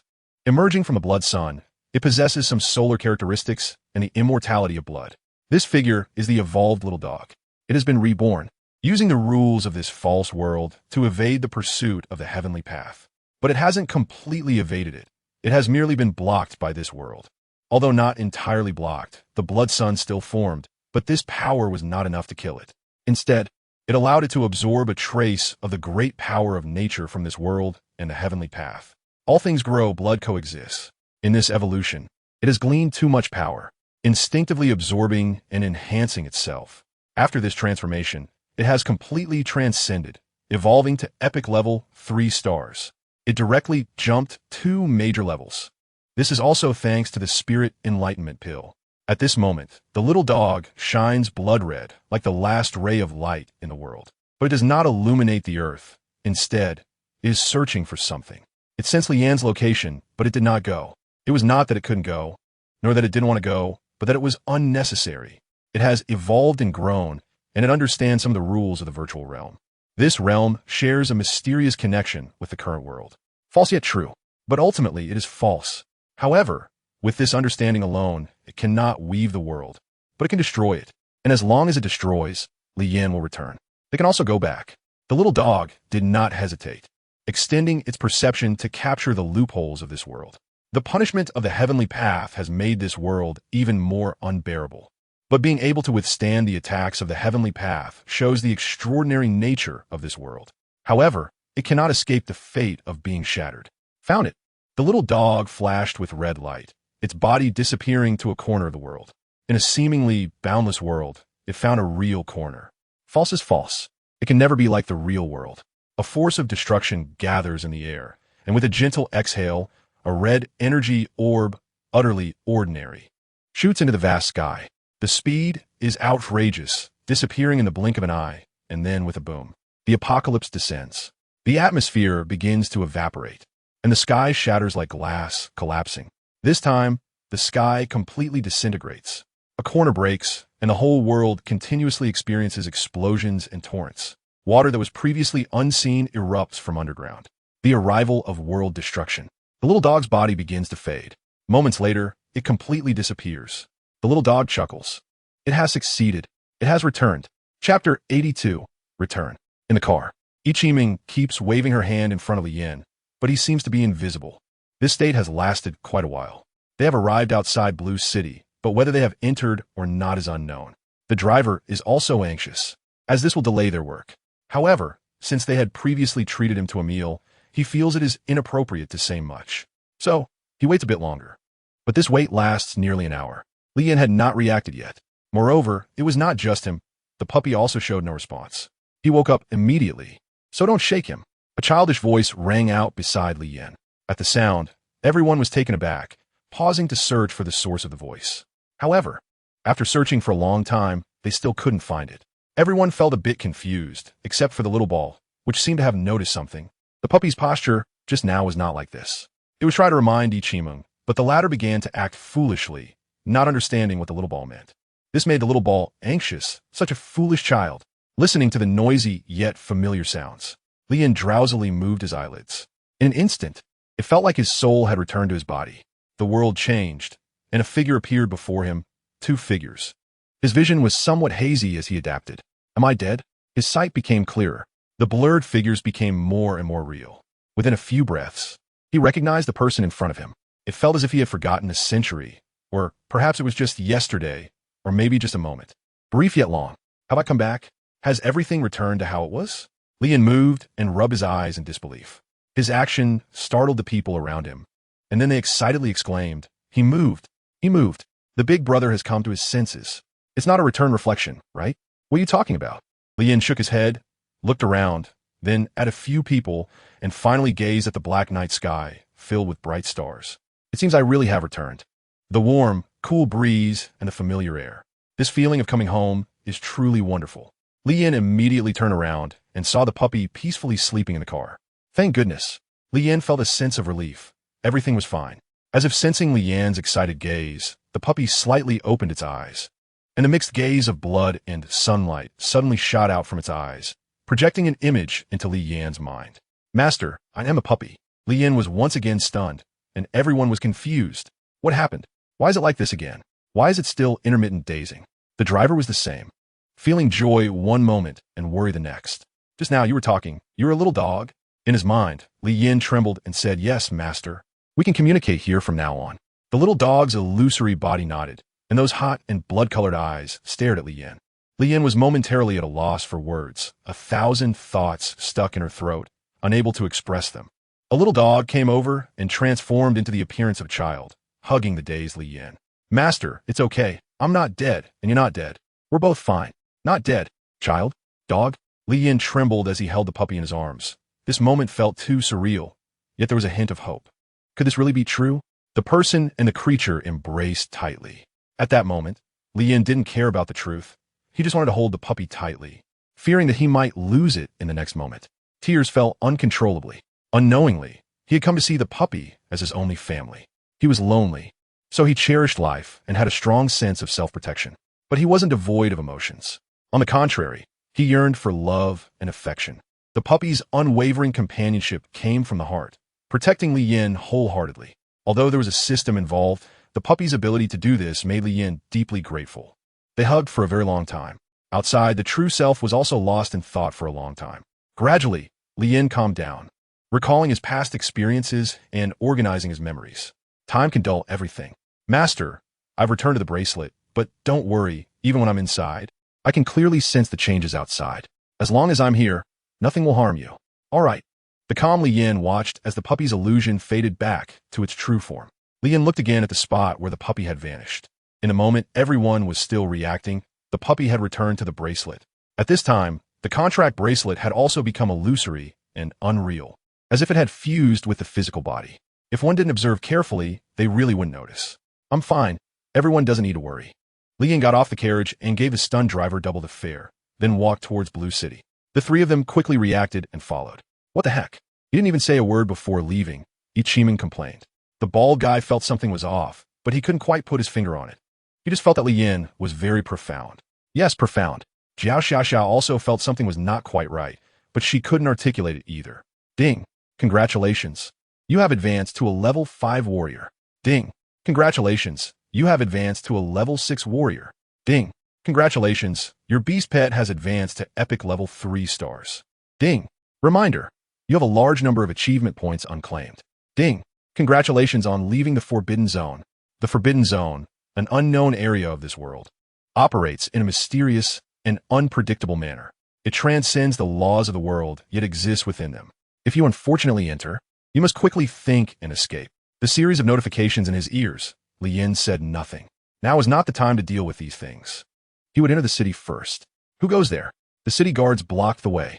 Lien's thoughts were clear as he took out the token that Lin Yuxing had given him earlier. The city guard took a look and saw that it was from the Tianlang Beast Hall. So he said, "You may enter." He pointed to the 3 people behind him and asked, "Is that okay?" The city guard merely did a simple check, confirmed everything was in order, and didn't want to get involved further. "Thank you." The group entered the city. Ichiman curiously asked, "What did you mean when you said you were from the Beast Hall? Didn't you join the Beast Spirit Academy?" The two do not affect each other. Lien offered no extra explanation. They quickly passed through the outer city and headed toward the inner city. It was already late, and many homes had extinguished their candlelights. The few that were still lit belonged to small shops. Larger stores required them to walk further into the center. He did not plan to go to the werewolf pavilion today. He just wanted to find anything closest to it. The few of them walked in the quiet night, their footsteps echoing. They were the only ones on the street at this hour. The 3 of them were unfamiliar with the terrain and could only follow behind Lien. In fact, Lien wasn't sure if he was going the right way. His memory was a bit hazy.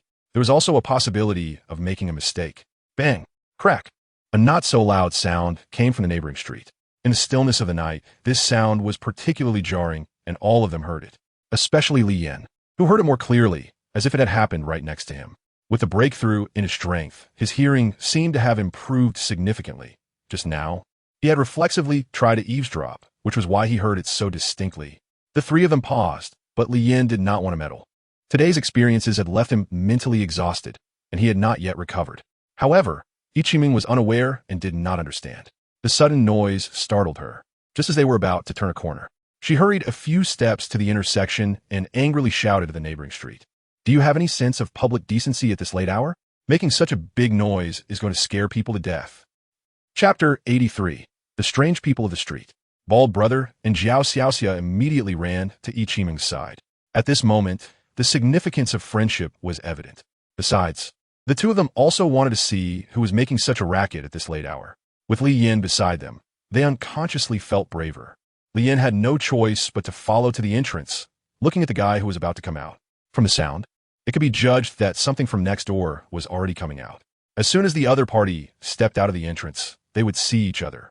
Ichiman stared angrily, while the bald guy and his companion served to increase the number of people. Lien was automatically regarded as a protector, standing by the side. Soon, the sounds and footsteps of the other party became chaotic but very powerful.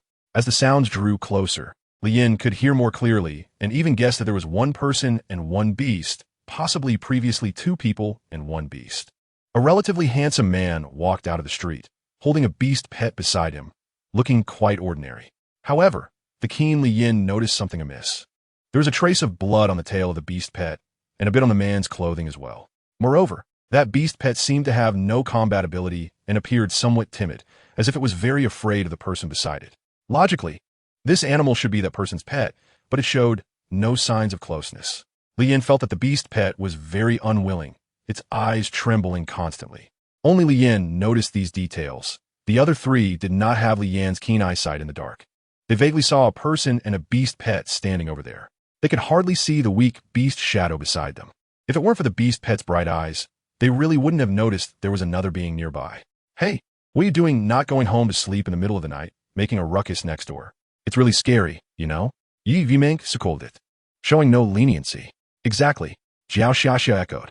The man remained silent, not moving, and everyone thought he was unwilling to respond or acknowledge them. This only made Ichiman even angrier. What kind of attitude is this? You won't apologize and don't give a response. Are you mute? Even if you're mute, you should understand manners. The other party remained silent. Bald Brother sensed something was off and looked back at Lien. Seeing that the latter had no intention of speaking up, he also felt it was inappropriate to say anything. The beast pet's injuries had not yet healed, and he dared not confront them alone, seeing that he still hadn't apologized. Ichiman was about to step forward to argue when Lien spoke up. If you don't want to die, just stay put. Ichiming was taken aback and stopped. The little ball understood and tapped Ichiming as if to say, hurry up and listen to the boss. Back off. Only then did Ichiming retreat to the center of the group, feeling somewhat scared and saying, is this for real? I just wanted to reason with him. He wants he die, right? Bald brother also looked at Li Yin, waiting for his next words. Although he sensed something was wrong, he still didn't know what was off. Xiao Xiaxia looked over with an inquisitive expression. You can reason with a person, but do you think that thing, neither human nor beast, will understand? Li Yin finished speaking, glanced at the person, and left. He had no intention of meddling in other people's affairs. What does that mean? Did the big brother say he is not human? Is that an insult? I don't think so. It might be a metaphor. Really, it's so annoying when things aren't explained clearly. The three of them, somewhat confused, chased after him. The person behind them didn't move, watching them leave. In fact, he just moved a little, but then he stopped because he sensed a tremendous danger from Li Yin. Instinctively, he didn't follow and turned to leave with the small beast beside him. Meanwhile, in the street behind him, several bodies lay sprawled in disarray. Each person's body had a wound that penetrated their bodies and drained their vital blood. Their clothes were tattered, indicating they'd tried to struggle, but failed. The three caught up with Li Yin, and Ichiming wanted to dig deeper, but Li Yin had no intention of telling them. To be precise, he wasn't very clear about what that person was either. It was just a guess. Li Yin didn't say anything, and the three of them had no choice but to suppress their curiosity. Li Yin didn't stay long and passed through several streets until he finally found an inn. Although this place was probably far from the serious beast hall, he didn't want to walk anymore. The Blue City Inn was very cheap. Only 5 copper coins for a night, which might be because it was remote or just generally inexpensive. However, once a few people entered the room, they quickly understood why it was so cheap. It was missing arms and legs, and it was strange if it were not cheap. There were either no tables or no chairs, and they couldn't be picky after walking for so long. The group chose 4 rooms and quickly returned to their respective rooms. Li Yin returned to the house and immediately checked on his beast pets. Except for little armor, everything else was fine. He had thought that in that fake world, everything was fake, but the gains were real, and little armor's injuries couldn't be avoided. However, little armor now looked much better, and the wounds on its back were slowly healing. Li Yin did not know whether it was the effect of the elixir or the change of the bracelet. But as long as there was improvement, that was good. Li Yin comforted Xiao Jia and then opened all the remaining treasure chests from today. Ding! Congratulations. You have obtained a top-level pet egg. Ding! Congratulations. You have obtained a constitution pill. Ding! Congratulations. You have obtained a first-tier skill. Ding! Empty. 1-1. Ding! Congratulations. You have obtained a second-tier weapon. Ding! Congratulations. You have obtained a high-level pet egg. Ding! Congratulations. You have obtained a level 5 beast pet experience pill. Over 100 million times. Ding! 23 ordinary pet eggs, 1503 high-level pet eggs, 3,796, level 1 of 5, beast pet experience pills, 109 first-tier equipment, 3 second-tier equipment. Other entry-level pills, 269 pieces. Qualification pills, 1,236 pieces. Constitution pills, 870 pieces. Spirit materials, 1,470 pieces. 5 first-tier skills, 1 second-tier skill, 1 third-tier skill. Currently, there are a total of 450 evolution points at level 6. Li Yin didn't feel much and put everything away. Li Yin briefly. Ding! Evolution begins. Evolution points minus 1,000. A few minutes later, both beasts successfully evolved, reaching golden level 2 stars. Moreover, Li Yin noticed that during the evolution, the injuries of little armor, wrapped in water, were visibly healing at a rapid pace, which filled Li Yin with hope and excitement. Without pausing, he continued. Ding! Evolution begins. Evolution points minus 1,000. After a while, ding! Evolution successful. The beast pet reached golden level 3 stars. Li Yin was excited. Little Jia had improved a bit more. The injury on its back had started to grow new flesh, and the turtle shell on its back had also begun to grow together. Hopefully, everything would go smoothly. Li Yin murmured, the next step is a major evolution. Ding! Evolution begins. Evolution points minus 2,000. This time, the waiting time was much longer, and Li Yin kept a close watch on little Jia in the water tank. He had just checked on Xiao Dai as well, but everything was normal. She was still the same as before, transforming from a butterfly to a cocoon and breaking out smoothly, which was frighteningly successful. The wait continued, and Li Yin did not notice any dangerous situations. Chapter 84. After the event, evolution. Time passed slowly. and Li Yan's heart was always tense. He was constantly worried. Ding. Evolution successful. Congratulations, your beast pet has reached diamond level 1 star. With a buzzing sound, the immense water in the contract bracelet was instantly swallowed by little Jia. Then, diamonds began to appear on little Jia's body, wrapping it in crystals. The crystals enveloped little Jia tightly, like a large sphere. Li Yan didn't know what to do, but he felt relieved when he heard the system prompt. This prompt was like a calming pill for him. Li Yan relaxa. His consciousness arrived at the achievement interface. Ding. Congratulations. The first pet has reached diamond level and epic level. Reward. 50 evolution stones, 100 pieces. Note. Items used for epic level and above. Ding. Congratulations on achieving the achievement. Diamond world seat. Epic no regrets. Reward. 10 evolution stones, 20 pieces. Ding. Congratulations on achieving the achievement. Surviving the forbidden zone. Reward. 500 evolution stones. Total. 680 evolution stones. Li Yan took out an evolution stone and examined it. It was transparent like glass and incredibly hard. With his strength as a 6-tier warrior, he couldn't do anything about it. Indeed, it had its unique qualities. Holding it felt cool to the touch. And there was a warm sensation inside. Put it away. Little Turtle has also completed its evolution. It absorbed the diamond wall onto its shell, and even had a diamond crown embedded on its head.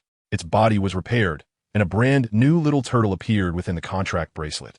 At this moment, Little Turtle looked noble and elegant, with blue, watery eyes.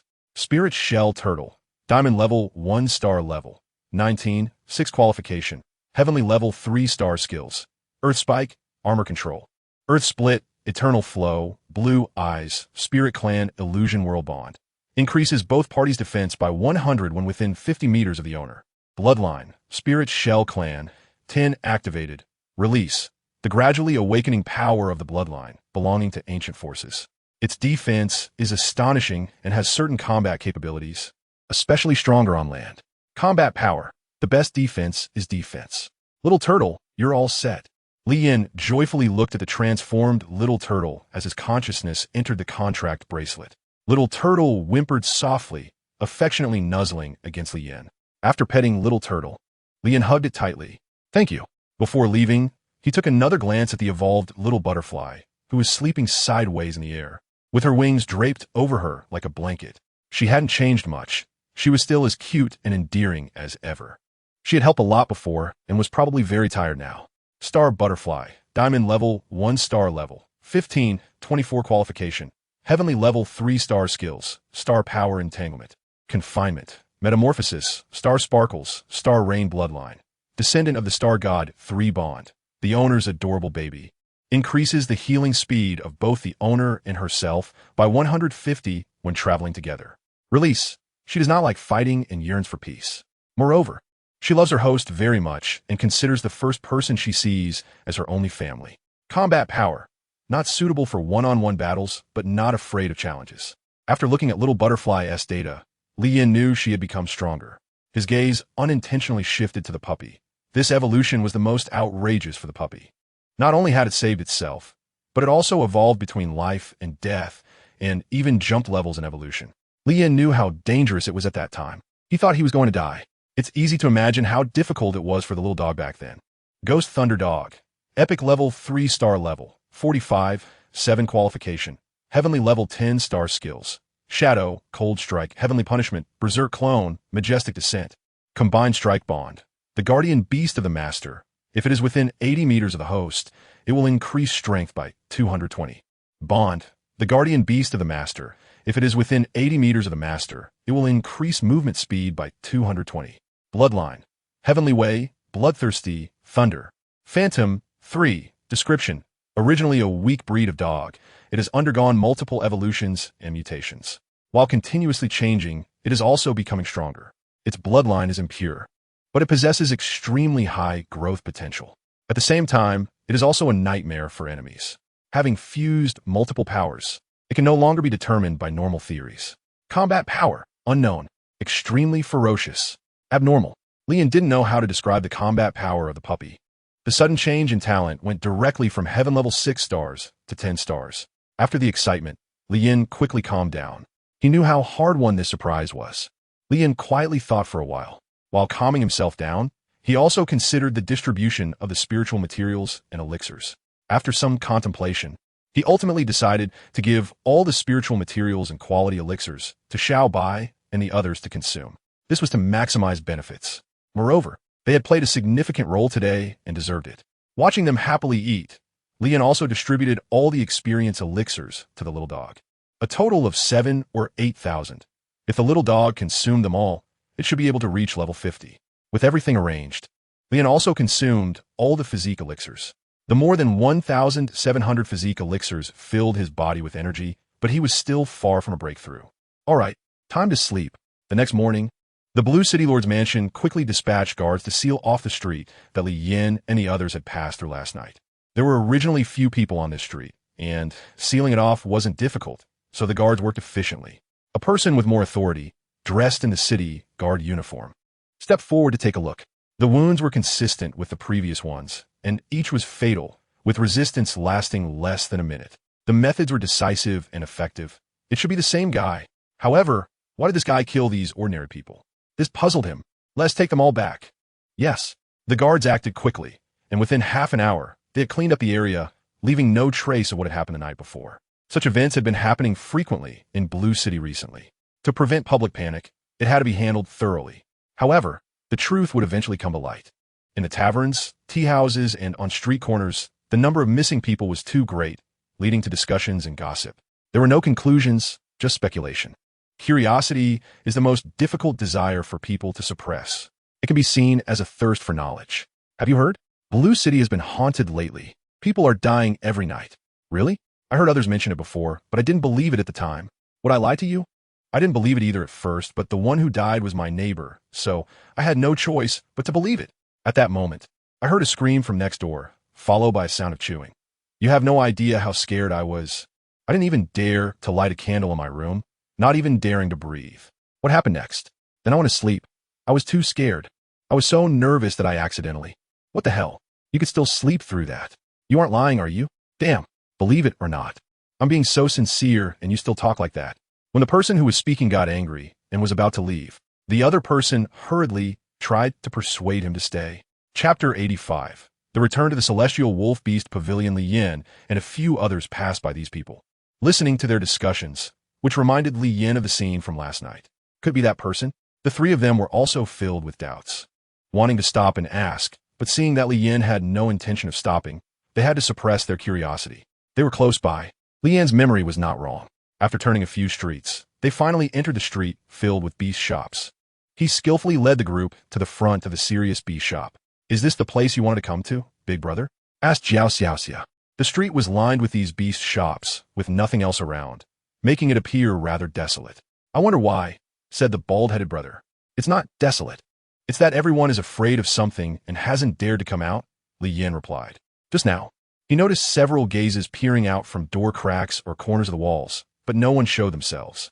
They had left home relatively early today, so it was normal for some shops not to be open, but this behavior was somewhat unusual. Something must have happened, otherwise everyone wouldn't be like this. At that moment, Li Yin was also a bit curious. Just curious, though. He wouldn't deliberately seek it out. After yesterday's events, he had become more cautious and low-key. The bald-headed brother also noticed something was off, which was that Li Yan's beast pet was not by his side since returning to his senses yesterday. He knew these outsiders had powerful storage items. Moreover, although Li Yan was strong, having a beast pet nearby offered more security, in case of a surprise attack. The beast pet could protect him immediately. The bald-headed brother found it hard to understand his actions, but felt it would be inappropriate to ask directly. Perhaps he had his own reasons. Push the door. It didn't open? Li Yin was puzzled. Didn't they wake up? There were no phones in this world, which made things a bit difficult for Li Yin. Should they leave? It felt like they came for nothing. But if they didn't leave, it seemed they couldn't get in either. There was no other way, so Li Yin directly tried knocking on the door, hoping someone would wake up. However, after knocking for a long time, there was still no response. There was no sound coming from inside at all. This was a bit strange. Big brother, are they not home? Should we come back later? Jiao Xiaxia suggested. It was a bit early, and Ichiming looked listless, not saying much, just quietly standing aside, holding a drowsy little ball, clearly still not fully awake. Li Yin thought for a moment and then threw a powerful punch. The fist struck the door, instantly causing a continuous rattling sound that was particularly deafening. Li Yin was certain that this sound would definitely be heard as long as there were people around. But after waiting for a long time, there was still no response. Was it really true that no one was home? Bald Brother was uncertain and said, "Something's not right. They shouldn't be out." Just a moment ago, Li Yin had glanced around, and the other animal hospitals had poked their heads out because of his vigorous knocking, looking over. Although they were very careful in their movements, Li Yin still noticed them. Since the other animal hospitals were present, it was unlikely that they were not home, unless something special had happened. And such things were usually not good news. Li Yin doesn't have to force his way in. He just doesn't want to waste effort. Step back. The three seemed to understand what Li Yin was about to do and slowly retreated. However, they were mistaken, thinking that Li Yin would release a beast pet to smash the big door. To their surprise, a wave of energy surged, gathering at Li Yin's right fist, forming a terrifying destructive force. Bang! With a loud noise, the door was shaken open. The three of them never imagined that this door, which was over 20 centimeters thick, could be broken open by sheer human strength. How much power would that require? Even if a ferocious beast attacked, without elite-level strength, it would take some thought to break this door. At that moment, the bald-headed guy suddenly understood why he didn't summon a beast pet, because his destructive power was comparable to that of a beast pet. Although it wasn't the first time he had seen Li Yin in action, this time it was even more shocking. Previously, with the aid of a weapon, the destructive power was astonishing, but this time was completely different. It was pure physical strength. Just now, one punch had left Ichiming dumbfounded, and she couldn't help but exclaim, "So cool." "Yes, so cool." Xiao Xiaxia agreed. "Don't be dazed, keep up." After breaking through, Li Yin walked in. The two girls quickly followed, trying to collect themselves from their starstruck expressions. Seeing Li Yin's terrifying strength, the onlookers also withdrew their heads, not daring to observe any longer. The familiar face showed no changes, but it was too quiet. This was not the time for beast tamers to be lazy. Li Yin, who understood Lin Yuxing, knew this well. Of course, it was also possible that he didn't know, and what he said might be a lie. The three followed Li Yin into the inner hall, and a shocking scene appeared before everyone. The ground was covered with corpses, big and small, and there were a few shadows that Li Yin recognized. The two girls screamed directly upon seeing this. The high-pitched scream startled the bald-headed guy. Li Yin also glanced back at his children, who were too frightened to look and hid behind Li Yin. "Is it dead?" Li Yin walked in and looked at the corpses, examining their conditions of death. Upon closer inspection, it appeared as though each person had been drained of their blood. Their faces pale, and each body had a very similar wound, resembling a bite from a human, but also like one from a beast. It was very strange. Bald Brother looked for a while and said, "There are nearly 50 people in total, and the beast pets are quite powerful, with the highest reaching advanced 3 stars. Li Yin glanced at Kai Yuanlong, who had only crossed paths with him once, lying on the ground. He seemed to be a first-level master. He just died like that, seemingly without much struggle. The thing that killed them is very strong. They were powerless to resist. Stepping over the corpse, Li Yin continued to walk inside. Yi Liming, Sakith, followed him. Bald Brother took a look and followed as well. Once again entering the room, Li Yin felt nothing special. His gaze was searching for something, seeing nothing. He just looked toward the back of the hall. Just as he turned the corner, a huge bear paw reached out from inside, attacking Li Yan's face. Li Yan's expression was emotionless as he gently raised his hand. Bang! With a slap, he sent the beast flying, as if he had known it would happen in advance. The 3 others watched from a distance behind Li Yin, filled with fear and shock. How strong! That beast's aura definitely surpassed the elite level. The bald man felt a chill of fear. The big bear, in pain, got up. Its body already had hidden injuries and old ailments, and this slap only added to its suffering. However, to protect its master, it still stood up, wanting to launch another attack on Li Yin. If it tried again, it would be dead. Li Yin Dao was not speaking to the big bear that couldn't understand human language, but to the person inside. Ahem! A sickly voice came from within, and then a weak figure walked out. Wei Xinghai covered his injured chest and stepped out. Being somewhat face-blind, he did not immediately recognize Li Yin and apologetically said, "I am also helpless. If I have offended you, I apologize. It was unintentional. If it had been intentional, and it would have already been a corpse." Li Yin Dao, The familiarity of the voice made Wei Xinghai look up at you. "It's you?" Chapter 86. Are you sure? Wei Xinghai looked at Li Yin in surprise, as if he had seen a ghost. It was also as if he had seen a savior. For a moment, a mix of emotions filled Wei Xinghai's eyes. He had not forgotten Li Yan's face. The person whom Lin Yuxing had praised multiple times. This was the first time he was so concerned. Fortunately, he recognized him. Otherwise, Li Yin would have been on his way out. How could it be you? How are you so strong? Wei Xinghai stammered. What happened? Tell me. Li Yin did not explain, but instead asked back while sitting on the chair. The three people, seeing that they knew each other, immediately relaxed their tense hearts. It made sense when they thought about it. How could these outsiders, who had only recently arrived in this world, have enemies? Wei Xinghai had not yet recovered from his surprise. After a moment of daze, he slowly walked to his seat and sat down. He sighed and said, Lan City has produced something remarkable. I don't know if it's human or beast, but it's extremely powerful. I couldn't handle it. The beast pavilion couldn't handle it. So it ended up like this.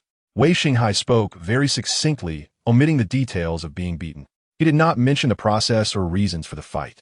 Is that so? Li Yin had his own judgment, but he mostly believed what he said. Did you pass the Beast Soul Academy test?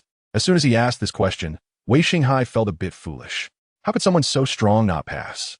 Not only did he feel foolish, but even the usually naive Yi Qiming couldn't help but say, of course brotherly passed. Li Yin didn't dwell on these matters, but directly asked, where's Lin Yuxing? He hasn't returned yet, and it's a good thing he hasn't. Otherwise, it would be unimaginable. The battle that day was too brutal. He hasn't come back? That's really unfortunate. But asking him is the same. What was that kid from the Beast Spirit Academy called? Did he tell you all this? It seems he really likes you. Wei Xinghai. It sounds strange. His name is Ku Su, a very obedient child. Wei Xinghai continued, got it. Do you need me to take you to see him? Li Yin replied calmly, no need. It's not safe outside right now, especially at night. I'll just stay here and recuperate. Wei Xinghai refused, all right. Li Yin tossed him a few healing pills. He had plenty of these, and it was also a good favor. The purpose of this trip was achieved, and it was time for him to leave. Ichiman was puzzled. Is that it? Just a few words, and it's done? After all that effort, was it just for this one sentence? The others looked at Wei Xinghai and immediately followed Li Yin. The latter watched them leave, then looked at the several pills and smiled. Shaolin, your judgment is as good as always. I didn't expect to find a treasure again this time. It's truly shocking. Such terrifying strength. I wonder who would prevail against that guy. If it were a few days ago, he might have had the upper hand, but now it's hard to say, as that ghostly thing grows too fast. Just as they crossed the inner hall and walked past the bodies, they were met by a group of city guards dressed similarly to those from Maple Leaf City. The only difference was the color. Their attire seemed different from the city guards, resembling a unique department. Upon seeing Li Yin and the others emerging from inside, they exchanged glances and instantly surrounded the four of them, merging man and beast. Li Yin frowned, and surprisingly, Ichiman was not afraid today, leaning closer to Li Yin. Without the little dog causing a commotion, she moved even closer to Li Yin. What does this mean? Li Yin asked. Isn't it obvious? The ground is covered with corpses, and you just happened to walk out from there, a leading city guard solemnly stated. If we killed these people, do you think you could take us on with just your group? Li Yin replied coldly. The words were a blatant threat, but it was the truth. The man was taken aback, not expecting to be surrounded and still be so arrogant. Just as he was about to explode, a small city guard beside him whispered something. The leading city guard's expression changed, his mind racing as he contemplated something. What? Do you want to continue? Li Yan's killing intent was already evident, forcing everyone to comply. The three people closest to him instantly felt this bone-chilling killing intent. They never expected that the usually peaceful big brother could be so terrifying. For the first time, Ichiman also felt a bit scared and shrank back at Li Yan's killing intent. We're just doing our duty and investigating here. We hope you can cooperate. Before he could finish the word cooperate, Li Yan lifted him by his body. Are you sure? The gaze of death, cold to the bone, forced him to swallow the words he was about to say. He trembled in terror, and his lower body lost control. When? So fast. There wasn't even a chance to react. What he just said was no joke. Sorry, it must be our misunderstanding. We caused you trouble. The city guard instantly cowered, and under the threat of death, he dared not refuse. Li Yin threw it to the ground and strode forward. The crowd dispersed without needing any orders. Just a moment ago, Li Yan's performance nearly caused them to defect. It was terrifying.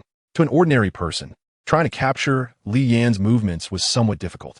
Bald brother swallowed hard, as if he was seeing Li Yan for the first time. Every time he made a move, it forced Bald brother to re-evaluate him. After the four left, the city guards gathered together, still terrified. At that moment, Wei Xinghai also walked out from inside, and the city guards recognized his identity. They did not draw their weapons. The leader of the guards, who had just been unsure how to explain his fright, felt as if he saw a savior when he saw Wei Xinghai. Big brother, you were so fast and so cool just now. Jiao Xiaoxia turned into a fangirl, gushing. Li Yin defaulted. He now wanted to find a carriage to leave Blue City. There was nothing here that made him nostalgic anymore. Once he returned to the academy and helped that student, it would be considered a favor repaid. He arrived at a horse rental place, which was an excellent spot for renting carriages. Usually, these rental places are next to a large horse stable, cooperating and benefiting each other. However, today a stable seemed a bit strange. Not only were there no people, but strange sounds were also coming from inside. Upon closer listening, those were the painful howls of beast pets. It seemed like these horses were being attacked and torn apart by something. Li Gu, it sounds like there's a slaughter going on inside. Ichiming said weakly. It's not just a slaughter, it's a massacre. Li Yan, having better hearing than them, recognized that this agonizing sound was caused by bites that offered no resistance. It definitely had nothing to do with swords and knives, nor was it man-made. A single blade wound caused such pain. Should we go in and take a look? Bald Brother asked. He had decided to follow Li Yin's lead from now on. Of course, there weren't many stables. Li Yin crossed the front door, walked to the back door, and quickly exited, coming into view of a vast horse racing field. At this moment, the field was filled with a bloody stench, and bodies lay scattered within the fences. Li Yin looked up into the distance. The familiar figure reminded him of the shadow from last night. What a coincidence! Chapter 87. Beastly transformation. Beneath the human exterior lies the sharp teeth of a beast. The strength seems extraordinarily great, and each bite is a lethal strike. The powerful bite force may cause these horses to die, but they also scream in agony before death. There are several corpses by the horse farm. Needless to say, they're all caretakers. How cruel. One dies every time he passes by. It's terrifying. Jiao Xiaxia, frightened, clung to Ichiming. He doesn't seem like a human. Humans don't have such sharp teeth and wouldn't elongate. Bald Brother said, of course. Li Yin nodded, hesitating whether to kill it or not. He did not have that kind of righteousness in his heart. If it hadn't wronged him, he wouldn't have cared at all. Every battle brought danger to himself, even if the opponent was weaker. The events of yesterday made him realize that there is only one life. Wait for me here. Li Yin finished speaking and unreservedly walked in another direction, avoiding that thing. But if he went all the way, he would probably encounter it. Li Yin didn't want to encounter it, so he walked this way.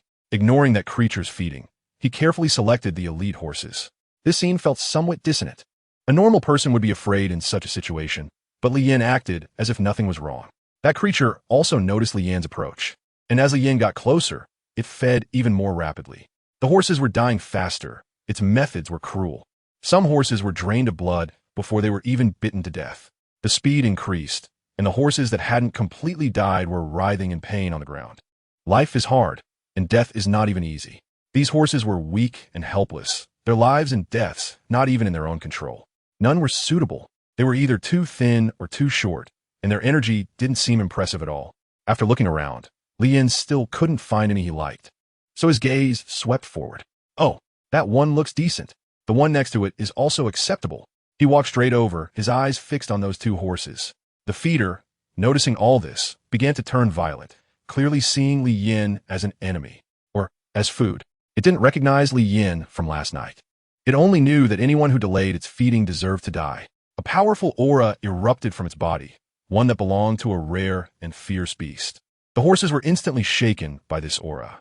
Some dropped directly to the ground, their eyes filled with fear, pure instinctual fear. The figure rapidly approaching Li Yin, although fast, was still not impressive in Li Yin's eyes. With his strength reaching the 6th rank of martial artists, Li Yin had a rough comparison in his mind. His strength should surpass the rare level, reaching the golden level. Of course, this is only in terms of attack, and one must also consider the situation with weapons. If it comes to hand-to-hand combat, and he cannot quickly take down his opponent, he could still be killed by some ferocious beasts. He is just a mortal body, and this is his weakness. Li Yin arrived next to the two horses first, and that thing followed closely behind. Ichiming shouted nervously, "Brotherly, it's coming for you. Run." Without a reminder, Li Yin had already noticed it. A light smile appeared at the corner of his mouth. It seemed impossible not to kill you now. A stick had appeared in his hand at some point. It was a second-tier weapon obtained yesterday. Holding this weapon, both the feel and quality were not comparable to those common items before. If you were to use a strike now, it definitely wouldn't break. At the very least, it wouldn't shatter with one blow. The creature charged quickly, its body and clothes beginning to explode, for spilling out, claws and fangs emerging, and bone spurs growing from its body. It suddenly leaped, lunging at Li Yin with a gaze that regarded him as prey, fixated on his neck. Even in midair, it couldn't help but imagine the wonderful feeling of biting down. Such a bloodthirsty creature must have delicious blood. Greed made it overlook the danger. As the beast lunged at Li Yin, the hearts of the three were in their throats. At this distance and speed, how could a person possibly dodge?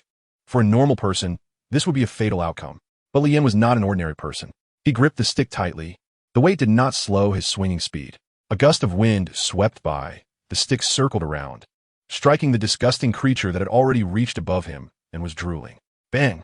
A shadow shot out. Bang! Bang! Ew! It broke through layers of barriers, and the beast howled in pain in the air. The tremendous impact and the moment of the stick strike caused it to spit out a mouthful of blood mid-air. That was its own blood. Bang! It finally crashed against the wall, coming to a stop. Its body felt weak, and its abdomen was in excruciating pain. That blow nearly cost it its life.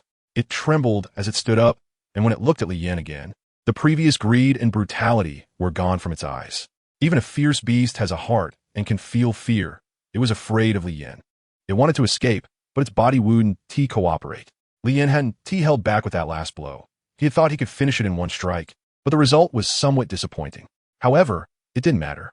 He hadn't intended to get too entangled with it, but since it was seeking death, he had no choice but to kill it. The stick shot out, flying toward the beast. Startled, the beast rolled to the side, enduring the intense pain to dodge this swift strike. But before it could catch its breath, a powerful wind blade tore through the air, making a series of whooshing sounds. Breaking through to the 6th tier of martial artist, using this strike, even if the skill was only at the 3rd tier level, it was no longer comparable to before. It definitely wouldn't survive this hit from a rare level beast. Ew!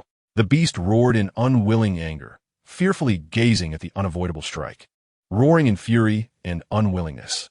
But it changed nothing. When death approaches, you cannot escape. Ew! The sound abruptly stopped, and the beast's head fell to the ground. The three stood with mouths agape, enough to fit an apple. They maintained their stance, watching as Li Yin walked toward the corpse of the dead beast. What just happened? Did you see it clearly, sister? So strong. Such a simple attack method stirred the blood of Bald Brother. This was the ancient martial arts he had longed for. Why did he pursue ancient martial arts? It shouldn't be possible. Such ancient martial arts should have been lost for thousands of years. Why is it still appearing? Why can humans still cultivate it in their own way? He didn't believe it, but the facts forced him to believe. Don't be dazed. Take those two away. Li Yin looked at the three people. Then he glanced at the beast. Soon, he saw a trace of beast blood flowing from its body and entering the contract bracelet. Li Yin was puzzled. What happened? Master, I stole it. This guy has talent, said the puppy. Oh, Li Yin suddenly realized the puppy has this skill too. Chapter 88, The Return. Leading the horses and tying them to the cart, Bald Brother acted as the coachman, and the four of them left Blue City in a cart pulled by two horses. Li Yin had already walked this road twice and was quite familiar with it, so he decided to drive back to the school campus himself. In the car, the three of them had a lot of questions to ask, but Li Yin's refusal to speak made them uncomfortable. The bald guy was extremely curious. The emergence of ancient martial arts reignited his aspirations. Ichiming simply admired Li Yin's prowess. Jiao Xiaxia also idolized Li Yin, and her gaze toward Ichiming changed as if she was looking at a rival. After several interactions, Li Yin's imposing strength and handsome appearance deeply attracted her. Being by Li Yin's side made her feel a long-lost sense of security. Bald guy, your driving skills are pretty good, Ichiming complimented. Well, I have to know a bit of everything for a living, the bald guy chuckled. Jiao Xiaxia gazed at Li Yin with infatuation, while Ichiming chatted with the bald guy for a while. When she turned back and saw Jiao Xiaxia's expression, she felt an inexplicable discomfort. This feeling intensified over time. She didn't know what was wrong, but she felt increasingly restless the longer she looked. Li Yin killed that thing, and his heart remained unchanged. Lying in the car, he checked on everyone's situation. He still had many things to handle before returning to the academy. He glanced at the little dog's level, and indeed it had broken through level 50, and had also gained a new bond. Bond, symbiotic shield. If within 100 meters of the owner, if the owner is in mortal danger, a symbiotic shield will form to block the attack. However, it does not completely block it, and if the opponent's level is higher than the little dog's, the effect is halved. Once a day, this bond seemed to have appeared just for him. With this, Li Yin gained an extra life. A safety net. He looked at Xiao Bai's 3 qualifications. After the 3 beasts consumed the elixirs and spiritual materials, Xiao Bai broke through to heavenly level 1 star. It seemed Xiao Bai had a higher qualification after all. Since it had broken through, it should be able to evolve, right? Without hesitation, evolve Xiao Bai. Ding. Evolution successful. Congratulations, your beast pet has reached golden level 1 star. Continue. Ding. Evolution failed. Continue. Ding. Evolution successful. Congratulations, your beast pet has reached golden level 2 stars. Continue. Ding. Failed. Continue. 9 ding. Evolution successful. Congratulations, your beast pet has reached golden level 3 stars. Not bad. Finally succeeded in evolution. White Spirit Tiger, golden level 3 stars level. 11 level 60 qualification. Heavenly level 1 star skills. Tiger Roar, Beast King Aura, Bloodthirsty Strike, Awe-inspiring Might, Hungry Tiger Pounces. Bond. When within 50 meters of the owner, both party strength increases by 50. Bloodline none. Release. The King of the Beast Mountain, disdainful of all opponents. Unafraid of the pressure from level differences. Combat power. A leader among same-tier species. He chose not to continue evolving as the failure rate would increase. So he turned his attention to skills. He was now a 6th-tier warrior and could learn a few more skills. He briefly looked at the new 1st-tier skills he obtained. Aside from some simple attack techniques, there were no useful killing moves. Horizontal split kick, wide sweep, side kick. Although they seemed simple, if mastered, their effects would surely be quite good. However, that was not what he wanted. He wanted powerful skills. His gaze shifted to the 2nd and 3rd tiers. These two seemed like support skills from their names. Lotus Bloom, a 3rd-tier skill. Release. Draws a large amount of energy from within the body and injects it into the ground to revive the earth, presenting vitality. Effect. Within a 50-meter range. Grants the owner a Lotus Shield that can withstand 10 of the damage taken. Void Array.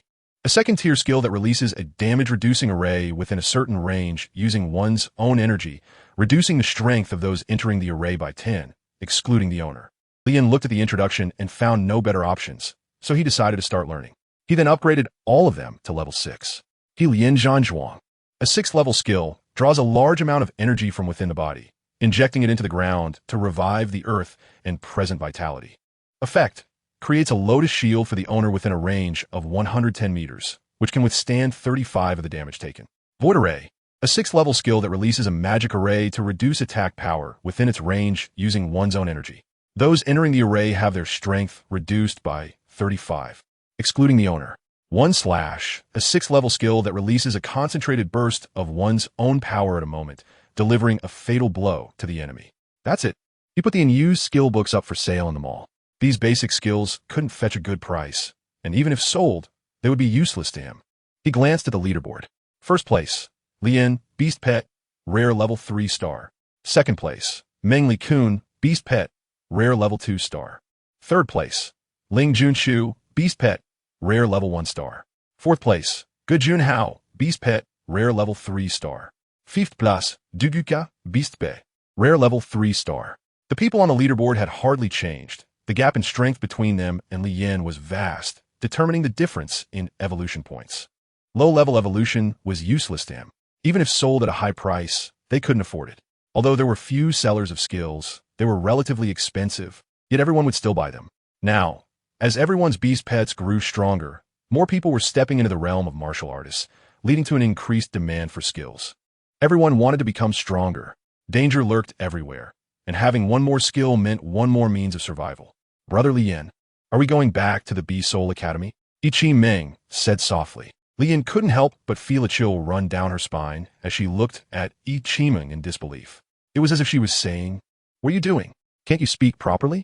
When Ichi Meng noticed Lian looking at her, she thought the other person really liked her tone and replied in the same manner. "What's wrong, Brother Lian? Why are you looking at me like that?" This time, even the bald guy in front was thrown off, and even Jiao Xiaoxia, another girl, felt that the atmosphere was strange. However, she could see Ichi Meng's intentions. Perhaps she had always understood. All right, let's stop this. To speak properly, Lian couldn't take it anymore.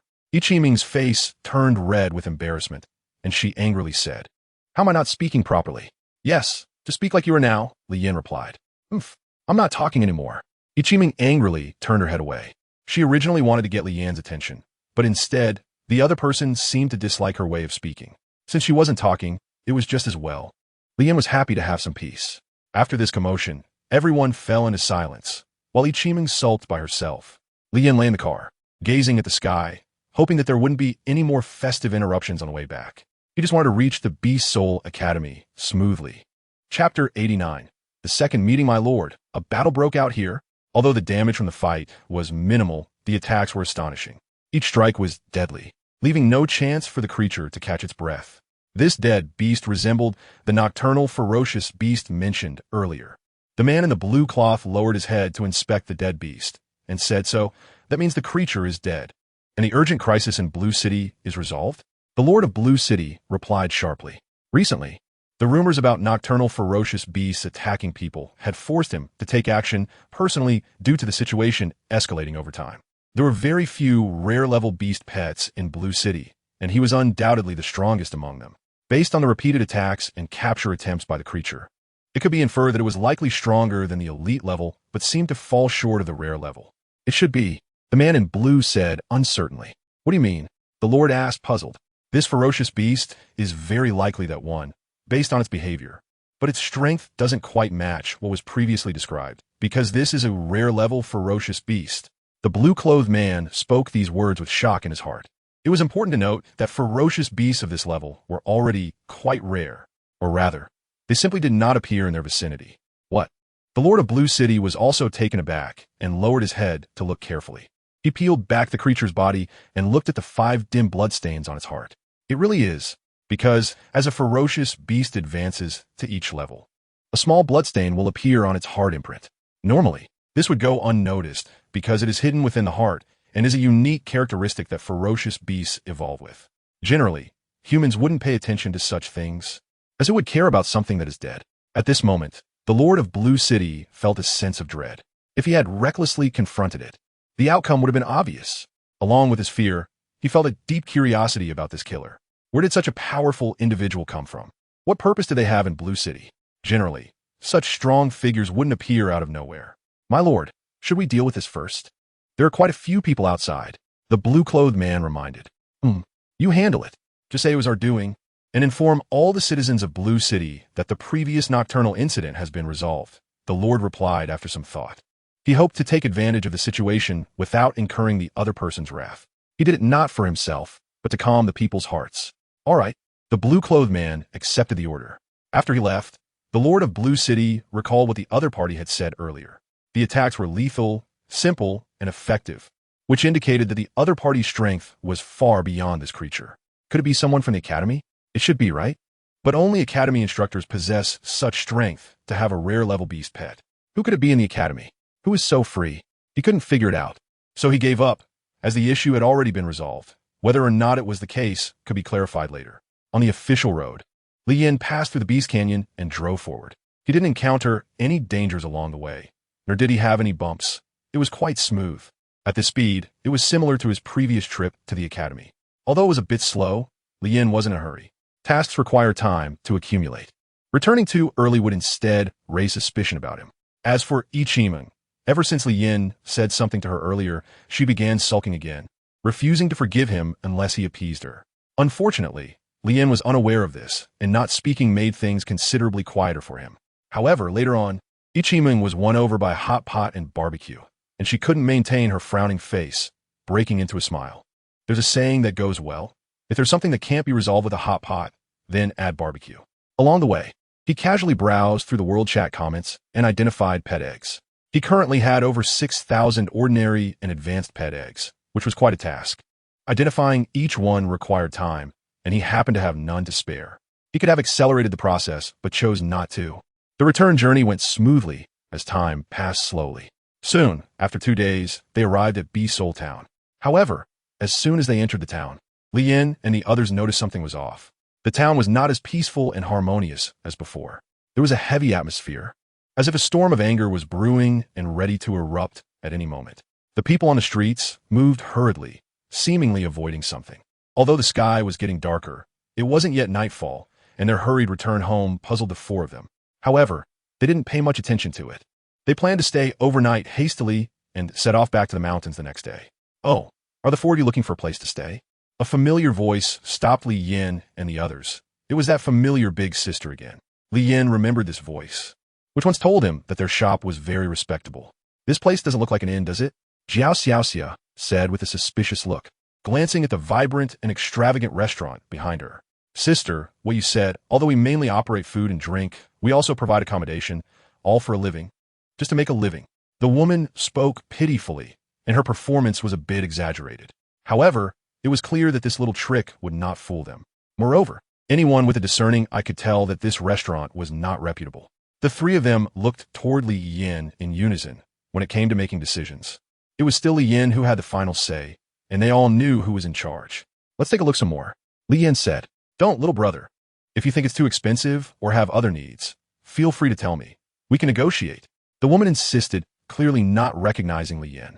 "No, thank you." Li Yin said nothing and walked straight ahead. He needed peace and quiet now. This place was clearly not tranquil at night, and he couldn't stand the noise. The three of them curled their lips, which also meant they had no opinion. The woman stamped her foot, angrily watching the four leave. When Li Yin and the others completely disappeared from sight, the woman suddenly smiled wickedly. "This is the second time you've rejected me."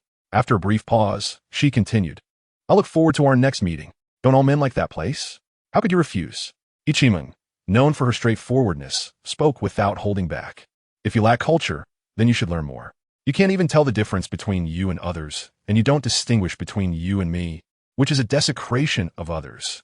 Li Yin remained indifferent, making it hard to tell if he was angry or not. Ichimeng didn't continue the conversation, but instead smiled inexplicably. The group passed by the Beast Law Department, casually found a place, and settled down to sleep. The night passed. Li Yin identified all the pet eggs before going to bed. There were 34 elite-level pet eggs, 2 rare ones, and the rest were advanced and ordinary levels. Not bad, considering he didn't have high expectations. Moreover, even the rare-level eggs had low qualifications, similar to those of Xiao Bai and the others at the start. So he didn't plan to hatch them either. Li Yin is preparing to wait until he encounters higher-level beast pets or pet eggs before discussing it. Chapter 90, The Law Division Moves. Awake? Big brother. Jiao Xiaoxia smiled sweetly. Ichimeng, on the other hand, was a bit grumpy and said, "Why didn't you ask me?" The bald brother closed his eyes and pretended not to hear. Every time this moment came, he felt like a light bulb and wanted to hide. Li Yin ignored Ichimeng's words and left the inn, stepping onto the street. However, as soon as he stepped out, he was approached by several people. They were dressed uniformly, with serious expressions, looking at Li Yin as if he were a criminal. Their eyes also glanced back occasionally. Moreover, beside them were beast pets, similar to the one with the law enforcers. Their identities were evident. "Come with us," one of them said decisively, showing no intention of allowing Li Yin to speak. "Go. Where? Why?" Li Yin originally had a poor sense of perception, and now for no reason they want to take him away, which immediately put him in a bad mood. Although it might be related to the matter of Ichimeng, which they discovered belatedly, their attitude is absolutely not justified. And even if it were, it shouldn't be like this. You should resist. One person stepped forward from behind, with a grim expression and ready to act at any moment. As the three approached and looked at this group of law enforcement officers, Bald Brother immediately felt something was wrong. The law enforcement wouldn't target them without reason, so there must be a cause for this. He unconsciously glanced at Li Yin. "Is it your law enforcement's usual practice to arrest people without distinguishing right from wrong?" Li Yin was unafraid, his gaze gradually turning cold. "What does this mean? Do you dare to question the authority and status of the law enforcement? This is rebellion." The few people behind him immediately scolded, their words resonating powerfully, as if they truly believed it. Bang, bang, bang. The shop owner, who was about to step forward to explain, was stunned when he heard a bang. He looked incredulously at the 3 law enforcement members who had been sent flying, and at Li Yin, who stood still. His movements were as quick as lightning. Before the 3 could react, Li Yin had already made his move. He didn't want to listen to their nonsense any longer. He was in a bad mood, and it worsened upon seeing them. The bald man held his forehead, realizing they were in big trouble now. Although they were from the academy, they didn't dare to confront the law enforcement directly. Attacking members of the law enforcement was like slapping the face of the Beast Kingdom. Even if you were from the Academy, the Beast Kingdom would not let it slide easily. The Academy could be neglected, but dignity could not be lost. You actually dared to strike at the law enforcement, the ruler of the Beast Kingdom. No. That person's expression was ethereal, his body trembling. And before he could finish a sentence, he was sent flying. Li Yin punched him away and looked at the remaining people and the traitorous beast pet beside him. Even beasts are smarter than you. They know when to act and when to keep quiet. The few remaining people didn't know what to say. Their eyes filled with fear and a troubled expression. They were unsure whether to advance or stay put. If they advanced, they couldn't win. If they stayed, they couldn't report back. They were caught in a dilemma. Lien walked past them, looking down on this group of law enforcers. Their strength was low, their bloodshed insufficient, relying on the name of the law to live above the crowd. How pathetic. The sadness of people, the inaction of the law only brings misfortune. The remaining people did not dare to act, watching Lian's slow progress in a daze. Ichiman glanced at their faces, smiled, and followed him. Just now, Lian's imposing aura truly delighted her. Are we just going to let him go like this? What else can we do? Do you dare to confront him? If we go back, the higher-ups will definitely blame us. What should we do then? Let's hurry back and report. They are in a carriage and won't be fast. After saying this, a few of them reached an agreement and immediately left. Lian's strike was quick but not brutal. He held back, showing no intention of killing them. There was no need for it, and they were nothing but the lowest level of pawns, merely following orders. The shop owner, realizing what was happening, hurriedly shut the shop door and quickly left without a trace. He didn't have the mind to be curious. Avoiding the situation was the priority. What bad luck to encounter this early in the morning. If we act like this, they won't let it go easily. They don't care about right or wrong. And the ones we hit will definitely seek revenge, even if we return to the Beast Soul Academy. Bald Brother reminded, is it really that serious? It's just hitting someone, right? Besides, Brother Yin was outnumbered. It's not like he was bullying them, Ichiming said in confusion. This is different.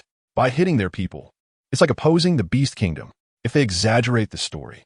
Bald Brother explained, is that so? Ichiming understood his point, but didn't feel scared, as if there was nothing to fear while being next to Li Yin. Big Brother, what should we do? Jiao Xiaoxia asked. They had already left Beast Soul Town, and a few of them were sitting in the carriage discussing, while Li Yin remained silent, leaving them without a topic to chat about. If any of them had encountered this situation, they wouldn't be able to walk down the road so openly. They would have long since disappeared. In fact, Li Yin was listening to their words, analyzing and thinking of solutions. This issue was indeed a bit tricky, or rather troublesome. Their individual strength was not enough to be considered in front of Li Yin, but he did not dare to underestimate the country behind them. His biggest weakness was the lack of understanding of the enemy. Brother Yin, Ichiming waved her hand in front of Li Yan's eyes. Li Yin shot her a glance. Is something wrong? Ichiming was momentarily speechless. The person had worried for so long. Yet you acted as if nothing was wrong and even asked if you had something to do. Seeing her silent, Li Yin entered her self-isolation mode again, while Ichiming sulked beside her. Unknowingly, she had turned into a ball of anger. Meanwhile, her beast pet was in a free-range state, eating by itself, as if Ichiming was no longer worth saving. Bald Brother looked towards the people coming from afar and the road ahead, sighing. These were not things he could decide, and overthinking was pointless. Only becoming stronger was the hard truth. A few minutes later, the law enforcement officers behind them caught up. Stop! A fourth-tier law enforcement officer shouted at Li Yin and the others, exuding a strong presence and speaking in a fierce tone. There were quite a few people behind them as well. Li Yin showed no signs of stopping. He continued to urge Baldy to drive the horse. Baldy was also terrified, but was determined to go all out. Once the bow was drawn, there was no turning back. Following Li Yin meant there was no retreat. The magistrate, seeing this, was somewhat perplexed by the opponent's true intentions, but years of experience in his position had made him fearless and not prone to fear. With a glance, he commanded those around him. A group of first-tier magistrates quickly moved up, surrounding Li Yin and the others from both sides to form a pincer attack. Li Yin saw this, but did not stop them. He allowed the other party to quickly gather and take action, completely encircling them in the middle. Chapter 91 Intimidation. They acted quickly. Although they were on foot, they were still a bit faster than Li Yan's carriage. Surrounded on both sides, the encirclement took shape, and Li Yin and his group were trapped in the crowd without resistance, forcing the bald-headed man driving the carriage to stop. Unsure of what to do, their beast pets were all glaring at them, ready to pounce at the slightest movement. Should they escape? The fourth-tier law officer said loudly, though he was far away. Deep down, he still felt a bit of fear. Why are you blocking us? Ichiming questioned, unafraid, with the small ball in her arms glaring fiercely at them. Surprisingly, those low-tier beast pets were genuinely intimidated by it. It was a natural fear that existed among fierce beasts, as if they had encountered their nemesis. Unlike the kingly dominance of a puppy, the small ball's aura was naturally formed. Despite its cute and silly appearance, sitting in her arms made low-tier fierce beasts fearful. This change had only occurred recently. No one had noticed this change, not even Jiao Xiaoxia and the others. You are a known consultant. The fourth-tier law officer stepped forward. sneering as he looked at Ichimong, his gaze drifting up and down. Not bad looking. He admired her for a moment before turning to Lien, who had raised his head after contemplating. You're the one who injured my subordinate? You are also going to be at odds with the Beast Kingdom. Although I don't know why you say this, whether to motivate yourself or think that using the name of the Beast Kingdom will make me afraid. I must tell you, what you're doing will only hasten your death. Lien said expressionlessly. He was initially just a bit annoyed, but now it escalated to anger. Threats, blatant threats, made him very uncomfortable. Although he wanted to keep a low profile, he was genuinely irritated inside. The bald-headed man shuddered. It was over.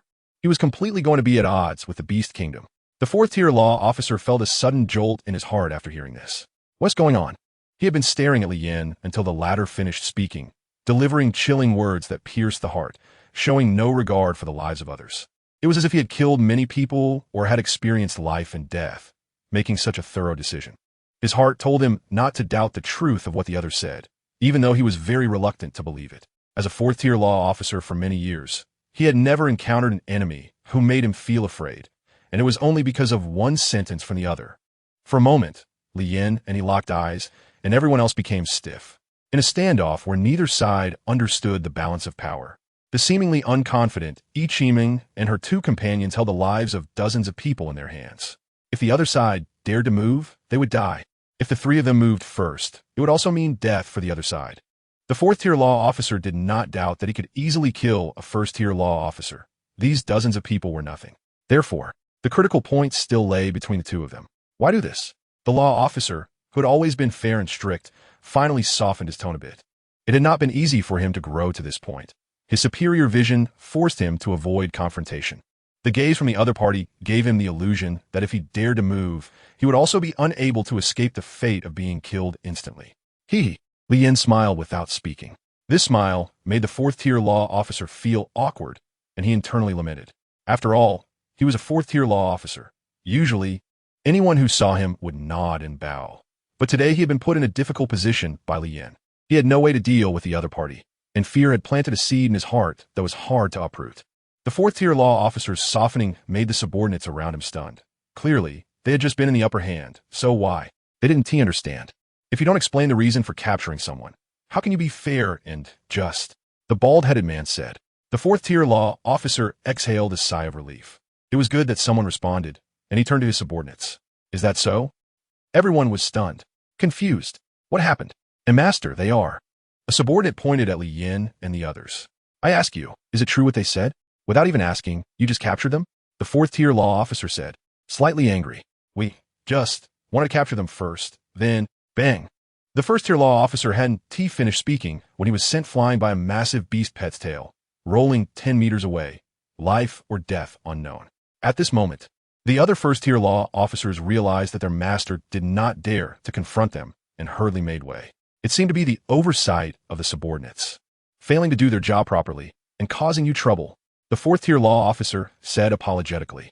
Some unreasonable actions were actually quite reasonable. Fearing power and strength. Your path could only be this way. Lien Snarat. The fourth-tier law officer's face twitched.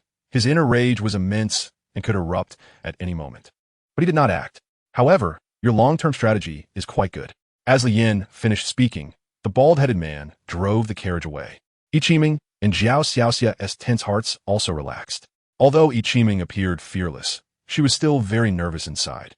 The group gradually walked away, while the people behind remained in place, as if watching them leave. In reality, they were still observing Lian's movements. Although this road was highly likely leading to the Beast Soul Academy, he still refused to acknowledge it, as that would only make him feel worse. He could not accept being humiliated without revenge. Even if the other party was from the Beast Soul Academy, he still wanted an explanation. He really didn't understand what the country master was thinking. The Beast Soul Academy occupied both the geographical advantage and the support of the people, and, if not controlled, it would eventually exceed control. And now, signs of rebellion were already emerging. Lian's actions were completely imposed upon the will of the Beast Soul Academy, which was unaware of it. In fact, his suspicion was well-founded. Otherwise, why would that guy be so confident to confront the country without fear, even if he was strong? The strength of a nation is not something one person can oppose. Therefore, there must be backing from the Beast Soul Academy. He had not yet met this person, who must be a new talent they have been nurturing in recent years. indicating that the Beast Soul Academy was amassing strength and that there were undercurrents. It was highly likely that they were plotting decisions unfavorable to the Tion Beast Kingdom. In an instant, he thought of many things. From the initial prejudice to escalating into a war between the country and the academy, it all happened in a moment's thought. Everything followed his line of reasoning. The more he thought, the more scared he became, and he couldn't help but fall into his terrifying conjectures, spiraling out of control. He didn't even hear his subordinates calling him. With certainty in his heart, he anxiously said, "Bring me the horse, quickly. A first-level mage has been dazed countless times today. What are you waiting for? Hurry up." The shout from the fourth-level mage suddenly woke them up, and they hurriedly ran back. They instantly felt that this job was becoming increasingly difficult. The positions they once aspired to and admired now made them anxious, and the leader was even intimidating the subordinates, showing no consideration for everyone. They had even forgotten about the previous incident of the division being wiped out. Today, they made a big fuss for an inconsequential person and returned empty-handed. At this moment, they believed that the mage was not invincible after all. He was also afraid of strong enemies. Chapter 92. Back to the academy brotherly. You were so handsome just now. You silenced those guys with just a few words, and they didn't even dare to speak, Ichiming said in admiration. It was originally a comforting remark, but her way of speaking made Li Yin hesitant to compliment her. If we do this, that guy will definitely retaliate, so we need to plan early, said Bald Brother. Did that person not just admit their negligence? And even apologized? Why would they still trouble us? Jiao Xiaoxia didn't understand. People's hearts are inscrutable, especially since he has been humiliated in front of so many subordinates. Who knows what he might do in the future, so we must be cautious, Bald Brother said, turning to look at Li Yin, who was deep in thought. He had been maintaining this posture since earlier, not knowing what he was thinking. In fact, Li Yin was very conflicted.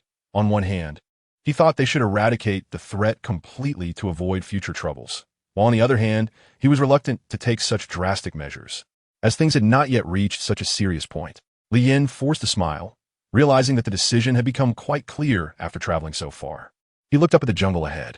The cart was no longer suitable for entry, so they had to let it go and let it perish on its own. Li Yin, who had been silent all the way, led the three of them through the desolate forest in silence. The memories still lingered, and it didn't take long for them to return to the front gate of the academy. Originally, the academy's location was relatively secluded, but without the array's concealment. It appeared much more open and lost a lot of its mysteriousness. He wondered what the group of instructors thought. Why didn't they repair it? Are we going to submit the mission? Ichiming asked.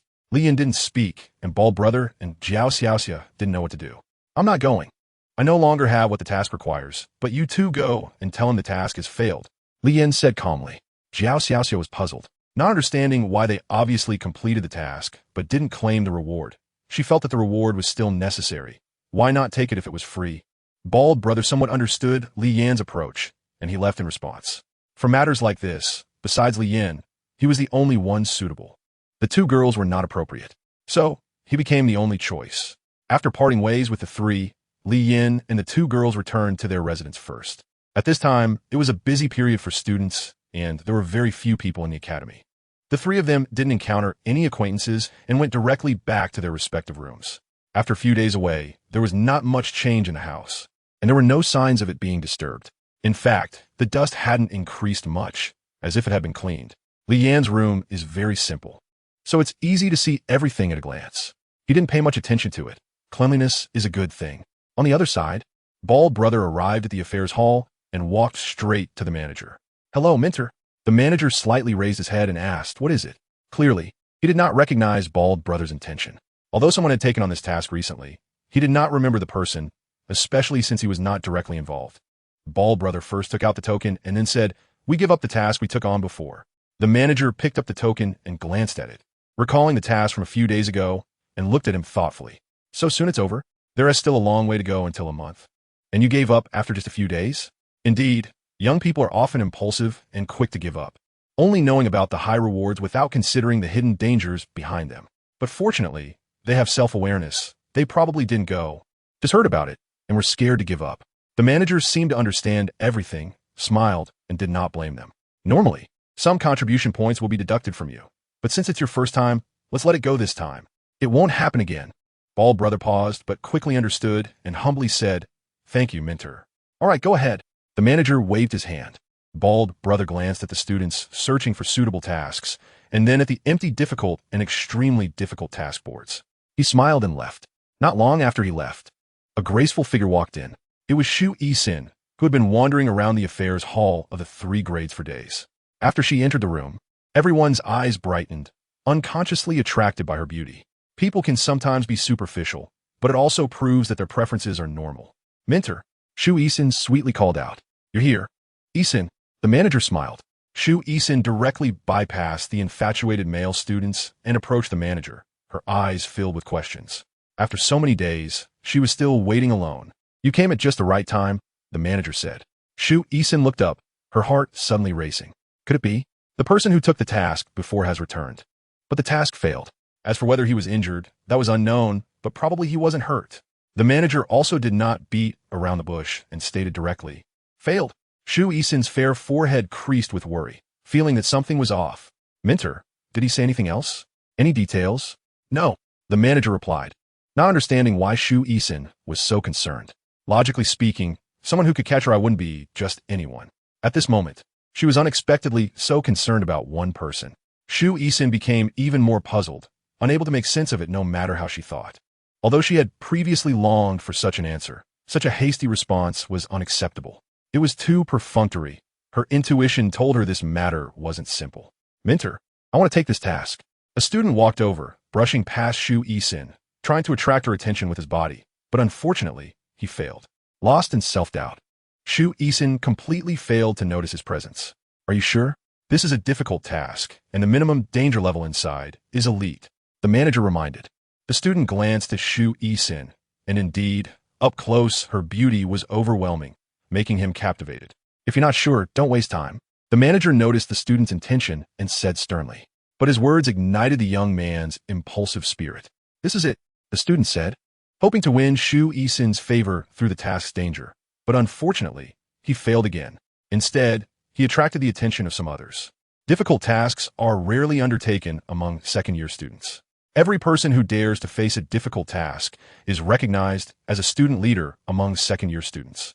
However, when everyone turned to look at this student, they all had puzzled expressions, as if saying, who is this person?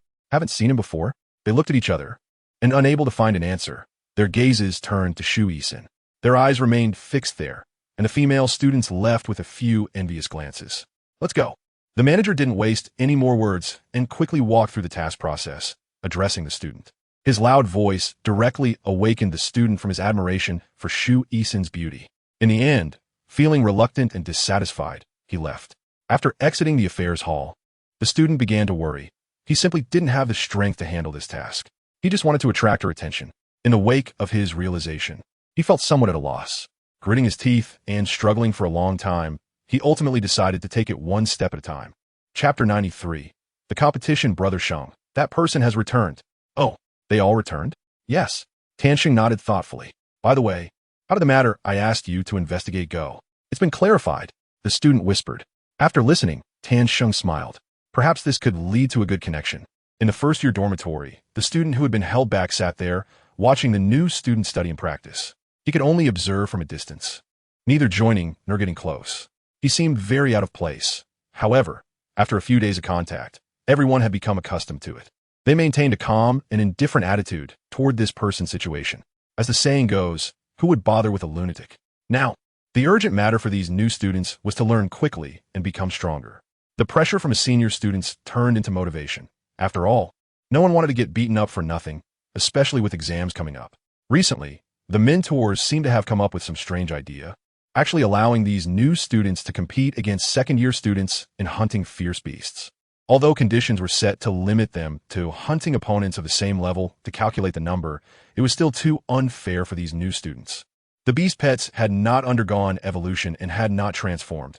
Their generally ordinary level made it impossible for them to compete against that group. It's really hard to understand what the Academy is thinking. What do you think? Do you think they will participate? Of course. Are you afraid they will refuse? Lin Yuanliang laughed. However, this competition between first-year and second-year students wasn't proposed by you, right? Su Jiayan asked. Although I thought about it, it really wasn't me. Lin Yuanliang chuckled. Then what does the Academy think? Promoting growth or pulling hair to help it grow? Su Ziyan wouldn't, It should be related to the turbulent area. Lin Yuanliang said seriously. Mentioning the turbulent area, Su Jieyun's expression tightened. Could it be that guy has evolved to the golden level? Who knows? The two were watching the students' patrol training, but their minds were occupied with the terrifying turbulence of the chaotic realm. Days continued to pass, and time went by as everyone busied themselves improving while fully understanding everything about the academy. This included Li Yin and others as well. Some people, however, were observing their changes. In the blink of an eye, half a month had passed. During this time, Shu Yisin had visited the second-year student's residence. But she only took a glance from outside before leaving. She didn't know what she was looking for, but each time she returned disappointed. Of course, she wasn't the only one coming here. There were also some mentors. Some mentors who usually didn't appear seemed to have broken through recently and were frequently seen in front of the students. These second-year students, who had rarely seen their mentors before, had encountered all of them within this month. Even the vice principal made an appearance once. Li Ge, are we going to participate in the hunting team formed by the mentors? Ichiming asked. They had learned about the competition decided by the mentors and had no choice but to participate. In fact, the other three were forced. While Li Yin was willing to join, why would he refuse the evolution points? After half a month of accumulation, his evolution points had reached over 180 at level 7. He also had 730 evolution stones. It may not seem like much, but one must understand that level 7 evolution points are already a terrifying figure. With the existing evolution stones, level 7 was the limit. Moreover, his beast pets, Cloud, Eagle, and Little Black, had also evolved to golden level 3 stars. The leaderboard had also changed, but there wasn't much difference in the rankings. Li Yin was still first. The gap between him and the second place was enormous, as the opponent was only rare level 3 stars. When the level of Li Yan's beast pets was revealed, the world channel immediately stirred, raising doubts about this first place. However, more people found it hard to accept. Everyone was human, fighting desperately for so long, yet there was such a vast gap. Some even directly requested to cling to Li Yan's thigh. Furthermore, some skilled women wanted to join Li Yan's big family, but all were rejected by him. If you don't join, we will act separately tomorrow. Li Yan didn't want them to know his exact background. However, after more than 10 days of exploration, he seemed to have a rough idea of the academy's overall strength. The mentor strength was generally rare level, with the highest not exceeding golden level.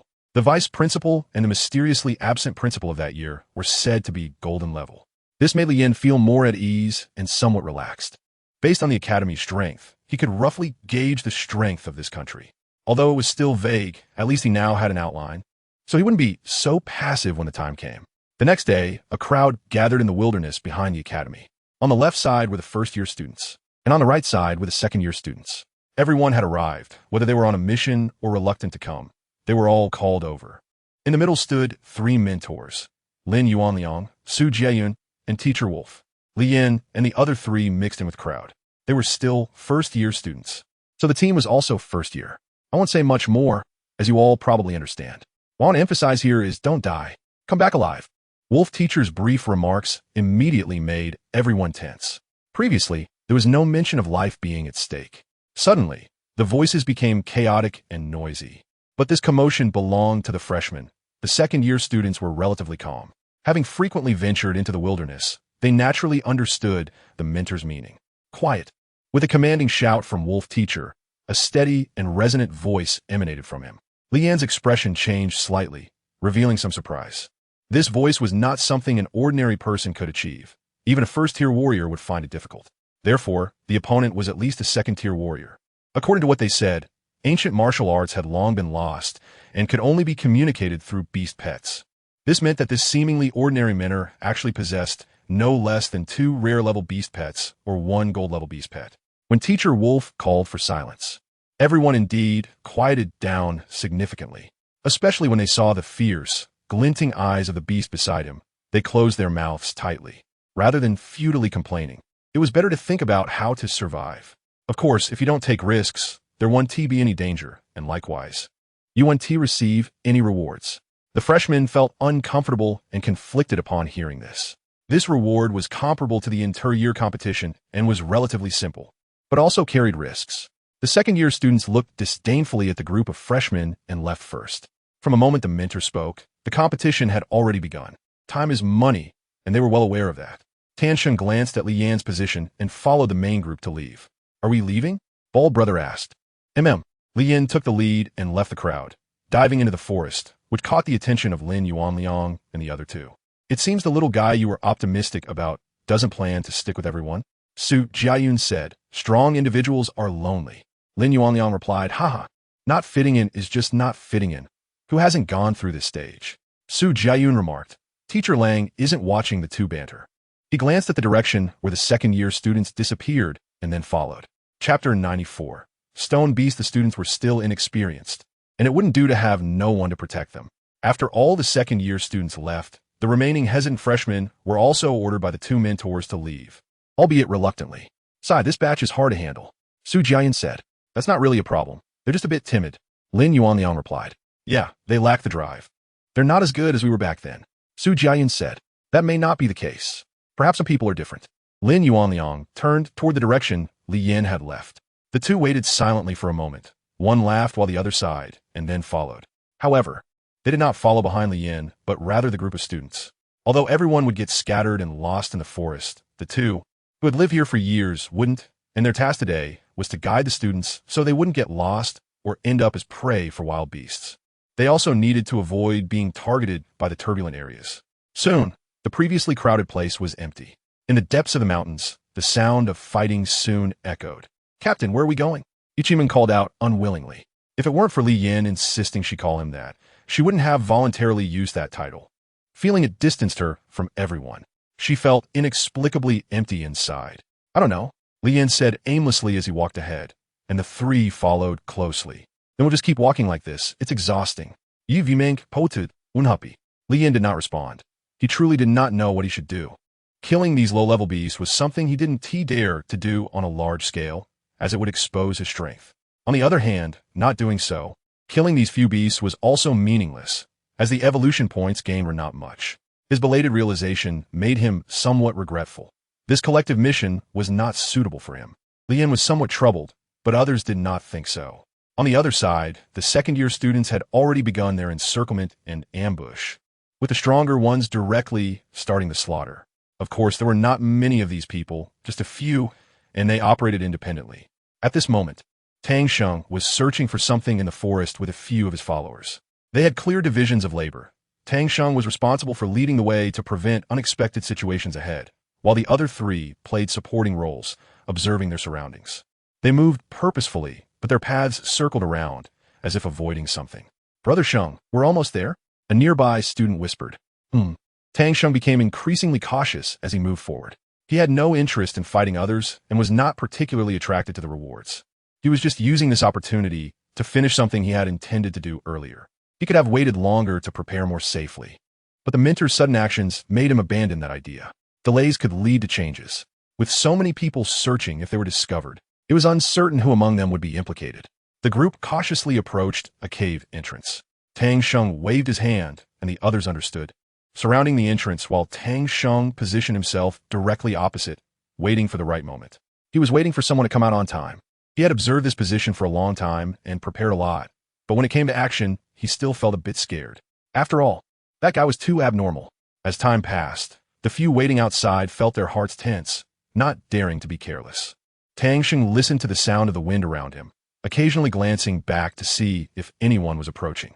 Fortunately, there was no one, but continuing to wait like this would inevitably lead to unpredictable events. He felt very anxious inside. Brother Sheng, if we keep waiting, those people might discover us. A student said beside him. Tang Sheng was also conflicted. If he didn't act today, he probably wouldn't have another chance. With so many people searching, it wouldn't be long before they found this place. Tang Sheng's heart was full of hesitation, and his expression was unusually serious. He couldn't let others take advantage of the place he had observed for so long. You all wait here. I'll go in and take a look first, Tang Sheng said. The others nodded in agreement. They understood their own strength wasn't enough to qualify them to enter the cave. The dangers inside were not something their high-level beast pets could handle. If a battle really broke out, they might be able to help a little, but Tang Sheng had no intention of letting them go in. While having more people was good, it could also lead to chaos, and the creatures inside were incredibly dangerous. A slight mistake could be fatal. His visit was merely a test to see what was inside. If it didn't work, he would have to give up. That creature wasn't something everyone could handle. Tang Sheng emerged from the bushes and walked towards the cave, taking careful steps, not daring to make any big movements. He advanced slowly, constantly ready to release his beast pets. Without a beast pet by his side, Tang Sheng had to be cautious with every step. Fierce beasts were not like humans. They had not been tamed, lacked human understanding, and were highly aggressive. The cave's passage was large enough for several people to walk through. Tang Sheng passed through the first bend, carefully feeling his way along the edge as he moved deeper, keeping a close eye on his surroundings.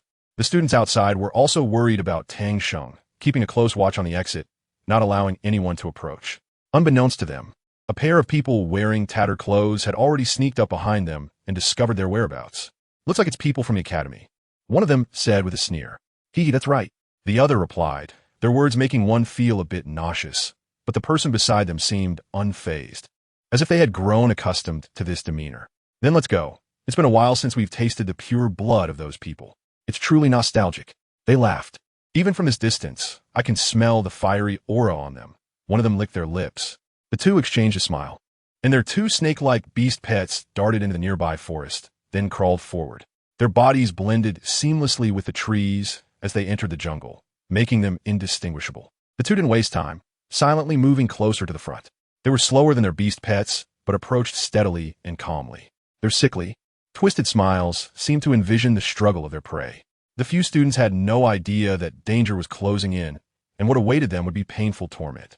Inside the cave, Tang Sheng had reached the depths and looked at the massive creature that was sound asleep. Its body was like rock, indistinguishable from an animal or stone, with a waxy yellow skin, curled up and snoring. Seeing this creature again, Tang Sheng felt a shock. It had actually grown a bit larger. Did that mean its strength had also increased? Tang Sheng hid in a corner, analyzing the stone beast, unsure whether to attack or retreat. He couldn't launch a strong attack yet. Tang Sheng contemplated his strategy, observing the surrounding environment. After surveying the area, he found nothing useful and looked up at the ceiling. The cave's steep walls had footholds, but what could he use to attack? His gaze shifted again, and Tang Sheng spotted something. He had an idea. Chapter 95, The Ambush. Tang Sheng slowly climbed up one side, moving very cautiously and slowly. He calmed his heart, regulated his breathing, and ascended slowly. To achieve his goal, he had to do this and take a chance.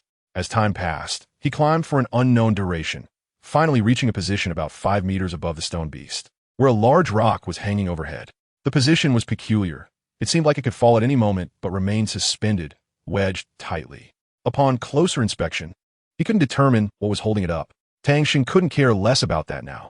He took out a long stick from his ring. This stick was something he had found when trying to figure things out. It wasn't thick, but very long and practical, perfect for the current predicament. At the same time, he focused his mind on 2 tasks, one on the action of poking with the stick, and the other remaining in the ring, ready to call upon his beast pet, the Sky Wolf. He didn't expect this ambush to be a one-hit kill. He just hoped to inflict some injuries on the opponent. This would also increase his chances of victory. Swoosh, swoosh, swoosh. Tang Sheng poked forcefully. Dirt began to fall, hitting the stone beast's head. He gritted his teeth and poked again, but the stone still didn't fall, just swaying slightly before stopping. By now, a lot of dirt had fallen, landing on the stone beast's head, making a ticking sound as it fell. The stone beast moved. Tang Sheng's heart also raced. Fortunately, the creature only moved a little. It didn't make any big movements and seemed indifferent. Tang Sheng breathed a sigh of relief.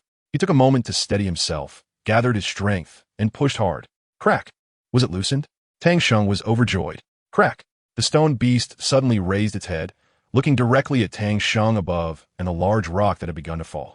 The balance it had maintained for so long was finally broken by Tang Sheng. Ah! The stone beast let out a strange cry, its entire body standing up, closing the distance between it and the stone. But before it could take another step, a large rock came crashing down on its head with a loud thud. It's done for. Come out, Sky Wolf. With a roar, the wolf suddenly descended from the sky, pouncing on the staggering stone monster. Dust and dirt flew everywhere as the stone beast was stunned and lost its direction. After crashing to the ground, just as it was about to react and crawl out from the rubble, a fierce beast appeared before it, with sharp claws bared and a menacing glare. The stone beast recognized this creature. It was the troublemaker from a few days ago. Seeing its enemy, the stone beast roared in fury. But what awaited it was a fatal claw strike. Deep gashes were left on its body. The Sky Wolf was fast and clever, taking advantage of its weakness. It quickly slashed with its claws, leaving marks on the stone beast. Although it looked brutal, it didn't actually harm the opponent at all. and such attacks could not break through the stone beast defenses. The Skywolf was well aware of this, and after a quick maneuver to the other side, its front paws glimmered with blue light covered in ice crystals, while its hind hooves blazed with flames. With a mighty leap, it aimed for the stone beast's face, the weakest spot. This strike was exceptionally fierce, and if it hit, it would surely inflict damage. However, the stone beast wouldn't give it a chance. It had already regained its composure from the earlier stupor. Roaring in anger, it exuded yellow gas from its body, blocking much of the incoming damage. The Skywolf's earlier attacks were mostly weakened by this yellow gas. The stone beast reacted swiftly, raising its arms, made up of countless small stones, to shield its face. At the same time, a yellow vortex appeared on its chest, pulling in the surrounding air. Being struck repeatedly, the stone beast was filled with rage. It was time to counterattack. In the distance, Tan Sheng had just arrived and hadn't to even turn around when he heard a scream. He instantly looked back. It wasn't he from the Skywolf, but from outside. Something was wrong outside. Before he could think it through, another scream echoed. Tan Sheng was startled, his thoughts completely thrown into disarray, and he immediately turned around to see the Skywolf firmly grasped by the stone beast, being torn apart. No matter how it struggled, it could not break free. The stone beast had it pinned down like a vice. Even the frost on the Skywolf's claws was of no use, completely suppressed. How could this be? Just moments ago, Tan Sheng's heart was in turmoil, unsure of what to do, filled with anxiety but too scared to help. The students outside were also facing dire straits. In front of them were the disgusting faces of the Yin-Yang duo, and behind them, their cruel companions. Additionally, 2 students were hanging halfway in a tree, their chests pierced by several branches, in critical condition. Their beast pets had been killed outright by the 2 massive snakes. At that moment, a snake that could swallow 2 high-level beasts had terrified them into a stupor. They had no chance to resist. "Little cuties, don't be afraid. We are very gentle," said the one with the yin-yang face, licking his chin, while the beast pets beside him understood the cue.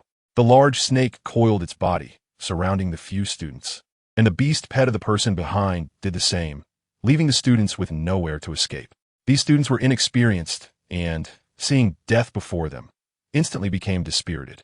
However, one calm student suppressed his inner fear and trembled as he spoke. "You are from the chaotic flow domain. Oh, it seems you recognize us, neighbors." The large snake slithered, revealing a corner of its body, just in time to see that nauseating yin-yang face. It watched its prey like a hunter, while its companion, like a butcher, was always ready to kill. The 2 had clearly defined roles. Although they primarily relied on intimidation to derive pleasure, their interests were still different. "It's over. We're all done for. Those from the chaotic flow domain won't let us go. Are we going to die?" Suddenly, someone began to cry. They were not saviors, just ordinary people, and being ordinary meant feeling powerless. Faced with the overpowering beast snake, they wanted to resist, but their beast pets were trembling in fear. What could they use to fight back? "Maybe there's still hope. We have Brother Sheng." A student's words reignited the extinguished spark of life in those students. "Yeah, right, Brother Sheng." They all stood up and shouted towards the inside, "Brother Sheng, help us. Help." Is there still someone? The 2 controlling the large snake were startled, but didn't feel too tense. The old geezers from the academy generally wouldn't come here, and ordinary students were not their match. Only those in their 3rd year might pose some threat to them. Hence, very few could shake them in this wild forest. Having figured this out, the 2 slowly approached the large snake. Then they taunted, "Scream. The louder you scream, the more painful it will be later. The more exciting it will be. Yes, yes. I love the suffering of others." The 2 grinned wickedly, and the snake began to move. Chapter 96. Deadly Fate. "I must say, you 2 are truly disgusting. I didn't want to come out at all, but you 2 really gross me out." "Sigh. Having good hearing can be a hassle," Lian muttered. "I was just trying to listen for any dangers around, but then these 2 appeared." "Who?" The 2 from the chaotic flow domain instantly turned around to see Lu Yin strolling over leisurely, appearing calm and unbothered. However, inside, he felt somewhat helpless. He had intended to avoid trouble, just pretend he hadn't seen anything, but was pushed out by I Chiming. Of course, their disgusting talk was a major factor as well. The 2 cast their sharp gazes over Lu Yin's entire body, as if trying to see through his heart with their eyes. But they failed. They saw nothing unusual about Lu Yin. From his attire, he seemed just like an ordinary student. But why would a student dare to appear before them? And so calm and composed, without a hint of fear. Which genius 3rd-year student was this? Was he profoundly powerful, or was he just putting on an act, trying to intimidate them? Not summoning any beast pet, he seemed fearless, leaving the two momentarily unsure of each other's strength and hesitant to make any big moves. Li Yin looked up at the two people hanging from the tree and murmured, if they hang for a while longer, they might die. Ah, what a hassle. Whoosh, whoosh. Two gusts of wind swept by, and with a loud bang, two corpses fell straight down. In an instant, everyone was stunned. The surrounded students, encircled by a giant snake, couldn't see the situation outside, but their instincts told them someone was coming to rescue them. They immediately started shouting, help, help, help. At this moment, nothing was more effective than these three words. Help, Minter, help, Minter, they are demons. Quickly get us out of here. Clearly, they had mistakenly Yin for their mentor. But that no longer mattered. Meanwhile, the two individuals from the chaotic zone stared wide-eyed at each other, as if asking, do you know what just happened with those corpses? Why did they fall by themselves? Both looked up at the place where the branches had broken. A clear, cutting mark appeared, as if a knife had sliced through the branch. In fact, Li Yin had simply shattered the trunk with absolute power. Who are you? The two finally asked their biggest question. There was no need to think. The broken branches were definitely related to this person. Both sides were enough to indicate each other's extraordinary nature. Boring question. Li Yin had no interest in answering, slowly walking towards the two. His slow approach put tremendous pressure on them, a pressure that felt like death, making it hard for them to breathe. In a 1v2 situation, they had already lost in terms of momentum. The other side's beast companion had not yet shown up, forcing them to retreat, and the giant snake fell back, abandoning the group of students. When the snake left, the students were startled, thinking the two were going to take action and eliminate them. But when they saw them disperse and return to their side, the sky suddenly cleared. They also saw the situation outside. First, surprise filled their excited faces, and then they looked at Li Yin in shock. This was somewhat different from what they had imagined. They thought their mentor had come. But how could it be a student? Confusion filled their hearts, making them forget that they should escape first. Brotherly has stunned those two. That's so cool. Ichiming said. Jiao Xiaxia gazed at Li Yin, who was now constantly attracting her attention. Li Yin was strong, very strong, and the two opponents realized Li Yin's power was unfathomable. So they dared not act rashly. They chose to retreat to advance, but they still did not give up the opportunity to attack. They were just waiting and searching. The bald guy analyzed rationally, as he understood some information about the chaotic zone and had heard from predecessors that those who came from the chaotic zone were all ruthless individuals. Their words were not trustworthy. Li Yin was unaware of this and did not want to know. We have no grudges or enmities with you, right? There's no need to pressure us so hard. The man with the yin-yang face said seriously. Without needing eye contact, his partner understood. As long as Li Yin made a mistake, they would surely strike first. Indeed, Li Yin nodded, stopping in place and lowering his head to think. It was at this moment. No need for reminders or unnecessary words. The two were in sync. The giant snake was even more so. A moment's decision would determine success or failure. They made their move. Not good. The bald guy exclaimed, want to shout, but he was so nervous that he couldn't get the words out, his face turning red from holding it in. The two girls and the group of students were slow to react. By the time they realized it, two giant snakes had already surrounded Li Yin, covering him within their bodies. Their huge mouths opened wide, revealing deep red throats, black poison, and a foul smell filling the air. But now we are bound by fate. A deathly fate. Li Yin spoke word by word. As he finished speaking, a sword energy that drew heaven and earth surged forth, carrying a domineering, killing intent. It ripped through the air, severing the snake's body, cutting off its head, and ending its life. It also shattered the belief of the humans. A flash of white light crossed the sky, and everyone suddenly saw darkness in front of them. An absolutely domineering blade, energy, flashed past them. Then came a loud boom as the snake's body convulsed and writhed, its head biting and flicking its tongue. A large amount of beast blood flowed out from the two ferocious beasts. Blood splattered everywhere, waking up the two from the chaotic zone from their foolish expectations. They thought they had already won and anticipated Li Yin's death, feeling quite pleased with themselves. Yet this made their hearts plummet. Dead? All dead? How could that be? Why? Did he make a move? But why haven't they seen where his beast companion is hiding until now? Could it be that he acted on his own? How could that be? This is impossible. Absolutely impossible. The two fell into self-doubt. Everything that happened today overturned their understanding. How could a rare pinnacle beast companion die so easily? How could that be? The man with the yin-yang face roared internally. He howled, but the fact had already occurred. But this reality, who could accept it? It wasn't just them who were dumbfounded. The group of students was still in a daze. They hadn't run away, but remained as spectators. Sometimes being slow to react can also be a good thing. Everyone exchanged glances, falling silent, taking a deep breath. And then what? Is this a god, right? Is it human? The way they looked at Li Yin changed. So strong. Really too strong. Strong beyond their imagination. In an instant, they didn't know how to praise Li Yin.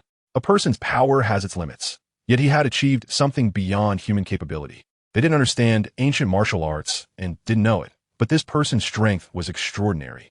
Chapter 97. Teacher Wolf Brotherly 1. Oh yeah, so awesome. I knew he would be fine. Ichiming celebrated happily, jumping up. The bald guy secretly rolled his eyes at her, remembering who had been so nervous grabbing his arm just now, turning it purple. However, he was indeed startled earlier. He had really thought Li Yin might get hurt. When danger approached, he forgot how powerful Li Yin truly was. Since getting to know Li Yin, it seemed he had never lost, nor had he ever been injured. It seemed he always ended with a complete defeat of his opponents. And even now, he still didn't know just how strong Li Yin was. But judging from this battle, his combat power was absolutely on par with the mentor's. Although it was merely speculation without actual evidence, the speculation seemed to outweigh the truth. With a single slash, had the increase in strength and skill made it so terrifying? That blade energy, just now, was not just about tearing through the air. The violent eruption seemed to have even distorted space a bit. Li Yin put away the first-level knife that was about to break, feeling no regret. This indirectly illustrates the fearsome nature of skills. Li Yin looked up at the two dazed individuals as death approached. You shouldn't have been home, but you chose to open the door to welcome it, so I had no choice but to enter. The reasons are sufficient, and the conditions are met. So they can die. Li Yan's figure disappeared behind them. The two's necks were bleeding profusely. Every time they moved, blood would spurt out. They looked at Li Yin in terror, with thousands of words stuck in their throats, not knowing where to start. Death had silenced them. With their lives hanging by a thread, asking anything would be useless. Dying with doubts was better. In fact, they couldn't speak at all. Li Yan's attack had precisely severed their vocal cords. Just as one crisis seemed to pass, another arose. Li Yin, who was about to leave, was halted in his tracks by a scream. The few students instantly snapped back to reality and remembered something. Oh no, Brother Sheng is in danger. Quick, let's go save Brother Sheng. Filled with camaraderie, they cast everything aside and rushed toward the cave entrance, from where the scream had originated. At that moment, Ichimeng and the other three also came running over. Meanwhile, other students practicing nearby and mentors from a distance were also hurrying over. Li Yin heard the sounds of the wind and grass around him. He was the first to react and directly blocked what they wanted to say. Let's leave first and talk later. The three of them, full of words, had no choice but to hold back and follow Li Yan's pace. Soon, they left the place of turmoil and disappeared without a trace. A few minutes later, some students and instructors arrived at the scene. They quickly discovered the two students who had been pierced through the chest and were barely alive. Teacher Wolf immediately stepped forward, his expression serious as he examined them. After confirming that the students' lives were not in danger, he finally breathed a sigh of relief. However, a surge of anger rose within him. Who dared to harm his students under his protection? Instructor, look over here. In the distance, several students were gathered around, astonished, observing the snake-headed creature. Some students approached the two corpses in the turbulent area. Confused, they wondered who this was. Their clothing was peculiar and tattered, something they had never seen before. However, they had some guesses in their hearts, as they were not first-year students and had some understanding of the turbulent area. Teacher Wolf walked over, glancing at the two massive corpses nearby. The snake heads were severed, and the limbs were perfectly cut, killed in one blow. The killer had struck cleanly and decisively, demonstrating absolute power without any hesitation. Moreover, the manner of the attack did not seem to be that of a beast companion. Could it be ancient martial arts? He trembled internally at this conclusion, which shocked him. He immediately dismissed this guess. It was impossible. Teacher Wolf approached the two corpses, which still had warmth, clearly having died not long ago. They were also killed with a single blow. The wounds opened by absolute force, and the attack was extremely swift.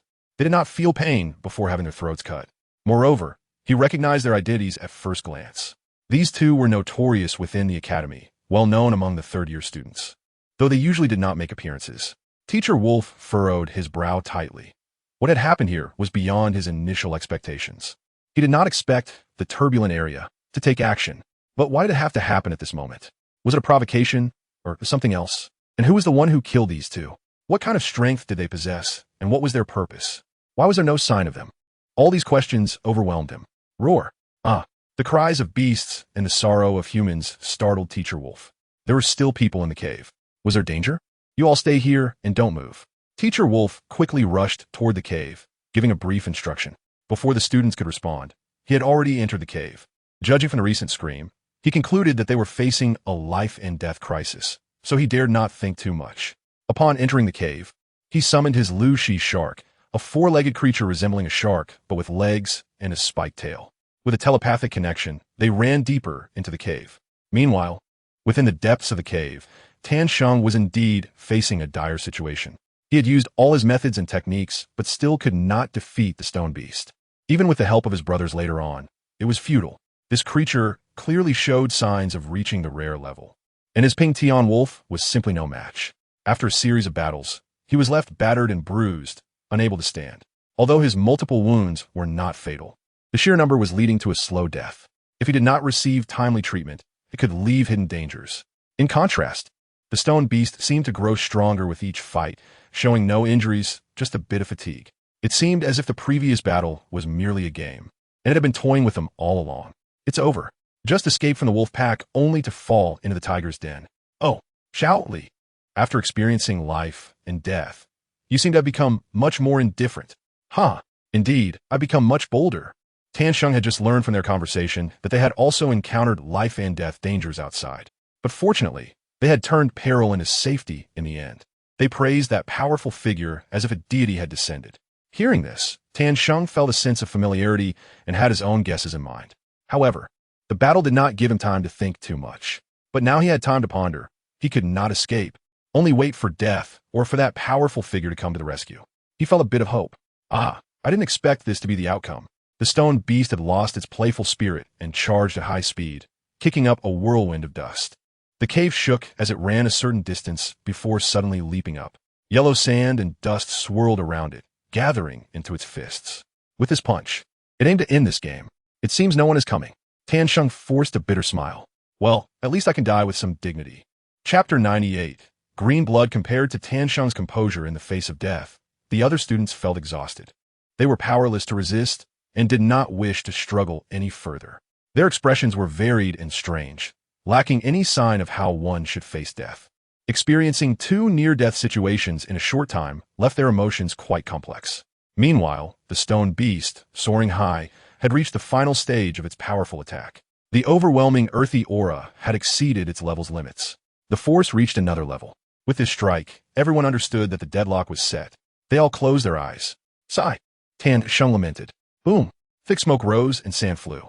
The swirling yellow sand filled the air, and the shockwave from the impact swept across. The cave shook violently.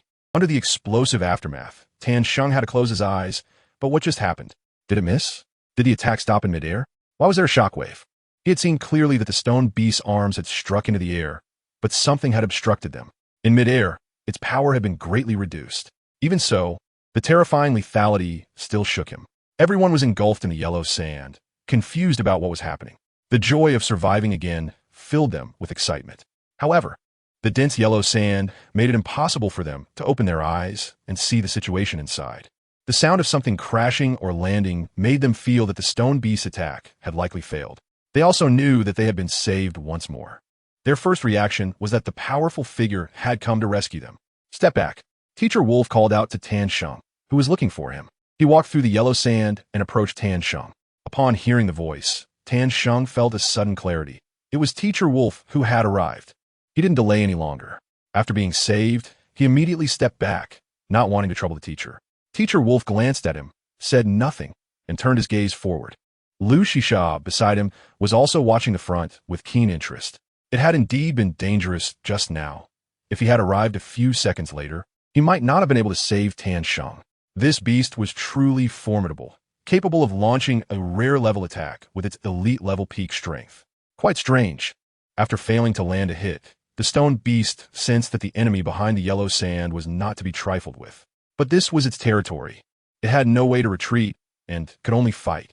The yellow earth energy wrapped tightly around its body, making it even harder and more solid. While it suddenly exerted force beneath its feet, the yellow sand billowed, obscuring the enemy's vision. This was its perfect opportunity to attack. If it waited for the sand to disperse, it might not be a match for its opponent anymore. Sensing the sound of the beast charging, Teacher Wolf praised. This guy isn't stupid. At that moment, Lu Shisha also moved as the opponent acted. Although the yellow sand obscured his eyes, in the face of absolute strength, all tricks were just a delay. Lu Shisha expelled a turbulent stream, small in range, but fast in speed, breaking through the yellow sand and charging towards the stone beast. At the same time, its four limbs elongated, and its tail rapidly grew larger, followed by a powerful swing. The attack was seamless. Bang! A whoop! A figure was seen flying out from the yellow sand, crashing heavily against the cave wall. Teacher Wolf knew that the opponent might not be dead and ordered Lu Shisha to continue the assault. Not wanting to increase casualties, he didn't care about the opponent's rarity. Lu Shisha's body was enveloped by water waves, its speed suddenly increasing as it swiftly passed through the yellow sand to stand before the stone beast. At this moment, the beast had not yet reacted to the previous attack. The opponent's speed was too fast, so fast that it couldn't even catch a glimpse. Coming back to its senses, the enemy was already right in front of it, causing it to panic. Instinctively, it activated its earth energy shield, but Lu Shisha's attack was already launched. Its tail, entangled by the water stream, crashed into the stone beast like a cannonball. Ah! A scream immediately rang out as Lu Shisha's attack shattered its seemingly indestructible defense upon contact. The earth energy dissipated, and the stone beast became embedded in the stone wall. A drop of green blood flowed from the stone beast's body. It was injured and quite severely. Although this attack did not take its life, it wouldn't last long. Tan Sheng listened in awe to the fighting inside until it finally calmed down. He had guessed the outcome, but it was too quick. Teacher, are they all this strong? It turns out our gap is still so large. Indeed, none of the teachers are simple characters. After a few minutes of calm, the yellow sand gradually dispersed, and the stone beast lay dead against the stone wall. Teacher Wolf was now curiously observing the deceased beast. Its blood was green and had a strong allure, almost like seeing a delicacy. He couldn't help but want to eat it. Moreover, it seemed to contain great energy, like the evolution blood mentioned in books. Evolution blood, a type of blood that can help beasts break through. It not only contains a high concentration of energy, but also something that enhances a beast's potential. This blood is extremely rare, and animals possessing it are also precious. Alas, it's dead. I said this guy was strange. Otherwise, how could it unleash attacks beyond its level? And it seemed like it was about to evolve into a rare level. But even if it did, it would be of no use to me. TSK. On the other hand, the students also reacted. The recent battle had made them afraid to move. Now that the yellow sand had cleared, they saw the one who saved them. Teacher Wolf, isn't that the powerful one? Somehow, they felt a strange sense of disappointment. However, being alive was always exciting, and soon this disappointment dispersed as they rushed towards Teacher Wolf. They politely did not interrupt, but followed closely, observing the fierce beast. Although they had seen it before, the difference between it alive and dead was still striking. Tan Sheng quickly realized something was wrong and rushed to the side of the beast. Pushing past the students, who were all brothers, he didn't hold back. Right in front of Teacher Wolf, he took out a container and collected the blood from the beast. Teacher Wolf did not stop him, but looked at Tan Sheng with appreciation before leaving the cave. With the danger lifted, he felt at ease to check on the creatures outside. He was puzzled. There had indeed been quite a lot of events today. Could it be a chain reaction? Would these students know the origins of that beast? Or had they seen it before? He decided to ask when he went outside.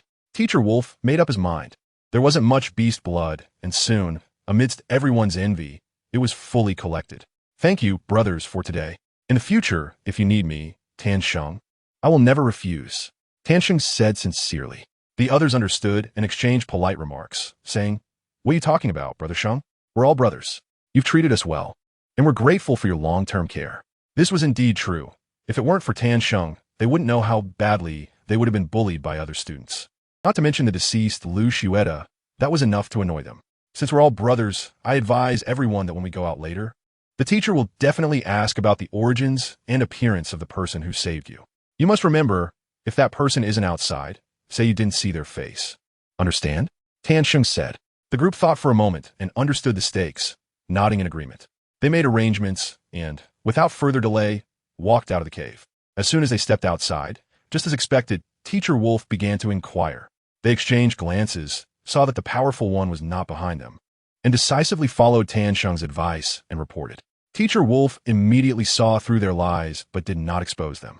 After all, the opponent's strength was at least at the rare level, and it was understandable that they didn't tell the truth. Is he a bad guy? Teacher Wolf asked. The group was taken aback. What kind of question was that? Of course, someone who saved them wasn't a bad guy. However, they politely recalled and thought, he shouldn't be. Shouldn't be? Teacher Wolf smiled and turned to Tan Sheng with a grin.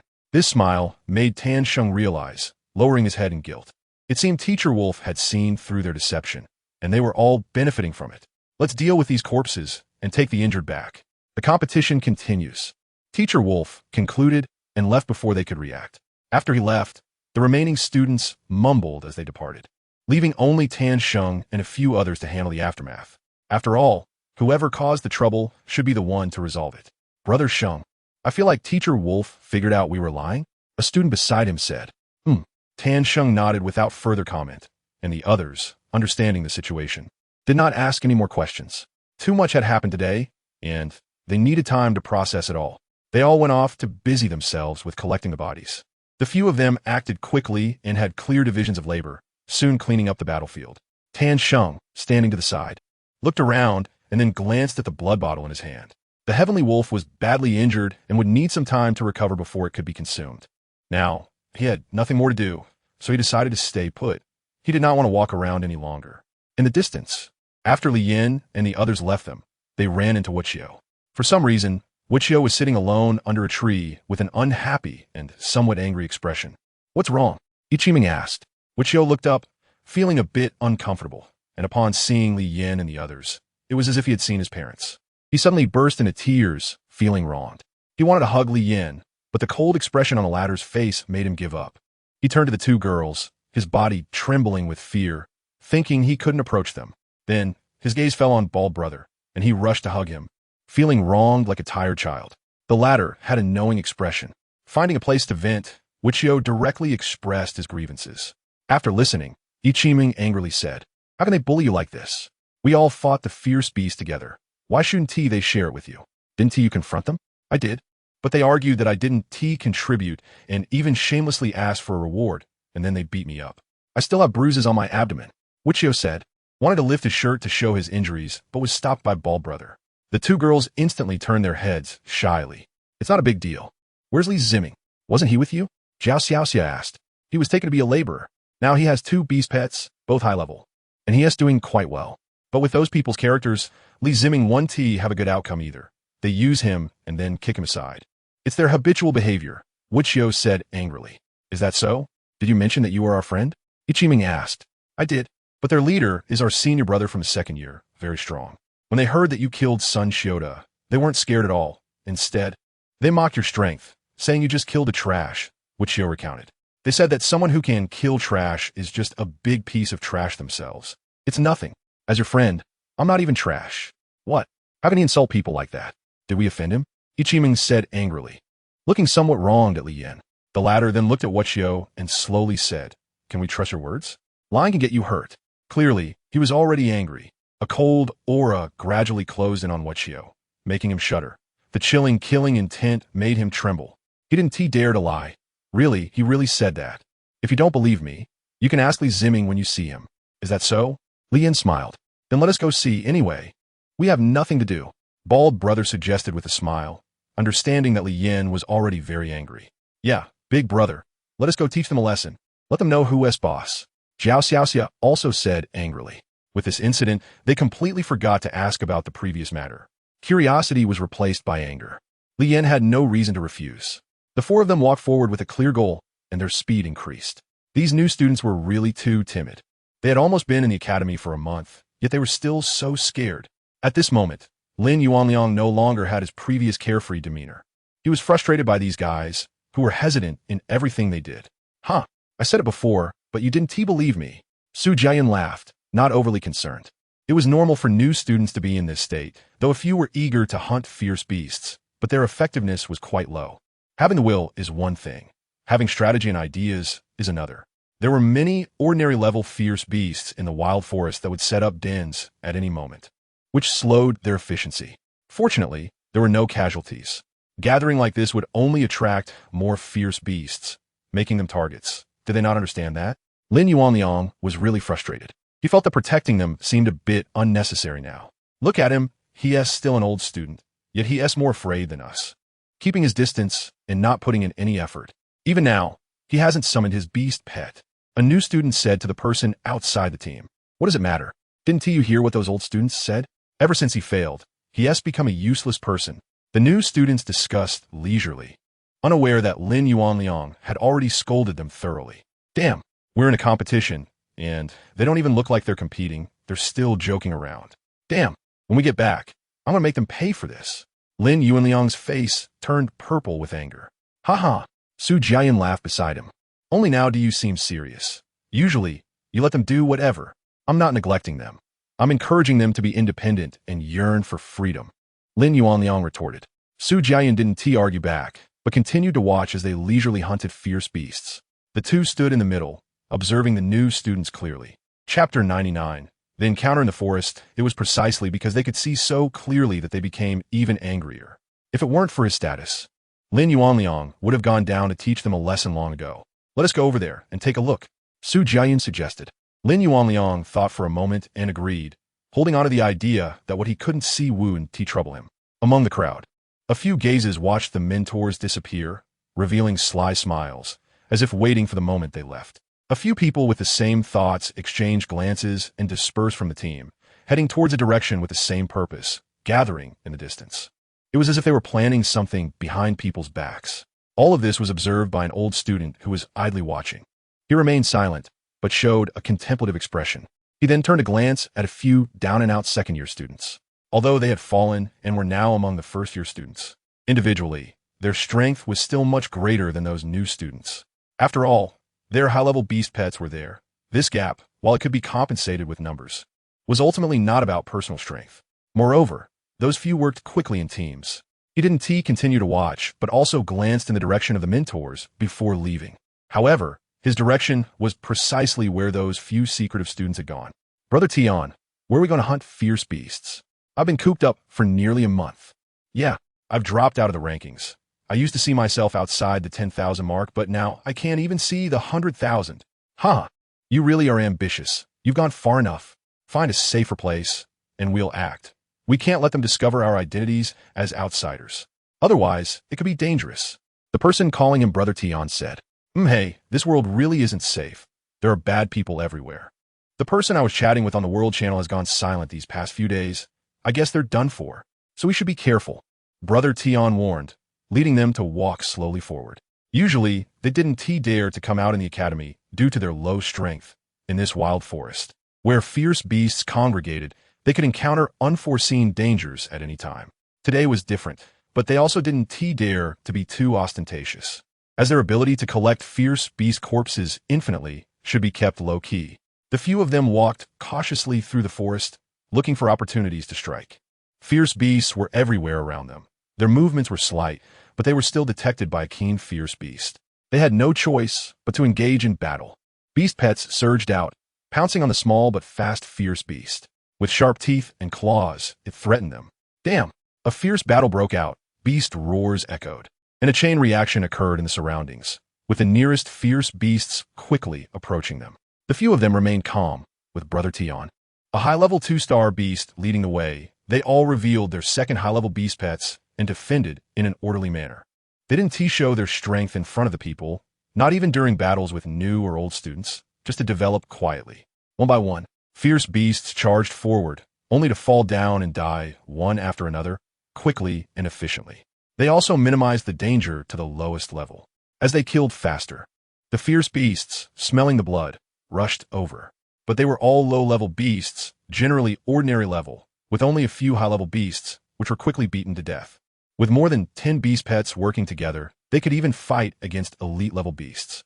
Not to mention victory, retreating unscathed shouldn't be a problem. Interesting, their previous strength was not like this. Are they the so-called outsiders recently mentioned? Naturally born beast tamers?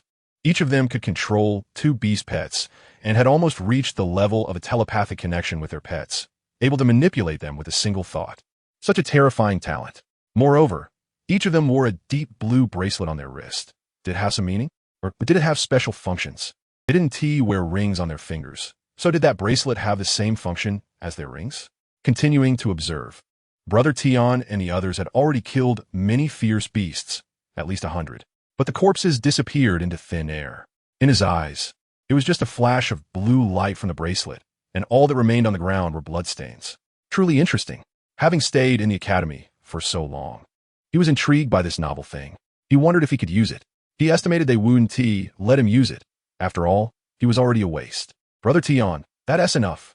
If we keep killing, won't we be discovered? Yeah, how about we change places? The fierce beasts here aren't high level. After all this, we've only averaged a few hundred evolution points. Brother Tion chuckled. Then let us go somewhere else.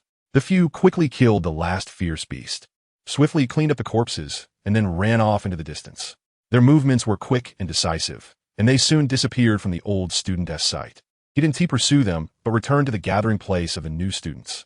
At this time, the mentor had also returned. He noticed that it seemed like some people were missing. Lin Yuanliang smiled with satisfaction. Taking this brave step was a good start. A strong person should be fearless. You just wait and see. If there's danger later and people can't be found, you'll have something to worry about. Su Jiayun coldly struck back, saying, how can one grow without experiencing difficulties? If one does not live through hardship, then they will die in weakness. Lin Yuanliang, with great ambition, replied, hee. Su Jiayun smiled, but remained silent, and the conversation ended there. Su Jiayun did not move, while Lin Yuanliang rushed in one direction. With the perception of his beast companion, he likely knew the direction the other party had taken. There's a basic rule in the jungle. Wherever there is battle, there is blood. This was also the reason he was not in a hurry earlier. He was actually giving his beast companion time to search. Su Jiayun watched his hurried silhouette and laughed. I knew he would do that. He did not follow. He wanted to stay back to protect the little ones.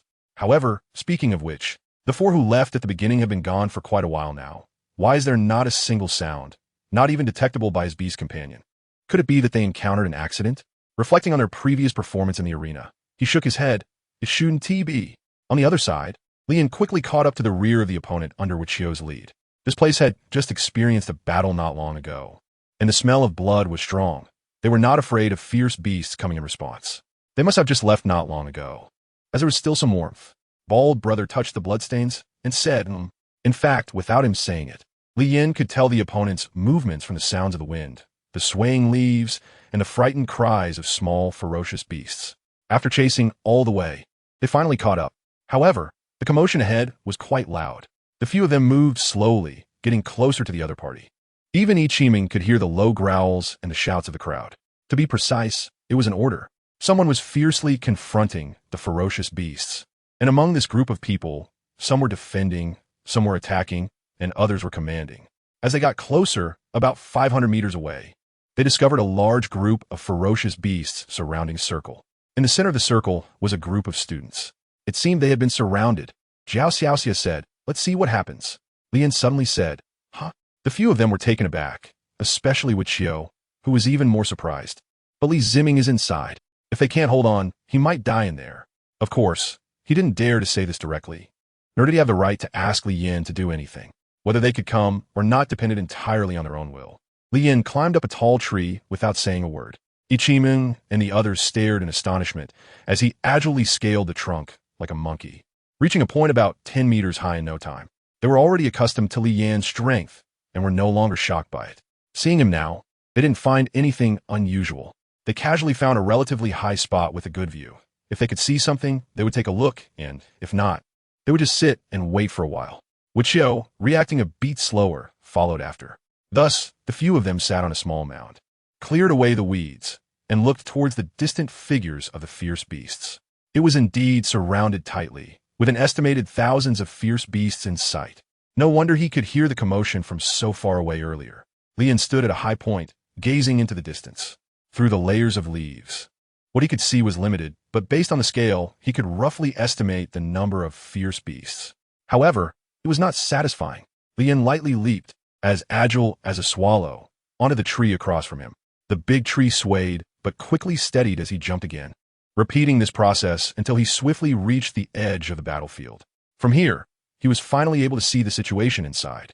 A small team of fewer than 10 students was led by a long-faced man wearing a scarf that looked like it was made from some fierce beast's skin, appearing very warm.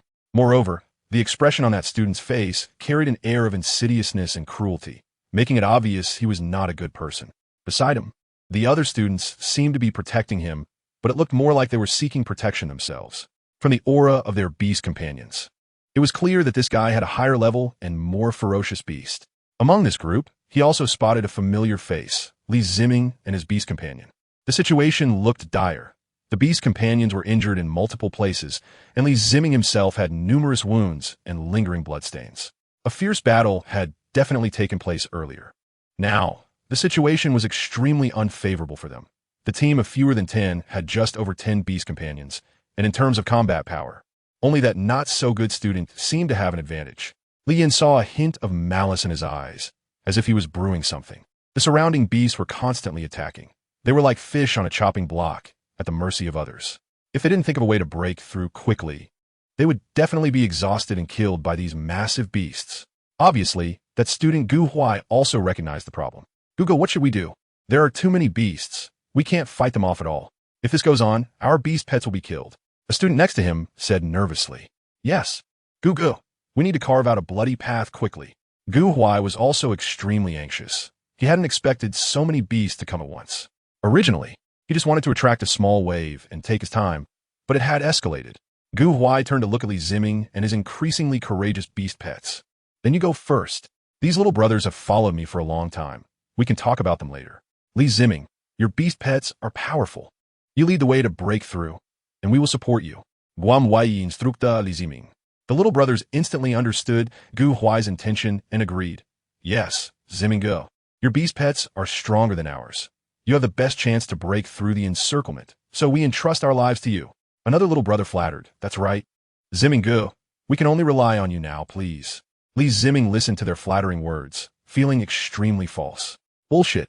Who doesn't know that Gu Huai's beast pets are the highest level and the strongest? Yet he hasn't let his pets fight until now. He treats us like fools, using our pets as free labor. Even after killing so many beasts, he hasn't shared any benefits with us. He didn't dare to say this out loud, as those guys were all Gu Huai's lackeys. Feeling wronged, he could only endure in silence, playing the role of a dog for others. Li Ziming's face was ashen as he looked at his beast pets, who were covered in wounds, blood dripping. Yet they continued to fight and kill, just to keep him alive. He suddenly felt the sadness of being alive. Li Ziming, this is not the time for you to think. If you don't break through quickly, everyone will die because of you. Gu Huai scolded. I commanded you, and you dare to dawdle. Li Ziming looked at Gu Huai with anger and grief, their eyes locking. Gu Huai was instantly furious. Damn, this kid dares to glare at me. Who gave him the courage? What are you looking at, Li Ziming? Do you want to die? Hurry up. Gu Huai threatened word by word, his anger waking Li Ziming instantly, making him lower his head and suppress his unwillingness and anger. He couldn't do this. He still had an elderly father and mother at home. He couldn't die. His family was counting on him to succeed. Absolutely not. Oomph. Kid, daring to glare at me. When we get out, I will make you wish you were dead. Gu Huai secretly decided Li Ziming's fate. Anyone who dared to offend him would die mysteriously. He wouldn't be like that useless Shunxi Yud, acting without thinking. If you play with people, you must do it thoroughly and painfully. Li Ziming took a deep breath, wiped away the tears he had just shed, feeling a bit scared. If he had acted impulsively just now, it would have been over. But now, if he followed Gu Huai's orders, his beast pets would probably die in battle.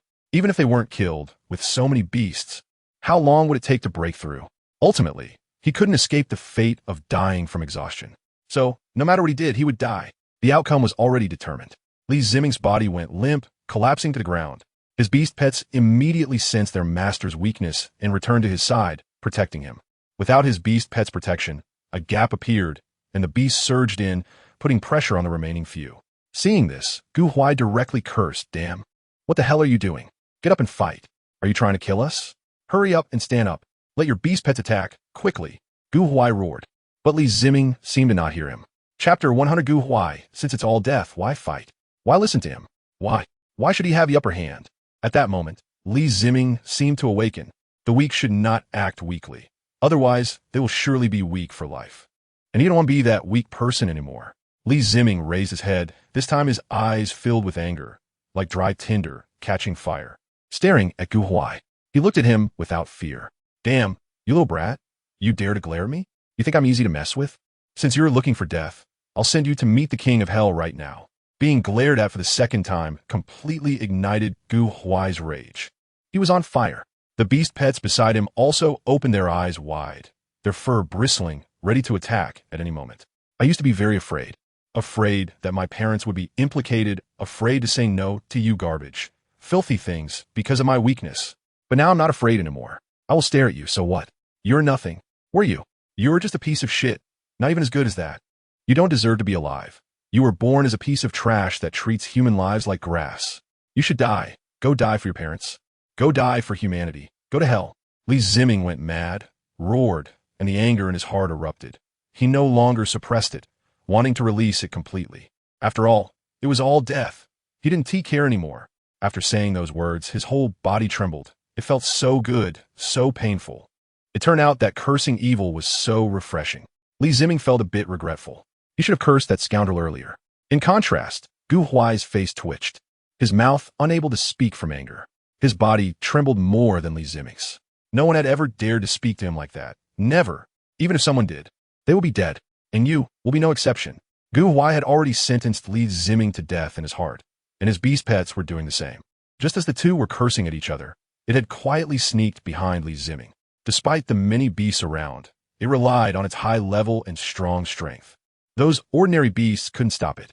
The killing intent in Gu Huai's eyes was no longer concealed. His evil, deep eyes occasionally glanced at his beast pet, urging it to hurry up, almost there. Just die.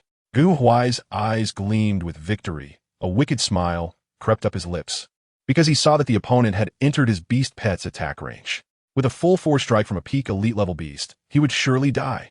Gu Huai originally wanted to torment him thoroughly. He really wanted to. Unfortunately, the ferocious beasts around wouldn't allow him to do so. So, he had to let him off easy. Dying so effortlessly, Gu Huai's hatred remained unresolved. However, being able to see him die right before his eyes was also a very satisfying thing. The front paws of the masked civet glimmered with green light, and the small teeth at the corners of its mouth rubbed together like a chainsaw, its gaze fixed tightly on Li Ziming's neck. Li Ziming's beast pet was much more perceptive and reacted faster than he did.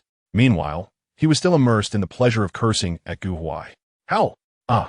His beast pet let out a sharp cry upon seeing Gu Huai's ferocious beast pounce. Everything happened too suddenly. By the time the two high-level beast pets reacted, Gu Huai's attack was already upon them. There was no time to think. They rushed to defend. The two beasts, eager to protect their master, hurriedly shielded Li Ziming. This made the masked civet reveal its fierce demeanor, anger welling up inside. Its fierce attack directly veered in midair, swiftly swinging its claws, instantly making contact and piercing the necks of the two high-level beast pets. At the elite level of 3 stars, it was already far stronger than high-level ferocious beasts. Moreover, the masked civet excelled in attack and speed. With one strike, it severely injured the two beasts. After one blow, the difference was stark. A tragic scream echoed from behind Li Ziming, and he turned around in shock. What he saw left him in disbelief, freezing him in place. In a moment he turned. Blood sprayed from the beast pet, splattering across his face, and the bloody wound was horrifying to behold. Even he, who had no medical knowledge, knew that this injury could be fatal. The masked civet jumped aside, its attack reversing, watching the dazed Li Ziming. It had no sense of martial ethics and didn't understand human etiquette. Directly, taking advantage of his weakness and lack of protection, it charged at him again, determined to kill this human and complete the task given by its master. Li Ziming was still dazed. To be precise, he didn't understand why this was happening. Everything had been fine just a moment ago. So how did it come to this? Having never encountered such life-and-death situations, he was at a loss. Even the cries of his beast pet that had fallen to the ground left him helpless. At that moment, he felt utterly useless. Being so useless, perhaps he would only harm others. Then what was the meaning of his existence? It would be better to be dead. This thought suddenly sprang up in Li Ziming's mind. And at that moment, the masked civet seemed to be fulfilling his dark wish. The sharp claws approached, its fierce teeth bared. It was going to bite through this human's neck, to taste the flavor of his body. The dog-like minions, fighting fiercely beside them, had no time to watch this side. But they knew that Gu Huai had launched an attack. He was going to kill someone. They instinctively felt fear. Without looking too much, they hurried to clear the surrounding ferocious beasts, as more and more were appearing. Bang! Crack! Howl! What? Gu Huai's eyes widened in disbelief as he looked at the person who suddenly appeared and the masked civet in his hands. How could this be possible? Everyone has been useless at some point, but once they become aware, they should learn to change. Of course, if one chooses not to change, then they can continue being useless without hoping for a transformation. To put it bluntly, one can either live or die, as long as you're a normal person. There are only these two choices. Overthinking doesn't help, because while you're thinking, you should consider whether there is danger nearby. Li Yin lifted the small raccoon, which was about the size of a calf, with one hand, and said to Li Ziming, who was still immersed in self-doubt and unwilling to accept the reality. But with Li Yan's appearance, he saw it. "Who are you?" Gu Huai screamed. Li Yin ignored him and raised his free hand, lightly waving it before striking with lightning speed. A loud slap echoed, overwhelming the sounds of all the fierce beasts around. Even the three bald-headed men outside heard the crisp sound. Li Ziming's face turned red with blood, his mouth bleeding continuously, and his teeth were almost knocked out. He looked at Li Yin in pain. At this moment, he was no longer in a daze because the pain was too intense. That slap had nearly knocked him unconscious. But he was forced to wake up. The force was just right, helping others while also making Li Yin feel much more at ease. His purpose was simply to help others wake up, and he didn't care about the methods or means used. This slap was only given because the two had come to an understanding. He didn't want to pay attention to others. Gu Huai ordered his other beast pet to protect him while watching the beast pet in the man's hands, struggling in pain, but unable to escape. It was an elite-level 3-star beast. How could it be so helpless? How'd he do it? Is he even human? Gu Huai was astonished and found it hard to believe. However, Li Yin didn't want to explain to him. Still, the necessary process had to be followed, which was to take Li Ziming away. "Are you awake?" "Yes." Li Ziming nodded, tears streaming from his eyes, and the sorrow in his heart, along with the death of his beast pet, filled him with despair for his future life. He truly didn't want to live. He wanted to die, but he felt unworthy of death. A slap had awakened him, and he realized he still had parents. Putting everything else aside, as long as his parents were alive, he couldn't die. "Well, then let's go." Li Yin nodded, gently applying pressure with his wrist, and with a crack, he broke the neck of the raccoon cat. He lifted Li Ziming as if he were a chick and leaped away, stepping on the heads of the fierce beasts as he left. The entire process went extremely smoothly, and not a single beast dared to intervene. Of course, they couldn't stop him. This time, it was Gu Huai who was in a daze, witnessing the sudden death of the beast right before him. And that mysterious person, why was he here? Why was he so strong? Why did he help that trash? Gu Huai roared inwardly. "Li Ziming, you're back." Wuqiu stepped forward and hugged his friend, whose mouth was still bleeding. The latter looked a bit confused. Although he was alive, he didn't know what to do in the future. Ichiming looked at him with pity. She didn't know what had happened inside. But seeing the wounds on Li Ziming's mouth and the scratches from the beast on his body made her realize that the earlier battle must have been brutal. Little did she know, the worst mouth injury was inflicted by Li Yin. "Let's go." Li Yin took the lead and left. The others were confused. Weren't they there to teach someone a lesson? How could this person leave without even seeing them? Bald Brother glanced at the increasingly large group of fierce beasts and seemed to understand something. He was the first to react and followed after Li Yin. "Why are we leaving? Aren't we supposed to wait for them to come out and teach them a lesson?" Ichiming asked from behind. Wuqiu accompanied Li Ziming on both sides, trying to guide him. It was unclear whether they had a good relationship before or if it was from the past 10 days. "They won't come out," Li Yin said calmly. "What do you mean?" Ichiming didn't catch on. Jiao Xiao quickly figured it out and hurriedly said to Ichiming, "Sister, what Big Brother means is that they will be killed by that group of fierce beasts." "Ah?" Ichiming's body stiffened. "Then wouldn't we be murderers?" Ichiming initially just wanted to give him a lesson and vent her anger. She never thought about killing. "We didn't do anything, so how is it murder?" Bald Brother said. "But we know they're going to die now. Shouldn't we save them?" Ichiming argued. "You can go save them. No one is stopping you." Li Yin paused to look at her. "How can I save them? My beast just reached the elite level and has no combat power. I can't win." Ichiming said, feeling wronged. "What? Your beast reached the elite level?" Bald Brother exclaimed in surprise. Indeed, this group of freaks evolved their beasts as easily as drinking water. Jiao Xiao also looked at her in shock. Clearly, they all agreed to grow and progress together, but she was the only one who didn't mention reaching the elite level. Her little mouse was only at high level 1. Ichiming awkwardly scratched her head, feeling a bit embarrassed. Li Yin noticed that the conversation had veered off course. So he didn't continue and instead moved forward. The direction he was heading was deep into the wild forest. The deeper he went, the higher the level of the ferocious beasts, and the more dangerous it became. Ichiming also stopped dwelling on the previous matters. Meanwhile, on the other side, Gu Huai had lost one of his beast pets, and relying solely on the remaining elite level 1-star beast pet, he could not break through the encirclement of the ferocious beasts. On the contrary, after several attempts to break through, the attacks from the beasts became even more ferocious. They were retreating step by step, and their survival circle was continuously shrinking. As the stamina of the beast pets dwindled, several students looked at Gu Huai for help. This made him even angrier, cursing loudly. Useless, useless. You bunch of useless people. Dare to watch me do I am? Charge! Charge! If we don't charge, we'll all die. He was filled with resentment, thinking if it weren't for that person earlier, he wouldn't have ended up in such a dangerous situation. With 2 beast pets, he could ignore these low-level ferocious beasts and break through the encirclement, but now, losing 1 beast pet felt like losing an arm. As soon as a gap opened, it was immediately filled. There was no way to break through. The students beside him were also filled with anger, but dared not voice it, as they were still relying on Gu Huai. Charge! Charge! Don't retreat! Charge! Damn it! Gu Huai was still directing them, but they continued to retreat step by step, trembling in place. If this continued, in less than a minute, the beast pets would not hold out, and they would also face death. A student, feeling helpless, looked at Gu Huai, who was still directing but not putting in much effort, cursing in his heart. He mustered his courage and charged into the pile of ferocious beasts. He wasn't seeking death. On the contrary, he was fighting to survive. Staying like this was just waiting for death. So why not take a chance for a possibility of life? Relying on his small stature, he maneuvered beneath the feet of the beasts, not daring to be careless. As long as he evaded their detection, he could survive. Gu Huai cursed, idiot. The next second, a scream erupted from the ferocious beasts, and upon hearing it, everyone knew it was a human voice. They had all witnessed their companion's escape and did not try to stop him. There was a glimmer of hope in their hearts. But this hope was shattered by that scream. The hope of survival was completely extinguished. Gu Huai watched as their beast pets fell one by one, ultimately exhausting themselves, unable to escape the fate of death. Was it only possible to use that method? If he did that, the consequences. Gu Huai hesitated.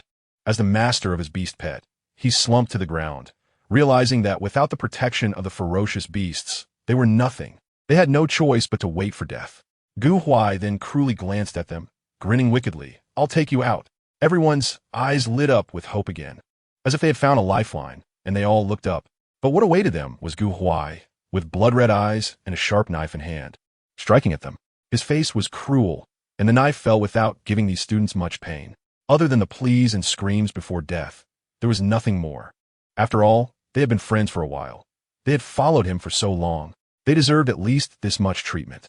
Everyone could not believe that after being Gu Huai's lackeys for so long, they ended up being killed by him, without mercy, without hesitation. How sad, how lamentable. Chapter 101. The long-lost beast transformation technique. Gu Huai killed all of them, and, as the ferocious beasts were about to attack him, he turned around and stabbed his only beast pet, the spotted-toothed horse, a beast not known for its combat abilities. Gu Huai showed no mercy, driving the knife deep into its body. The beast pet struggled in pain, writhing on the ground. Yet it did not attack Gu Huai. This was the difference between the ferocious beasts and Gu Huai, but he did not care much, because the summoning contract in his hand had been fulfilled. The ancient contract was activated, that thing was about to emerge, and he was about to become stronger. So his beast pet had to die, and all of this was worth it. Gu Huai was wicked and ruthless, but unlike Sun Shioda, his wickedness was pure, deeply ingrained in his bones. Everything was for his own sake, for his own benefit. As long as he could achieve his goals, he would use any means necessary. Even if it meant doing things that harmed others, it was of no concern to him. Gu Huai laughed maniacally, drenched in the blood of all the dead. He had eliminated all the useless ones that could help him escape. He laughed wildly, recalling the pitiful expressions of his victims before he killed them. Ha! Gu Huai continued to laugh wildly, while the ferocious beasts around him glared at him with cold ferocity, eager to pounce and devour him. They were very hungry, very hungry. They did not feast on the carcasses of their kind, not because they wouldn't eat, but because of their instinctive hatred for humans. Wherever there were humans, their preferred targets for feeding would always be them.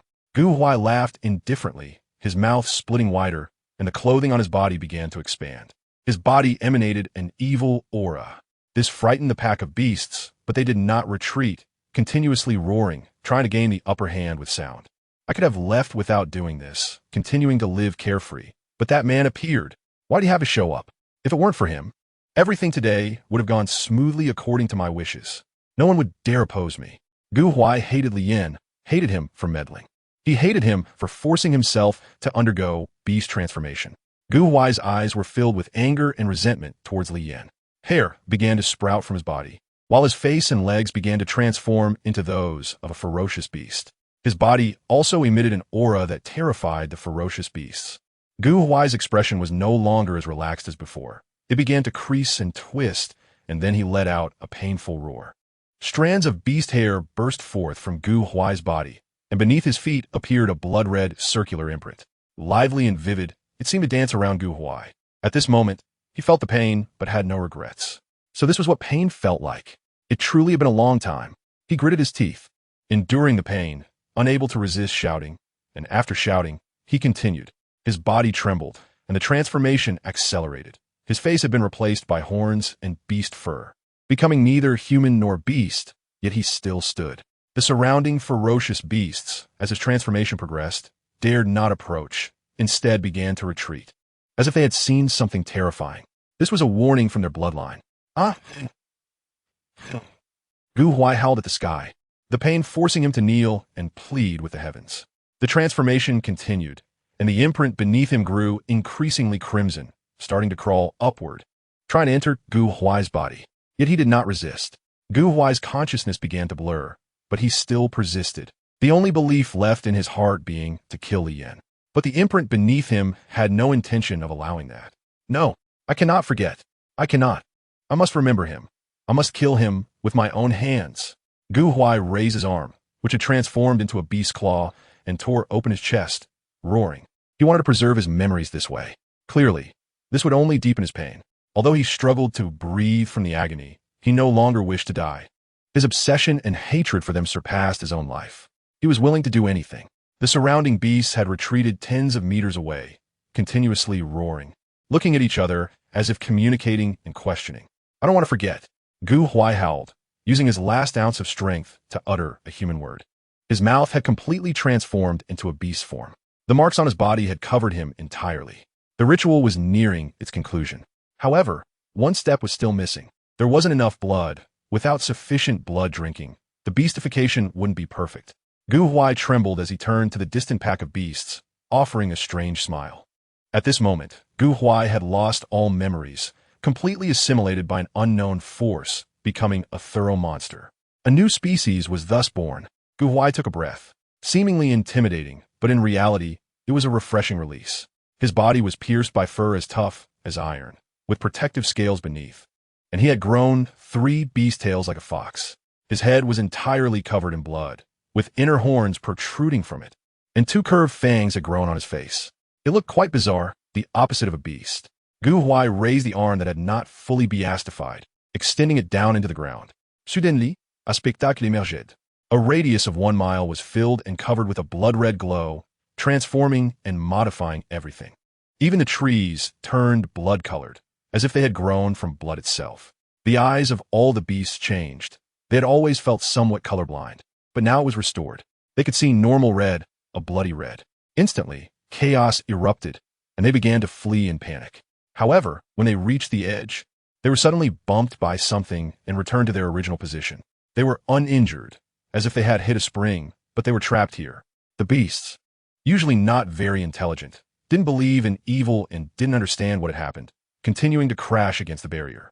The outcome was inevitable, ending in failure. They bounced back and forth like rubber balls. The blood-colored world was changing, albeit slowly. The trees were being assimilated. Black patterns emerged on the trunks, growing naturally like vines. In the sky, a seal appeared. To be exact, it was a character seal, but this character seemed to carry a dialect that was incomprehensible. It was confirmed that it was definitely not an ordinary Chinese character. Gu Huai ignored this. He was absorbing all the blood and essence from the bodies of the dead beasts in this world. While supplying it to his own body, he maintained the world's evolution, continuing to expand, absorb, and grow. The number of beasts that had died before was in the hundreds, allowing him to indulge in a secret satisfaction. At the same time, the aura within him became even more terrifying. It seemed to have crossed a certain boundary, and the world became increasingly real. The seal in the sky began to descend. Pressing down, The beasts, terrified, fled in all directions, but no matter what, they couldn't escape this blood-colored world. It was filled with sorrow and deathly silence. Just this aura alone frightened them to death. Moreover, this world had begun to show its aggressive intent. Gu Huai remained expressionless. The recent absorption left him very pleased, and he had an even greater urge for the blood of these beasts. Desire. The downward pressure was not very fast, but the beasts had nowhere to escape. So the outcome was already determined. Ultimately, amidst the wails of the pack of beasts, it came to an end. A large amount of fresh blood returned to Gu Huai, rejuvenating him. Crack! The world shattered, and the fragments sank into the earth, returning to Gu Huai's body. He comfortably stood up and looked at the sky. The evil blood in his eyes was dark. He smiled. The familiar feeling returned. He seemed to have a low intelligence, gazing at this world, when suddenly pain began to arise in his head. He shook his head in agony, but it was futile. The pain continued. From deep within his mind, a persistent voice was commanding him. At this moment, the newly updated body and consciousness were no longer the previous Gu Huai, and naturally, he was unwilling. But the more he resisted, the stronger that will became, wanting to tear apart his mind. Thus, a struggle began between the two sides, neither yielding. It lasted a very long time, long enough for Teacher Wolf to notice the anomaly and cautiously approach. This aura felt both familiar and terrifying to him. It was something that should have long been silenced, but suddenly emerged. Meanwhile, on Gu Huai's side, the struggle finally showed a clear outcome. The external will lost. It could not drive away Gu Huai's own will, and since it wanted to survive, it decided to help him fulfill a desire. A flash of bloodlight passed, and it disappeared quickly, moving at a speed that could only be seen as a moving red light. Its destination was precisely where Li Yin was headed. By the time Teacher Wolf arrived, the place was in ruins, scattered with blood-red remnants. The previously blood-soaked trees and weeds had returned to their normal colors, as if everything that had happened was just magic. Why are there so many bones? What happened here? Teacher Wolf stared in shock at the ground, full of white bones, but no flesh. The bones piled together were almost forming small hills. He carefully observed and searched among the bones. Finally, he spotted a bone that belonged to a human. The bone was fresh, confirming that these were from the previous events. In other words, something had eaten away their flesh and blood. Just thinking about it was terrifying. There were still remnants of student uniforms on the bones, leading Teacher Wolf to have a general guess about who had been present. However, he still couldn't comprehend what kind of entity had such power. Could it be the turbulent domain? Impossible. Even those creatures wouldn't act in such a manner. No, this match must be stopped. Teacher Wolf quickly headed back. He needed to gather the students and inform Lin Yuanliang and Su Jiayun about the situation here. He moved swiftly, gathering most of the students in less than an hour. Tan Sheng and their team were among them. However, more than 10 second-year students were missing. Teacher Wolf's heart trembled, feeling an ominous premonition. These were the backbone of the academy's future.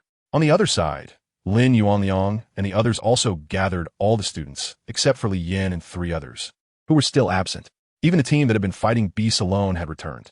What happened? Why was it suddenly interrupted? I was still in the heat of battle. I don't know. I was just in a one-on-one with a beast when the instructor interrupted.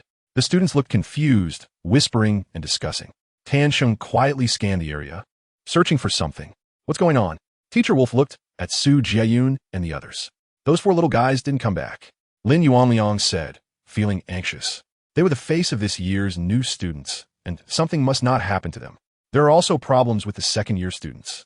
Teacher Wolf leaned in and quietly explained the previous encounter to the 2 of them in detail. Their expressions changed repeatedly, and their surprise was hard to conceal. Tan Sheng wondered if something had gone wrong. You 2 take them back first. I'll go take a look. Teacher Wolf said. It can only be like this. Su Jiayun nodded in agreement. Lin Yuanliang wanted to stay, but knew that this was not the right time to speak up. After giving a brief explanation, Teacher Wolf slipped away in one direction. Lin Yuanliang and the others shouted to everyone, "Return to the academy."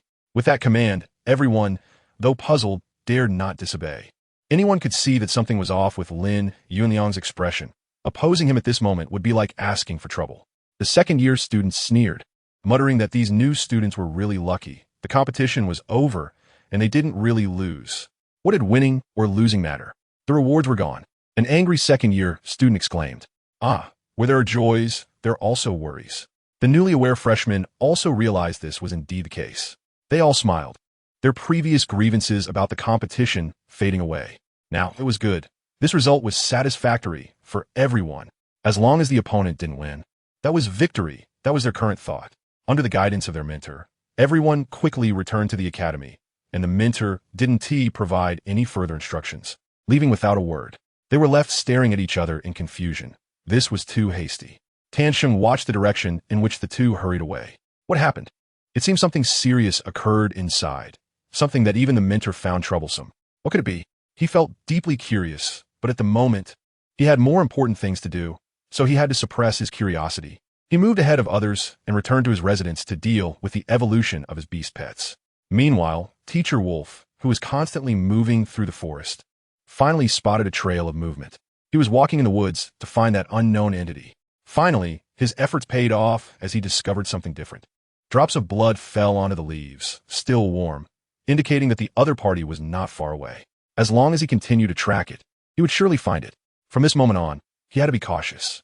After following for several hundred meters, he noticed that the other party moved at an astonishing speed, and the blood traces were far apart. Moreover, they were merely smudges, not drops falling one by one. This discovery made Teacher Wolf hesitate. He didn't know what that entity was. The footprints on the ground were large and small, completely uncoordinated, and he couldn't tell what it was. The unknown terror made him even more indecisive. After a brief moment of contemplation, he decided to follow. Even if he couldn't defeat it, at least he wanted to see what it looked like. This trip was solely to scout the target. With the decision made, Teacher Wolf began to move at full speed, and fortunately, his beast pet could be ridden. Otherwise, with his speed, he didn't know when he would arrive. In the distance ahead, Gu Huai had the same goal, tracking it. Clearly, his speed was faster, and he was closer to the target. Chapter 102. Blood Lake. If he could just be a little faster, he would catch up with Li Yin and the others. However, Li Yin ahead also sensed something unusual behind him. Although they were several miles apart, he still noticed something was off. This feeling should be attributed to his instincts and the dog's hints. What's wrong? Why did you stop? Bald Brother asked. Ichiming also curiously looked at Li Yin, wondering why he kept things to himself and silently bore them. Someone's coming, maybe a fierce beast or something. But it was undeniable that the other party should be very strong. So you all should hide, Li Yin slowly said, turning his body to look in the direction they had come from. He was very curious about how the other party had discovered them and followed, even though he had done nothing and left no marks. Everyone was confused and looked back, but there was nothing there. However, out of trust in Li Yin, Bald Brother and the other three still walked in the nearby bushes. Ichiming hesitated a bit, wanting to say something, but seeing Li Yan's expressionless face, she held back. It was the same before. When she had something to ask him, he wouldn't say anything, instead dragging it out until she forgot. Ichiming unhappily walked over to the others. Who could it be? It seems like the big shot is taking it seriously. Wuqiu said. This is the first time I've seen Li Yin so formal. The incoming enemy must be quite different or very strong, Bald Brother said. Li Yin didn't want to be so cautious, but he had to take it seriously. The little dog warning for the first time was enough to indicate that the opponent was definitely not an ordinary person. At the same time, Li Yin was shocked by the little dog's strength. Even as a 6th-tier martial artist, he hadn't sensed anything unusual, yet the little dog, within the contract bracelet, had detected something amiss, showing how powerful it had become. Li Yin felt the cool breeze, his mind calm as water, enjoying the gifts of nature. If it could always be like this, it would be quite nice. He unconsciously entered a dream of nature. However, it didn't take long before he was interrupted. A strong smell of blood hit him, and even from dozens of meters away, he could smell it, sharp and nauseating. There was also a foul odor. Then, a creature that was neither human nor beast appeared before him. Li Yin only felt a flash of red light before its figure emerged in front of him. At the moment it appeared, Li Yan's expression tightened. This aura was very strong. Really, its speed had already surpassed his own, although he could still see its tail. He wasn't sure if it was using all its strength. If it was still holding back, then he was in danger. What is that? The bald-headed man was startled. When did it appear? Wuqiu said in disbelief. At the moment that creature appeared, Li Ziming's body trembled, fear rising from within. Even in this form, Li Ziming still hated it. However, more than hatred, there was fear. What is this? Why is it so ugly? Ichiming said. The bald-headed man turned to look at her, as if to say that women's thinking is indeed different. When Gu Huai saw Li Yin again, the killing intent in his mind kept ringing. It constantly reminded him to kill him, kill him. The murderous intent was deeply rooted in hatred. I have to say, This creature is really ugly. Li Yin examined this monstrous thing, so ugly that he found it hard to imagine any connection with the people he had seen before. Moreover, its current size and height far exceeded that of an ordinary person. Standing about 3 meters tall, it resembled a small giant beast, except that it was standing. Additionally, it now had a new action, breathing heavily while eating excrement, as if it had been exhausted from traveling. In reality, it was excitement, a murderous intent, and brutality. There was no dialogue. The man and the monster simply stared at each other. After nearly a minute, neither showed any intention to attack. To be precise, the creature wanted to strike, but held back. A sense of inexplicable fear arose in its heart. It was a warning from death, preventing it from acting. Yet the overwhelming and unstoppable murderous intent left it feeling restless. It shook its head, trying to relieve the pain, but unfortunately failed. Finally, after staring at each other for 2 minutes, the beast made its move. Li Yan only saw a red shadow flash by, and then that thing disappeared. Wow! Li Yan's terrified eyes widened in anger, but still failed to detect the trajectory of the opponent's attack. That thing indeed did not exert its full strength. Li Yan instinctively took out a second-tier shield from his backpack to defend himself, but unfortunately, he guessed wrong. The monster attacked his flank. A flash of red light burst forth, filled with a bloody glow. Another blood-red tendril touched Li Yan's bracelet, instantly coating it with a layer of blood frost. All of this happened in the blink of an eye. If that strike had hit, he would have certainly died. The few people hiding nearby couldn't even catch a glimpse of it, like blind men with their eyes wide open. Little dog. Li Yan's heart seemed to stop, and he shouted, "Bang!" The red light, like vibrant chalk, sketched a beautiful red painting in front of Li Yan. However, the paint of the picture was made from blood, pungent and bloody. What was even more terrifying was that with the appearance of this painting, a shadowy barrier blocked this devastating strike. Li Yan was drenched in cold sweat. Everything was a bloody red, making it impossible for him to see anything. He was blind. The monster, frustrated by its failed attack, became even angrier and more restless. Li Yan is not dead, and the voice in his mind keeps echoing. Its figure disappears again, and then a blood-red hand strikes out from the right side. Just as it seems about to hit Li Yan, it is blocked by a dark, shadowy barrier. "Roar!" it shouts, and a phantom of a blood-red seal rises from one side, treating Li Yan like a meat dumpling, with the blood-red hand reaching towards his body, wanting to crush him. But the shadowy barrier again obstructs its intent. However, the opponent's purpose is clearly not limited to this. Li Yan saw it suddenly smile. At the moment the void darkness barrier was summoned, it smiled. The void darkness barrier seemed to release infinitely and block infinitely, but it also had its limitations. Not every skill could be released infinitely, and this barrier was no exception. The monster seized this gap, and a dark seal with illusory characters emerged from one side. Like a sealing talisman, it burned beside Li Yan, and then the dust fell to the ground. A vivid circular blood character appeared beneath Li Yan's feet. The blood was dripping, real and genuine. It felt as if he were trapped in a blood prison. A prison of words. Everything happened so quickly that he didn't even have time to react, which showed just how powerful the opponent was. But he wouldn't just sit back and wait for his fate. He leaped up, trying to escape. However, as he jumped, a pair of bloodied hands, marked by the blood imprint, grabbed him and pulled him down, rendering him unable to move. The onlookers had already witnessed everything. Only Ichiming rushed forward, disregarding any danger. In fact, the moment it happened, she had wanted to come up, but her mind and body reacted at different speeds, so she only arrived now. Especially when she saw Li Yan trapped and the blood hands appearing. She didn't know why she was worried about him. She was afraid something would happen to him. She knew nothing. Her mind was blank at that moment. All she knew was that Li Yan was in danger, and she had to save him. "Li Yan!" Ichiming shouted as she ran over. Her call was naturally heard by the monster, and Gu Huai, who was fully focused on controlling the blood imprint formation, didn't even glance at her. With a wave of his hand, a blood spike formed and flew towards her. "Don't come." Li Yan's eyes widened as he shouted at Ichiming. The next moment, thud, the blood spike pierced through Ichiming's body, and the powerful impact carried her away, embedding her in a distant tree. At that moment, time stood still. For everyone, time had frozen. Li Yan looked into the distance, the pull beneath his feet growing stronger, and his body was continuously descending. The force from deep underground seemed to want to swallow him whole. Li Yan doesn't understand. She can't figure it out. Why is she so stupid, clearly knowing nothing? Yet she acts so foolishly every time. This time she even rushed up so recklessly. Why? Why does she always cause him trouble? Li Yin couldn't suppress his irritation toward her, but why was he still feeling heartache? Ichiming's chest was bleeding, and the pain made her faint, leaving her unaware of life or death. Her body was losing its life force rapidly due to the continuous blood flow. Why? Why do this? Do I need you to save me? I can't do anything. I won't be able to do anything. All you do is create trouble for me. Ah. Li Yin looked up to the sky and let out a long roar, his eyes bloodshot.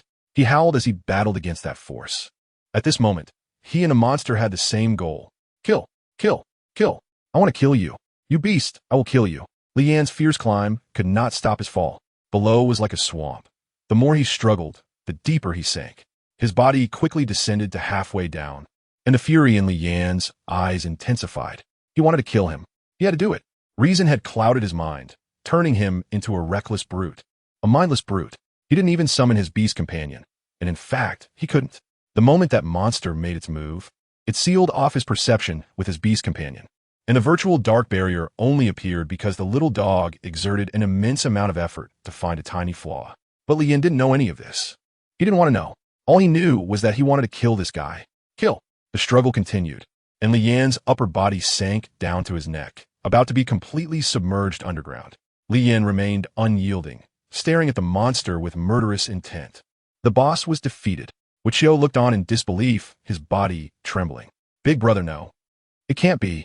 Jiao Xiaxia cried, feeling powerless. Why has he become so strong? Why? Why should a bad person be so strong? Why? Li Ziming muttered to himself, as if he had lost his mind. Meanwhile, bald brother ran to Ichiming's side, looking at her as she bled profusely. He felt ashamed. Someone weaker than him was braver than he was. He questioned himself. In that situation just now, he didn't even dare to move, yet she had the courage to save others. Although she failed, that courage he did not possess. He. Gu Huai laughed maniacally, the bloody marks on his arms twisting, touching the edge of the blood imprint formation, devouring Li Yan's life. The deadlock was set, and he laughed wildly. The thought in his mind was also laughing, and its restraints were growing weaker. Li Yan was no longer afraid. All he felt now was anger, even knowing he was going to die. Roar. The monster let out a strange cry and suddenly stood up, blood light exploding from its body. The blood imprint descended from the sky, pressing down on Li Yan. This strike aimed to kill Li Yan, giving him no chance whatsoever. The overwhelming pressure from Pang Bo caused the wind to rage, leaves swirling, obscuring the figures. Roar. Ah! A manic laugh echoed, and the blood imprint fell in an instant. Boom! Crack! Clang! The blood imprint descended, the blood light sweeping through the air, drowning Li Yan within this blood formation. His last glance was also covered in red. He sank into the ground. No, this wasn't underground. It was a small blood lake. He was swept into this blood lake. Unable to move, unable to breathe, a feeling of suffocation followed. He struggled desperately, but it was of no use. Was he going to die again? Li Yin spread his hands, surrounded by the vast blood-colored water in this lake of blood. Through the blood water, he couldn't see a single glimpse of scenery in the sky. To leave like this, it felt a bit unwilling. Li Yin was suffocating, forced into unconsciousness. And in the last moment of his coma, the sky changed. A silver light appeared above the blood lake. He wanted to continue watching, but unfortunately, he couldn't see anymore. He was so tired. Too tired. Close your eyes. Boom! A thunderous roar resounded across the entire blood lake. A flash of lightning split the blood lake in two, and Li Yan's figure emerged. Strangely, the blood water was no longer soaking his body. Yet he was still floating in mid-air, presenting a scene of tranquility, like a neighbor's older brother in deep sleep. Then a phantom body, that of a little boy, appeared beside Li Yan. It shed a tear, looking at the sleeping Li Yan with a face full of guilt. Master, I'm sorry. The little dog arrived late. It looked up at the blood-colored void that had just been shattered by divine punishment, about to break apart. It was furious, extraordinarily angry, emotions reaching their peak. It wanted to kill. Roar! A deafening roar echoed through the clouds. Even the blood lake trembled. It grabbed Li Yan and soared into the sky, its body flickering in and out of visibility, shadows of lightning intertwining. Bang! The previously indestructible blood seal array shattered. So easily shattered, and Li Yan's body appeared before everyone. The previous Li Yan had vanished, and Xiao Xia was already in tears, while the others were similarly distressed. As that monster had set its sights on them, the murderous gaze fixed on their bodies, It did not immediately strike, but was sensing something. To be precise, it was waiting for the deliberate consciousness to fade away. As it was about to disappear, the consciousness leaving, it was about to be free. Lian's body suddenly appeared. He looked incredulously at the body lying on the ground. How could this be possible? The consciousness that had departed from his mind returned at that moment, and he felt as if he had been injected with adrenaline. He was uncontrollably driven to kill Lian. This was impossible. No one could escape the blood imprint formation strangulation.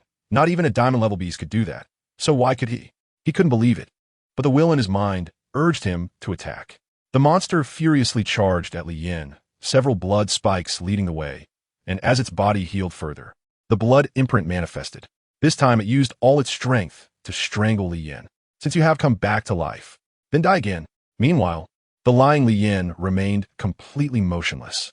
Next to him, Jiao Xiaoxia finally mustered the courage to shout, "Big brother, run!" Quickly. They didn't understand why Lian had been resurrected, but now was not the time to be dazed. The monster was already approaching. Chapter 103. The little dog unleashes its power unfortunately. Lian had fallen into a deep sleep and could not hear or move. But someone could move. A shadow shot out from behind Lian, as fast as a dark flash. When the monster saw it, the little dog's body had already appeared before its eyes. Before the blood spikes could touch the little dog, they were assimilated by its ghostly power. And for the first time, the monster saw the figure of the little dog. A small body, yet containing an incredibly terrifying power that made it tremble. Although the little dog could speak, its body still resembled that of a fierce beast. And it was precisely because of this that the monster found it unbelievable.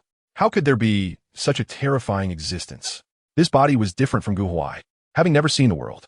But how could such a fierce beast appear here? The world's resources were not of high quality, and the beasts in the mountains and forests were of low rank. How had it grown? All these questions had no answers. The little dog would not answer him. It had harmed its master, causing Lian to fall into a coma, entrapping itself in the contract bracelet for so long that it had no choice but to come out. It deserved to die. The little dog's eyes were filled with intense anger, assimilated by the ghostly power, shining with the light of divine punishment. It seemed to harden the last glimmer of brightness in its heart. It was about to lose control. The power in its body was boiling. A mass of icy dark energy surged forth, small yet bone-chilling, like a cold current of light, shooting out in an instant. The air rippled. Boom! The beast hadn't reacted yet, and the cold attack hit its body instantly, causing its entire belly to cave in, and frost quickly covered its body, sending it flying backward. The huge blood imprint behind it was also shattered, blood light scattering. Its confident full-force attack was as fragile as paper before the little dog. Li Ziming's heart had turned to ashes, preparing to face his own death. But this sudden scene shocked them all. Bald brother stopped the bleeding of Ichimung and looked over in astonishment. This was not the first time he had seen the little dog, but each time felt different. He didn't understand why Li Yan's beast pet hadn't acted before, but that no longer mattered, because its beast pet had acted, and with such a terrifying strike. Fiercer than that monster. The monster was sent flying dozens of meters away, unsure if it was dead or alive. It deserved to die. Even the trees suffered, as the icy cold swept through, freezing the leaves and branches, allowing them to experience the arrival of winter early. And this was not the end. A deep, angry roar erupted from the little dog's mouth. Then its figure disappeared again. When it reappeared, everyone could no longer track it, because the little dog was hovering above the monster at the bottom of the pit, looking down at it with a disdainful gaze. Meanwhile, the sky began to change. Dark clouds gathered, thunder descended, and divine punishment arose. At the same time, ghostly power seeped from all directions in the sky, bursting forth like a water pipe, but razor-sharp. Above, divine punishment descended, the punishment of thunder, with ghostly spikes stabbing toward that monster, leaving it nowhere to escape. With this strike, the little dog aimed to turn it to ashes. Is this the power that a fierce beast should possess? Black spikes filled the sky. Thunder rumbled, creating a sense of impending doom. Was the sky about to collapse? Wichio watched the miraculous scene before him, speechless. The darkness obscured the sun. The thunder shone bright. He could not find words to describe such a shocking scene, something he would never see again in this life. In the distance, Teacher Wolf also stopped in place, staring at the astonishing scene ahead. What kind of power is this? So terrifying, too frightening. He dared not approach. Under this force, he couldn't even hold on for a moment. Under the terrifying might, all beings were equal. At that moment, he also denied the existence of the chaotic domain. This level of power was not something they could achieve. Even the academy, the headmaster, probably couldn't match it. The monster shook its head in the pit, shaking off the ice crystals and coldness from its body. That last strike had nearly costed its life. It trembled as it raised its head, shivering. What is this? The countless black spikes seemed to come from nowhere, but they all aimed toward it. It dared not think, wanted to move to dodge. But didn't he know where to hide? These black spikes approached without any blind spots. Its large body couldn't evade them at all. It could only defend. Suppressing the murderous intent in its mind, it raised the blood-colored character imprint shield. The little dog looked at it, as if it were a god, as if to say, no matter what you do, you cannot escape death. The ghostly spikes grew violently, and at the moment they touched the monster's shield, they did not stop. They pierced right through. A shriek rang out, but it was not over. Countless soul spikes penetrated its body, branching within to continue crushing its internal organs. The heart-wrenching pain made the monster tremble and groan. At the same time, the thunder had completed its brewing, and divine punishment descended. Boom! Silver light flashed, and below, the thunder flower ran wild, with red sparks exploding inside. It directly struck the monster and everything around it. In an instant, divine punishment continued to bombard, turning the area of hundreds of meters into ashes. Trees and grasses, even the creatures hiding below, had no chance of escape. However, Li Yin and the others avoided this attack, comparable to a natural disaster. The bombardment continued, and the monster caught in the divine punishment was left in an unknown state of life or death. Its screams lasted a few seconds before fading away. The little dog knew it was dead, but it still had no intention of letting its body go. The ghostly spikes began to fade, hidden in the void, while divine punishment brewed its final lightning strike. It was dozens of times stronger than before. Thunder poured down. Crack. Boom. Rumble. The earth trembled. The attack penetrated dozens of meters, and that corpse, under this divine punishment, was reduced to dust. The little dog's vengeful strike was terrifyingly powerful. Around the lightning strike, not a blade of grass grows. The aftershocks linger for a long time. The fierce wind swept through the entire forest, scaring away countless wild beasts. Jiao Xiaoxia and the others had long been dazed. It was terrifying. They all wondered why they were still alive. The surroundings had turned into a barren wasteland, yet they were unscathed. However, they could still feel the force of the raging wind, which distorted their mouths. The silvery glow they had just seen was something they dared not look at. When they opened their eyes, it had transformed into this scene. The attack had ended. The aftershocks had not dissipated, but the little dog returned to Li Yan's side. It looked at its owner with guilt, then at the few people in the distance, and the one who had stepped up, but whose efforts had little effect. Ichiming. In fact, she was very useful. The little dog knew very well that if the other party hadn't appeared in time, even a slight delay could have meant it would be too late to save Li Yan. That tiny bit of time, for an ordinary person, was probably imperceptible, but for a dog of its level, a single breath could mean a life. And Ichiming happened to have saved its owner's life. The little dog felt grateful. It flashed and appeared in front of Ball Brother and Ichiming. The former trembled in fear, too scared to move, staring blankly. The little dog ignored him and raised its front paw to place it on Ichiming's wound.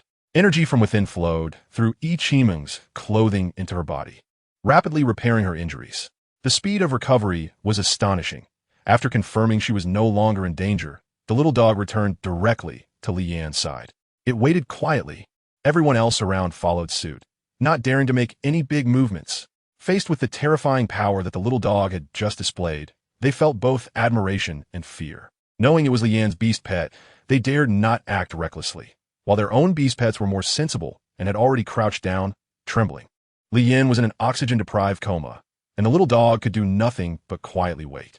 Time passed slowly, and Li Yan didn't know how long he had slept.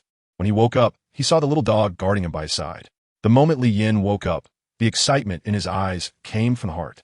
Li Yan just woke up, still feeling a bit groggy. Didn't I die before? Could it be that I was saved by the puppy? He reached out to touch the puppy's fur. The puppy remained obedient, accepting Li Yan's caress. The warmth was still there. It seemed he really had been saved. Li Yan was neither too happy nor disappointed, but felt a bit melancholic. Suddenly, he remembered something and turned to look in the direction of Ichiming. He saw her leaning against a big tree, in a deep sleep, with blood stains still lingering at the corner of her mouth. The bald-headed brother beside her breathed a sigh of relief when he saw Li Yan wake up. Everything that had happened before was like a roller coaster, leaving people breathless. Li Yin got up, his body not badly injured, and his movements were not restricted as he quickly ran over. He didn't know why he was so anxious. Maybe it was guilt. Perhaps it was something else. None of that mattered anymore. This fool must not die. His previously calm heart was once again in turmoil. Li Yin approached Yi Qiming, with the puppy following closely beside. Li Yin touched Yi Qiming's breath to confirm she was still breathing, and he let out a sigh of relief. Then, he quickly took out some entry-level healing pills and placed them into Yi Qiming's mouth. Her mouth was small, so Li Yin gently pried it open and inserted the pills. Once everything was done, Li Yin squatted down to examine her wounds. But in this position, Bald Brother suddenly felt a bit out of place and glanced nervously at the puppy, which completely ignored him. He steeled himself and walked towards Jiao Xiaoxia and the others. With no outsiders around, Li Yin decided to take action without hesitation. He meant well. He pulled open the clothing forcefully, revealing the white skin and the already congealed wound. He took a deep breath. Wow, so white. No, wait. Luckily, it's fine. Perhaps Li Yan's movements were too vigorous, causing Yi Qiming to let out a small sound. For some reason, Li Yin felt a bit dry in his mouth and quickly covered her clothing. He turned his head away, also letting the puppy enter the contract bracelet. It was still small and not suitable for seeing such things. Of course, Li Yin did not peek. Li Yin coughed to himself, and a few people who were secretly watching quickly turned their heads away. Only Li Ziming was still staring blankly. In fact, he wasn't looking at them. He was still in shock from the power of Li Yan's beast pet, which Xiao kicked Li Ziming, and he responded with an before hurriedly lowering his head. Why was the wind getting stronger? Why had the surroundings become so empty? Li Yin muttered strangely. It seems that a great battle took place here while I was unconscious. He turned his head and surveyed the area, noticing a depression in the ground. He strolled over. Without the intimidation of the little dog, a few people dared to step forward, slowly moving their feet to follow. Meanwhile, Yi Qiming had no choice but to stay in place, waiting for her own awakening. This pit, is it really this deep? It can't be made by the little dog. I'm the master. It deserved to die, so I smashed it to bits. The consciousness of the little dog entered Li Yan's brain. Li Yan did not respond, but he was still shocked in his heart by this terrifying, destructive power. He wanted to go down and take a look, but it was too deep below. He had no choice but to give up. If he died, then so be it. Let's go. We should head back, Li Yan said, and then walked over to Yi Qiming, carrying her on his back and turning to head back. The others reluctantly took a few glances at this spectacle and followed behind. At this moment, everyone finally understood why Li Yin was so confident and just how powerful he was. Xiao was glad he hadn't offended Li Yin, but instead had befriended him. Li Ziming looked at Li Yin with shining eyes. Perhaps following him would truly make him stronger. No, it definitely would. As long as he was willing to take me in. Li Yin did not return the same way, but instead took a different path. It was a bit more remote, but he treated it as a stroll. After all, there was nothing else to do. After experiencing death twice, he seemed to have let go of something. The ambition he once had was gone, and he had lost much of his drive, becoming somewhat indifferent and unambitious. Living itself was not easy. Why make things so exhausting for himself? On the other hand, Teacher Wolf, who was afraid of not moving forward and chose to observe in solitude, found his plan ruined with Li Yan's change of route. He had intended to take a step back and see who was responsible, but ended up with nothing. He waited there until Li Yin and the others returned to the academy, still standing there in dead silence. He didn't dare to move until it got dark, fearing that he would be discovered and lose his life. You should have woken up by now, Li Yin said at the entrance of the academy. The bald-headed guy and the others were momentarily stunned before realizing he wasn't talking to them. Yi Qiming did not respond. She was still pretending to be asleep, but her hand had betrayed her. She had held the position for too long, and it had gone numb. She accidentally moved a little. As Li Yan's strength increased, his observation skills far surpassed those of ordinary people, and this action could not escape his notice. However, he chose not to expose it. Recalling the previous events, he continued to carry her. The guards at the entrance of the academy were somewhat surprised to see Li Yin and the others. From their attire, they quickly recognized their identities. But why were they outside at this time? They immediately stopped them. The bald man stepped forward and explained the situation to the two individuals, confirming everything before finally letting them through. However, they still reported to the academy leadership. Li Yin paid no attention to this and returned to his residence. Everyone looked as if they had a lot to say, just like before. Li Yin knew that they were just showing their ignorance. He found it troublesome and had never explained it to them. Jiao Xiaoxiao looked at Yi Qiming, who was behind Li Yin, and felt a pang of jealousy in her heart.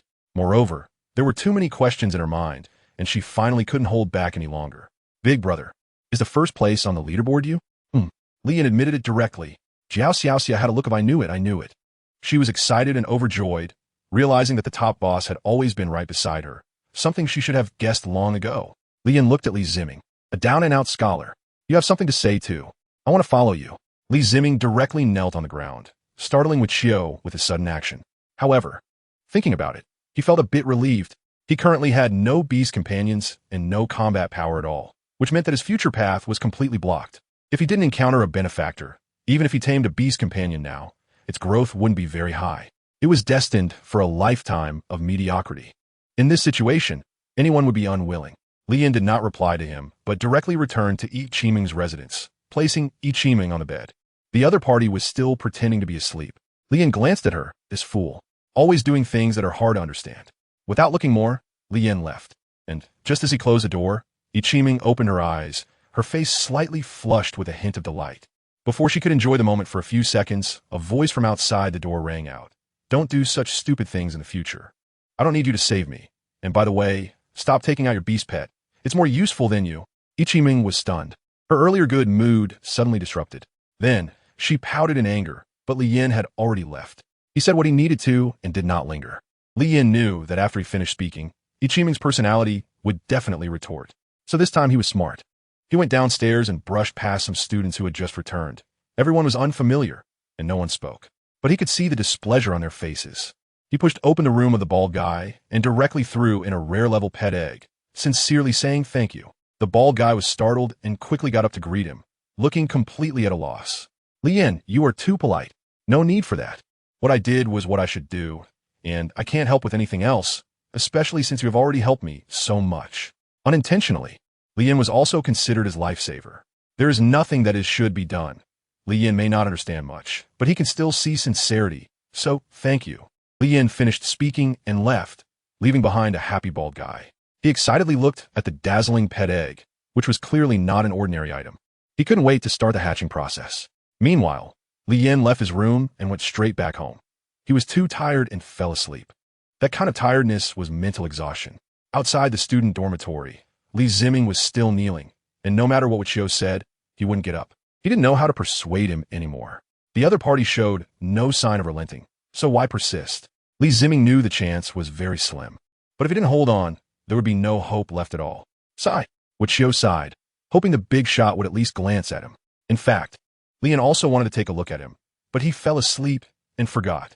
Students frequently passed by, and everyone was unhappy after the competition today. Upon seeing Li Ziming's situation, they curiously looked over and whispered, discussing him. In the distance, Lin Yuanliang, who arrived later, also looked at this student with curiosity. He wasn't their teacher, so he was unfamiliar with this student. He thought about approaching to ask if someone was bullying him or what was going on. But after some thought, he held back. With a certain morbid curiosity, he decided to watch for a while, and that while turned into half an hour. Yet he still saw no changes. There didn't seem to be any bullying. It was as if he was apologizing due to emotional setbacks. At that age, it was normal to be confused about love and worry about it. However, with so many people gathered, he felt it inappropriate to go in, especially for a new student. It would be a loss of dignity for him to go over. Moreover, it was likely to yield no results, making the trip pointless. Forget it, he thought. Maybe he could ask when a student came out tomorrow. Lin Yuanliang took one last look before turning to leave. Initially, Li Ziming felt a bit uncomfortable being watched and laughed at, but then he thought about his own situation and gave a self-deprecating smile. What did this count for? There was no smile or sadness on his face, only a sense of determination. Students were diverse, but after a while, it became boring to watch. Eventually, almost no one paid him any attention. It was a rare day off, just right for him to go back and rest. However, the second-year students were still a bit unhappy. The rewards they had obtained were suddenly gone for no reason. Anyone would feel terrible about it. On the other hand, the first-year students acted as if nothing had happened, as they wouldn't have received the rewards anyway and hadn't expected to win. They were having a good time. Today was like a holiday for them. Since coming here, they hadn't really indulged in meat, so today was perfect for feasting on the freshly killed beast meat.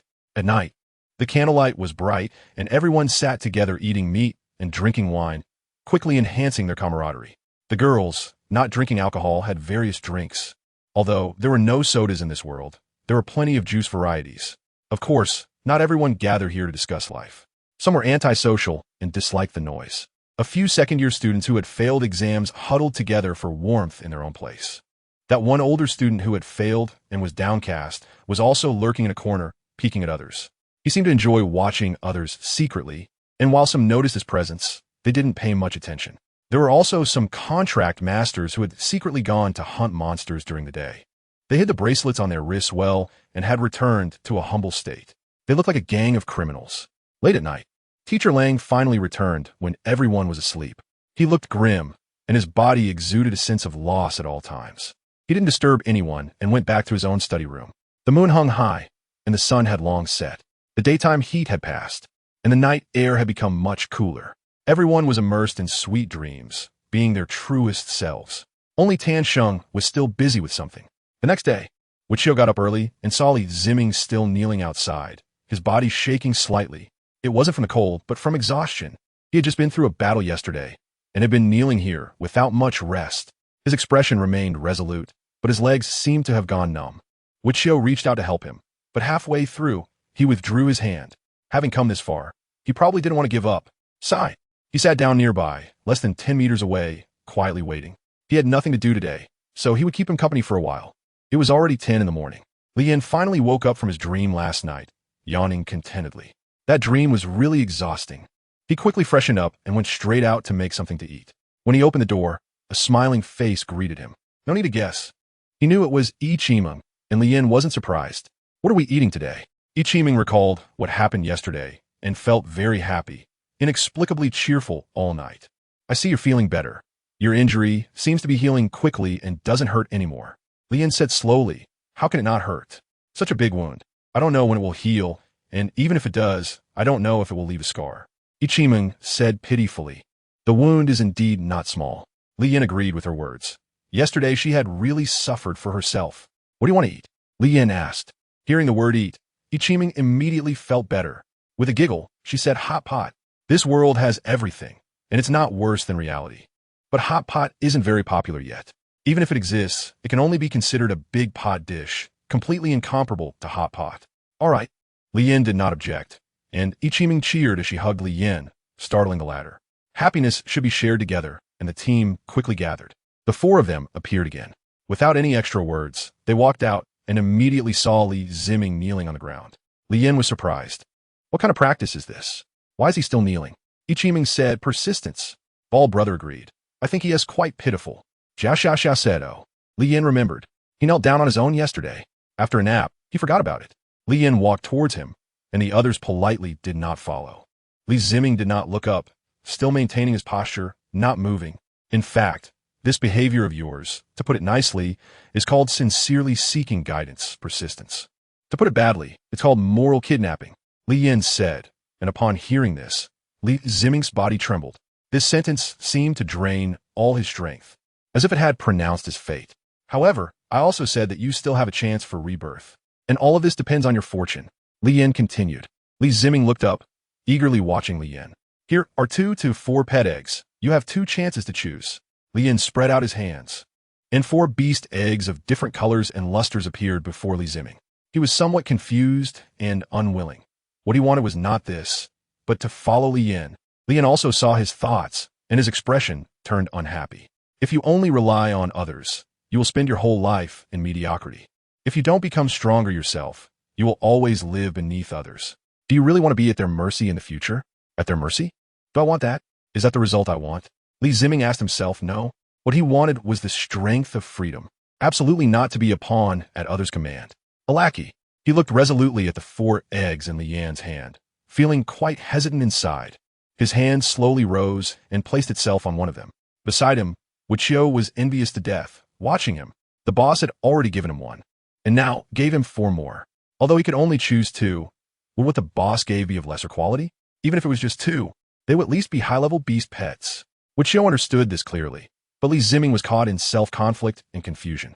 He was afraid that if he chose wrong, he would spend his life in mediocrity. He feared drawing an ordinary-level existence and returning to live a mundane life. Meanwhile, he overlooked the fact that there was no possibility of an ordinary level at all with Li Yin. Li Yin looked at him, who was in a dilemma, and remained silent. However, she still had to remind him that he needed to eat soon. You have to hurry. With Li Yan's urging, Li Ziming suddenly felt time slipping away, and without further thought, sweat streamed down his tense face. His trembling hands grasped the 2 pet eggs beside him. The moment he grabbed them, Li Yan took back the other 2. She turned and left. He was hungry. The other 3 were left in confusion. Is that it? Ichiman glanced at Li Ziming, who was holding the pet shop eggs, and immediately followed after her. She couldn't fall behind when it came to eating. She didn't care about other people's opportunities. After the 4 left, Wichio ran over to help Li Ziming up, quietly asking him something. Meanwhile, Li Yan and the others found a nice, cool spot under a tree and took out their real tools without any hesitation. At this moment, Jiao Xiaoxia, curious but a bit scared, asked, "Big brother, what level of pet egg did he take?" Ever since seeing the terrifying power of the little dog yesterday, she felt that the distance between her and Li Yan was getting wider. "The difference is just the silent level," Li Yan replied. "Then why let him choose?" Ichiming asked, puzzled. "Hope," Li Yan answered calmly. What do you mean?" Ichiming didn't understand. Li Yan might be trying to test his humanity and temperament, as well as whether he truly had that determination, bald brother explained, and he understood it the same way. Li Yan seemed to have accepted it. The pot was about to boil. With tools and ingredients, everything was quick to prepare. After saying that, Ichiming was even more confused. To avoid trouble, Li Yan directly said, "He is too hesitant. In fact, for him, those 4 eggs are all unknowns. No matter how he chooses, it's just about the odds. And he still believes in fate, unwilling to trust himself. It's not that opening a high-level pet egg guarantees growth to the end. It still depends on the person." Ichiming nodded, as if she understood. "Anyway, this counts as my second time helping him. What happens next is up to him." Li Yan was quite nice about it. "All right, here, take this egg." He took out the last rare-level pet egg and handed it to Jiao Xiaoxia. Jiao Xiaoxia was taken aback. This sudden reward left her flattered. Could it be? He has ideas about her. Li Yan would immediately take back this idea if he knew he had it. Not only is he small in stature, but he also acts small.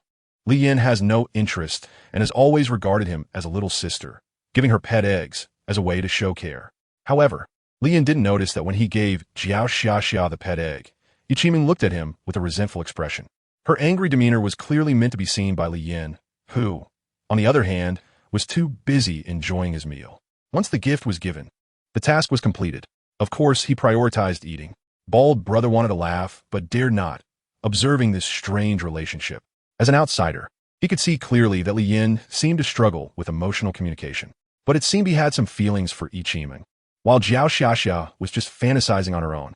To him, she was always a child, and only Ichiming saw him as a rival. Lunch was quite enjoyable for Li Yan. This time it was peaceful, with no one talking to disturb him. In fact, it was mainly because Ichiming usually said a few words like a leader and directed them specifically at Li Yan. It made him eat quickly, and he couldn't even digest properly. This time, she was very obedient, and just as Li Yan was about to compliment her, he saw her gobbling her food as if someone was competing with her. Wasn't she different before? Strange. Has the monthly exam arrived? Su Jian followed Lin Yuanliang's gaze.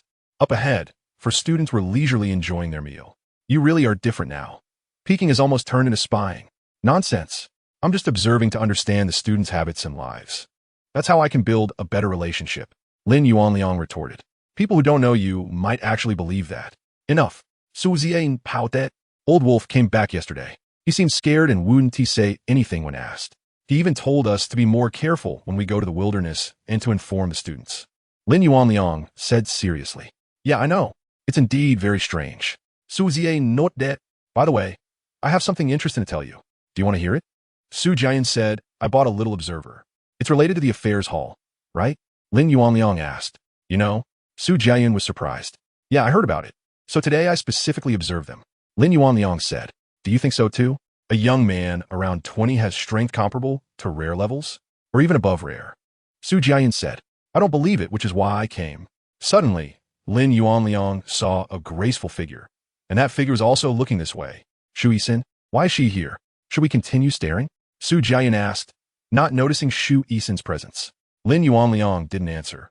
He was deep in thought, trying to recall. But no matter how he thought, there was too little information about this student, and even the people around him had too little information. He had investigated Li Yan before. Ever since the incident in Blue City was resolved and the bandit leader died, he started his investigation. But during this time, Li Yan hardly left the academy, living like a Confucian student, spending his days either training in the mountains or doing tasks. He was very ordinary, but he had completed hundreds of tasks, which was indeed impressive. Although they were mostly high-level ordinary tasks, it was still too outrageous.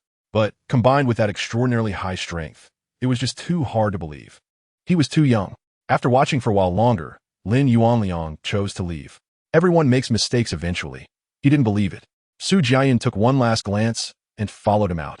After the two left, Li Yin curled his lips. Let's go. Where to? I haven't finished eating yet. Ichiming said unhappily. Then you can eat with your little meatball. I'm going to digest my food. Li Yin stood up and said. Used to Li Yin leaving first, Ichiming didn't stop him much. Her little ball indeed needed to eat for a while longer. It was currently a time for growth in both body and strength. Moreover, the little ball was very promising. After continuously eating and drinking during this time, it was almost at the elite level 2 stars. Half of the meat Ichiming bought from Li Yin had also disappeared, which was an outrageous amount. Who would have thought it was done by a little chubby kid less than a meter tall, eating without growing, not to mention being able to eat so much meat. That was millions of pounds of meat. This was also the reason why the little meatball didn't come out to help during the previous crisis. It was eating meat in the contract bracelet. Her bracelet wasn't as high level as Li Yan's, lacking the external vision effect. It couldn't come out by itself. So, that scene occurred, but Ichiming didn't blame it. She originally raised it just for fun and companionship. Bald brother didn't accompany them much either. They couldn't afford it, especially since they had the pet eggs given by Li Yin, which should be hatching soon. After bidding farewell to Ichiming, the two quickly returned to their residence to start hatching the pet eggs. Meanwhile, Li Yin had nothing to do and strolled around. He wasn't thinking of evolving to become stronger, but rather enjoying a comfortable life now. In fact, there was nothing wrong with that. For the next few days, Li Yin continued this way. During the day, he ate and wandered around the academy. Although the activity range wasn't very large, it wasn't small either, and he couldn't finish playing in a day. Although there wasn't much to do. During these days, the second-year and first-year students became familiar with Li Yan's face.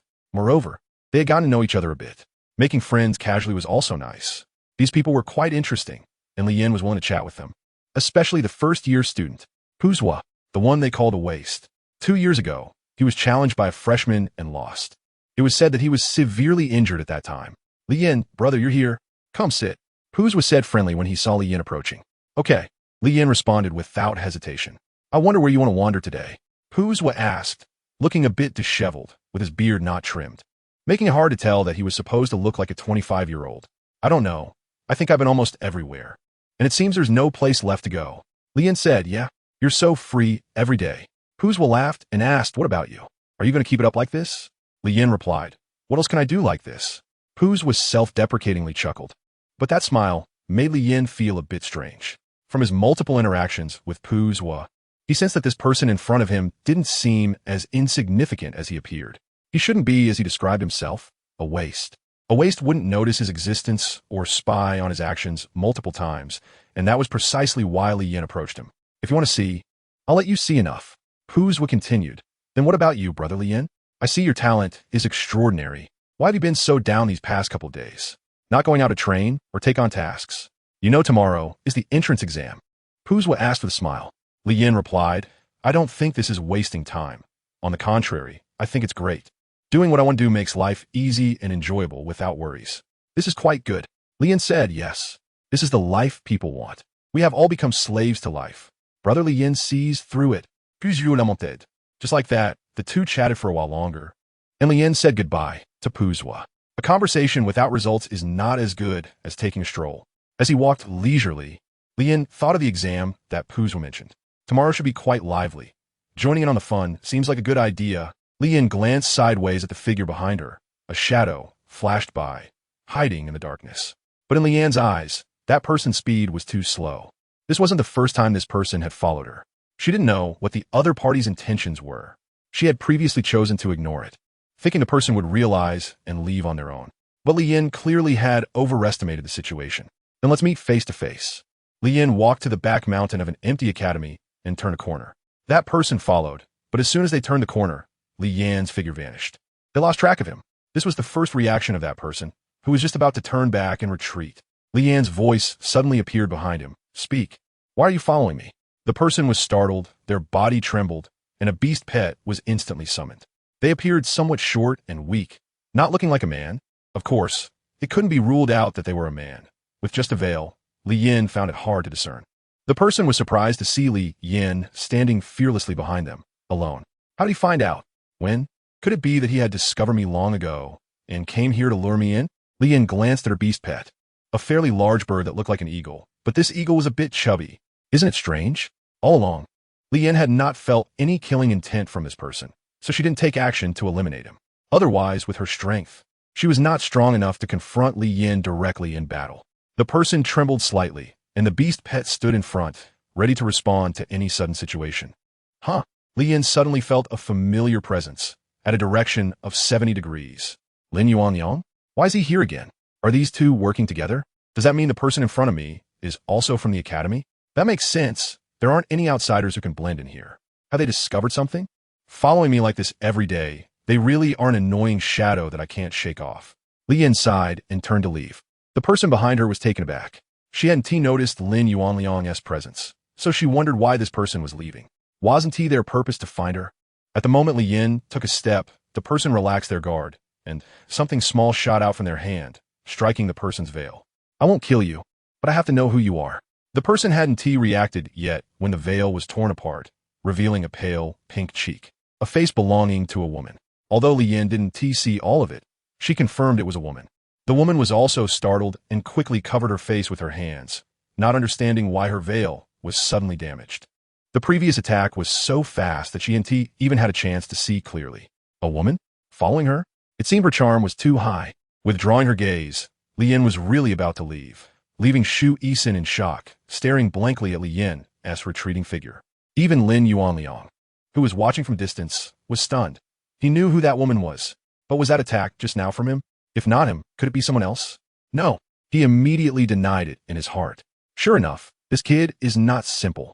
Just discovering Shu Yisin was already a remarkable feat after tracking for so long. He finally made a discovery.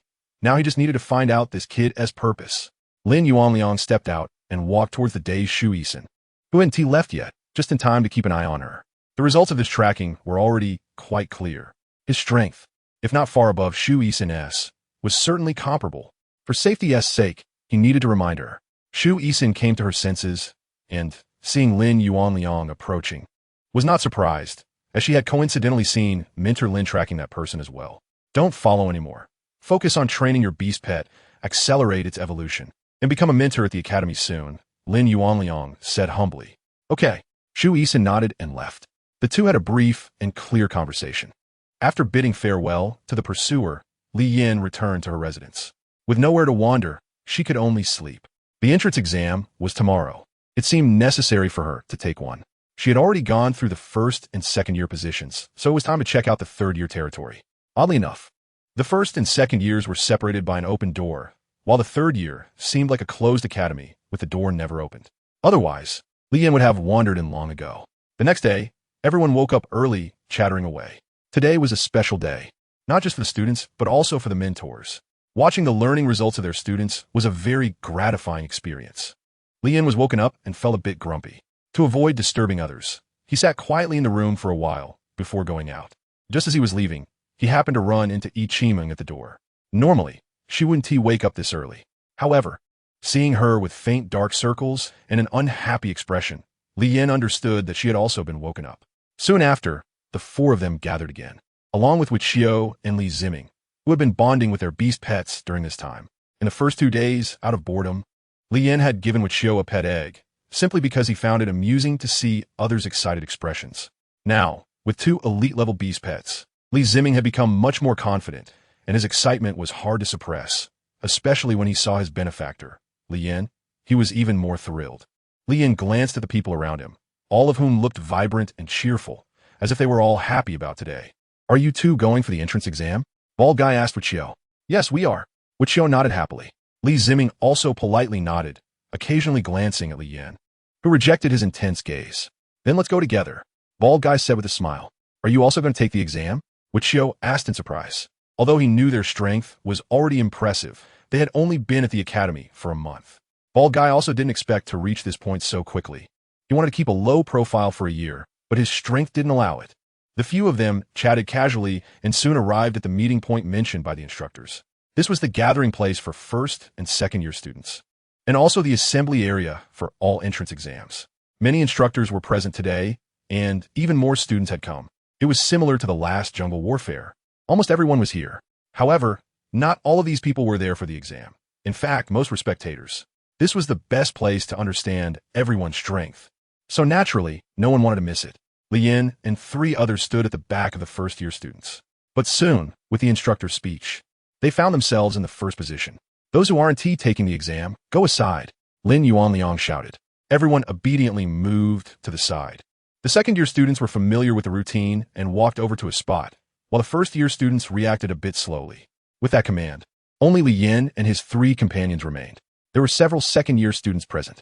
Originally, Gu Huai and Sun Xiuda were supposed to appear in this exam, but their unexpected deaths allowed Wei Qiu and Li Ziming to step up.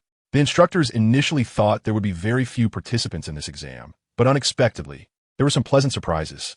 They mourned the deceased students, but couldn't figure out the reasons, so they had to temporarily let it go. After all, students dying outside the academy was quite common.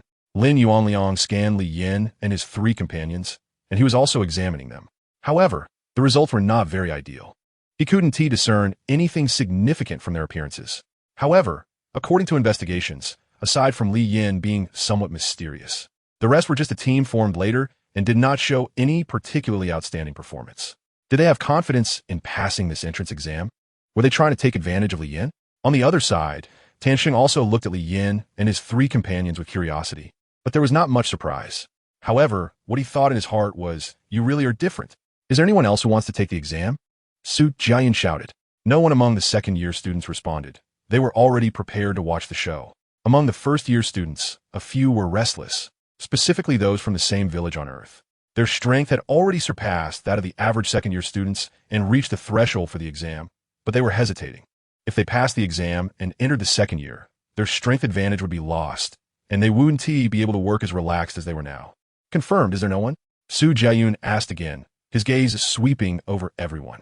Those who were expelled by Li Yin, Sun Xiuda's underlings, also started to feel eager. But ultimately they were scared.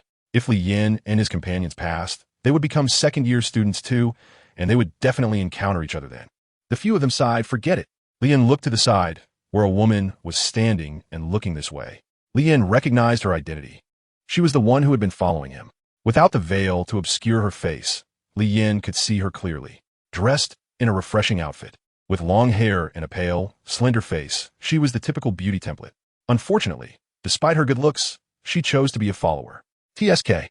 After Su Jiayun finished speaking and saw that no one responded, he gave up. The mentor beside him stepped forward to take charge, and he called for a list to be compiled, then nodded at Teacher Wolf. The latter understood and stepped up, saying loudly, "This exam is different from before. It is no longer a path to the trial tower. Instead, it will be a selection of one person from the first-year students to engage in a battle." After Teacher Wolf finished speaking, the crowd was in an uproar. Li Yin and the others had expressionless faces, while Tansheng and a few others frowned. This was different from what he had imagined. Wasn't this an indirect increase in difficulty? The highest level of the trial tower only faced beasts of the same level. But challenging others was different. It was not just the intelligence of the beast pets that increased, but even their levels were unclear. Yes, if it didn't choose wisely and encountered an extremely exaggerated opponent, it would be game over. That's it, they wouldn't dare to attempt this exam easily in the future.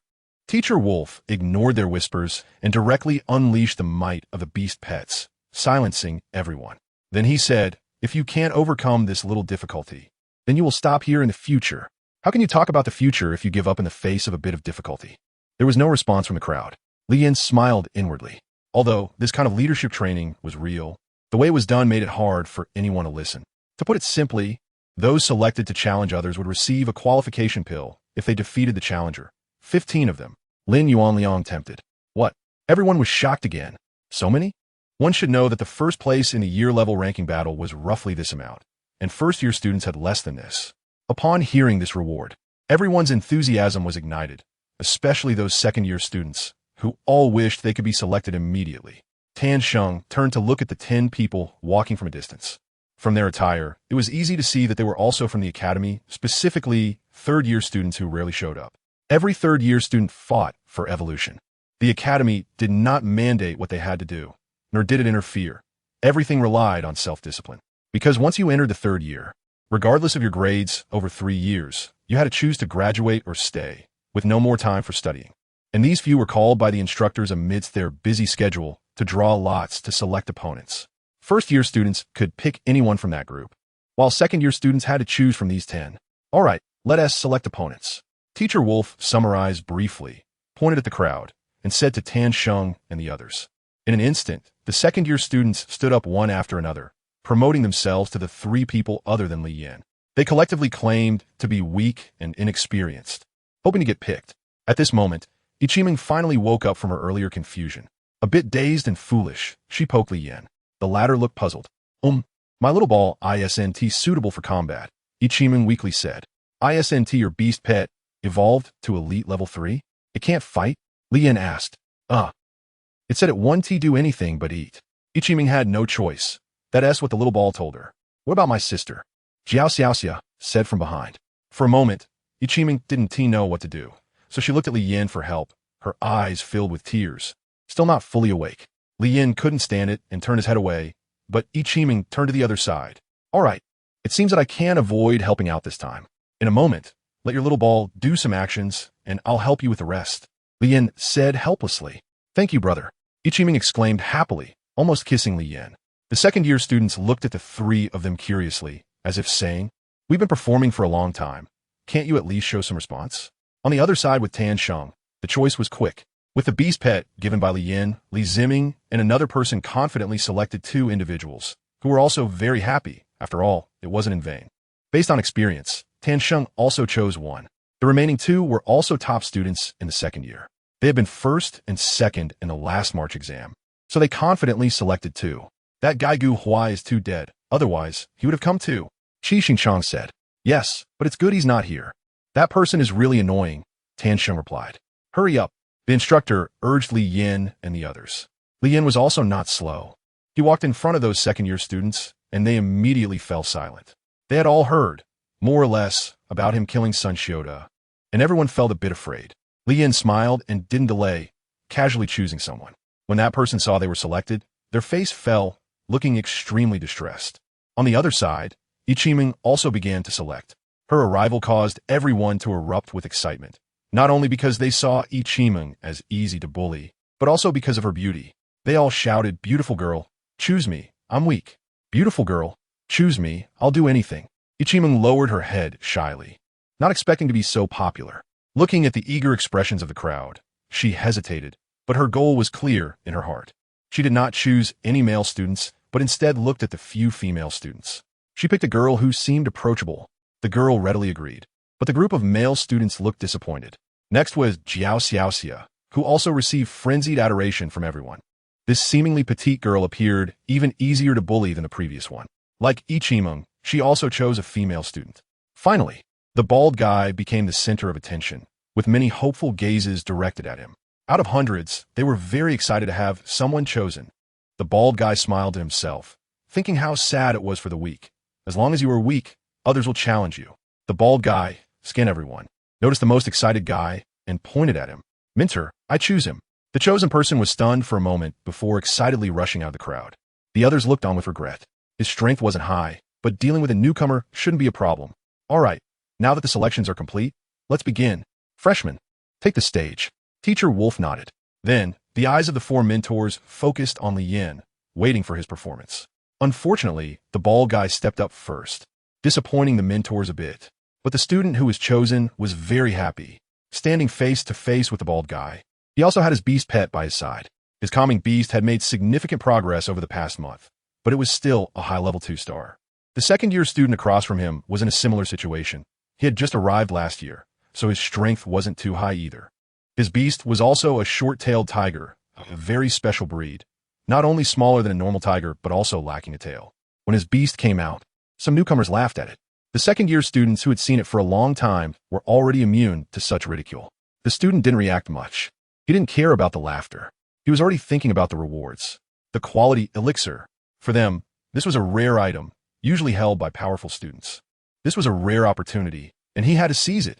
I'll just remind you to keep it brief, the mentor said sternly. The 2 nodded. Then, let's start. As the mentor's voice fell, The short-tailed tiger immediately showed its fierce demeanor and charged forward. The student's intention was clear.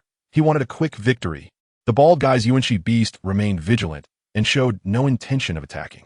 Huh, newcomers are just newcomers. They don't even dare to attack. Someone nearby retorted.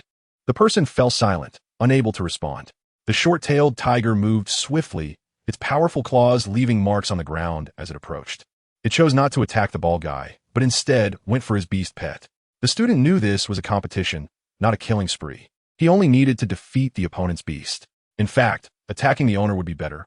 But he feared his short-tailed tiger might go too far and seriously injure the opponent. Bang! As the opponent attacked, the UNC beast immediately went into a defensive stance. Barely holding up, the short-tailed tiger didn't stop, leaping to another angle, with an illusory tiger head flashing before it. Suddenly, its speed increased, and its front claws extended significantly as it clawed at the UNC beast. The speed was so fast that before the beast could react, it could only defend passively. At the same level, the UNC beast really wasn't a match for this little tiger, the bald guy thought to himself. The student was feeling quite pleased. With such an attack, victory would probably be decided soon.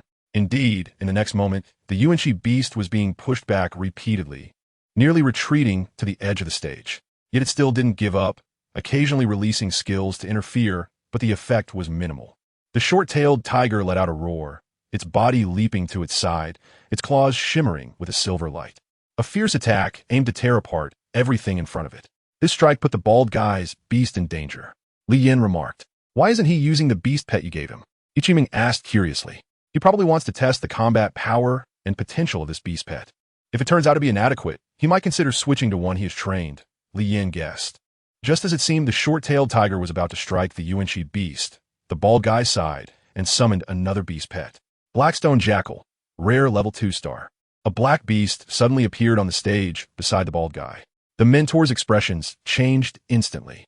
From its aura, it was clear this was a rare level beast. The Blackstone Jackal understood its purpose for coming out. It shook its body, dark energy swirling around its feet, and then charged forward, leaving behind trails of black energy. Just as the short-tailed tiger pushed the UNC beast back, its attack landed. The dark energy enveloped the Blackstone Jackal's body, and its eyes turned black. It made no extra movements. It simply lifted and pressed down, pinning the short-tailed tiger to the ground before it could catch onto its body. The dark energy on its claws caused the short-tailed tiger to feel pain, rendering it unable to move due to the pressure. The UNC beast fell off the stage. Injured but not fatal. 2 beast pets? He actually has 2? Everyone was stunned, unable to comprehend how a newcomer could have 2 beast pets. The student, unable to accept this, realized he had been on the verge of winning, or rather thought he had already won, when something suddenly emerged and instantly defeated his beast. He could not believe it, nor did he want to believe it. But seeing his beast helplessly looking at him forced him to recognize the reality. He was defeated by a newcomer who had been here for just a month. Who on earth was he? The mentors exchanged quick glances, all scrutinizing the bald guy with keen eyes. With such a level of beast pet coming to their academy as a student, they wouldn't believe he had no purpose. But this wasn't the time for inquiries. They had to maintain their dignity. After a brief exchange of glances, the mentor had no choice but to announce, while everyone was still in shock, that the bald guy had won and successfully became a second-year student. Cheers erupted from the freshmen below the stage. The second-year students felt a bit uncomfortable. They couldn't see the extraordinary nature of that beast pet. All they knew was that they had lost. Turning their heads, they were met with the mockery of the freshmen, which made them even angrier. They all set their sights on the student who had just taken the stage. The other party was still dazed, completely unaware that they had become the target of the student's scorn. The bald-headed guy approached his beast pet and patted it. After that, he signaled for the Blackstone Jackal to release the other beast pet before he left the stage and returned to the side of Li Yin and others. Awesome. Yi Dimeng Pides. Thank you. The bald-headed guy is amazing, winning so easily, Jiao Xiaxia said. You can too. This was quite mischievous, and Jiao Xiaxia chuckled, winning without a fight. Soon, the second match began. This time it was Jiao Xiaxia against a female student. The two exchanged pleasantries upon meeting. The female student politely let Jiao Xiaxia go first. Jiao Xiaxia shyly said, "Sister, be careful." Then, Jiao Xiaxia summoned the beast pet that hatched from the pet egg given to her by Li Yin. It was a rare level 3-star violet mouse. Indeed, her beast pet was a small squirrel, looking almost exactly like a squirrel, but don't be fooled by this little guy's cute appearance. In fact, it was very violent.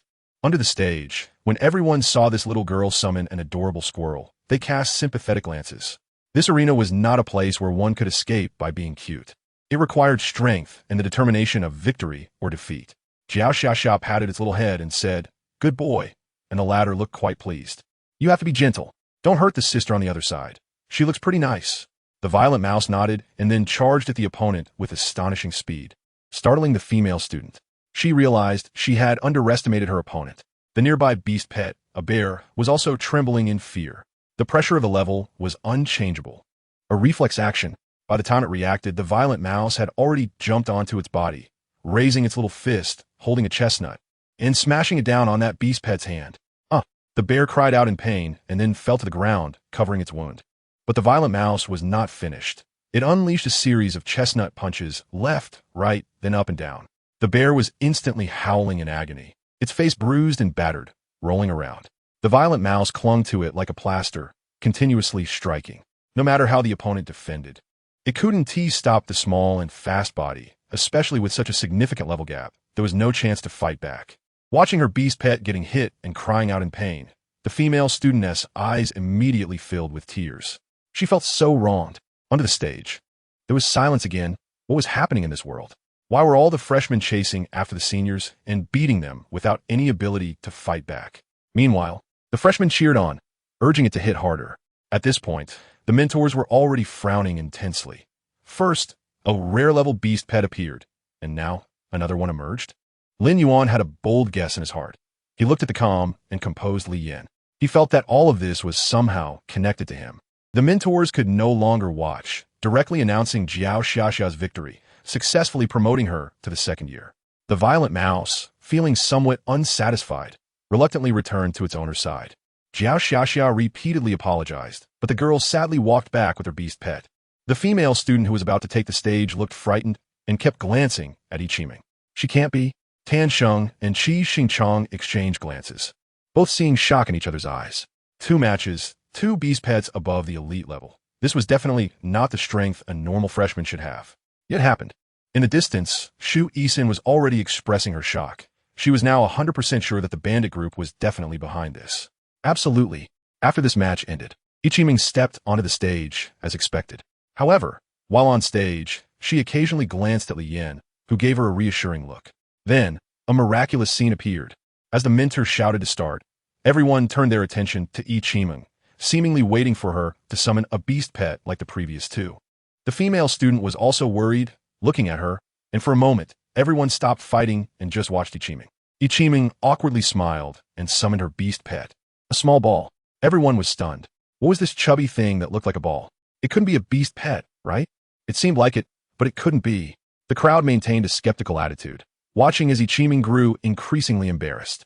She looked at Li Yin with pleading eyes, but he just gave her a look. Yi Qiming didn't understand. The mentors looked at her beast pet, and their mood suddenly calmed down a bit. This one looked somewhat normal, an elite level. However, it seemed unsuitable for battle. Moreover, what was it holding? The students were taken aback as the small ball threw what was holding into its mouth, chewed, and swallowed. This thing is eating? During the match? Li Yin directly turned his head away, indicating that he didn't know her. But it wasn't over yet. After finishing its meal, the little ball waddled over to Yi Qiming, stretched out its invisible little hand, and tugged at Yi Qiming's pants. The meaning was clear. "Master, are you feeding me?" The latter, awkwardly glancing at the crowd, pulled out a piece of meat from thin air and handed it to the little ball. She didn't notice that while making this gesture, everyone's gaze was fixed on her. Surprise, contemplation, realization, and then greed, all of this happened very quickly. Everyone instantly recognized Yi Qiming's identity. Among the new students of the same kind, a few looked at her as if she were foolish, while she herself had yet to react. At that moment, the mentors suddenly understood something. Their gazes towards Bald Brother, along with those of Xiao Xia, Yi Qiming, and Li Yin, were all the same. Outsiders. But Bald Brother protested, saying he was wronged. He wasn't. Wasn't he the chosen beast master, a favored child of heaven? Shu Yisin murmured. Tan Sheng also understood. Everything made sense now. No wonder they were growing so fast. No wonder. When everyone looked at the 4 of them again, their expressions changed. The big shot seemed to be exposed. Wuqiu whispered, "Anyone who opposes the big shot is my enemy," Li Ziming said seriously, his attitude clear. It seemed that the game was about to end. He didn't need to observe too closely. He could feel that the atmosphere was off. But it didn't matter. If he couldn't see it, he could just figure it out. It wasn't a big deal. He gently raised his hand, curled his finger, and flicked it with force. The pebble shot out like a bullet, whistling through the air and hitting the neck of that female student's beast. A direct hit, and it fell unconscious on the spot. With a thud, it fell to the ground, startling the female student into jumping up. She had just been distracted. Ichiming was stunned, not knowing what had happened. Even the mentors couldn't see clearly. With a naked eye, it was impossible to catch Li Yan's move unless they had prior knowledge. The four mentors hurriedly approached the fierce beast, cautiously examining it. However, while they knew what caused the unconsciousness, they didn't know how it happened. After all, they had been keeping their eyes wide open. Who could do such a thing right under their noses?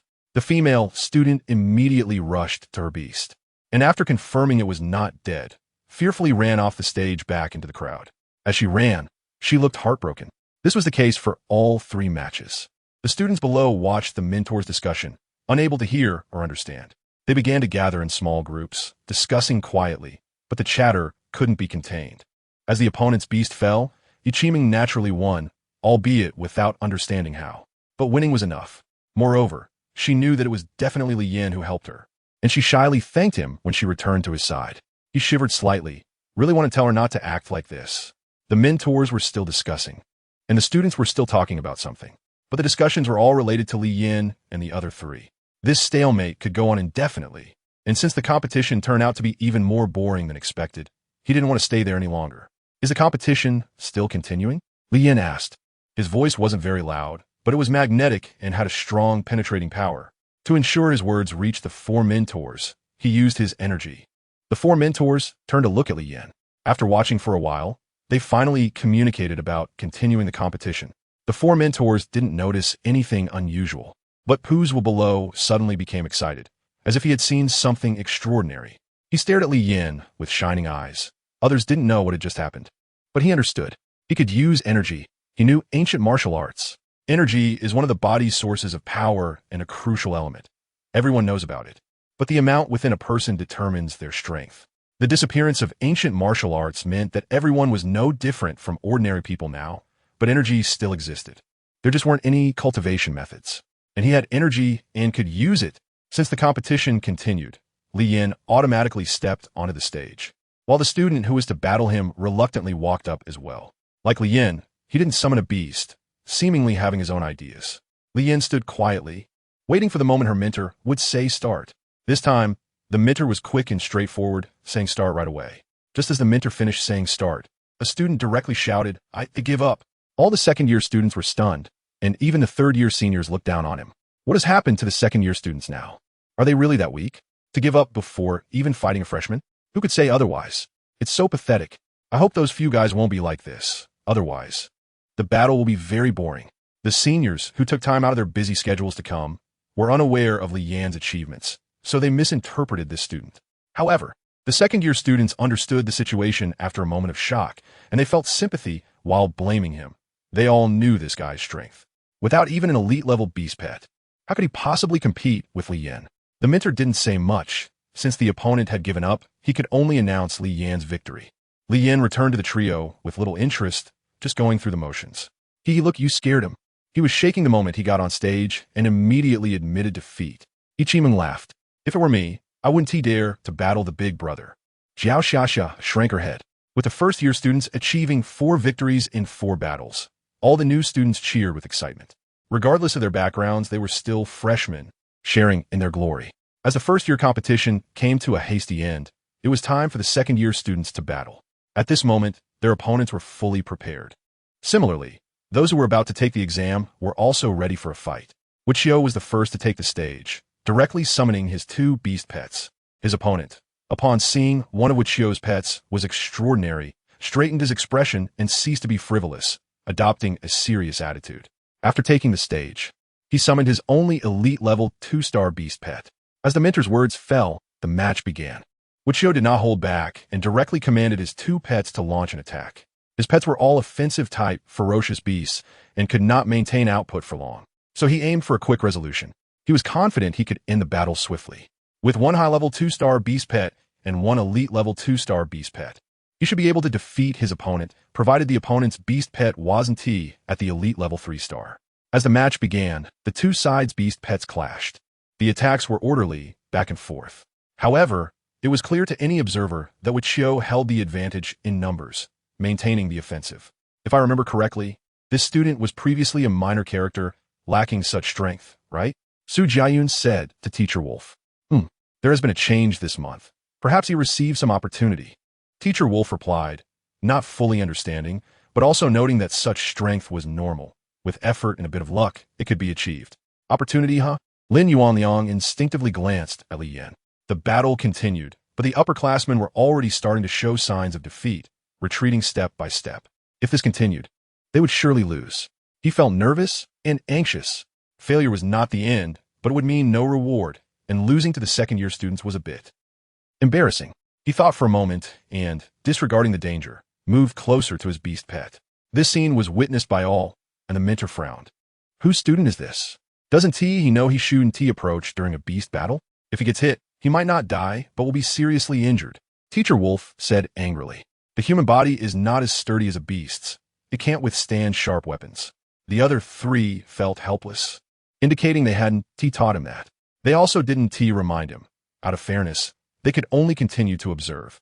Meanwhile, as the upperclassmen moved, Wichio noticed. He was very concerned about his exam promotion, so he was always paying attention to the battle, not missing any factors. He had to win. This way, he could get ahead of the big shots and gather information, providing some convenience just to have some presence among the big shots. Wichio made a warning gesture to his high-level beast pet, which understood and quickly withdrew from the battle, running towards the upperclassmen. Just as it was about to get close to the beast pet, it charged and knocked it away, giving the upperclassmen no chance. The upperclassman didn't understand what happened and was sent flying far away, dizzy, and collapsed outside the ring. This scene was very dramatic.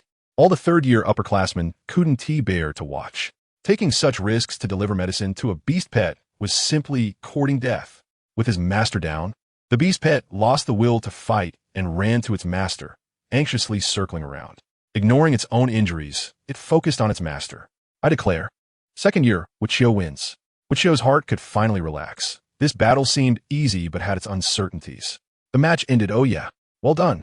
You brought us glory. Cheers erupted from the second-year students below. As Wichio stepped down, he was greeted with big hugs from Li Ziming. Great. Congratulations on becoming a third-year upperclassman. You'll be joining us soon. Woki Laukit. Ha ha ha. The two chatted happily, completely unaware that their conversation was overheard by the nearby upperclassmen. To them, this was a blatant disregard. They hadn't even battled yet, and they thought they could win. How insulting. They needed to understand that some of them had been here for a year or even several years longer than these second-year students. With no respect shown, they decided to teach them a lesson. A grudge was secretly formed. Next to take the stage was Li Ziming. Both sides stepped up, exchanging impolite glances, each with their own intentions.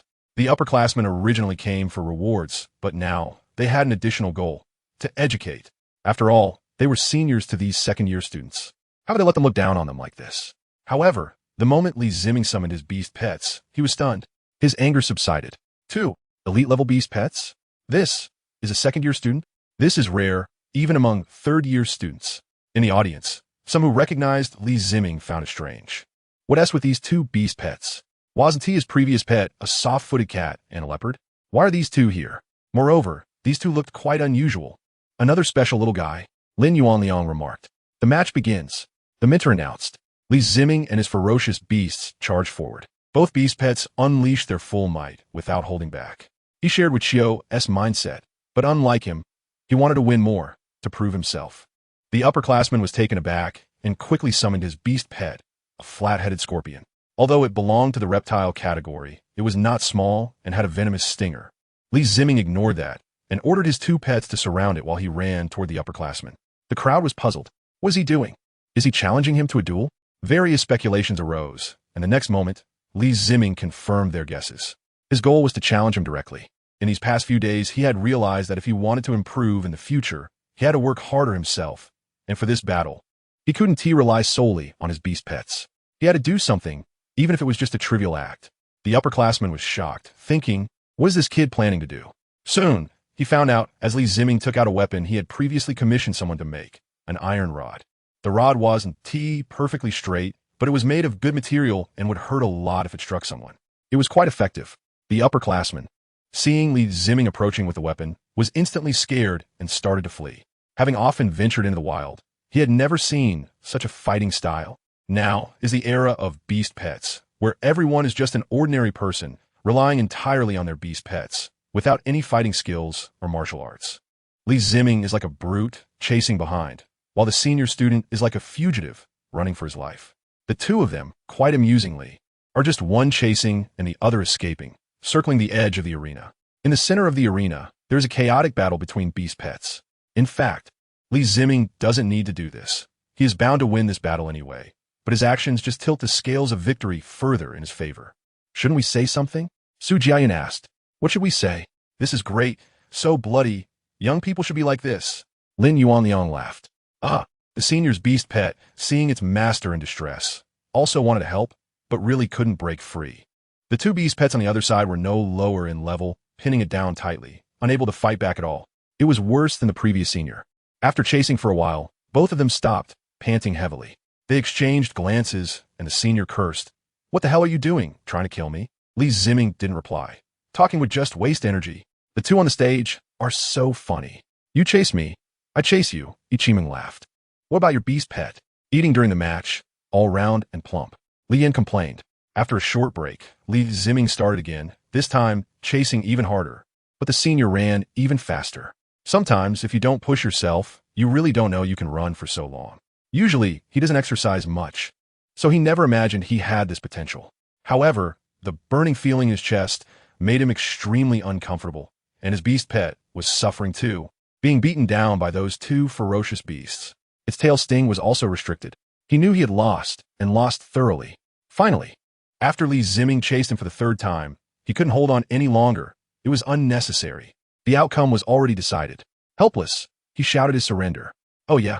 The second-year students in the audience stood up and cheered, celebrating for Li Ziming. This really saved their face. Suddenly, they felt that these seniors seemed very weak.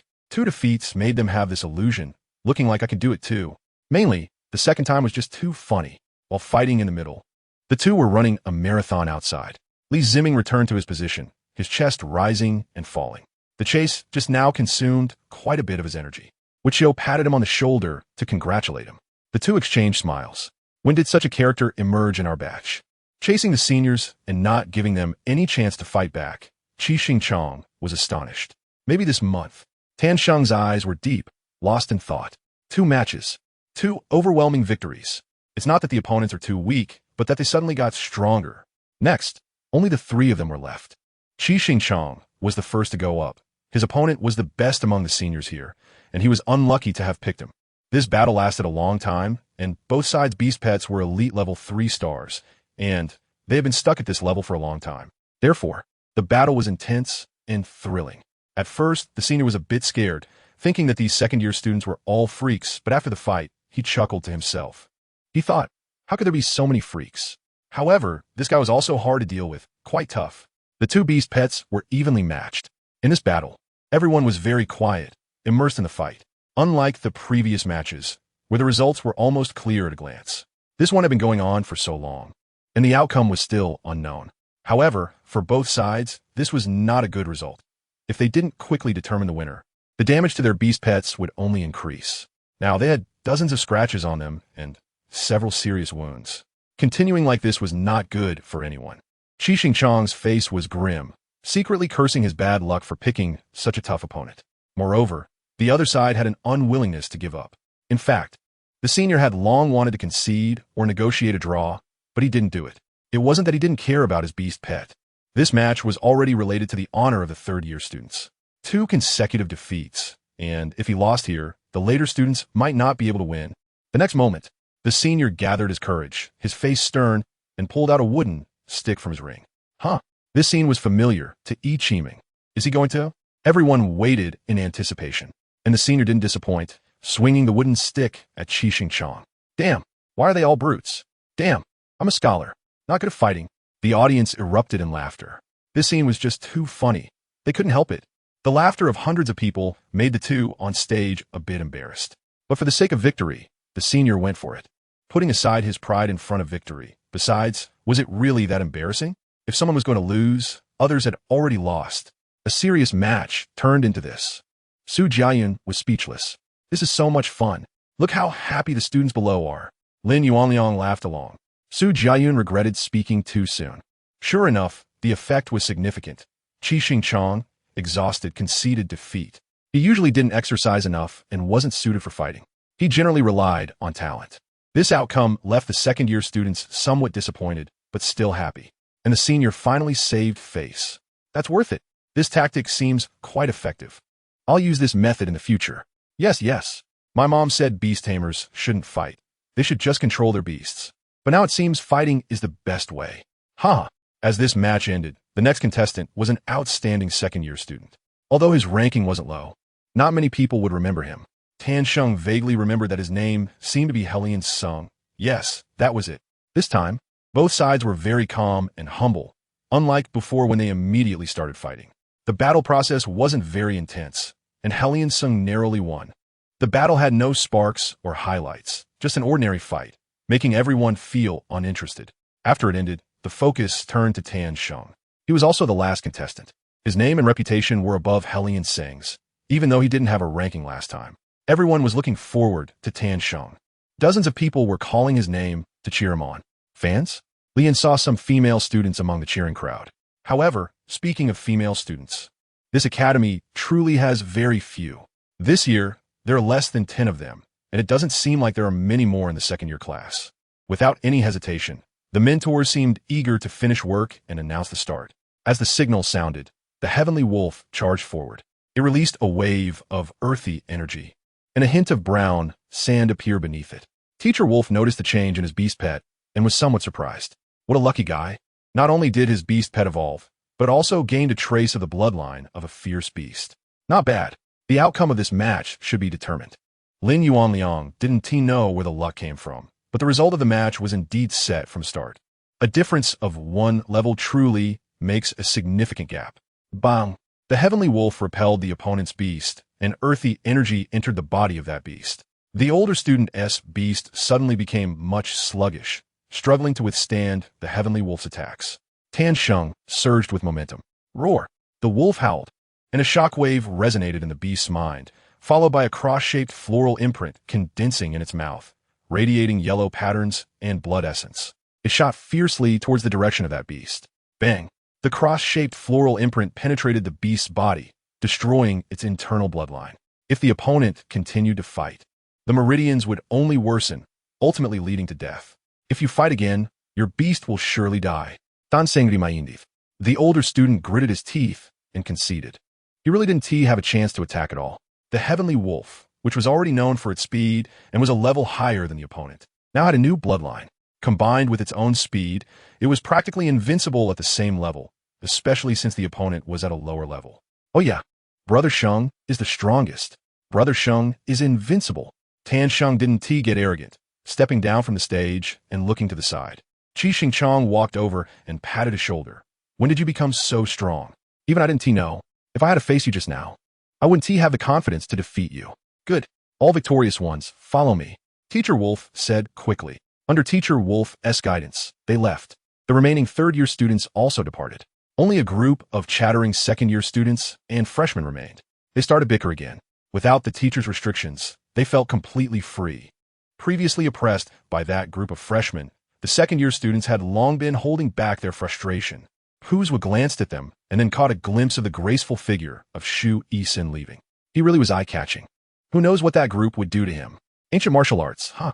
Sigh. A few mentors first handled the paperwork for these students who were promoted to the third year and quickly headed to the academy. Then, they began to address the issues of Li Yin and the other three, as well as the puzzlement regarding the sudden fainting of their beast pets. Inside the room, only Li Yin and the three mentors remained. They didn't know how to start the conversation. Why is it taking so long? Isn't it just about distributing some clothes and collecting rewards? Jiao Xiaoxia said. Normally it should be like that, but now we are in an abnormal state. Bald Brother explained. Why? Ichiming asked in confusion. This kind of question is only something you would ask. Lian rolled his eyes at her. The latter looked innocent. Of course, she had to ask since she didn't know. Lian couldn't help but notice that many people were still whispering among themselves. This was going to delay his nap. The competition had already wasted a lot of time. These few matches had stretched from morning until now, noon. If it had been before, he would never have imagined it could be so slow. If everyone were like him and just admitted defeat right away, things would go much faster. Unfortunately, if the mentor has any questions, they can just ask directly. Remaining silent only wastes both sides' time, which is not good for anyone, right? Teacher Wolf turned around, staring at Li Yin, wanting to establish authority, but unfortunately, Li Yin was unfazed, his expression still calm and unaffected. On the other hand, Ichiming was startled.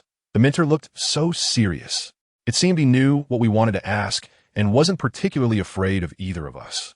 Su Jiayan said, having this kind of strength at such a young age indeed gives one the capital to be arrogant.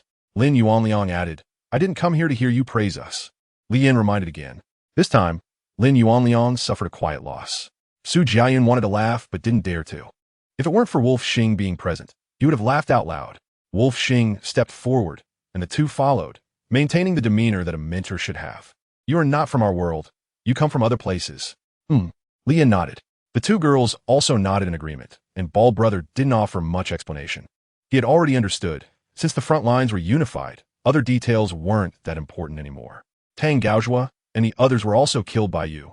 Wolf Xing asked again. Li Yin spoke freely, as there was nothing left to hide now. No need to. What is meant to come will still come. Was the heart-eating beast mission in Blue City also done by you? Li Yin was confused. He had just come down the mountain to complete a task, without doing anything else. Isn't that so? Wolfwalk also found it hard to understand. According to the intelligence, he was the only one who could possibly match that level of rare strength. Finding someone with comparable abilities within 100 kilometers was too difficult, almost impossible. If there were, they wouldn't have all come to the academy. You guys have stayed at the horse racing track in Blue City, right? Wolfwalk asked. Yeah. Aren't those ferocious beasts killed by you? That's the heart-eating beast? Li Yin Ruplia. Yeah. Oh, that was an accident, just passing by. Coincidentally helped the academy with a task. He didn't even know. Even if he did, it wouldn't matter. What a coincidence. Looking at him speaking so calmly, Wolfwalk couldn't fathom the other's strength and intentions. One last question. With your strength, why did you come to our academy? Wolfwalk asked seriously. At this moment, he no longer regarded them as students, but examined them like prisoners. You know, we just arrived in this world, and you still ask such a boring question? Li Yin Raturta. Lin Yuanliang exchanged glances with the other two. It had been a long time since anyone dared to speak to Wolfwalk like that. Wolfwalk paused, contemplating what the other had said. What do you mean? He still didn't understand. Everything is unfamiliar. We just go with the flow. Li Yin said. Ha ha ha. Wolfwalk laughed heartily. Does he have a problem in his head, being so startled? Ichiming whispered to Jiao Xiaoxia. Unbeknownst to them, Wolfwalk heard everything clearly. Instead of getting angry, he laughed and praised Li Yin, staring into his eyes. I haven't encountered such a straightforward student in a long time. Although you're strong, you're still young. Wolfwalk complimented. So can we leave now? You've already delayed my meal time. Li Yin said, this kid really doesn't give any face to Wolf Xing. Lin Yuanliang thought, all right, we can go. Get a third-year uniform, and let Lin Yuanliang take you to report. Wolf Xing laughed. Everyone present was taken aback. Didn't we just take the second-year assessment? Why are we going to the third year? Bald Brother asked. Your strength is already not suitable for the second year, right? Wolf Xing said. Understood. Li Yin had no objections, which was just as well. He also wanted to take a look. Su Jiayan couldn't help but say, isn't this against the rules? Will the dean agree? He will agree. Lang Xing said. All right, today is truly a strange day. Lin Yuanliang led Li Yin and the others to the closed gate after collecting their clothes. I really envy you. You've grown to this extent in such a short time. Opportunities coexist with death, Li Yin said. That's a profound statement, hitting the nail on the head. Haha, I'm starting to like you, kid. Lin Yuanliang laughed casually. In just one day, he felt the distance between them had narrowed significantly. It was no longer the previous sense of spying and stalking, but a feeling of putting aside grievances. In fact, they had no enmity or intersection to begin with, so there was naturally no hatred involved. Otherwise, Lin Yuanliang wouldn't have survived until now. Suddenly, Lin Yuanliang pressed on a recessed spot, where a blue light flashed and the tightly closed gate suddenly opened. At the same time, an invisible door behind the gate also opened. Ever since the formation in the wasteland was damaged, this formation had become the only relatively complete one. Lin Yuanliang lamented. It's a pity that the destroyer is right here listening, acting as if nothing happened. Can't this formation be set up again? Li Yin asked. This is something left over from ancient times. People nowadays can't do it, Lin Yuanliang replied. Oh, Lin Yuanliang led them into the third-year students' area. Crossing the gate, the scenery inside was indeed different from the outside. The jungle was dense, and there were towering buildings and lofts. There was also a tall tower and a spirit transformation platform. Do you see that tall tower? That's where all the third-year students train. It has unique formation trials, and the difficulty increases from the first floor to the top.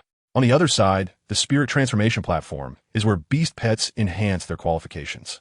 The longer the beast pet can endure inside, the better it is for its growth. Of course, it has to survive.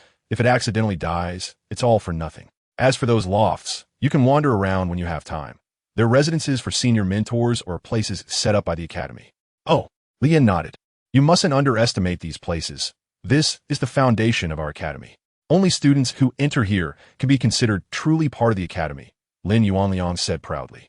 The four followed Lin Yuanliang to a residence, which was also covered by the jungle, belonging to a separate loft that seemed like it hadn't been lived in for a long time. As they approached, Li Yin noticed it was very spacious. It was far from comparable to the second-year and first-year students' places outside. Even combined, they wouldn't match 1/10 of this space. Another formation?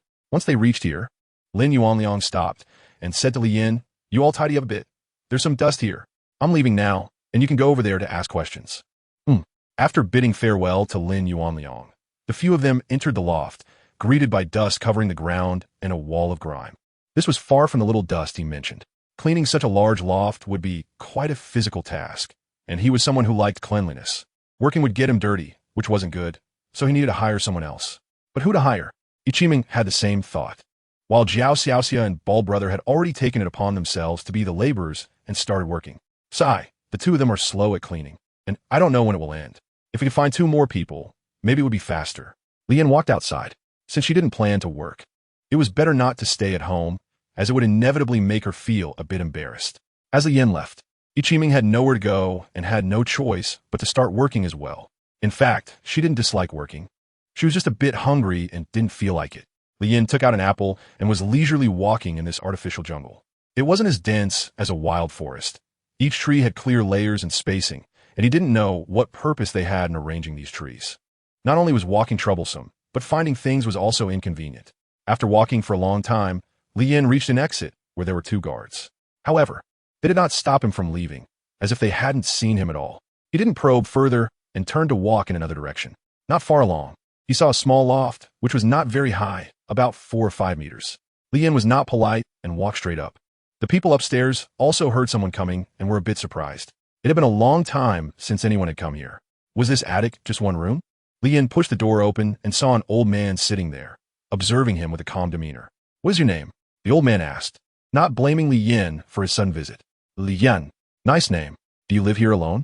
I'm old now, so I've settled here. Are you the teacher here?" "I suppose so." The two exchanged questions and answers, but neither knew what to talk about, and Li Yin began to feel a bit regretful. "Can you carry on?" "I'll be leaving." Li Yin finished speaking and walked down, while the old man did not stop him, but instead smiled kindly as he watched Li Yin leave. However, after Li Yin departed, the old man's fingers moved slightly, as if calculating something. Then, suddenly, he was startled, his expression trembling. Meanwhile, Li Yin left this place and headed straight for the tower. It would be boring to go elsewhere, so why not see if there was something special about the tower? He approached and found it very clean, suggesting that someone was cleaning it every day, quite diligently. He really wanted to invite this hardworking person to his attic to let them showcase their skills. The tower was very tall, with very ancient inscriptions carved on it, indicating it had been there for a long time. This tower looked completely like an antique, with moss growing on it. It didn't appear to be a place for trials at all. He stepped forward and gently pushed open the tower door, only to suddenly feel a strong suction force. After a brief delay of a few seconds, he was directly pulled inside. What the hell? Li Yin seemed to have entered a dreamlike world, surrounded by black, then white, and perhaps other colors. The transitions were rapid, and it felt as if he was stepping on a flowery world. He couldn't discern the direction. In such a space, it was quite terrifying. Fortunately, he sensed the presence of his beast pet from the contract bracelet. "Master, this place is very strange and ancient. Unless it's a special situation, it's not advisable to be hostile," the little dog warned. Li Yin nodded. he also recognized the uniqueness of this place. He didn't act rashly, but maintained a posture, waiting for changes. This state lasted for a long time, and he didn't know how much time had passed before changes finally began to occur. However, the place that appeared was directly where he had first been born. He would never forget this. It was his birthplace. He didn't understand why he was appearing here again, just like the last time in the wild forest. This time, he didn't resist, but slowly observed what this place was trying to do. He kept watching and looking, without moving from his spot or noticing anything wrong. He had a feeling that this formation might be suffering from dementia or procrastination. Surprisingly, he was right. Strictly speaking, it was the aging of the formation, and he could only wait silently. After a long wait, several fierce beasts appeared around him, all at the elite level. Is that it? Lian didn't make a move, waiting for the opponent's change, but what he got in return was the attack of several ferocious beasts. It seemed like this was it. He took out his knife, and after a few swings, killed them all. Then, this place began to change again. Actually, there wasn't much change. Just a line of text appeared in the sky, saying continue or exit. It had a bit of a game-like vibe. Lian chose to continue. Of course. Soon, a familiar scene reappeared. This time, there were evidently many more elite-level beasts than before, but they still remained within the elite-level range, posing little threat to him. Therefore, he quickly cleared them out and chose to continue. When the beasts that appeared again were still elite level, Lian felt a bit bored. He swiftly killed them. If they were still elite level, he would have to leave. Killing these low-tier beasts offered no rewards, which was dull. It would be better to hunt in the wild, where at least there were evolution points. In the next moment, Li Yin successfully passed this level, and the beast that appeared again underwent a slight change. It has become a rare level. Oh, Li Yin seems to have figured out the function of this tower. Does it increase every few levels? Previously, there were upgrades, but they weren't significant, and since he hadn't crossed that level threshold, it didn't mean much. Now it's different. This is an interesting beginning. To verify his thoughts, Li Yin quickly killed 3 waves of rare-level beasts, and the next wave was indeed of the uncommon level. As expected, he did not act alone this time. There were too many beasts, making it easy for accidents to occur. So, he summoned all of his beast pets. They hadn't seen the outside world for a long time, and one by one, they rushed out to play, flying around and casually killing those uncommon-level beasts. The battle felt like a game, completely without pressure. While all the beasts were frolicking, Xiao Dai relied on him for support. Having reached diamond level, Xiao Dai's wings had changed, becoming crystal clear with a hint of dazzling brilliance. Her body, however, had not changed much. Soon, he passed through the elite tier 3, rare tier 3, uncommon tier 3, and golden tier 3, and while passing through this layer, Li Yin hesitated for a moment. The next level might be the diamond level. Should he go up? There was no benefit to it. After thinking for a while, he abandoned the goal of continuing the challenge and chose to withdraw, recalling all his beasts back into his body. At the moment he withdrew, he felt an inexplicable force enter his body, which was very pleasant, and at the same time, his own strength was also increasing. The beasts also felt this, but their improvement was not significant. Li Yin stood outside the tower, closing his eyes to feel. He vaguely sensed that he seemed to have reached a bottleneck. That feeling of improvement was stuck. He wanted to break through that barrier, but couldn't do it. Li Yin was also mobilizing the energy in his body to charge forward. But he failed. He opened his eyes in disappointment, feeling a bit regretful. Then, he turned to leave and saw a graceful figure in the distance, looking this way. But just as he was about to look over, she walked away. It was strange, but Li Yin didn't pay much attention to it. It was time to go back. He had been out for quite a while, and looking at the sky, they should be almost done. He planned to make them something delicious as a reward. It would be too much if he didn't work and didn't contribute. The system upgraded again, and following his memories, Li Yin successfully returned to his attic. Taming and the others had also tidied up quite a bit, except for the outside and the corners. Everything was clean. They were very smart. The household items they had unpacked earlier, like mops and brooms, were much more useful than the cleaning tools in this world. Therefore, the work went quickly. They were all efficient people who didn't drag their feet. When Ichimeng saw Li Yin return, she was filled with anger. Looking like a housewife who had been wronged and found her husband unhelpful, feeling both wronged and furious. Li Yin was well prepared for her situation. He directly set up the grill and a large pot for hot pot on an old wooden table, with various vegetables and meats on top. These were considered non-sale items within the academy. Normally, they were only available in the academy's cafeteria, but they didn't sell them. Only outsiders like Li Yin had a natural cold storage box and various preservative effects. He also had a backpack. With the backpack, Li Yan had never worried about storage issues. Looking at a pile of semi-finished products, Ichiming's mood eased slightly, but she still refused to give in. She angrily walked towards Li Yan. Bald Brother and Jiao Xiaoxia quickly pretended not to see and turned their heads away. It shouldn't be like this. Normally, she should have jumped up in joy. Li Yan watched her walk up to him. Don't think that this can cover up the fact that you haven't done your work. We won't accept it. We won't forgive you, Ichiming said angrily. Li Yan was speechless. You speak so righteously, but don't touch my flesh. Sigh. How did it end up in the pot? Although his expression was very angry, his actions were quite genuine. Li Yan smiled without speaking, knowing she was still the same. She waved to Jiao Xiaoxia and the others to come over, and everyone started eating together. Soon, a lunch that was neither early nor late began. What are we going to do next? Bald Brother asked, feeling a bit lost from the sudden promotion. He hadn't fully understood this academy yet, and his growth had been too fast. So fast that he couldn't believe it himself. I don't know, probably like before, doing tasks when there's nothing to do, and then just wandering around and sleeping. Li Yan said this was his life. He didn't intend to strive for anything more. Just wanted to be ordinary and quietly enjoy a period of time. Okay, Bald Brother understands. After the meal, the three returned to their rooms to prepare for sleep. The meal took a bit long, with chatting and laughing. Everyone talked like family. But even after such a long meal, Ichiming's beast pet still hadn't finished eating. Its belly was like an infinite container, never full no matter how much it ate. However, Li Yan noticed that this little guy had leveled up again, and its growth speed was quite fast. As long as there was food, it could grow infinitely. This was a monstrous talent, feeling even more abnormal than his evolution talent. Though its growth speed was limited by food, it wasn't eating as much as before. Instead, it was picky and only ate the meat of high-level fierce beasts. Just now, Ichiming had extorted over 1,000 pounds of elite-level beast meat from Li Yan. Li Yan was not stingy either. After Ichiming's beast pet had eaten enough, the sky turned dark. She packed her things and kept mumbling something under her breath, as if complaining that no one was helping her. Then she went upstairs to sleep. The night was quiet and cool. Outside the window, the sound of the wind and the rustling of leaves could be heard. Everyone was sleeping soundly. Unbeknownst to them, the long-dormant bright light on the tower suddenly lit up, climbing upward section by section. It reached the 4th level and then suddenly burst forth with a strong light, which an old man in the distance happened to see. Was there a problem in the trial tower, or did it signify something? Or had someone broken a long-standing record? Truly, it was a time of trouble. Sigh. The old man wore a worried expression. The sudden appearance of the trial tower was not a good omen. In the still of the night, several shadows moved swiftly through the forest, their movements quick and unified, as if they were well-trained. Their target was clear, the direction of the Beast Spirit Academy. The next morning, Bald Brother woke up early to familiarize himself with the environment, giving up the chance to sleep in. Yawning, he stepped outside and happened to see Li Yan squatting at the door. Why are you up so early?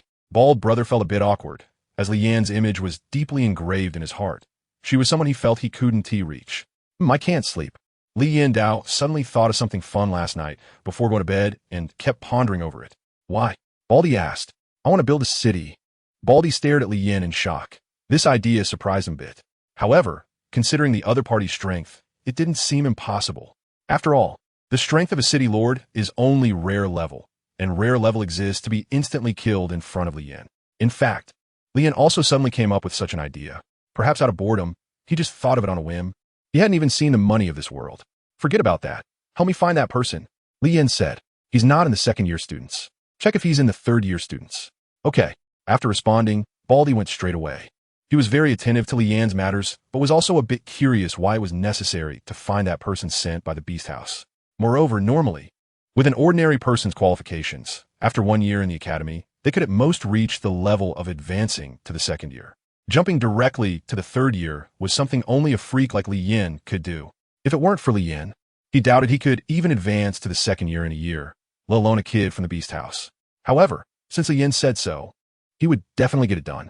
On the other side, after a while, Li Yan found it uninteresting and walked directly into the wilderness. Since he was bored anyway, he might as well kill some monsters. He walked straight into the depths after exiting the gate of the 2 guardians. Here, he had no sense of direction. Towering trees surrounded him, and Li Yan quickly weaved his way through. He didn't linger at the edge. There weren't many ferocious beasts here, as they had been hunted too much, and their reproduction rate couldn't keep up with everyone's slaughter. But even so, ferocious beasts were still far more numerous than humans. This could be considered a kind of natural law for balance. Li Yin continued deeper, directly skipping over the high-level and elite-level beasts. He had killed enough of those. He was looking for some higher-level beasts. Unfortunately, it seemed he had failed. He had been weaving through the forest for a long time, but still hadn't found any beasts above the rare level, and there weren't many rare-level ones either.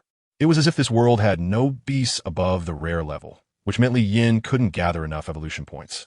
And it wasn't enough for Xiao Jia and Xiao Dai to evolve. The current task rewards were also just a drop in the bucket for him. Relying on accumulation was too slow. Forget it. Then he might as well just kill some here. Li Yin released all of his beast pets. He had traveled this far for this purpose. Everything was ready, and the beast pets were very excited, so the slaughter officially began. They exuded their unique might, scaring off all the beasts, but how could they outrun his ferocious beasts? As long as they were seen, no beast could escape, all turning into Li Yan's evolution points. Meanwhile, Li Yin comfortably took out the hammock he had prepared earlier and hung it between two trees. Just as he lay down, ready to enjoy a comfortable life, the system in his mind, which seemed to have been dormant for a long time, revived. Ding! The system will update again. Most functions will be disabled. And this update is of great importance to everyone, hoping that all will quickly grow stronger. Ding! The system will update again.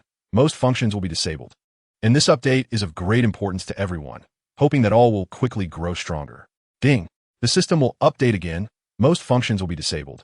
And this update is of great importance to everyone, hoping that all will quickly grow stronger. With 3 consecutive announcements, Li Yin was taken aback.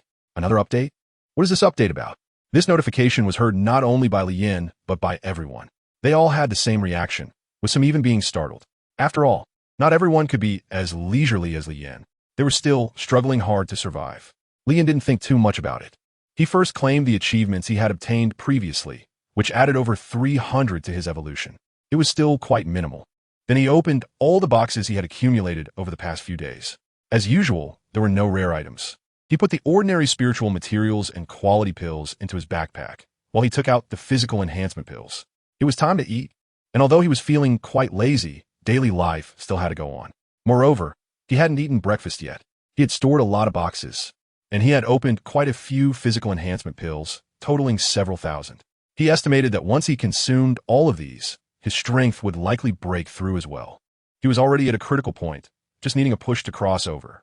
Sure enough, when he consumed over 1,000 pills, he broke through. This breakthrough brought him a familiar sensation. The perception and application of the energy within him reached a wonderfully strange level. It felt somewhat effortless. This feeling was very comfortable, almost euphoric, and his body felt lighter. The thrill from his increased strength made him start eating the physical enhancement pills in large bites. After finishing all the pills, Li Yin felt a significant increase in the energy within him, but he was still far from a breakthrough. He decided that he would need to visit that trial tower again in the future. Ding! The auction house is temporarily closed, and all items inside are sealed. Ding! The shop is temporarily closed. Ding! The pet washing function is temporarily closed. Ding! The pet identification function is temporarily closed. Ding! The leaderboard rewards have been distributed. Check automatically. Li Yin ignored everything and opened the new package in his backpack. Ding! Congratulations! You are ranked first on the leaderboard. So you have received a star essence pill. Explanation: a transcendent elixir that has an unparalleled allure for fierce beasts, and when consumed, the user's body undergoes a qualitative change and fully evolves. It looked pretty good, so he called the little dog back and directly gave it the pill. The little dog didn't hesitate and swallowed it in one bite. Li Yin was somewhat uneasy and directly returned it to the Chiwa bracelet. Without the main force in the battle, the efficiency slowed down significantly. However, it didn't matter much. Li Yin directly entered the early sleep mode, with fruits and snacks placed nearby for eating whenever he woke up. Time passed slowly, and the day came to an end. The earnings for the day were also good. Although he didn't gain an evolution point, he received a lot of achievements. If it weren't for the achievement tasks, he would have starved to death just by focusing on monster killing. However, after a day of killing, there were a lot of beast corpses, and he had to clean up. He sat on Little White and moved forward quickly. At this point, Little White had evolved to golden 3 stars, so carrying people was not a problem. Although it didn't show that riding was allowed, it was fine to ride. Moreover, in terms of speed while running, Little White was still a bit faster. The task of collecting corpses took nearly 2 hours. Li Yin felt helpless, but he couldn't refuse. Everything was almost packed up, and it was time for him to go back. What he didn't notice was that in a very hidden spot far away, two people were trembling, daring to move only an hour after Li Yin disappeared. It was terrifying. What kind of creature was that? Indeed, controlling so many beast pets and being so powerful. The howls and cries of the fierce beasts had not ceased throughout the day. What kind of animals were they? I couldn't even dare to relieve myself, and I was turning red from holding it in. You could just soil your pants. The two of them cautiously got up, pushing aside the weeds. Their legs numb. Lying down all day had almost paralyzed them. The dampness and insects on the ground had already merged with them. They hadn't dared to move the whole time, fearing that those terrifying beast pets would kill them. Witnessing how easily they slaughtered fierce beasts was even more reason for them not to make a single move. Can we light a fire? Are you looking for death? What if he finds out? Didn't he leave? Are you sure? What if he took a detour? All right.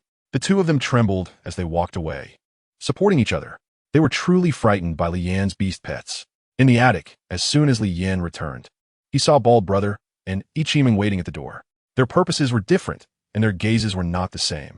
Li Yan knew that as long as she went over, she would probably complain a bit. In fact, it seemed that Li Yan was overthinking it. Before he even reached the place, Ichiming hurried over directly. Where have you been all day? You didn't say a word, making us so worried about you. Bald Brother stated that he was not worried at all. Li Yan curled her lips and remained silent, because at this moment, the more you provoke her, the more she would talk. Silence is the best attitude. Don't get too angry. That person is not here, and I asked around, especially if there were any new students who came up last year, but everyone I asked said they didn't know, and I even asked Mentor Lin Yuan Liang. And he also said there was no one named Kusu. Bald Brother explained. No? How is that possible? Li Yan was puzzled, quickly recalling in her mind whether she had remembered incorrectly, but she hadn't. Besides, she wasn't the only one who had heard it at that time. So, where's the problem? Strange. Hey, people are so worried about you and anxious for you. Why do you have this attitude? Ichiming stomped her foot in anger. If you're hungry, to say it directly, why beat around the bush? Lian rutlis the aposit hertots. Ichiming's face turned red, but she refused to admit it. Good intentions treated as donkey liver and lungs. The war between people. After dinner, Lian lay on her big bed, staring at the ceiling above. Why has the little dog been sleeping so long after eating that pill? If it weren't for the little dog still breathing, she would have thought it was sabotaged by the system. Not in the academy? Where could it be? But it sounds like this person doesn't exist. Forget it. Why think so much about it? Anyway, I've already looked for it, and it's not my fault if I can't find it. Sleep. Choose a day.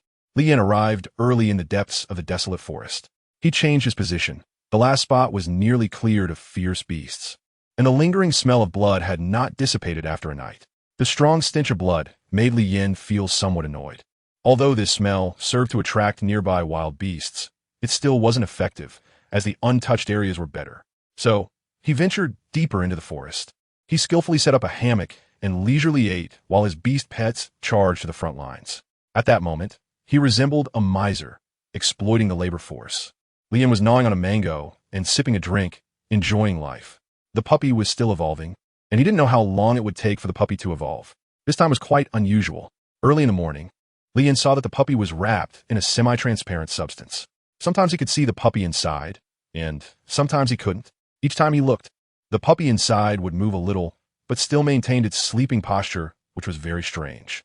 It's normal to have movements while sleeping, but what did these subtle movements mean?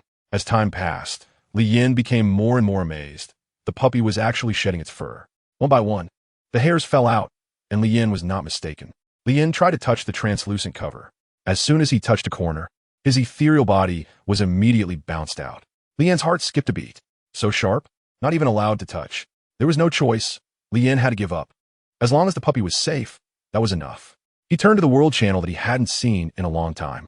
999-99999. Wow, so many messages. The phone would probably explode. Does anyone know what this system update includes? I know your pig is about to give birth. Asking such absurd questions. We're all from the same global village. If you don't know, how can I know? Someone upstairs went to the bathroom without bringing toilet paper and had to suck it back, speaking so fluently. It's over. Everything's closed. Can't do anything now. I wonder if it can still be used in the future. Tianhua City, assemble everyone. Bai City, assemble everyone. Li Yan was puzzled. What did these people shouting to assemble mean? He continued to scroll through. Goodness, a bunch of nonsense. However, he managed to find some useful information. They call us outsiders and are very curious about us. My brother was killed by them. Boo-hoo. Everyone be careful. The people of this world are assembling. Assembling. The locals have started hunting us outsiders. They want to plunder our resources. Me too. Everyone, assemble. Assemble. Tianhua achievements assemble. To confront the Lord of Tianhua City. Bai City assemble. To confront the Bai guards assemble. Assemble. Li Yin roughly understood what was going on. It was all caused by greed. These people suddenly appearing in this time exhibited a strong talent for growth. With their systems, they were smoothly progressing on the path of evolution, far beyond what the people of this world could compare to.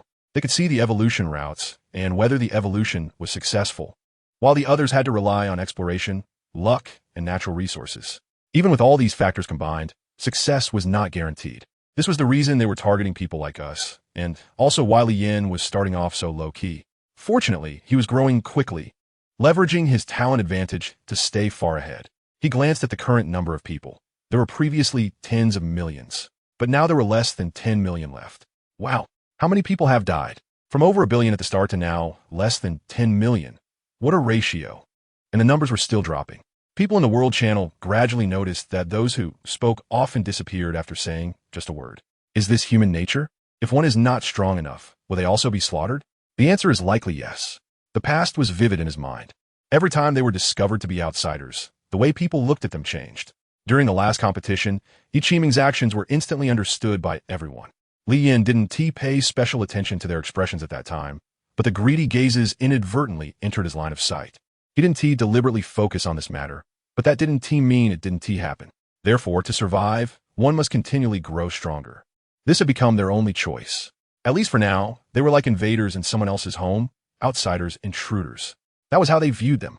But with the passage of time and changes in interests, this relationship was also undergoing a reverse transformation, leading to the current hunting. It only took a little over a month. Li Yin suddenly remembered his thoughts when he first arrived.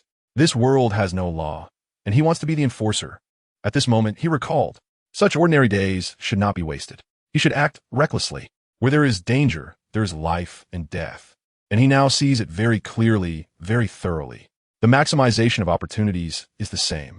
At the same time, in Tianhua City, war raged, and a massive battle was at a standstill. One side consisted of the local inhabitants of Tianhua City, while the other was led by Dugu Ka, representing the Earth Village. Although they were outnumbered, the quality of their beast pets was superior. Generally, they were high-level beast pets, with few ordinary ones, and Dugu Ka's beast pets were even rare. High-grade and 3-star. They possessed absolute combat power and were the greatest fear of the city lord of Tianhua City.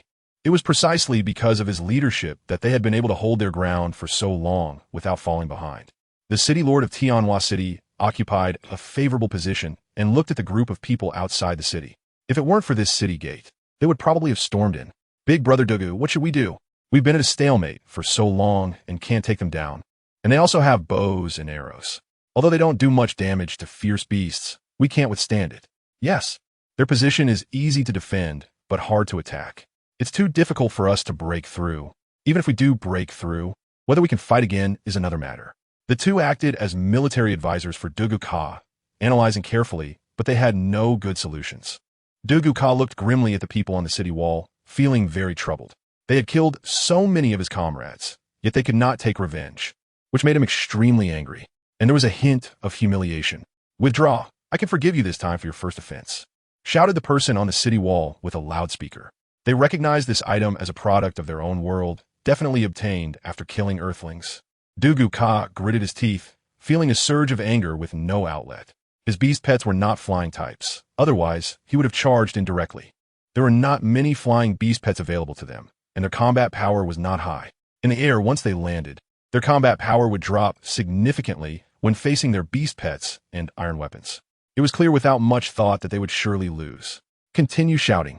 Dugu Ka set up camp outside the city. He had plenty of time. If only another rare-level powerhouse could come, they would have a chance to break through.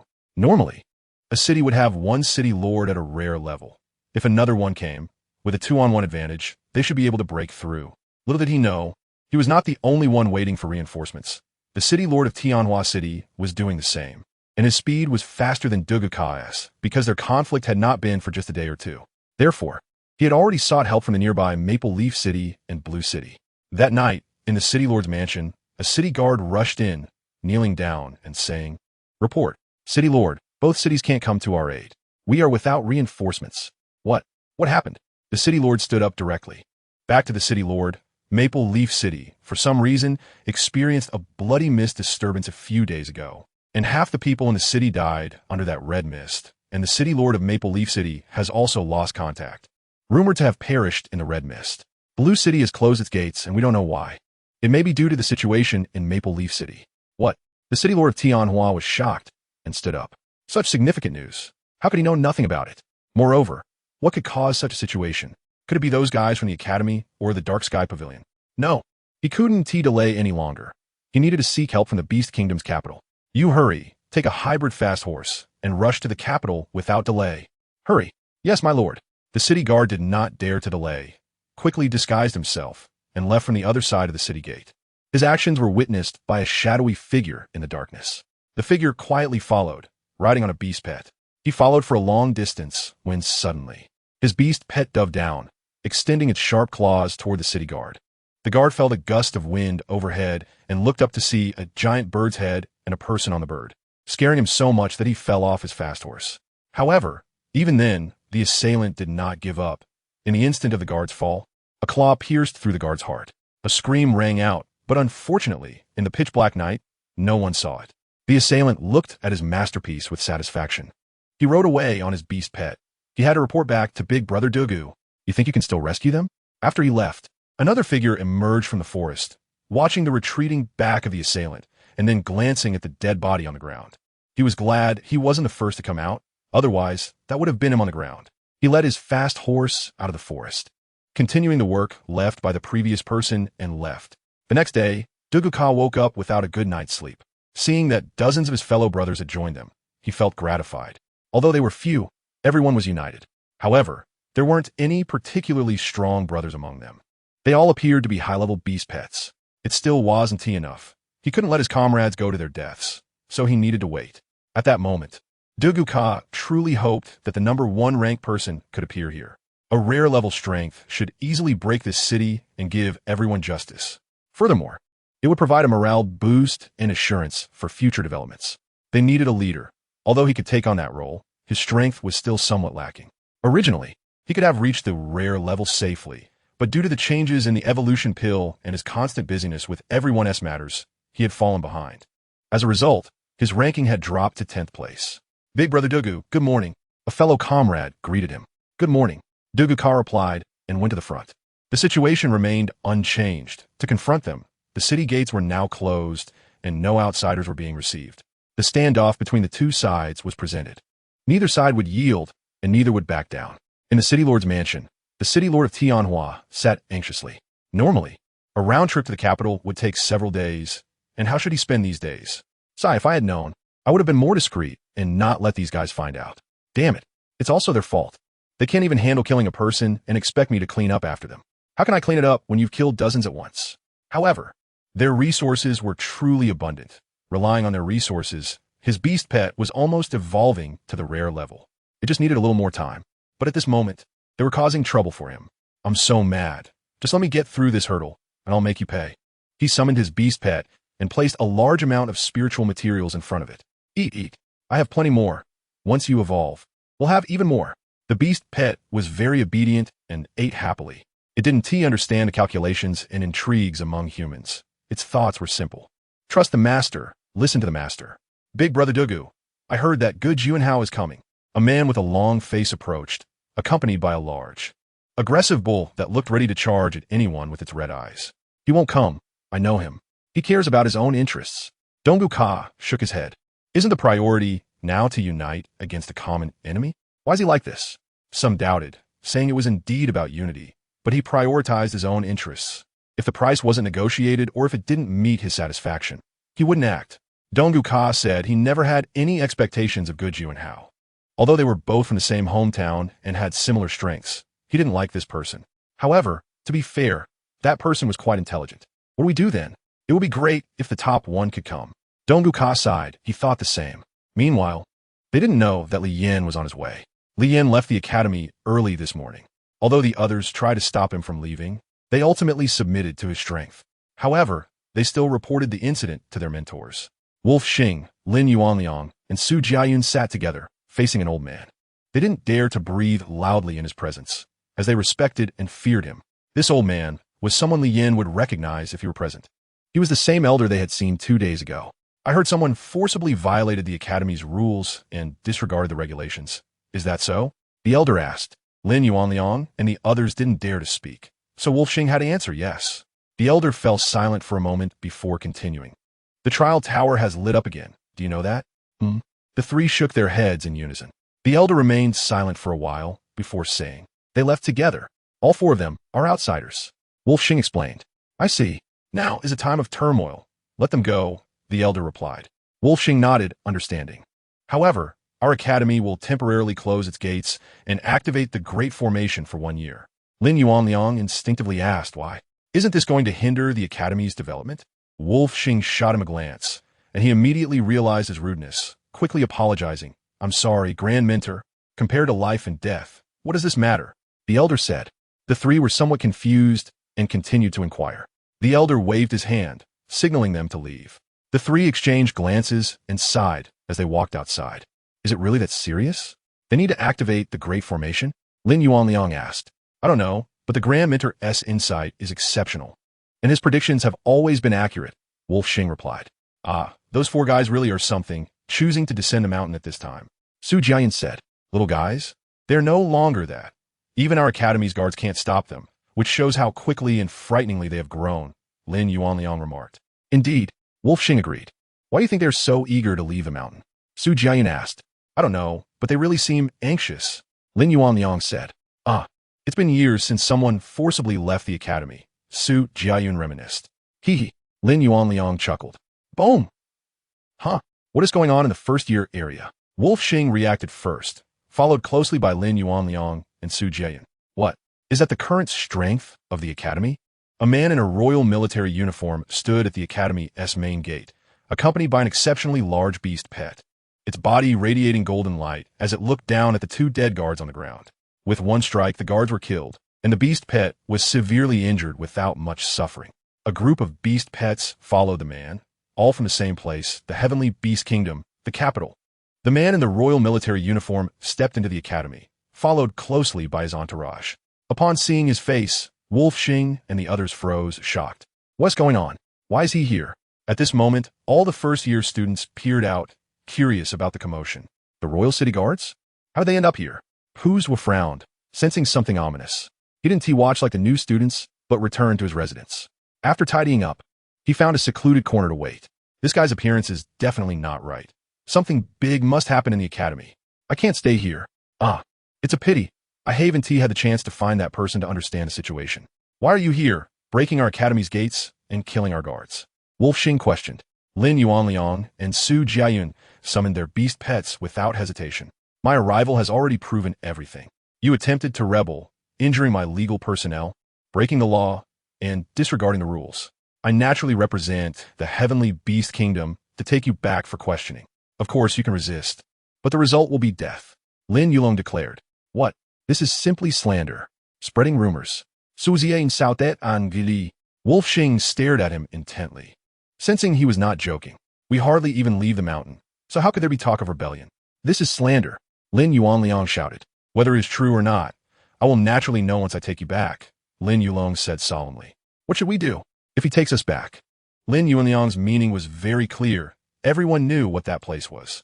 Yes, everyone knows. To fabricate charges is no problem. Wolfxing looked at him. Some people are born with sins, and they don't change, living as if nothing is wrong. They will naturally not be spared. Lin Yulong said. Wolfxing understood his meaning. What rebellion? It's all empty words. Their purpose is to eliminate any forces that are unfavorable to the country, or rather, to weaken those who have become a threat to the state. Then, that is a crime. While both sides were conversing, many mentors arrived, including the old man. Grand Mentor, you're here. Wolfxing bowed, and all the mentors also bowed. Lin Yulong, you've grown so much. I remember when you were a child.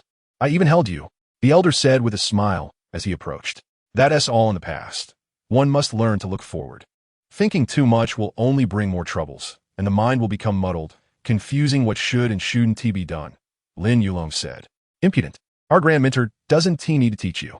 A strange mentor shouted. The elder sighed. I'm getting old. It's hard to see things clearly, but physically I'm still okay. Since I haven't understood clearly, let us rectify the mistakes. Huh? Lin Yulong was puzzled. You weren't prepared to resolve this peacefully today, were you? You brought so many people, all rare-level powerhouses. So you must have been ready to slaughter our Beast Soul Academy. The elder said with a smile. The Heavenly Beast Kingdom's ruler has a benevolent nature.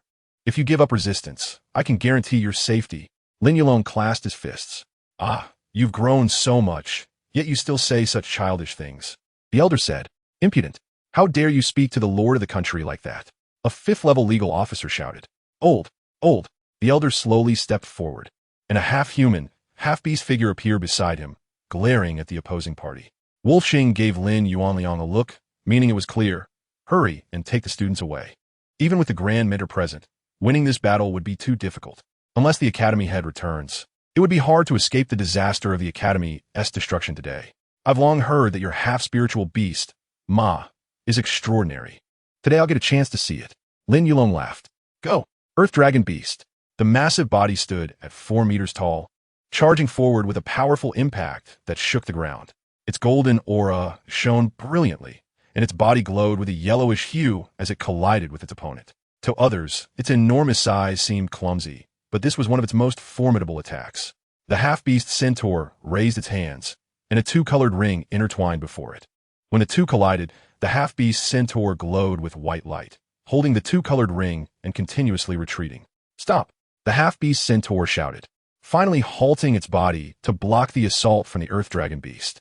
However, the opponent was clearly not finished. A large horn sprouted from its massive head, and it lowered its head to stab at the centaur. Old horse, focus, the elder said. The centaur suddenly let out a beastly roar, and then its body flickered, creating an illusion, followed by a double image that solidified. Avoiding the opponent's attack, long spikes grew from its hands, striking swiftly at the Earth Dragon Beast in a three-sided ambush. Is this the triple form of the Grandmaster's beast pet? Lin Yuanliang exclaimed in surprise. It not only dodged the opponent's attack, but also launched a counterattack in an instant, leaving the opponent defenseless. The Earth Dragon Beast howled in pain. Lin Yulong furrowed his brow, realizing he had made a foolish mistake in their first encounter. Clearly, the opponent's beast pet had a much higher intelligence than his, and in close combat, he was at a disadvantage, unable to unleash the power of a golden-level beast. Earth Dragon Beast, give it your all, Lin Yulong shouted, simultaneously giving his subordinate a knowing glance. This wasn't a one-on-one battle, it was an extermination. There was no morality in combat, only victory, the victory of the Heavenly Beast Kingdom. Therefore, no matter what, the Beast Soul Academy must be eliminated today. His subordinates understood and controlled their Earth Walkers to approach. Their beast pets were all rare level, and they dared not be careless, quickly summoning their beasts and forming a defensive line around the Grandmaster. They were already few in number, only a little over 10, while the opponent had at least 20, almost the strength of the Heavenly Beast Kingdom. It was evident that the opponent was determined in their attack against their academy. Roar! The Earth Dragon Beast suddenly accelerated its retreat, its body glowing with golden light, and the sky flashed as a rain of light fell, crashing down on the centaur. At the same time, it stomped the ground, causing it to crack, and spikes shot up from the earth, aiming at the half-beast centaur. Meanwhile, the main attack was also coming. The Earth Dragon Beast gathered a concentrated energy ball within its body, shimmering with gold, and violently expelled it toward the opponent. The speed was astonishing. This series of attacks left no opportunity for the opponent to evade, even affecting those nearby. Lin Yulong wanted to see how this quick 3-hit combo could be blocked. The elder looked at Lin Yulong with appreciation. He had indeed grown. The half-beast centaur, with no way to dodge, immediately summoned a silver light shield. Beneath the shield, its body began to sprout a new pair of hands, spreading out to support the shield's defense. On the other side, the battle also erupted.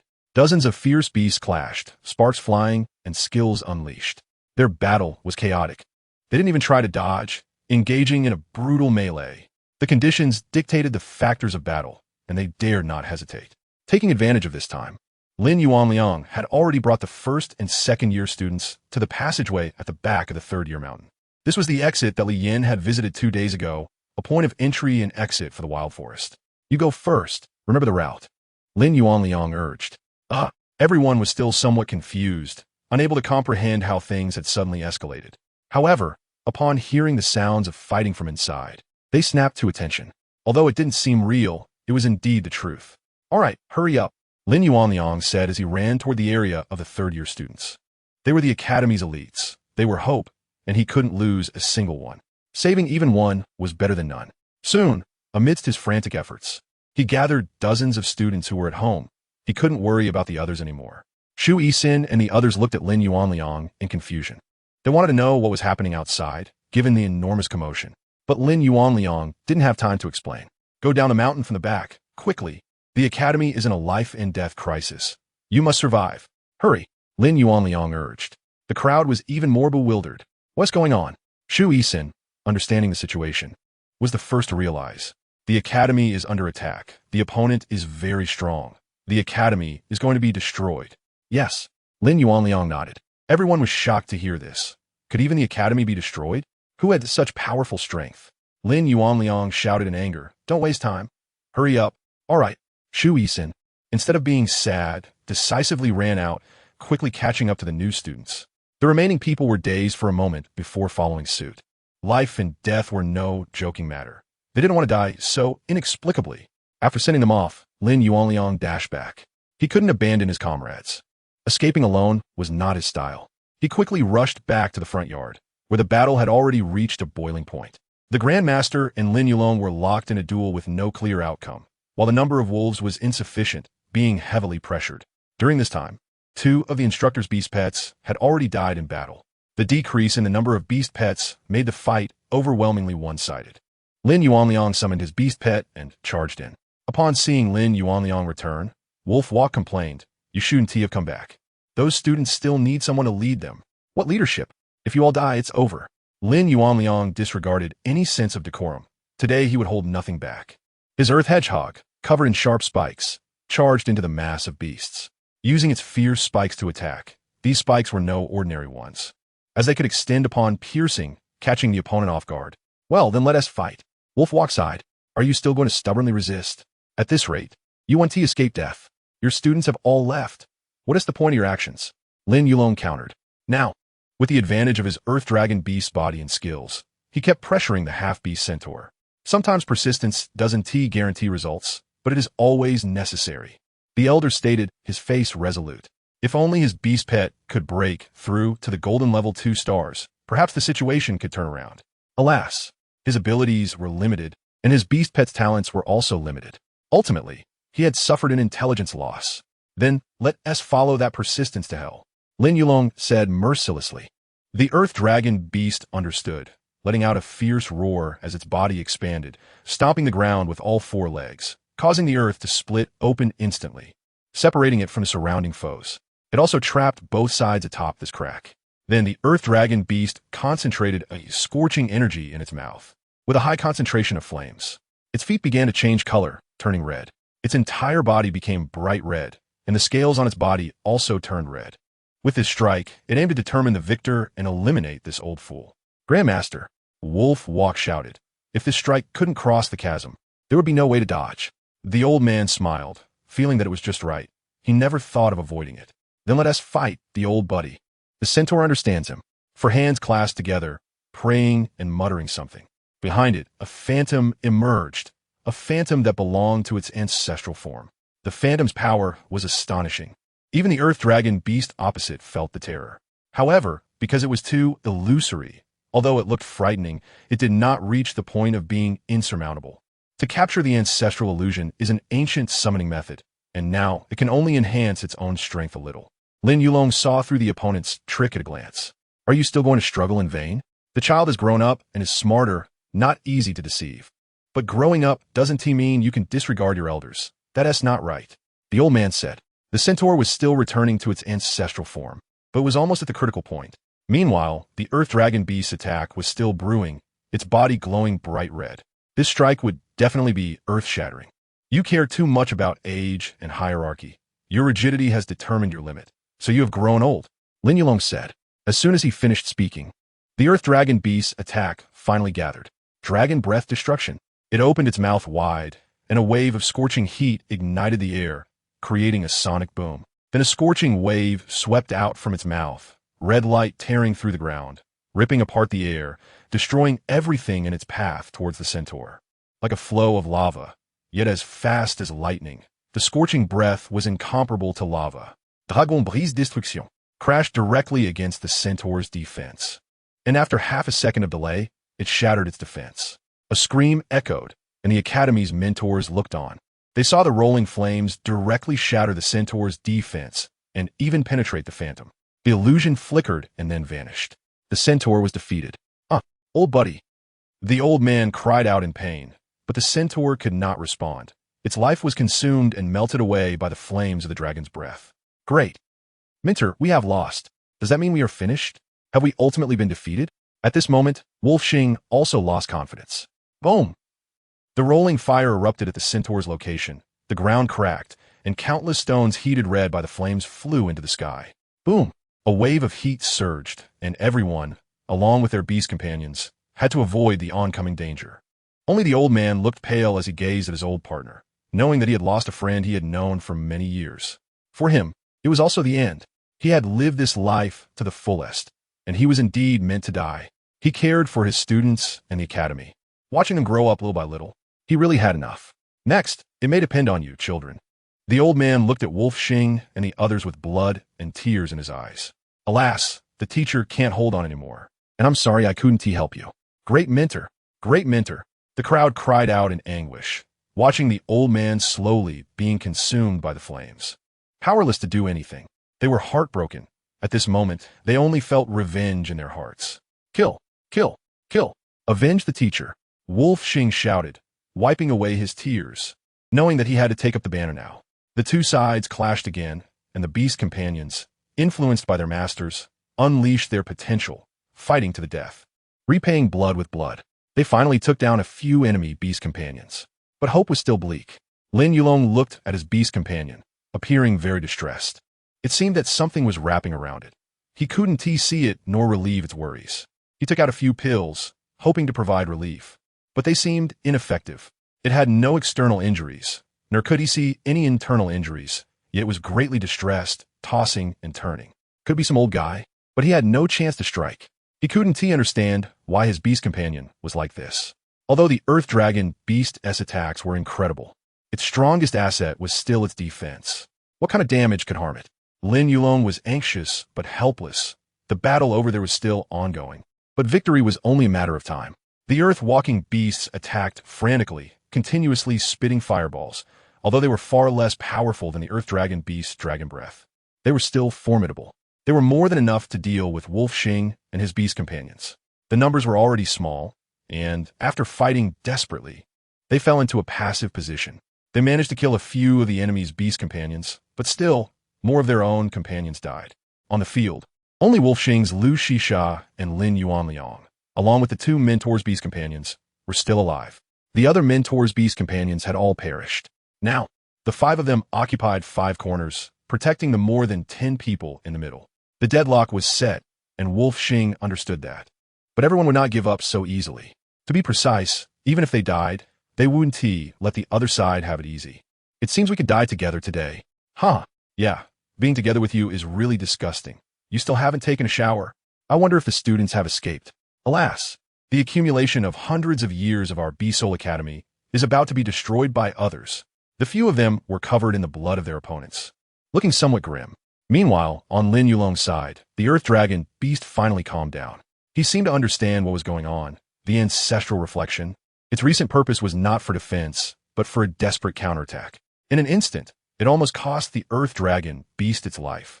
The ancestral attack focused not on the outside, but on the soul, and it was precisely this soul that made it invisible to him. Fortunately, the Earth Dragon Beast had held on. Being of the same bloodline, if the centaur could return to its ancestral form, so could it, albeit passively. However, it was also thanks to its bloodline that it narrowly escaped death today. Old guy, even in death, you want to drag someone down with you. I underestimated you. But I have to say, your attack was very sharp. Wolf Xing, our dean is not here. What about the vice dean? Yeah, how come he hasn't come out yet after all this time? The crowd finally realized something was wrong. Vice dean? It should be our Lord Bai from the law department, right? 5th level law master. What? What did you say? Lin Yuliang's eyes sharpened as he stared at him.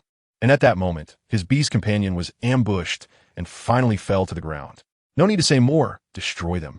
Lin Yulong glared at him and shouted. With a single command, a group of earth-walking beasts, no longer fearful, launched their final wave of attack. Faced with the remaining ignorant beast companions, it could be said that it was an easy victory. Even if Wolf Xing's beast companions fought 2 against 1 without falling behind, they still couldn't escape death. There were just too many opponents. Aminter's beast pet has collapsed. They feel even more pressure now, unable to even fight back. Lin Yulong smiled and said, if it weren't for the fact that your heads have great use, I would have wiped you out long ago. The fact that you can still hold on until now, despite hurting so many of our beast pets, is commendable. These are the elite of the nation. Losing one is losing one too many. However, if we could destroy this Beast Soul Academy, it would all be worth it. The battle didn't last long. With each beast pet's death and their painful, resolute expressions, Lin Yulong's Earth Dragon Beast delivered a dragon breath attack that shattered their last shred of confidence. Lu Shisha from Wolf Walk couldn't even hold on for a second. Is this the might of the Golden Extreme Beast? The gap is so vast. This strike left him feeling defeated. His own beast pet was knocked unconscious by the blow, and Lin Yulong's beast pets outright died. They had no time to grieve, as the enemy was already staring at them. They understood that death was imminent. One by one, they drew short blades, preparing to take their own lives. I advise you not to do that. If you die, your students will die too. Don't think that if you escape now, we won't find you. In the Beast Kingdom, the law is everything, Lin Yulong reminded them. What do you mean? Lin Yuanliang angrily asked. The national leader wants to meet you, and of course, as a condition, your students will not be held accountable. Lin Yulong laughed. The academy is already gone. What else do you have to worry about? The hatred in Wolf Walk's eyes was hard to contain. How could a nation that engages in such slander and extermination be trusted? Su Jiayan scoffed, disdainful and disgusted. Actually, I told the national leader that your deaths wouldn't affect our pursuit of your struggling students. However, the national leader insisted on giving you this opportunity. Do you think I care about your lives? Lin Yulong said. The crowd hesitated. They weren't willing to die for themselves, but they couldn't disregard their students' lives. There was some truth to his words. If the national leader wanted to exterminate them, those students would indeed have a hard time escaping. Although they couldn't kill them all. If that thought was in play, the students would be in danger. They could escape for a moment, but not for a lifetime. You want to use our lives to threaten other academies, right? That's also a warning to the world, isn't it? Wolfwalk looked at Lin Yulong, staring into his eyes. Does it matter whether it is true or not? This is a choice, and you can decide. Lin Yulong ignored his words, internally wishing for the other side to refuse. Being merciful to the enemy is cruelty to oneself. Therefore, he wasn't fond of the national leader's decision. However, he had to obey orders. All right, we will go back with you, Wolfwalk said after a moment of thought. Lin Yulong felt regret. Old Wolf, do you trust him? Lin Yuanliang shouted. Otherwise, do you want to watch the students die? But his words, others were also filled with doubt, not trusting Lin Yulong's statements. He could have killed us directly without saying so much. Wolfwalk said. Everyone thought about it and realized it was indeed the case, but stop hesitating. Take them away. Lin Yulong turned and left, and his subordinates surrounded and took Wolfwalk and the others away. As for the academy's assets, he didn't touch them. He didn't have the authority to do so and could only leave some people to guard them until the national leader made a decision. He would be the first one to come here when the time came, as he was quite curious about this academy. The trial tower and the derivation platform were both rare treasures, considered gifts from ancient times. It was precisely because of their existence that the national leader was so fixated on them, harboring thoughts of extermination. Additionally, the recent incident at Beast Soul Town had ignited the fire in the national leader's heart, when it was confirmed that it was the academy's people behind it. Today's events unfolded. Inside the academy, as the battle ended, the air was filled with the traces of combat, and the academy was eerily quiet. Without the students, the academy was unusually still. On the other side, deep in the wilderness, several figures were moving through the forest, headed for the direction of the Beast Soul Academy. Did those two kids suddenly die, confirming it was the work of the Beast Soul Academy? All the evidence pointed to that academy. Aside from not having seen it with their own eyes, everything indicated it was their doing. The domain master was in a critical stage of evolution and couldn't be disturbed. So we couldn't act too boldly. Everything had to be cautious. Yes. However, the Beast Soul Academy had been a bit arrogant recently. Their third-year students had indeed killed quite a few of our people in recent years. They should be taught a lesson. Kasu, what do you think? The man in black looked at the young man beside him, whose face showed no trace of youth, but rather a ruthless demeanor. Killing is the best way to solve problems, and death leaves a lasting impression, Kasu said slowly. Huh, No wonder I found you pleasing to the eye back then. The man in black laughed heartily. They quickly approached the Beast Soul Academy. After some time, they arrived at the entrance of the Beast Soul Academy. Is it an earth beast? A thin man lay on the ground, looking toward the entrance. How did this creature end up here? The man in black was a bit puzzled. This was not what he had expected. Normally, the academy shouldn't have such beast pets. This was the national leader's personal soldier, extraordinarily powerful and considered invincible among its peers. How could it be here? Could it be? He had a bad premonition. He had heard that the national leader was planning to take action against the academy. Could it be? Now he didn't know how to proceed with their actions. Originally, they were supposed to ambush a few students. Kusu stared ahead, hatred in his eyes. This place reminded him of unforgettable memories. A memory he was unwilling to bring up. Let's go down a mountain. The man in black suddenly said. The two were puzzled. We're just leaving like this? Kusu felt a bit unwilling. Yes, things have changed. There are national soldiers here, and we can't act. If we have a conflict with them, even the domain master will be held accountable. The might of a nation is not to be trifled with. Kusu felt a bit disappointed. Even someone as strong as him had to tread carefully. After the three quietly retreated, they headed directly toward the three young ones. Always in the mountains, their information was too outdated. Something must have happened below that they were unaware of. It was just the right time to learn about the changes while the domain master was evolving. If the domain master asked later, it would be another issue. On the other side, Li Yin and the four left the academy and rushed quickly. They soon arrived at Beast Soul Town, where he bought a fast horse and carriage with a driver. Since they didn't know the way, they had to hire someone. What on earth is going on that has you in such a hurry? Ichiming asked. Li Yin remained silent throughout the journey, and they didn't know what was happening. Yes, big brother, is there something urgent? Zhao Xiaoxia also asked. Haven't you been watching the World Channel? Li Yin said. World Channel? Bald brother wondered, what is that? I haven't heard of it before. I don't watch it much because there are often advertisements and promotions inside. Plus, there are people selling their sob stories. I'm afraid of being deceived, so I haven't watched it, Ichiming said. Li Yin curled his lips. The reason was quite sufficient. But what do you have that is worth others deceiving? Our compatriots have been massacred in large numbers, and now the population has drastically decreased. So we need help. Li Yin didn't keep them in suspense. What? Zhao Xiaoxia exclaimed, while bald brother looked at Li Yin in surprise. How did he know about others' matters? He had been in the academy all this time. How could he know about things outside? Could it be that they had a way to communicate? The red mist is coming. No wonder Zhao Xiaoxia felt that conversations in the world seemed to have decreased a lot recently. In the past, as soon as you entered, it was 999,999, but now it was directly missing a 9. Don't underestimate the missing 9. The implications are significant. This is a place where everyone comforts and helps each other, and they usually communicate and chat here. Although there are also scams and tricks. Compared to people from the New World, they are still much closer, because everyone considers the World Chat channel as their second home. Why is this happening? Ichiming asked. The familiar question came again, and Li Yin was speechless and didn't answer her. Instead, he took a moment to glance at the little dog that was still sleeping. At this moment, Li Yin couldn't see anything at all. However, he could still feel its life force. Otherwise, he would really be worried sick. Inside the contract bracelet, the little dog was wrapped in a colorful mass, and the space inside had changed. It didn't look like before. It seemed that something was forcibly altering what was inside the contract bracelet. Moreover, the other beast pets suddenly became active. They were just resting in the contract bracelet, occasionally wandering around. But now they all stood up, and the little dog's space was slowly beginning to show new changes. Master, how long until we reach Tianhua City? Li Yin asked. At this speed, it will take more than 4 days. The coachman replied. Then if we don't rest at night, can we get there in 2 days? Li Yin said. The coachman hesitated. He generally didn't like traveling at night. And since he was the only coachman, if he told him that, he would definitely have to drive at night as well. In theory, yes, but at night it's dark, and the speed of traveling will be much slower. The coachman said. I know. Then let us travel at night as well. Try to be faster, bald brother. You work hard. Li Yin said. The latter nodded.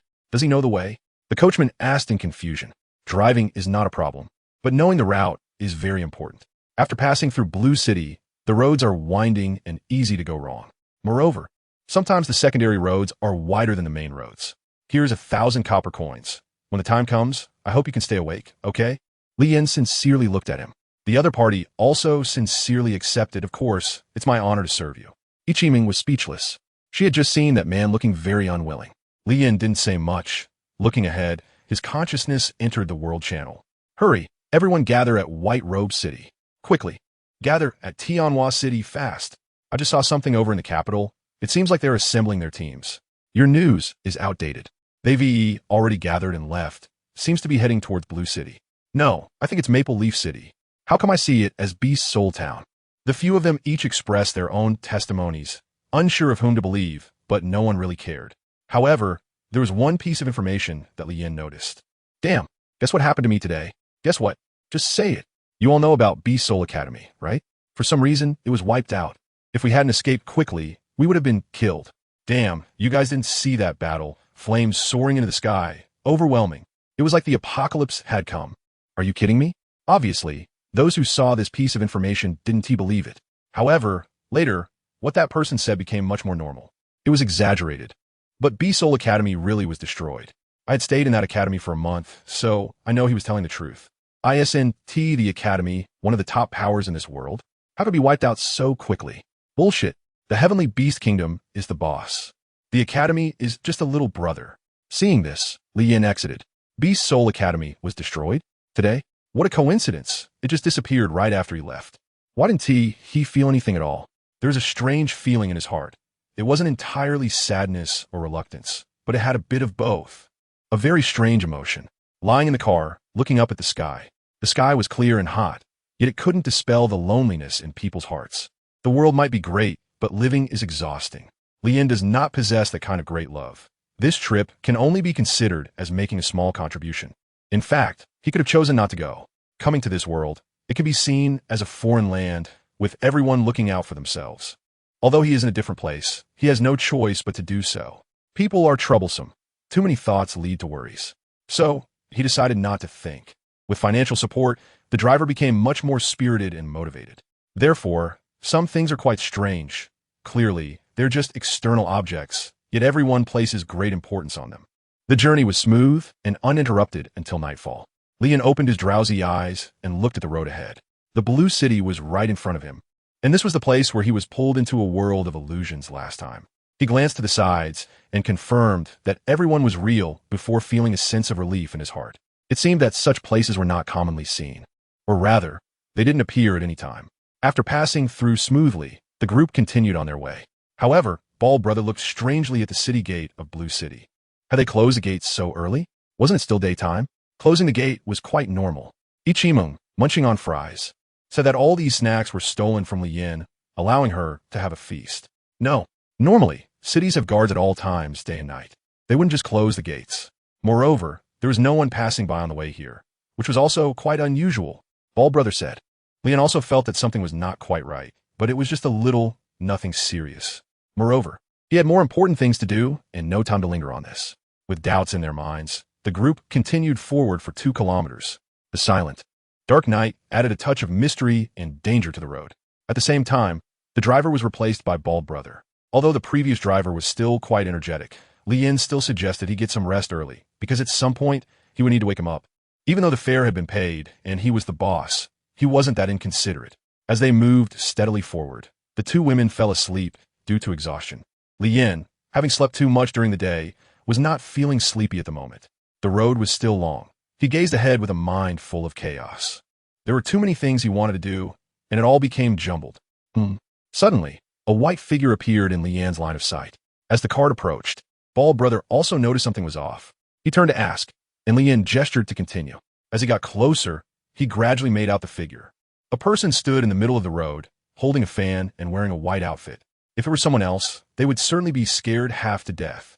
But Lian was bold. Having faced death before, he was quite immune to fear. Stop. Whoa. Bald Brother pulled hard on the reins of the cart. What does it mean to block the road in the middle of the night? Lian asked. The 2 women also woke up from the sound. I'll give you a piece of advice. Consider it a warning for your lives. The person in white said slowly, turning their back to Lian and the others. What advice? Lian curiously asked. Returning the same way is the only way to be safe. If you continue forward, it's very likely you will face death. The man in white replied, why? Speaking always requires evidence or facts. Lian cannot be intimidated by empty words, especially since he cannot scare Lian. You don't need to know, because it's just a piece of advice. The man in white said slowly, got it. You can leave now. Li Yin directly issued an eviction order. Hmm? The man in white paused, surprised by this response. In the past, people either didn't believe him, insulted him, or asked questions followed by insults. This person wasn't following the usual patterns, leaving him a bit at a loss. It turns out that the people who appear during the night shift are indeed strange. The man in white didn't say much more, walked out to the side of the path, and his face was obscured by a veil, making it hard to see his features. Li Yin wanted to say, if you want to be unseen, wouldn't it be better if you didn't wear this outfit? Let's go. The bald man glanced at the person in white and drove the cart away. They traveled quite a distance, and the person in white still stood there, as if seeing them off. Is he not normal? Dressed like that in the middle of the night, he really startled me just now, the bald man remarked. He is indeed a strange person, but he seems to have a unique confidence. Li Yin commented. The bald man didn't understand why Li Yin would say that. Did he see something? Li Yin couldn't explain it clearly, just felt it. There was no one on the road, only their lonely carriage. Occasionally, sounds of nocturnal reptiles could be heard from both sides of the road, adding invisible pressure to the bald-headed driver. After continuing in silence for a while, the bald-headed driver became somewhat dazed, woke the coachman, gave some directions, and continued on. At this time, Li Yin also began to feel sleepy. He said a word to the driver and fell asleep. However, he hadn't slept long before he smelled the scent of bloody flowers.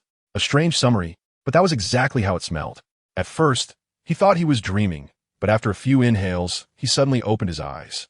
His eyes were covered by a thick fog, which was red, emitting a faint aroma. What was going on? All sleepiness disappeared in an instant.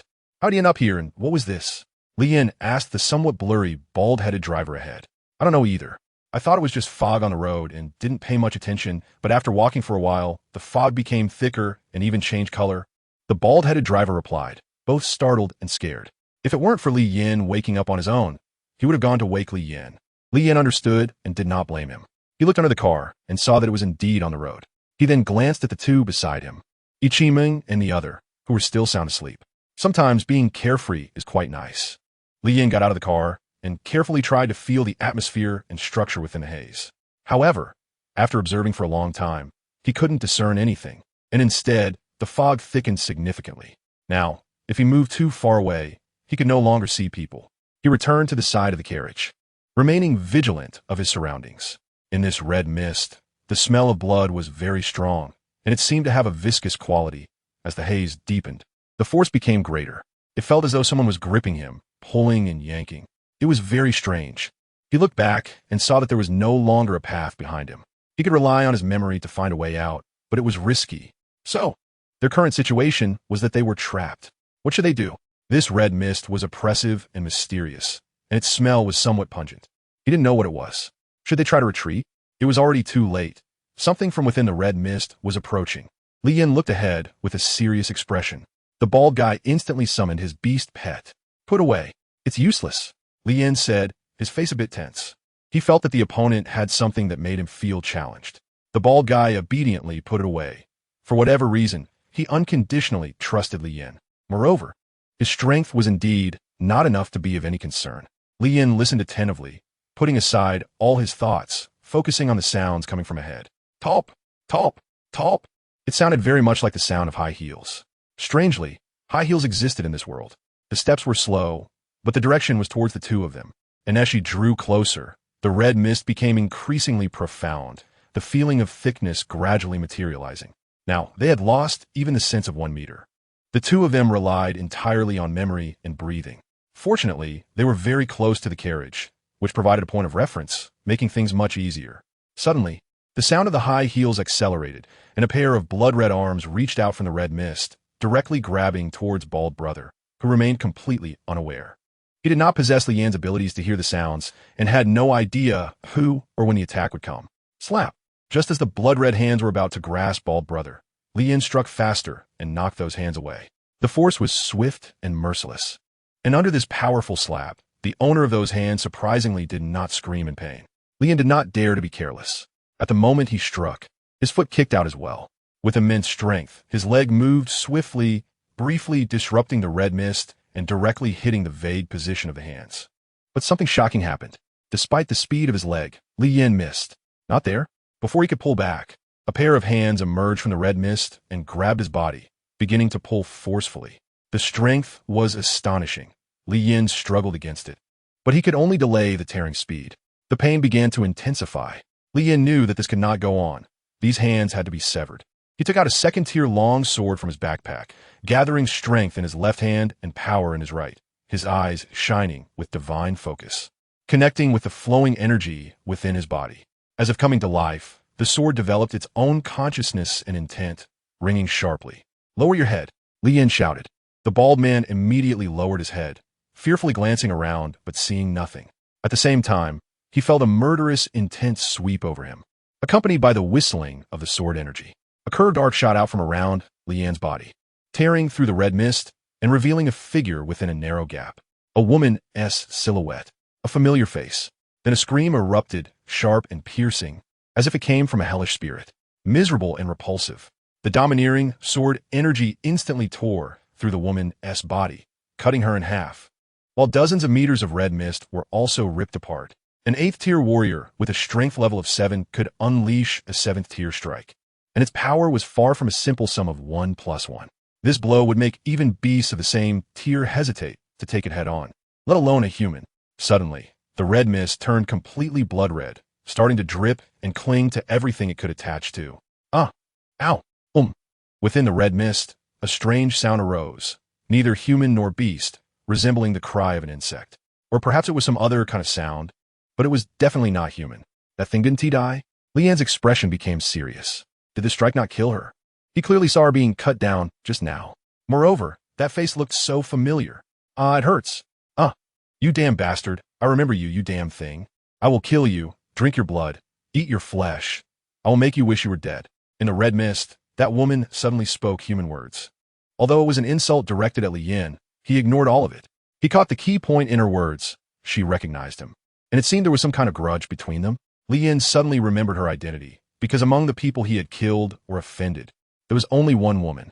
That was the second in command of the bandit group. Moreover, confirming her identity in his heart also shocked him. Wasn't she dead? How could she come back to life? Even if this is another world, resurrection is a bit too far-fetched, right? With his current strength, he hasn't even touched the edge of resurrection. What's even more outrageous is that she was so weak back then. How did she become so strong?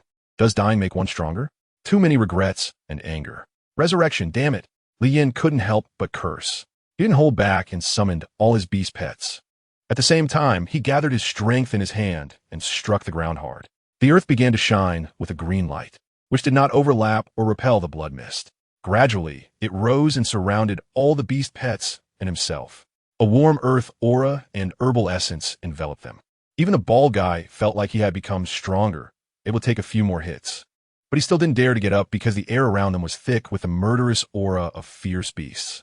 He couldn't see it, but he could feel that there was something terrifying surrounding him, something massive and full of dominance. Li Yin observed the situation around him, realizing that they only had the advantage in numbers. The puppy had not yet awakened, and he dared not be careless. The changes in the opponent exceeded his expectations. He could not handle her alone. Since his strongest attack couldn't defeat her, he had lost the chance for a one-on-one fight. The beasts were sensing and observing, yet they still couldn't find the figure hidden in the red mist.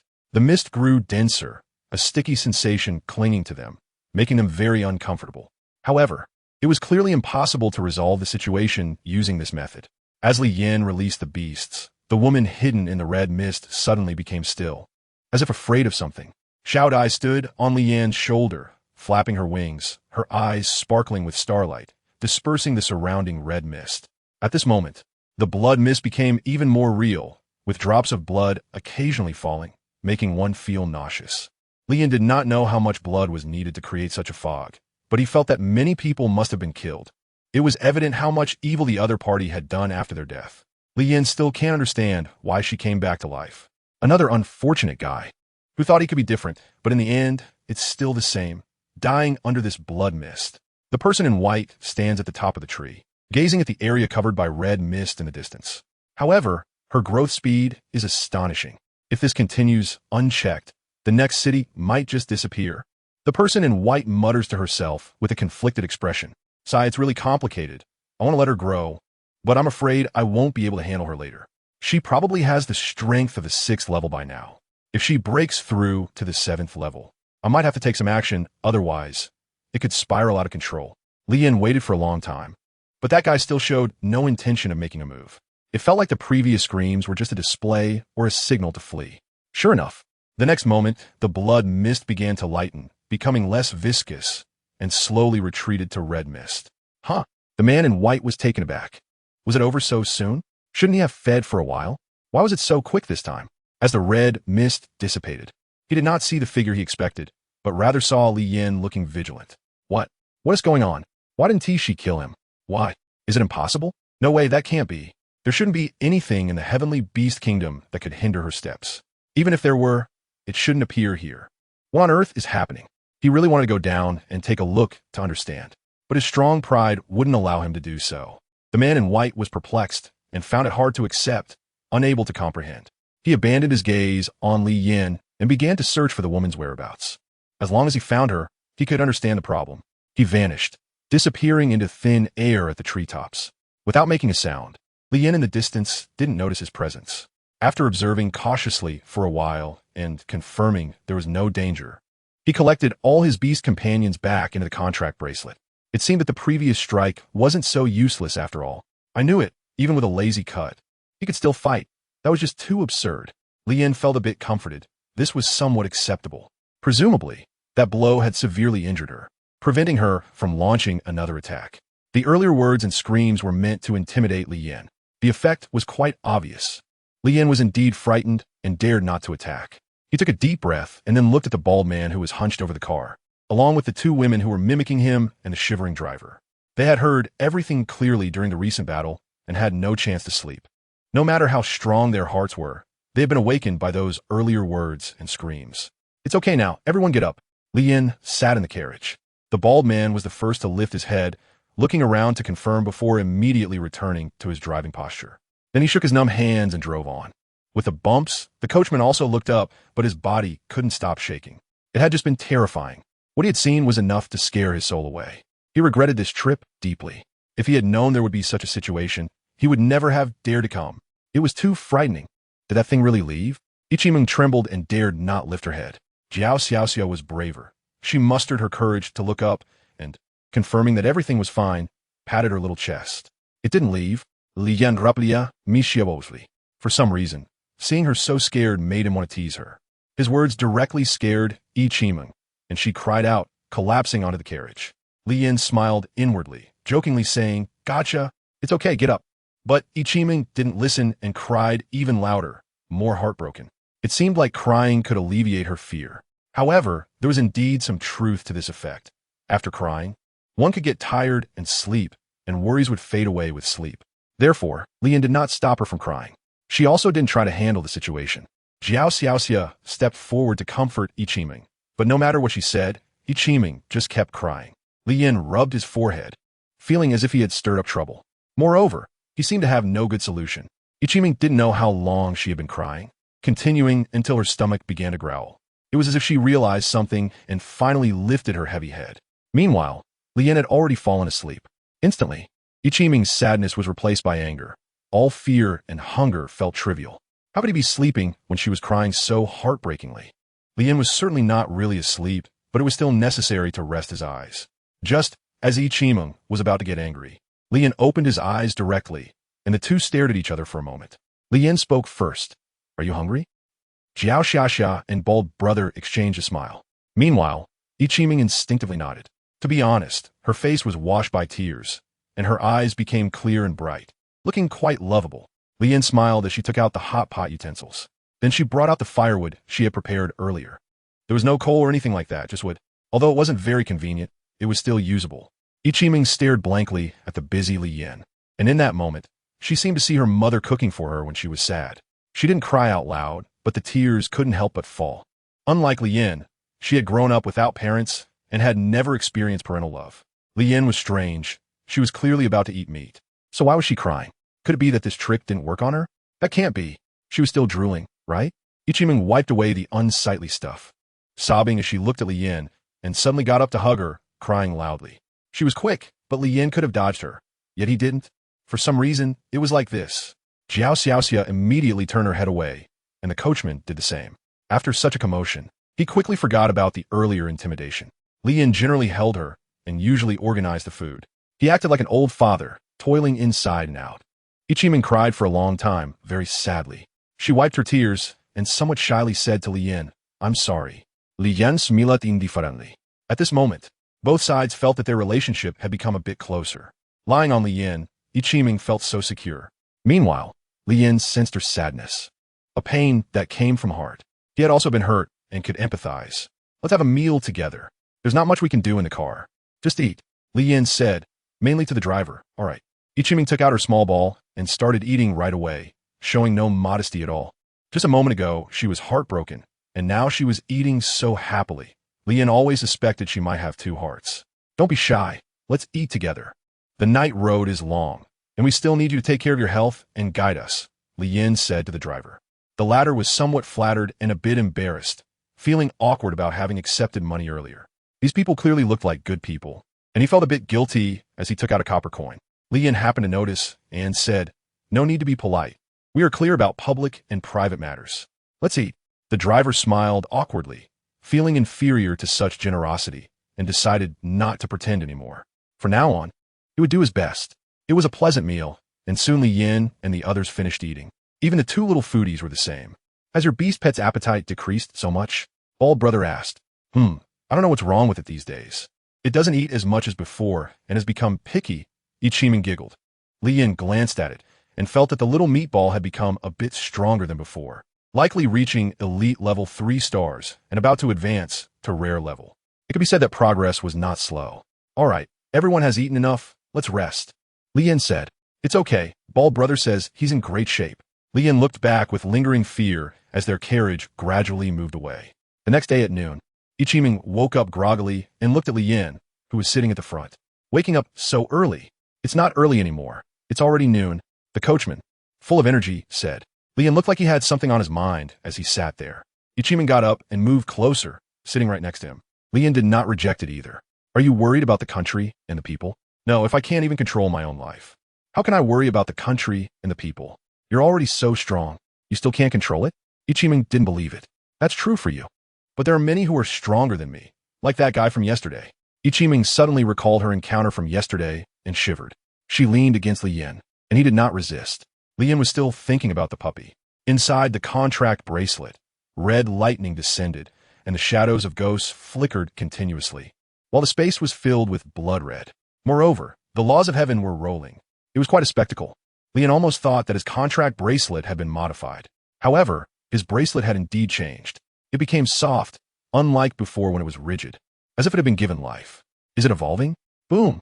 Thunder and lightning began inside the contract bracelet, and blood was dripping from the lightning. The inside of the bracelet was filled with blood clouds, and the power of the heavenly Tao was establishing lines of rules underground. Between the two polar forces, dominated by thunder, a battlefield was formed. Ding! Congratulations, your beast qualification has reached pseudo-holy level. Ding! Congratulations. Your beast pet has broken through the shackles and reached legendary level 1 star. Ding! Congratulations. Your beast pet's bloodline has fused. Ding! Congratulations. Your beast pet has reached legendary level 2 stars. Ding! Congratulations. Your beast pet's level has reached the maximum of 100, integrating all bonds to become unique. Ding! Congratulations. Your beast pet has gained a unique bond, accompanying you. Explanation. A lifetime of trust, protection is an unshirkable responsibility if the host does not die. The beast pet permanently increases its power by 1,000. Ding! Congratulations. Your beast pet has reached legendary level 3 stars. Ding! Congratulations. Your beast pet has gained a bloodline, eternal. Ding! Congratulations. Your strength has broken through to the 8th rank warrior. The alert sounds continued, and Lien was already in a daze. But his consciousness was still within the bracelet. At this moment, the bracelet had undergone earth-shattering changes, and so had everything inside it. All the energy was wildly exploding within. Lien was unsure whether it was lightning or blood, or perhaps murder or thunder. He was dazed, shocked into silence. The little boy felt as if the sky had collapsed. He didn't know where the puppy was, only that it was somewhere in this chaos. He wasn't sure if he was hurt. He was very worried but felt powerless to help. All he could do was wait quietly, along with the ongoing shock. Inside the colorful bracelet, everything had long since changed. It was as if colored pencils had spilled and painted the sky, coloring this world. Undeniably, This was even more mysterious and terrifying than the last time. Outside, the sky was clear and bright, but inside the bracelet, wind and thunder manifested. "We just passed the town ahead. Do you need anything?" The coachman said. "No need, thank you." Ichiming replied. "Brother, you are really impressive. You live in B-Soul Town and are so familiar with the routes outside." The coachman smiled shyly and said, "Hi, it's just a necessity of life. When I was your age, I often ran around, so I became familiar with the paths after walking them many times. Actually, that's nothing. I've traveled even farther to a place called the capital. It's prosperous, has everything, and is a gathering place for many geniuses. If you get the chance, you should definitely go see it." The coachman spoke with longing. "Okay, Yi Vimeng nodded." Without further delay, they passed a small town and continued on their way. They had already covered half the journey. Li Yin was still troubled. Mainly, the world inside the contract bracelet was still collapsing, bursting with star flowers and flames of various colors. Inside, he was bound and constrained by rules. At this moment, Li Yin still couldn't see the situation inside, and his heart couldn't let go. He was also very worried. The little dog was his closest companion. Without the little dog by his side, he felt as if something was missing. It was both uncomfortable and empty. Although the system hinted that he was very likely to be fine, he still felt anxious. Something seemed off. The coachman looked at the unusually quiet road on both sides. He had traveled this path before, and there would often be small wild beasts lurking about. This area was known for its abundance of beasts, so it shouldn't be this quiet. He urged the horse forward, remaining alert to his surroundings. He was careful as he traveled, displaying his years of experience to assess the situation. Dongji. But he forgot that Li Yin was not afraid of danger. Continuing forward on the deserted road, the surrounding silence did not pull Li Yan's mind back. He remained immersed in the bracelet. Meanwhile, Yi Qiming accompanied him, leaning against him. The bald man was sleeping due to the time difference. Jiao Xiaoxia was bored, playing with her beast pet. Suddenly, the jungle on both sides began to stir, with a large number of people rushing inside. The coachman finally realized why he had felt something was off. It turned out there were people hiding inside. He couldn't tell how many, but there were many. Judging by the number of enemies and allies, he should escape immediately. He turned around, only to find that the back was blocked at some point, and people were emerging from the sides of the forest. Ahead, he was trapped by a big man and a sly, greedy-looking person who was holding a black obsidian bracelet, a level 3 bracelet. They acted like a trained army, moving quickly from layout to action. In less than half a minute, the encirclement was formed. At this moment, Ichiman was also startled. She was about to call out to Li Yin, but found that he had already raised his head, looking forward with a somber expression. At that moment, she felt so reassured. "No need for me to say much. Hand over everything and get lost." One of the henchmen said, "Don't struggle futilely. That will only make your injuries worse." The man with the bracelet said greedily. The coachman trembled in fear, not knowing what to do. He felt that this trip had been incredibly unlucky. "You come from Earth Village?" Li Yin asked the man.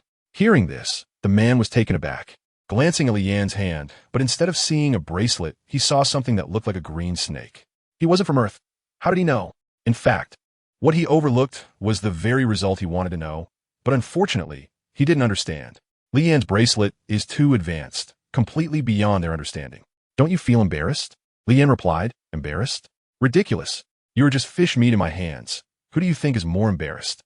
The person was not deterred by Li Yan's words, but instead became more arrogant and said, "Is he your fellow townsman?"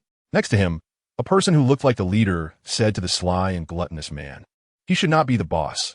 He doesn't even know why he happened to know." The man flattered, "There's no dignity in people. How can there not be? We are from the Earth Village." Ichimung suddenly said, raising her wrist to show a bracelet just like that man's. Behind her, Jiao Xiaxia also raised her hand symbolically. When a man saw Ichimung's wrist, his eyes immediately lit up, but when he saw Jiao Xiaxia's, his brow furrowed. He hadn't seen that one before. However, he had heard about it on the World Channel. This color of the bracelet should only appear with rare-level beast pets. The man quickly whispered to the boss, and the boss's expression changed as well. But in the end, greed took over, since he also had a rare-level beast pet, who knew who was afraid of whom. Moreover, with a group of little brothers, if he couldn't win in a one-on-one fight, couldn't he use a sea of people tactic? Considering you are fellow townsmen, if you hand over some resources, I will let you go. If you resist, then you'll end up like this. The man took a mouse out of his ring and crushed it with his hand. Ichiming and Jiao Xiaxia were so scared that they quickly covered their eyes. The boss laughed. "Girls are so timid. It seems victory will be easier than expected." "Huh? Haven't you seen the World Channel? Do you not know how people in this world treat us? Li Yan Kastunat. So what if I saw? They were killed, not me. I need to live. Why should I resist like them? How long has this world existed? Who knows? What do we have to fight back with? The man retorted. Others have come to him before, but he refused. Being questioned again made him very annoyed and angry. Why does everyone keep bringing this up? Can't I just live my own life? Am I just supposed to watch and do nothing? If you are weak, can't you just flatter? Why must you be tough? Are you brainless? Don't you know to soften up first? Li Yin didn't realize that his question had directly broken through his defenses, leading to such a long discussion. He was right. One must recognize the times, understand when to advance and retreat, and not let a sense of righteousness or morality cloud their judgment, ultimately losing their life in vain. Just like now, you should promptly provide resources instead of wasting my time. The older brother said, yes, hurry up. The younger brothers also chimed in. When you were with him, did you also give half of your resources? Li Yin asked again.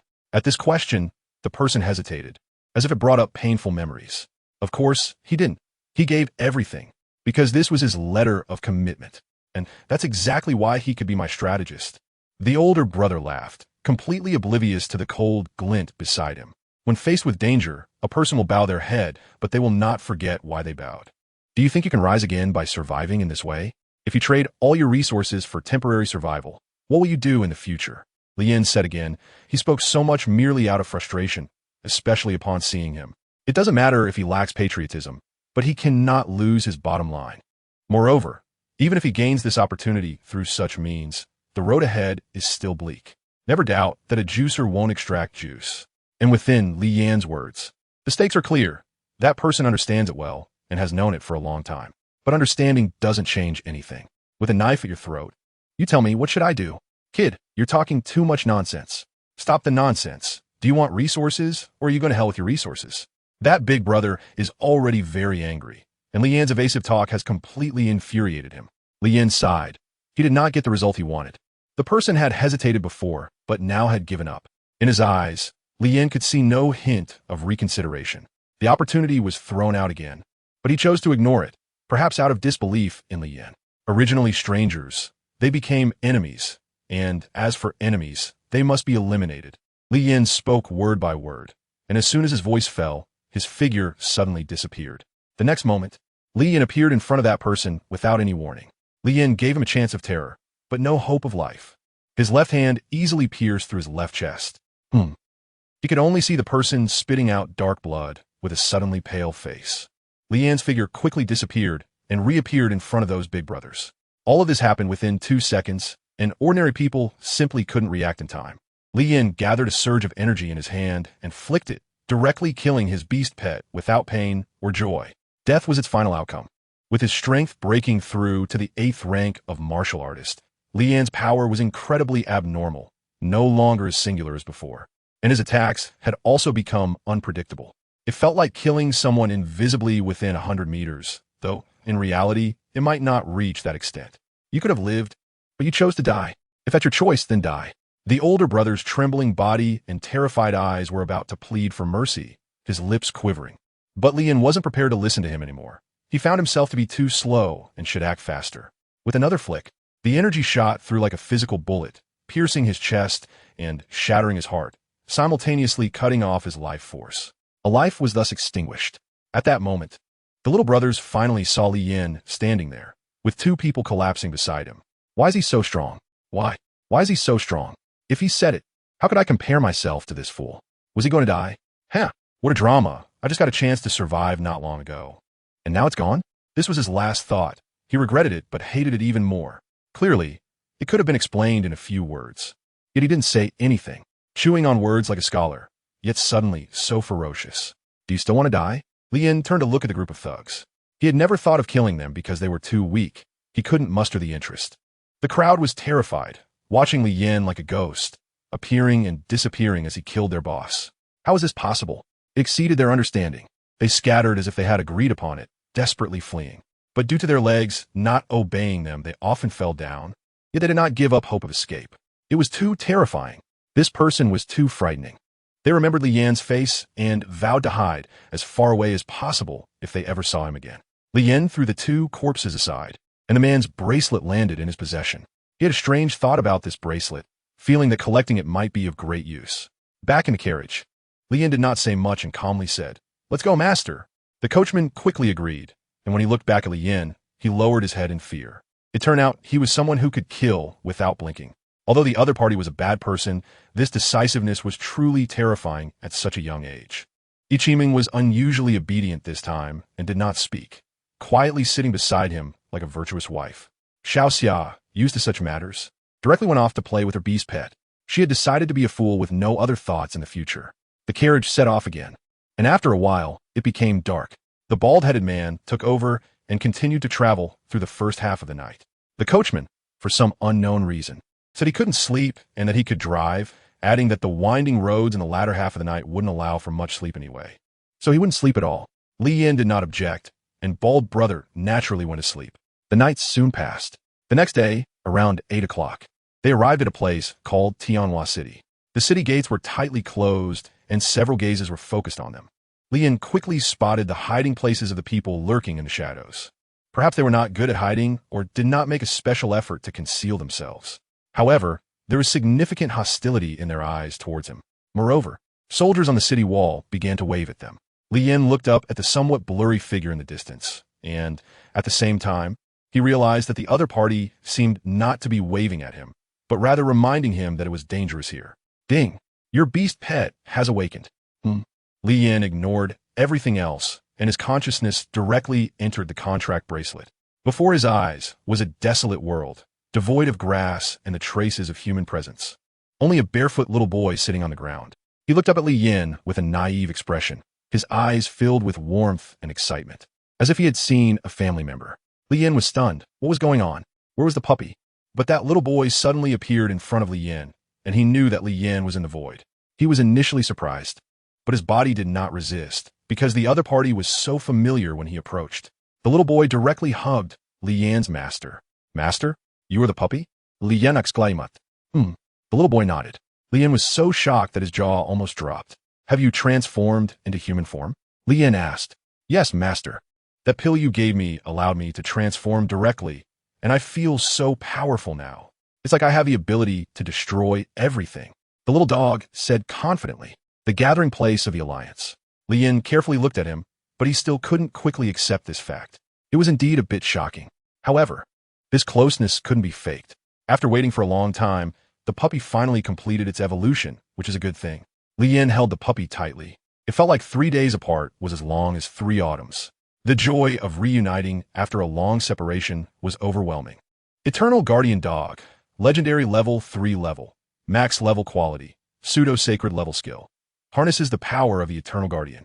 Bond, accompanying you, explanation. Lifelong trust, protection is a duty. As long as the host does not die, the beast pet permanently gains 1,000 strength, bloodline. Eternal Guardian explanation. Originally a low-level beast, it became stronger through continuous evolution. Multiple mutations have allowed it to grow infinitely. Combat power, unknown. Terrifying. The man and the beast embraced for a while, and then Li Yin released the puppy and looked at it seriously. At that moment, it resembled a child. Its innocent appearance was strikingly real. "You become a person now. I can't call you a puppy anymore." "It's all right. Master can call me whatever he likes. The puppy has no objections." The puppy replied. "That won't do." Li Yin thought for a moment, but couldn't come up with a good name. Then he looked at its panel and suddenly had a flash of inspiration. "Let's call you Eternal Guardian. Powerful and easy to remember." "Okay, master." The puppy happily accepted. "From now on, don't call me master. Call me Big Brother." Li Yin added. He didn't have any strict requirements for titles, but he felt it was a bit inappropriate now. He regarded the puppy as family. How could he have it call him master? It sounded strange. "All right, Big Brother." The puppy felt a bit unaccustomed. Let us go." Li Yin, satisfied, led him out of the bracelet space and into the outside world. The sudden appearance of an additional person startled several others, who all wore confused expressions. "Let me introduce you. This is my little brother, Eternal Guardian," Li Yin said happily while pulling him along. Everyone looked bewildered, except for Ichiming, who curiously approached Eternal Guardian without fear and playfully pinched his cheek. It was extremely soft and tender, and she instantly fell in love with the sensation. Also very fond of this child. The latter did not resist. He had a good impression of Ichiming because he knew that this woman genuinely cared for Big Brother due to a past incident. Even though she was a bit strange at times, as long as she treated Li Yin well, it was good for him. All right, stop pinching. Li Yin interrupted. Just then, a fierce beast flew down from the sky with a person on it, heading directly towards Li Yin and the others. They all noticed, but didn't pay too much attention. Who are you? Why are you here? Asked the person in the sky, while sizing up Li Yin and the others. In the distance, someone on the city wall had seen it flying out and was continuously urging Li Yin and the others to leave quickly. Li Yin then formally looked at the person in the sky. With just a glance, he recognized the identity of this person. The contract bracelet. You are from Earth. Li Yindao said flatly. Who are you? The person showed little surprise. They had been in this world for so long that it was normal for them to know. And most people in this world were aware that they carried resources bestowed upon them. Their previous actions had already made everything clear. Ichimeng raised the bracelet on her hand. The person in the sky instantly recognized her identity. An elite-level bracelet? Not simple. So it turns out you are from the same hometown. Come with me quickly, don't go any further. If the people on the city wall know your identity, they will definitely kill you on the spot. Li Yin roughly understood what was going on through a brief conversation. They must have surrounded the city. However, it seemed that there weren't many people, and they could only serve as a warning. Otherwise, he wouldn't have come out alone. Nevertheless, he indeed needed to understand the situation before making a judgment. They followed this person in another direction, while the guards on the distant city wall also saw through it. They instantly realized that reinforcement from the enemy had arrived, and 4 more had come at once. He immediately went to report to the city lord. Shortly after, a furious shout echoed within Tianhua City. The people in Tianhua City were now in a state of panic. If this problem wasn't resolved soon, his position as city lord would likely be in jeopardy. After all, if this issue was investigated, he would be found at fault first, and the higher-ups wouldn't know what it meant. The reinforcements had not yet arrived, and the enemy had sent another 4, all with at least 4 high-level beast pets, which would put great pressure on their soldiers. If a battle broke out, it would be generals against generals, soldiers against soldiers. This is an eternal principle. Meanwhile, in the headquarters, Duguka heard that more people were coming and excitedly stepped out. Regardless of their strength, it showed that everyone still had a strong sense of patriotism. They understood the gravity of the situation and knew how to reason. Now is the time for everyone to unite. Li Yin and others were also meeting this Duguka for the first time. They saw a man who appeared very friendly, yet worried, full of righteousness that made it hard to dislike him. Hello, brother. Duguka directly reached out to hug Li Yin, but Yongdu quickly separated the two, watching him warily. This made Duguka feel a bit awkward, and amidst the awkwardness, he was also somewhat puzzled. What quick speed? A martial artist? Learning martial arts at such a young age? Li Yin touched Yongdu's head and pulled him to his side. Hello. I want to understand the situation. Li Yin said. What else is there to say? We are in a life and death struggle now. The other side is already pushing us to the brink of death. We should unite and fight back to carve out a piece of land that belongs to us. Shouted an older brother with a relatively easygoing temperament beside them. Duguka quickly apologized, saying he is just like that, a bit hot-tempered and straightforward, but he has a good heart. Besides, what he said is true. If we have to say something, it's that they have slaughtered our compatriots. Therefore, to prevent anyone else from suffering at their hands, we must retaliate. Li Yin was not angry and remained calm. Got it. Li Yin glanced around. There were many tents and people, almost 1,000 of them. But despite such a large number, they still couldn't capture the city. It seemed their strength was insufficient. Moreover, in this area, there were watchmen and defense personnel, already and strictly managed, with clear divisions of labor. However, if such a large group were to be ambushed or attacked by a rare class beast, they would likely be doomed. Come on, brother, let me show you our situation and strength. Duguka politely said. Only those who reached the elite level were qualified to understand the situation here. However, Li Yin had no intention of learning and declined his proposal.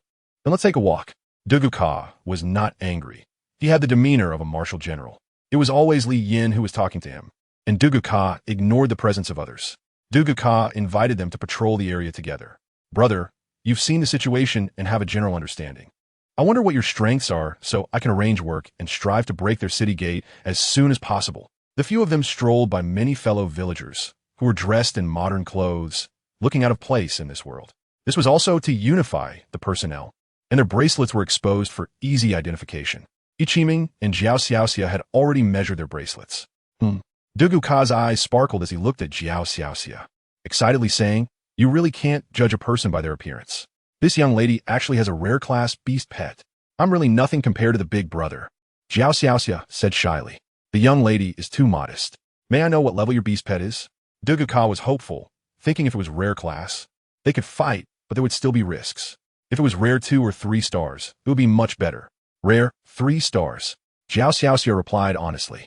Duguka was overjoyed, his expression filled with excitement. Finally, I've been waiting for this. There is hope for breaking the city. After waiting for so long, it finally came. Just then, a nervous person ran over, dressed in sportswear, accompanied by a modeled pattern cheetah. Big brother do, it's bad. Reinforcements are coming from Tianhua City. Duguka frowned, but did not panic, slowly saying, don't rush, take your time.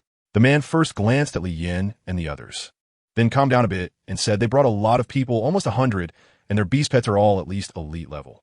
The leading beast pet has even reached rare class. Our scout was killed instantly upon contact. They couldn't even delay them for a moment. What? Duguka was shocked, his heart turbulent. Originally, both sides had a balanced strength, but the appearance of a rare class beast shattered that balance. He had never seen such a high-level beast, but the difference between elite and rare class was significant. To make up for it with numbers would require an astonishing quantity. Currently, they only had 2 rare class members. After a month of settling in, the number of those from Earth Village who reached rare class on the leaderboard was only around 100. It would not be easy to gather them in this vast world. This is bad. Duguka felt heavy-hearted. Gather all those above elite level for a meeting in the conference room. Duguka chomanded. Yes. The man quickly left, fully aware of the severe situation. Li Yin remained silent throughout, not because he was hiding his skills, but because he wanted to see how they operated on a daily basis. Perhaps one day, he would have a team or a battle squad like this himself. He needed to learn from them. Duguka directly led Li Yin and the others to the conference hall. What had originally been a relaxed atmosphere became tense upon the arrival of this news. Entering the hall, there were about 40 to 50 individuals present, all with elite-level beast companions. This number was sufficient to handle the previous situation. But their only disadvantage was the geographical location.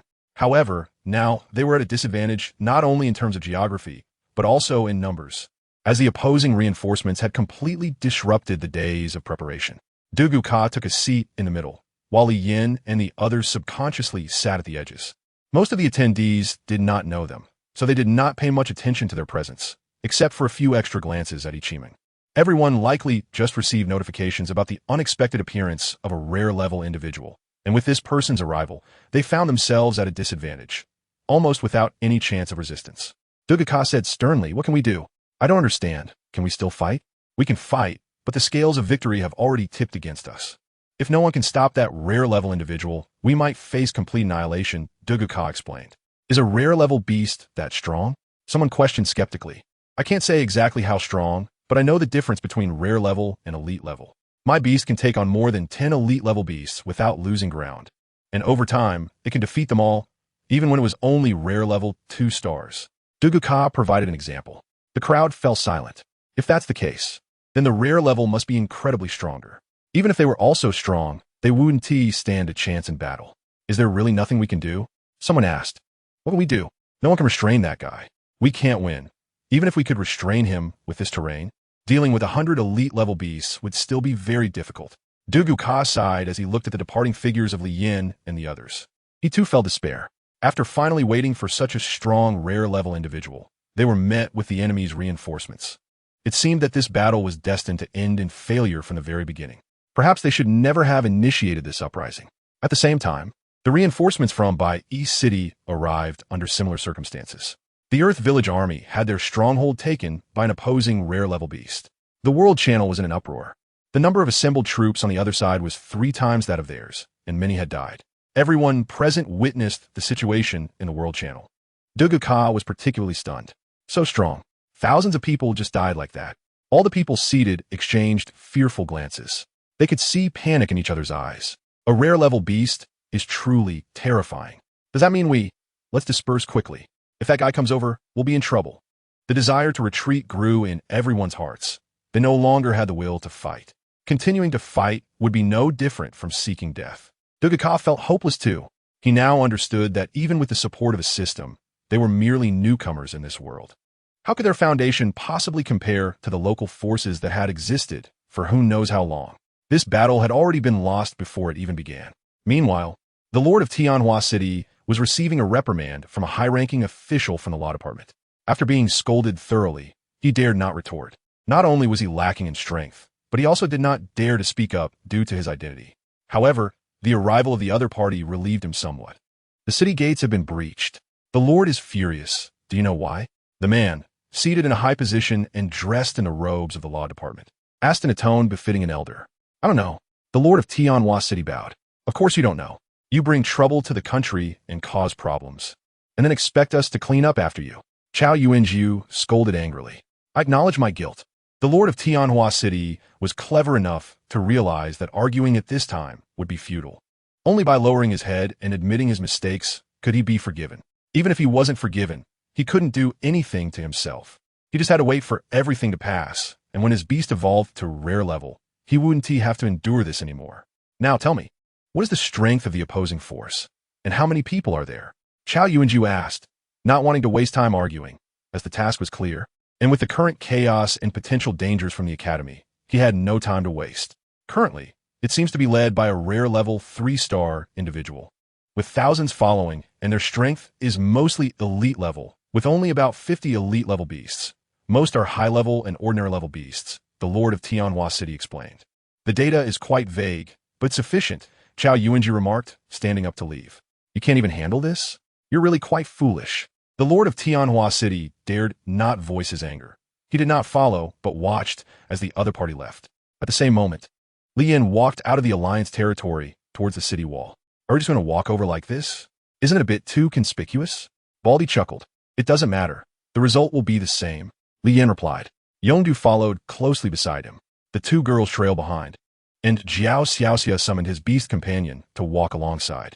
After a while, the soldiers on the city wall noticed them and were somewhat puzzled, asking each other what this meant. He must have come out from that group, right? Should be. They couldn't just appear out of nowhere. So what do these few people mean? Are they here to surrender? Several soldiers exchanged smiles. They did not shoot at the group with their bows and arrows, but waited for them to approach slowly, watching leisurely and chatting. Now that the capital had sent people, they felt more confident and were no longer as fearful as before. Li Yin, your brother doesn't he look like you at all? Are you sure he's not adopted? Ichiming said, holding Yongdu's little hand. Li Yin nudda. Being led along, Yongdu also felt a bit uncomfortable, but he still did not force himself to let go. He allowed Ichiming to pull him along, unaware that he did not like being tugged. Jiao Xiaxia initially wanted to get closer to Yongdu, but a single glance from him scared her off. It made her realize that this little boy was not close to just anyone. She pouted in her heart, feeling wronged, thinking he was snobbish. Amidst their banter, they arrived at the city gate. The large bronze door was tightly shut, secured by several sturdy-looking materials of unknown composition. They had put in considerable effort to prevent it from being breached. What are you here for? Did you come to us because you couldn't survive elsewhere? I bet that's it. Now that they see our adults have arrived, they're preparing to sell out the country for glory. Ha ha ha. The city guards above joked to amuse them. Ichiming looked angrily up at them and directly said, you better open the door quickly, or you'll regret it soon. Regret? Ha ha ha ha. What nonsense is this woman talking, right? She can't even tell what situation she's in, boldly boasting down there. Just wait until we turn you into a sieve. Then you'll know what regret is. Big brother, let me do it. Yongdu piped up in his childlike voice. What are you doing? You're still so small. Step back a bit. I don't want you to get hurt. Let your big brother handle it. Ichiming gently explained as she hugged Yongdu. She seemed to really like children and was protective of them, but she did not know that Yongdu was not an ordinary child. Li Yin thought for a moment and said, I'll give it a try. All right. Yongdu no longer insisted, as he also felt that the master could break through this city gate. It might be difficult for others. Bald brother listened to their conversation and took a deep look at Yongdu. Then the four of them stepped back, giving Li Yin enough space. At this moment, the guards on the city wall were also curiously watching Li Yin, who had already drawn his knife, looking somewhat astonished. He can't be trying to break the gate, right? No way. There can't be such a foolish person, right? That gate is made of copper-plated iron and Hanliushi iron combined. Even if a rare-level ferocious beast attacked, it wouldn't dare to say it could be broken 100. Is he really going to use a knife? The few people seemed to see a huge joke. Meanwhile, at the Alliance, the four of them left and arrived at the foot of the city. They also looked over curiously. The sentinels were puzzled about what they were doing, but they dutifully reported it to Dugu Ka. The late-arriving Dugu Ka was also stunned when he looked over here. He was accompanied by people from the council hall. They too looked in surprise toward the city gate. What was the situation with those four? Surrender? It didn't seem like it. Why would they go for surrender? Are they seeking death? Don't they know that reinforcements are coming? Ka was also confused, but he knew that the other side would definitely not surrender.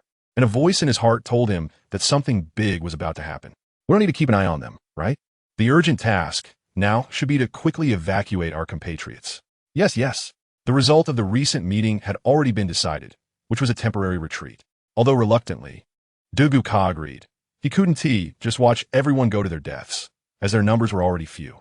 However, he wanted to wait and see what those four did before leaving. Wait a minute, let us see what they are up to. Although everyone was anxious, they didn't voice any objections. They also wanted to see what these guys were planning. An 8th level martial artist, although his skills were still at the 7th level. Using this move now should be different, right? Lien was also a bit excited. He actually didn't know how strong his skill damage was. He had never fought against such city gates, only wild beasts, which were merely flesh and blood.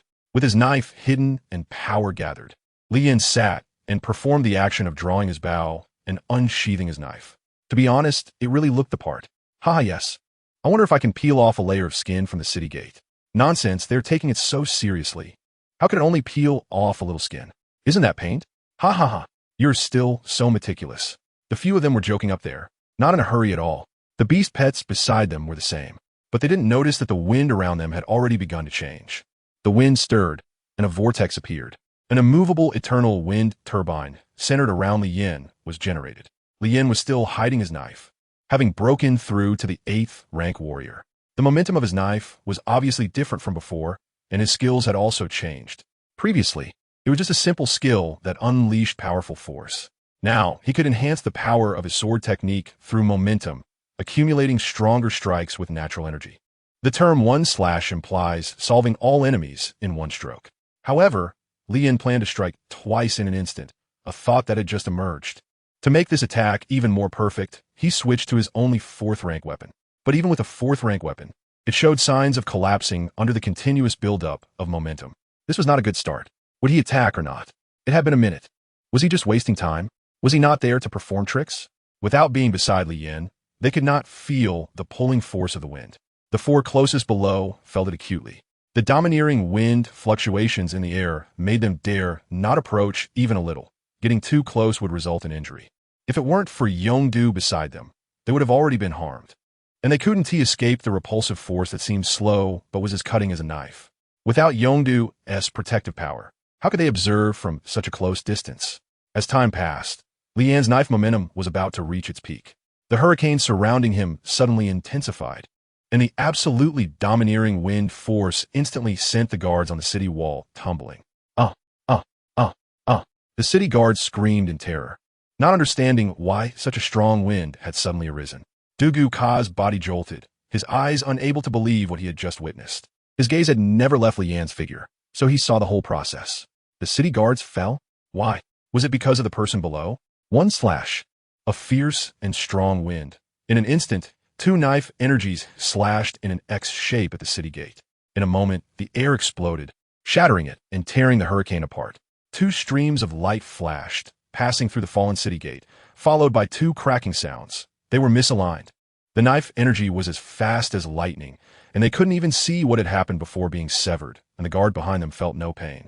Their bodies split apart, blood gushing out. In the distance, Ka did not see how Lien struck, but he felt that the other party must have attacked. And it seemed like something had moved in his line of sight. Too far, unable to see clearly, but something definitely moved. Crack! Splash! Lian's knife shattered, ultimately unable to bear the burden. Bald brother muttered in confusion. Is it done? Lien gathered his strength and walked to the city gate, where a stream of white energy formed in his hand, and then he quickly threw a punch. Boom! One side of the massive city gate was directly blown away by Lien, and the other side slowly collapsed to the ground due to lack of support. With a loud crash, it fell, revealing the scene inside the city. Ka was stunned, and everyone nearby was also in shock. The people at the city gate were dead. Those who had just fallen from the city wall were disoriented and confused. Some unfortunate individuals were directly crushed to death by the falling gate. Wow, your brother seems to have become powerful again, Ichiming said in admiration. My brother has always been powerful. Yongdu. Bald brother had seen Lien in action before, but each time it was more shocking than the last, as if he was getting stronger at any moment. Keep up. Lien took the lead and entered the city first. While the city guards on both sides were of little concern to him, They were just a bunch of insignificant pawns. Someone would handle them. A few people followed him through the city gate, and Dugu observed keenly. It was as if something had exploded in his mind, and he suddenly became clear-headed, shouting, "Quick, gather the brothers and follow me into Tianhua City." At this moment, he also understood that the opponent was definitely a strong figure. To be precise, among the few, there was one stronger than the woman. That person was very likely one of the two big shots on the leaderboard. The leaders of the Earth Village had come to reinforce. Everyone gradually recovered from their shock and rushed forward. Who still wanted to gather the team? With a big shot leading the way, just charge in. Dugu had a team of about 40 to 50 people, and they all rushed to the front line without anyone going back to call the brothers. He muttered a curse and had to go back himself to call them. He was also eager to rush up and catch a glimpse of the strong figure, but unfortunately, he still had responsibilities. Others could lose their reason, but he could not. He quickly returned to the base camp and rapidly assembled a team of thousands. No matter what you were doing before, whether it was cooking or logistics, charge forward. The big shots had their tasks to do, while they needed to learn to be foot soldiers, handling the tedious tasks and finishing off the enemies. Then, like a swarm of bees, they charged towards the city. The city gate was broken open, and Li Yin and the others hurried into the city. These civilians were not his targets. He had only one goal, to capture the king by seizing the thief, the lord of Tianhua City. With Ichiming and the others present, Li Yin did not act quickly, while the Alliance's 40 to 50 elite soldiers also rushed over from behind. They moved quickly, entering the city and immediately starting a search. They killed any guards they saw, leaving no chance for the opponent. Soon, the guards at the city entrance were all killed by their beast pets. With absolute strength, killing them was like killing chicks. Without a target, they followed Li Yan's team, eager to witness the big shot's power. To prevent them from indiscriminately killing innocents, they had Bald Brother follow closely. Bald Brother stepped in front of the group, summoned his Blackstone Jackal, and its rare level might instantly gave him status among the crowd. The instinctive fear of the strong arose, and, at the same time, they became even more curious about the big shot. If an ordinary person around them had such overwhelming strength, how powerful must the big shot be? Their eyes sparkled with hope reignited, as the grievances of the past finally found a place to be expressed. Li Yin and the others had not yet arrived at the Lord's Mansion of Tianhua City when they encountered a group of over 100 people wearing judicial robes on the way. The leader among them was dressed flamboyantly. Chao Yuanju stopped in place, looked towards Li Yin, and asked those behind him what's going on. Who are they? A military advisor from Tianhua City, who had come to understand the situation, said with some fear, "They seem to be the rebels from outside the city." "Shouldn't they be outside the city? How did they come here?" "Gao Duanju Guetstein. I don't know." The military advisor replied, bewildered. Li Yin continued to move forward without stopping, and the people behind him were not afraid. They just kept their distance from Li Yin. It wasn't out of fear, but rather concerned that they wouldn't be able to see the boss's demonstration clearly. With the power of a single strike, you must be the leader of that group outside, right? Chao Yuanju was undaunted and summoned his earth beast, although he had only recently stepped into the rare level. Dealing with someone who was only at the uncommon level was still easy for him. "No," Li Yin slowly said, as he steadily closed the distance with the other party, who seemed to have the same idea. The concern was that if the other party slipped away with so many people around, it would take a lot of effort and time to kill them. Chao Yuanju did not advance. Instead, his beast companion continued moving forward. He didn't know whether the other party was foolish or what, but they were actually getting close to a fierce beast with just their physical body, which was simply asking for death. The two exchanged very few words, but both understood each other's thoughts. "You want to kill me, I want to kill you." The law enforcers behind Chao Yuanju also stood straight in place and did not move forward. Everyone seemed to have agreed to give Li Yin and Chao Yuanju enough space, as if the two were the main characters.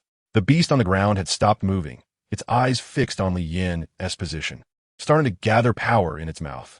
What they were best at was spitting fireballs. Their innate fire attribute talent granted them the power of flames. Li Yin did not dodge or evade. At that moment, the other party was truly like a raging inferno, with a face flushed red, a heated mouth, and even the entire head turned crimson. One could only imagine the amount of energy the opponent had accumulated. Everyone in the alliance was sweating for Li Yin. To take a hit from the opponent with sheer physical strength was a crazy idea, even though they had previously forcefully broken through the city gate. It was clearly unwise to confront a ferocious beast with a human body. Li Yan's mind was free of distractions, and he did not listen to the gossip around him. His eyes were fixated solely on Chao Yuanju. As for his beast pet, he had long regarded it as a corpse, merely still warm. The attack from the ground, Beast finally reached a critical point and erupted uncontrollably. A jet of fiery light shot towards Li Yin in an instant. Everyone held their breath at that moment. This strike was too fast enough to make their hair stand on end. Is this the power of a rare-level ferocious beast? Can he withstand a breath of fire that can evaporate the air? The answer, of course, is no. Li Yin was well aware of this. He never thought about defense from start to finish. Offense was the best means of defense. If danger was eliminated, then it was no longer a danger. Understanding this principle, Li Yin finally made his move as he highlighted that fireball. With a gust of wind at his feet, his energy spread outward, and in a flash, he easily dodged the fiery breath that could have reduced him to ashes. To him, that attack seemed to be moving in slow motion. Speed determined success or failure, and it also defined the distance between the two of them, which was why Li Yin remained calm and unhurried. After dodging, Li Yin did not stop. In a second, he appeared behind the beast, with airflow swirling around his hand, and with a gentle flick, he launched an air blast that directly hit the beast's vital spot, delivering a fatal blow. Meanwhile, the fiery breath that had Miss Li Yin shot towards Yi Qimeng and the others behind him. The two women screamed and covered their eyes in fear. Everyone anticipated the outcome. They were doomed.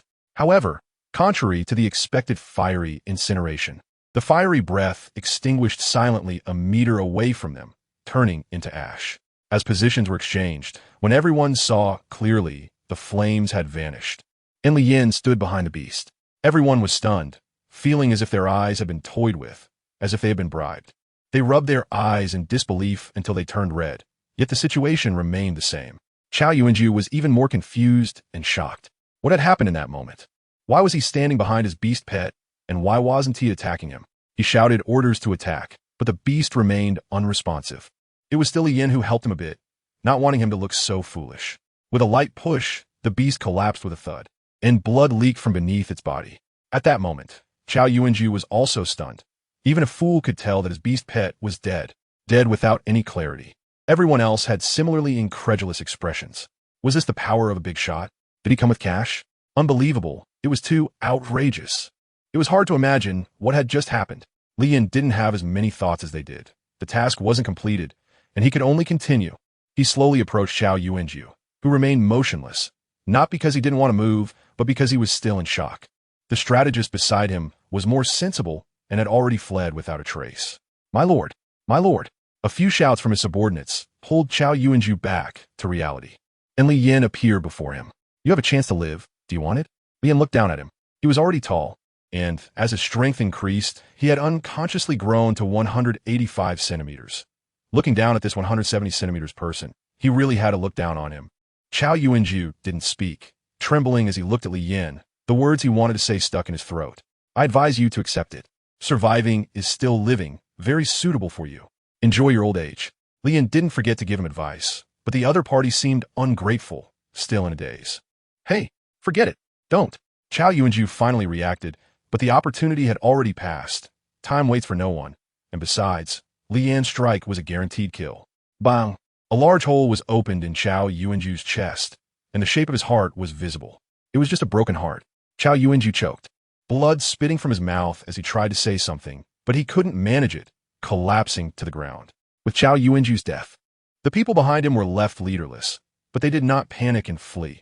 Instead, they collectively faced off against Li Yin, continuously retreating. Although their bodies trembled, their beast pets were unafraid. Having followed their master for a lifetime, now was the time they were needed. When their master was afraid, they had to be strong. They didn't understand much, having lived their whole lives with one master, so they were very dedicated and cherished that bond. Too strong. Simply unbelievable. We couldn't even catch his move. What level is this? Don't you realize that the big boss has never used beast pets? Is he different from us? Of course. Is that the point you're focusing on? Anyone with eyes can see the big boss's skills. I need a person, someone who can understand your forces for me, so who among you is willing to step forward and live? Li Yin said. That group remained unmoved. They all had their professional ethics and knew that betrayal would not lead to a good outcome. But that was for others. Li Yin still kept his promise. At least to them. Is there no one? What a pity. Li Yin had no expectations, but took out a third-tier weapon, a sharp knife. Big Brother's going to use that move again. Jiao Xia thought, not just her, but also the people behind her and the latecomer Duga Ka. were all watching intently. Is it this move again? Duguka murmured.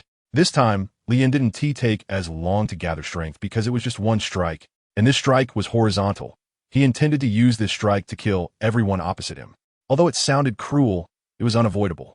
They had no grievances or enmities, but they had different positions, and thus the outcome was bound to be this way.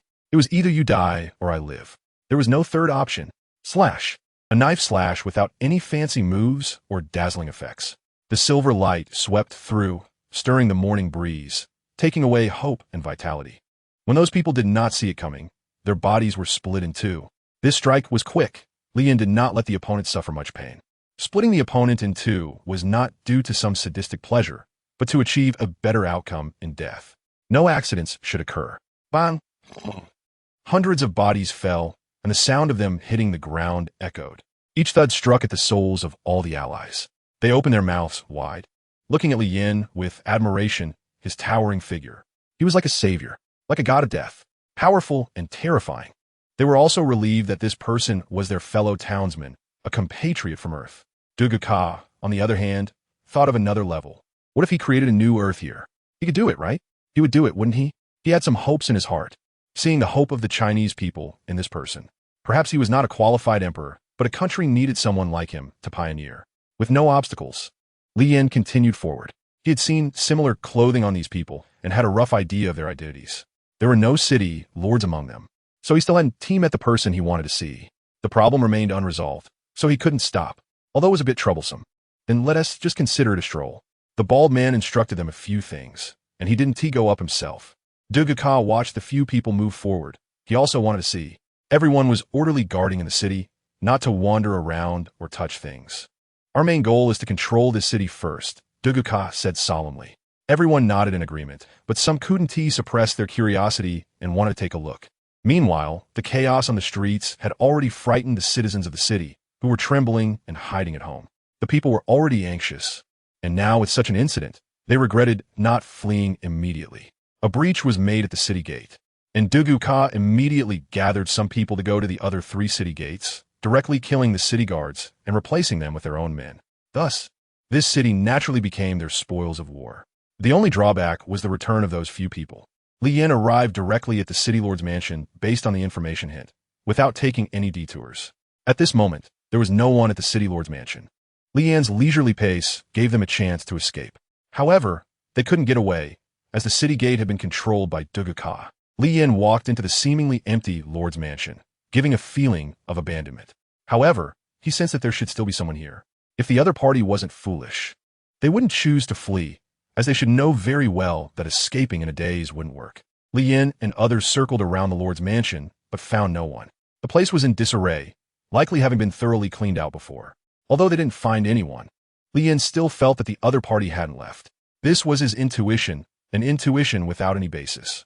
Yongdu glanced at the dazed Li Yin, then let go of Ichiming's hand and walked toward a small room.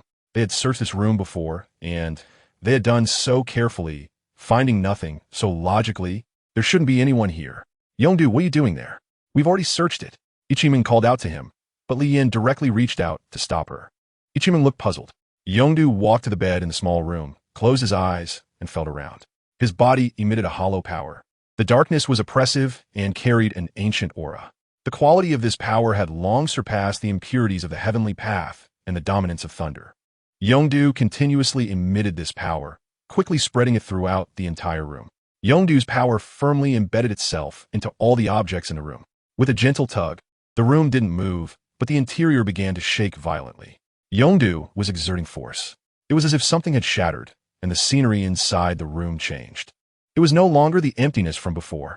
A secret passage appeared by the bedside. "Big brother, it's in here," Yongdu shouted. Li Yin walked in quickly and was a bit surprised to see the suddenly appeared entrance, but the moment of doubt quickly passed as he headed straight down. Ichiming looked at Yongdu with a scrutinizing gaze. "Do you have any secrets you haven't told your sister? It's not right for children to lie." Bald brother also looked at Yongdu with confusion. This little boy gave him a familiar feeling that was hard to believe. He had some guesses in his mind, but they were too unrealistic. "No way. Definitely not. I didn't lie." Yongdu scratched his head in confusion, his intelligence still quite limited, not understanding why Ichiming would say that. Ichiming also felt that she might be putting him in a difficult position and apologized. As long as he didn't lie. That's good. If you have any secrets in the future, you must tell your sister, especially if it's a secret about your big brother. Okay. Yongdu hesitated for a moment, but nodded. So good. Ichiming patted Yongdu's little forehead. The four of them stopped chatting and followed along. If they talked a little longer, Li Yin would probably have gone far. When they reached the underground, they saw Li Yin lost in thought. It was a bit strange. Then they followed him down. Suddenly, all of them entered an illusory space. It was colorless and tasteless, without a sun, presenting a vast expanse of white. Li Yin stood still, and upon hearing movement behind him, he turned around to meet the gaze of the four. This is an illusion, and I haven't found a way out yet. Li Yin said. An illusion? The three were puzzled. Only Yongdu seemed somewhat familiar, as he touched the void, as if he had grasped something. Brother, do we need to break it? As soon as Li Yin heard this, he felt a sense of relief in his heart. Indeed, having him by his side made him feel much more at ease. It seemed that no difficulty could trouble him. No need. Let's get familiar with it first. I feel this formation isn't difficult, he said. Oh. Yongdu, upon hearing this, did nothing and simply sat cross-legged in place. The formation did not launch an attack for the time being, and Li Yin, who had entered for a while, was also not attacked. He felt that this formation was not created to attack people, but rather to trap them. The system upgrade was complete. Ichiming also observed for a bit, and after finding no solutions, she directly sat beside Yongdu to chat and deepen their bond. The bald-headed man and his companion carefully looked around for a while, but it was all a vast expanse of white, and they really couldn't make anything out. There were no rules, no ups and downs, no colors, and no obstacles. So this formation was just meant to trap people through this method, unable to touch or grasp anything. Everything was insubstantial. Could it be that the method to break the formation lies within oneself? Li Yin suddenly thought. He directly lay down on it, lying on his side, flat, and face down. Big brother, are you unhappy? Jiao Xiaoxiao whispered to Bald Brother. I don't know, but I feel like he must have discovered something. Bald Brother said. From his understanding of Li Yin, apart from admiration, he was someone who couldn't perform martial arts. When necessary. Oh. The two did not continue to waste time, but instead stared at Li Yin. They saw Li Yin try this method, and when it didn't work, he suddenly started running, increasing his speed. His figure appeared intermittently in the white world. It wasn't about breaking the formation, but rather his speed was so fast that it looked like this to the naked eye. Moreover, through this world, Bald Brother also realized how great the gap between him and Li Yin was. The gap between mortals and gods. Although the wording was a bit exaggerated, it was enough to illustrate the difference between the two. If the other party wanted to kill him, he wouldn't even be able to see the other party's figure, even if they were right in front of him. Was it about speed? Li Yin stopped in place and thought for a moment. He opened his mouth, shouted at the top of his lungs, his voice stretched out and broke. After a while, he failed again. Sigh. Li Yin felt a bit frustrated. He didn't know what other methods he had left. The only thing related to people he had left was high jumping. If this method didn't work, he would have to give up his guess about the formation. He took a break, then quickly ran to gain momentum, and then jumped up sharply. After that, he disappeared and returned to reality. He had guessed right. Bald Brother and Jiao Xiaoxiao widened their eyes, looking in disbelief at the spot where Li Yin had just been. What happened? Where did the big brother go? It seemed like he had found a way. Both were stunned, but Yongdu understood the moment Li Yin disappeared, and he grasped Li Yin's maneuver. Big jump, leave.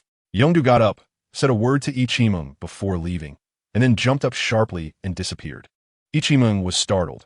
Her partner, who had just been chatting, suddenly vanished in a thin air, giving her a shock that almost caused her to scream.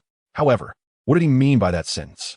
Ichiming, being dull, didn't understand, but fortunately, she wasn't the only one in this space. Bald Brother had also heard what was said.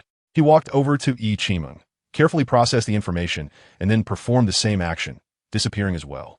Afraid of loneliness, Ichiming directly pulled Jiao Xiaoxia, and the two jumped together to leave.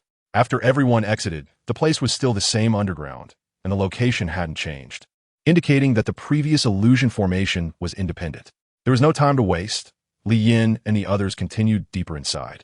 The underground was wide and long, with no winding paths. He didn't know where it led, so he could only keep going deeper.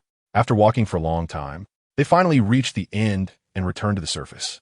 And here, surprisingly, was outside the city, still outside the western city. The city lord that day had long since vanished without a trace. It seemed like he had made a mistake. Li Yin suddenly realiza. He turned to Yongdu, who sensed something and shook his head. Since he had no solution, Lian also had to give up. What a pity. He didn't get to ask for the results he wanted.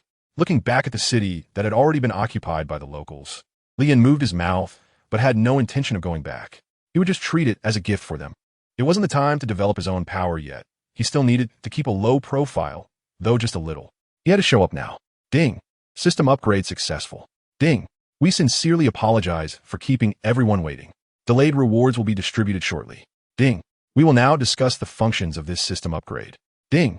The second wave of survivors is about to descend into this world, and the second world channel will be developed. With restrictions, only the top 10 of the first wave of survivors can chat inside. Ding. The sale of evolution pills has been canceled. The first and second waves of survivors can use them, but survivors who want to evolve their beast pets will need to explore on their own. Ding. All system functions have been restored. Ding.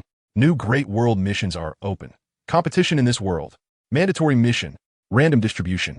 Completing it will grant evolution points as a reward. Ding. The leaderboard has been reset.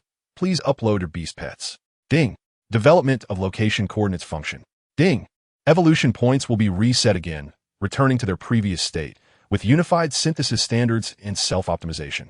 Note, evolution points can now only be used to buy spirit materials, beast pet qualifications, and evolution effects. Ding. Treasure chest pickups ignore distance. As long as it's your beast pet or one you killed, it can automatically enter your backpack. Ding. All otherworldly ferocious beasts are fully opened. High-level ferocious beasts will no longer be suppressed. This release will trigger chaotic situations with ferocious beasts attacking cities and causing riots. Ding. Treasure chest levels are completely random. High-level treasure chest drops are increased, but killing ferocious beasts no longer increases evolution points, and the items obtained from treasure chests will be greatly reduced. Ding. The system reminds you that you are no longer children. You should understand the cruelty of this world. So as adults, strive to live. The system hopes you survive. Ding. Rewards have been placed in your backpack. Ding. End of notifications. Ding. Special notification. As you are a pioneer and have reached the 8th tier warrior level, you will have 2 of your skills deleted and be rewarded with a brand new unique skill. Lian didn't think too much and directly deleted the 2 auxiliary skills, as they were almost useless. Then, the system sent him a new skill. He decided to check it later. This time the prompt was very long. The system update was complete, but it said a lot. It was almost making my ears inflamed. Yidimeng Kompling. Yeah, me too, Jiao Xiaxia said. The bald-headed guy looked at the 2 with envy. Let's go. They first returned to the previous alliance's gathering place, which was now empty. Except for that big brother from before. Because he stayed up late last night, he was still sleeping now. It's good that he was sleeping, otherwise, Li Yin and the others wouldn't know how to get back. Without waking him, Li Yin directly placed him in the car. And then the bald-headed guy drove as they left the same way. However, before leaving, he said something in the World Channel. I'm leaving Tianhua City. This sentence seemed to have no rules, like a casual remark, but as long as the compatriots here saw it, they would understand. However, the truth was that he thought too much. No one understood. Not many people paid attention because they were still immersed in the grievances after the system's recent upgrade. Why? Why? Why does the system do this? Is it trying to kill us? There's no more stockpiled elixirs. How will our beast pet survive in the future? Yeah, it was modified once before, and now it's just canceled. Is this it? I'm done for. Damn, such a huge beast, it's like a small mountain. It swallowed that rare-level beast in one bite. Beasts can still kill each other? Tianhua City has been conquered. Long live. Duguka has become the lord of Tianhua City. Everyone hurried to gather for warmth. Sitting in the carriage, Li Yin looked at his system. Ichiming and Jiao Xiaxia were also busy. They were also staring blankly, their consciousness drifting away. Li Yin first went to check the achievements and then collected all the evolution points. After that, he opened the system's compensation, which totaled over 100,000 points. Together with the optimized evolution points, he had a total of 740 evolution points. That's quite a lot, but it seems not particularly useful. He also took stock of other items. Over 3,000 ordinary pills, 575 entry-level pills, 1 to 4, more than 2,000 pieces of equipment, and other daily necessities and clothing not counted. There were 150 evolution stones, over 10, 200 ordinary and advanced pet eggs, 350 elite-level eggs, 3 rare-level eggs, and 659 pieces of equipment at levels 1 to 4. Lian opened a reward given by the system again. Ding! Congratulations, you have obtained the Cold Flame Body complete form. Ding! It has been automatically fused. Ding! A reminder, you're no longer using simple chi, but have transformed into a torrent of fire and an icy flame assault. Li Yin felt his body suddenly go from hot to cold and then return to a normal state. He gathered the energy within him and concentrated it in his hand. Then, that energy transformed into a torrent of flames, a chilling ice flame surge. Although he could sense the intense heat and cold, his body felt no discomfort. However, the coachman beside him twitched slightly, stirring in his sleep as if it were too cold. Li Yin immediately withdrew the energy in his hand. It seemed that the skills provided by the system were quite good. Suddenly, Bald Brother slammed on the brakes, almost throwing Yi Qiming and Jiao Xiaoxiao out of their seats. Fortunately, Yongdu quickly grabbed both of them. Yi Qiming patted Yongdu's head with great appreciation. Li Yin looked ahead. A massive body lay across the path, resembling a giant worm. White and large, seemingly full of energy.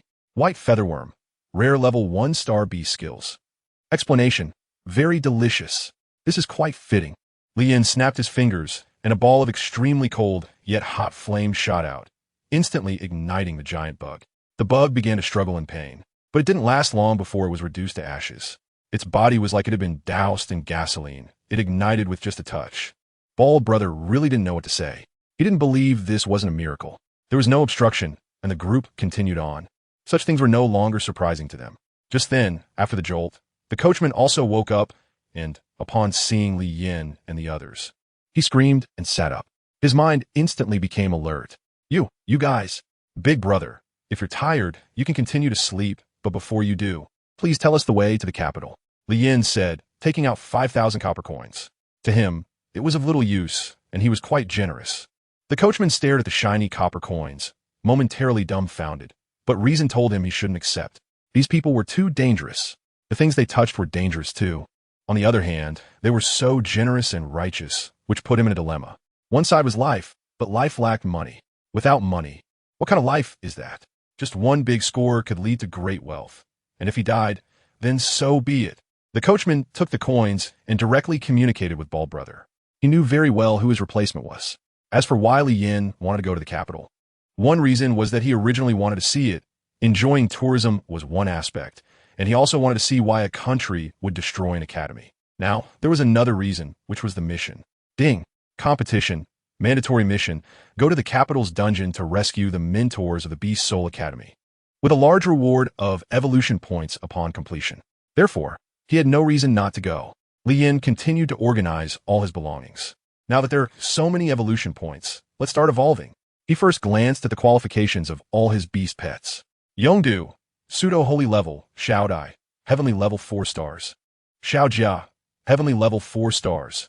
Yuning, heavenly level 2 stars. Xiao Bai, heavenly level 2 stars. Xiao He, heavenly level 2 stars. They should all be able to evolve. Let's evolve Xiao Dai.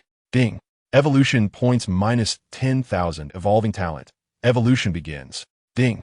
Evolution successful. Congratulations. Your beast pet has evolved to diamond level 2 stars. Ding. Evolution successful. Congratulations. Your beast pet has evolved to diamond level 3 stars. Ding.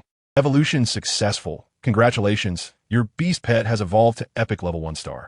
Then he evolved all his beast pets to the maximum level. Yongdu, legendary level 3 stars, first transformation. Xiao Dai, epic level 1 star. Xiao Jia, epic level 1 star. Yuning, diamond level 3 stars. Xiao Bai, diamond level 3 stars. Xiao He, diamond level 3 stars. After spending nearly 500,000, everything was finally evolved, and Yongdu also evolved once, consuming 1,000 evolution stones.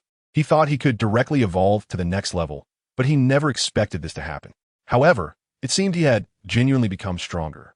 Although his stats hadn't changed much, the reality had improved, which was enough. Moreover, he discovered that although his evolution talent could still be used, the price was no longer halved. But it didn't matter. After finishing all the preparations, Li Yin glanced at the leaderboard. First place, Meng Li Kun, beast pet, rare level 3 stars. Second place, Ling Jun Chu, beast pet, rare level 1 star. Fourth place, Gujun Hao, beast pet, rare level 1 star. Fourth place, Gongshan Qi, beast pet, rare level 1 star. Fifth place, Kong Xiao, beast pet, rare level 1 star. Not a single golden level. And he wasn't sure if uploading his beast pet would cause controversy. However, he couldn't concern himself with that.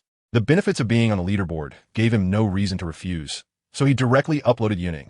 Sure enough, after he uploaded it, everyone who was refreshing the leaderboard was stunned. Then, they began to flood the world channel with a variety of expressions. Wow, wow, 1 wow, 2, wow, 99.99, the bald-headed guy said. We should be traveling for many days on this trip. The coachman nodded. However, we can change to a horse, no, a wind spirit beast. At the town ahead, that would speed things up a lot. Oh, what is that? The bald-headed guy was hearing about it for the first time. It's a very expensive type of horse, a rare breed among horses, very fast, with the wind naturally at its feet, going several times faster than normal horses. And this kind of horse is usually reserved for the law offices or the Lord's mansion, the coachman explained. Oh, the bald-headed guy understood. Li Yin listened to the two people's conversation and became interested in that horse. It has its own wind. This is a magical thing. One must know that wind is a natural element. Controlling or mastering it is not a simple task. Even Li Yin now can only use the essence of ice and fire, and he is not even familiar with it yet. It's just that the purity of his power is too domineering. In simple terms, his fire and ice have higher and lower temperatures than normal fire and ice. Anything extreme is very terrifying. The trees on both sides of the road swayed continuously in the wind, and from deep within the mountains, roars of beasts could be heard from time to time.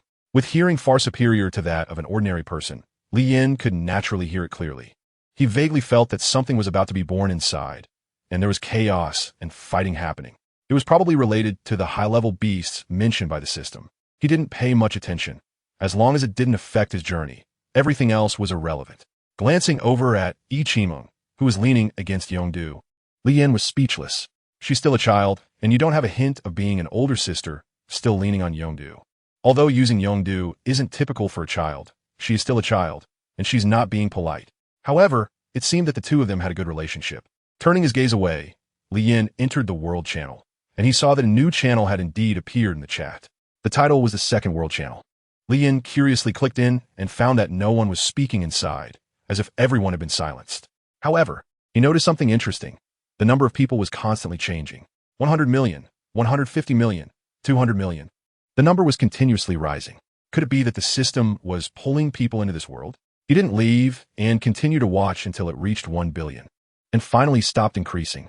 At that moment, a system notification sound suddenly rang out. Ding! The second wave of survivors has been deployed. He only heard this notification sound, and nothing else. Moreover, he noticed that when this notification finished, people began to speak in the second world channel, and the number of speakers was steadily increasing. Everyone's information was kept confidential by the system, so Li Yin couldn't see their names. However, he could understand their words. Where's this? Where am I? Wasn't I playing a game? How did I end up here? Hey, what the hell? Did I encounter something? Are they going to make me play a game of escape and kill? What are they talking about? But I advise whoever has captured me to let me go immediately. I am a national-level family member. If I go missing for more than 10 hours, you're all done for. My father will send countless special police to catch you. Another world? Mythology? Cultivation? Suddenly, the conversations became less frequent, as if something was happening over there. After a minute, the world channel exploded, with a flood of chat messages bombarding the channel. Countless messages flew by, making Li Yin dizzy. However, from the brief conversations, he could tell that their system had arrived. Moreover, they were just as confused, eager, and confident as he had been when he first arrived. They all subconsciously ignored the dangers of this world. But this is also the impulsiveness and passion of youth, both good and bad. Li Yin moved the panel in his consciousness and found that he could also type here. After thinking for a moment, he remembered that the system had mentioned before that he could speak here. He typed a message. If you want to survive, you better get familiar with the system quickly. This world is not as simple as you think. Li Yin sent it out. To his surprise, his words directly appeared prominently above the chat, like a special effect that lingered for a long time. Moreover, there was a line of small text beside it. Last wave of survivors. First place. That resembled a loudspeaker in a game. The people in the second world were stunned. The sudden appearance of this message caught them off guard. Then, a wave of messages erupted.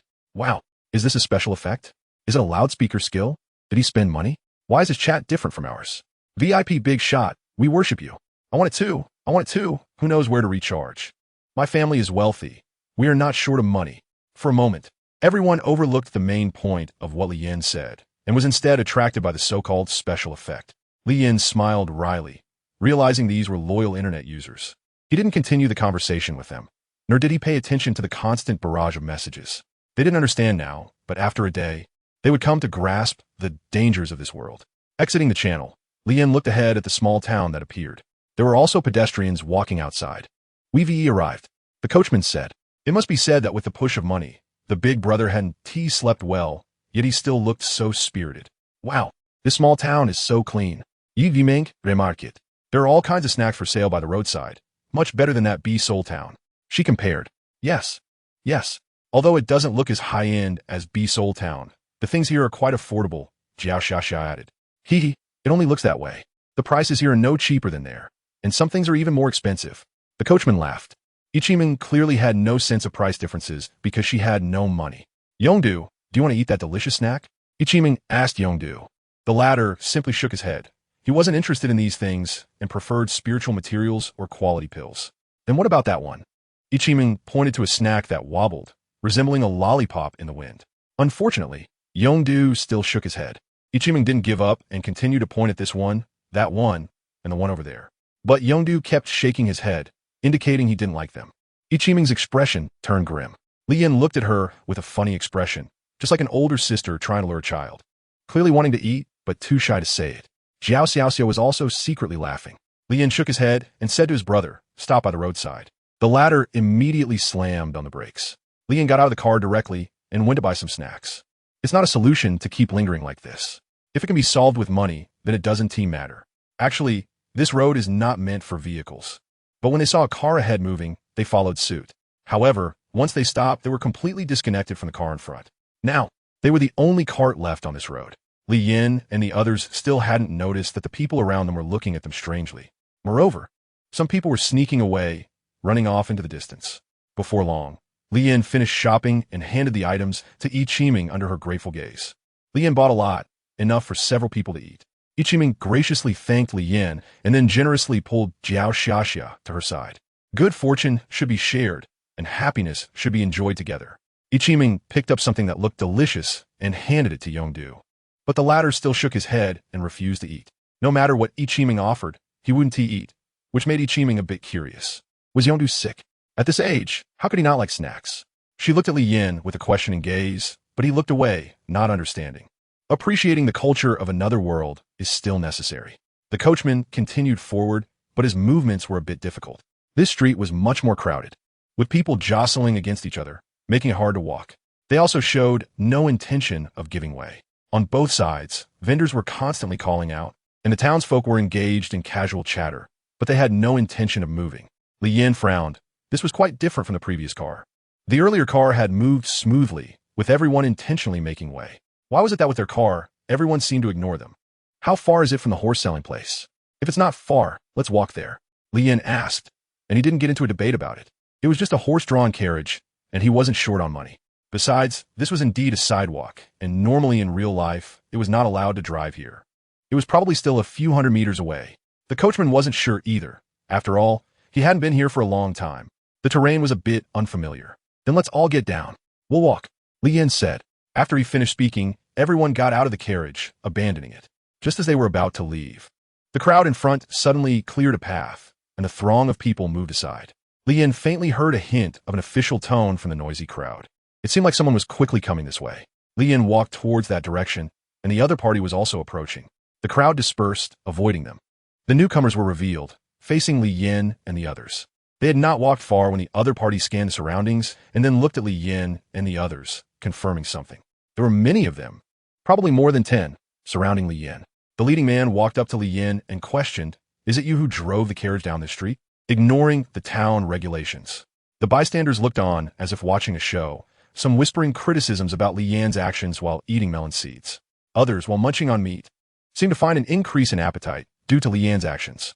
However, it was undeniable that they thought Li Yin and the others were in trouble. "Sorry, we didn't know this road was off limits. Moreover, we only followed the carriage in front of us," the coachman explained, but the other party paid no heed, ignoring his words and directly accusing Li Yin and the others of crime. "Ignoring the regulations and causing a blockage here, we will punish you according to the rules. Take them away," the leading man shouted. The guards surrounding Li Yin were ordered to step forward and apprehend them. The bald man stepped forward first, summoning his beast pet. At the moment his beast appeared, everyone's actions froze. "Are you defying orders and opposing the beast kingdom?" The leading man retreated a step in fear, sternly declaring, "Twisting the facts is your forte, and you dare to use the country to pressure me. Have you acted according to the country's standards? You say nothing about the carriage passing by, yet want to arrest us just because we are easy to bully?" Li Yan's cold gaze fixed on them, his killing intent unconsciously revealed. The others were frightened and retreated repeatedly. Their skills were only a bit stronger than the average person. In such a situation, they were still very fearful. Usually, when faced with such a scenario, the other party would surrender, as who would dare to oppose the Beast Kingdom on its territory? "We are just acting according to the law. You have violated normal safety regulations. What is wrong with us apprehending you according to the law?" The leading man said righteously, then shouted to the bystanders, "Everyone, right?" "Yes, yes." The crowd agreed, casting looks of disdain at Li Yan and the others, mixed with disgust. "Law? Is it your law or the country's law? You know better than I do whether you acted according to the regulations." Li Yan was already angry. The bald man's beast pet, the Blackstone Jackal, slowly stepped forward, the presence of the rare-level beast suppressing them. The atmosphere suddenly became tense, and they were so scared that they kept retreating. "You dare to rebel? I will. Report this to the town guard." The leading man, frightened, turned to flee, but as soon as he turned, he saw a cold face appear before him. He felt a chill all over, cold sweat pouring down, his body trembling, and his eyes wide open, as if he had seen something terrifying. Those who rely on power to bully others must learn to discern the time. "But you have picked the wrong target to bully." Li Yan snapped his fingers, and before the other party could react, the icy flame pierced into him, instantly ending his ordinary life. The group of soldiers turned in shock, their eyes filled with fear. A person had suddenly disappeared and then reappeared, completely beyond reason and their comprehension. Even the onlookers were unable to believe their eyes.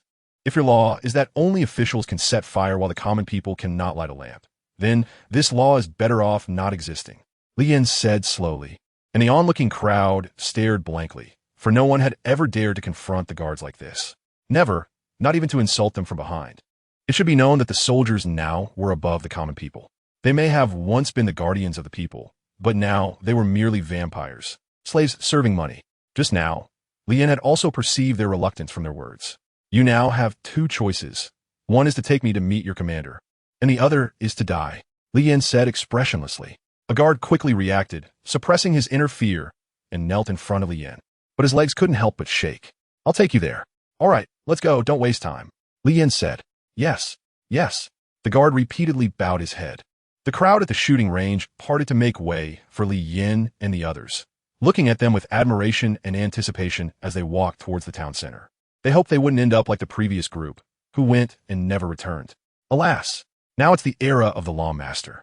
Even if he could defeat the town's defenders, how could he possibly deal with the Lawmaster of the Earth Beasts who holds immense power?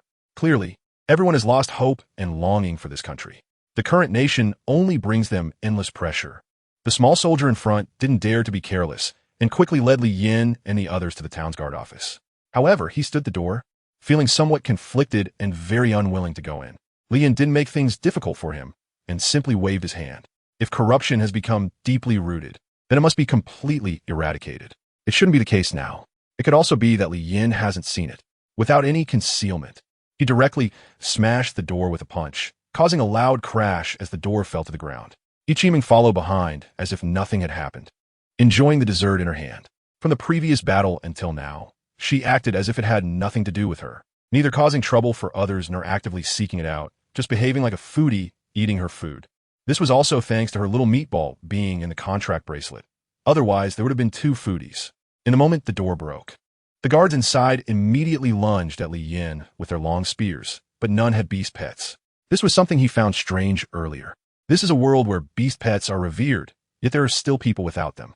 Although it was odd, he didn't dwell on it. With a beast roar, Bald Brother's beast pet launched an attack. It was time to show what it could do. Li Yan did not stop them, quietly watching. Blackstone's handling speed was very quick, and in no time at all, he took down the group of town guards. They were really brave, attacking without clearly understanding the strength of their opponent, barely getting a good look at them. Moreover, their own strength was pitifully weak, truly leaving one speechless for them. It hurts. Each person's body had several wounds. The bloodstains were deep, almost to the bone, and the blood had stained their clothing red. They were gritting their teeth in pain. Meanwhile, those inside heard the sounds and finally came out. "Who are you? Why did you invade my guardhouse?" Zhou Borong asked in fear. Aren't you the ones trying to capture us? Why are you still asking who we are? Ichiming said while eating snacks, stuttering. Although her words were not very clear, Zhou Borong still understood. You are the ones driving a carriage on the street where it is prohibited. No one responded, and Zhou Borong felt a bit awkward and empty.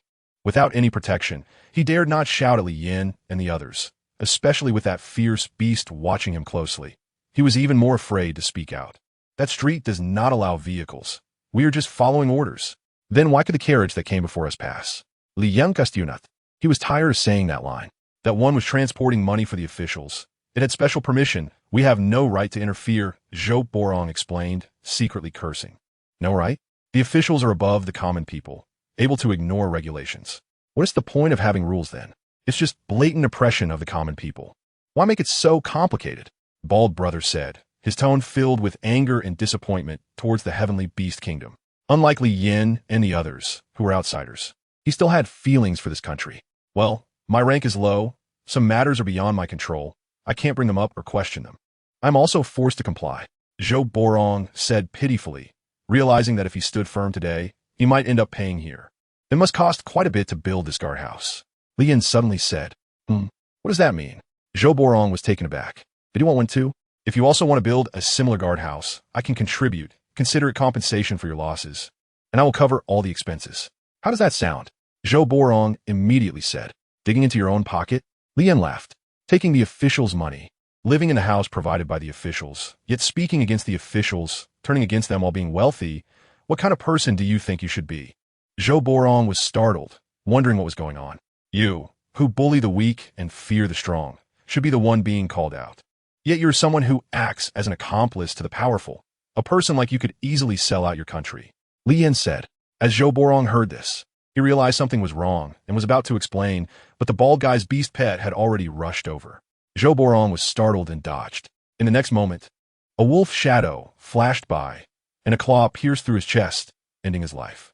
The action was quite fast, probably reaching the level of a second-tier warrior, but he still couldn't escape death in the face of a rare-level fierce beast attack. With the mastermind dead, Li Yin and the others walked outside, where the coachman had been waiting for a long time. He didn't need to guess. He already knew that some unfortunate guy had likely died inside. Feeling sorry for them, he thought, why provoke anyone? But they chose to provoke Li Yin. In fact, if it weren't for Li Yin encountering the situation, others from the Earth Village would have said a few words and then acted if they could fight back. Let's go check out the horse cellar, Li Yin said. Feeling bored, he didn't expect this guy to be so weak. After all, he was supposed to be the town's guard. It ended quite uninterestingly, and they should leave now. According to the townspeople's hints, they quickly found the horse cellar. Upon arriving, Li Yin was somewhat surprised. The atmosphere here was much stronger than that of the town guard, not only in terms of strength, but also in decoration and everything else. It far surpassed the town guard's office. Li Yin's conclusion about the town guard's office was that it was like the village clinic, while this place was like the village's brigade. This place was under the jurisdiction of the law enforcement, which was normally higher than that of the town guard. And the wind spirit beasts inside were also exclusively provided for the law enforcement. Whether for guarding or foreign trade, they were more splendid than the town guard's office. The coachman explained.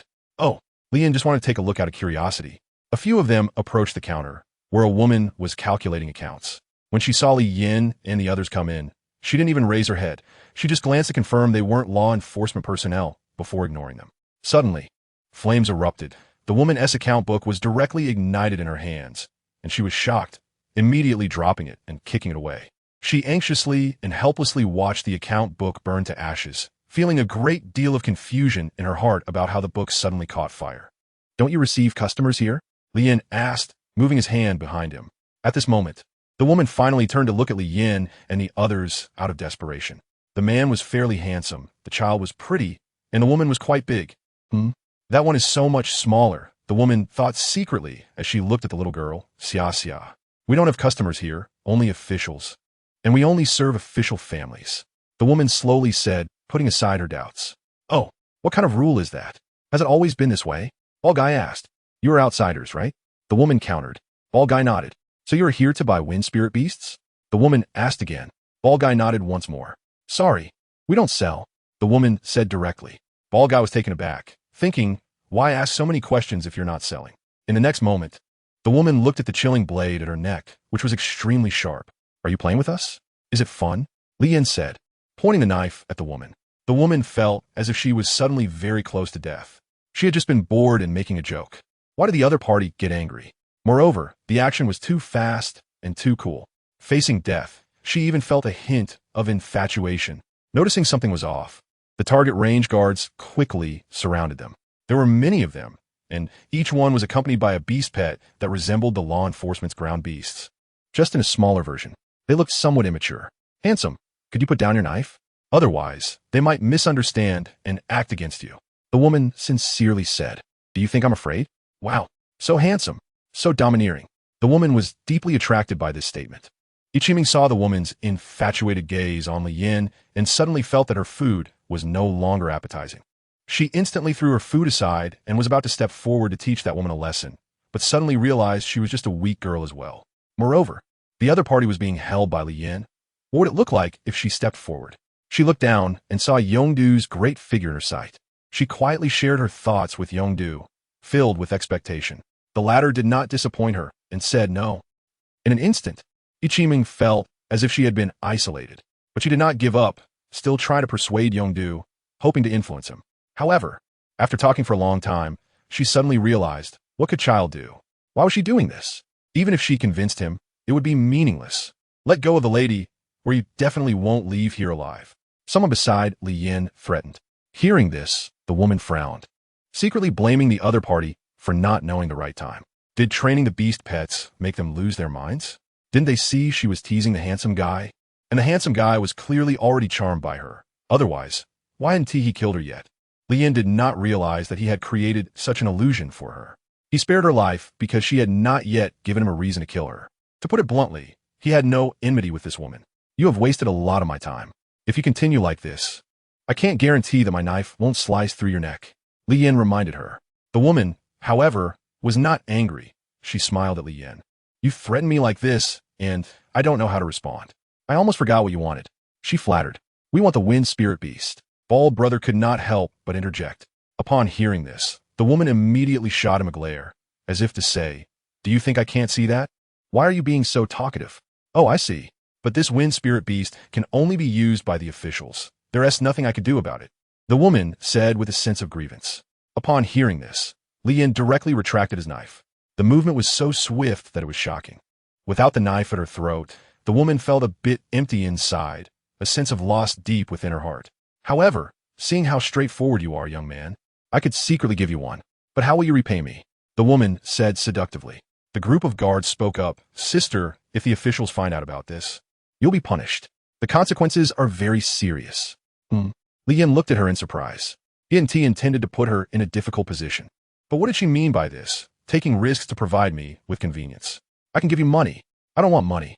The woman refused, slowly walking towards Li Yin. Then what do you want? Li Yin asked. The woman did not answer and continued to approach him. But at a distance of 2 meters from Li Yin, a figure blocked her path, staring at her with an unfriendly expression. Please maintain a safe distance, Ichiming said. Vort by vort. The woman fell silent, stopped in place, and maintained her smile. Without needing much explanation, she understood Ichiming's actions. So there is already someone next to the handsome guy. I want to get involved, the woman said, somewhat disappointed as she stepped back. I want that knife you just had. Since she had no chance with him, she couldn't let herself be at a disadvantage. She had carefully examined that knife earlier. It was definitely not an ordinary item. In fact, it truly wasn't. The weapon was at a higher grade, far exceeding ordinary quality. Li Yin didn't hesitate and directly threw it to the other person. The woman picked it up and examined it carefully. It was indeed a good knife. The blade sparkled, and the tip was sharp. However, this knife alone was not enough for the value of the wind spirit beast. They needed something else. The woman asked, what else is needed? Ichiming, already impatient, replied coldly, we also need a pet egg, one that can hatch an elite-level beast pet. The woman said, a pet egg? How can you guarantee that what hatches will be what you want, not to mention the required level? The bald man interjected.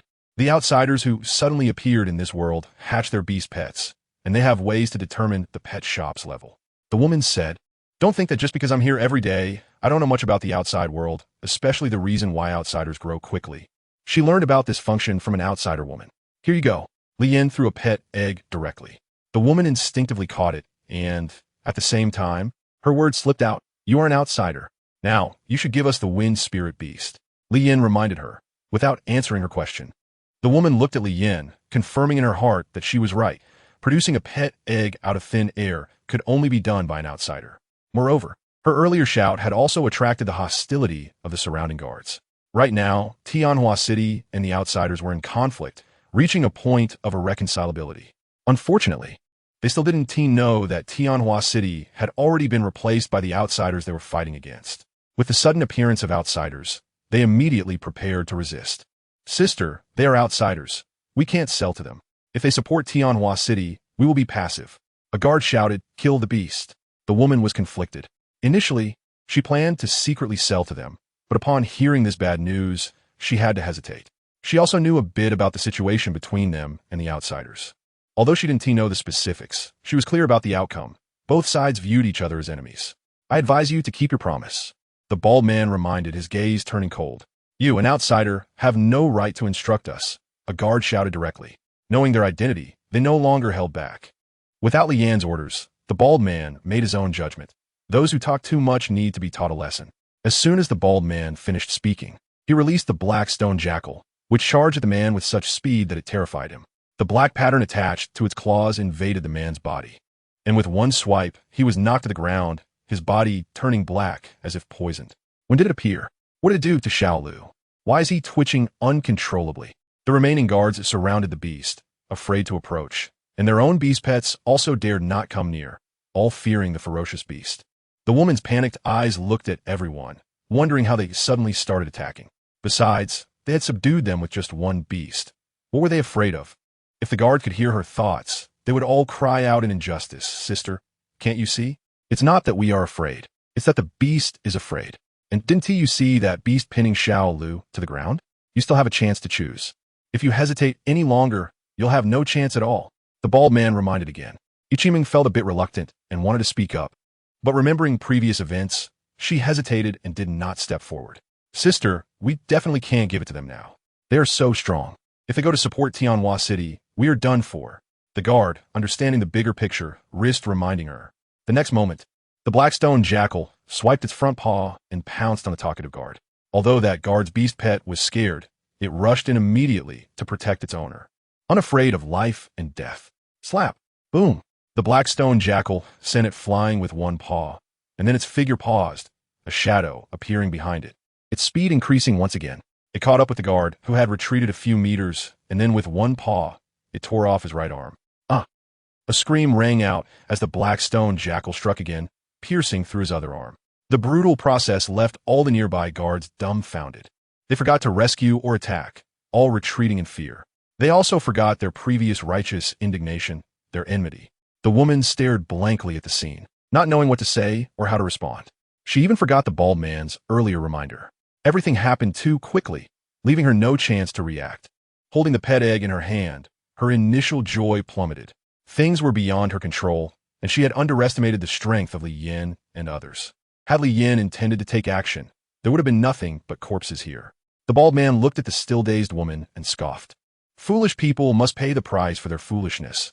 Now is not the time to be dazed. The blackstone jackal slowly walked to the woman's side. Though it wasn't very large, it was fierce, and its face was frightening enough. The blackstone jackal drooled, with the warmth of human blood still on its claws. Its fierce, menacing gaze fixed on the woman's neck.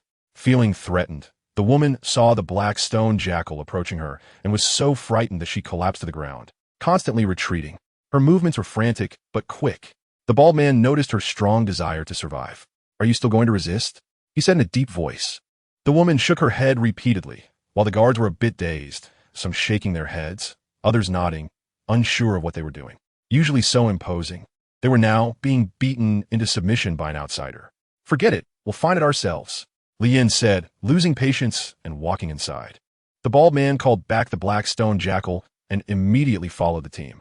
The coachman looked at the woman with pity. With no one to block them, Li Yin and the others arrived at the target range in the back. Looking at several wind spirit beasts, it was vastly different from what Li Yin had imagined. He had thought they were winged beasts, but upon closer inspection, they were still horses, just with spiritual patterns in white. Other than that, they were not much different from regular horses. He felt a bit disappointed and casually picked one before driving away. Throughout, no one obstructed them. The guards had changed their attitude and behaved very obediently. However, the woman remained unchanged, her emotions showing a hint of resentment and disappointment as she looked at Li Yan. That sense of loss grew larger as Li Yan moved further away. Sister, should we report this to the higher-ups? A guard stammered. Do you think it's necessary? Didn't you see their direction? If I'm not mistaken, they're going to the capital, the woman replied, looking at the already disappeared figures of Li Yan and others, feeling indignant. Then we should report it too. Let the capital prepare early. The guard said again. Do you know why you're still alive? Isn't it good to be alive? Don't always think about getting yourself into trouble. The woman scolded the guard for a while, then took the pet egg that Li Yan hadn't retrieved and returned to her room. She left the guard behind, staring blankly, not understanding why the older sister said those words. Fortunately, not all the guards were as dull as he was. The older sister's meaning was to tell you not to meddle in other people's affairs. They have already gone to the capital, so why would they be afraid of you leaking information? Besides, we are still alive. If the other party had the intention to kill us, we would be dead. The fact that we are not dead means they do not intend to kill us, so just keep quiet. This line of reasoning made the guard realize and feel a sense of dread. He recalled the earlier encounter with his companions and the ferocious beasts that had almost killed them in an instant. He swallowed hard and nodded heavily. On the other side, Li Yan and the others left the small town and walked onto the endless official road. The journey was long, but with this wind spirit beast, they indeed moved much faster, although it was quite bumpy. Sleeping on this cart would be a challenge. Therefore, they had to make choices. Anyway, he wasn't in a hurry, so traveling during the day and resting at night was fine. This way, everyone could get a good night's sleep. Moreover, they had wasted more than half a day changing horses, and night was approaching. After walking a distance, they had to stop and rest. One reason was that it was time to eat, and the other was that sitting in the cart was too bumpy. Everyone's faces were not looking good from the jolting, but the coachman seemed to be in good spirits. It seemed that after changing the horse, his spirit had been uplifted. Earlier, Bald Brother had curiously asked. The answer he received was that it was his first time driving this wind spirit beast, and he was very excited. The familiar operation, the familiar dishes, and then taking out the meat of the wind spirit beast. Everyone was ready, each busy with their own tasks. They started cooking. Their movements were synchronized. A strong aroma of meat quickly filled the air. Everyone gathered together like a family. With I Chiming and Jiao Xiaoxia around, the atmosphere was very good and harmonious. However, their meat aroma also attracted some commotion from deep in the jungle. But it was just commotion with no further actions. After dinner, there was no need for anyone to keep watch. Everyone fell asleep peacefully. Originally, the coachman said he would keep watch, but Li Yan refused, because at night, he had other actions to undertake. When night fell and everyone was asleep, the contract bracelet on Li Yan's wrist, resembling a green snake, glimmered with light, and figures emerged from the bracelet. Yondu opened one, but then closed it again. Little Butterfly was the first to come out and directly hugged Li Yan's body.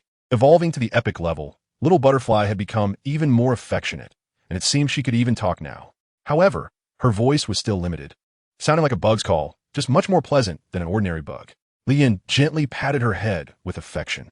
Xiao Jia also nudged closer, feeling more grateful to Li Yan than any other beast pet. Evolving from elite to epic level was something it had never dared to imagine before. Moreover, after evolving to epic level, its memory had developed significantly, and the bloodline of the Spirit Armor clan had been greatly activated. Not only did its combat power increase, but its intelligence did as well. It now had the IQ of a 10-year-old child. As for Xiao Bai and the others, aside from growing significantly larger, Xiao Bai exuded a more regal aura. That presence was no longer as faint as before. Yuning also had the power of air supremacy. When it fully spread its wings, it reached over 10 meters, showcasing its terrifying nature. As for Xiao He, it remained quite ordinary with no significant changes. Just a bit darker, still looking the same as before. If it wasn't angry or explosive, it was no different from an ordinary gorilla. All right, everyone go play. But keep the noise down and watch your safety. Li Yan instructed. With this promise, everyone dashed into the forest. Although Xiao Dai felt a bit reluctant, she still followed. After all, Li Yan was going to sleep. He couldn't hold her while sleeping. That wouldn't be appropriate. After sending them off, Li Yan returned to the tent, where Yongdu was already lying aside, resting. Li Yan lay down next to him, scrolled through some comments, and then fell asleep. In the vast, deep mountains, 5 fierce beasts quickly traversed the forest. Wherever they passed, no beast was spared. Even rare-level beasts were not exceptions. However, the strongest beasts they had killed were only rare level, which left them feeling unfulfilled and bored. Nevertheless, their levels had increased significantly, and they had all activated their second bond. However, being too far apart, the bond effects could not be realized. Although the slaughter was somewhat tedious, they continued because they had come out to kill and to truly feel their own power. After a long time without battle, they would become rusty. Just as they were swiftly moving through the forest, a golden light suddenly appeared behind them. And after the golden light passed, a centipede over 10 meters long appeared on the ground, its body green and sporting a pair of pink wings. It looked incredibly strange. They all turned back to look at this beast. From its aura, they could feel that this insect was stronger than those they had killed before, but it wasn't too strong, likely just at the golden level. Without much discussion, Xiao Jia and the others exchanged glances, each seeing the desire in the other's eyes. They all wanted to kill this beast. The beast, unaware that it had become a coveted prize, was suddenly startled. Yuning reacted first, soaring into the sky, its powerful wings causing the wind to change, stirring the tall trees and making leaves fall. It dove sharply down while continuously screeching.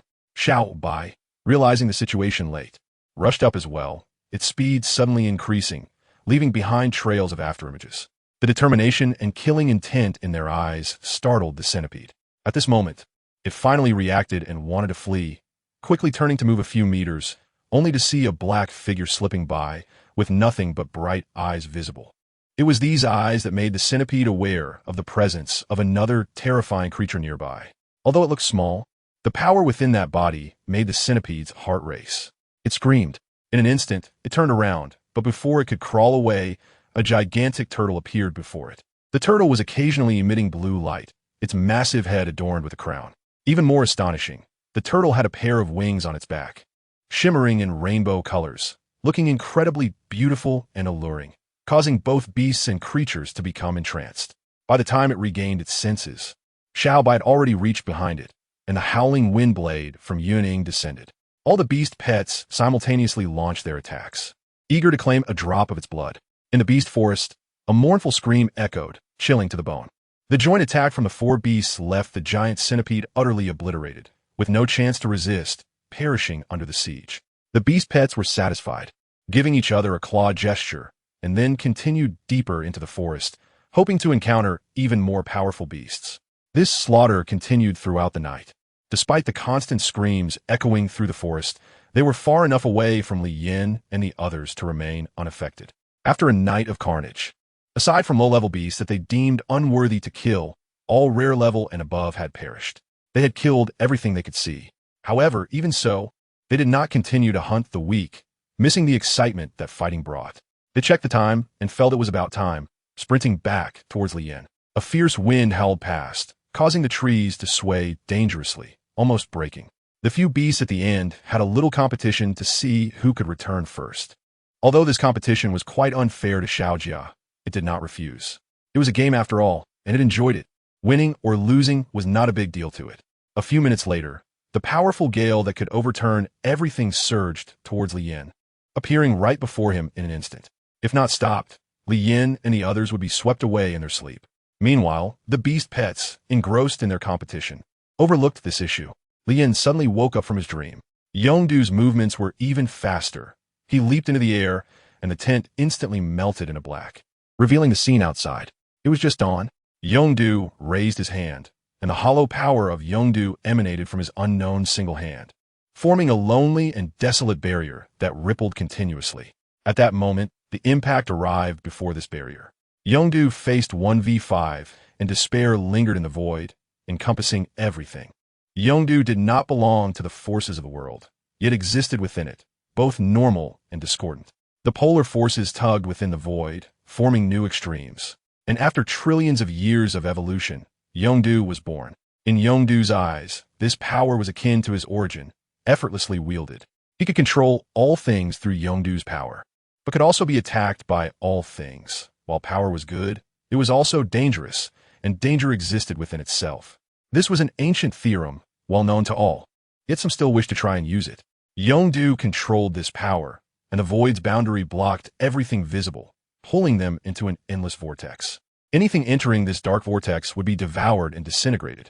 Life and death, the path of existence and extinction, whether it was a fierce wind or natural force. All were consumed by this power, struggling in vain. In the end, exhausted, they were eroded into the void in a breath.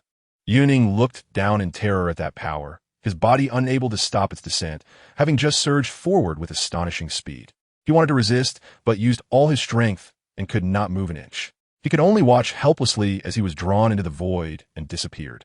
Later, Xiao Bai experienced the same fate, propelled by inertia and the void's pull, sucked him like a meteor, sinking into the dark ocean. Next was Xiao He. Although he was not as fast as the first two, he was still quick, giving it his all. Unsurprisingly, he also plunged in.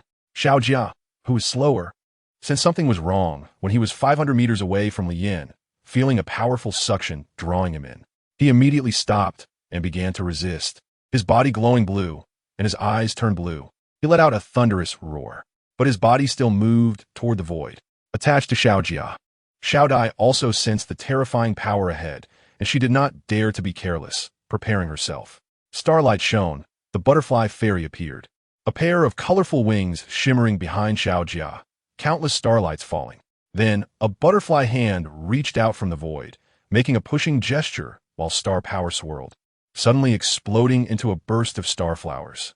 Xiao Jia immediately felt himself grow several times stronger, his momentum surging violently, and his body began to enlarge, rapidly growing to 7 or 8 meters tall, directly pushing aside surrounding trees, for claws gripping the ground, starting to contest with that power.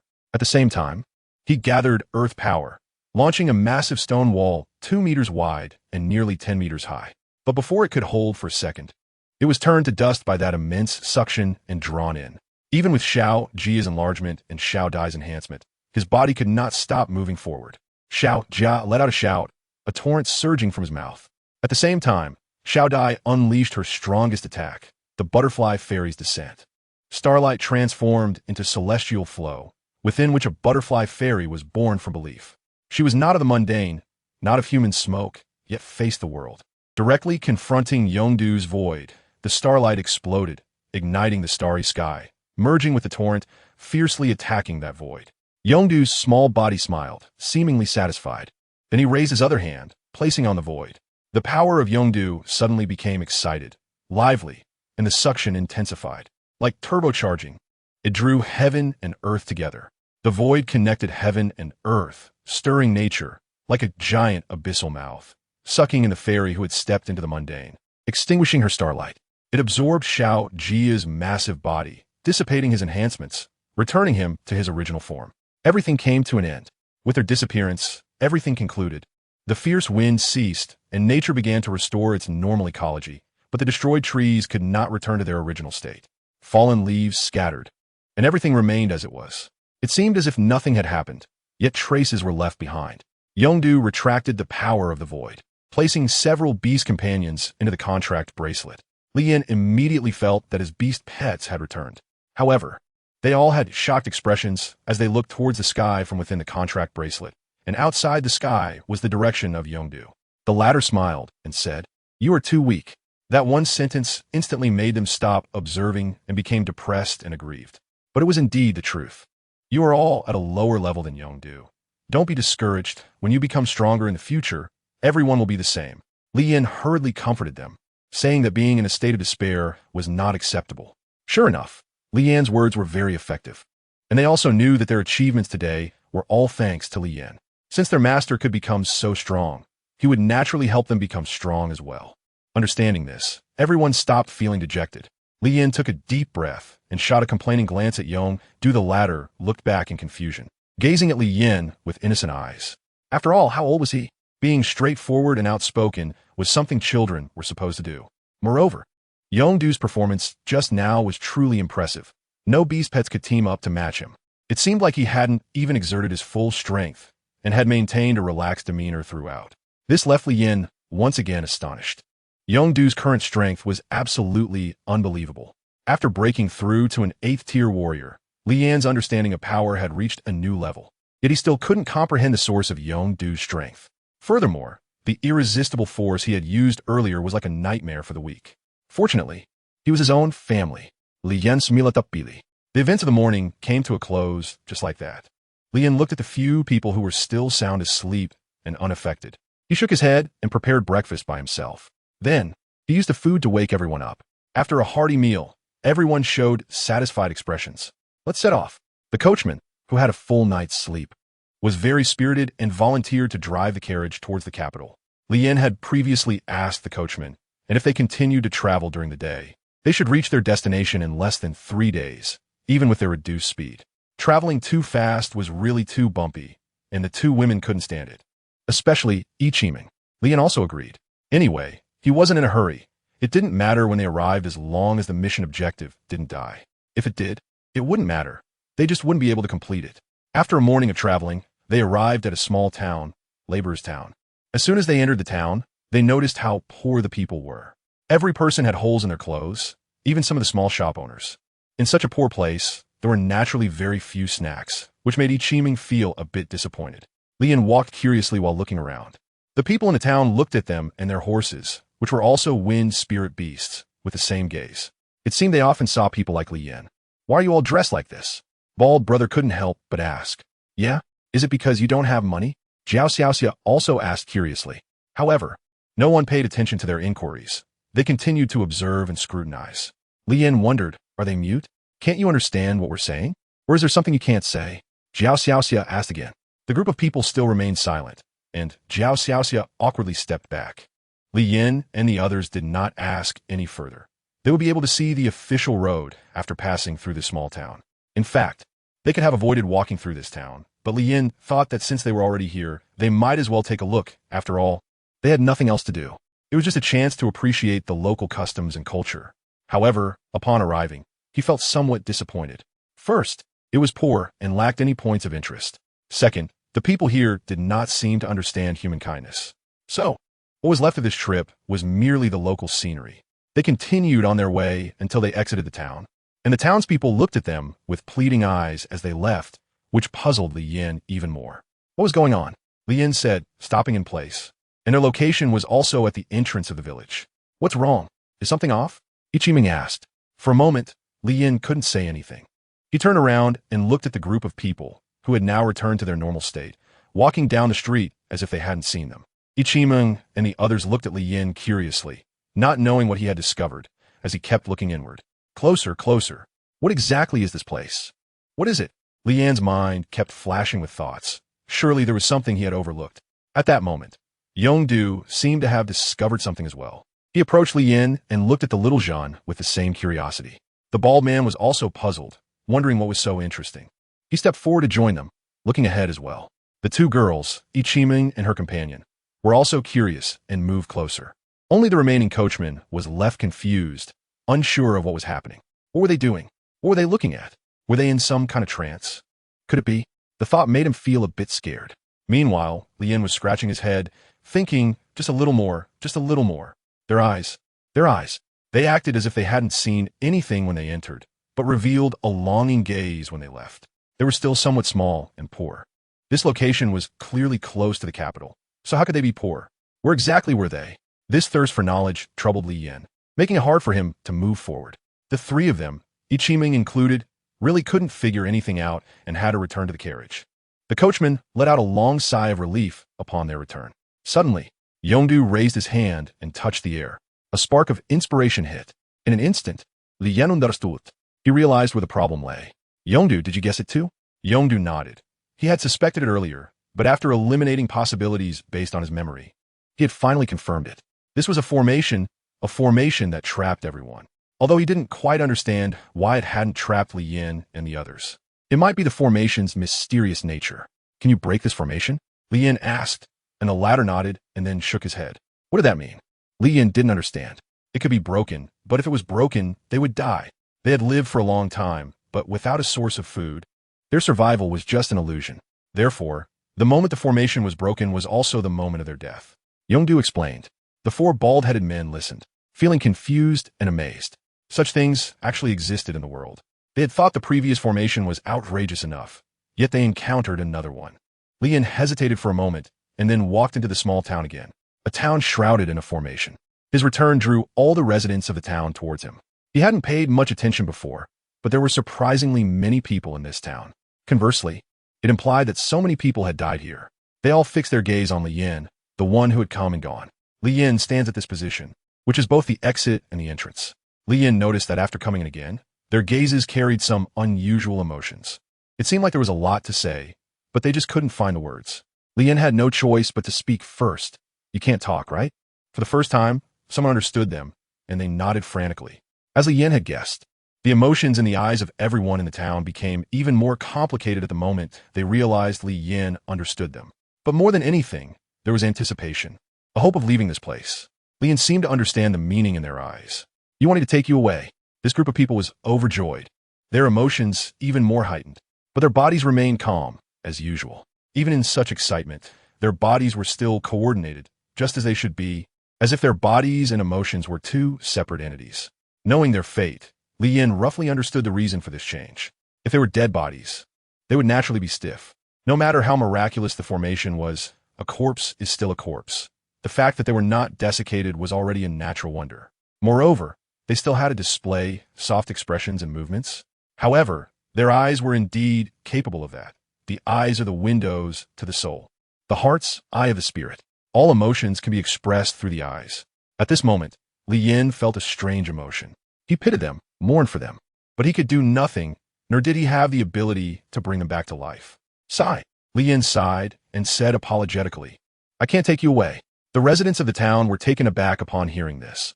They wanted to ask why. Clearly, he understood their meaning and their plight of hunger. So why was he unwilling to help them? Why? In that moment, they felt a surge of hatred. I don't have the ability to take you away. I can't do it. Li Yin said. They didn't believe him. It was clearly possible it could be done. Why wouldn't he just help them? Why? When it could be as simple as moving a hand. Why do you have to respond like this? Are people really that selfish? How can anyone be so selfish? Selfish people deserve to die. In an instant, everyone's eyes were filled with hatred toward Li Yin, and as this hatred arose, Li Yin noticed that the town had changed. An invisible force began to erode his body and his soul. Yes, his soul. Li Yin felt that his body was undergoing a change that was neither painful nor itchy. It was as if this small town wanted to merge him into a part of it. The beginning of all this occurred when all the townspeople harbored hatred towards Li Yin. The extinguishing of the flame of hope had also buried their humanity. The ugliest side of human nature erupted. From a space of Yongdu, someone who once wanted to save them was now despised by them. Through hatred, the formation sought to keep Li Yin here. And the driving force behind all this was the person Li Yin wanted to save. Although he knew they were already dead, he still returned out of human emotion to take a look. But he was met with this outcome. That invisible power of assimilation was exceptionally strong. So strong that his own power was suppressed. Although he could still mobilize it, it was very weak. This was a one-on-one battle between him and the formation. And Li Yin was very passive. By the time he realized it, he was already in a passive state. But he did not give up. The characteristics of the Han Yin body were also activated. The dual powers of ice and fire within his body were triggered, resisting the force of assimilation. But the two seemed somewhat different. Li Yin's resistance turned into an attack, penetrating that power of assimilation, unsure of where to strike. However, that force was completely different. It continued to assimilate Li Yin, erasing his connection with the outside world. This was an irresistible force, and Li Yin panicked. I came to see you out of goodwill, yet you want me dead, to keep me here forever. Li Yin shouted angrily, his body instantly turning bright red. The blue and red colors represented the core essence of the cold flame body.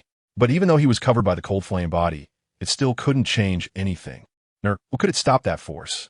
It wasn't that Li Yin wasn't strong enough, but rather that he had no way to counter this, or rather, he had no skills to fight against it. Li Yin screamed, gripping a sharp knife, with icy flames enveloping it. A torrent of scorching flames gathered within his body, and that energy was evaporated by the searing flow, becoming part of his strength. At this moment, Li Yin's eyes were bloodshot, and under the threat of death, he was about to unleash his strongest strike. He had a feeling that something within him had been largely erased. If he didn't leave now, he would truly be trapped here. The momentum of the knife represented Li Yin's determination. The knife's aura embodied the will of all death, and the strike that condensed both energy and flames was incomparable to any previous moment. He was stronger and more terrifying than ever before. The pressure brought by death was deadly. The blade was about to be overwhelmed by the gathering of this power. Although Li Yin had not yet amassed his strongest strength, it was time to attack. Break through for me. A blue flame arc ignited in midair, causing the formation to tremble violently. The strike touched its defenses, reaching its essence. That devastating blade strike, with blue flames burning and knife energy tearing, combined perfectly, but it still extinguished. The scorching waves of fire shook in the air. But that flame was still extinguished. The formation had just unleashed a gentle ray of sunlight, extinguishing his all-consuming knife flame. Along with it, Lian's confidence was extinguished. Death itself is not terrifying. What is terrifying is the despair that comes before death. Everyone experiences despair before facing death and pain. Helpless, weak despair. This damned feeling. Lian smiled, laughed out loud. He experienced that feeling again. It was so annoying. Can it be broken? Sigh. Lian really didn't want to give up, but it was difficult for him to use that last strike again. His strength had been drained once more, leaving him with barely a fraction of it. This formation seemed to have been created specifically to restrain him. He had no power to resist. He had become someone at the mercy of others. He let out a bitter laugh. Lian turned back to look at the empty space, but he knew that direction was where he had come from, and it was also where Yongdu was. Sigh, I have to rely on you. As if sensing Lian's call, the great formation suddenly began to shake violently. With a loud bang, the sky collapsed and shattered, and a hollow force tore apart this formation. A large amount of hollow power entered this space. At the moment darkness appeared, Lian smiled. The source of the hollow suddenly surged, and the power also increased sharply, transforming the hollow into a giant hand that grasped this seemingly boundless formation. Then, with a squeeze, the already broken formation completely disintegrated. The sky was no longer filled with the breath of life and death, but turned into a deep blue. As the formation shattered, those who had been angrily shouting before turned to ashes, leaving only a trace of white bones. They shouted their last cry as humans just before dying, a cry of liberation. In that moment, as death approached, their memories awakened. They understood why they were here. They were guilty, and being here was a way to atone for their sins. They deserved to die, but they did not want to. People instinctively want to live, yet they should not live. They felt sorry for the world. They were the sinners of the world. Not everyone here was a person atoning for their sins. There were also some passers-by. Originally, there were not so many people in this formation, just a few. As more curious onlookers came by, it grew to what it is now. The formation of the small town also became more substantial due to the increase in population. People wanted to escape and signaled to outsiders. But this signal ended up harming those who came to save them.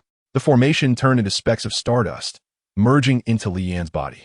The memories of the formation also entered Lian's body. Ancient times? This formation originated from ancient times and has been passed down through the ages until today. If it had not been destroyed, who knows how many more people it would have harmed. Lian was not interested in their memories and did not deliberately try to retrieve them. Rather, he was more interested in this formation, because he knew how this formation was released. However, he did not know the materials introduced above. Sealing Sin automatically learned 9th level formation layout conditions, a source of power and the Spirit Stone, plus millions of 8th level beast cores. Effect: warriors below the 10th level can be trapped. Anyone caught in this formation will have their traces erased from the world, becoming part of the formation and providing nourishment to maintain it. The deadliest move. Time is your death. Very good, very strong, very practical. He really liked this formation. He wouldn't be able to break it, as he was only an 8th level warrior. Did you just see what Yongdu did? I didn't see, but what happened to the people in the town? Why is Li Yin sitting on the ground? What is that pair of white bones on the ground? Jiao Xiaoxia dared not look and covered her eyes. Not just the town, even this place has changed from what was previously a rather normal small town. Not bustling, but acceptable to a barren surface. What on earth is going on? Everything that just happened was too dreamlike. They couldn't see what was happening clearly. All they saw was Yongdu raising his hand, and then a dark, hollow giant hand appeared in the sky. It blocked out the sun, and it felt like the sky was about to collapse. Ichimeng was also shaken, with crumbs still lingering at the corner of her mouth. The younger brother she had been with all along was unexpectedly this powerful. Everything happened very suddenly, and Yongdu did not hesitate to take action. Just at that moment, he actually did not see the situation inside the formation because what was seen outside was completely different from what was happening inside. However, due to the connection with the system, he sensed his master was in danger. In that instant, it felt as if something was about to sever the connection between them. It was at this moment that he realized his master was in danger. So, without thinking much, he decisively tore apart the formation. Although his expression was calm, his inner anger reached its peak, as if to say, how dare he? With the disappearance of the formation, The feeling of erasure on Li Yan's body also vanished, and the lost things returned. The continuous flow of power within him was restored. Without the feeling of suppression, Li Yan performed a carp leap and returned to Yongdu and the others. "Stop dawdling, let's go." Li Yan spoke as if nothing had happened. His current calmness was unusually strong, and he hadn't really felt that he was going to die just now. With Yongdu by his side, he felt a sense of fearlessness. He didn't know how many times this was that Li Yan had pulled him back from the brink of death. Li Yan and Yongdu did not have much conversation. They understood each other, and this feeling did not need excessive explanation, with the noise buried deep within. However, they were different. As soon as the bald-headed brothers were about to ask, Ichiming spoke up first. "What just happened? Why are you sitting on the ground? What was that hand from Yongdu? It was so scary." Yongdu did not reply, and Li Yan also had no intention of explaining. It wasn't that he didn't want to explain. It was unnecessary given Ichiming's intelligence. "Why aren't you speaking? Why is there no sound again? This is so rude. You are not respecting others at all," Ichiming said angrily, scolding Li Yan, who acted as if he hadn't heard. It was Yongdu who came to the rescue. Big Brother encountered difficulties. That formation is dangerous, and Big Brother was trapped, so I intervened. Big Brother is fine now. Yongdu spoke succinctly but clearly. The bald-headed brother immediately understood, but Yongdu's power remained an unknown mystery. He appeared suddenly, and upon arrival, he was so powerful. It was almost unimaginable. Moreover, it was illogical. He appeared out of nowhere with an unknown background, but all of this had a great deal to do with Li Yan. Although the rings and their universal backpacks could hold fierce beasts and allow them to live inside, they had never tried it with a person. Even if they had tried, when was it? They had been with Li Yan all along. This question, no matter how he thought about it, was a puzzle that the bald-headed brother could never solve. He also hadn't considered the case of fierce beasts turning into humans. However, it was a relief that Li Yan's mystery had already become a habit. When Ichiming heard Yongdu's answer, she pretended to understand and immediately said to Li Yan, "Look at how polite he is. You are worse than a child." Humph. In fact, she didn't understand at all. Her mind was a complete mess. What kind of answer is this? It exceeded her understanding. Are children really so sparse with words? She felt wronged, but seeing that Li Yan still remained silent, she didn't know what else to say. It felt like hitting a pillow. It was boring and didn't relieve her anger. The coachman, like a transcendent being, was not affected by them at all. He had built a barrier in his heart that could withstand all difficulties. In fact, he just didn't look or listen.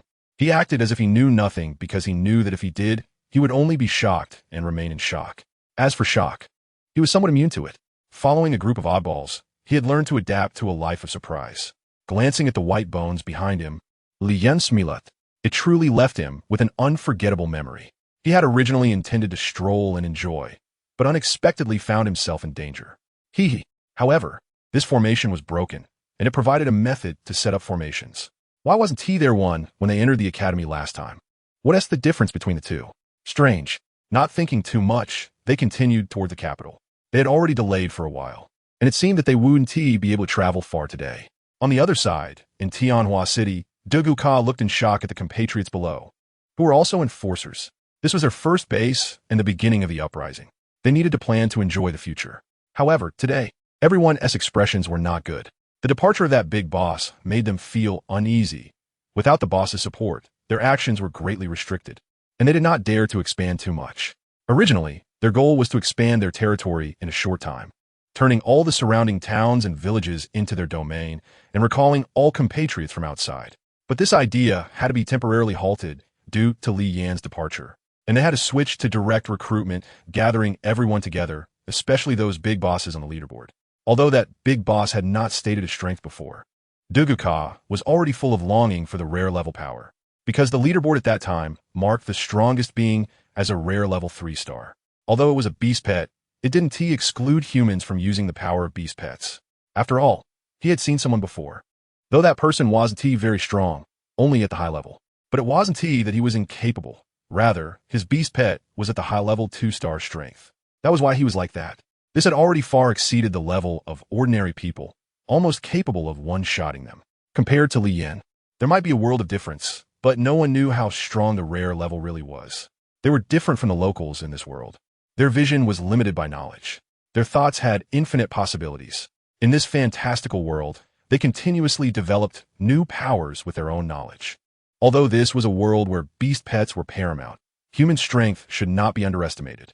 If that big boss could guard here, we would have to be so passive. Yes, Duga Ka brother. Can't you contact him? As one of the top 10, there should be a way to reach him. The first big boss who suddenly appeared before only spoke one sentence in the second world and then never appeared again. Extremely mysterious. As for Mengli Kun, he didn't even say a word and didn't reply to private messages. I have no way, Duga Ka said helplessly. Regarding this mysterious and powerful first person, Duga Ka was also full of longing. He didn't know what opportunity the other party had received after the system upgrade. His beast pet had suddenly jumped to diamond level. At that moment, he had only one thought. Wow, Mengli Kun, if the rare level is so powerful. He couldn't even imagine how strong the diamond level would be. And it was precisely because of this reason that he was anxious to bring the other party over. He didn't know who had come to help that day, whether it was the first or the second, because at that time, the two had similar strengths. However, he had a feeling that the one who came to rescue was the first one. It was intuition, and he always trusted his intuition. That person was really something. What time was it now? And they were still not united. The enemy had already regarded them as fodder, ready to be slaughtered at any time. And this situation was worsening. Now, in other places, there were cries for help from their compatriots.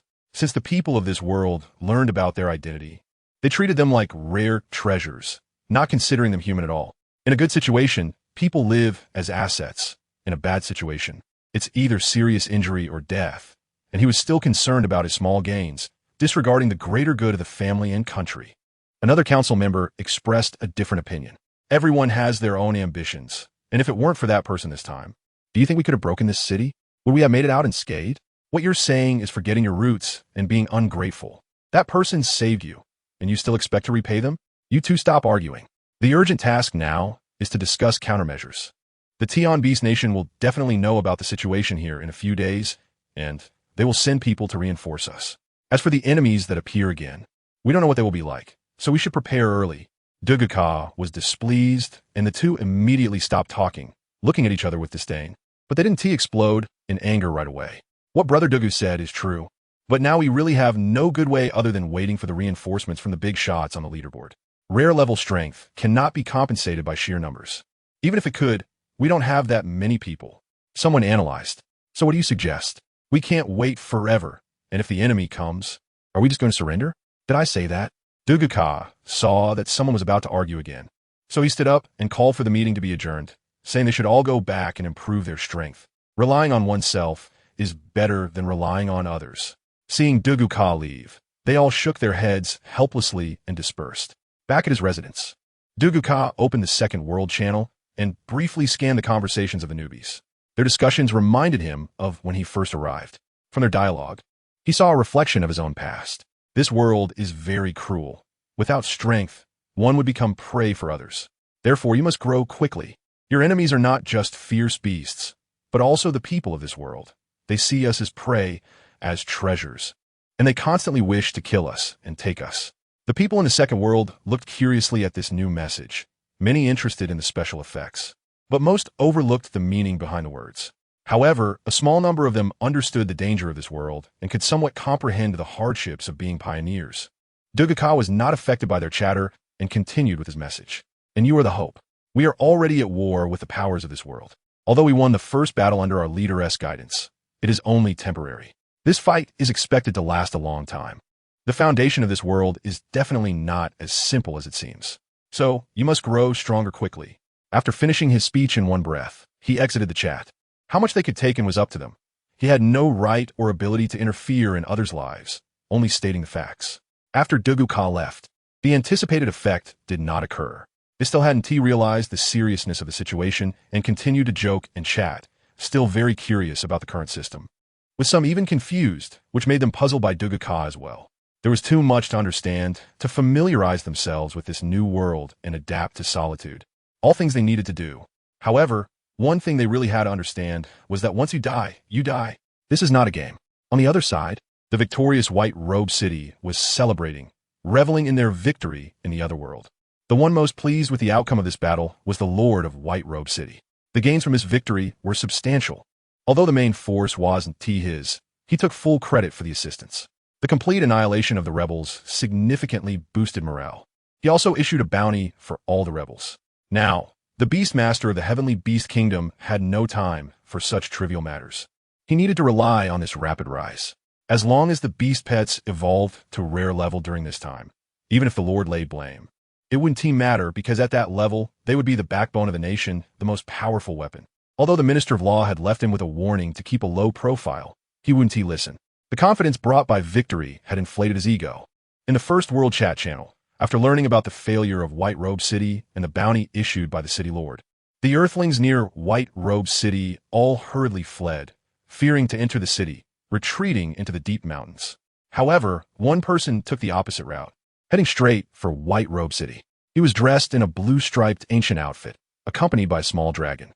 The dragon was tiny, clinging to him as it looked ahead. White Robe City. Here I come. If he can do it, then I should be able to too. Although he was walking, his speed was not slow, and in less than half a day, he arrived there from a remote town. It's important to know that the distance was dozens of miles. At this moment, White Robe City was still in chaos, trying to organize order after the battle. The aftermath was long and drawn out. Many things had been disrupted. Although they had won the previous battle, it still inflicted significant wounds on White Robe City. Moreover, the outcome of this battle was enough to demonstrate one thing: never underestimate a desperate, explosive force. After that battle, the city's defenders were unable to recruit quickly enough, and there was a personnel shortage. Even at the city gate, only one person remained. The others were busy dealing with the destruction inside the city. Stop! What are you doing? Where are you from? The city guard intercepted a person who had a dragon coiled around him. Meng Li-kun looked up, his expression unchanged. I'm here to take your life. The guard was instantly alarmed and opened his mouth to shout. There's an enemy. But Meng Li-kun's dragon had no intention of letting him finish. It darted from Meng Li-kun's shoulder and bit through the guard's neck. The vocal cords were severed. Blood didn't spurt out, but the head swayed from side to side before falling to the ground. The right to shout was stripped away. Not even bringing a beast pet? They really underestimate people. Meng Li-kun muttered to himself. The dragon, having tasted a bit of blood, seemed even more spirited. Meng Li-kun patted its head affectionately, saying, "You'll have more to drink soon." He stepped through the unguarded city gate. It was even easier than he had anticipated. Meanwhile, the group of people behind Meng Li-kun wanted to enter the city, all retreated in fear, unwilling to approach White Robe City again, returning to where they came from. The slaughter from yesterday was quite intense. The ruins were larger than they had imagined. Watching the busy workers, Meng Li-kun curled his lips. But unfortunately, they still failed. To reach this level is already commendable. After all, rare-level beasts are no joke. In a one-on-one, a rare-level beast can kill them in less than 3 moves. Not to mention, they're all below rare level. If only they had waited a bit longer. Meng Li-kun didn't linger too long. His goal was White Robe City, the Lord's mansion. He shared the same thought as Li Yin: capture the king first. The minions would be dealt with along the way. Meanwhile, the Lord of White Robe City was in his mansion, enjoying snacks from Earth while admiring the dance of beautiful Earth women. Not everyone could be fearless, fighting to the death. Some women, seeking to survive, had learned certain skills. They used their talents to please the city lord, who was quite happy, occasionally grabbing the women beside him in excitement, laughing heartily. Indeed, unlike our world, your dances are truly beyond our reach. I just want to devour you whole. The Lord of the White City, at this moment, was aroused, his eyes gleaming as he selected women. Unfortunately, they were all dressed, and he couldn't see through their clothes. Take off your clothes. Let's be honest with each other. He laughed heartily, his tone leaving no room for refusal. He was like the king of the mountain here. As long as he commanded, no one dared to resist, and he had pushed his power to the limit. Playing with others had become his greatest pleasure. Although the women were unwilling, their faces filled with sorrow, they had no choice but to comply. They had hoped to survive long enough to see this day, but they never expected it would come so quickly. The women exchanged glances, recognizing each other's reluctance, yet they slowly began to remove their garments. The Lord of the White City watched with a thirst for knowledge. Like a hungry wolf, fixating on every detail. He didn't lack women, but the process of enjoying them was what he loved most. He used to think that rolling around in bed was vulgar, very vulgar. They didn't understand life. Only he did.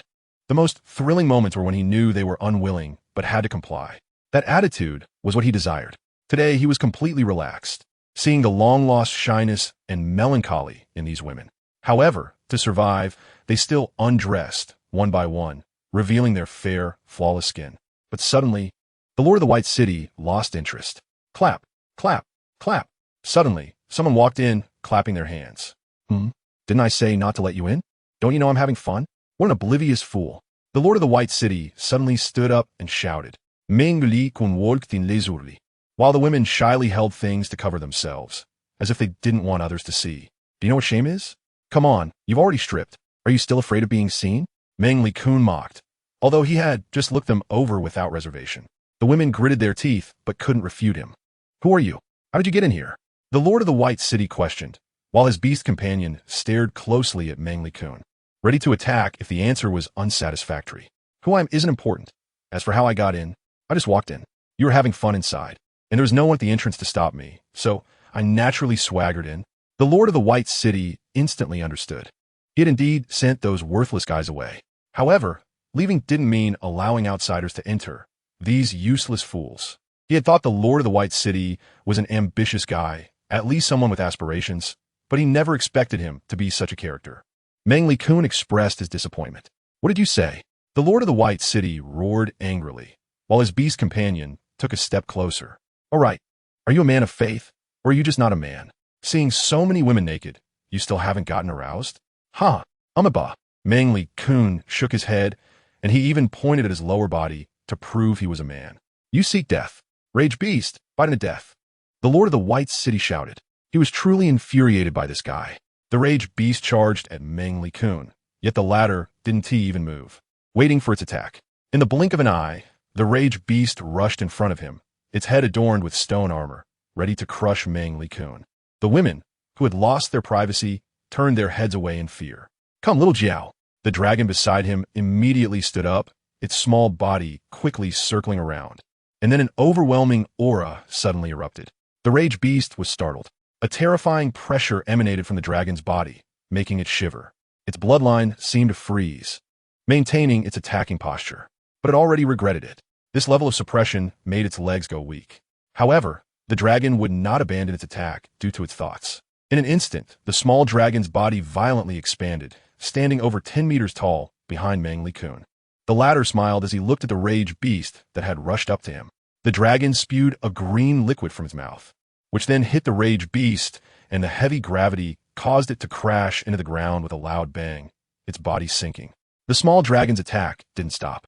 It preferred to resolve opponents in one go because it would get hungry if it took too long. Its transformed self saw a sudden increase in power. Although it was at the rare level of 3 stars, its strength was far beyond that. Being part of the dragon family, it was noble and powerful. Furthermore, its innate talent was strong, making it nearly unmatched among its peers and utterly crushing those below it. The dragon soared into the air, countless toxic bubbles appearing around its body, and a dragon crown appeared on its head. As golden rays flashed by, the dragon dove down towards the rage beast. Boom!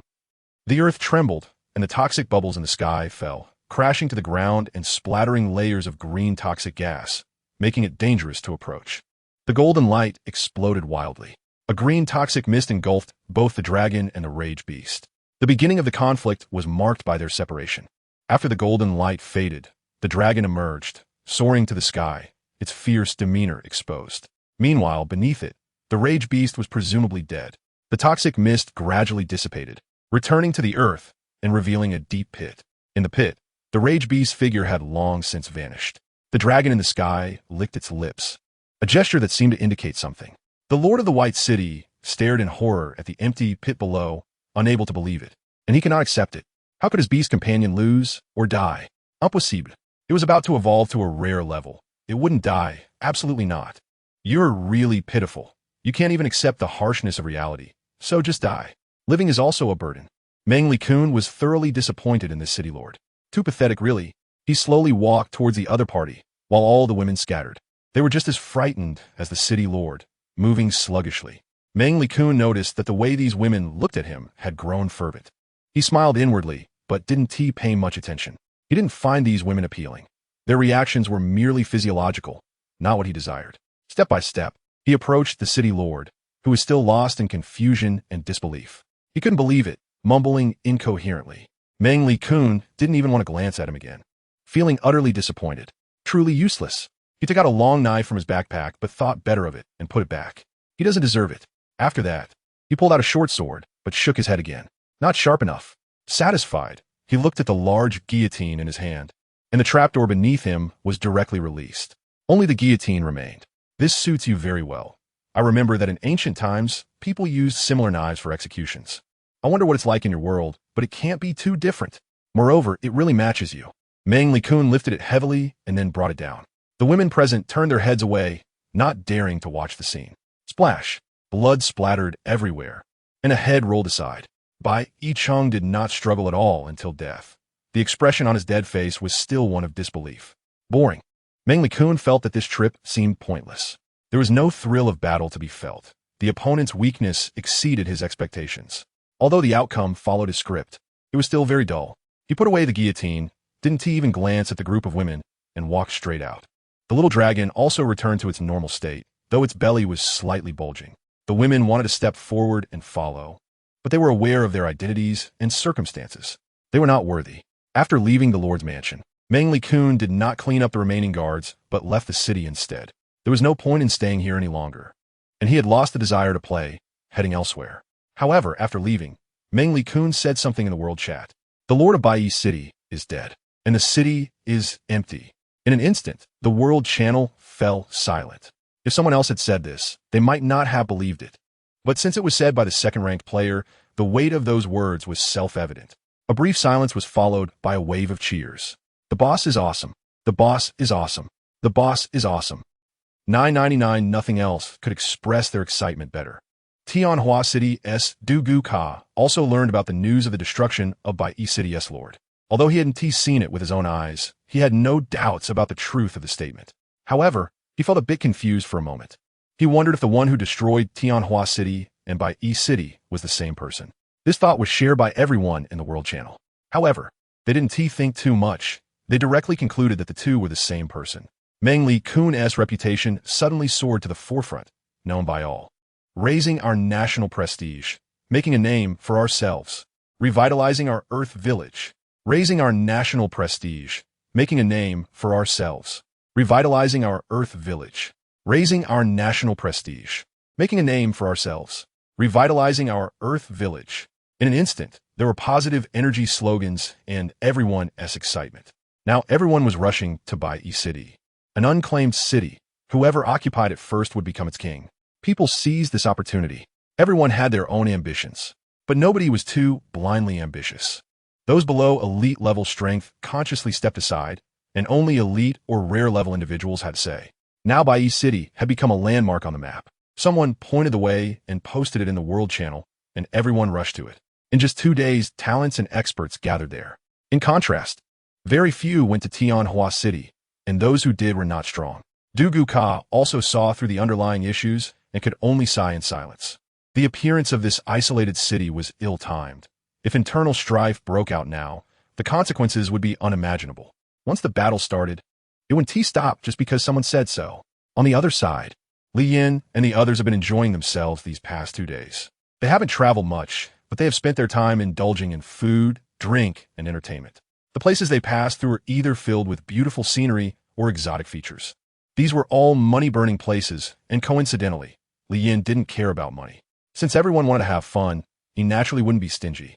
However, after spending these few days, Li Yin's copper coins were nearly gone, leaving him with less than 1,000. Although the money was not much, Li Yin still remained generous.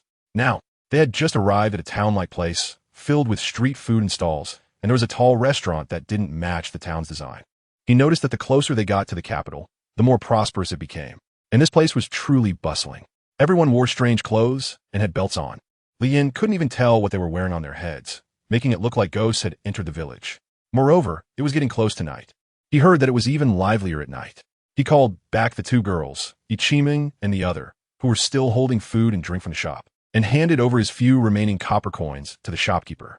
They needed to find a place to solve their accommodation problem for the night. Although they could save money by sleeping in tents, it wasn't necessary.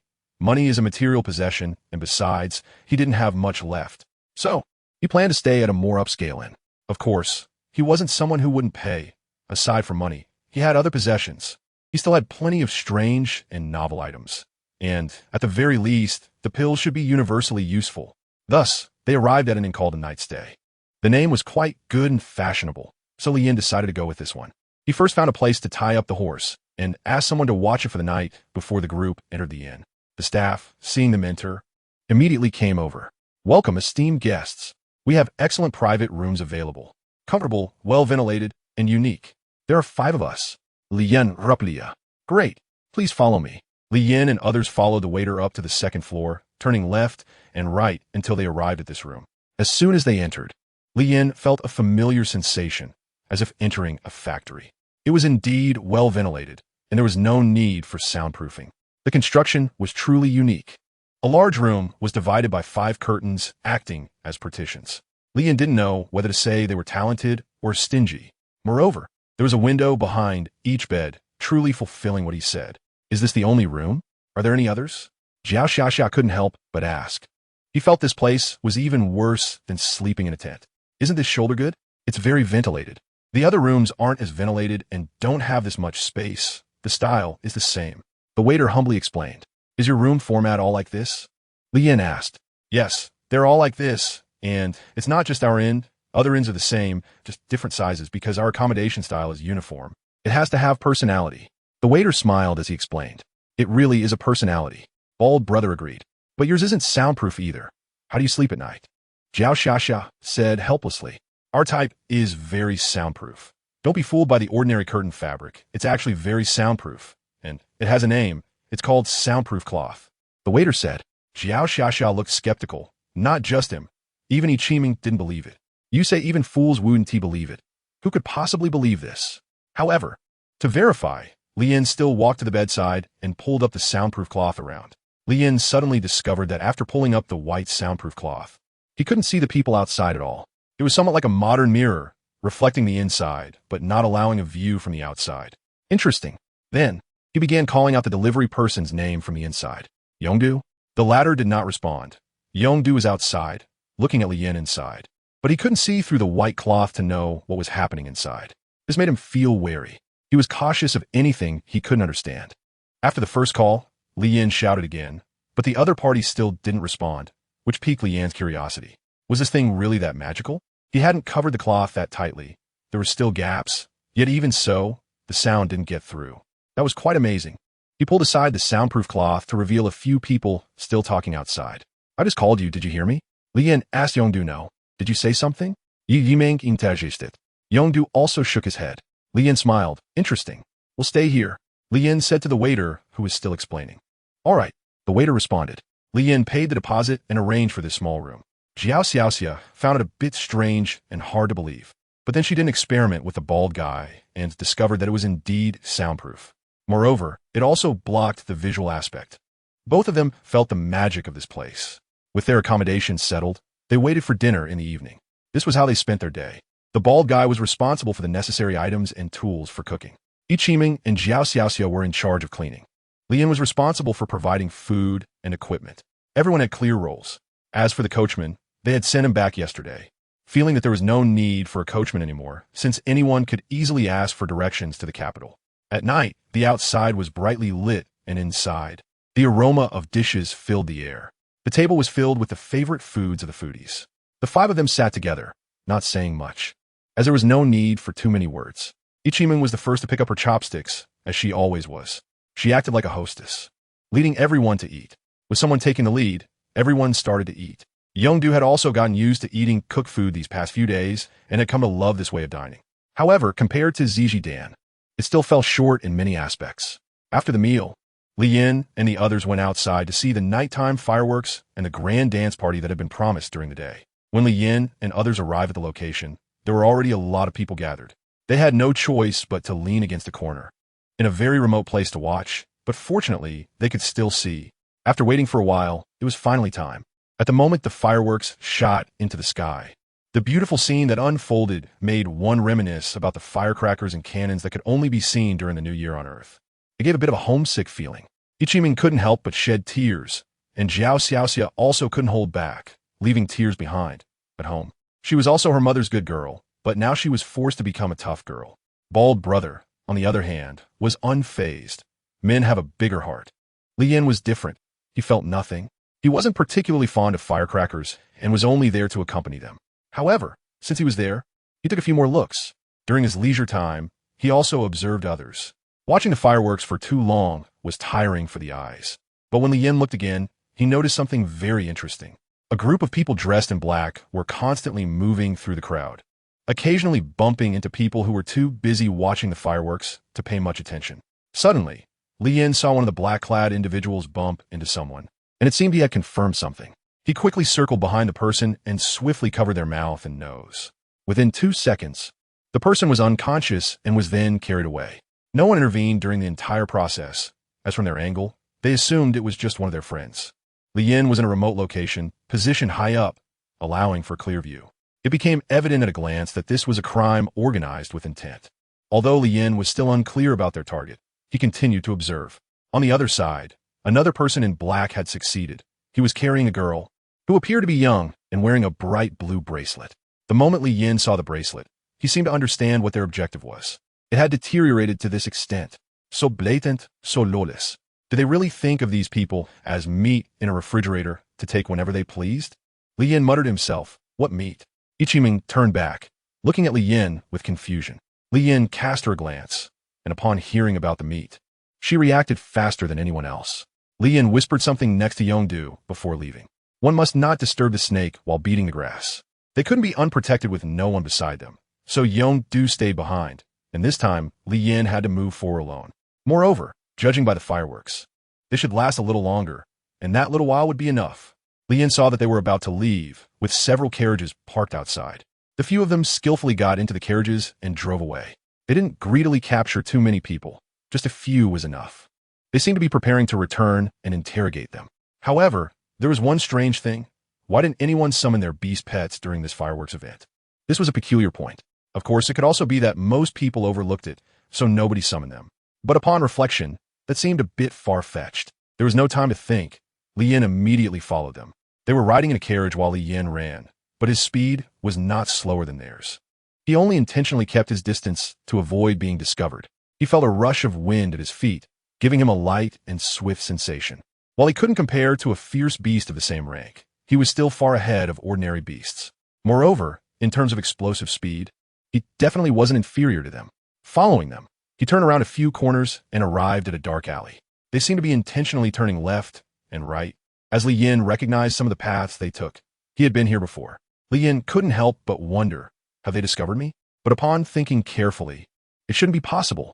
He was well hidden, and he was constantly watching them. As soon as they turned their heads, he would hide in the shadows, making it impossible to be detected with the naked eye. Li Yin followed them, and suddenly found that he quite liked this feeling. It was a bit like teasing prey, which made it rather amusing. After following them for a few more laps, they finally changed their route and turned onto a smaller path on the other side. Li Yin almost made a move several times at the corner, thanks to his restraint. A shadow followed Li Yin, and they suddenly accelerated, no longer circling around. This time, they headed straight for their destination. "Big brother, why did we go around in circles this time? Is something wrong?" said the person sitting beside him to the one behind.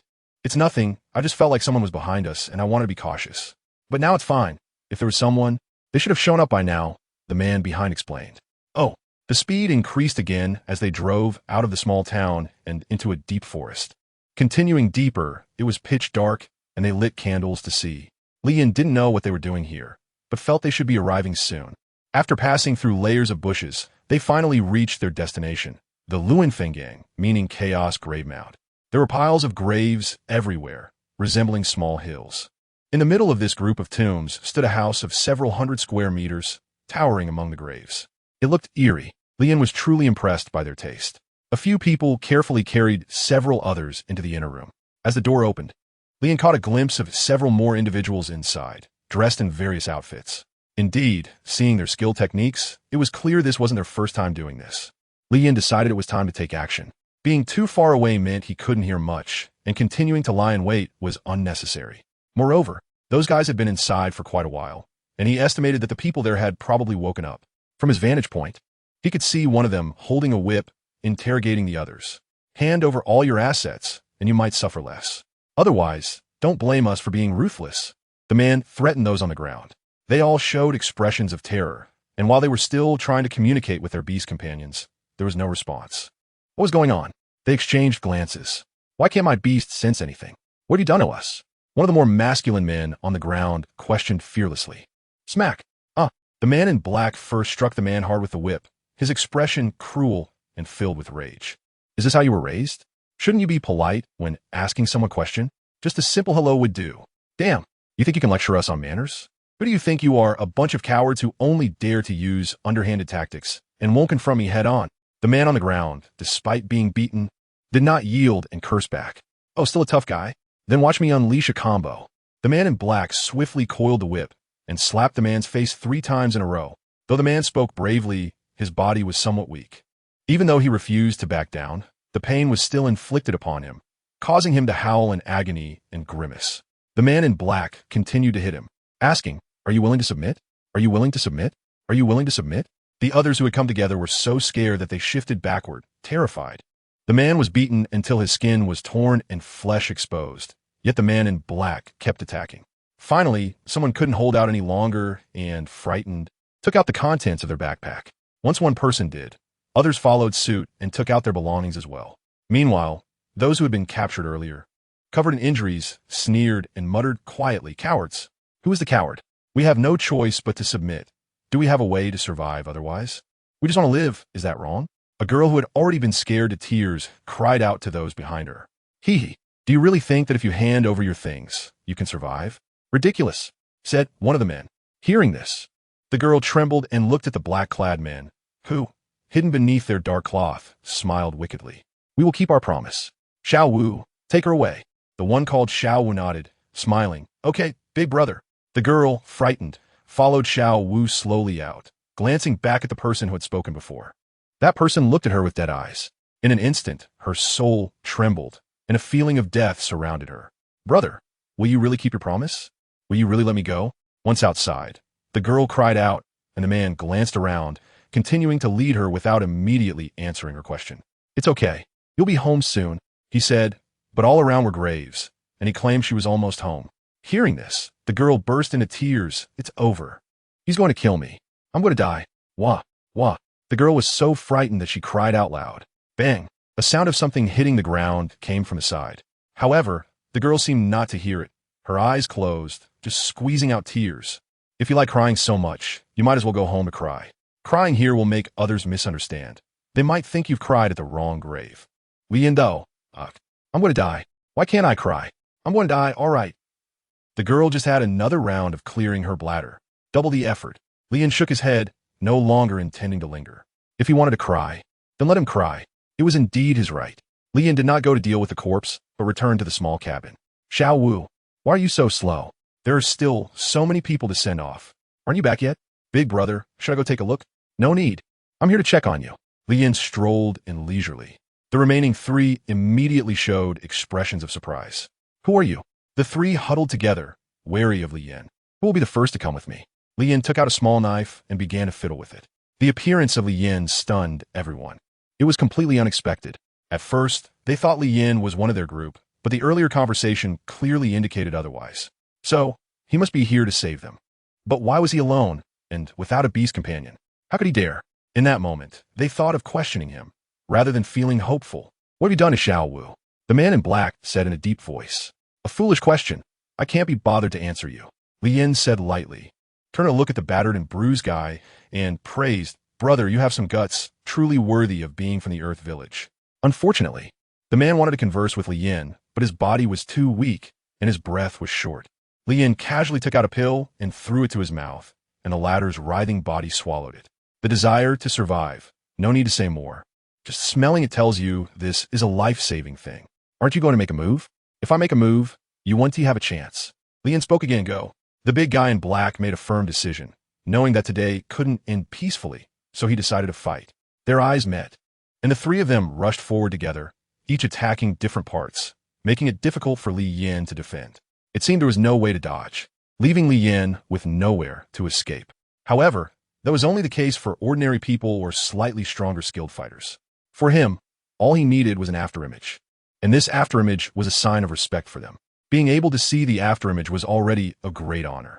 Bang, bang, ugh, ugh. Before the 2 could even touch Li Yan, their bodies were sent flying, while the remaining person was lifted by Li Yan with one hand, squeezing his carotid artery, making it hard for him to breathe. As for the 2 who were knocked away, Li Yan didn't even bother to pay attention to them. They wouldn't survive. Their chests were shattered from the impact, making it impossible for them to live. In just one move, the outcome was clear. The group of villagers was stunned. Even the one who previously said that women would die if they went out was shocked. He possessed a rare-level beast pet, yet he still couldn't see Li Yan's move. Although he was nothing now, if he had a beast pet, there would be no match for him at all. Answer me a question, and I might consider letting you go, Li Yan said. The man in black who was being lifted struggled continuously, but it was all in vain. In Li Yan's hands, he was like a dead rat. Escaping was impossible. Why can't the beast pet be summoned? This was the question he had just decided to ask, because he couldn't summon it either. This was ridiculous. One must know that if a person loses their beast pet, they're left with just brute strength, which is very fragile. I know the answer to this question. The person on the ground suddenly spoke up. Li Yan, who was being held, suddenly felt something was wrong. 1,000 thoughts raced through his mind. This was his chance to survive. He hurriedly wanted to speak, but found his neck was broken, and Li Yan's voice came out. What a pity you have to die. Li Yan pinched, and a life was thus understood. All the people retreated in fear from Li Yan's decisiveness, backing away until there was nowhere left to retreat. In their eyes, Li Yan was even more terrifying than those few guys. Speak. The man glanced around, carefully examined the situation, took a deep breath, and calmed his heart. To say he wasn't afraid would be a lie. This place was covered by an ancient formation, so the beast pets couldn't appear. They just needed to leave the range of this formation. I see. Another formation. Li Yan Pundarat. If Yong-du could break it, could he also use this formation himself? As he thought about it, Li Yan suddenly smiled, feeling that it truly might be possible. Moreover, if it really worked, he would be invincible. Humans would no longer pose a threat to him. You all save yourselves. I have important matters to attend to. With that, Li Yan disappeared, this time not giving them a chance to see his afterimage. Time waits for no one. The crowd was dumbfounded. Is this a human? It's one thing to kill 3 people in an instant with human strength, but what is this speed? Is he really not a beast? And who is he? Clearly saving people, yet making it look like murder, and doing good deeds without leaving a name. However, the person on the ground probably guessed the identity of this person.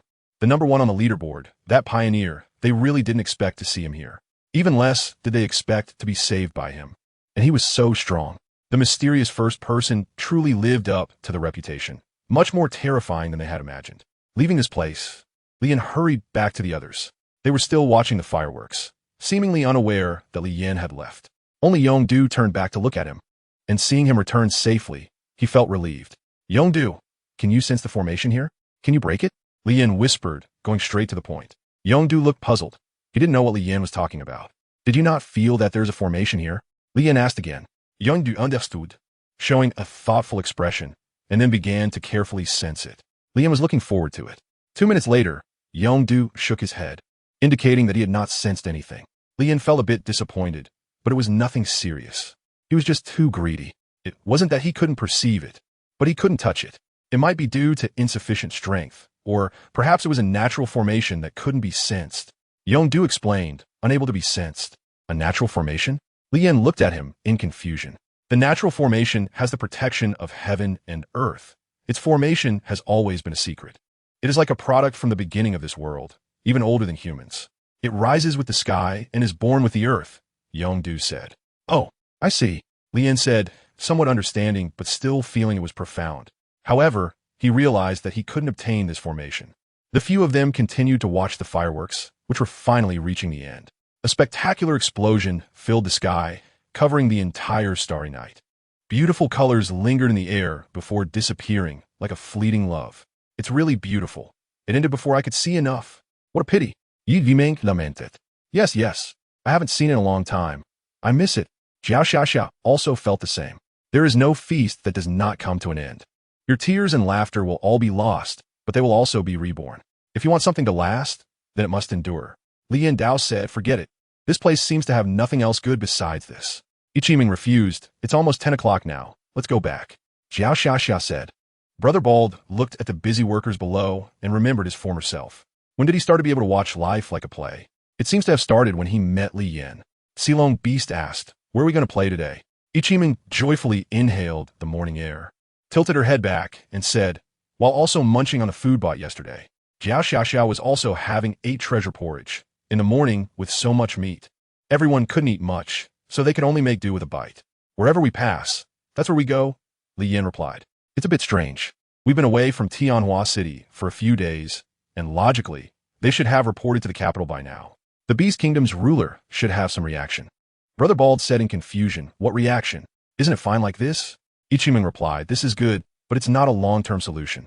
A city being destroyed, the Beast Kingdom won't allow anyone to dare rebel in his territory. I've heard that the Beast Kingdom's ruler is a suspicious person.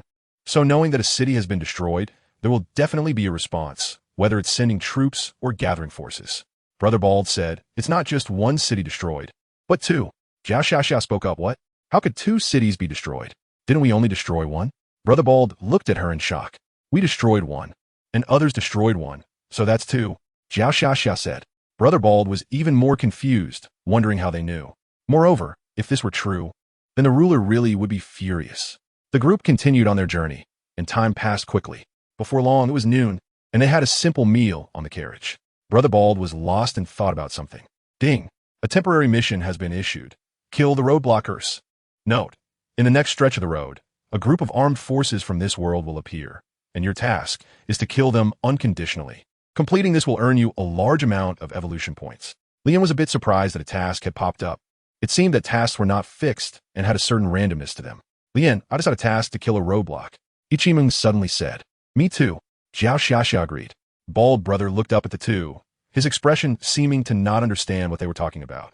Lian looked at the two in surprise, while simultaneously analyzing the significance of the task in his heart. Is a reason for the same task appearing because they are traveling together? What does this mean?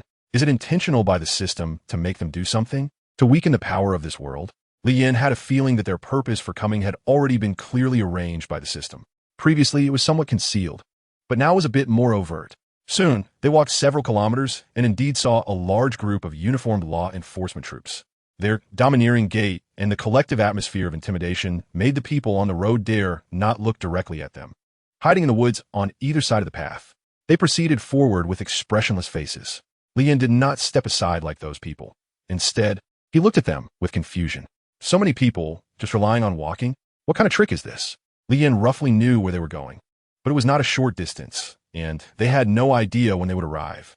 The 5 leading members of the law enforcement team frowned, their eyes revealing a murderous intent. A mere commoner dared to obstruct the law enforcement team and seek death. Seeing so many people, Baldy felt a bit nervous. These individuals made it hard for him to breathe. The unique killing aura they exuded was forged through years of combat. Each of them was covered in blood. As the two sides drew closer, the atmosphere became increasingly tense, and the air felt oppressive. Yongdu coldly stared at them. As for the two women, they were indifferent, still munching on snacks and chatting with laughter, completely unconcerned about the situation ahead. This behavior directly infuriated the leader on the opposite side. "Kill them. Hurry up." The law enforcement personnel behind him stepped forward swiftly to the front of the team, suddenly revealing a rare-level beast.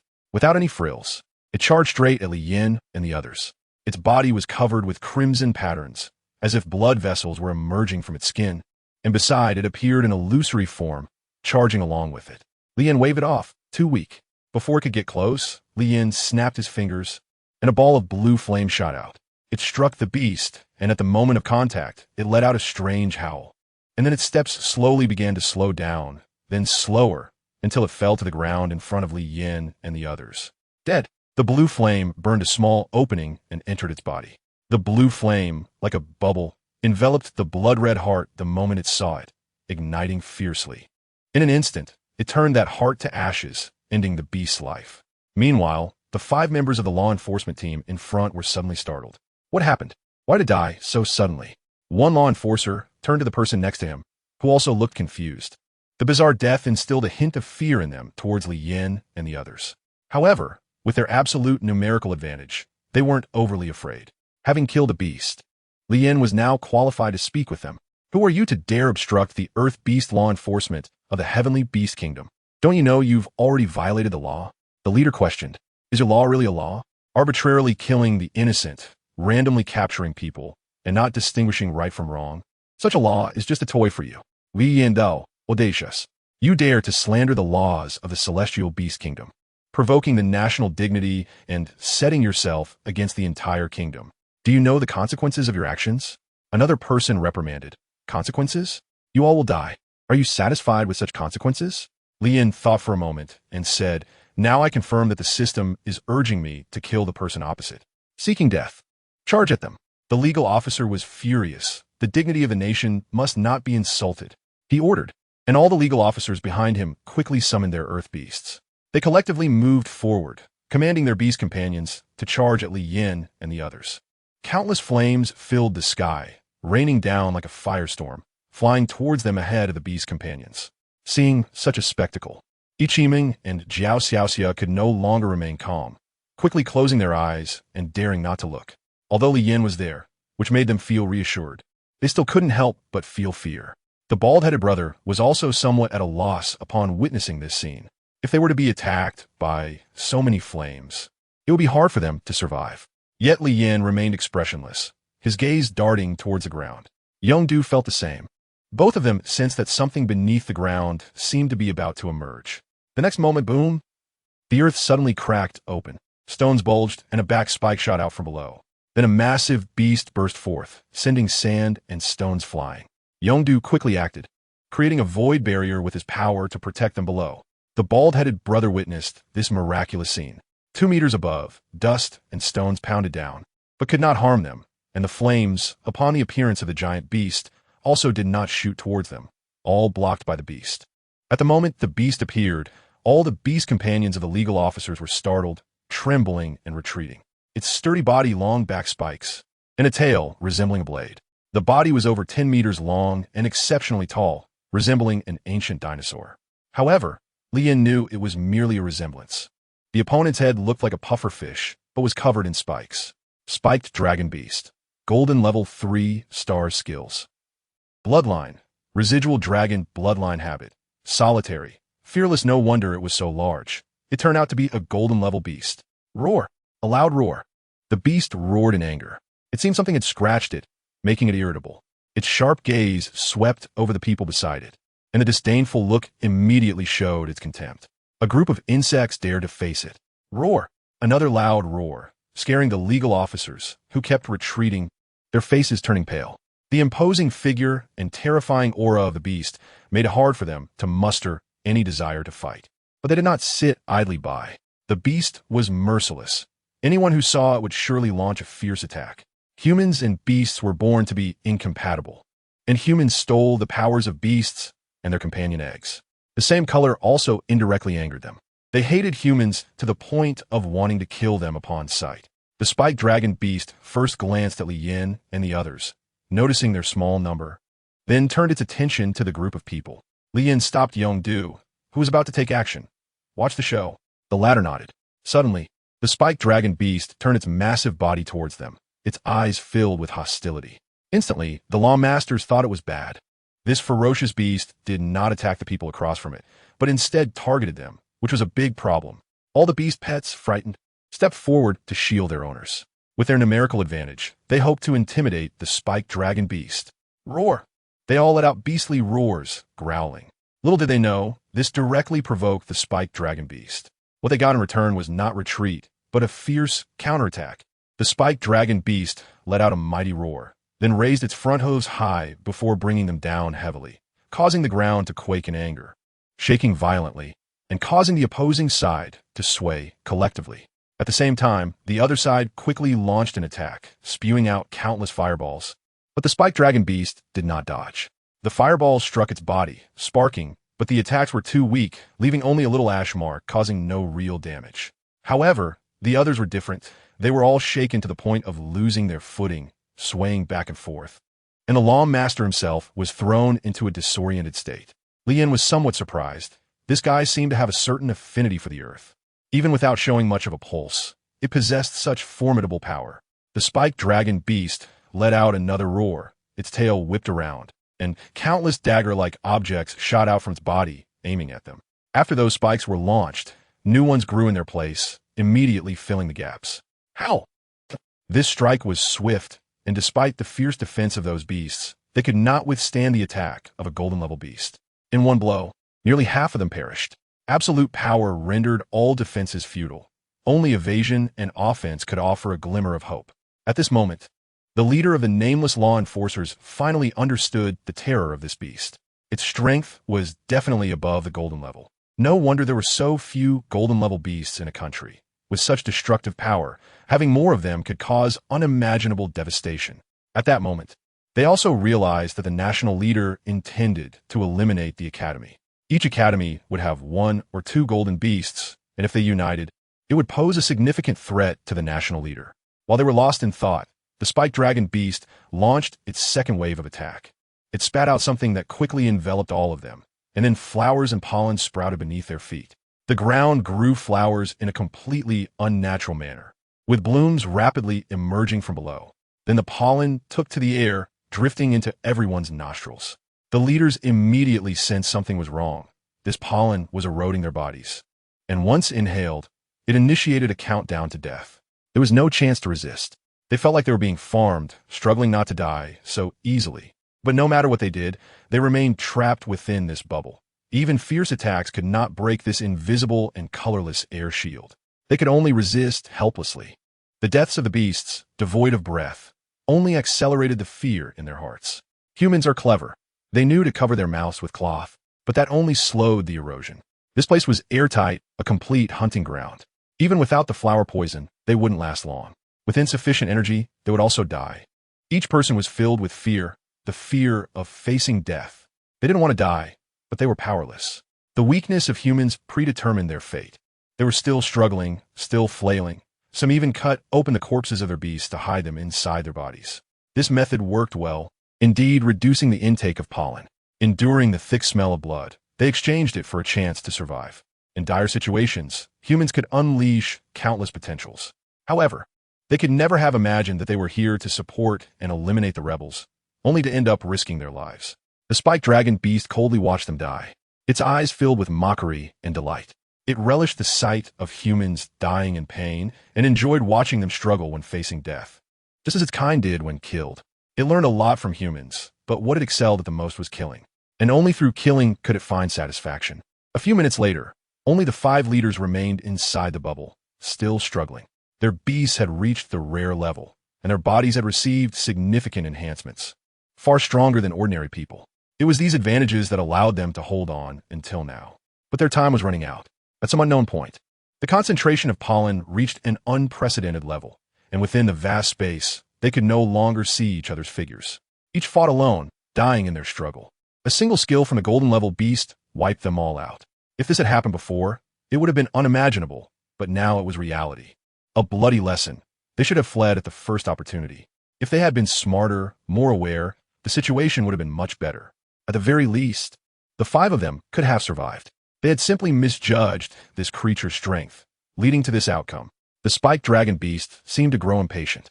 It exhaled a breath of dragon fire into the bubble. Countless pollen particles flew into the air, and the 5 below suddenly felt a decrease in pressure. They thought that the beast attack had ceased, allowing them to catch their breath, and felt a bit relieved. But before they could rejoice, they looked up and were met with a wave of dread.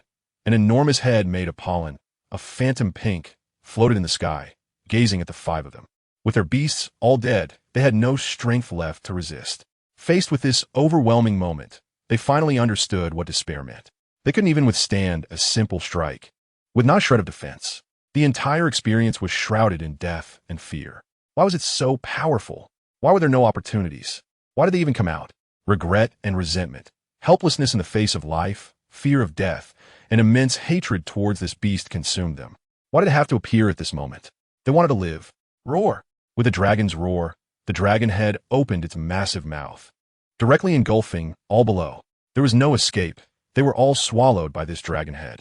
Lian was somewhat curious about how he should digest this. Everyone knows that whether it's humans or beasts, eating, drinking, and excreting are normal physiological functions. However, after the dragon's head swallowed the elixir, it began to chew and swallow again. But where did the eaten food go? The group of people felt satisfied and in a good mood after resolving the situation, and the creature turned to look at Li Yin and the others, locking onto them as its target. Little did it know that it had also become someone else's prey. This big guy is so strong. In just a short time, it killed them all. Too terrifying. Jiao Xiaxia exclaimed. Yes, indeed, very strong with a powerful ability, and its origins are somewhat unknown. It appeared here inexplicably, which is quite out of place. Bald Brother analyzed carefully. He had seen big scenes before and wasn't too surprised. Being with a weirdo like Li Yin, surprise was an everyday occurrence, and shock was constant, so adaptation was inevitable. The stinging dragon beast didn't drag things out. It used the same trick again, trapping Li Yin and the others in a transparent dome. And then the ground was covered by a void while the dome above was replaced by the void. A scene of emptiness pulled the group out of reality and into the void world. At the moment of the beast's attack, Yongdu transported everyone away. Although it wasn't the second time seeing this, Li Yin was still amazed by the ability. So powerful. Bald brother, who had just been calm and composed, now had his mouth agape. As the void disappeared, the group appeared in the distance. Ichimeng looked around curiously, searching for something. Jiao Xiaxia turned to look at Yongdu, knowing that the recent action was definitely his doing. She felt a bit aggrieved. Everyone has the same small body. Why does your body contain such immense energy while I can only watch? It was also confused. It had completed its barrier setup, but where were the people? How did they suddenly disappear? It shook its big head, searching carefully. Finally, in the distance behind it, it saw the figures of Li Yin and the others. The confusion in its eyes was no less than that of Bald Brother. Its intelligence seemed insufficient. How did they get there? Its eyes blinked repeatedly, unable to make sense of it. Li Yin turned around and looked at the three people. How about this beast pet? The others were still in shock and didn't understand Li Yan's meaning. Ichimeng was the first to understand. Surprisingly, she read Li Yan's thoughts correctly this time. She shook her head, saying it was too big and ugly, not as cute as my little ball. Jiao Xiaoxia, realizing a bit later, did have some desire, but it wasn't her preferred type, so she also declined. At the moment of refusal, she regretted it, wondering why she had become so inflated. She wasn't Ichimeng. How could she be so arrogant? But once the words were out, they couldn't be taken back, and her expression was as uncomfortable as constipation. The bald guy closed his mouth, wiping the drool away, still shocked beyond measure. Was this a miracle? Damn. Spending a lot of time with Li Yin had broadened his knowledge. Void displacement. He quickly came to his senses, realizing someone had just spoken to him. When he looked back, he saw Li Yin looking at him, as if asking, "Do you want one of these big guys?" Li Yin asked again, having noticed he had been in a daze. He was used to it. Everyone who stayed by his side acted this way. Yes, the bald guy blurted out, as there was nothing he didn't want, especially if it was given by Li Yin, which was bound to be something good. He didn't even hear clearly what it was, saying it directly, fearing that if he hesitated, the opportunity would slip away. Good. With a positive response, Li Yin looked at Yongdu, and without needing to say much, they communicated through their consciousness. Yongdu understood and took small steps towards the big creature. The spiky dragon beast found it strange that this little child dared to look it in the eye. It became furious, wanting to scare the child into crying with a roar. It opened its big mouth about to bellow, but realized it couldn't close its mouth. It tried to move its jaw, but it didn't budge at all. Huh? It looked down in confusion, noticing that the child, who had been far away, was now right by its mouth, using one hand to hold open the power of Yongdu, firmly restraining its mouth from closing. The spiky dragon beast didn't know what that dark, swirling void was, but it clearly understood that it couldn't close its mouth. In its anger, it let out a breath. A fierce wind rushed out, but abruptly stopped at the edge of its mouth, being forced back in. This overwhelming backlash made the spiky dragon beast feel extremely uncomfortable, wanting to sneeze, but unable to turn away, making it even more miserable. Its thick-skinned face began to turn red. It had never experienced such humiliation in its life. It wanted to use its body to strike Yongdu, but felt an immense gravitational force pinning it down, causing it to collapse to the ground. Its physical strength was also restrained. Apart from its physical strength, it couldn't do anything else to resist. Even with its physical strength, it could only tremble in place, unable to budge Yongdu an inch. Throughout it all, Yongdu maintained a blank expression. If it weren't for its master wanting to keep it, it would have died countless times by now. Li Yin said to Bald Brother, "Go ahead, let's surrender the master-servant contract, and you two just sign it, and it will be fine." Happiness came so suddenly that Bald Brother walked towards it in a daze. His mind was completely blank. Such a powerful beast was subdued, just like that. And what exactly is a master-servant contract? With a head full of confusion, he approached the giant beast. At this moment, its state could be described as very pitiful. However, its ferocious face made it hard to feel sympathy. "Do you want to sign a master-servant contract with me?" Bald Brother asked, feeling uncertain. The latter was sealed and unable to move, not even its mouth, but it still understood the meaning of those 4 words. This human dared to sign a master-servant contract with it. Instantly, it became furious, wanting to explode, but the restraints on its body left it only able to glare. "Are you willing to sign a master-servant contract with me?" Bald Brother asked again. After a brief moment of thought, he also figured some things out. Li Yin is helping him deal with this fierce beast, allowing him to obtain a new beast pet. He finally understood this little matter. Before, he was shocked by their methods. For a moment, his mind went blank. That fierce beast didn't even want to look at him. Why should it? There's no way it would sign a master-servant contract with a human. Not a chance. Its eyes already explained everything. Li Yin also noticed the other party's unwillingness. "Since you are unwilling, then let's die." Li Yin slowly walked over, his hands gathering flames of blue and red, hot and cold clashing. Hearing this, the fierce beast's gaze turned towards the approaching Li Yin, then shifted to the flames in his hands, and its body trembled. From the blue and red flames, it sensed the threat of death. It felt as if the moment that thing touched it, it would be reduced to ashes.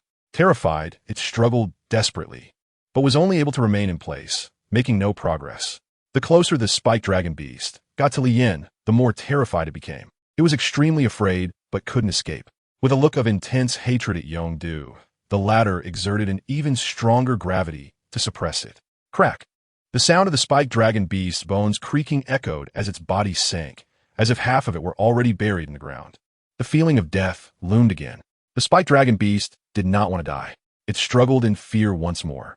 However, it was also unwilling to sign a master-servant contract with humans. Now was the time for it to make a choice. The flame of Li Yin has come before him. Death is just a moment away. The bald man lowers his head in disappointment. He still wants this big guy. Finally, as Li Yan's fire is about to enter the body of the thorn dragon beast, it makes a choice. A master-servant contract flies out from his mind. Illusory yet real. Li Yin recognized the contract he signed and understood that this guy had softened and agreed. "Stop dawdling. Hurry up and sign the contract," Li Yin said to the dazed bald guy. The latter suddenly looked up, surprised, and gazed at the contract floating in the air. He completely ignored which seemed to have given up hope for life. As the master-servant contract entered his body, the bald guy glanced at the contents, most of which were beneficial to him. Without a second thought, he signed it. At the moment he signed, a connection was instantly established between the two, and they could hear each other's voices, both of them cursing continuously. This was why Li Yin and the others couldn't understand. Otherwise, they would have given it a good beating. "I'm the little. Call me master and let me hear it," the bald guy excitedly said to the latter gave him a resentful glance, as if to say, "Do you see me able to move?" The bald guy understood and immediately turned to Li Yin, excitedly saying, "The contract was successful. Can we let it go now?" Li Yin looked around and nodded. Yongdu also withdrew his power. The Ling Shu instantly felt comfortable. The heavy feeling finally disappeared. The whole beast suddenly became alert. This feeling was too refreshing, as if it had regained lost happiness. It moved its body with crisp bones, and did not foolishly seek revenge. Instead, it reluctantly glanced at its master, who shot at a glare. It felt quite wronged. Then, this body began to shrink rapidly, becoming the size of a normal pangolin, and walked to its master's side. Bald Brother was overjoyed, unable to contain his happiness. This time, he was even happier than when Li Yin gave him that rare-level pet egg.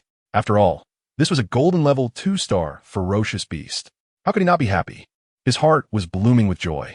Meanwhile, Jiao Xiaoxiao was extremely jealous because the now smaller had become much cuter.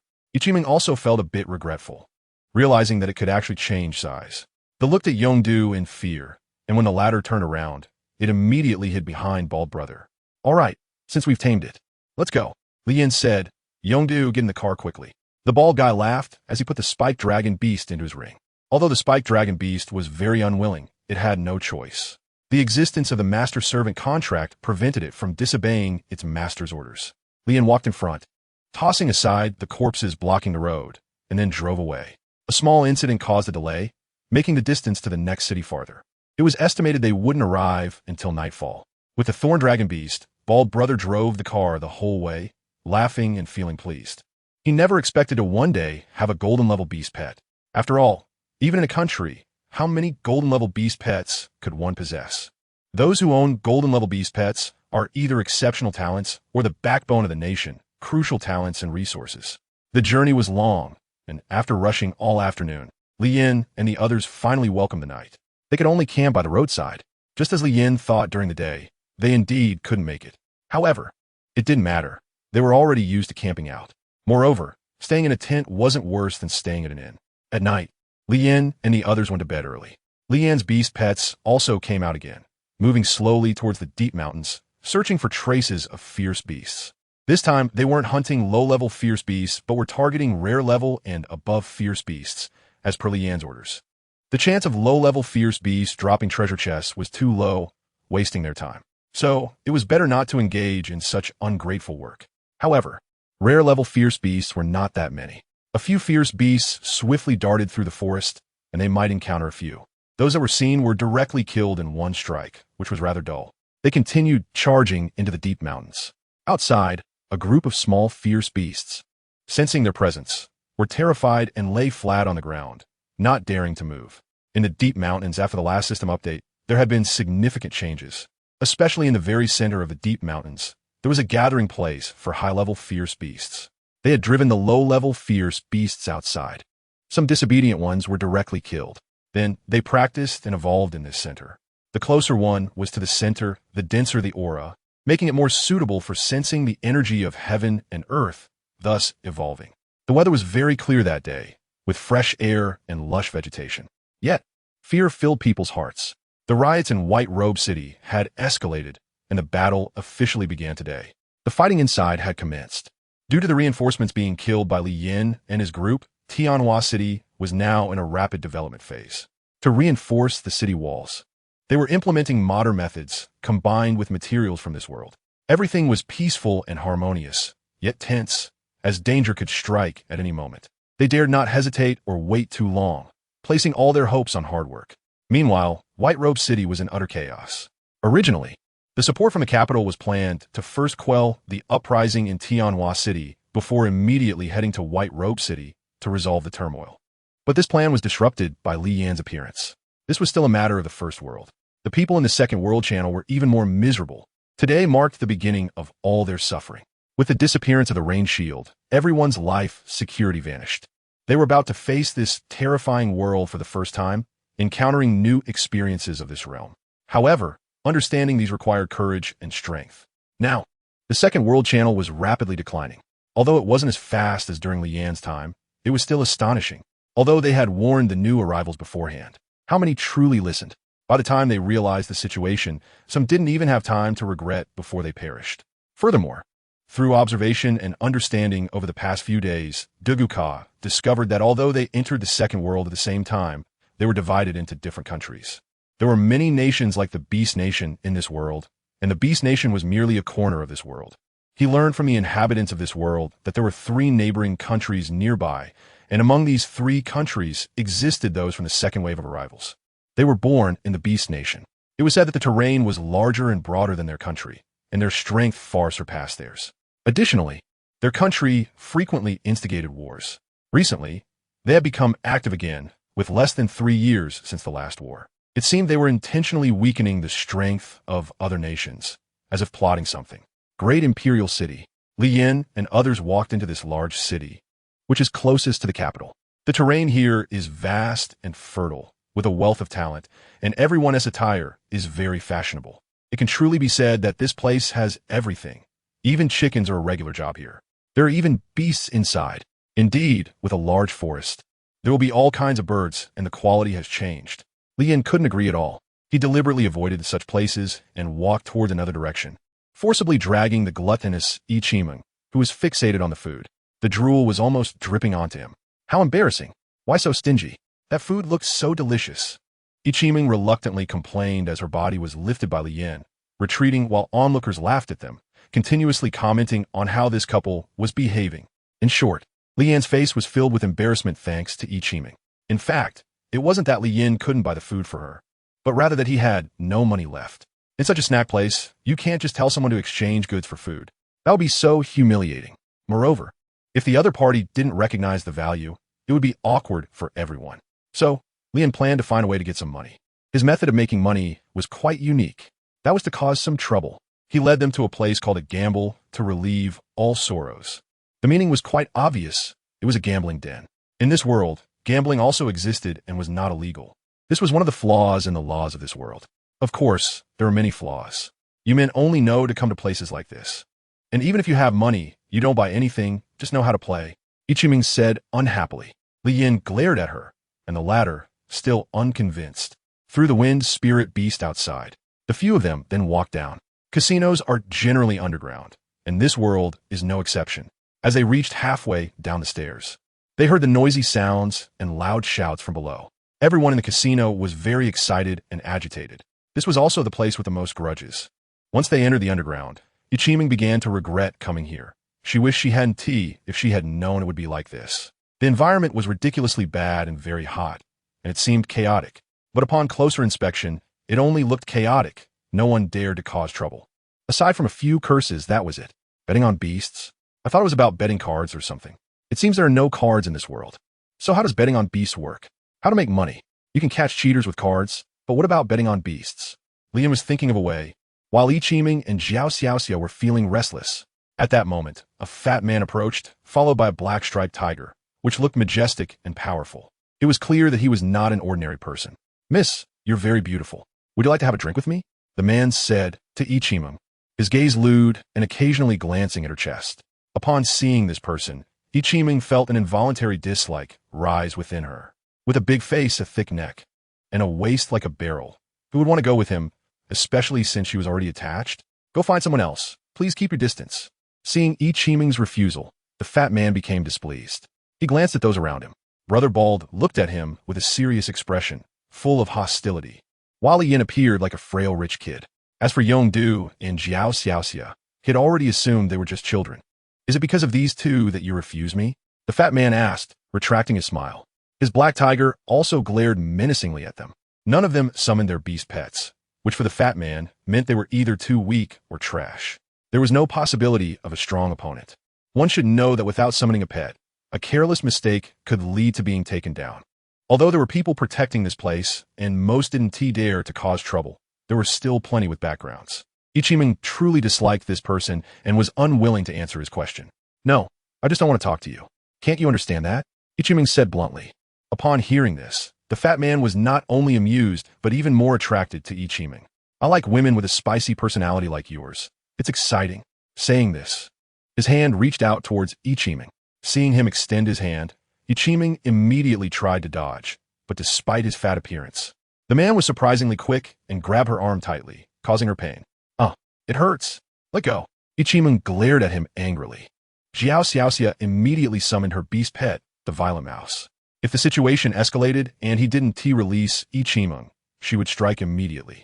The fat man's black tiger also kept a watchful eye on it, its imposing presence unyielding. Both were rare level 3-star beasts, and for the moment, neither feared the other. But the physical advantage made the black tiger appear even more ferocious. Moreover, Ichiming's scream attracted the onlookers, but when they saw which fat man it was, they pretended not to see and turned away. The patrolling staff of the casino also turned a blind eye. "What? Are you going to make a move? I advise you to stay quiet. Causing trouble here could get you killed." The fat man threatened with a smile. Unbeknownst to him, Yongdu, with a concealed murderous intent, had already locked onto him. Li Yin, who had not thought of a solution, raised his head and looked at the fat man, suddenly smiling. Although he had no plan, a person had come to him. "Are you rich and powerful?" Li Yin suddenly asked with a sly smile. Hearing this, Ichiming was taken aback, her soul momentarily stunned, not understanding Li Yan's words. But the fat man, upon hearing this, immediately released his grip on Ichiming and burst into laughter, enjoying himself immensely. "So it's a hick. A poor guy. I overestimated you. I have plenty of money. I'm not short on cash. So, how much do you want for a night?" The fat man leered, looking at Li Yin with disdain. Li Yin clearly heard him say he was rich. And if he was rich, then the problem could be resolved. "I just asked if you were rich. What did I say we were negotiating? Who would want to spend a night with you?" Li Yin replied. "Are you messing with me?" The fat man shouted angrily. "Do you know you're doing something very dangerous? You better take back what you said and rephrase it. Or else, are you going to kill me? Do you dare? Even if you are rich, do you dare to make a move here?" Li Yan shouted, raising his voice to ensure others could hear, and he directly used his aura. Li Yan's voice drowned out all the chaos. Everyone in the casino could hear it. Upon hearing the sound, everyone turned to look. With more people noticing, they watched without hesitation. Although the fat man was not easy to deal with, there were many people around, and anyway, if he wanted to cause trouble, he wouldn't target just one person. "Do you dare? Isn't it that you have lustful thoughts, but no courage?" Li Yin continuously provoked the fat man's emotions, while the fat man was so angry his face turned red, nearly exploding several times. However, looking at the crowd and the casino staff above, he held back. He couldn't make a move in front of so many people. He could wait until they went outside, then kill them, ruin them, and completely destroy the woman. The fat man thought sinisterly. But Li Yin had no intention of letting him off so easily. How could he let a gift like this slip away? Besides, he needed money. How about this? I see you don't dare, so let us have a competition, shall we? Li Yin suggested again. Compete? Is he seeking death? The fat man's eyes blazed with fire as he enunciated each word. How do you want to compete? This is a place for beast fights, so naturally, we'll compete with our beast pets. Each side will send out one beast pet, and the loser must agree to one request from the winner, no exceptions. How about it? Li Yin thumped. The fat man thought for a moment, then looked down on them. Since you're doomed, I'll send one of your beast pets to its demise right now. His beast pet was one of the top ranked in the entire casino. Everyone knew it well. Those who dared to challenge him ended up as nothing but dead bodies or families destroyed. Not even a whole corpse remained. Li Yin took a look, glanced at the empty arena, and pointed over there, saying, let's compete up there. Whatever. The fat man didn't mind. It seemed that bald brother understood Li Yan's intention and secretly prayed for the fat man. Although they were enemies, he would definitely become a pitiful person soon, and a very pitiful one at that. Everyone in the casino stepped aside, allowing Li Yin and the others to proceed to one side of the arena. And Li Yin also stepped onto the stage. He had just seen the beast pet competition, and the owner was going to take the stage. Although he didn't understand their intentions, Li Yin still followed the rules and came up. The fat man did the same, leading his fierce-looking black tiger, scanning the audience, and finally locking on to Li Yin. Yongdu wanted to go up, but was stopped by Li Yin since he was his biggest secret. Below, Ichiming finally understood Li Yan's actions. He was venting for himself, intentionally provoking the opponent. It turned out he still cared about himself, but just didn't say it. Thinking of this, Ichiming smiled sweetly, her cheeks flushed. Who is this young man, and how did he provoke that guy? They should know that guy is ruthless. They didn't know how the two ended up on stage. It seemed to be because of a woman. Since ancient times, beautiful women have brought disaster, sigh. Such things have happened quite a bit. Upon hearing it was a woman, they immediately understood the general idea. Hopefully, he can spare that young man's life. Mysterious. Li Yan's hearing was exceptionally good. He clearly heard the words below and smiled. Are you worried about me? Said a competition host standing outside the fence to the two of them. Get your beast pets ready. The competition is about to start. The chubby guy's black tiger was already eager to go, while Li Yin thought for a moment and decided to call out Little Black. He had initially wanted to call Little White to see the two tigers compete, but Little White was a bit too big. It wouldn't be good if it scared the little ones, so Little Black was the best choice. As soon as Little Black came out, it affectionately scratched beside Li Yin. The three people below were also seeing Li Yan's second beast pet for the first time and looked over curiously. Yongdu, is your brother's beast pet strong? Ichiming asked. Generally. Can it beat the guy on the other side? Ichiming asked uneasily. She didn't want anything to happen to Li Yin. Receiving confirmation. Ichiming felt relieved. Meanwhile, Bald Brother and Jiao Xiaoxia were discussing how long it would take Li Yin to defeat his opponent. Bald Brother guessed 1 second, while Jiao Xiaoxia guessed 1 minute, believing that her big brother wouldn't let him lose so easily. On the stage, Little Black, which was also black, looked quite authentic. It was truly black, almost blending with the darkness around it. However, this particular black looked very gentle. Since both sides were ready, the competition would begin. As the host announced the start, he shot a glance at the chubby guy, completely treating Li Yin as if he were blind. Do you two have something going on? Even during the competition, he didn't forget to flirt. Li Yin didn't let it slide either. Duel. The words startled Jiao Xiaoxia, who opened her mouth wide in surprise at Li Yan's sharp tongue. Ichiming laughed heartily, as if her man was venting for her, intentionally saying it for her to hear. The spectators below were also shocked by this remark. They wanted to laugh, but dared not, at this moment. Anyone who dared to laugh would become an enemy of that chubby guy. Provoking him like this, the young man was in danger. Youth. Not knowing to leave a way out for oneself. Yeah. Now he is going to be torn apart. He was right. The chubby guy was indeed thinking this way. Just a moment ago, his words had turned both their faces pale. Kid, you'll pay for what you just said. The chubby guy glared at Li Yin with malice. And in the next moment, a shadow flashed by, lifting both him and his beast pet into the air with Little Black's long arms. What is going on? Did he make a move? It seems like it. How did that guy get lifted up? What happened? They watched the whole process with wide eyes, but had no idea what had occurred. To outsiders, it seemed utterly ridiculous. In reality, They hadn't seen anything. They only felt a shadow flash by. And suddenly, this was the situation. What is this? That guy is being dominated. The most bewildered was the chubby guy himself. The feeling of suffocation left him confused, and his previous arrogance vanished in an instant. The reversal of circumstances and the contrast in strength made his mind spin, while the black tiger beside him was being choked nearly to death. Little Black had his own principles regarding this. The master had only told him not to kill them, without mentioning how to go about it. Bang! Little Black heavily threw them down. The stage shook. The organizers were in a panic, and no one could host the event. They immediately went to report to higher-ups. If this guy got into trouble, they would be in big trouble too. Little Black dropped the chubby guy at Li Yan's feet, who then stepped directly on his head, rendering him immobile. Little Black held the black tiger as easily as if carrying a big black rat, despite its skin turning dark red and its eyes radiating a menacing glow similar to poison. But for Little Black, these were all useless. It was impossible to break through his defenses. Little Black tossed them around like toys, producing loud, slapping sounds. Everyone watching below was stunned, secretly pleased, though most looked shocked. When did our great royal city produce such a powerful expert? I don't know. I've never seen anyone like this, and he is so young. Is he from outside? You mean from the purple-yellow beast kingdom? That is possible. Or maybe someone from the capital. The chubby guy, just recovering from being thrown off balance, found his head being stepped on. Anger ignited within him, burning hot. A warrior can be killed, but cannot be humiliated, especially in the great royal city. Who dares treat me like this? It has never happened before. This was a tremendous humiliation. He wanted to kill this guy. He wanted to peel his bones and extract his tendons. His body trembled violently, but it was only a violent tremble. Li Yan's gravity pressed down on him heavily. Oh yeah, I guessed it right. Jiao Xiaoxia cheered happily. Bald Brother secretly smiled. You really understand him. Of course. I've been paying attention to every move of the big brother. Jiao Xiaoxia said proudly. Now we can talk about the issue of this request, right?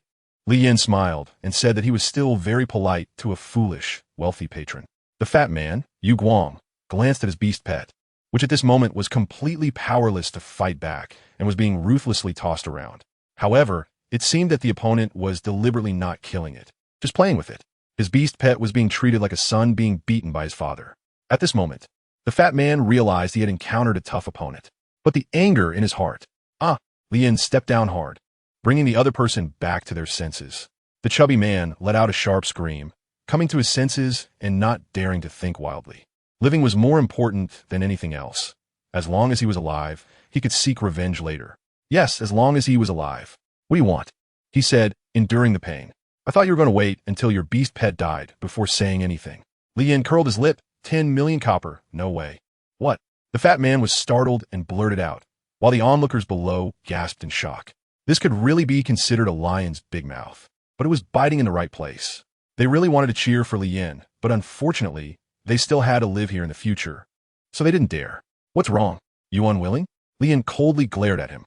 The fat man gritted his teeth and reluctantly agreed, but with so much. I need time to gather it for you. He thought to take this opportunity to call someone to deal with this guy. 10 million was too much. He couldn't possibly come up with that amount. The people below saw through the fat man's thoughts and whispered among themselves. It seemed like they intentionally raised their voices, as if they were deliberately saying it for Li Yan to hear, afraid he would be deceived. Li Yan could hear it, and the fat man naturally heard it too. His resentful gaze seemed to kill, searching the crowd for the person who had just spoken, but unfortunately he failed. With so many people around, it was impossible to find him. All right, Li Yan thought for a moment and agreed. The fat man was overjoyed to hear this. Indeed, he was a naive fool. So easy to deceive. When I go back, I'll tell my big brother to deal with him, making him wish he were dead. Meanwhile, the people below sighed upon hearing this answer, feeling a bit sorry and fearful for Li Yan's lack of caution. This was letting a tiger return to the mountain. He was still too young. Although Li Yan appeared very strong, they still did not believe he could be their enemy. There is a saying, a strong dragon cannot suppress a local snake.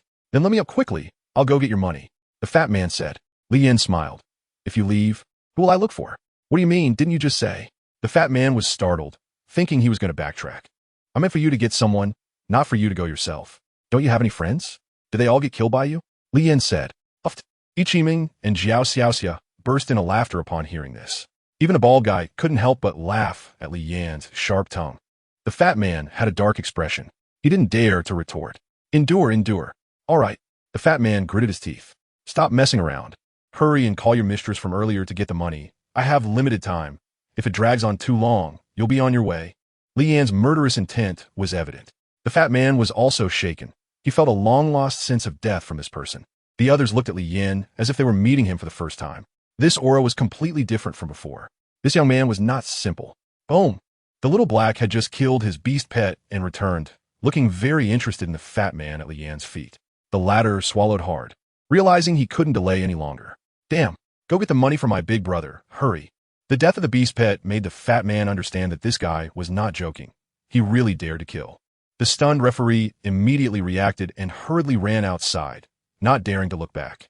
The patrollers above were also watching this side, not daring to take action. Their beast pets were only rare grade. After a while, when the fat man's people didn't arrive, the owner of the casino came. A relatively normal-looking guy with a dragon tattoo walked over, followed by a subordinate. He seemed ordinary, but was definitely not as simple as he looked.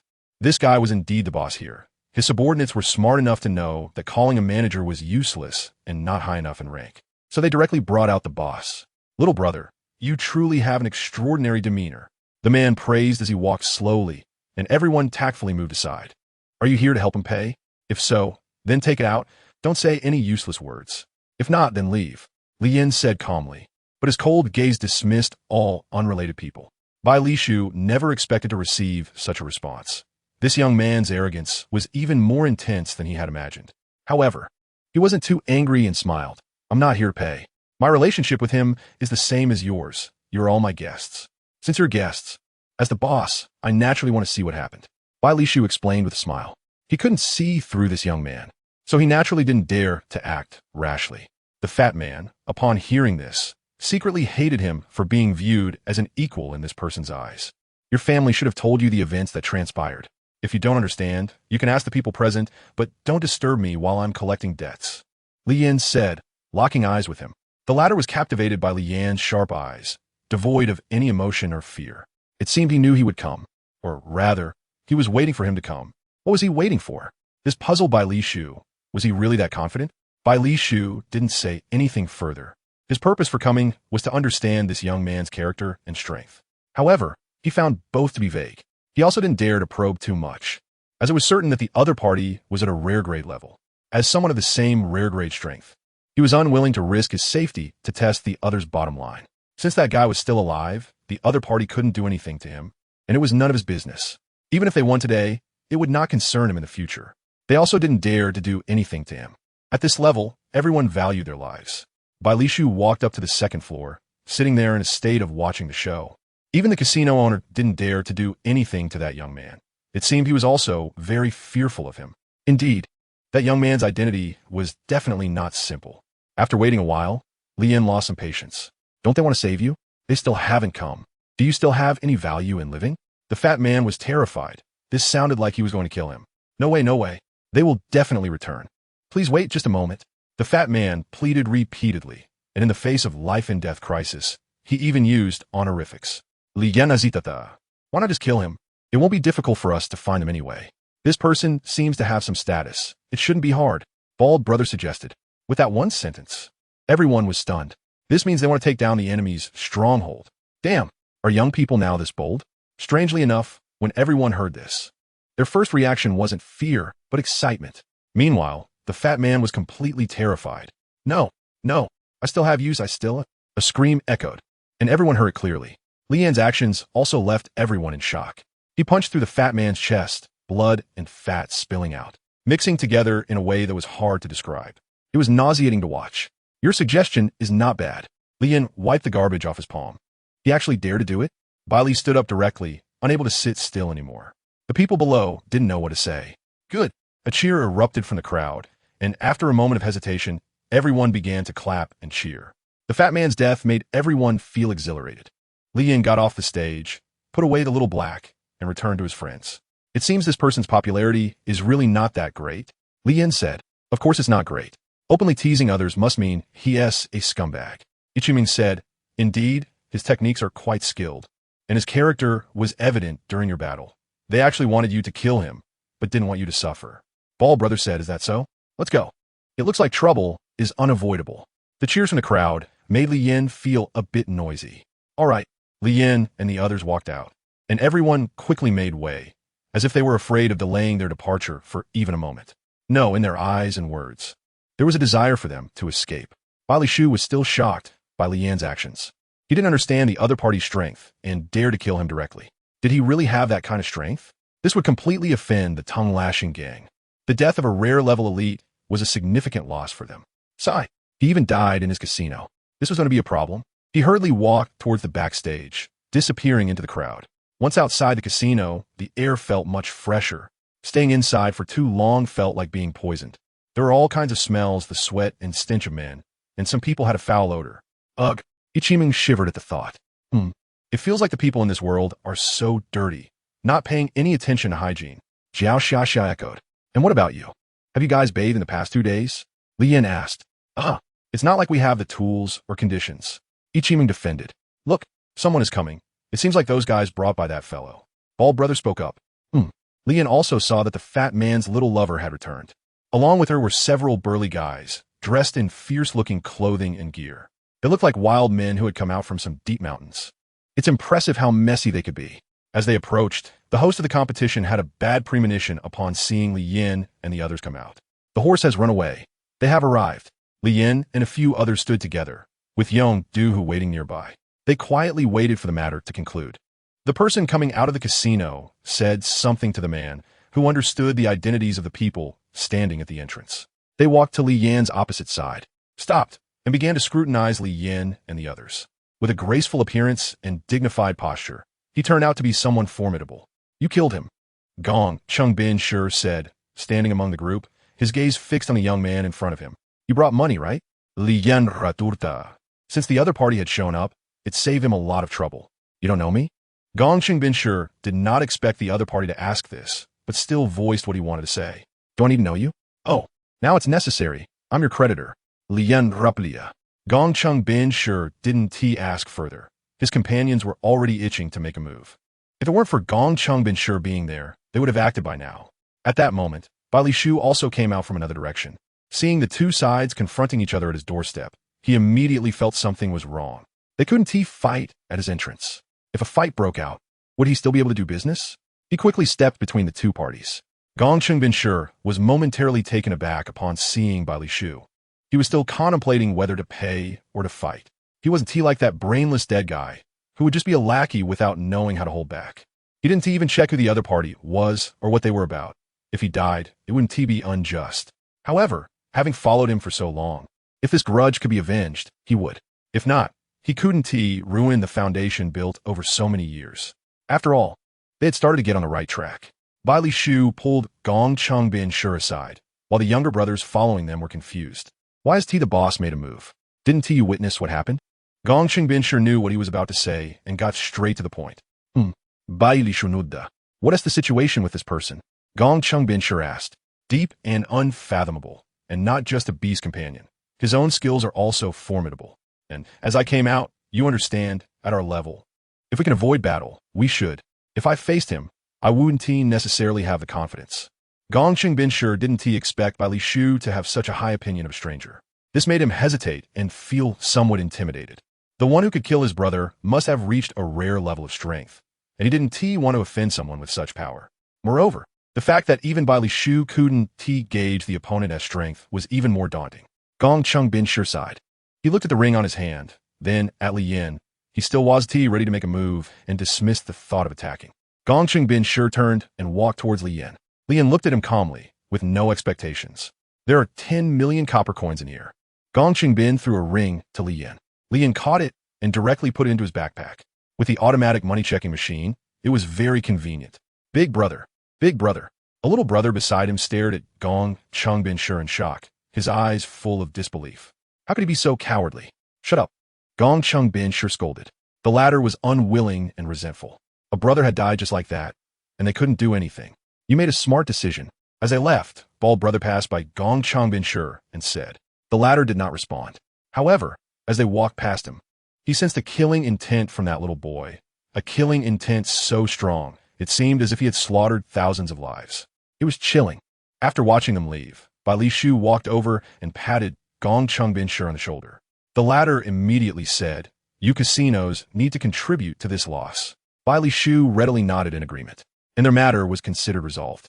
I know you may feel resentful, but you need to understand that living is more important than anything else, and those few people are not as simple as you think, Gong Changbin Shi said earnestly. Li Yin and a few others passed by here and continued toward the center of the imperial city. Indeed, those who have grown to this extent are not fools. They immediately retracted their killing intent upon sensing danger. Bald Brother said, "That's true. They have lived longer than us and understand this world better, which is why they have such achievements." Li Yin asked, "Why do you make them sound so impressive? Aren't we even more powerful? Besides, Big Brother has only been this strong for just over a month." Jiao Xiaoxiao replied in confusion, "It's different for us. When we came to this world, it was like we had a cheat code. Our growth is like riding a rocket, which is why it happens so quickly." Li Yin said, "Not really. I'm still quite weak." Jiao Xiaoxiao tapped her little hands. Yi Qiming smiled and patted Jiao Xiaoxiao's head, comforting her. "No way. My little sister is already very impressive." Hee hee. Jiao Xiaoxiao smiled. After leaving the casino, Li Yin became a wealthy man again and could spend money freely. Moreover, Li Yin noticed that his actions were very similar to those of great heroes. His method could also be considered as robbing the rich to help the poor, as he earned money from the wealthy and spent it on the poor. They didn't go to big places, just street food stalls. However, the street food here was considerably more expensive than in other cities. As expected, the closer they were to the provincial capital, the wealthier the area and the higher the prices. But money was not an issue. After another round of spending, Li Yin suddenly remembered they hadn't brought their horses over yet. However, it should be fine left there, right? Although there were no attendants for the horses. There was a horsekeeping service, so it should be managed, right? After the meal, Li Yin and the others hurried to the place where the horse was tied. Upon arrival, they found that the wind spirit beast was gone and the carriage was left behind. Indeed, the worst fears had come true. "Have we lost our horse?" Yi Qiming stuffed her mouth so full that she could hardly speak. "It seems so," Jiao Xiaoxia also said while eating. "Should we ask the shopkeeper?" Bald Brother suggested. Let's ask," Li Yin replied. The group arrived at the front door of the horse-tying shop, where the boss was having a meal. Seeing Li Yin and the others approach, the boss immediately stood up and asked, "Is there something wrong?" "Boss, the horse we tied here is missing," Bald Brother said. That's really unfortunate. You should report it to the authorities and let them help you investigate. We often have cases of stolen horses and stolen items here." The boss explained. The implication was clear. He wouldn't take responsibility for something lost at his place, and he expected them to go find the authorities themselves? "That's not fair," Yi Qiming said unhappily. "We only provide horse-tying services. Who would watch over your things? Moreover, our business has always been like this. If you don't believe it, you can ask others," the boss replied, feeling aggrieved. Li Yin looked at his expression, lost in thought. He turned and left, and the others said nothing more and followed him out. After leaving the shop, they stood on the main road, unsure of where to go. "Are we really going to find the law enforcement?" Bald Brother asked. "No," Li Yin replied directly. Yi Qiming was also unwilling to go. Her previous capture was due to the law enforcement's negligence. However, thanks to their negligence, she wouldn't have met Li Yin. Thinking about it this way, it didn't seem so bad. "That boss is strange, but I can't quite place what's strange about him," Li Yin said. Bald Brother also felt something was off. He spoke so naturally, as if such things happen all the time. If they happen all the time, why was he still running the business without resolving it? "Yes, that's what's wrong," Li Yin said. But that was all he could figure out. He had no better ideas. "Forget it. Let's not think about it for now. Let's find a place to stay and see tonight." Li Yin suddenly thought of a method. "Always losing? Good." The group found a place relatively close to the horse tethering shop and spent the whole afternoon there without going out. They rested peacefully all afternoon, and as it was getting dark, Bald Brother and Li Yin went out. The two arrived at a place with horses and bought a good horse. Then, Li Yin found a passerby, gave him 1,000 copper coins, and asked him to go to the place where they had previously tethered the horse and tether it again. Bald Brother understood what Li Yin was planning. But isn't this just a roundabout way of raising suspicion? Is that boss up to something? Bald Brother asked. Sort of, but not really. It's just a possibility that we can manage ourselves. If there are other possibilities, I have no other ideas. Li Yin said, after all, he wasn't a god and couldn't have the power to monitor everything. Ambushes take time, and waiting is also long. They had found a good position. Bald Brother was at the intersection, watching to see if anyone came out leading the horse. Meanwhile, Li Yin was at the edge of a tall building, observing every move of the horse. Time passed slowly, and soon it was dark. Li Yin waited for that person to return, as was ordered. However, the shopkeeper did not take any action. This made Li Yin think he had guessed wrong, but the next scene made him smile slightly. He saw the shopkeeper cautiously walk out, having disguised himself, but Li Yin recognized him at a glance. Appearance can be changed, but actions and physique are hard to alter, and he hadn't put in that much effort. The shopkeeper first checked his surroundings, and after confirming that no one was around, he pressed on a wall, revealing a hidden door. He then led the horse through the secret entrance, and both he and the horse disappeared into the secluded alley. The method was simple yet practical. It turned out he relied on this tactic. Understanding everything, Li Yin jumped down, called back Bald Brother, and went home to sleep. After all, he wasn't in a hurry. He could wait until tomorrow. He was quite curious to see how this guy would act the next day. The next day, Ichiming finished washing up and stepped out of her room, combing her long hair. Today, she had changed into a transparent outfit that was alluring and refreshing. She walked into Li Yan's room, which wasn't locked, and gently pushed the door open. Inside, Li Yan was preparing food while Yongdu was eating beside him. Why didn't they call her for the delicious food? Ichiming pouted and walked over. Li Yan looked up at Ichiming, his eyes brightening as if he was seeing her for the first time. Ichiming smiled sweetly at his reaction, feeling secretly pleased in her heart. Li Yan glanced a few times, turned his head away, and kept staring at the person, which wasn't very polite, but he still knew it. You don't need to call. When a meal is ready, you'll just come over, Li Yan said frankly, as it was always the case. Hee. Ichiming smiled and sat down. Then, Bald Brother and Jiao Xiaoxia arrived late, but the dishes were just ready. The few of them were eating hot pot and skewers, while Li Yan also made a plate of cold dishes. In fact, they had the same things every day. The only difference was the ingredients. And the cooking method was the same. After a while, Bald Brother asked, "Shall we go over?" Came the reply. Li Yan nodded and asked, "Will we let our wind spirit beast go or sell it? We won't be able to find evidence against him. Then we wouldn't have much to say." Bald Brother said, "I suddenly thought of this problem last night. I'm going to find him, not to listen to his excuses. What I say is true, and regardless of evidence. It only matters what the result is. If he lies and doesn't admit it, then he must pay the price for lying." Li Yan said yes. After hearing this, Bald Brother thought it was a very powerful statement. No wonder they didn't catch that boss in the act yesterday. It turns out this was the idea. When can I be like this too? Perhaps only when one's strength surpasses that of the nation. I wonder if Li Yan's strength is like that. The combination of ancient martial arts and beast pets. Bald Brother didn't dare to think too deeply. It was too terrifying. Even if he hasn't surpassed it, he's probably close. The memories from multiple battles have given Bald Brother a vague understanding of Li Yan. Have you eaten enough? Li Yan Dao and a few others nodded, while Ichiming took her last bite. Li Yan walked up to the counter, paid the money, and they headed straight for the livery stable. At that moment, the owner was still busy tidying up. It was almost noon, and he was still cleaning, which showed that business was really poor. But thinking about it, with such a business strategy, who would come? Upon entering the shop again, the owner recognized Li Yan and the others at a glance. In his heart, he thought, why are they here again? It's really annoying. However, he still politely approached and asked, "You don't have any horses. Did you find them? Have you reported it to the authorities? Do you have a lot of trust in the authorities?" Li Yan retorted, leaving the latter momentarily stunned. What kind of logic is this? Didn't you come to retrieve your things? Why are you asking such questions that don't even make sense? Of course, the law is the country's justice, the place where many grievances can be appealed. The boss explained and also provided some legal knowledge to Li Yan and the others. So, you have a partnership with the law? Li Yan asked. The bald man looked at Li Yan in surprise, his mind lagging for a moment, and then suddenly realized something. No wonder he had been urging them to find the law. It turns out Li Yan had seen through it all long ago. The boss was momentarily taken aback, feeling a bit uneasy and surprised. How could he think in this direction? You must be joking. We're just a small household. How could we have the qualifications to establish a relationship with the law? Moreover, the law has always been fair and strict. I wouldn't dare to say such things. Bang, bang, ding. How about that? Li Yan stood at the position where the boss had just been, looking at the boss under the collapsed wooden board.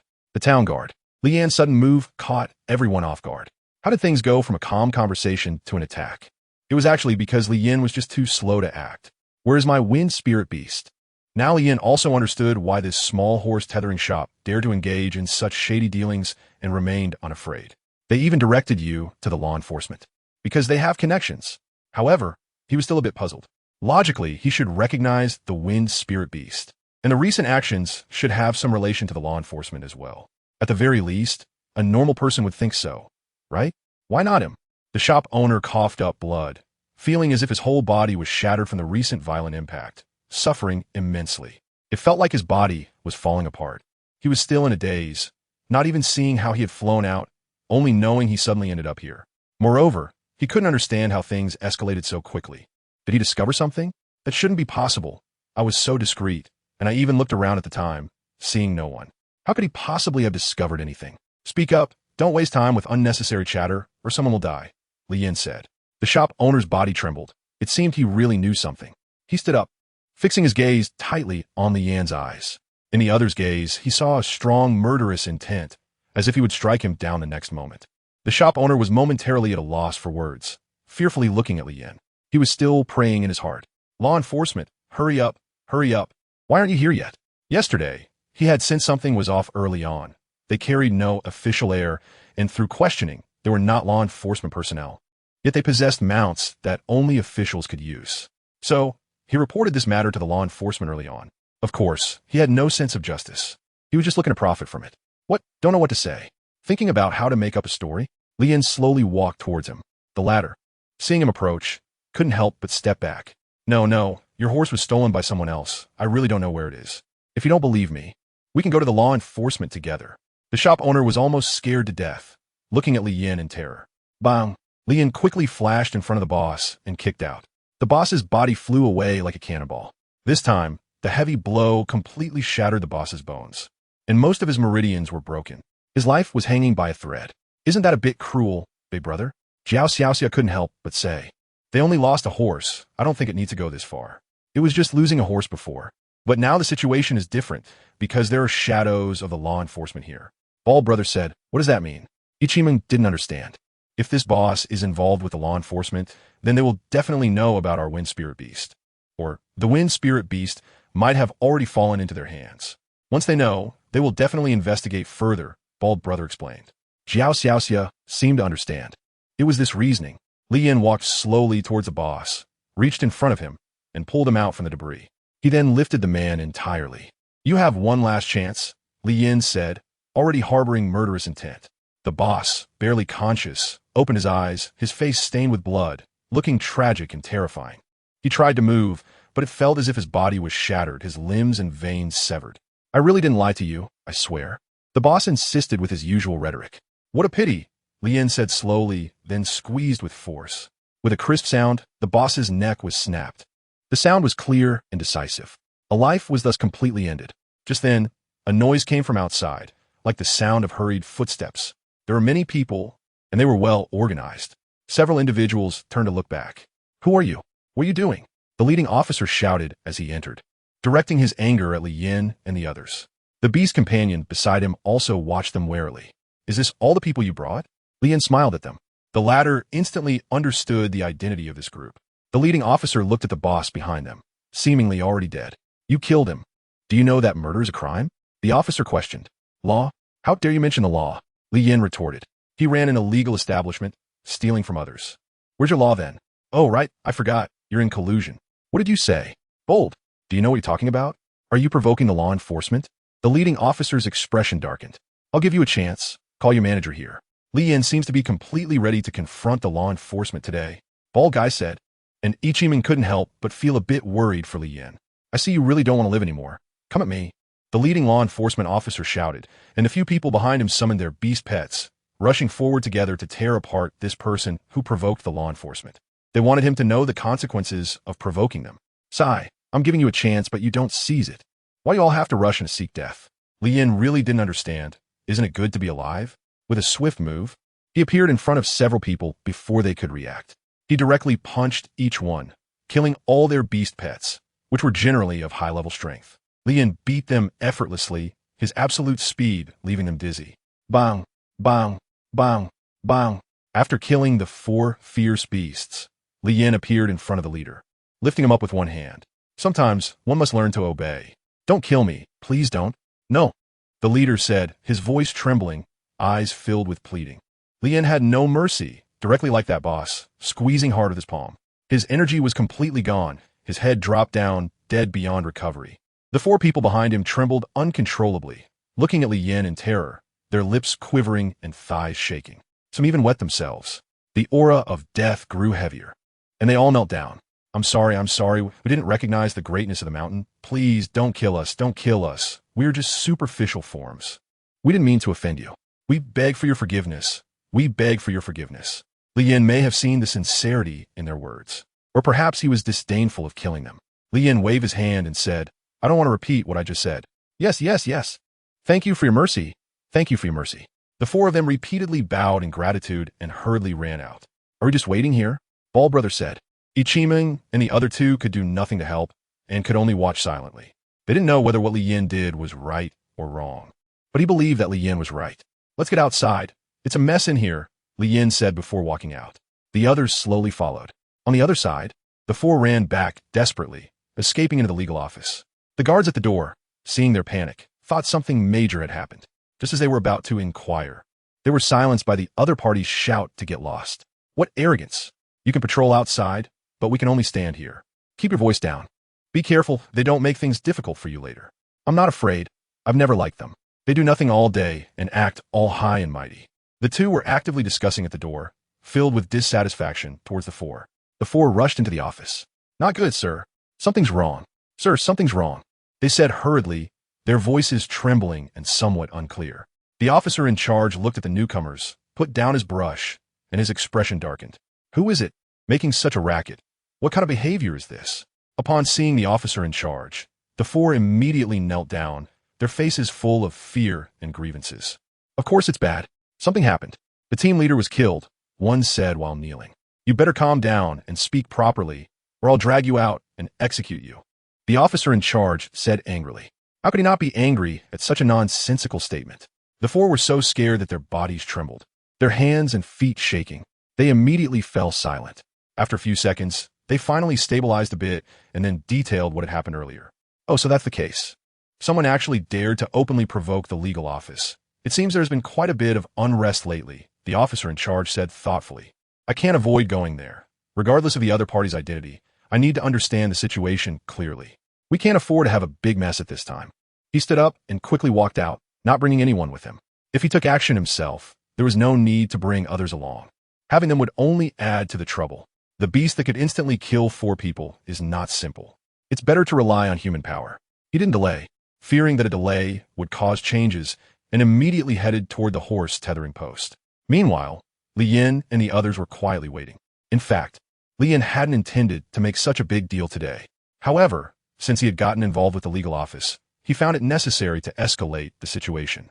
After all, he would have to confront them eventually, and weakening their power was also acceptable. Although he seemed invincible now, past experiences told him that no strength could withstand a life-and-death crisis. As the saying goes, you never know which will come first, luck or misfortune. Soon, a person appeared before them, and this person was the officer in charge. The officer in charge also saw these few people, judging by their age and demeanor. They seemed to be students from a certain academy. At such an age, to have such strength is truly remarkable. However, provoking the authority of the legal office is like dancing in a pit of fire. Do you want to die? Where do you come from? Why did you make such a big move against the people of the legal office, leaving no room for retreat? The officer in charge stood in front of them and said, Didn't they tell you the situation here when they returned? It seems it was a mistake to let them go. Had I known, I would have visited myself. What a hassle, Li Yin said. The dialogue between the two was disjointed and lacked coherence. The officer in charge saw disdain and coldness in the other party's eyes, completely disregarding him. Young and reckless. While being a representative of youth, being too arrogant could cost you your life. When out in the world, you must be low-key. Not everyone can be provoked, especially the legal office, which is an existence you can never offend. The officer in charge lectured. Is that so? Bald Brother said dismissively as the spiked dragon beast appeared before Li Yin and the others.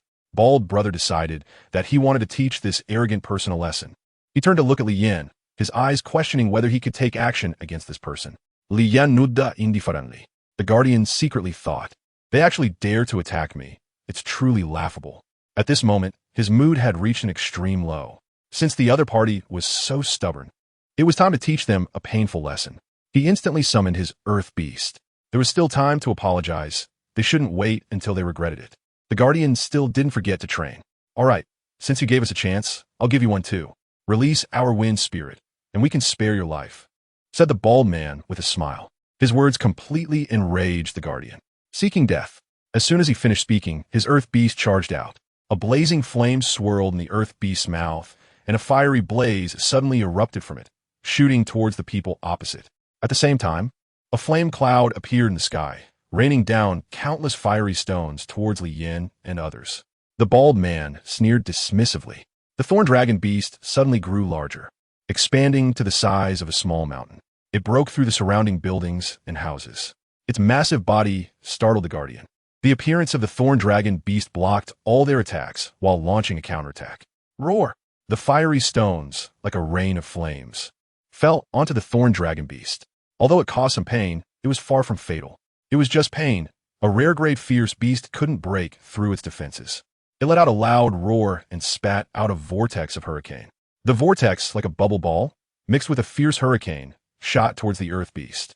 The guardian was dumbfounded. The other party easily blocked his attack and immediately launched a counterattack, not to mention the beast's imposing figure, which left him stunned. What kind of creature is this? I've never heard of it. And to block my fierce beast's attack so effortlessly, how terrifying must their strength be? Bang! The earth beast sensed a fierce death aura from the rapidly spinning vortex and dared not confront it, quickly dodging. However, it was still affected. The opponent's speed was too fast. Its body was severely injured, blood and flesh in a mess, bleeding profusely. Roar! Seeing this, the thorn dragon beast was extremely angry. It gathered an even larger hurricane vortex, concentrating most of its energy. It gathered above its head and then spread out like a vast expanse. The guardian was momentarily speechless, not knowing what to say. This is too terrifying. Is this a skill? The earth beast was enveloped, with no way to escape. Fortunately, this alley was relatively spacious and there were no outsiders. Otherwise, they would all be scared to death. The bald man looked at the thorn dragon beast with joy. The stronger his beast pet, the happier he felt. Looking at the gigantic storm in the sky, the guardian felt increasingly alarmed. His fierce beast felt the same way. For a moment, they were at a loss, standing still. Who are they? Why do they possess such immense power? Moreover, the other party's strength was not something a rare grade could have. Just thinking about it was terrifying. Come on, don't be dazed. What are you afraid of? Go! The guardian shouted. All hope rested on his beast pet, yet he was still trembling there. This made him both angry and helpless. The earth beast, feeling helpless, could only brace itself. It took a deep breath, gathering strength within. A surge of fiery power swirling in its abdomen before bursting out. The thorn dragon beast's attack was also ready. The air paused. The atmospheric pressure brought down the hurricane, targeting the fierce beast. However, when the fierce beast's fiery breath met this storm, it was instantly extinguished. In the comparison of absolute strength, the guardian's beast pet lost. It didn't even have the strength to slow down the opponent's power. Watching the descending hurricane, the guardian was frightened. Roar! The earth beast let out a fearful roar, its body turning red, eyes bloodshot, and flames igniting at its tail. It was unwilling to die so easily. It gathered several fireballs around it, instantly exploding and triggering a chaotic flow of flames. The fierce beast suddenly lunged forward, jumping in front of the guardian, prepared to sacrifice itself to block the fierce strike of the hurricane. The hurricane devoured the chaotic flames, momentarily pausing, and the attack slowed down slightly. But its momentum remained undiminished. Suddenly, a scream rang out. At the same time, as the hurricane struck down, a figure flashed by, saving the guardian from the storm. The scream didn't last long. The earth beast was shattered by the chaotic winds, leaving no trace behind, disappearing from this world. The earth beast made its final choice, sacrificing itself to protect its master's safety. However, the result was that if Li Yin hadn't acted in time, he would have died under that hurricane. The thorn dragon beast's fury was something that the guardian's pet simply couldn't withstand. Boom! The moment the hurricane touched the ground, it erupted in a burst of strong light, and the shock wave swept over. Yongdu used one hand to open the void power, blocking all impacts. The void then created a suction force, drawing in the shock wave that came from the moment. Seeing such an unresolvable power again, the thorn dragon beast understood why it hadn't killed him back then. It no longer dared to make eye contact with Yongdu, because when Yongdu had just used his power, the thorn dragon beast felt a terrifying pressure. But there was an innate suppression among fierce beasts. In that moment, it also realized Yongdu's identity. It was both shocked and curious, but more than that, it was longing. The guardian, at this moment, was already soul dead, his mind blank, eyes dazed. He couldn't accept his failure, nor could he accept the death of his beast pet. You now have a choice. First, choose to answer my question, and you can live. Second, die, Lien said coldly, looking at him. The guardian's eyes were vacant as he slowly turned to look at Lien. The death of his beast pet had made him lose hope of living. How long does it take to cultivate a rare-grade beast pet? A person can only cultivate one such beast in their lifetime. So, his life was essentially ruined. Even if he survived today, without the knowledge to search for, he could only live as an ordinary person. And becoming an ordinary person was worse than death. Your silence means you give up this chance? Lien said, tightening his fingers slowly, making it hard for the guardian to breathe. The feeling of suffocation came instantly, causing the guardian to roll his eyes in discomfort. Suddenly, a strong desire to survive surged within him. Death is long. It requires waiting, and people cannot endure the pain that comes with such death. I choose the first one, the guardian replied with difficulty. Lien released his grip and threw the other person to the ground. Cough, cough, cough, cough. The guardian officer gasped for air desperately. What is the strength of the beast kingdom? I want specific information, Lien said, looking down at him. The bald man patted the now smaller spiky dragon beast's head, encouragingly looking at it, and then praised it. Jiao Xiaxia also looked at the spiky dragon beast enviously. So powerful, it seems like it wants to. The guardian officer was shocked upon hearing this. Are you planning to make the entire beast kingdom your enemy? If I were you, I wouldn't ask such a stupid question. Clearly wanting to live, yet still saying some useless nonsense, the bald man coldly reminded him. The guardian officer suddenly realized that his life was still in danger and immediately corrected his posture. From what I know, the beast kingdom has 3 main strengths: golden level ferocious beasts, 40 to 50 rare level ferocious beasts, and this information is from 3 years ago. He doesn't know the current specifics. Is that all? Lien was somewhat skeptical. That seems too weak. Seeing the other party pondering, he thought they were afraid of the strength of the beast kingdom. How can I confirm that you are not lying? Lien said, turning his gaze back to him. The latter fearfully looked elsewhere. You can ask some other influential people. They should be clearer about this. After all, it's not a secret, the guardian officer said. Why do I feel like these people are neither locals nor from the beast kingdom? Are they from other countries? Or are they outsiders? He couldn't be sure. Now that I know, you can leave, Lien said. The guardian officer was taken aback. Are they really going to let him go? Don't you fear that I will leak information? All right. Don't forget to return our wind spirit beast. It needs to be fast, Lien added. The guardian officer nodded repeatedly. Although he found it hard to believe, he was still very grateful to be alive. Definitely, definitely. I will go back and bring it to you right away. Watching him flee in a hurry, the 2 women found it somewhat amusing. The once great guardian officer actually had such a side. If others saw this, they would surely laugh their heads off. The bald man said, indirectly praising Lian's strength. Bald man, how much truth do you think there is in what he said? How much is false? Lien asked him. I'm not too sure either. I was just a commoner before and didn't know much, but I have heard of this information he mentioned, the bald man replied. Then it seems we need to ask another person, Lien said. The noise of the battle just now was quite loud, yet not a single person came to watch. It seems everyone has a strong sense of self-protection. It's a good habit not to look for trouble in difficult situations. However, peeping is not a good thing. Lien turned to look at a very secluded corner of the attic, where someone was peeking over with a small, watchful gaze. Dressed entirely in black, he stood out starkly in broad daylight, but his face was obscured. When the person noticed Lien looking over, he immediately shrank back, hiding himself behind the attic. Lien didn't pay much attention to them as they walked out of the alley. They were all a bunch of shady characters, usually sneaking around gathering information. He didn't have anything that outsiders shouldn't know about. Moreover, knowing about this matter and spreading it would actually be better for him. The next stop was the capital. He would also directly confront the judicial authorities. Not to say that a full-blown war would break out, but there would definitely be a lot of interactions with the other side. It would still be the kind where they wouldn't need to talk, only act. The guards acted quickly, and a few of the judicial officials, trembling with fear, led the wind spirit beast to Li Yin and the others. What they feared most was saying, "My lord, can we leave now?" Li Yin waved his hand. The latter quickly left the scene, as if relieved of a burden. "Let's go." Okay. The matter was considered perfectly resolved, and they no longer lingered. After they left, several figures appeared here, looking around anxiously while also assessing the situation. Then a few people entered the horse tethering shop, staring at the dead body of the owner. It didn't look like the work of a beast. It seemed more like the doing of a human. Indeed, there were no signs of beastly wounds on the body, nor were there any hanging marks. However, there were tear stains on the neck, as if caused by excessive force from a hand, and the neck was broken. The few people analyzed continuously. Look, the places where the building was damaged are not caused by a beast, but they caused tremendous destruction. It's unbelievable. Could it really be? The more they analyzed, the more shocked they became. Ancient martial arts seemed to have resurfaced. Who would have thought that after so many years, someone would still practice this? Practice? That term isn't accurate. Without martial arts, if you want to practice, you can't achieve anything. After the great wars of ancient times, martial arts had long been lost, and it was impossible to find. Indeed. Let's go. There's nothing more to see here.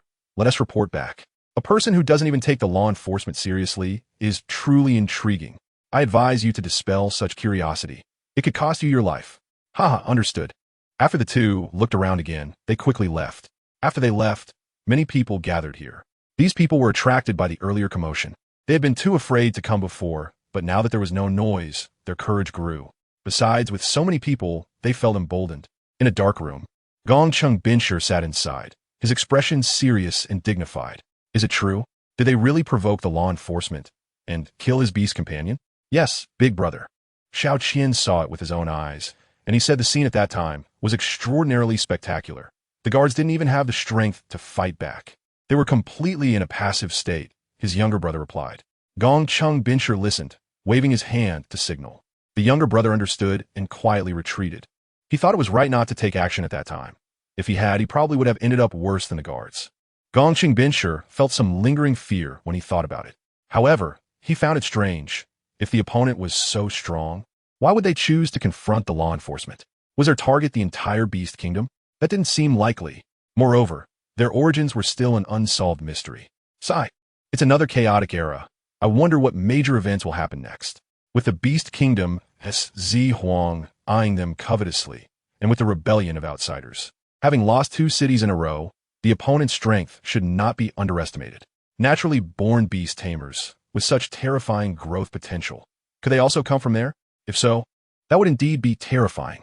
Sigh, the way of heaven is unjust. On the other side, this news also reached by Li Shu. However, he did not react aggressively.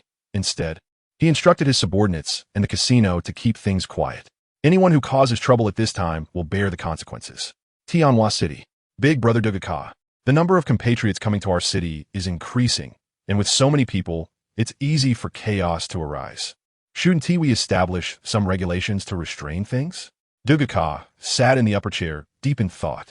There have been too many recent events, and there are many issues to resolve. The enemy hasn't even arrived, and he is already overwhelmed. Moreover, he felt an immense pressure. The beast companions have not broken through for a long time, and he is still the city lord. Although no one openly disagreed, who knows what they were thinking inside? Furthermore, as the population of Tianhua City increases, he can't keep an eye on everyone, which necessitates the existence of laws. Otherwise, chaos could break out at any moment. But in this city, he is no longer the only rare-level existence. Everyone has their own ideas, since they are of the same level. Relying on official authority to restrain them will surely backfire. That's something he does not want to see. Sigh, if that big boss were here, it would be great. If only his beast companion would evolve. Dugaka sighed. Let us wait a bit longer. Now is not the time. Everyone hasn't yet taken this place as home. The people below understood the current difficulties and said little, quietly retreating. Inside the city, although normal industries were operating, everyone appeared listless. The labor force still consisted of local people who were fearful and resentful of the new city lord and the newcomers. The impact from the last battle caused the lower-class people to suffer greatly. Moreover, they were the ones who suffered the most in every war. Brother Liang, are we just going to wait like this? Shouldn't we do something? Just let Dugaka sit comfortably in the city lord's position? In a small room, a mediocre-looking short man said, these are all temporary. There are still many who support Dugaka. We can't cause chaos now. Even if we do, we can't be the first to create disorder. The one who sticks up first gets shot. You should know that. The one sitting replied, fiddling with his hands. I understand, but I just can't stand the sight of him taking advantage and sitting in the city lord's position, having no skills and only strength. Look, this city he governs is full of undercurrents. The man said, actually, you're not the only one who thinks this way. But Dugaka does have some strength. Otherwise, he wouldn't have been able to stay in the top 5 at the beginning. The man didn't underestimate Dugaka, but spoke calmly. Integrity. We just need to pass through this small forest, and the next place will be the capital. The bald man said. Lian Nudda. Big brother. Why didn't you kill the guard before? Jiao Xiao asked. I said I would let him go. I wouldn't he go back on my word. Li Yin replied. Oh, wouldn't he that causes trouble? Jiao Xiao asked. It might, but doesn't he matter? Constant troubles are useless to worry about. People will grow and change. As long as I don't stand still, he won't be able to catch up with me. Li Yin said.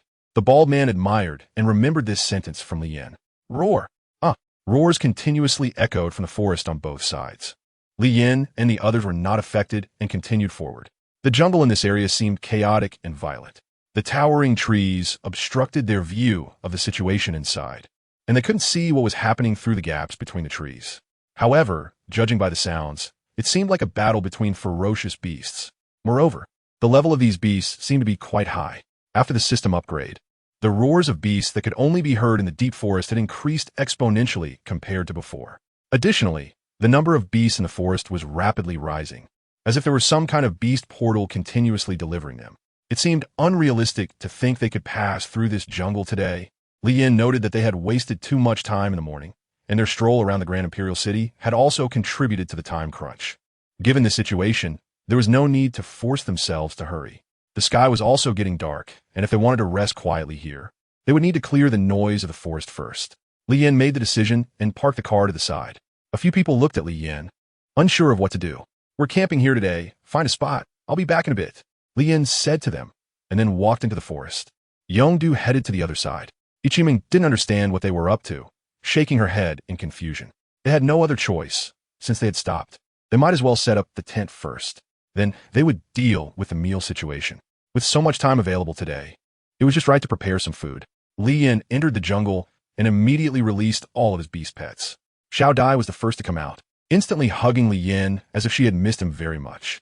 Go ahead, have fun today. We might be busy tomorrow. There could also be dangers. Li Yin looked at them with satisfaction. With their company, he didn't feel lonely at all in this world. The beast pets either hugged Li Yin or licked him, and then they rushed into the forest. The thrill of killing made them very happy, especially when they encountered opponents, which would ignite their blood. Li Yin also understood that they needed to find opportunities from battles to gain the possibility of evolution. Xiao Dai reluctantly hugged Li Yin and slowly floated away. He didn't want to hold his master back, so he also needed to keep getting stronger. Li Yin watched them leave and turned to walk back. By the time they had finished killing, it was estimated that it would be quiet at bedtime. When Li Yin returned, Yongdu had also come back. Li Yin was somewhat surprised. Is it resolved? Yongdu noticed Li Yan's confusion and directly condensed a void behind him. Then, thousands of beast corpses appeared in the void and crashed to the ground. It was a sensation. Bald Brother and the other two stared in shock at the suddenly appeared beast corpses. Is it really necessary to have this many for just a dinner? Li Yin was also taken aback, but he quickly reacted and directly put the corpses into his backpack. From the information on these corpses, Li Yin could tell the levels of these beasts when they were alive. The lowest was elite level, and the highest had 2 golden levels. This surprised Li Yin a bit. He didn't expect there to be such high-level beasts on the opposite side, and he certainly didn't expect Yongdu to work so quickly. Why does it feel like Yongdu seems to have become stronger? Is it just an illusion? The soup is ready. We can start cooking. Ichiming said. Brother Bald understood and immediately threw the freshly cut meat into the pot. He learned this skill the best among Li Yin and the others, aside from bloodlines, of course. And he also loved eating hot pot. He really enjoyed this delicious and simple food. Do you want a drink today? Li Yin asked. Upon hearing this, Brother Bald shivered, recalling some embarrassing incidents, and shook his head repeatedly. Brother Bald, are you still recovering from the last time you drank too much and made a scene? Jiao Xiaoxia said. The latter smiled awkwardly. As long as he didn't drink, he wouldn't embarrass himself. Li Yin glanced at him, but did not insist, as he wasn't very fond of drinking either. However, the wine and the blended red wine were quite good. He was generous and brought out a few bottles for everyone to enjoy together. Although these 2 types of wine had almost no alcohol, drinking them still made their faces slightly flushed. After the meal, Ichiming and Jiao Xiaoxia were the first to return to their tents, while Bald Brother went to the side and looked up at the sky. He missed home, even though he had only been away for a little over a month. He had changed greatly. He had met the luckiest person in his life. He said he hadn't missed out, but he felt somewhat unworthy. Li Yin glanced at him, did not disturb him, and went to the other side alone. They both looked at the sky, but their thoughts were different. Li Yin was pondering and planning for the future. Although he had thought about it before, he hadn't come up with a clear plan. But today, he had a small goal. He wanted to become a ruler. A ruler, the master of a nation. He didn't want to command ministers or rule the world, but he wanted to be the master of country. This was his goal before entering the capital. Perhaps this idea wasn't entirely for himself, and it might have been a sudden inspiration. However, he was ready to act on it.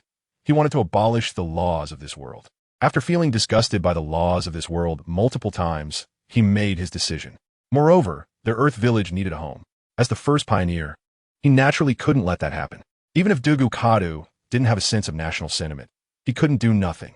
Having come to this realization, Lian stopped gazing at the sky and stars and returned directly to the tent. Yongdu had already fallen asleep early. After becoming human, all his routines followed a human way of life. He was quite accustomed to it. Sometimes, Lian even forgot the fact that he was once a beast. Lian smiled and lay down to sleep. The next day at noon, a few of them successfully arrived at this place they had heard of but never visited before. The capital. Stop. Line up, everyone. We need to conduct a security check. In front of the tall, splendid city gate, more than a dozen people dressed in yellow, ceremonial ancient costumes, with a hint of military aura, had serious expressions and were working diligently. Everyone wanted to enter the capital had to go through a body search. As one person after another entered, it soon became Li Yin and his group's turn. Among the guards were not only men, but also female soldiers. For convenience and efficiency, they were neat and orderly. After the checks, the group successfully entered the capital. Ding! Task location reached. Please complete your task quickly. As soon as they stepped through the city gate and entered the capital, the system prompt urged Li Yin to get to work. After all this time, they had finally arrived at this path, and the system seemed a bit anxious. However, Li Yin was not planning to rush directly into action today. He wanted to experience the foreign customs, grand city etiquette, and local culture. When in Rome, do as the Romans do. Understanding oneself and the enemy is essential for victory in every battle. All these processes were necessary. By now, it was already past noon mealtime. Although every day was about eating, life requires it, doesn't it? The group tossed a wind spirit beast to a beggar, not out of pity, but for convenience. The beggar was immediately overjoyed, laughing heartily.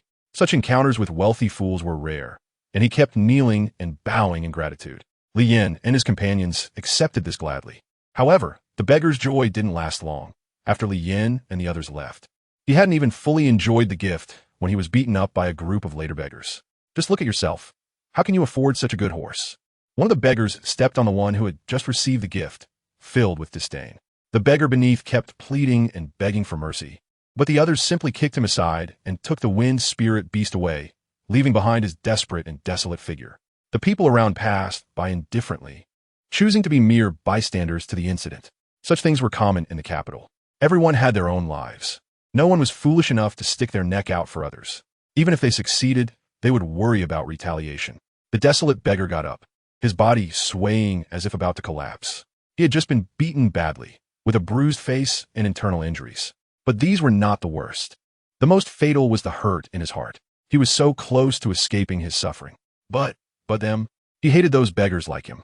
It was all their fault. Muttering to himself, he walked aimlessly, tears at the corners of his eyes revealing his grievances. Unknowingly, he arrived at the riverbank and looked at his reflection on the water's surface. It swayed in an unreal yet existent manner, just like his life, living in a mess yet still clinging to existence. Why is life so exhausting? Bang! Help! Someone! Save me! Help! On the other side, Li Yin and others arrived at a restaurant called Kangmeng Guaipian. This place seemed to be newly opened, with all the decorations being new and a very approachable style. It had a modern decorative feel. If it weren't for some remnants of this world's atmosphere, he might have thought it was a product of modern times. For a moment, Li Yin was curious if the owner of this restaurant was a local. However, he was here primarily to eat, so he still distinguished between the main and the secondary. After taking a glance at the menu, he realized he had overthought it. The dishes were still from this world. They went up to the second floor and casually ordered a dozen signature dishes, then sat quietly waiting. This restaurant was very crowded, and the flow of customers was continuous. The location was quite good, albeit a bit remote, but the foot traffic was indeed substantial. They were currently on the second floor, and there was a third floor with private rooms, but they were all full. Otherwise, they might have gone up. Li Yin wasn't short on money. "Miss, let's have a drink. I love watching you drink. It's charming," a man upstairs said. "All right." The woman did not refuse, her voice seductive, as if enticing. Li Yin, who was downstairs, felt a shiver run through him, listening to the somewhat intoxicating sounds, feeling a bit out of place. The houses in this world were all wooden, so the sound insulation wasn't very good, especially since the other party was not controlling themselves. Moreover, this was a restaurant, making it even noisier, with all kinds of people around. The second floor was still tolerable. Looking at the first floor, wow, there was barely room to stand. With so many customers, the kitchen was slow in serving dishes. The few of them started playing a game. The game was called Drink or Not to Drink. Li Yin served drinks, and the four participated, with Yong-Du acting as the referee. Bald Brother started off a bit confused, but after a few rounds of drinking, he couldn't take any more and finally figured out how to play. The food also arrived. Ha ha ha. Jiao Xiaoxia laughed at Bald Brother, who turned red in the face. He had nearly drunk all the drinks. Sensing the aroma of the dishes, Ichiming couldn't help but start eating. The others also dropped their reservations and began eating joyfully, taking turns with their chopsticks. Just as they were happily enjoying their meal, a sudden loud noise erupted from upstairs, and then a figure fell down, landing on the dining table on the first floor. The person who fell immediately clutched their chest in pain, rolling on the ground and crying out in agony, while muttering something under their breath. Li Yin and others looked up at the house across the street, where a man walked out from the third floor and pointed at the man below, saying, "Xiao has said she doesn't know you anymore. Yet you keep pestering her like this. I see you're just asking for death. If you disturb me and Xiao's enjoyment again, you'll end up in pieces." Just then, a woman also walked out of the room, pulling the man towards the side room. As she turned around, her gaze briefly met the man below. Her eyes were complex, with a flicker of guilt, followed by a look of determination and ruthlessness. In that woman's eyes, Li Yin saw that she wanted the man below to die. "Why, Xiaorou, why are you doing this to me? Didn't we promise to be together for a lifetime? To be each other's guardian angels? Didn't we say we wouldn't betray each other until the end of our lives? Why are you treating me like this? I gave up everything for you. Gave up my recruitment at the academy, gave up the chance to enter the judiciary just to stay by your side, but you, why?" The man's painful cries echoed. The physical pain was nothing compared to the heartache. He had done too much for that woman, yet this was the outcome. "Why are you doing this to me? Why?" His outburst caused those around him to lose their appetite, all turning to watch the commotion. Those whose meals were disrupted were even more pitiful, having to pay without finishing their food. At that moment, the owner of the establishment finally approached, and several people came to the man's side, directly using force to throw him out. His presence was already affecting the business, which made the owner very angry. "Although you might be the pitiful one, it doesn't excuse your mistakes." "Boss, should we intervene?" Bald Brother asked, feeling a bit reluctant. "Yeah, Big Brother, he looks so pitiful." Jiao Xiaoxia also expressed sympathy for the man. Ichiming looked over, tears streaming from her eyes, feeling sorrowful. Li Yin remained silent, intending not to get involved. This was a personal matter between two individuals, and it was not something outsiders like them should interfere in, as it would only complicate things further. However, when he looked up and saw Ichiming's tear-filled eyes shimmering with tears, Li Yan's heart softened. The man might be pitiable, but there must be a reason for his plight. If your love truly seeks a return, then you should know what to do. It's not about helplessly crying like this. This is not an opportunity, nor is it a demand. It is the result of feelings. You now have your own judgment and don't need to ask me every time. It's not like you're in danger. Li Yin said. Bald Brother immediately understood, his face lighting up as he walked down. Ichiming, a beat slower, also understood and was about to get up. Li Yin spoke up, "You shouldn't go. Can your beast pet fight?" Upon hearing this, Ichiming obediently turned back. Although her beast pet had evolved to a rare level yesterday, it still seemed to lack combat power. Troubled by love and hurt by it, she was yet another pitiful person. Since ancient times, the sentimental have always been left with unfulfilled regrets. Why bother?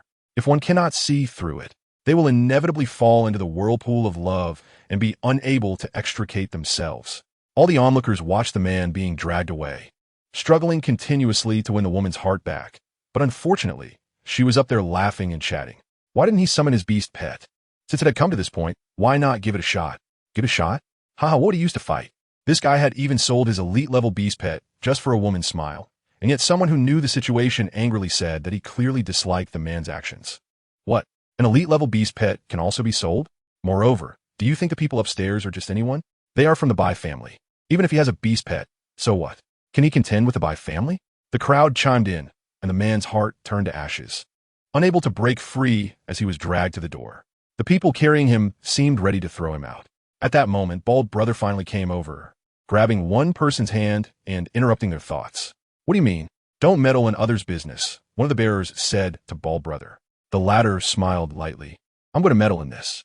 Bald Brother forcefully pulled down the person's arm. Despite their desperate struggles, they could not match Bald Brother's strength. When Bald Brother acquired a golden-level beast pet, his body was elevated to the level of a second-tier warrior, and he was even stronger. The thugs in the restaurant were not even warriors, so naturally, they were no match for him. Are you trying to go against the Pummeling brothers? One of the bearers threatened. I never thought of being your enemy. I just want to seek justice for this guy. Bald Brother replied flatly. Justice? Didn't you hear what they just said? The people upstairs are from the Bai family. And can you afford to offend them? The bearer said again. The Bai family you mentioned, I don't know them, but if you stop me, I will kill. Bald Brother stared at him. The latter felt a chill run down his back and exchanged glances with the others nearby. They all let go of the guy. In the face of life and death. They chose life. Moreover, since the other party was intent on seeking death, they wouldn't stop him. After all, if things escalated, it had nothing to do with them. After all, this was the capital. Bang!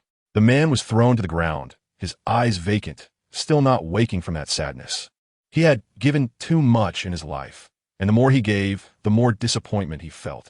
Seeing his state, Bald Brother felt angry. Although he pitied the man, seeing him like this also made him very upset. Do you want to continue being so cowardly? The man on the ground turned his head slightly, looking a bit dazed. He heard but seemed not to hear. Look at how useless you are now. If I were that woman, I wouldn't follow you either. There is no hope at all. Just wasting her life, following a useless person. Bald Brother said again. What did you say? What did you say? I'm not useless, I'm not. Not. The man got up, grabbing Bald Brother's collar and shouting, roaring, but as his roar continued, his voice became lower and lower. Hee, you don't even believe in yourself. Do you? Bald Brother didn't move, looking down at him. I have nothing left now. How can I resist? How can I fight? I'm not afraid of death. But I don't know what to do. The other party is from the Bai family. If I make too much noise, it's fine if I die, but Xiaoro, she will inevitably be affected. Slap. Bald Brother swung his palm, a powerful gust hitting the man's face. The man was stunned. The onlookers were also taken aback. However, they secretly cheered in their hearts. They had heard the entire conversation between the two clearly. Previously, they felt that this man was quite wronged and pitiful. But now, it seemed he was pitiful to the point of being somewhat despicable. Although they didn't know the strength of this suddenly appearing person, since he wanted to help you, and you still couldn't see it, still being so submissive. If it were them, they would have gone up to beat him long ago. The man stared blankly at him. This slap seemed to awaken him. All fantasies vanished with that slap. Smoke and clouds dissipated. A wave of inexplicable anger arose from his heart. But it was not directed at Bald Brother, but at the woman upstairs. How had he become this way? If this slap didn't wake you up, I will continue until you are awake, Bald Brother said. The man did not speak, and Bald Brother raised his right hand, ready to strike again. At that moment, the man finally spoke. I want to try again. If Xiaoro still doesn't want to be with me, then I will fulfill them. At this moment, there was a trace of determination in the man's eyes, and the anger in his heart was ignited by the hatred just now. He no longer cared about anything. Perhaps this slap was insignificant, but it awakened his long-dormant self-esteem. In the woman's eyes, she had long lost her self-esteem, forgetting what it felt like to have self-esteem. She had become accustomed to being submissive, used to following orders, used to what she said. Fulfill them? In Bald Brother's view, he just wanted to kill those two people, or be killed by them. However, he didn't care. What mattered was that he had found himself again. Showing weakness in front of a woman and trampling on one's own dignity meant no one would care about your feelings. One must learn to love oneself. So go show it to yourself, and leave no regrets. Bald Brother encouraged. The latter nodded heavily. Thank you. The man dragged his heavy body, step by step, toward the second floor, and no one around stopped him. They all stepped aside. They looked at the man with encouraging eyes. However, everyone was not optimistic about the outcome of his ascent. That was the Bai family after all. Going up only meant one result, and the cost of that result was heavy. People are like this. Knowing the result will inevitably bring them sadness, but they still want to know. Bald Brother also didn't idle. He slowly followed up. What was he going up for? Did he really want to confront the Bai family? The Bai family in the capital was not a small family.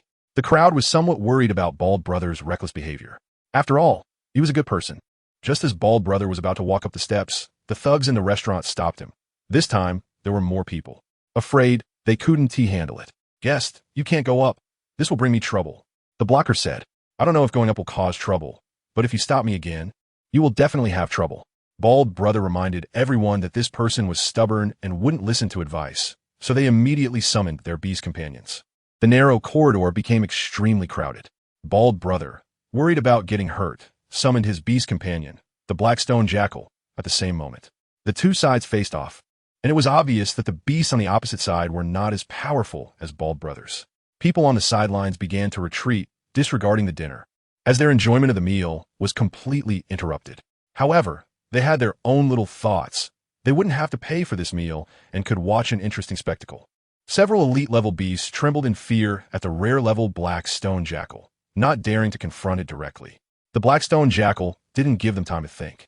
Its master was already heading upstairs. Bald Brother became anxious.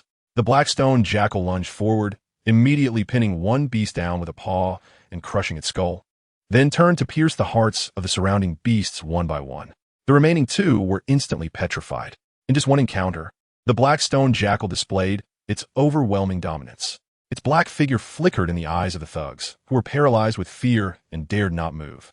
Witnessing their beasts being killed one after another, they didn't dare to retaliate. The opponent was too powerful.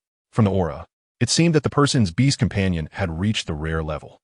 Yes, it must be so, otherwise, it would have been impossible to take out those elite-level beasts so quickly.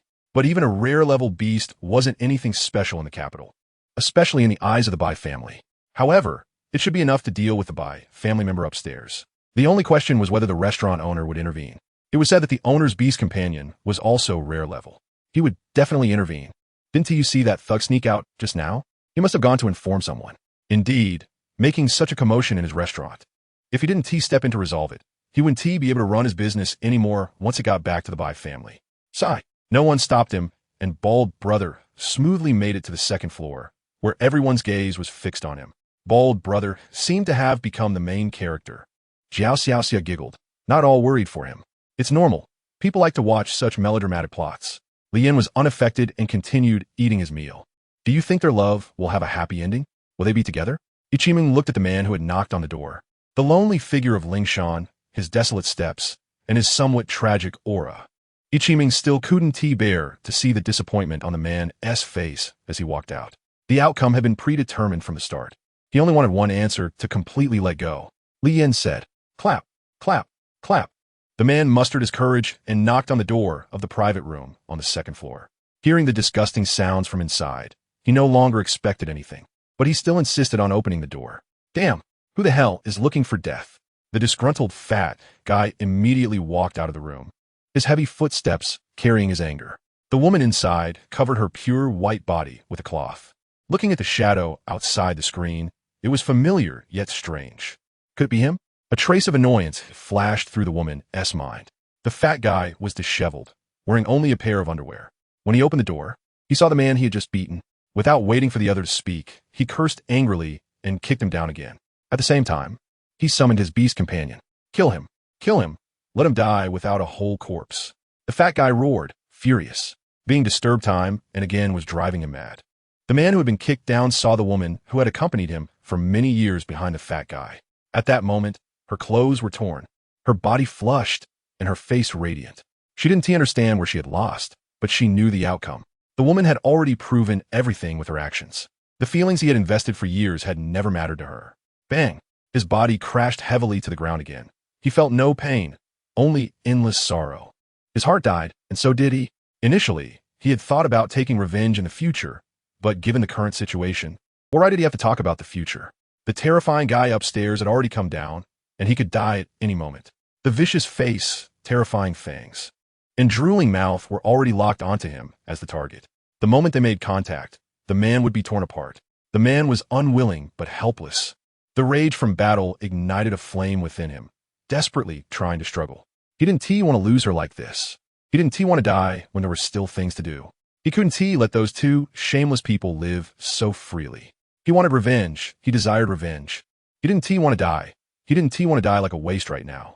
The man endured the excruciating pain and moved his body. But the beast falling from the sky looked like a lamb waiting to be slaughtered. No matter how he moved, it seemed pitifully slow in its eyes. And in fact, it was true. The beast fell, and death approached. The man didn't dare to look back and crawled desperately forward. The spark of hope for survival ignited in his heart. Everyone was sweating for the man. They could see his will to survive. However, they didn't dare to intervene. They were just ordinary people, each with their own families. And in the next moment, bang, the beast in the air shot off like a cannonball elsewhere. At the same time, its body was engulfed in a fierce whirlwind. It shredded the beast's body like cutting. In the dark, at the critical moment, Bald Brother still released his spiked dragon beast. The speed of the Blackstone Jackal was somewhat lacking. The opponent was also a rare-level beast, not to be underestimated. What happened? How could that beast? Everyone was stunned. Bald Brother used his spiked dragon beast. Jiao Xiaoxia exclaimed excitedly. Everyone looked up in disbelief at Bald Brother on the second floor and his newly appeared beast companion beside him. He actually had two beast companions. Not only that, but this second one was even more powerful than the first, and that previous strike must have been the work of that beast companion. Who are you to dare meddle in by family matters? The fat guy turned to glare at Bald Brother. The latter didn't even glance at him, and instead focused on the man below. After confirming that he was not in danger and his life was safe, he turned to the fat guy. Don't say, he doesn't look like a good person at all. He is already so fat and speaking so annoyingly. Who am I doesn't matter. What matters is that I can't stand by when I see injustice. Justice, huh? You talk to me about justice? He has repeatedly ruined my good things, and you talk to me about justice. The fat guy shouted, spoiled and pampered, not intimidated by Bald Brother's powerful strength, nor saddened by his beast companion. He only cared about his enjoyment, which was gone. Your enjoyment is built on the suffering of others, built on morality. And that is no morality at all. The bald man slowly walked towards him. The fat man, seeing the other party approaching, suddenly felt a bit scared. He had no combat capability to choose from, and if he were attacked at this moment, he wouldn't have the strength to fight back. So, have you figured out the situation? The bald man said. What do you want? I'm from the Bai family. If you hurt me, the Bai family. Bang. Before the fat man could finish his words, the bald man made his move. He quickly rushed forward, closing the distance between them, and instantly kicked his right foot out. The fat man was kicked into a room. If he hadn't stumbled back a few steps, the bald man would have kicked him downstairs. The bald man looked at his right foot. It felt quite good. Hitting such a despicable person in person was really satisfying. More enjoyable than killing a beast pet. He really made a move. Was he not afraid of the Bai family's revenge? He didn't know, but it seemed he had the qualifications to challenge the Bai family. A person with a rare-level beast pet was definitely not a nobody. Perhaps the other party's background was also extraordinary. Everyone was completely reduced to a state of watching the show, but it was difficult to see what was happening on the second floor from downstairs. So painful. The fat man pushed aside the broken wooden planks beside him and struggled to stand up. But before he could steady himself, the bald man's figure appeared in front of him again. Being chubby is good. It can take a beating, the bald man said with a smile, and then, under the terrified gaze of the other party, he lifted him up and threw him to another place. You bastard. My Bai family will not. A sound of collision rang out, accompanied by cries of agony. The bald man wasn't done having fun. He quickly rushed into the pile of debris and pulled the fat man out. The other party swayed like a dead pig, unable to stand steadily. His eyes were dazed. But he still recognized this killer.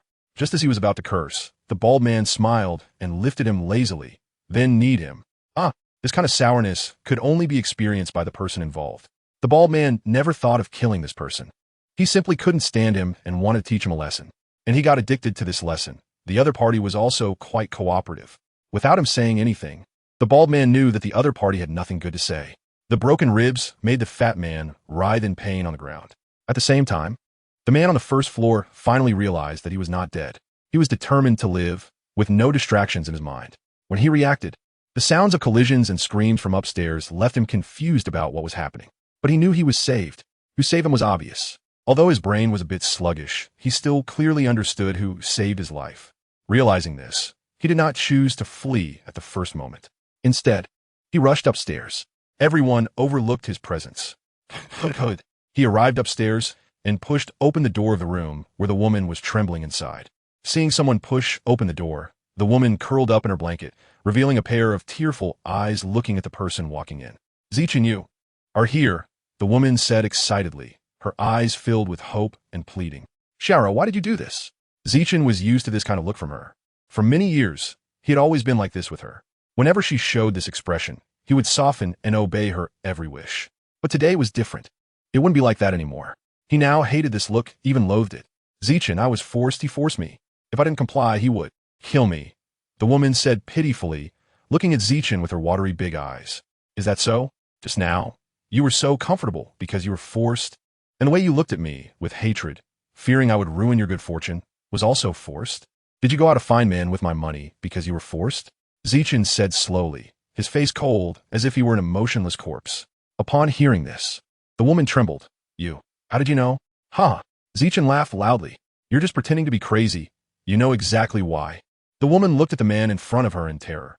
She once thought she understood him well, but now she felt a bit lost. As if she was meeting him for the first time. Do you know? I really love you. I love you so much. But you have let me down time and again. I have seen all this, but I pretended not to know. I believed you would turn back, but unfortunately, you did not. Even now, you still want me dead. Zichin said to himself, his eyes replaced by a deep purple red at some point. The woman kept retreating, wanting to escape. She felt as if she was being bound, a sense of death coming from all directions, along with a feeling of being trapped and suffocated. She never expected, really never expected, that the person she loved would ultimately want her dead. Ha ha ha. The man laughed madly. The bald man next door, who was having a great time fighting, was taken aback. He recognized this voice, but didn't understand why he was laughing so happily. It seemed that things were getting weird. Lian suddenly said, a somewhat evil aura was emerging, and that direction was the second floor. Yongdu said this was the first time he actively spoke. Ichiman looked over curiously. But I still choose to forgive you because you are the person I love the most, the man said. At this moment, the woman could no longer hear what the man was saying because she was drifting away from this world. It felt as if something was pulling her, causing her immense pain. That feeling of being dismembered made her faint several times, but she couldn't fall unconscious. Her face was filled with despair and pain. Although you don't love me, I love you. And just now a voice suddenly appeared in my mind, saying there's a way to let me be with you forever. And then I agreed. Saying this, the man smiled happily. But the price should be something you can't bear. Lian suddenly appeared behind him, causing the man to pause. But he wasn't too scared and turned to meet Lian's gaze. Lian saw an exceptionally evil aura in his eyes, as if something was trying to use his eyes to come into this world. Zichin didn't speak, but instead smiled foolishly.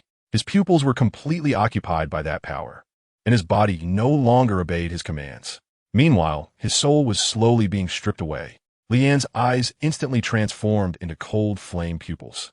The power of his body shifted to his eyes, allowing them to enter another state, thereby achieving sublimation. Through these pupils, Li Yin saw the man's transformation. And Yongdu also appeared beside Li Yin. Was that a soul? Li Yin watched as the man's soul was painfully stripped from his body and then entered the woman's position. Both trapped in that invisible darkness, a place filled with despair. It was like a black room, firmly confining the two of them inside, where there was no oxygen, no sunlight, only endless darkness and inner despair. This place was also the false eternal realm that the man had desperately fought for. The woman was completely pulled into that world, while the man only had his soul enter that world. That was how it was. As a man's soul was stripped away, a deep sense of despair and a pool of crimson gradually surged from the depths of his physical body. Then, like a spark igniting a prairie fire, it instantly spread throughout the man's body. The people below began to murmur because of the silence above. At the same time, the restaurant owner finally rushed over. He briefly listened to the reports from the people and then immediately dashed into the restaurant. Upon entering, he saw his establishment being severely damaged, and his heart instantly burned with anger. But reason told him that this was not the time to be angry. He needed to figure out what had happened. When the crowd saw the restaurant owner return, they all stepped aside and no longer watched, quickly moving outside the restaurant. It wasn't that they were particularly self-aware. It was because the beast beside the restaurant owner was glaring at them, as if they would be attacked the moment they didn't leave quickly. Just as the owner was about to go upstairs, he heard a loud bang, and a figure fell from above. Without needing to look closely, he recognized that this person was the young master of the Bai family. His heart skipped a beat. Who was this person? Although he dared to act against the Bai family, he hesitated and didn't dare to go up any further. Oh no, the young master was already in such a state. It wouldn't make sense for him to go up. Even if he defeated the opponent, he would still be unable to escape blame. Moreover, he wasn't even sure he could defeat the opponent, as they had effortlessly dealt with the young master of the Bai family. This made him hesitate. He was inferior to the Bai family in both family background and economic strength. He didn't dare to make any enemies. He only hoped that his restaurant could continue running smoothly without any trouble. The restaurant owner approached the young master of the Bai family, checked her injuries, and felt her breath. After confirming she was still alive, he breathed a sigh of relief. The other party hadn't lost their mind and killed someone. Otherwise, things could have really spiraled out of control. You must be the owner of this restaurant, right? I'm really sorry for the damage caused. Just tell me a number, and we will compensate, said the bald man, looking down from the second floor, with his fierce beast also keeping a close watch on him. Upon seeing the beast beside that person, the restaurant owner's anger instantly dissipated. He felt an immense threat from the Qilong beast, and even his own beast had retreated in fear. His beast perception was always very accurate. If the opponent wasn't overwhelmingly powerful or at least a whole level above him, it certainly wouldn't show such behavior. The fear he felt indicated that the opponent's pet was no ordinary one, and their strength was undoubtedly above the rare level. The restaurant owner took a deep breath. Even the Bai family wasn't like this. At least on the surface, they didn't seem to be like this person. Golden tier beasts weren't something that could just be evolved. At that moment, the restaurant owner no longer had the previous arrogance. He spoke humbly and politely. "Oh no. These are all minor matters. Sorry for the inconvenience. You're quite interesting. A good businessman with great insight," the bald man praised. Upon hearing this, the restaurant owner nodded repeatedly like a junior. "Bald man, take everyone outside." Lian's voice suddenly came from next door. The bald man's expression tightened, though he was confused. He obediently pulled Yi Qiming and Jiao Xiaoxia outside. Then he called out the restaurant owner and others as well.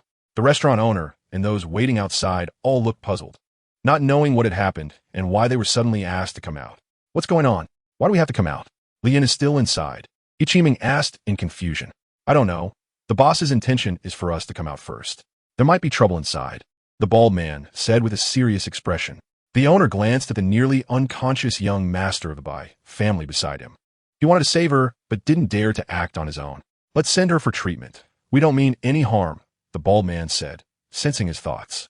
He originally wanted that man to do something, but it seemed that something unknown had happened as soon as that man entered the room. And Lian, too, had entered without coming out. At this moment, outside, many people had already gathered, surrounding the restaurant tightly, blocking all exits. "Roar!" The restaurant owner's beast roared, instantly scaring everyone, making them step back and clear a path. The restaurant's thugs wanted to ask the owner what this meant and why they weren't teaching these people a lesson. But the owner shot him a glare, silencing him. "What use are you all if you can't even tell the situation? What exactly happened inside? Why did they all come out? You ask me, who should I ask? Haven't we been together all this time?" But that young master of the Bai family really got beaten badly. He was struggling to breathe, with bruises all over. "It's really satisfying to see," one said. "Haha, yeah, this will keep him busy for a while. Seems like that person didn't have a good reputation here," Jiao Xiaoxia said, listening to their discussions, which were all about disliking that person. Suddenly, an extreme darkness enveloped the restaurant in an instant. Then, a desolate aura surged out from within, radiating a sense of despair. It instantly isolated everyone outside. With a buzz, the restaurant wrapped in darkness vanished from the crowd's sight in the blink of an eye. "What happened? What's going on?" "That aura was terrifying," someone said. "It was cold, lonely, and filled with endless sorrow. How did this restaurant disappear? Where's Lian? Are they in danger?" Yi Qiming suddenly panicked. The bald man felt an inexplicable fear in his heart. Yi Qiming hurriedly walked to the spot where the restaurant had vanished. It was as if it had never existed. Suddenly, everyone was stunned. Then, a hollow vortex appeared in the sky minutes after the restaurant had disappeared. Two figures fell from it. The people who emerged were none other than Lian and Yong. The two looked puzzled and curious. They then scanned the surrounding gazes, which looked at them as if they were rare treasures. The sudden appearance of two people falling from the sky was indeed very strange and miraculous to anyone. Lian hadn't steadied himself when a figure suddenly pounced onto him. "You scared me to death. I thought I wouldn't see you again," Yi Qiming cried out. Lian opened his hands and paused in midair for a moment. After some thought, he still placed his hand on her back and patted her. "It's okay. The situation just now had only startled him. He didn't even know how he got sucked into that darkness." The overwhelming sense of despair and desolation within it nearly took his breath away. Fortunately, with Yongdu's presence, he was able to return. That thing, although not strong, was very strange, and its attacks were hard to defend against. After Li Yin entered that darkness, he discovered that there were countless eyes watching them in the dark. They did nothing, just quietly observing them. Li Yin couldn't take it anymore, which is why he let Yongdu break through the darkness and lead him out. It was also thanks to Yongdu's mastery of spatial power and understanding of how space operates. Otherwise, he would never have escaped from there. That place was an endless darkness, nothing but darkness. Although an attack could shatter one layer of darkness, countless others lay behind it. The darkness was like layers of glass. shattering one after another, with no end in sight. Everyone was stunned. What had happened today was too bizarre and completely beyond their imagination. The sudden disappearance of the restaurant and the two people descending from the sky, all of it defied logic. Li Yin glanced at the unusual gazes around him and decided it would be better to leave here first, as there were too many people and too much scrutiny. Li Yin patted Yi Qimeng and whispered a few words. The latter wiped her tears, stopped crying, but continued to sob. She was really scared just now. Li Yin gave bald brother a glance, and the latter walked over to Li Yin with Jiao Xiaoxia. Then, Yongdu used spatial power once again, and the few of them instantly disappeared and reappeared at the back of the crowd. Wow, it's like a live magic trick. Is this some kind of celestial technique? Wow, could there be immortals? Definitely an immortal. An immortal has arrived. Quick, bow down. Some superstitious people immediately knelt down at the spot where they vanished, showing great reverence. Meanwhile, others who believed in science were still searching for their traces. But Li Yin and the others had already left this place of chaos. What exactly just happened? How could a restaurant suddenly disappear like this? It's too terrifying. Jiao Xiaoxia was eating shrimp and said they were sitting in a pavilion where there were few people. No one was moving around, and it was very quiet. Bald Brother was also very curious. It was clearly just a simple tale of love and hate. How did it suddenly turn into this? I don't know how to explain it to you. I haven't figured out myself. But this farce was all triggered by that love-hate relationship, Li Yin said. Born of love, hated because of love. And the two of them fell into darkness because of love, but it was just one-sided affection from man. Bald Brother seemed to understand. Oh, Jiao Xiaoxia nodded in a way that suggested she half understood. Only Yi Qimeng was a bit tired and lay down beside them. Li Yin adjusted her pillow. She had just cried too hard and was too exhausted. Li Yin did not expect that after disappearing for just a while, this woman would cry so sadly. He felt an inexplicable sense of emotion. Although they had not known each other for long, they had developed some understanding. Moreover, their relationship was quite subtle. Perhaps it was different from that of a boyfriend and girlfriend, but it resembled the daily life of a couple. It was very strange. Both of them quite enjoyed this kind of life, unspoken yet understood. Bald Brother thought to himself. On the other side, at the entrance of the restaurant that had vanished, many people were being turned away, all dressed uniformly and with serious expressions. Yet, without exception, their purpose was the same. What on earth was going on? Where's your restaurant?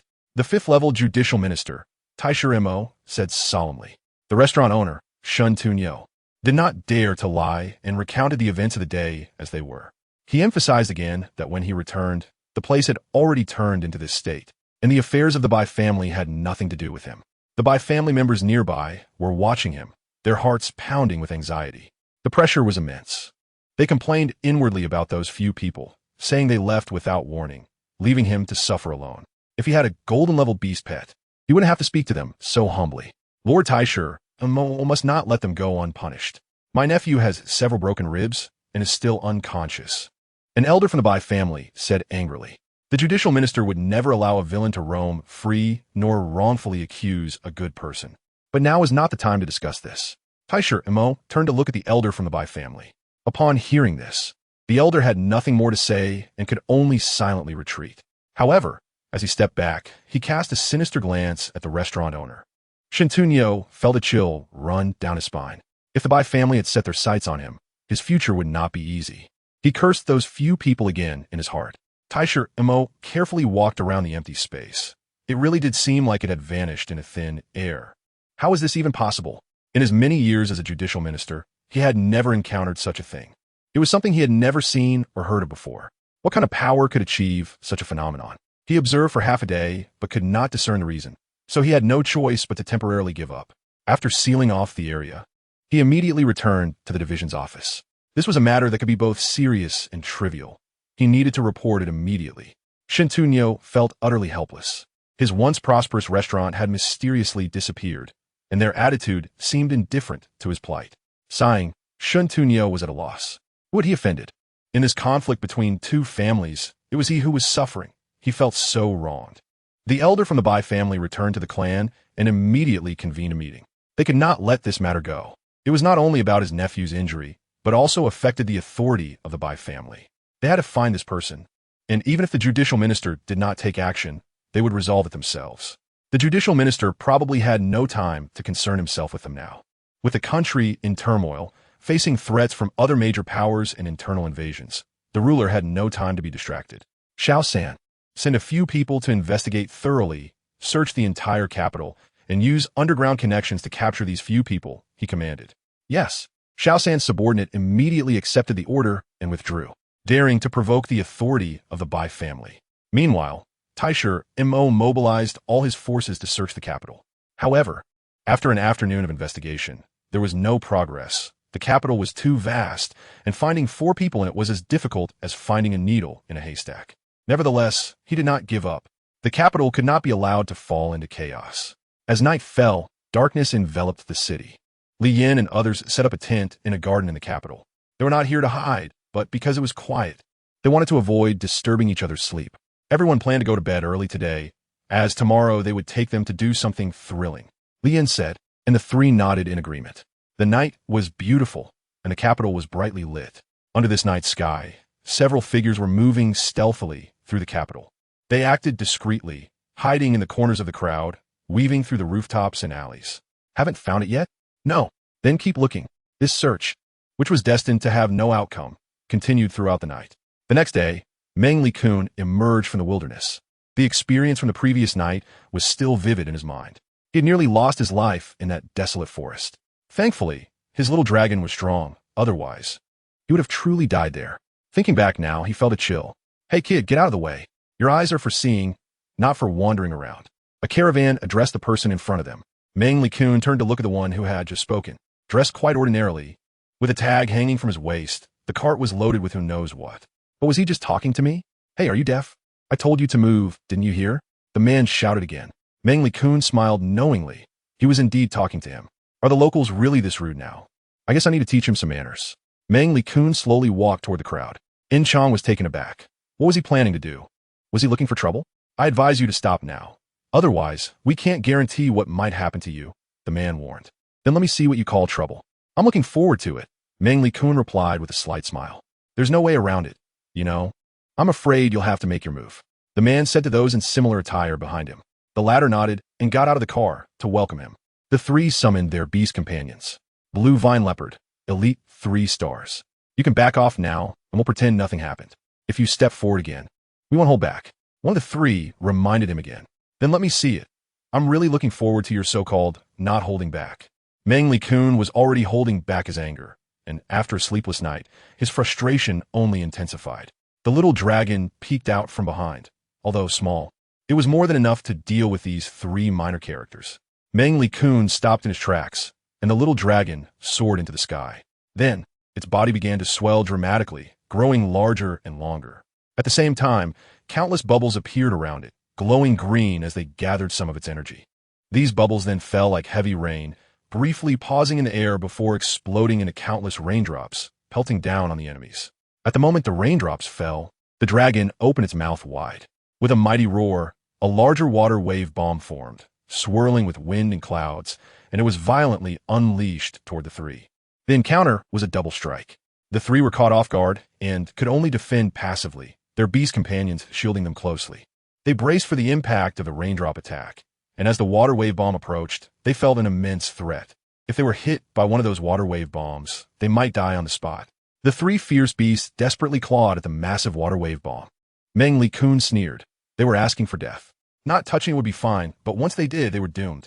In the next moment, the 3 beasts shattered the water wave bomb, but before they could rejoice, they suddenly felt a suffocating sensation. It was as if they were trapped in the ocean, ensnared by the water wave bomb, which seemed to have a life of its own, enveloping them and then soaring into the sky. The 3 stood dumbfounded, unsure of what to do. The people from the caravan behind were equally shocked. The one who had been shouting earlier was trembling, realizing the terrifying opponent he had just provoked. Against this water wave bomb, any attack was futile. The only option was to evade. Meng Li-kun taunted. In less than a minute, the 3 fierce beasts suffocated to death. Is this all the strength you have? Don't you have anything better to show me? The 3 sat down on the ground, terrified as they watched Meng Li-kun approach step by step. They were scared stiff and momentarily forgot to beg for mercy. Of course, Meng Li-kun had no intention of killing them. He wasn't that bloodthirsty. If you don't have the strength, don't try to talk big like others. Leave a line for future encounters, Meng Li-kun said. The 3 nodded repeatedly, genuinely scared. The death of their beast companions had caused them immense psychological trauma. They now harbored great hatred for the person who had instigated this situation. If it weren't for him, they wouldn't have ended up like this. Their beasts had died unjustly, and the opponent's strength had far exceeded their expectations. Their strength was utterly insufficient to fight back. Meng Likun lost interest and walked away from them, heading in a direction that was opposite to theirs. That direction was, coincidentally, toward the capital. After all, he had no specific goal, so he just chose a random direction to walk. The main priority now was to heal his beast companion. Everything else was secondary. Summary: an orphan named Lien, on the verge of reaching the peak of life, suddenly time travels and embraces a new life. Forced to become a contract master, wielding a contract bracelet to control myriad beasts and battle in another world, he starts with dual talents: evolution and the abandoned child of heaven. How can he not defy the heavens?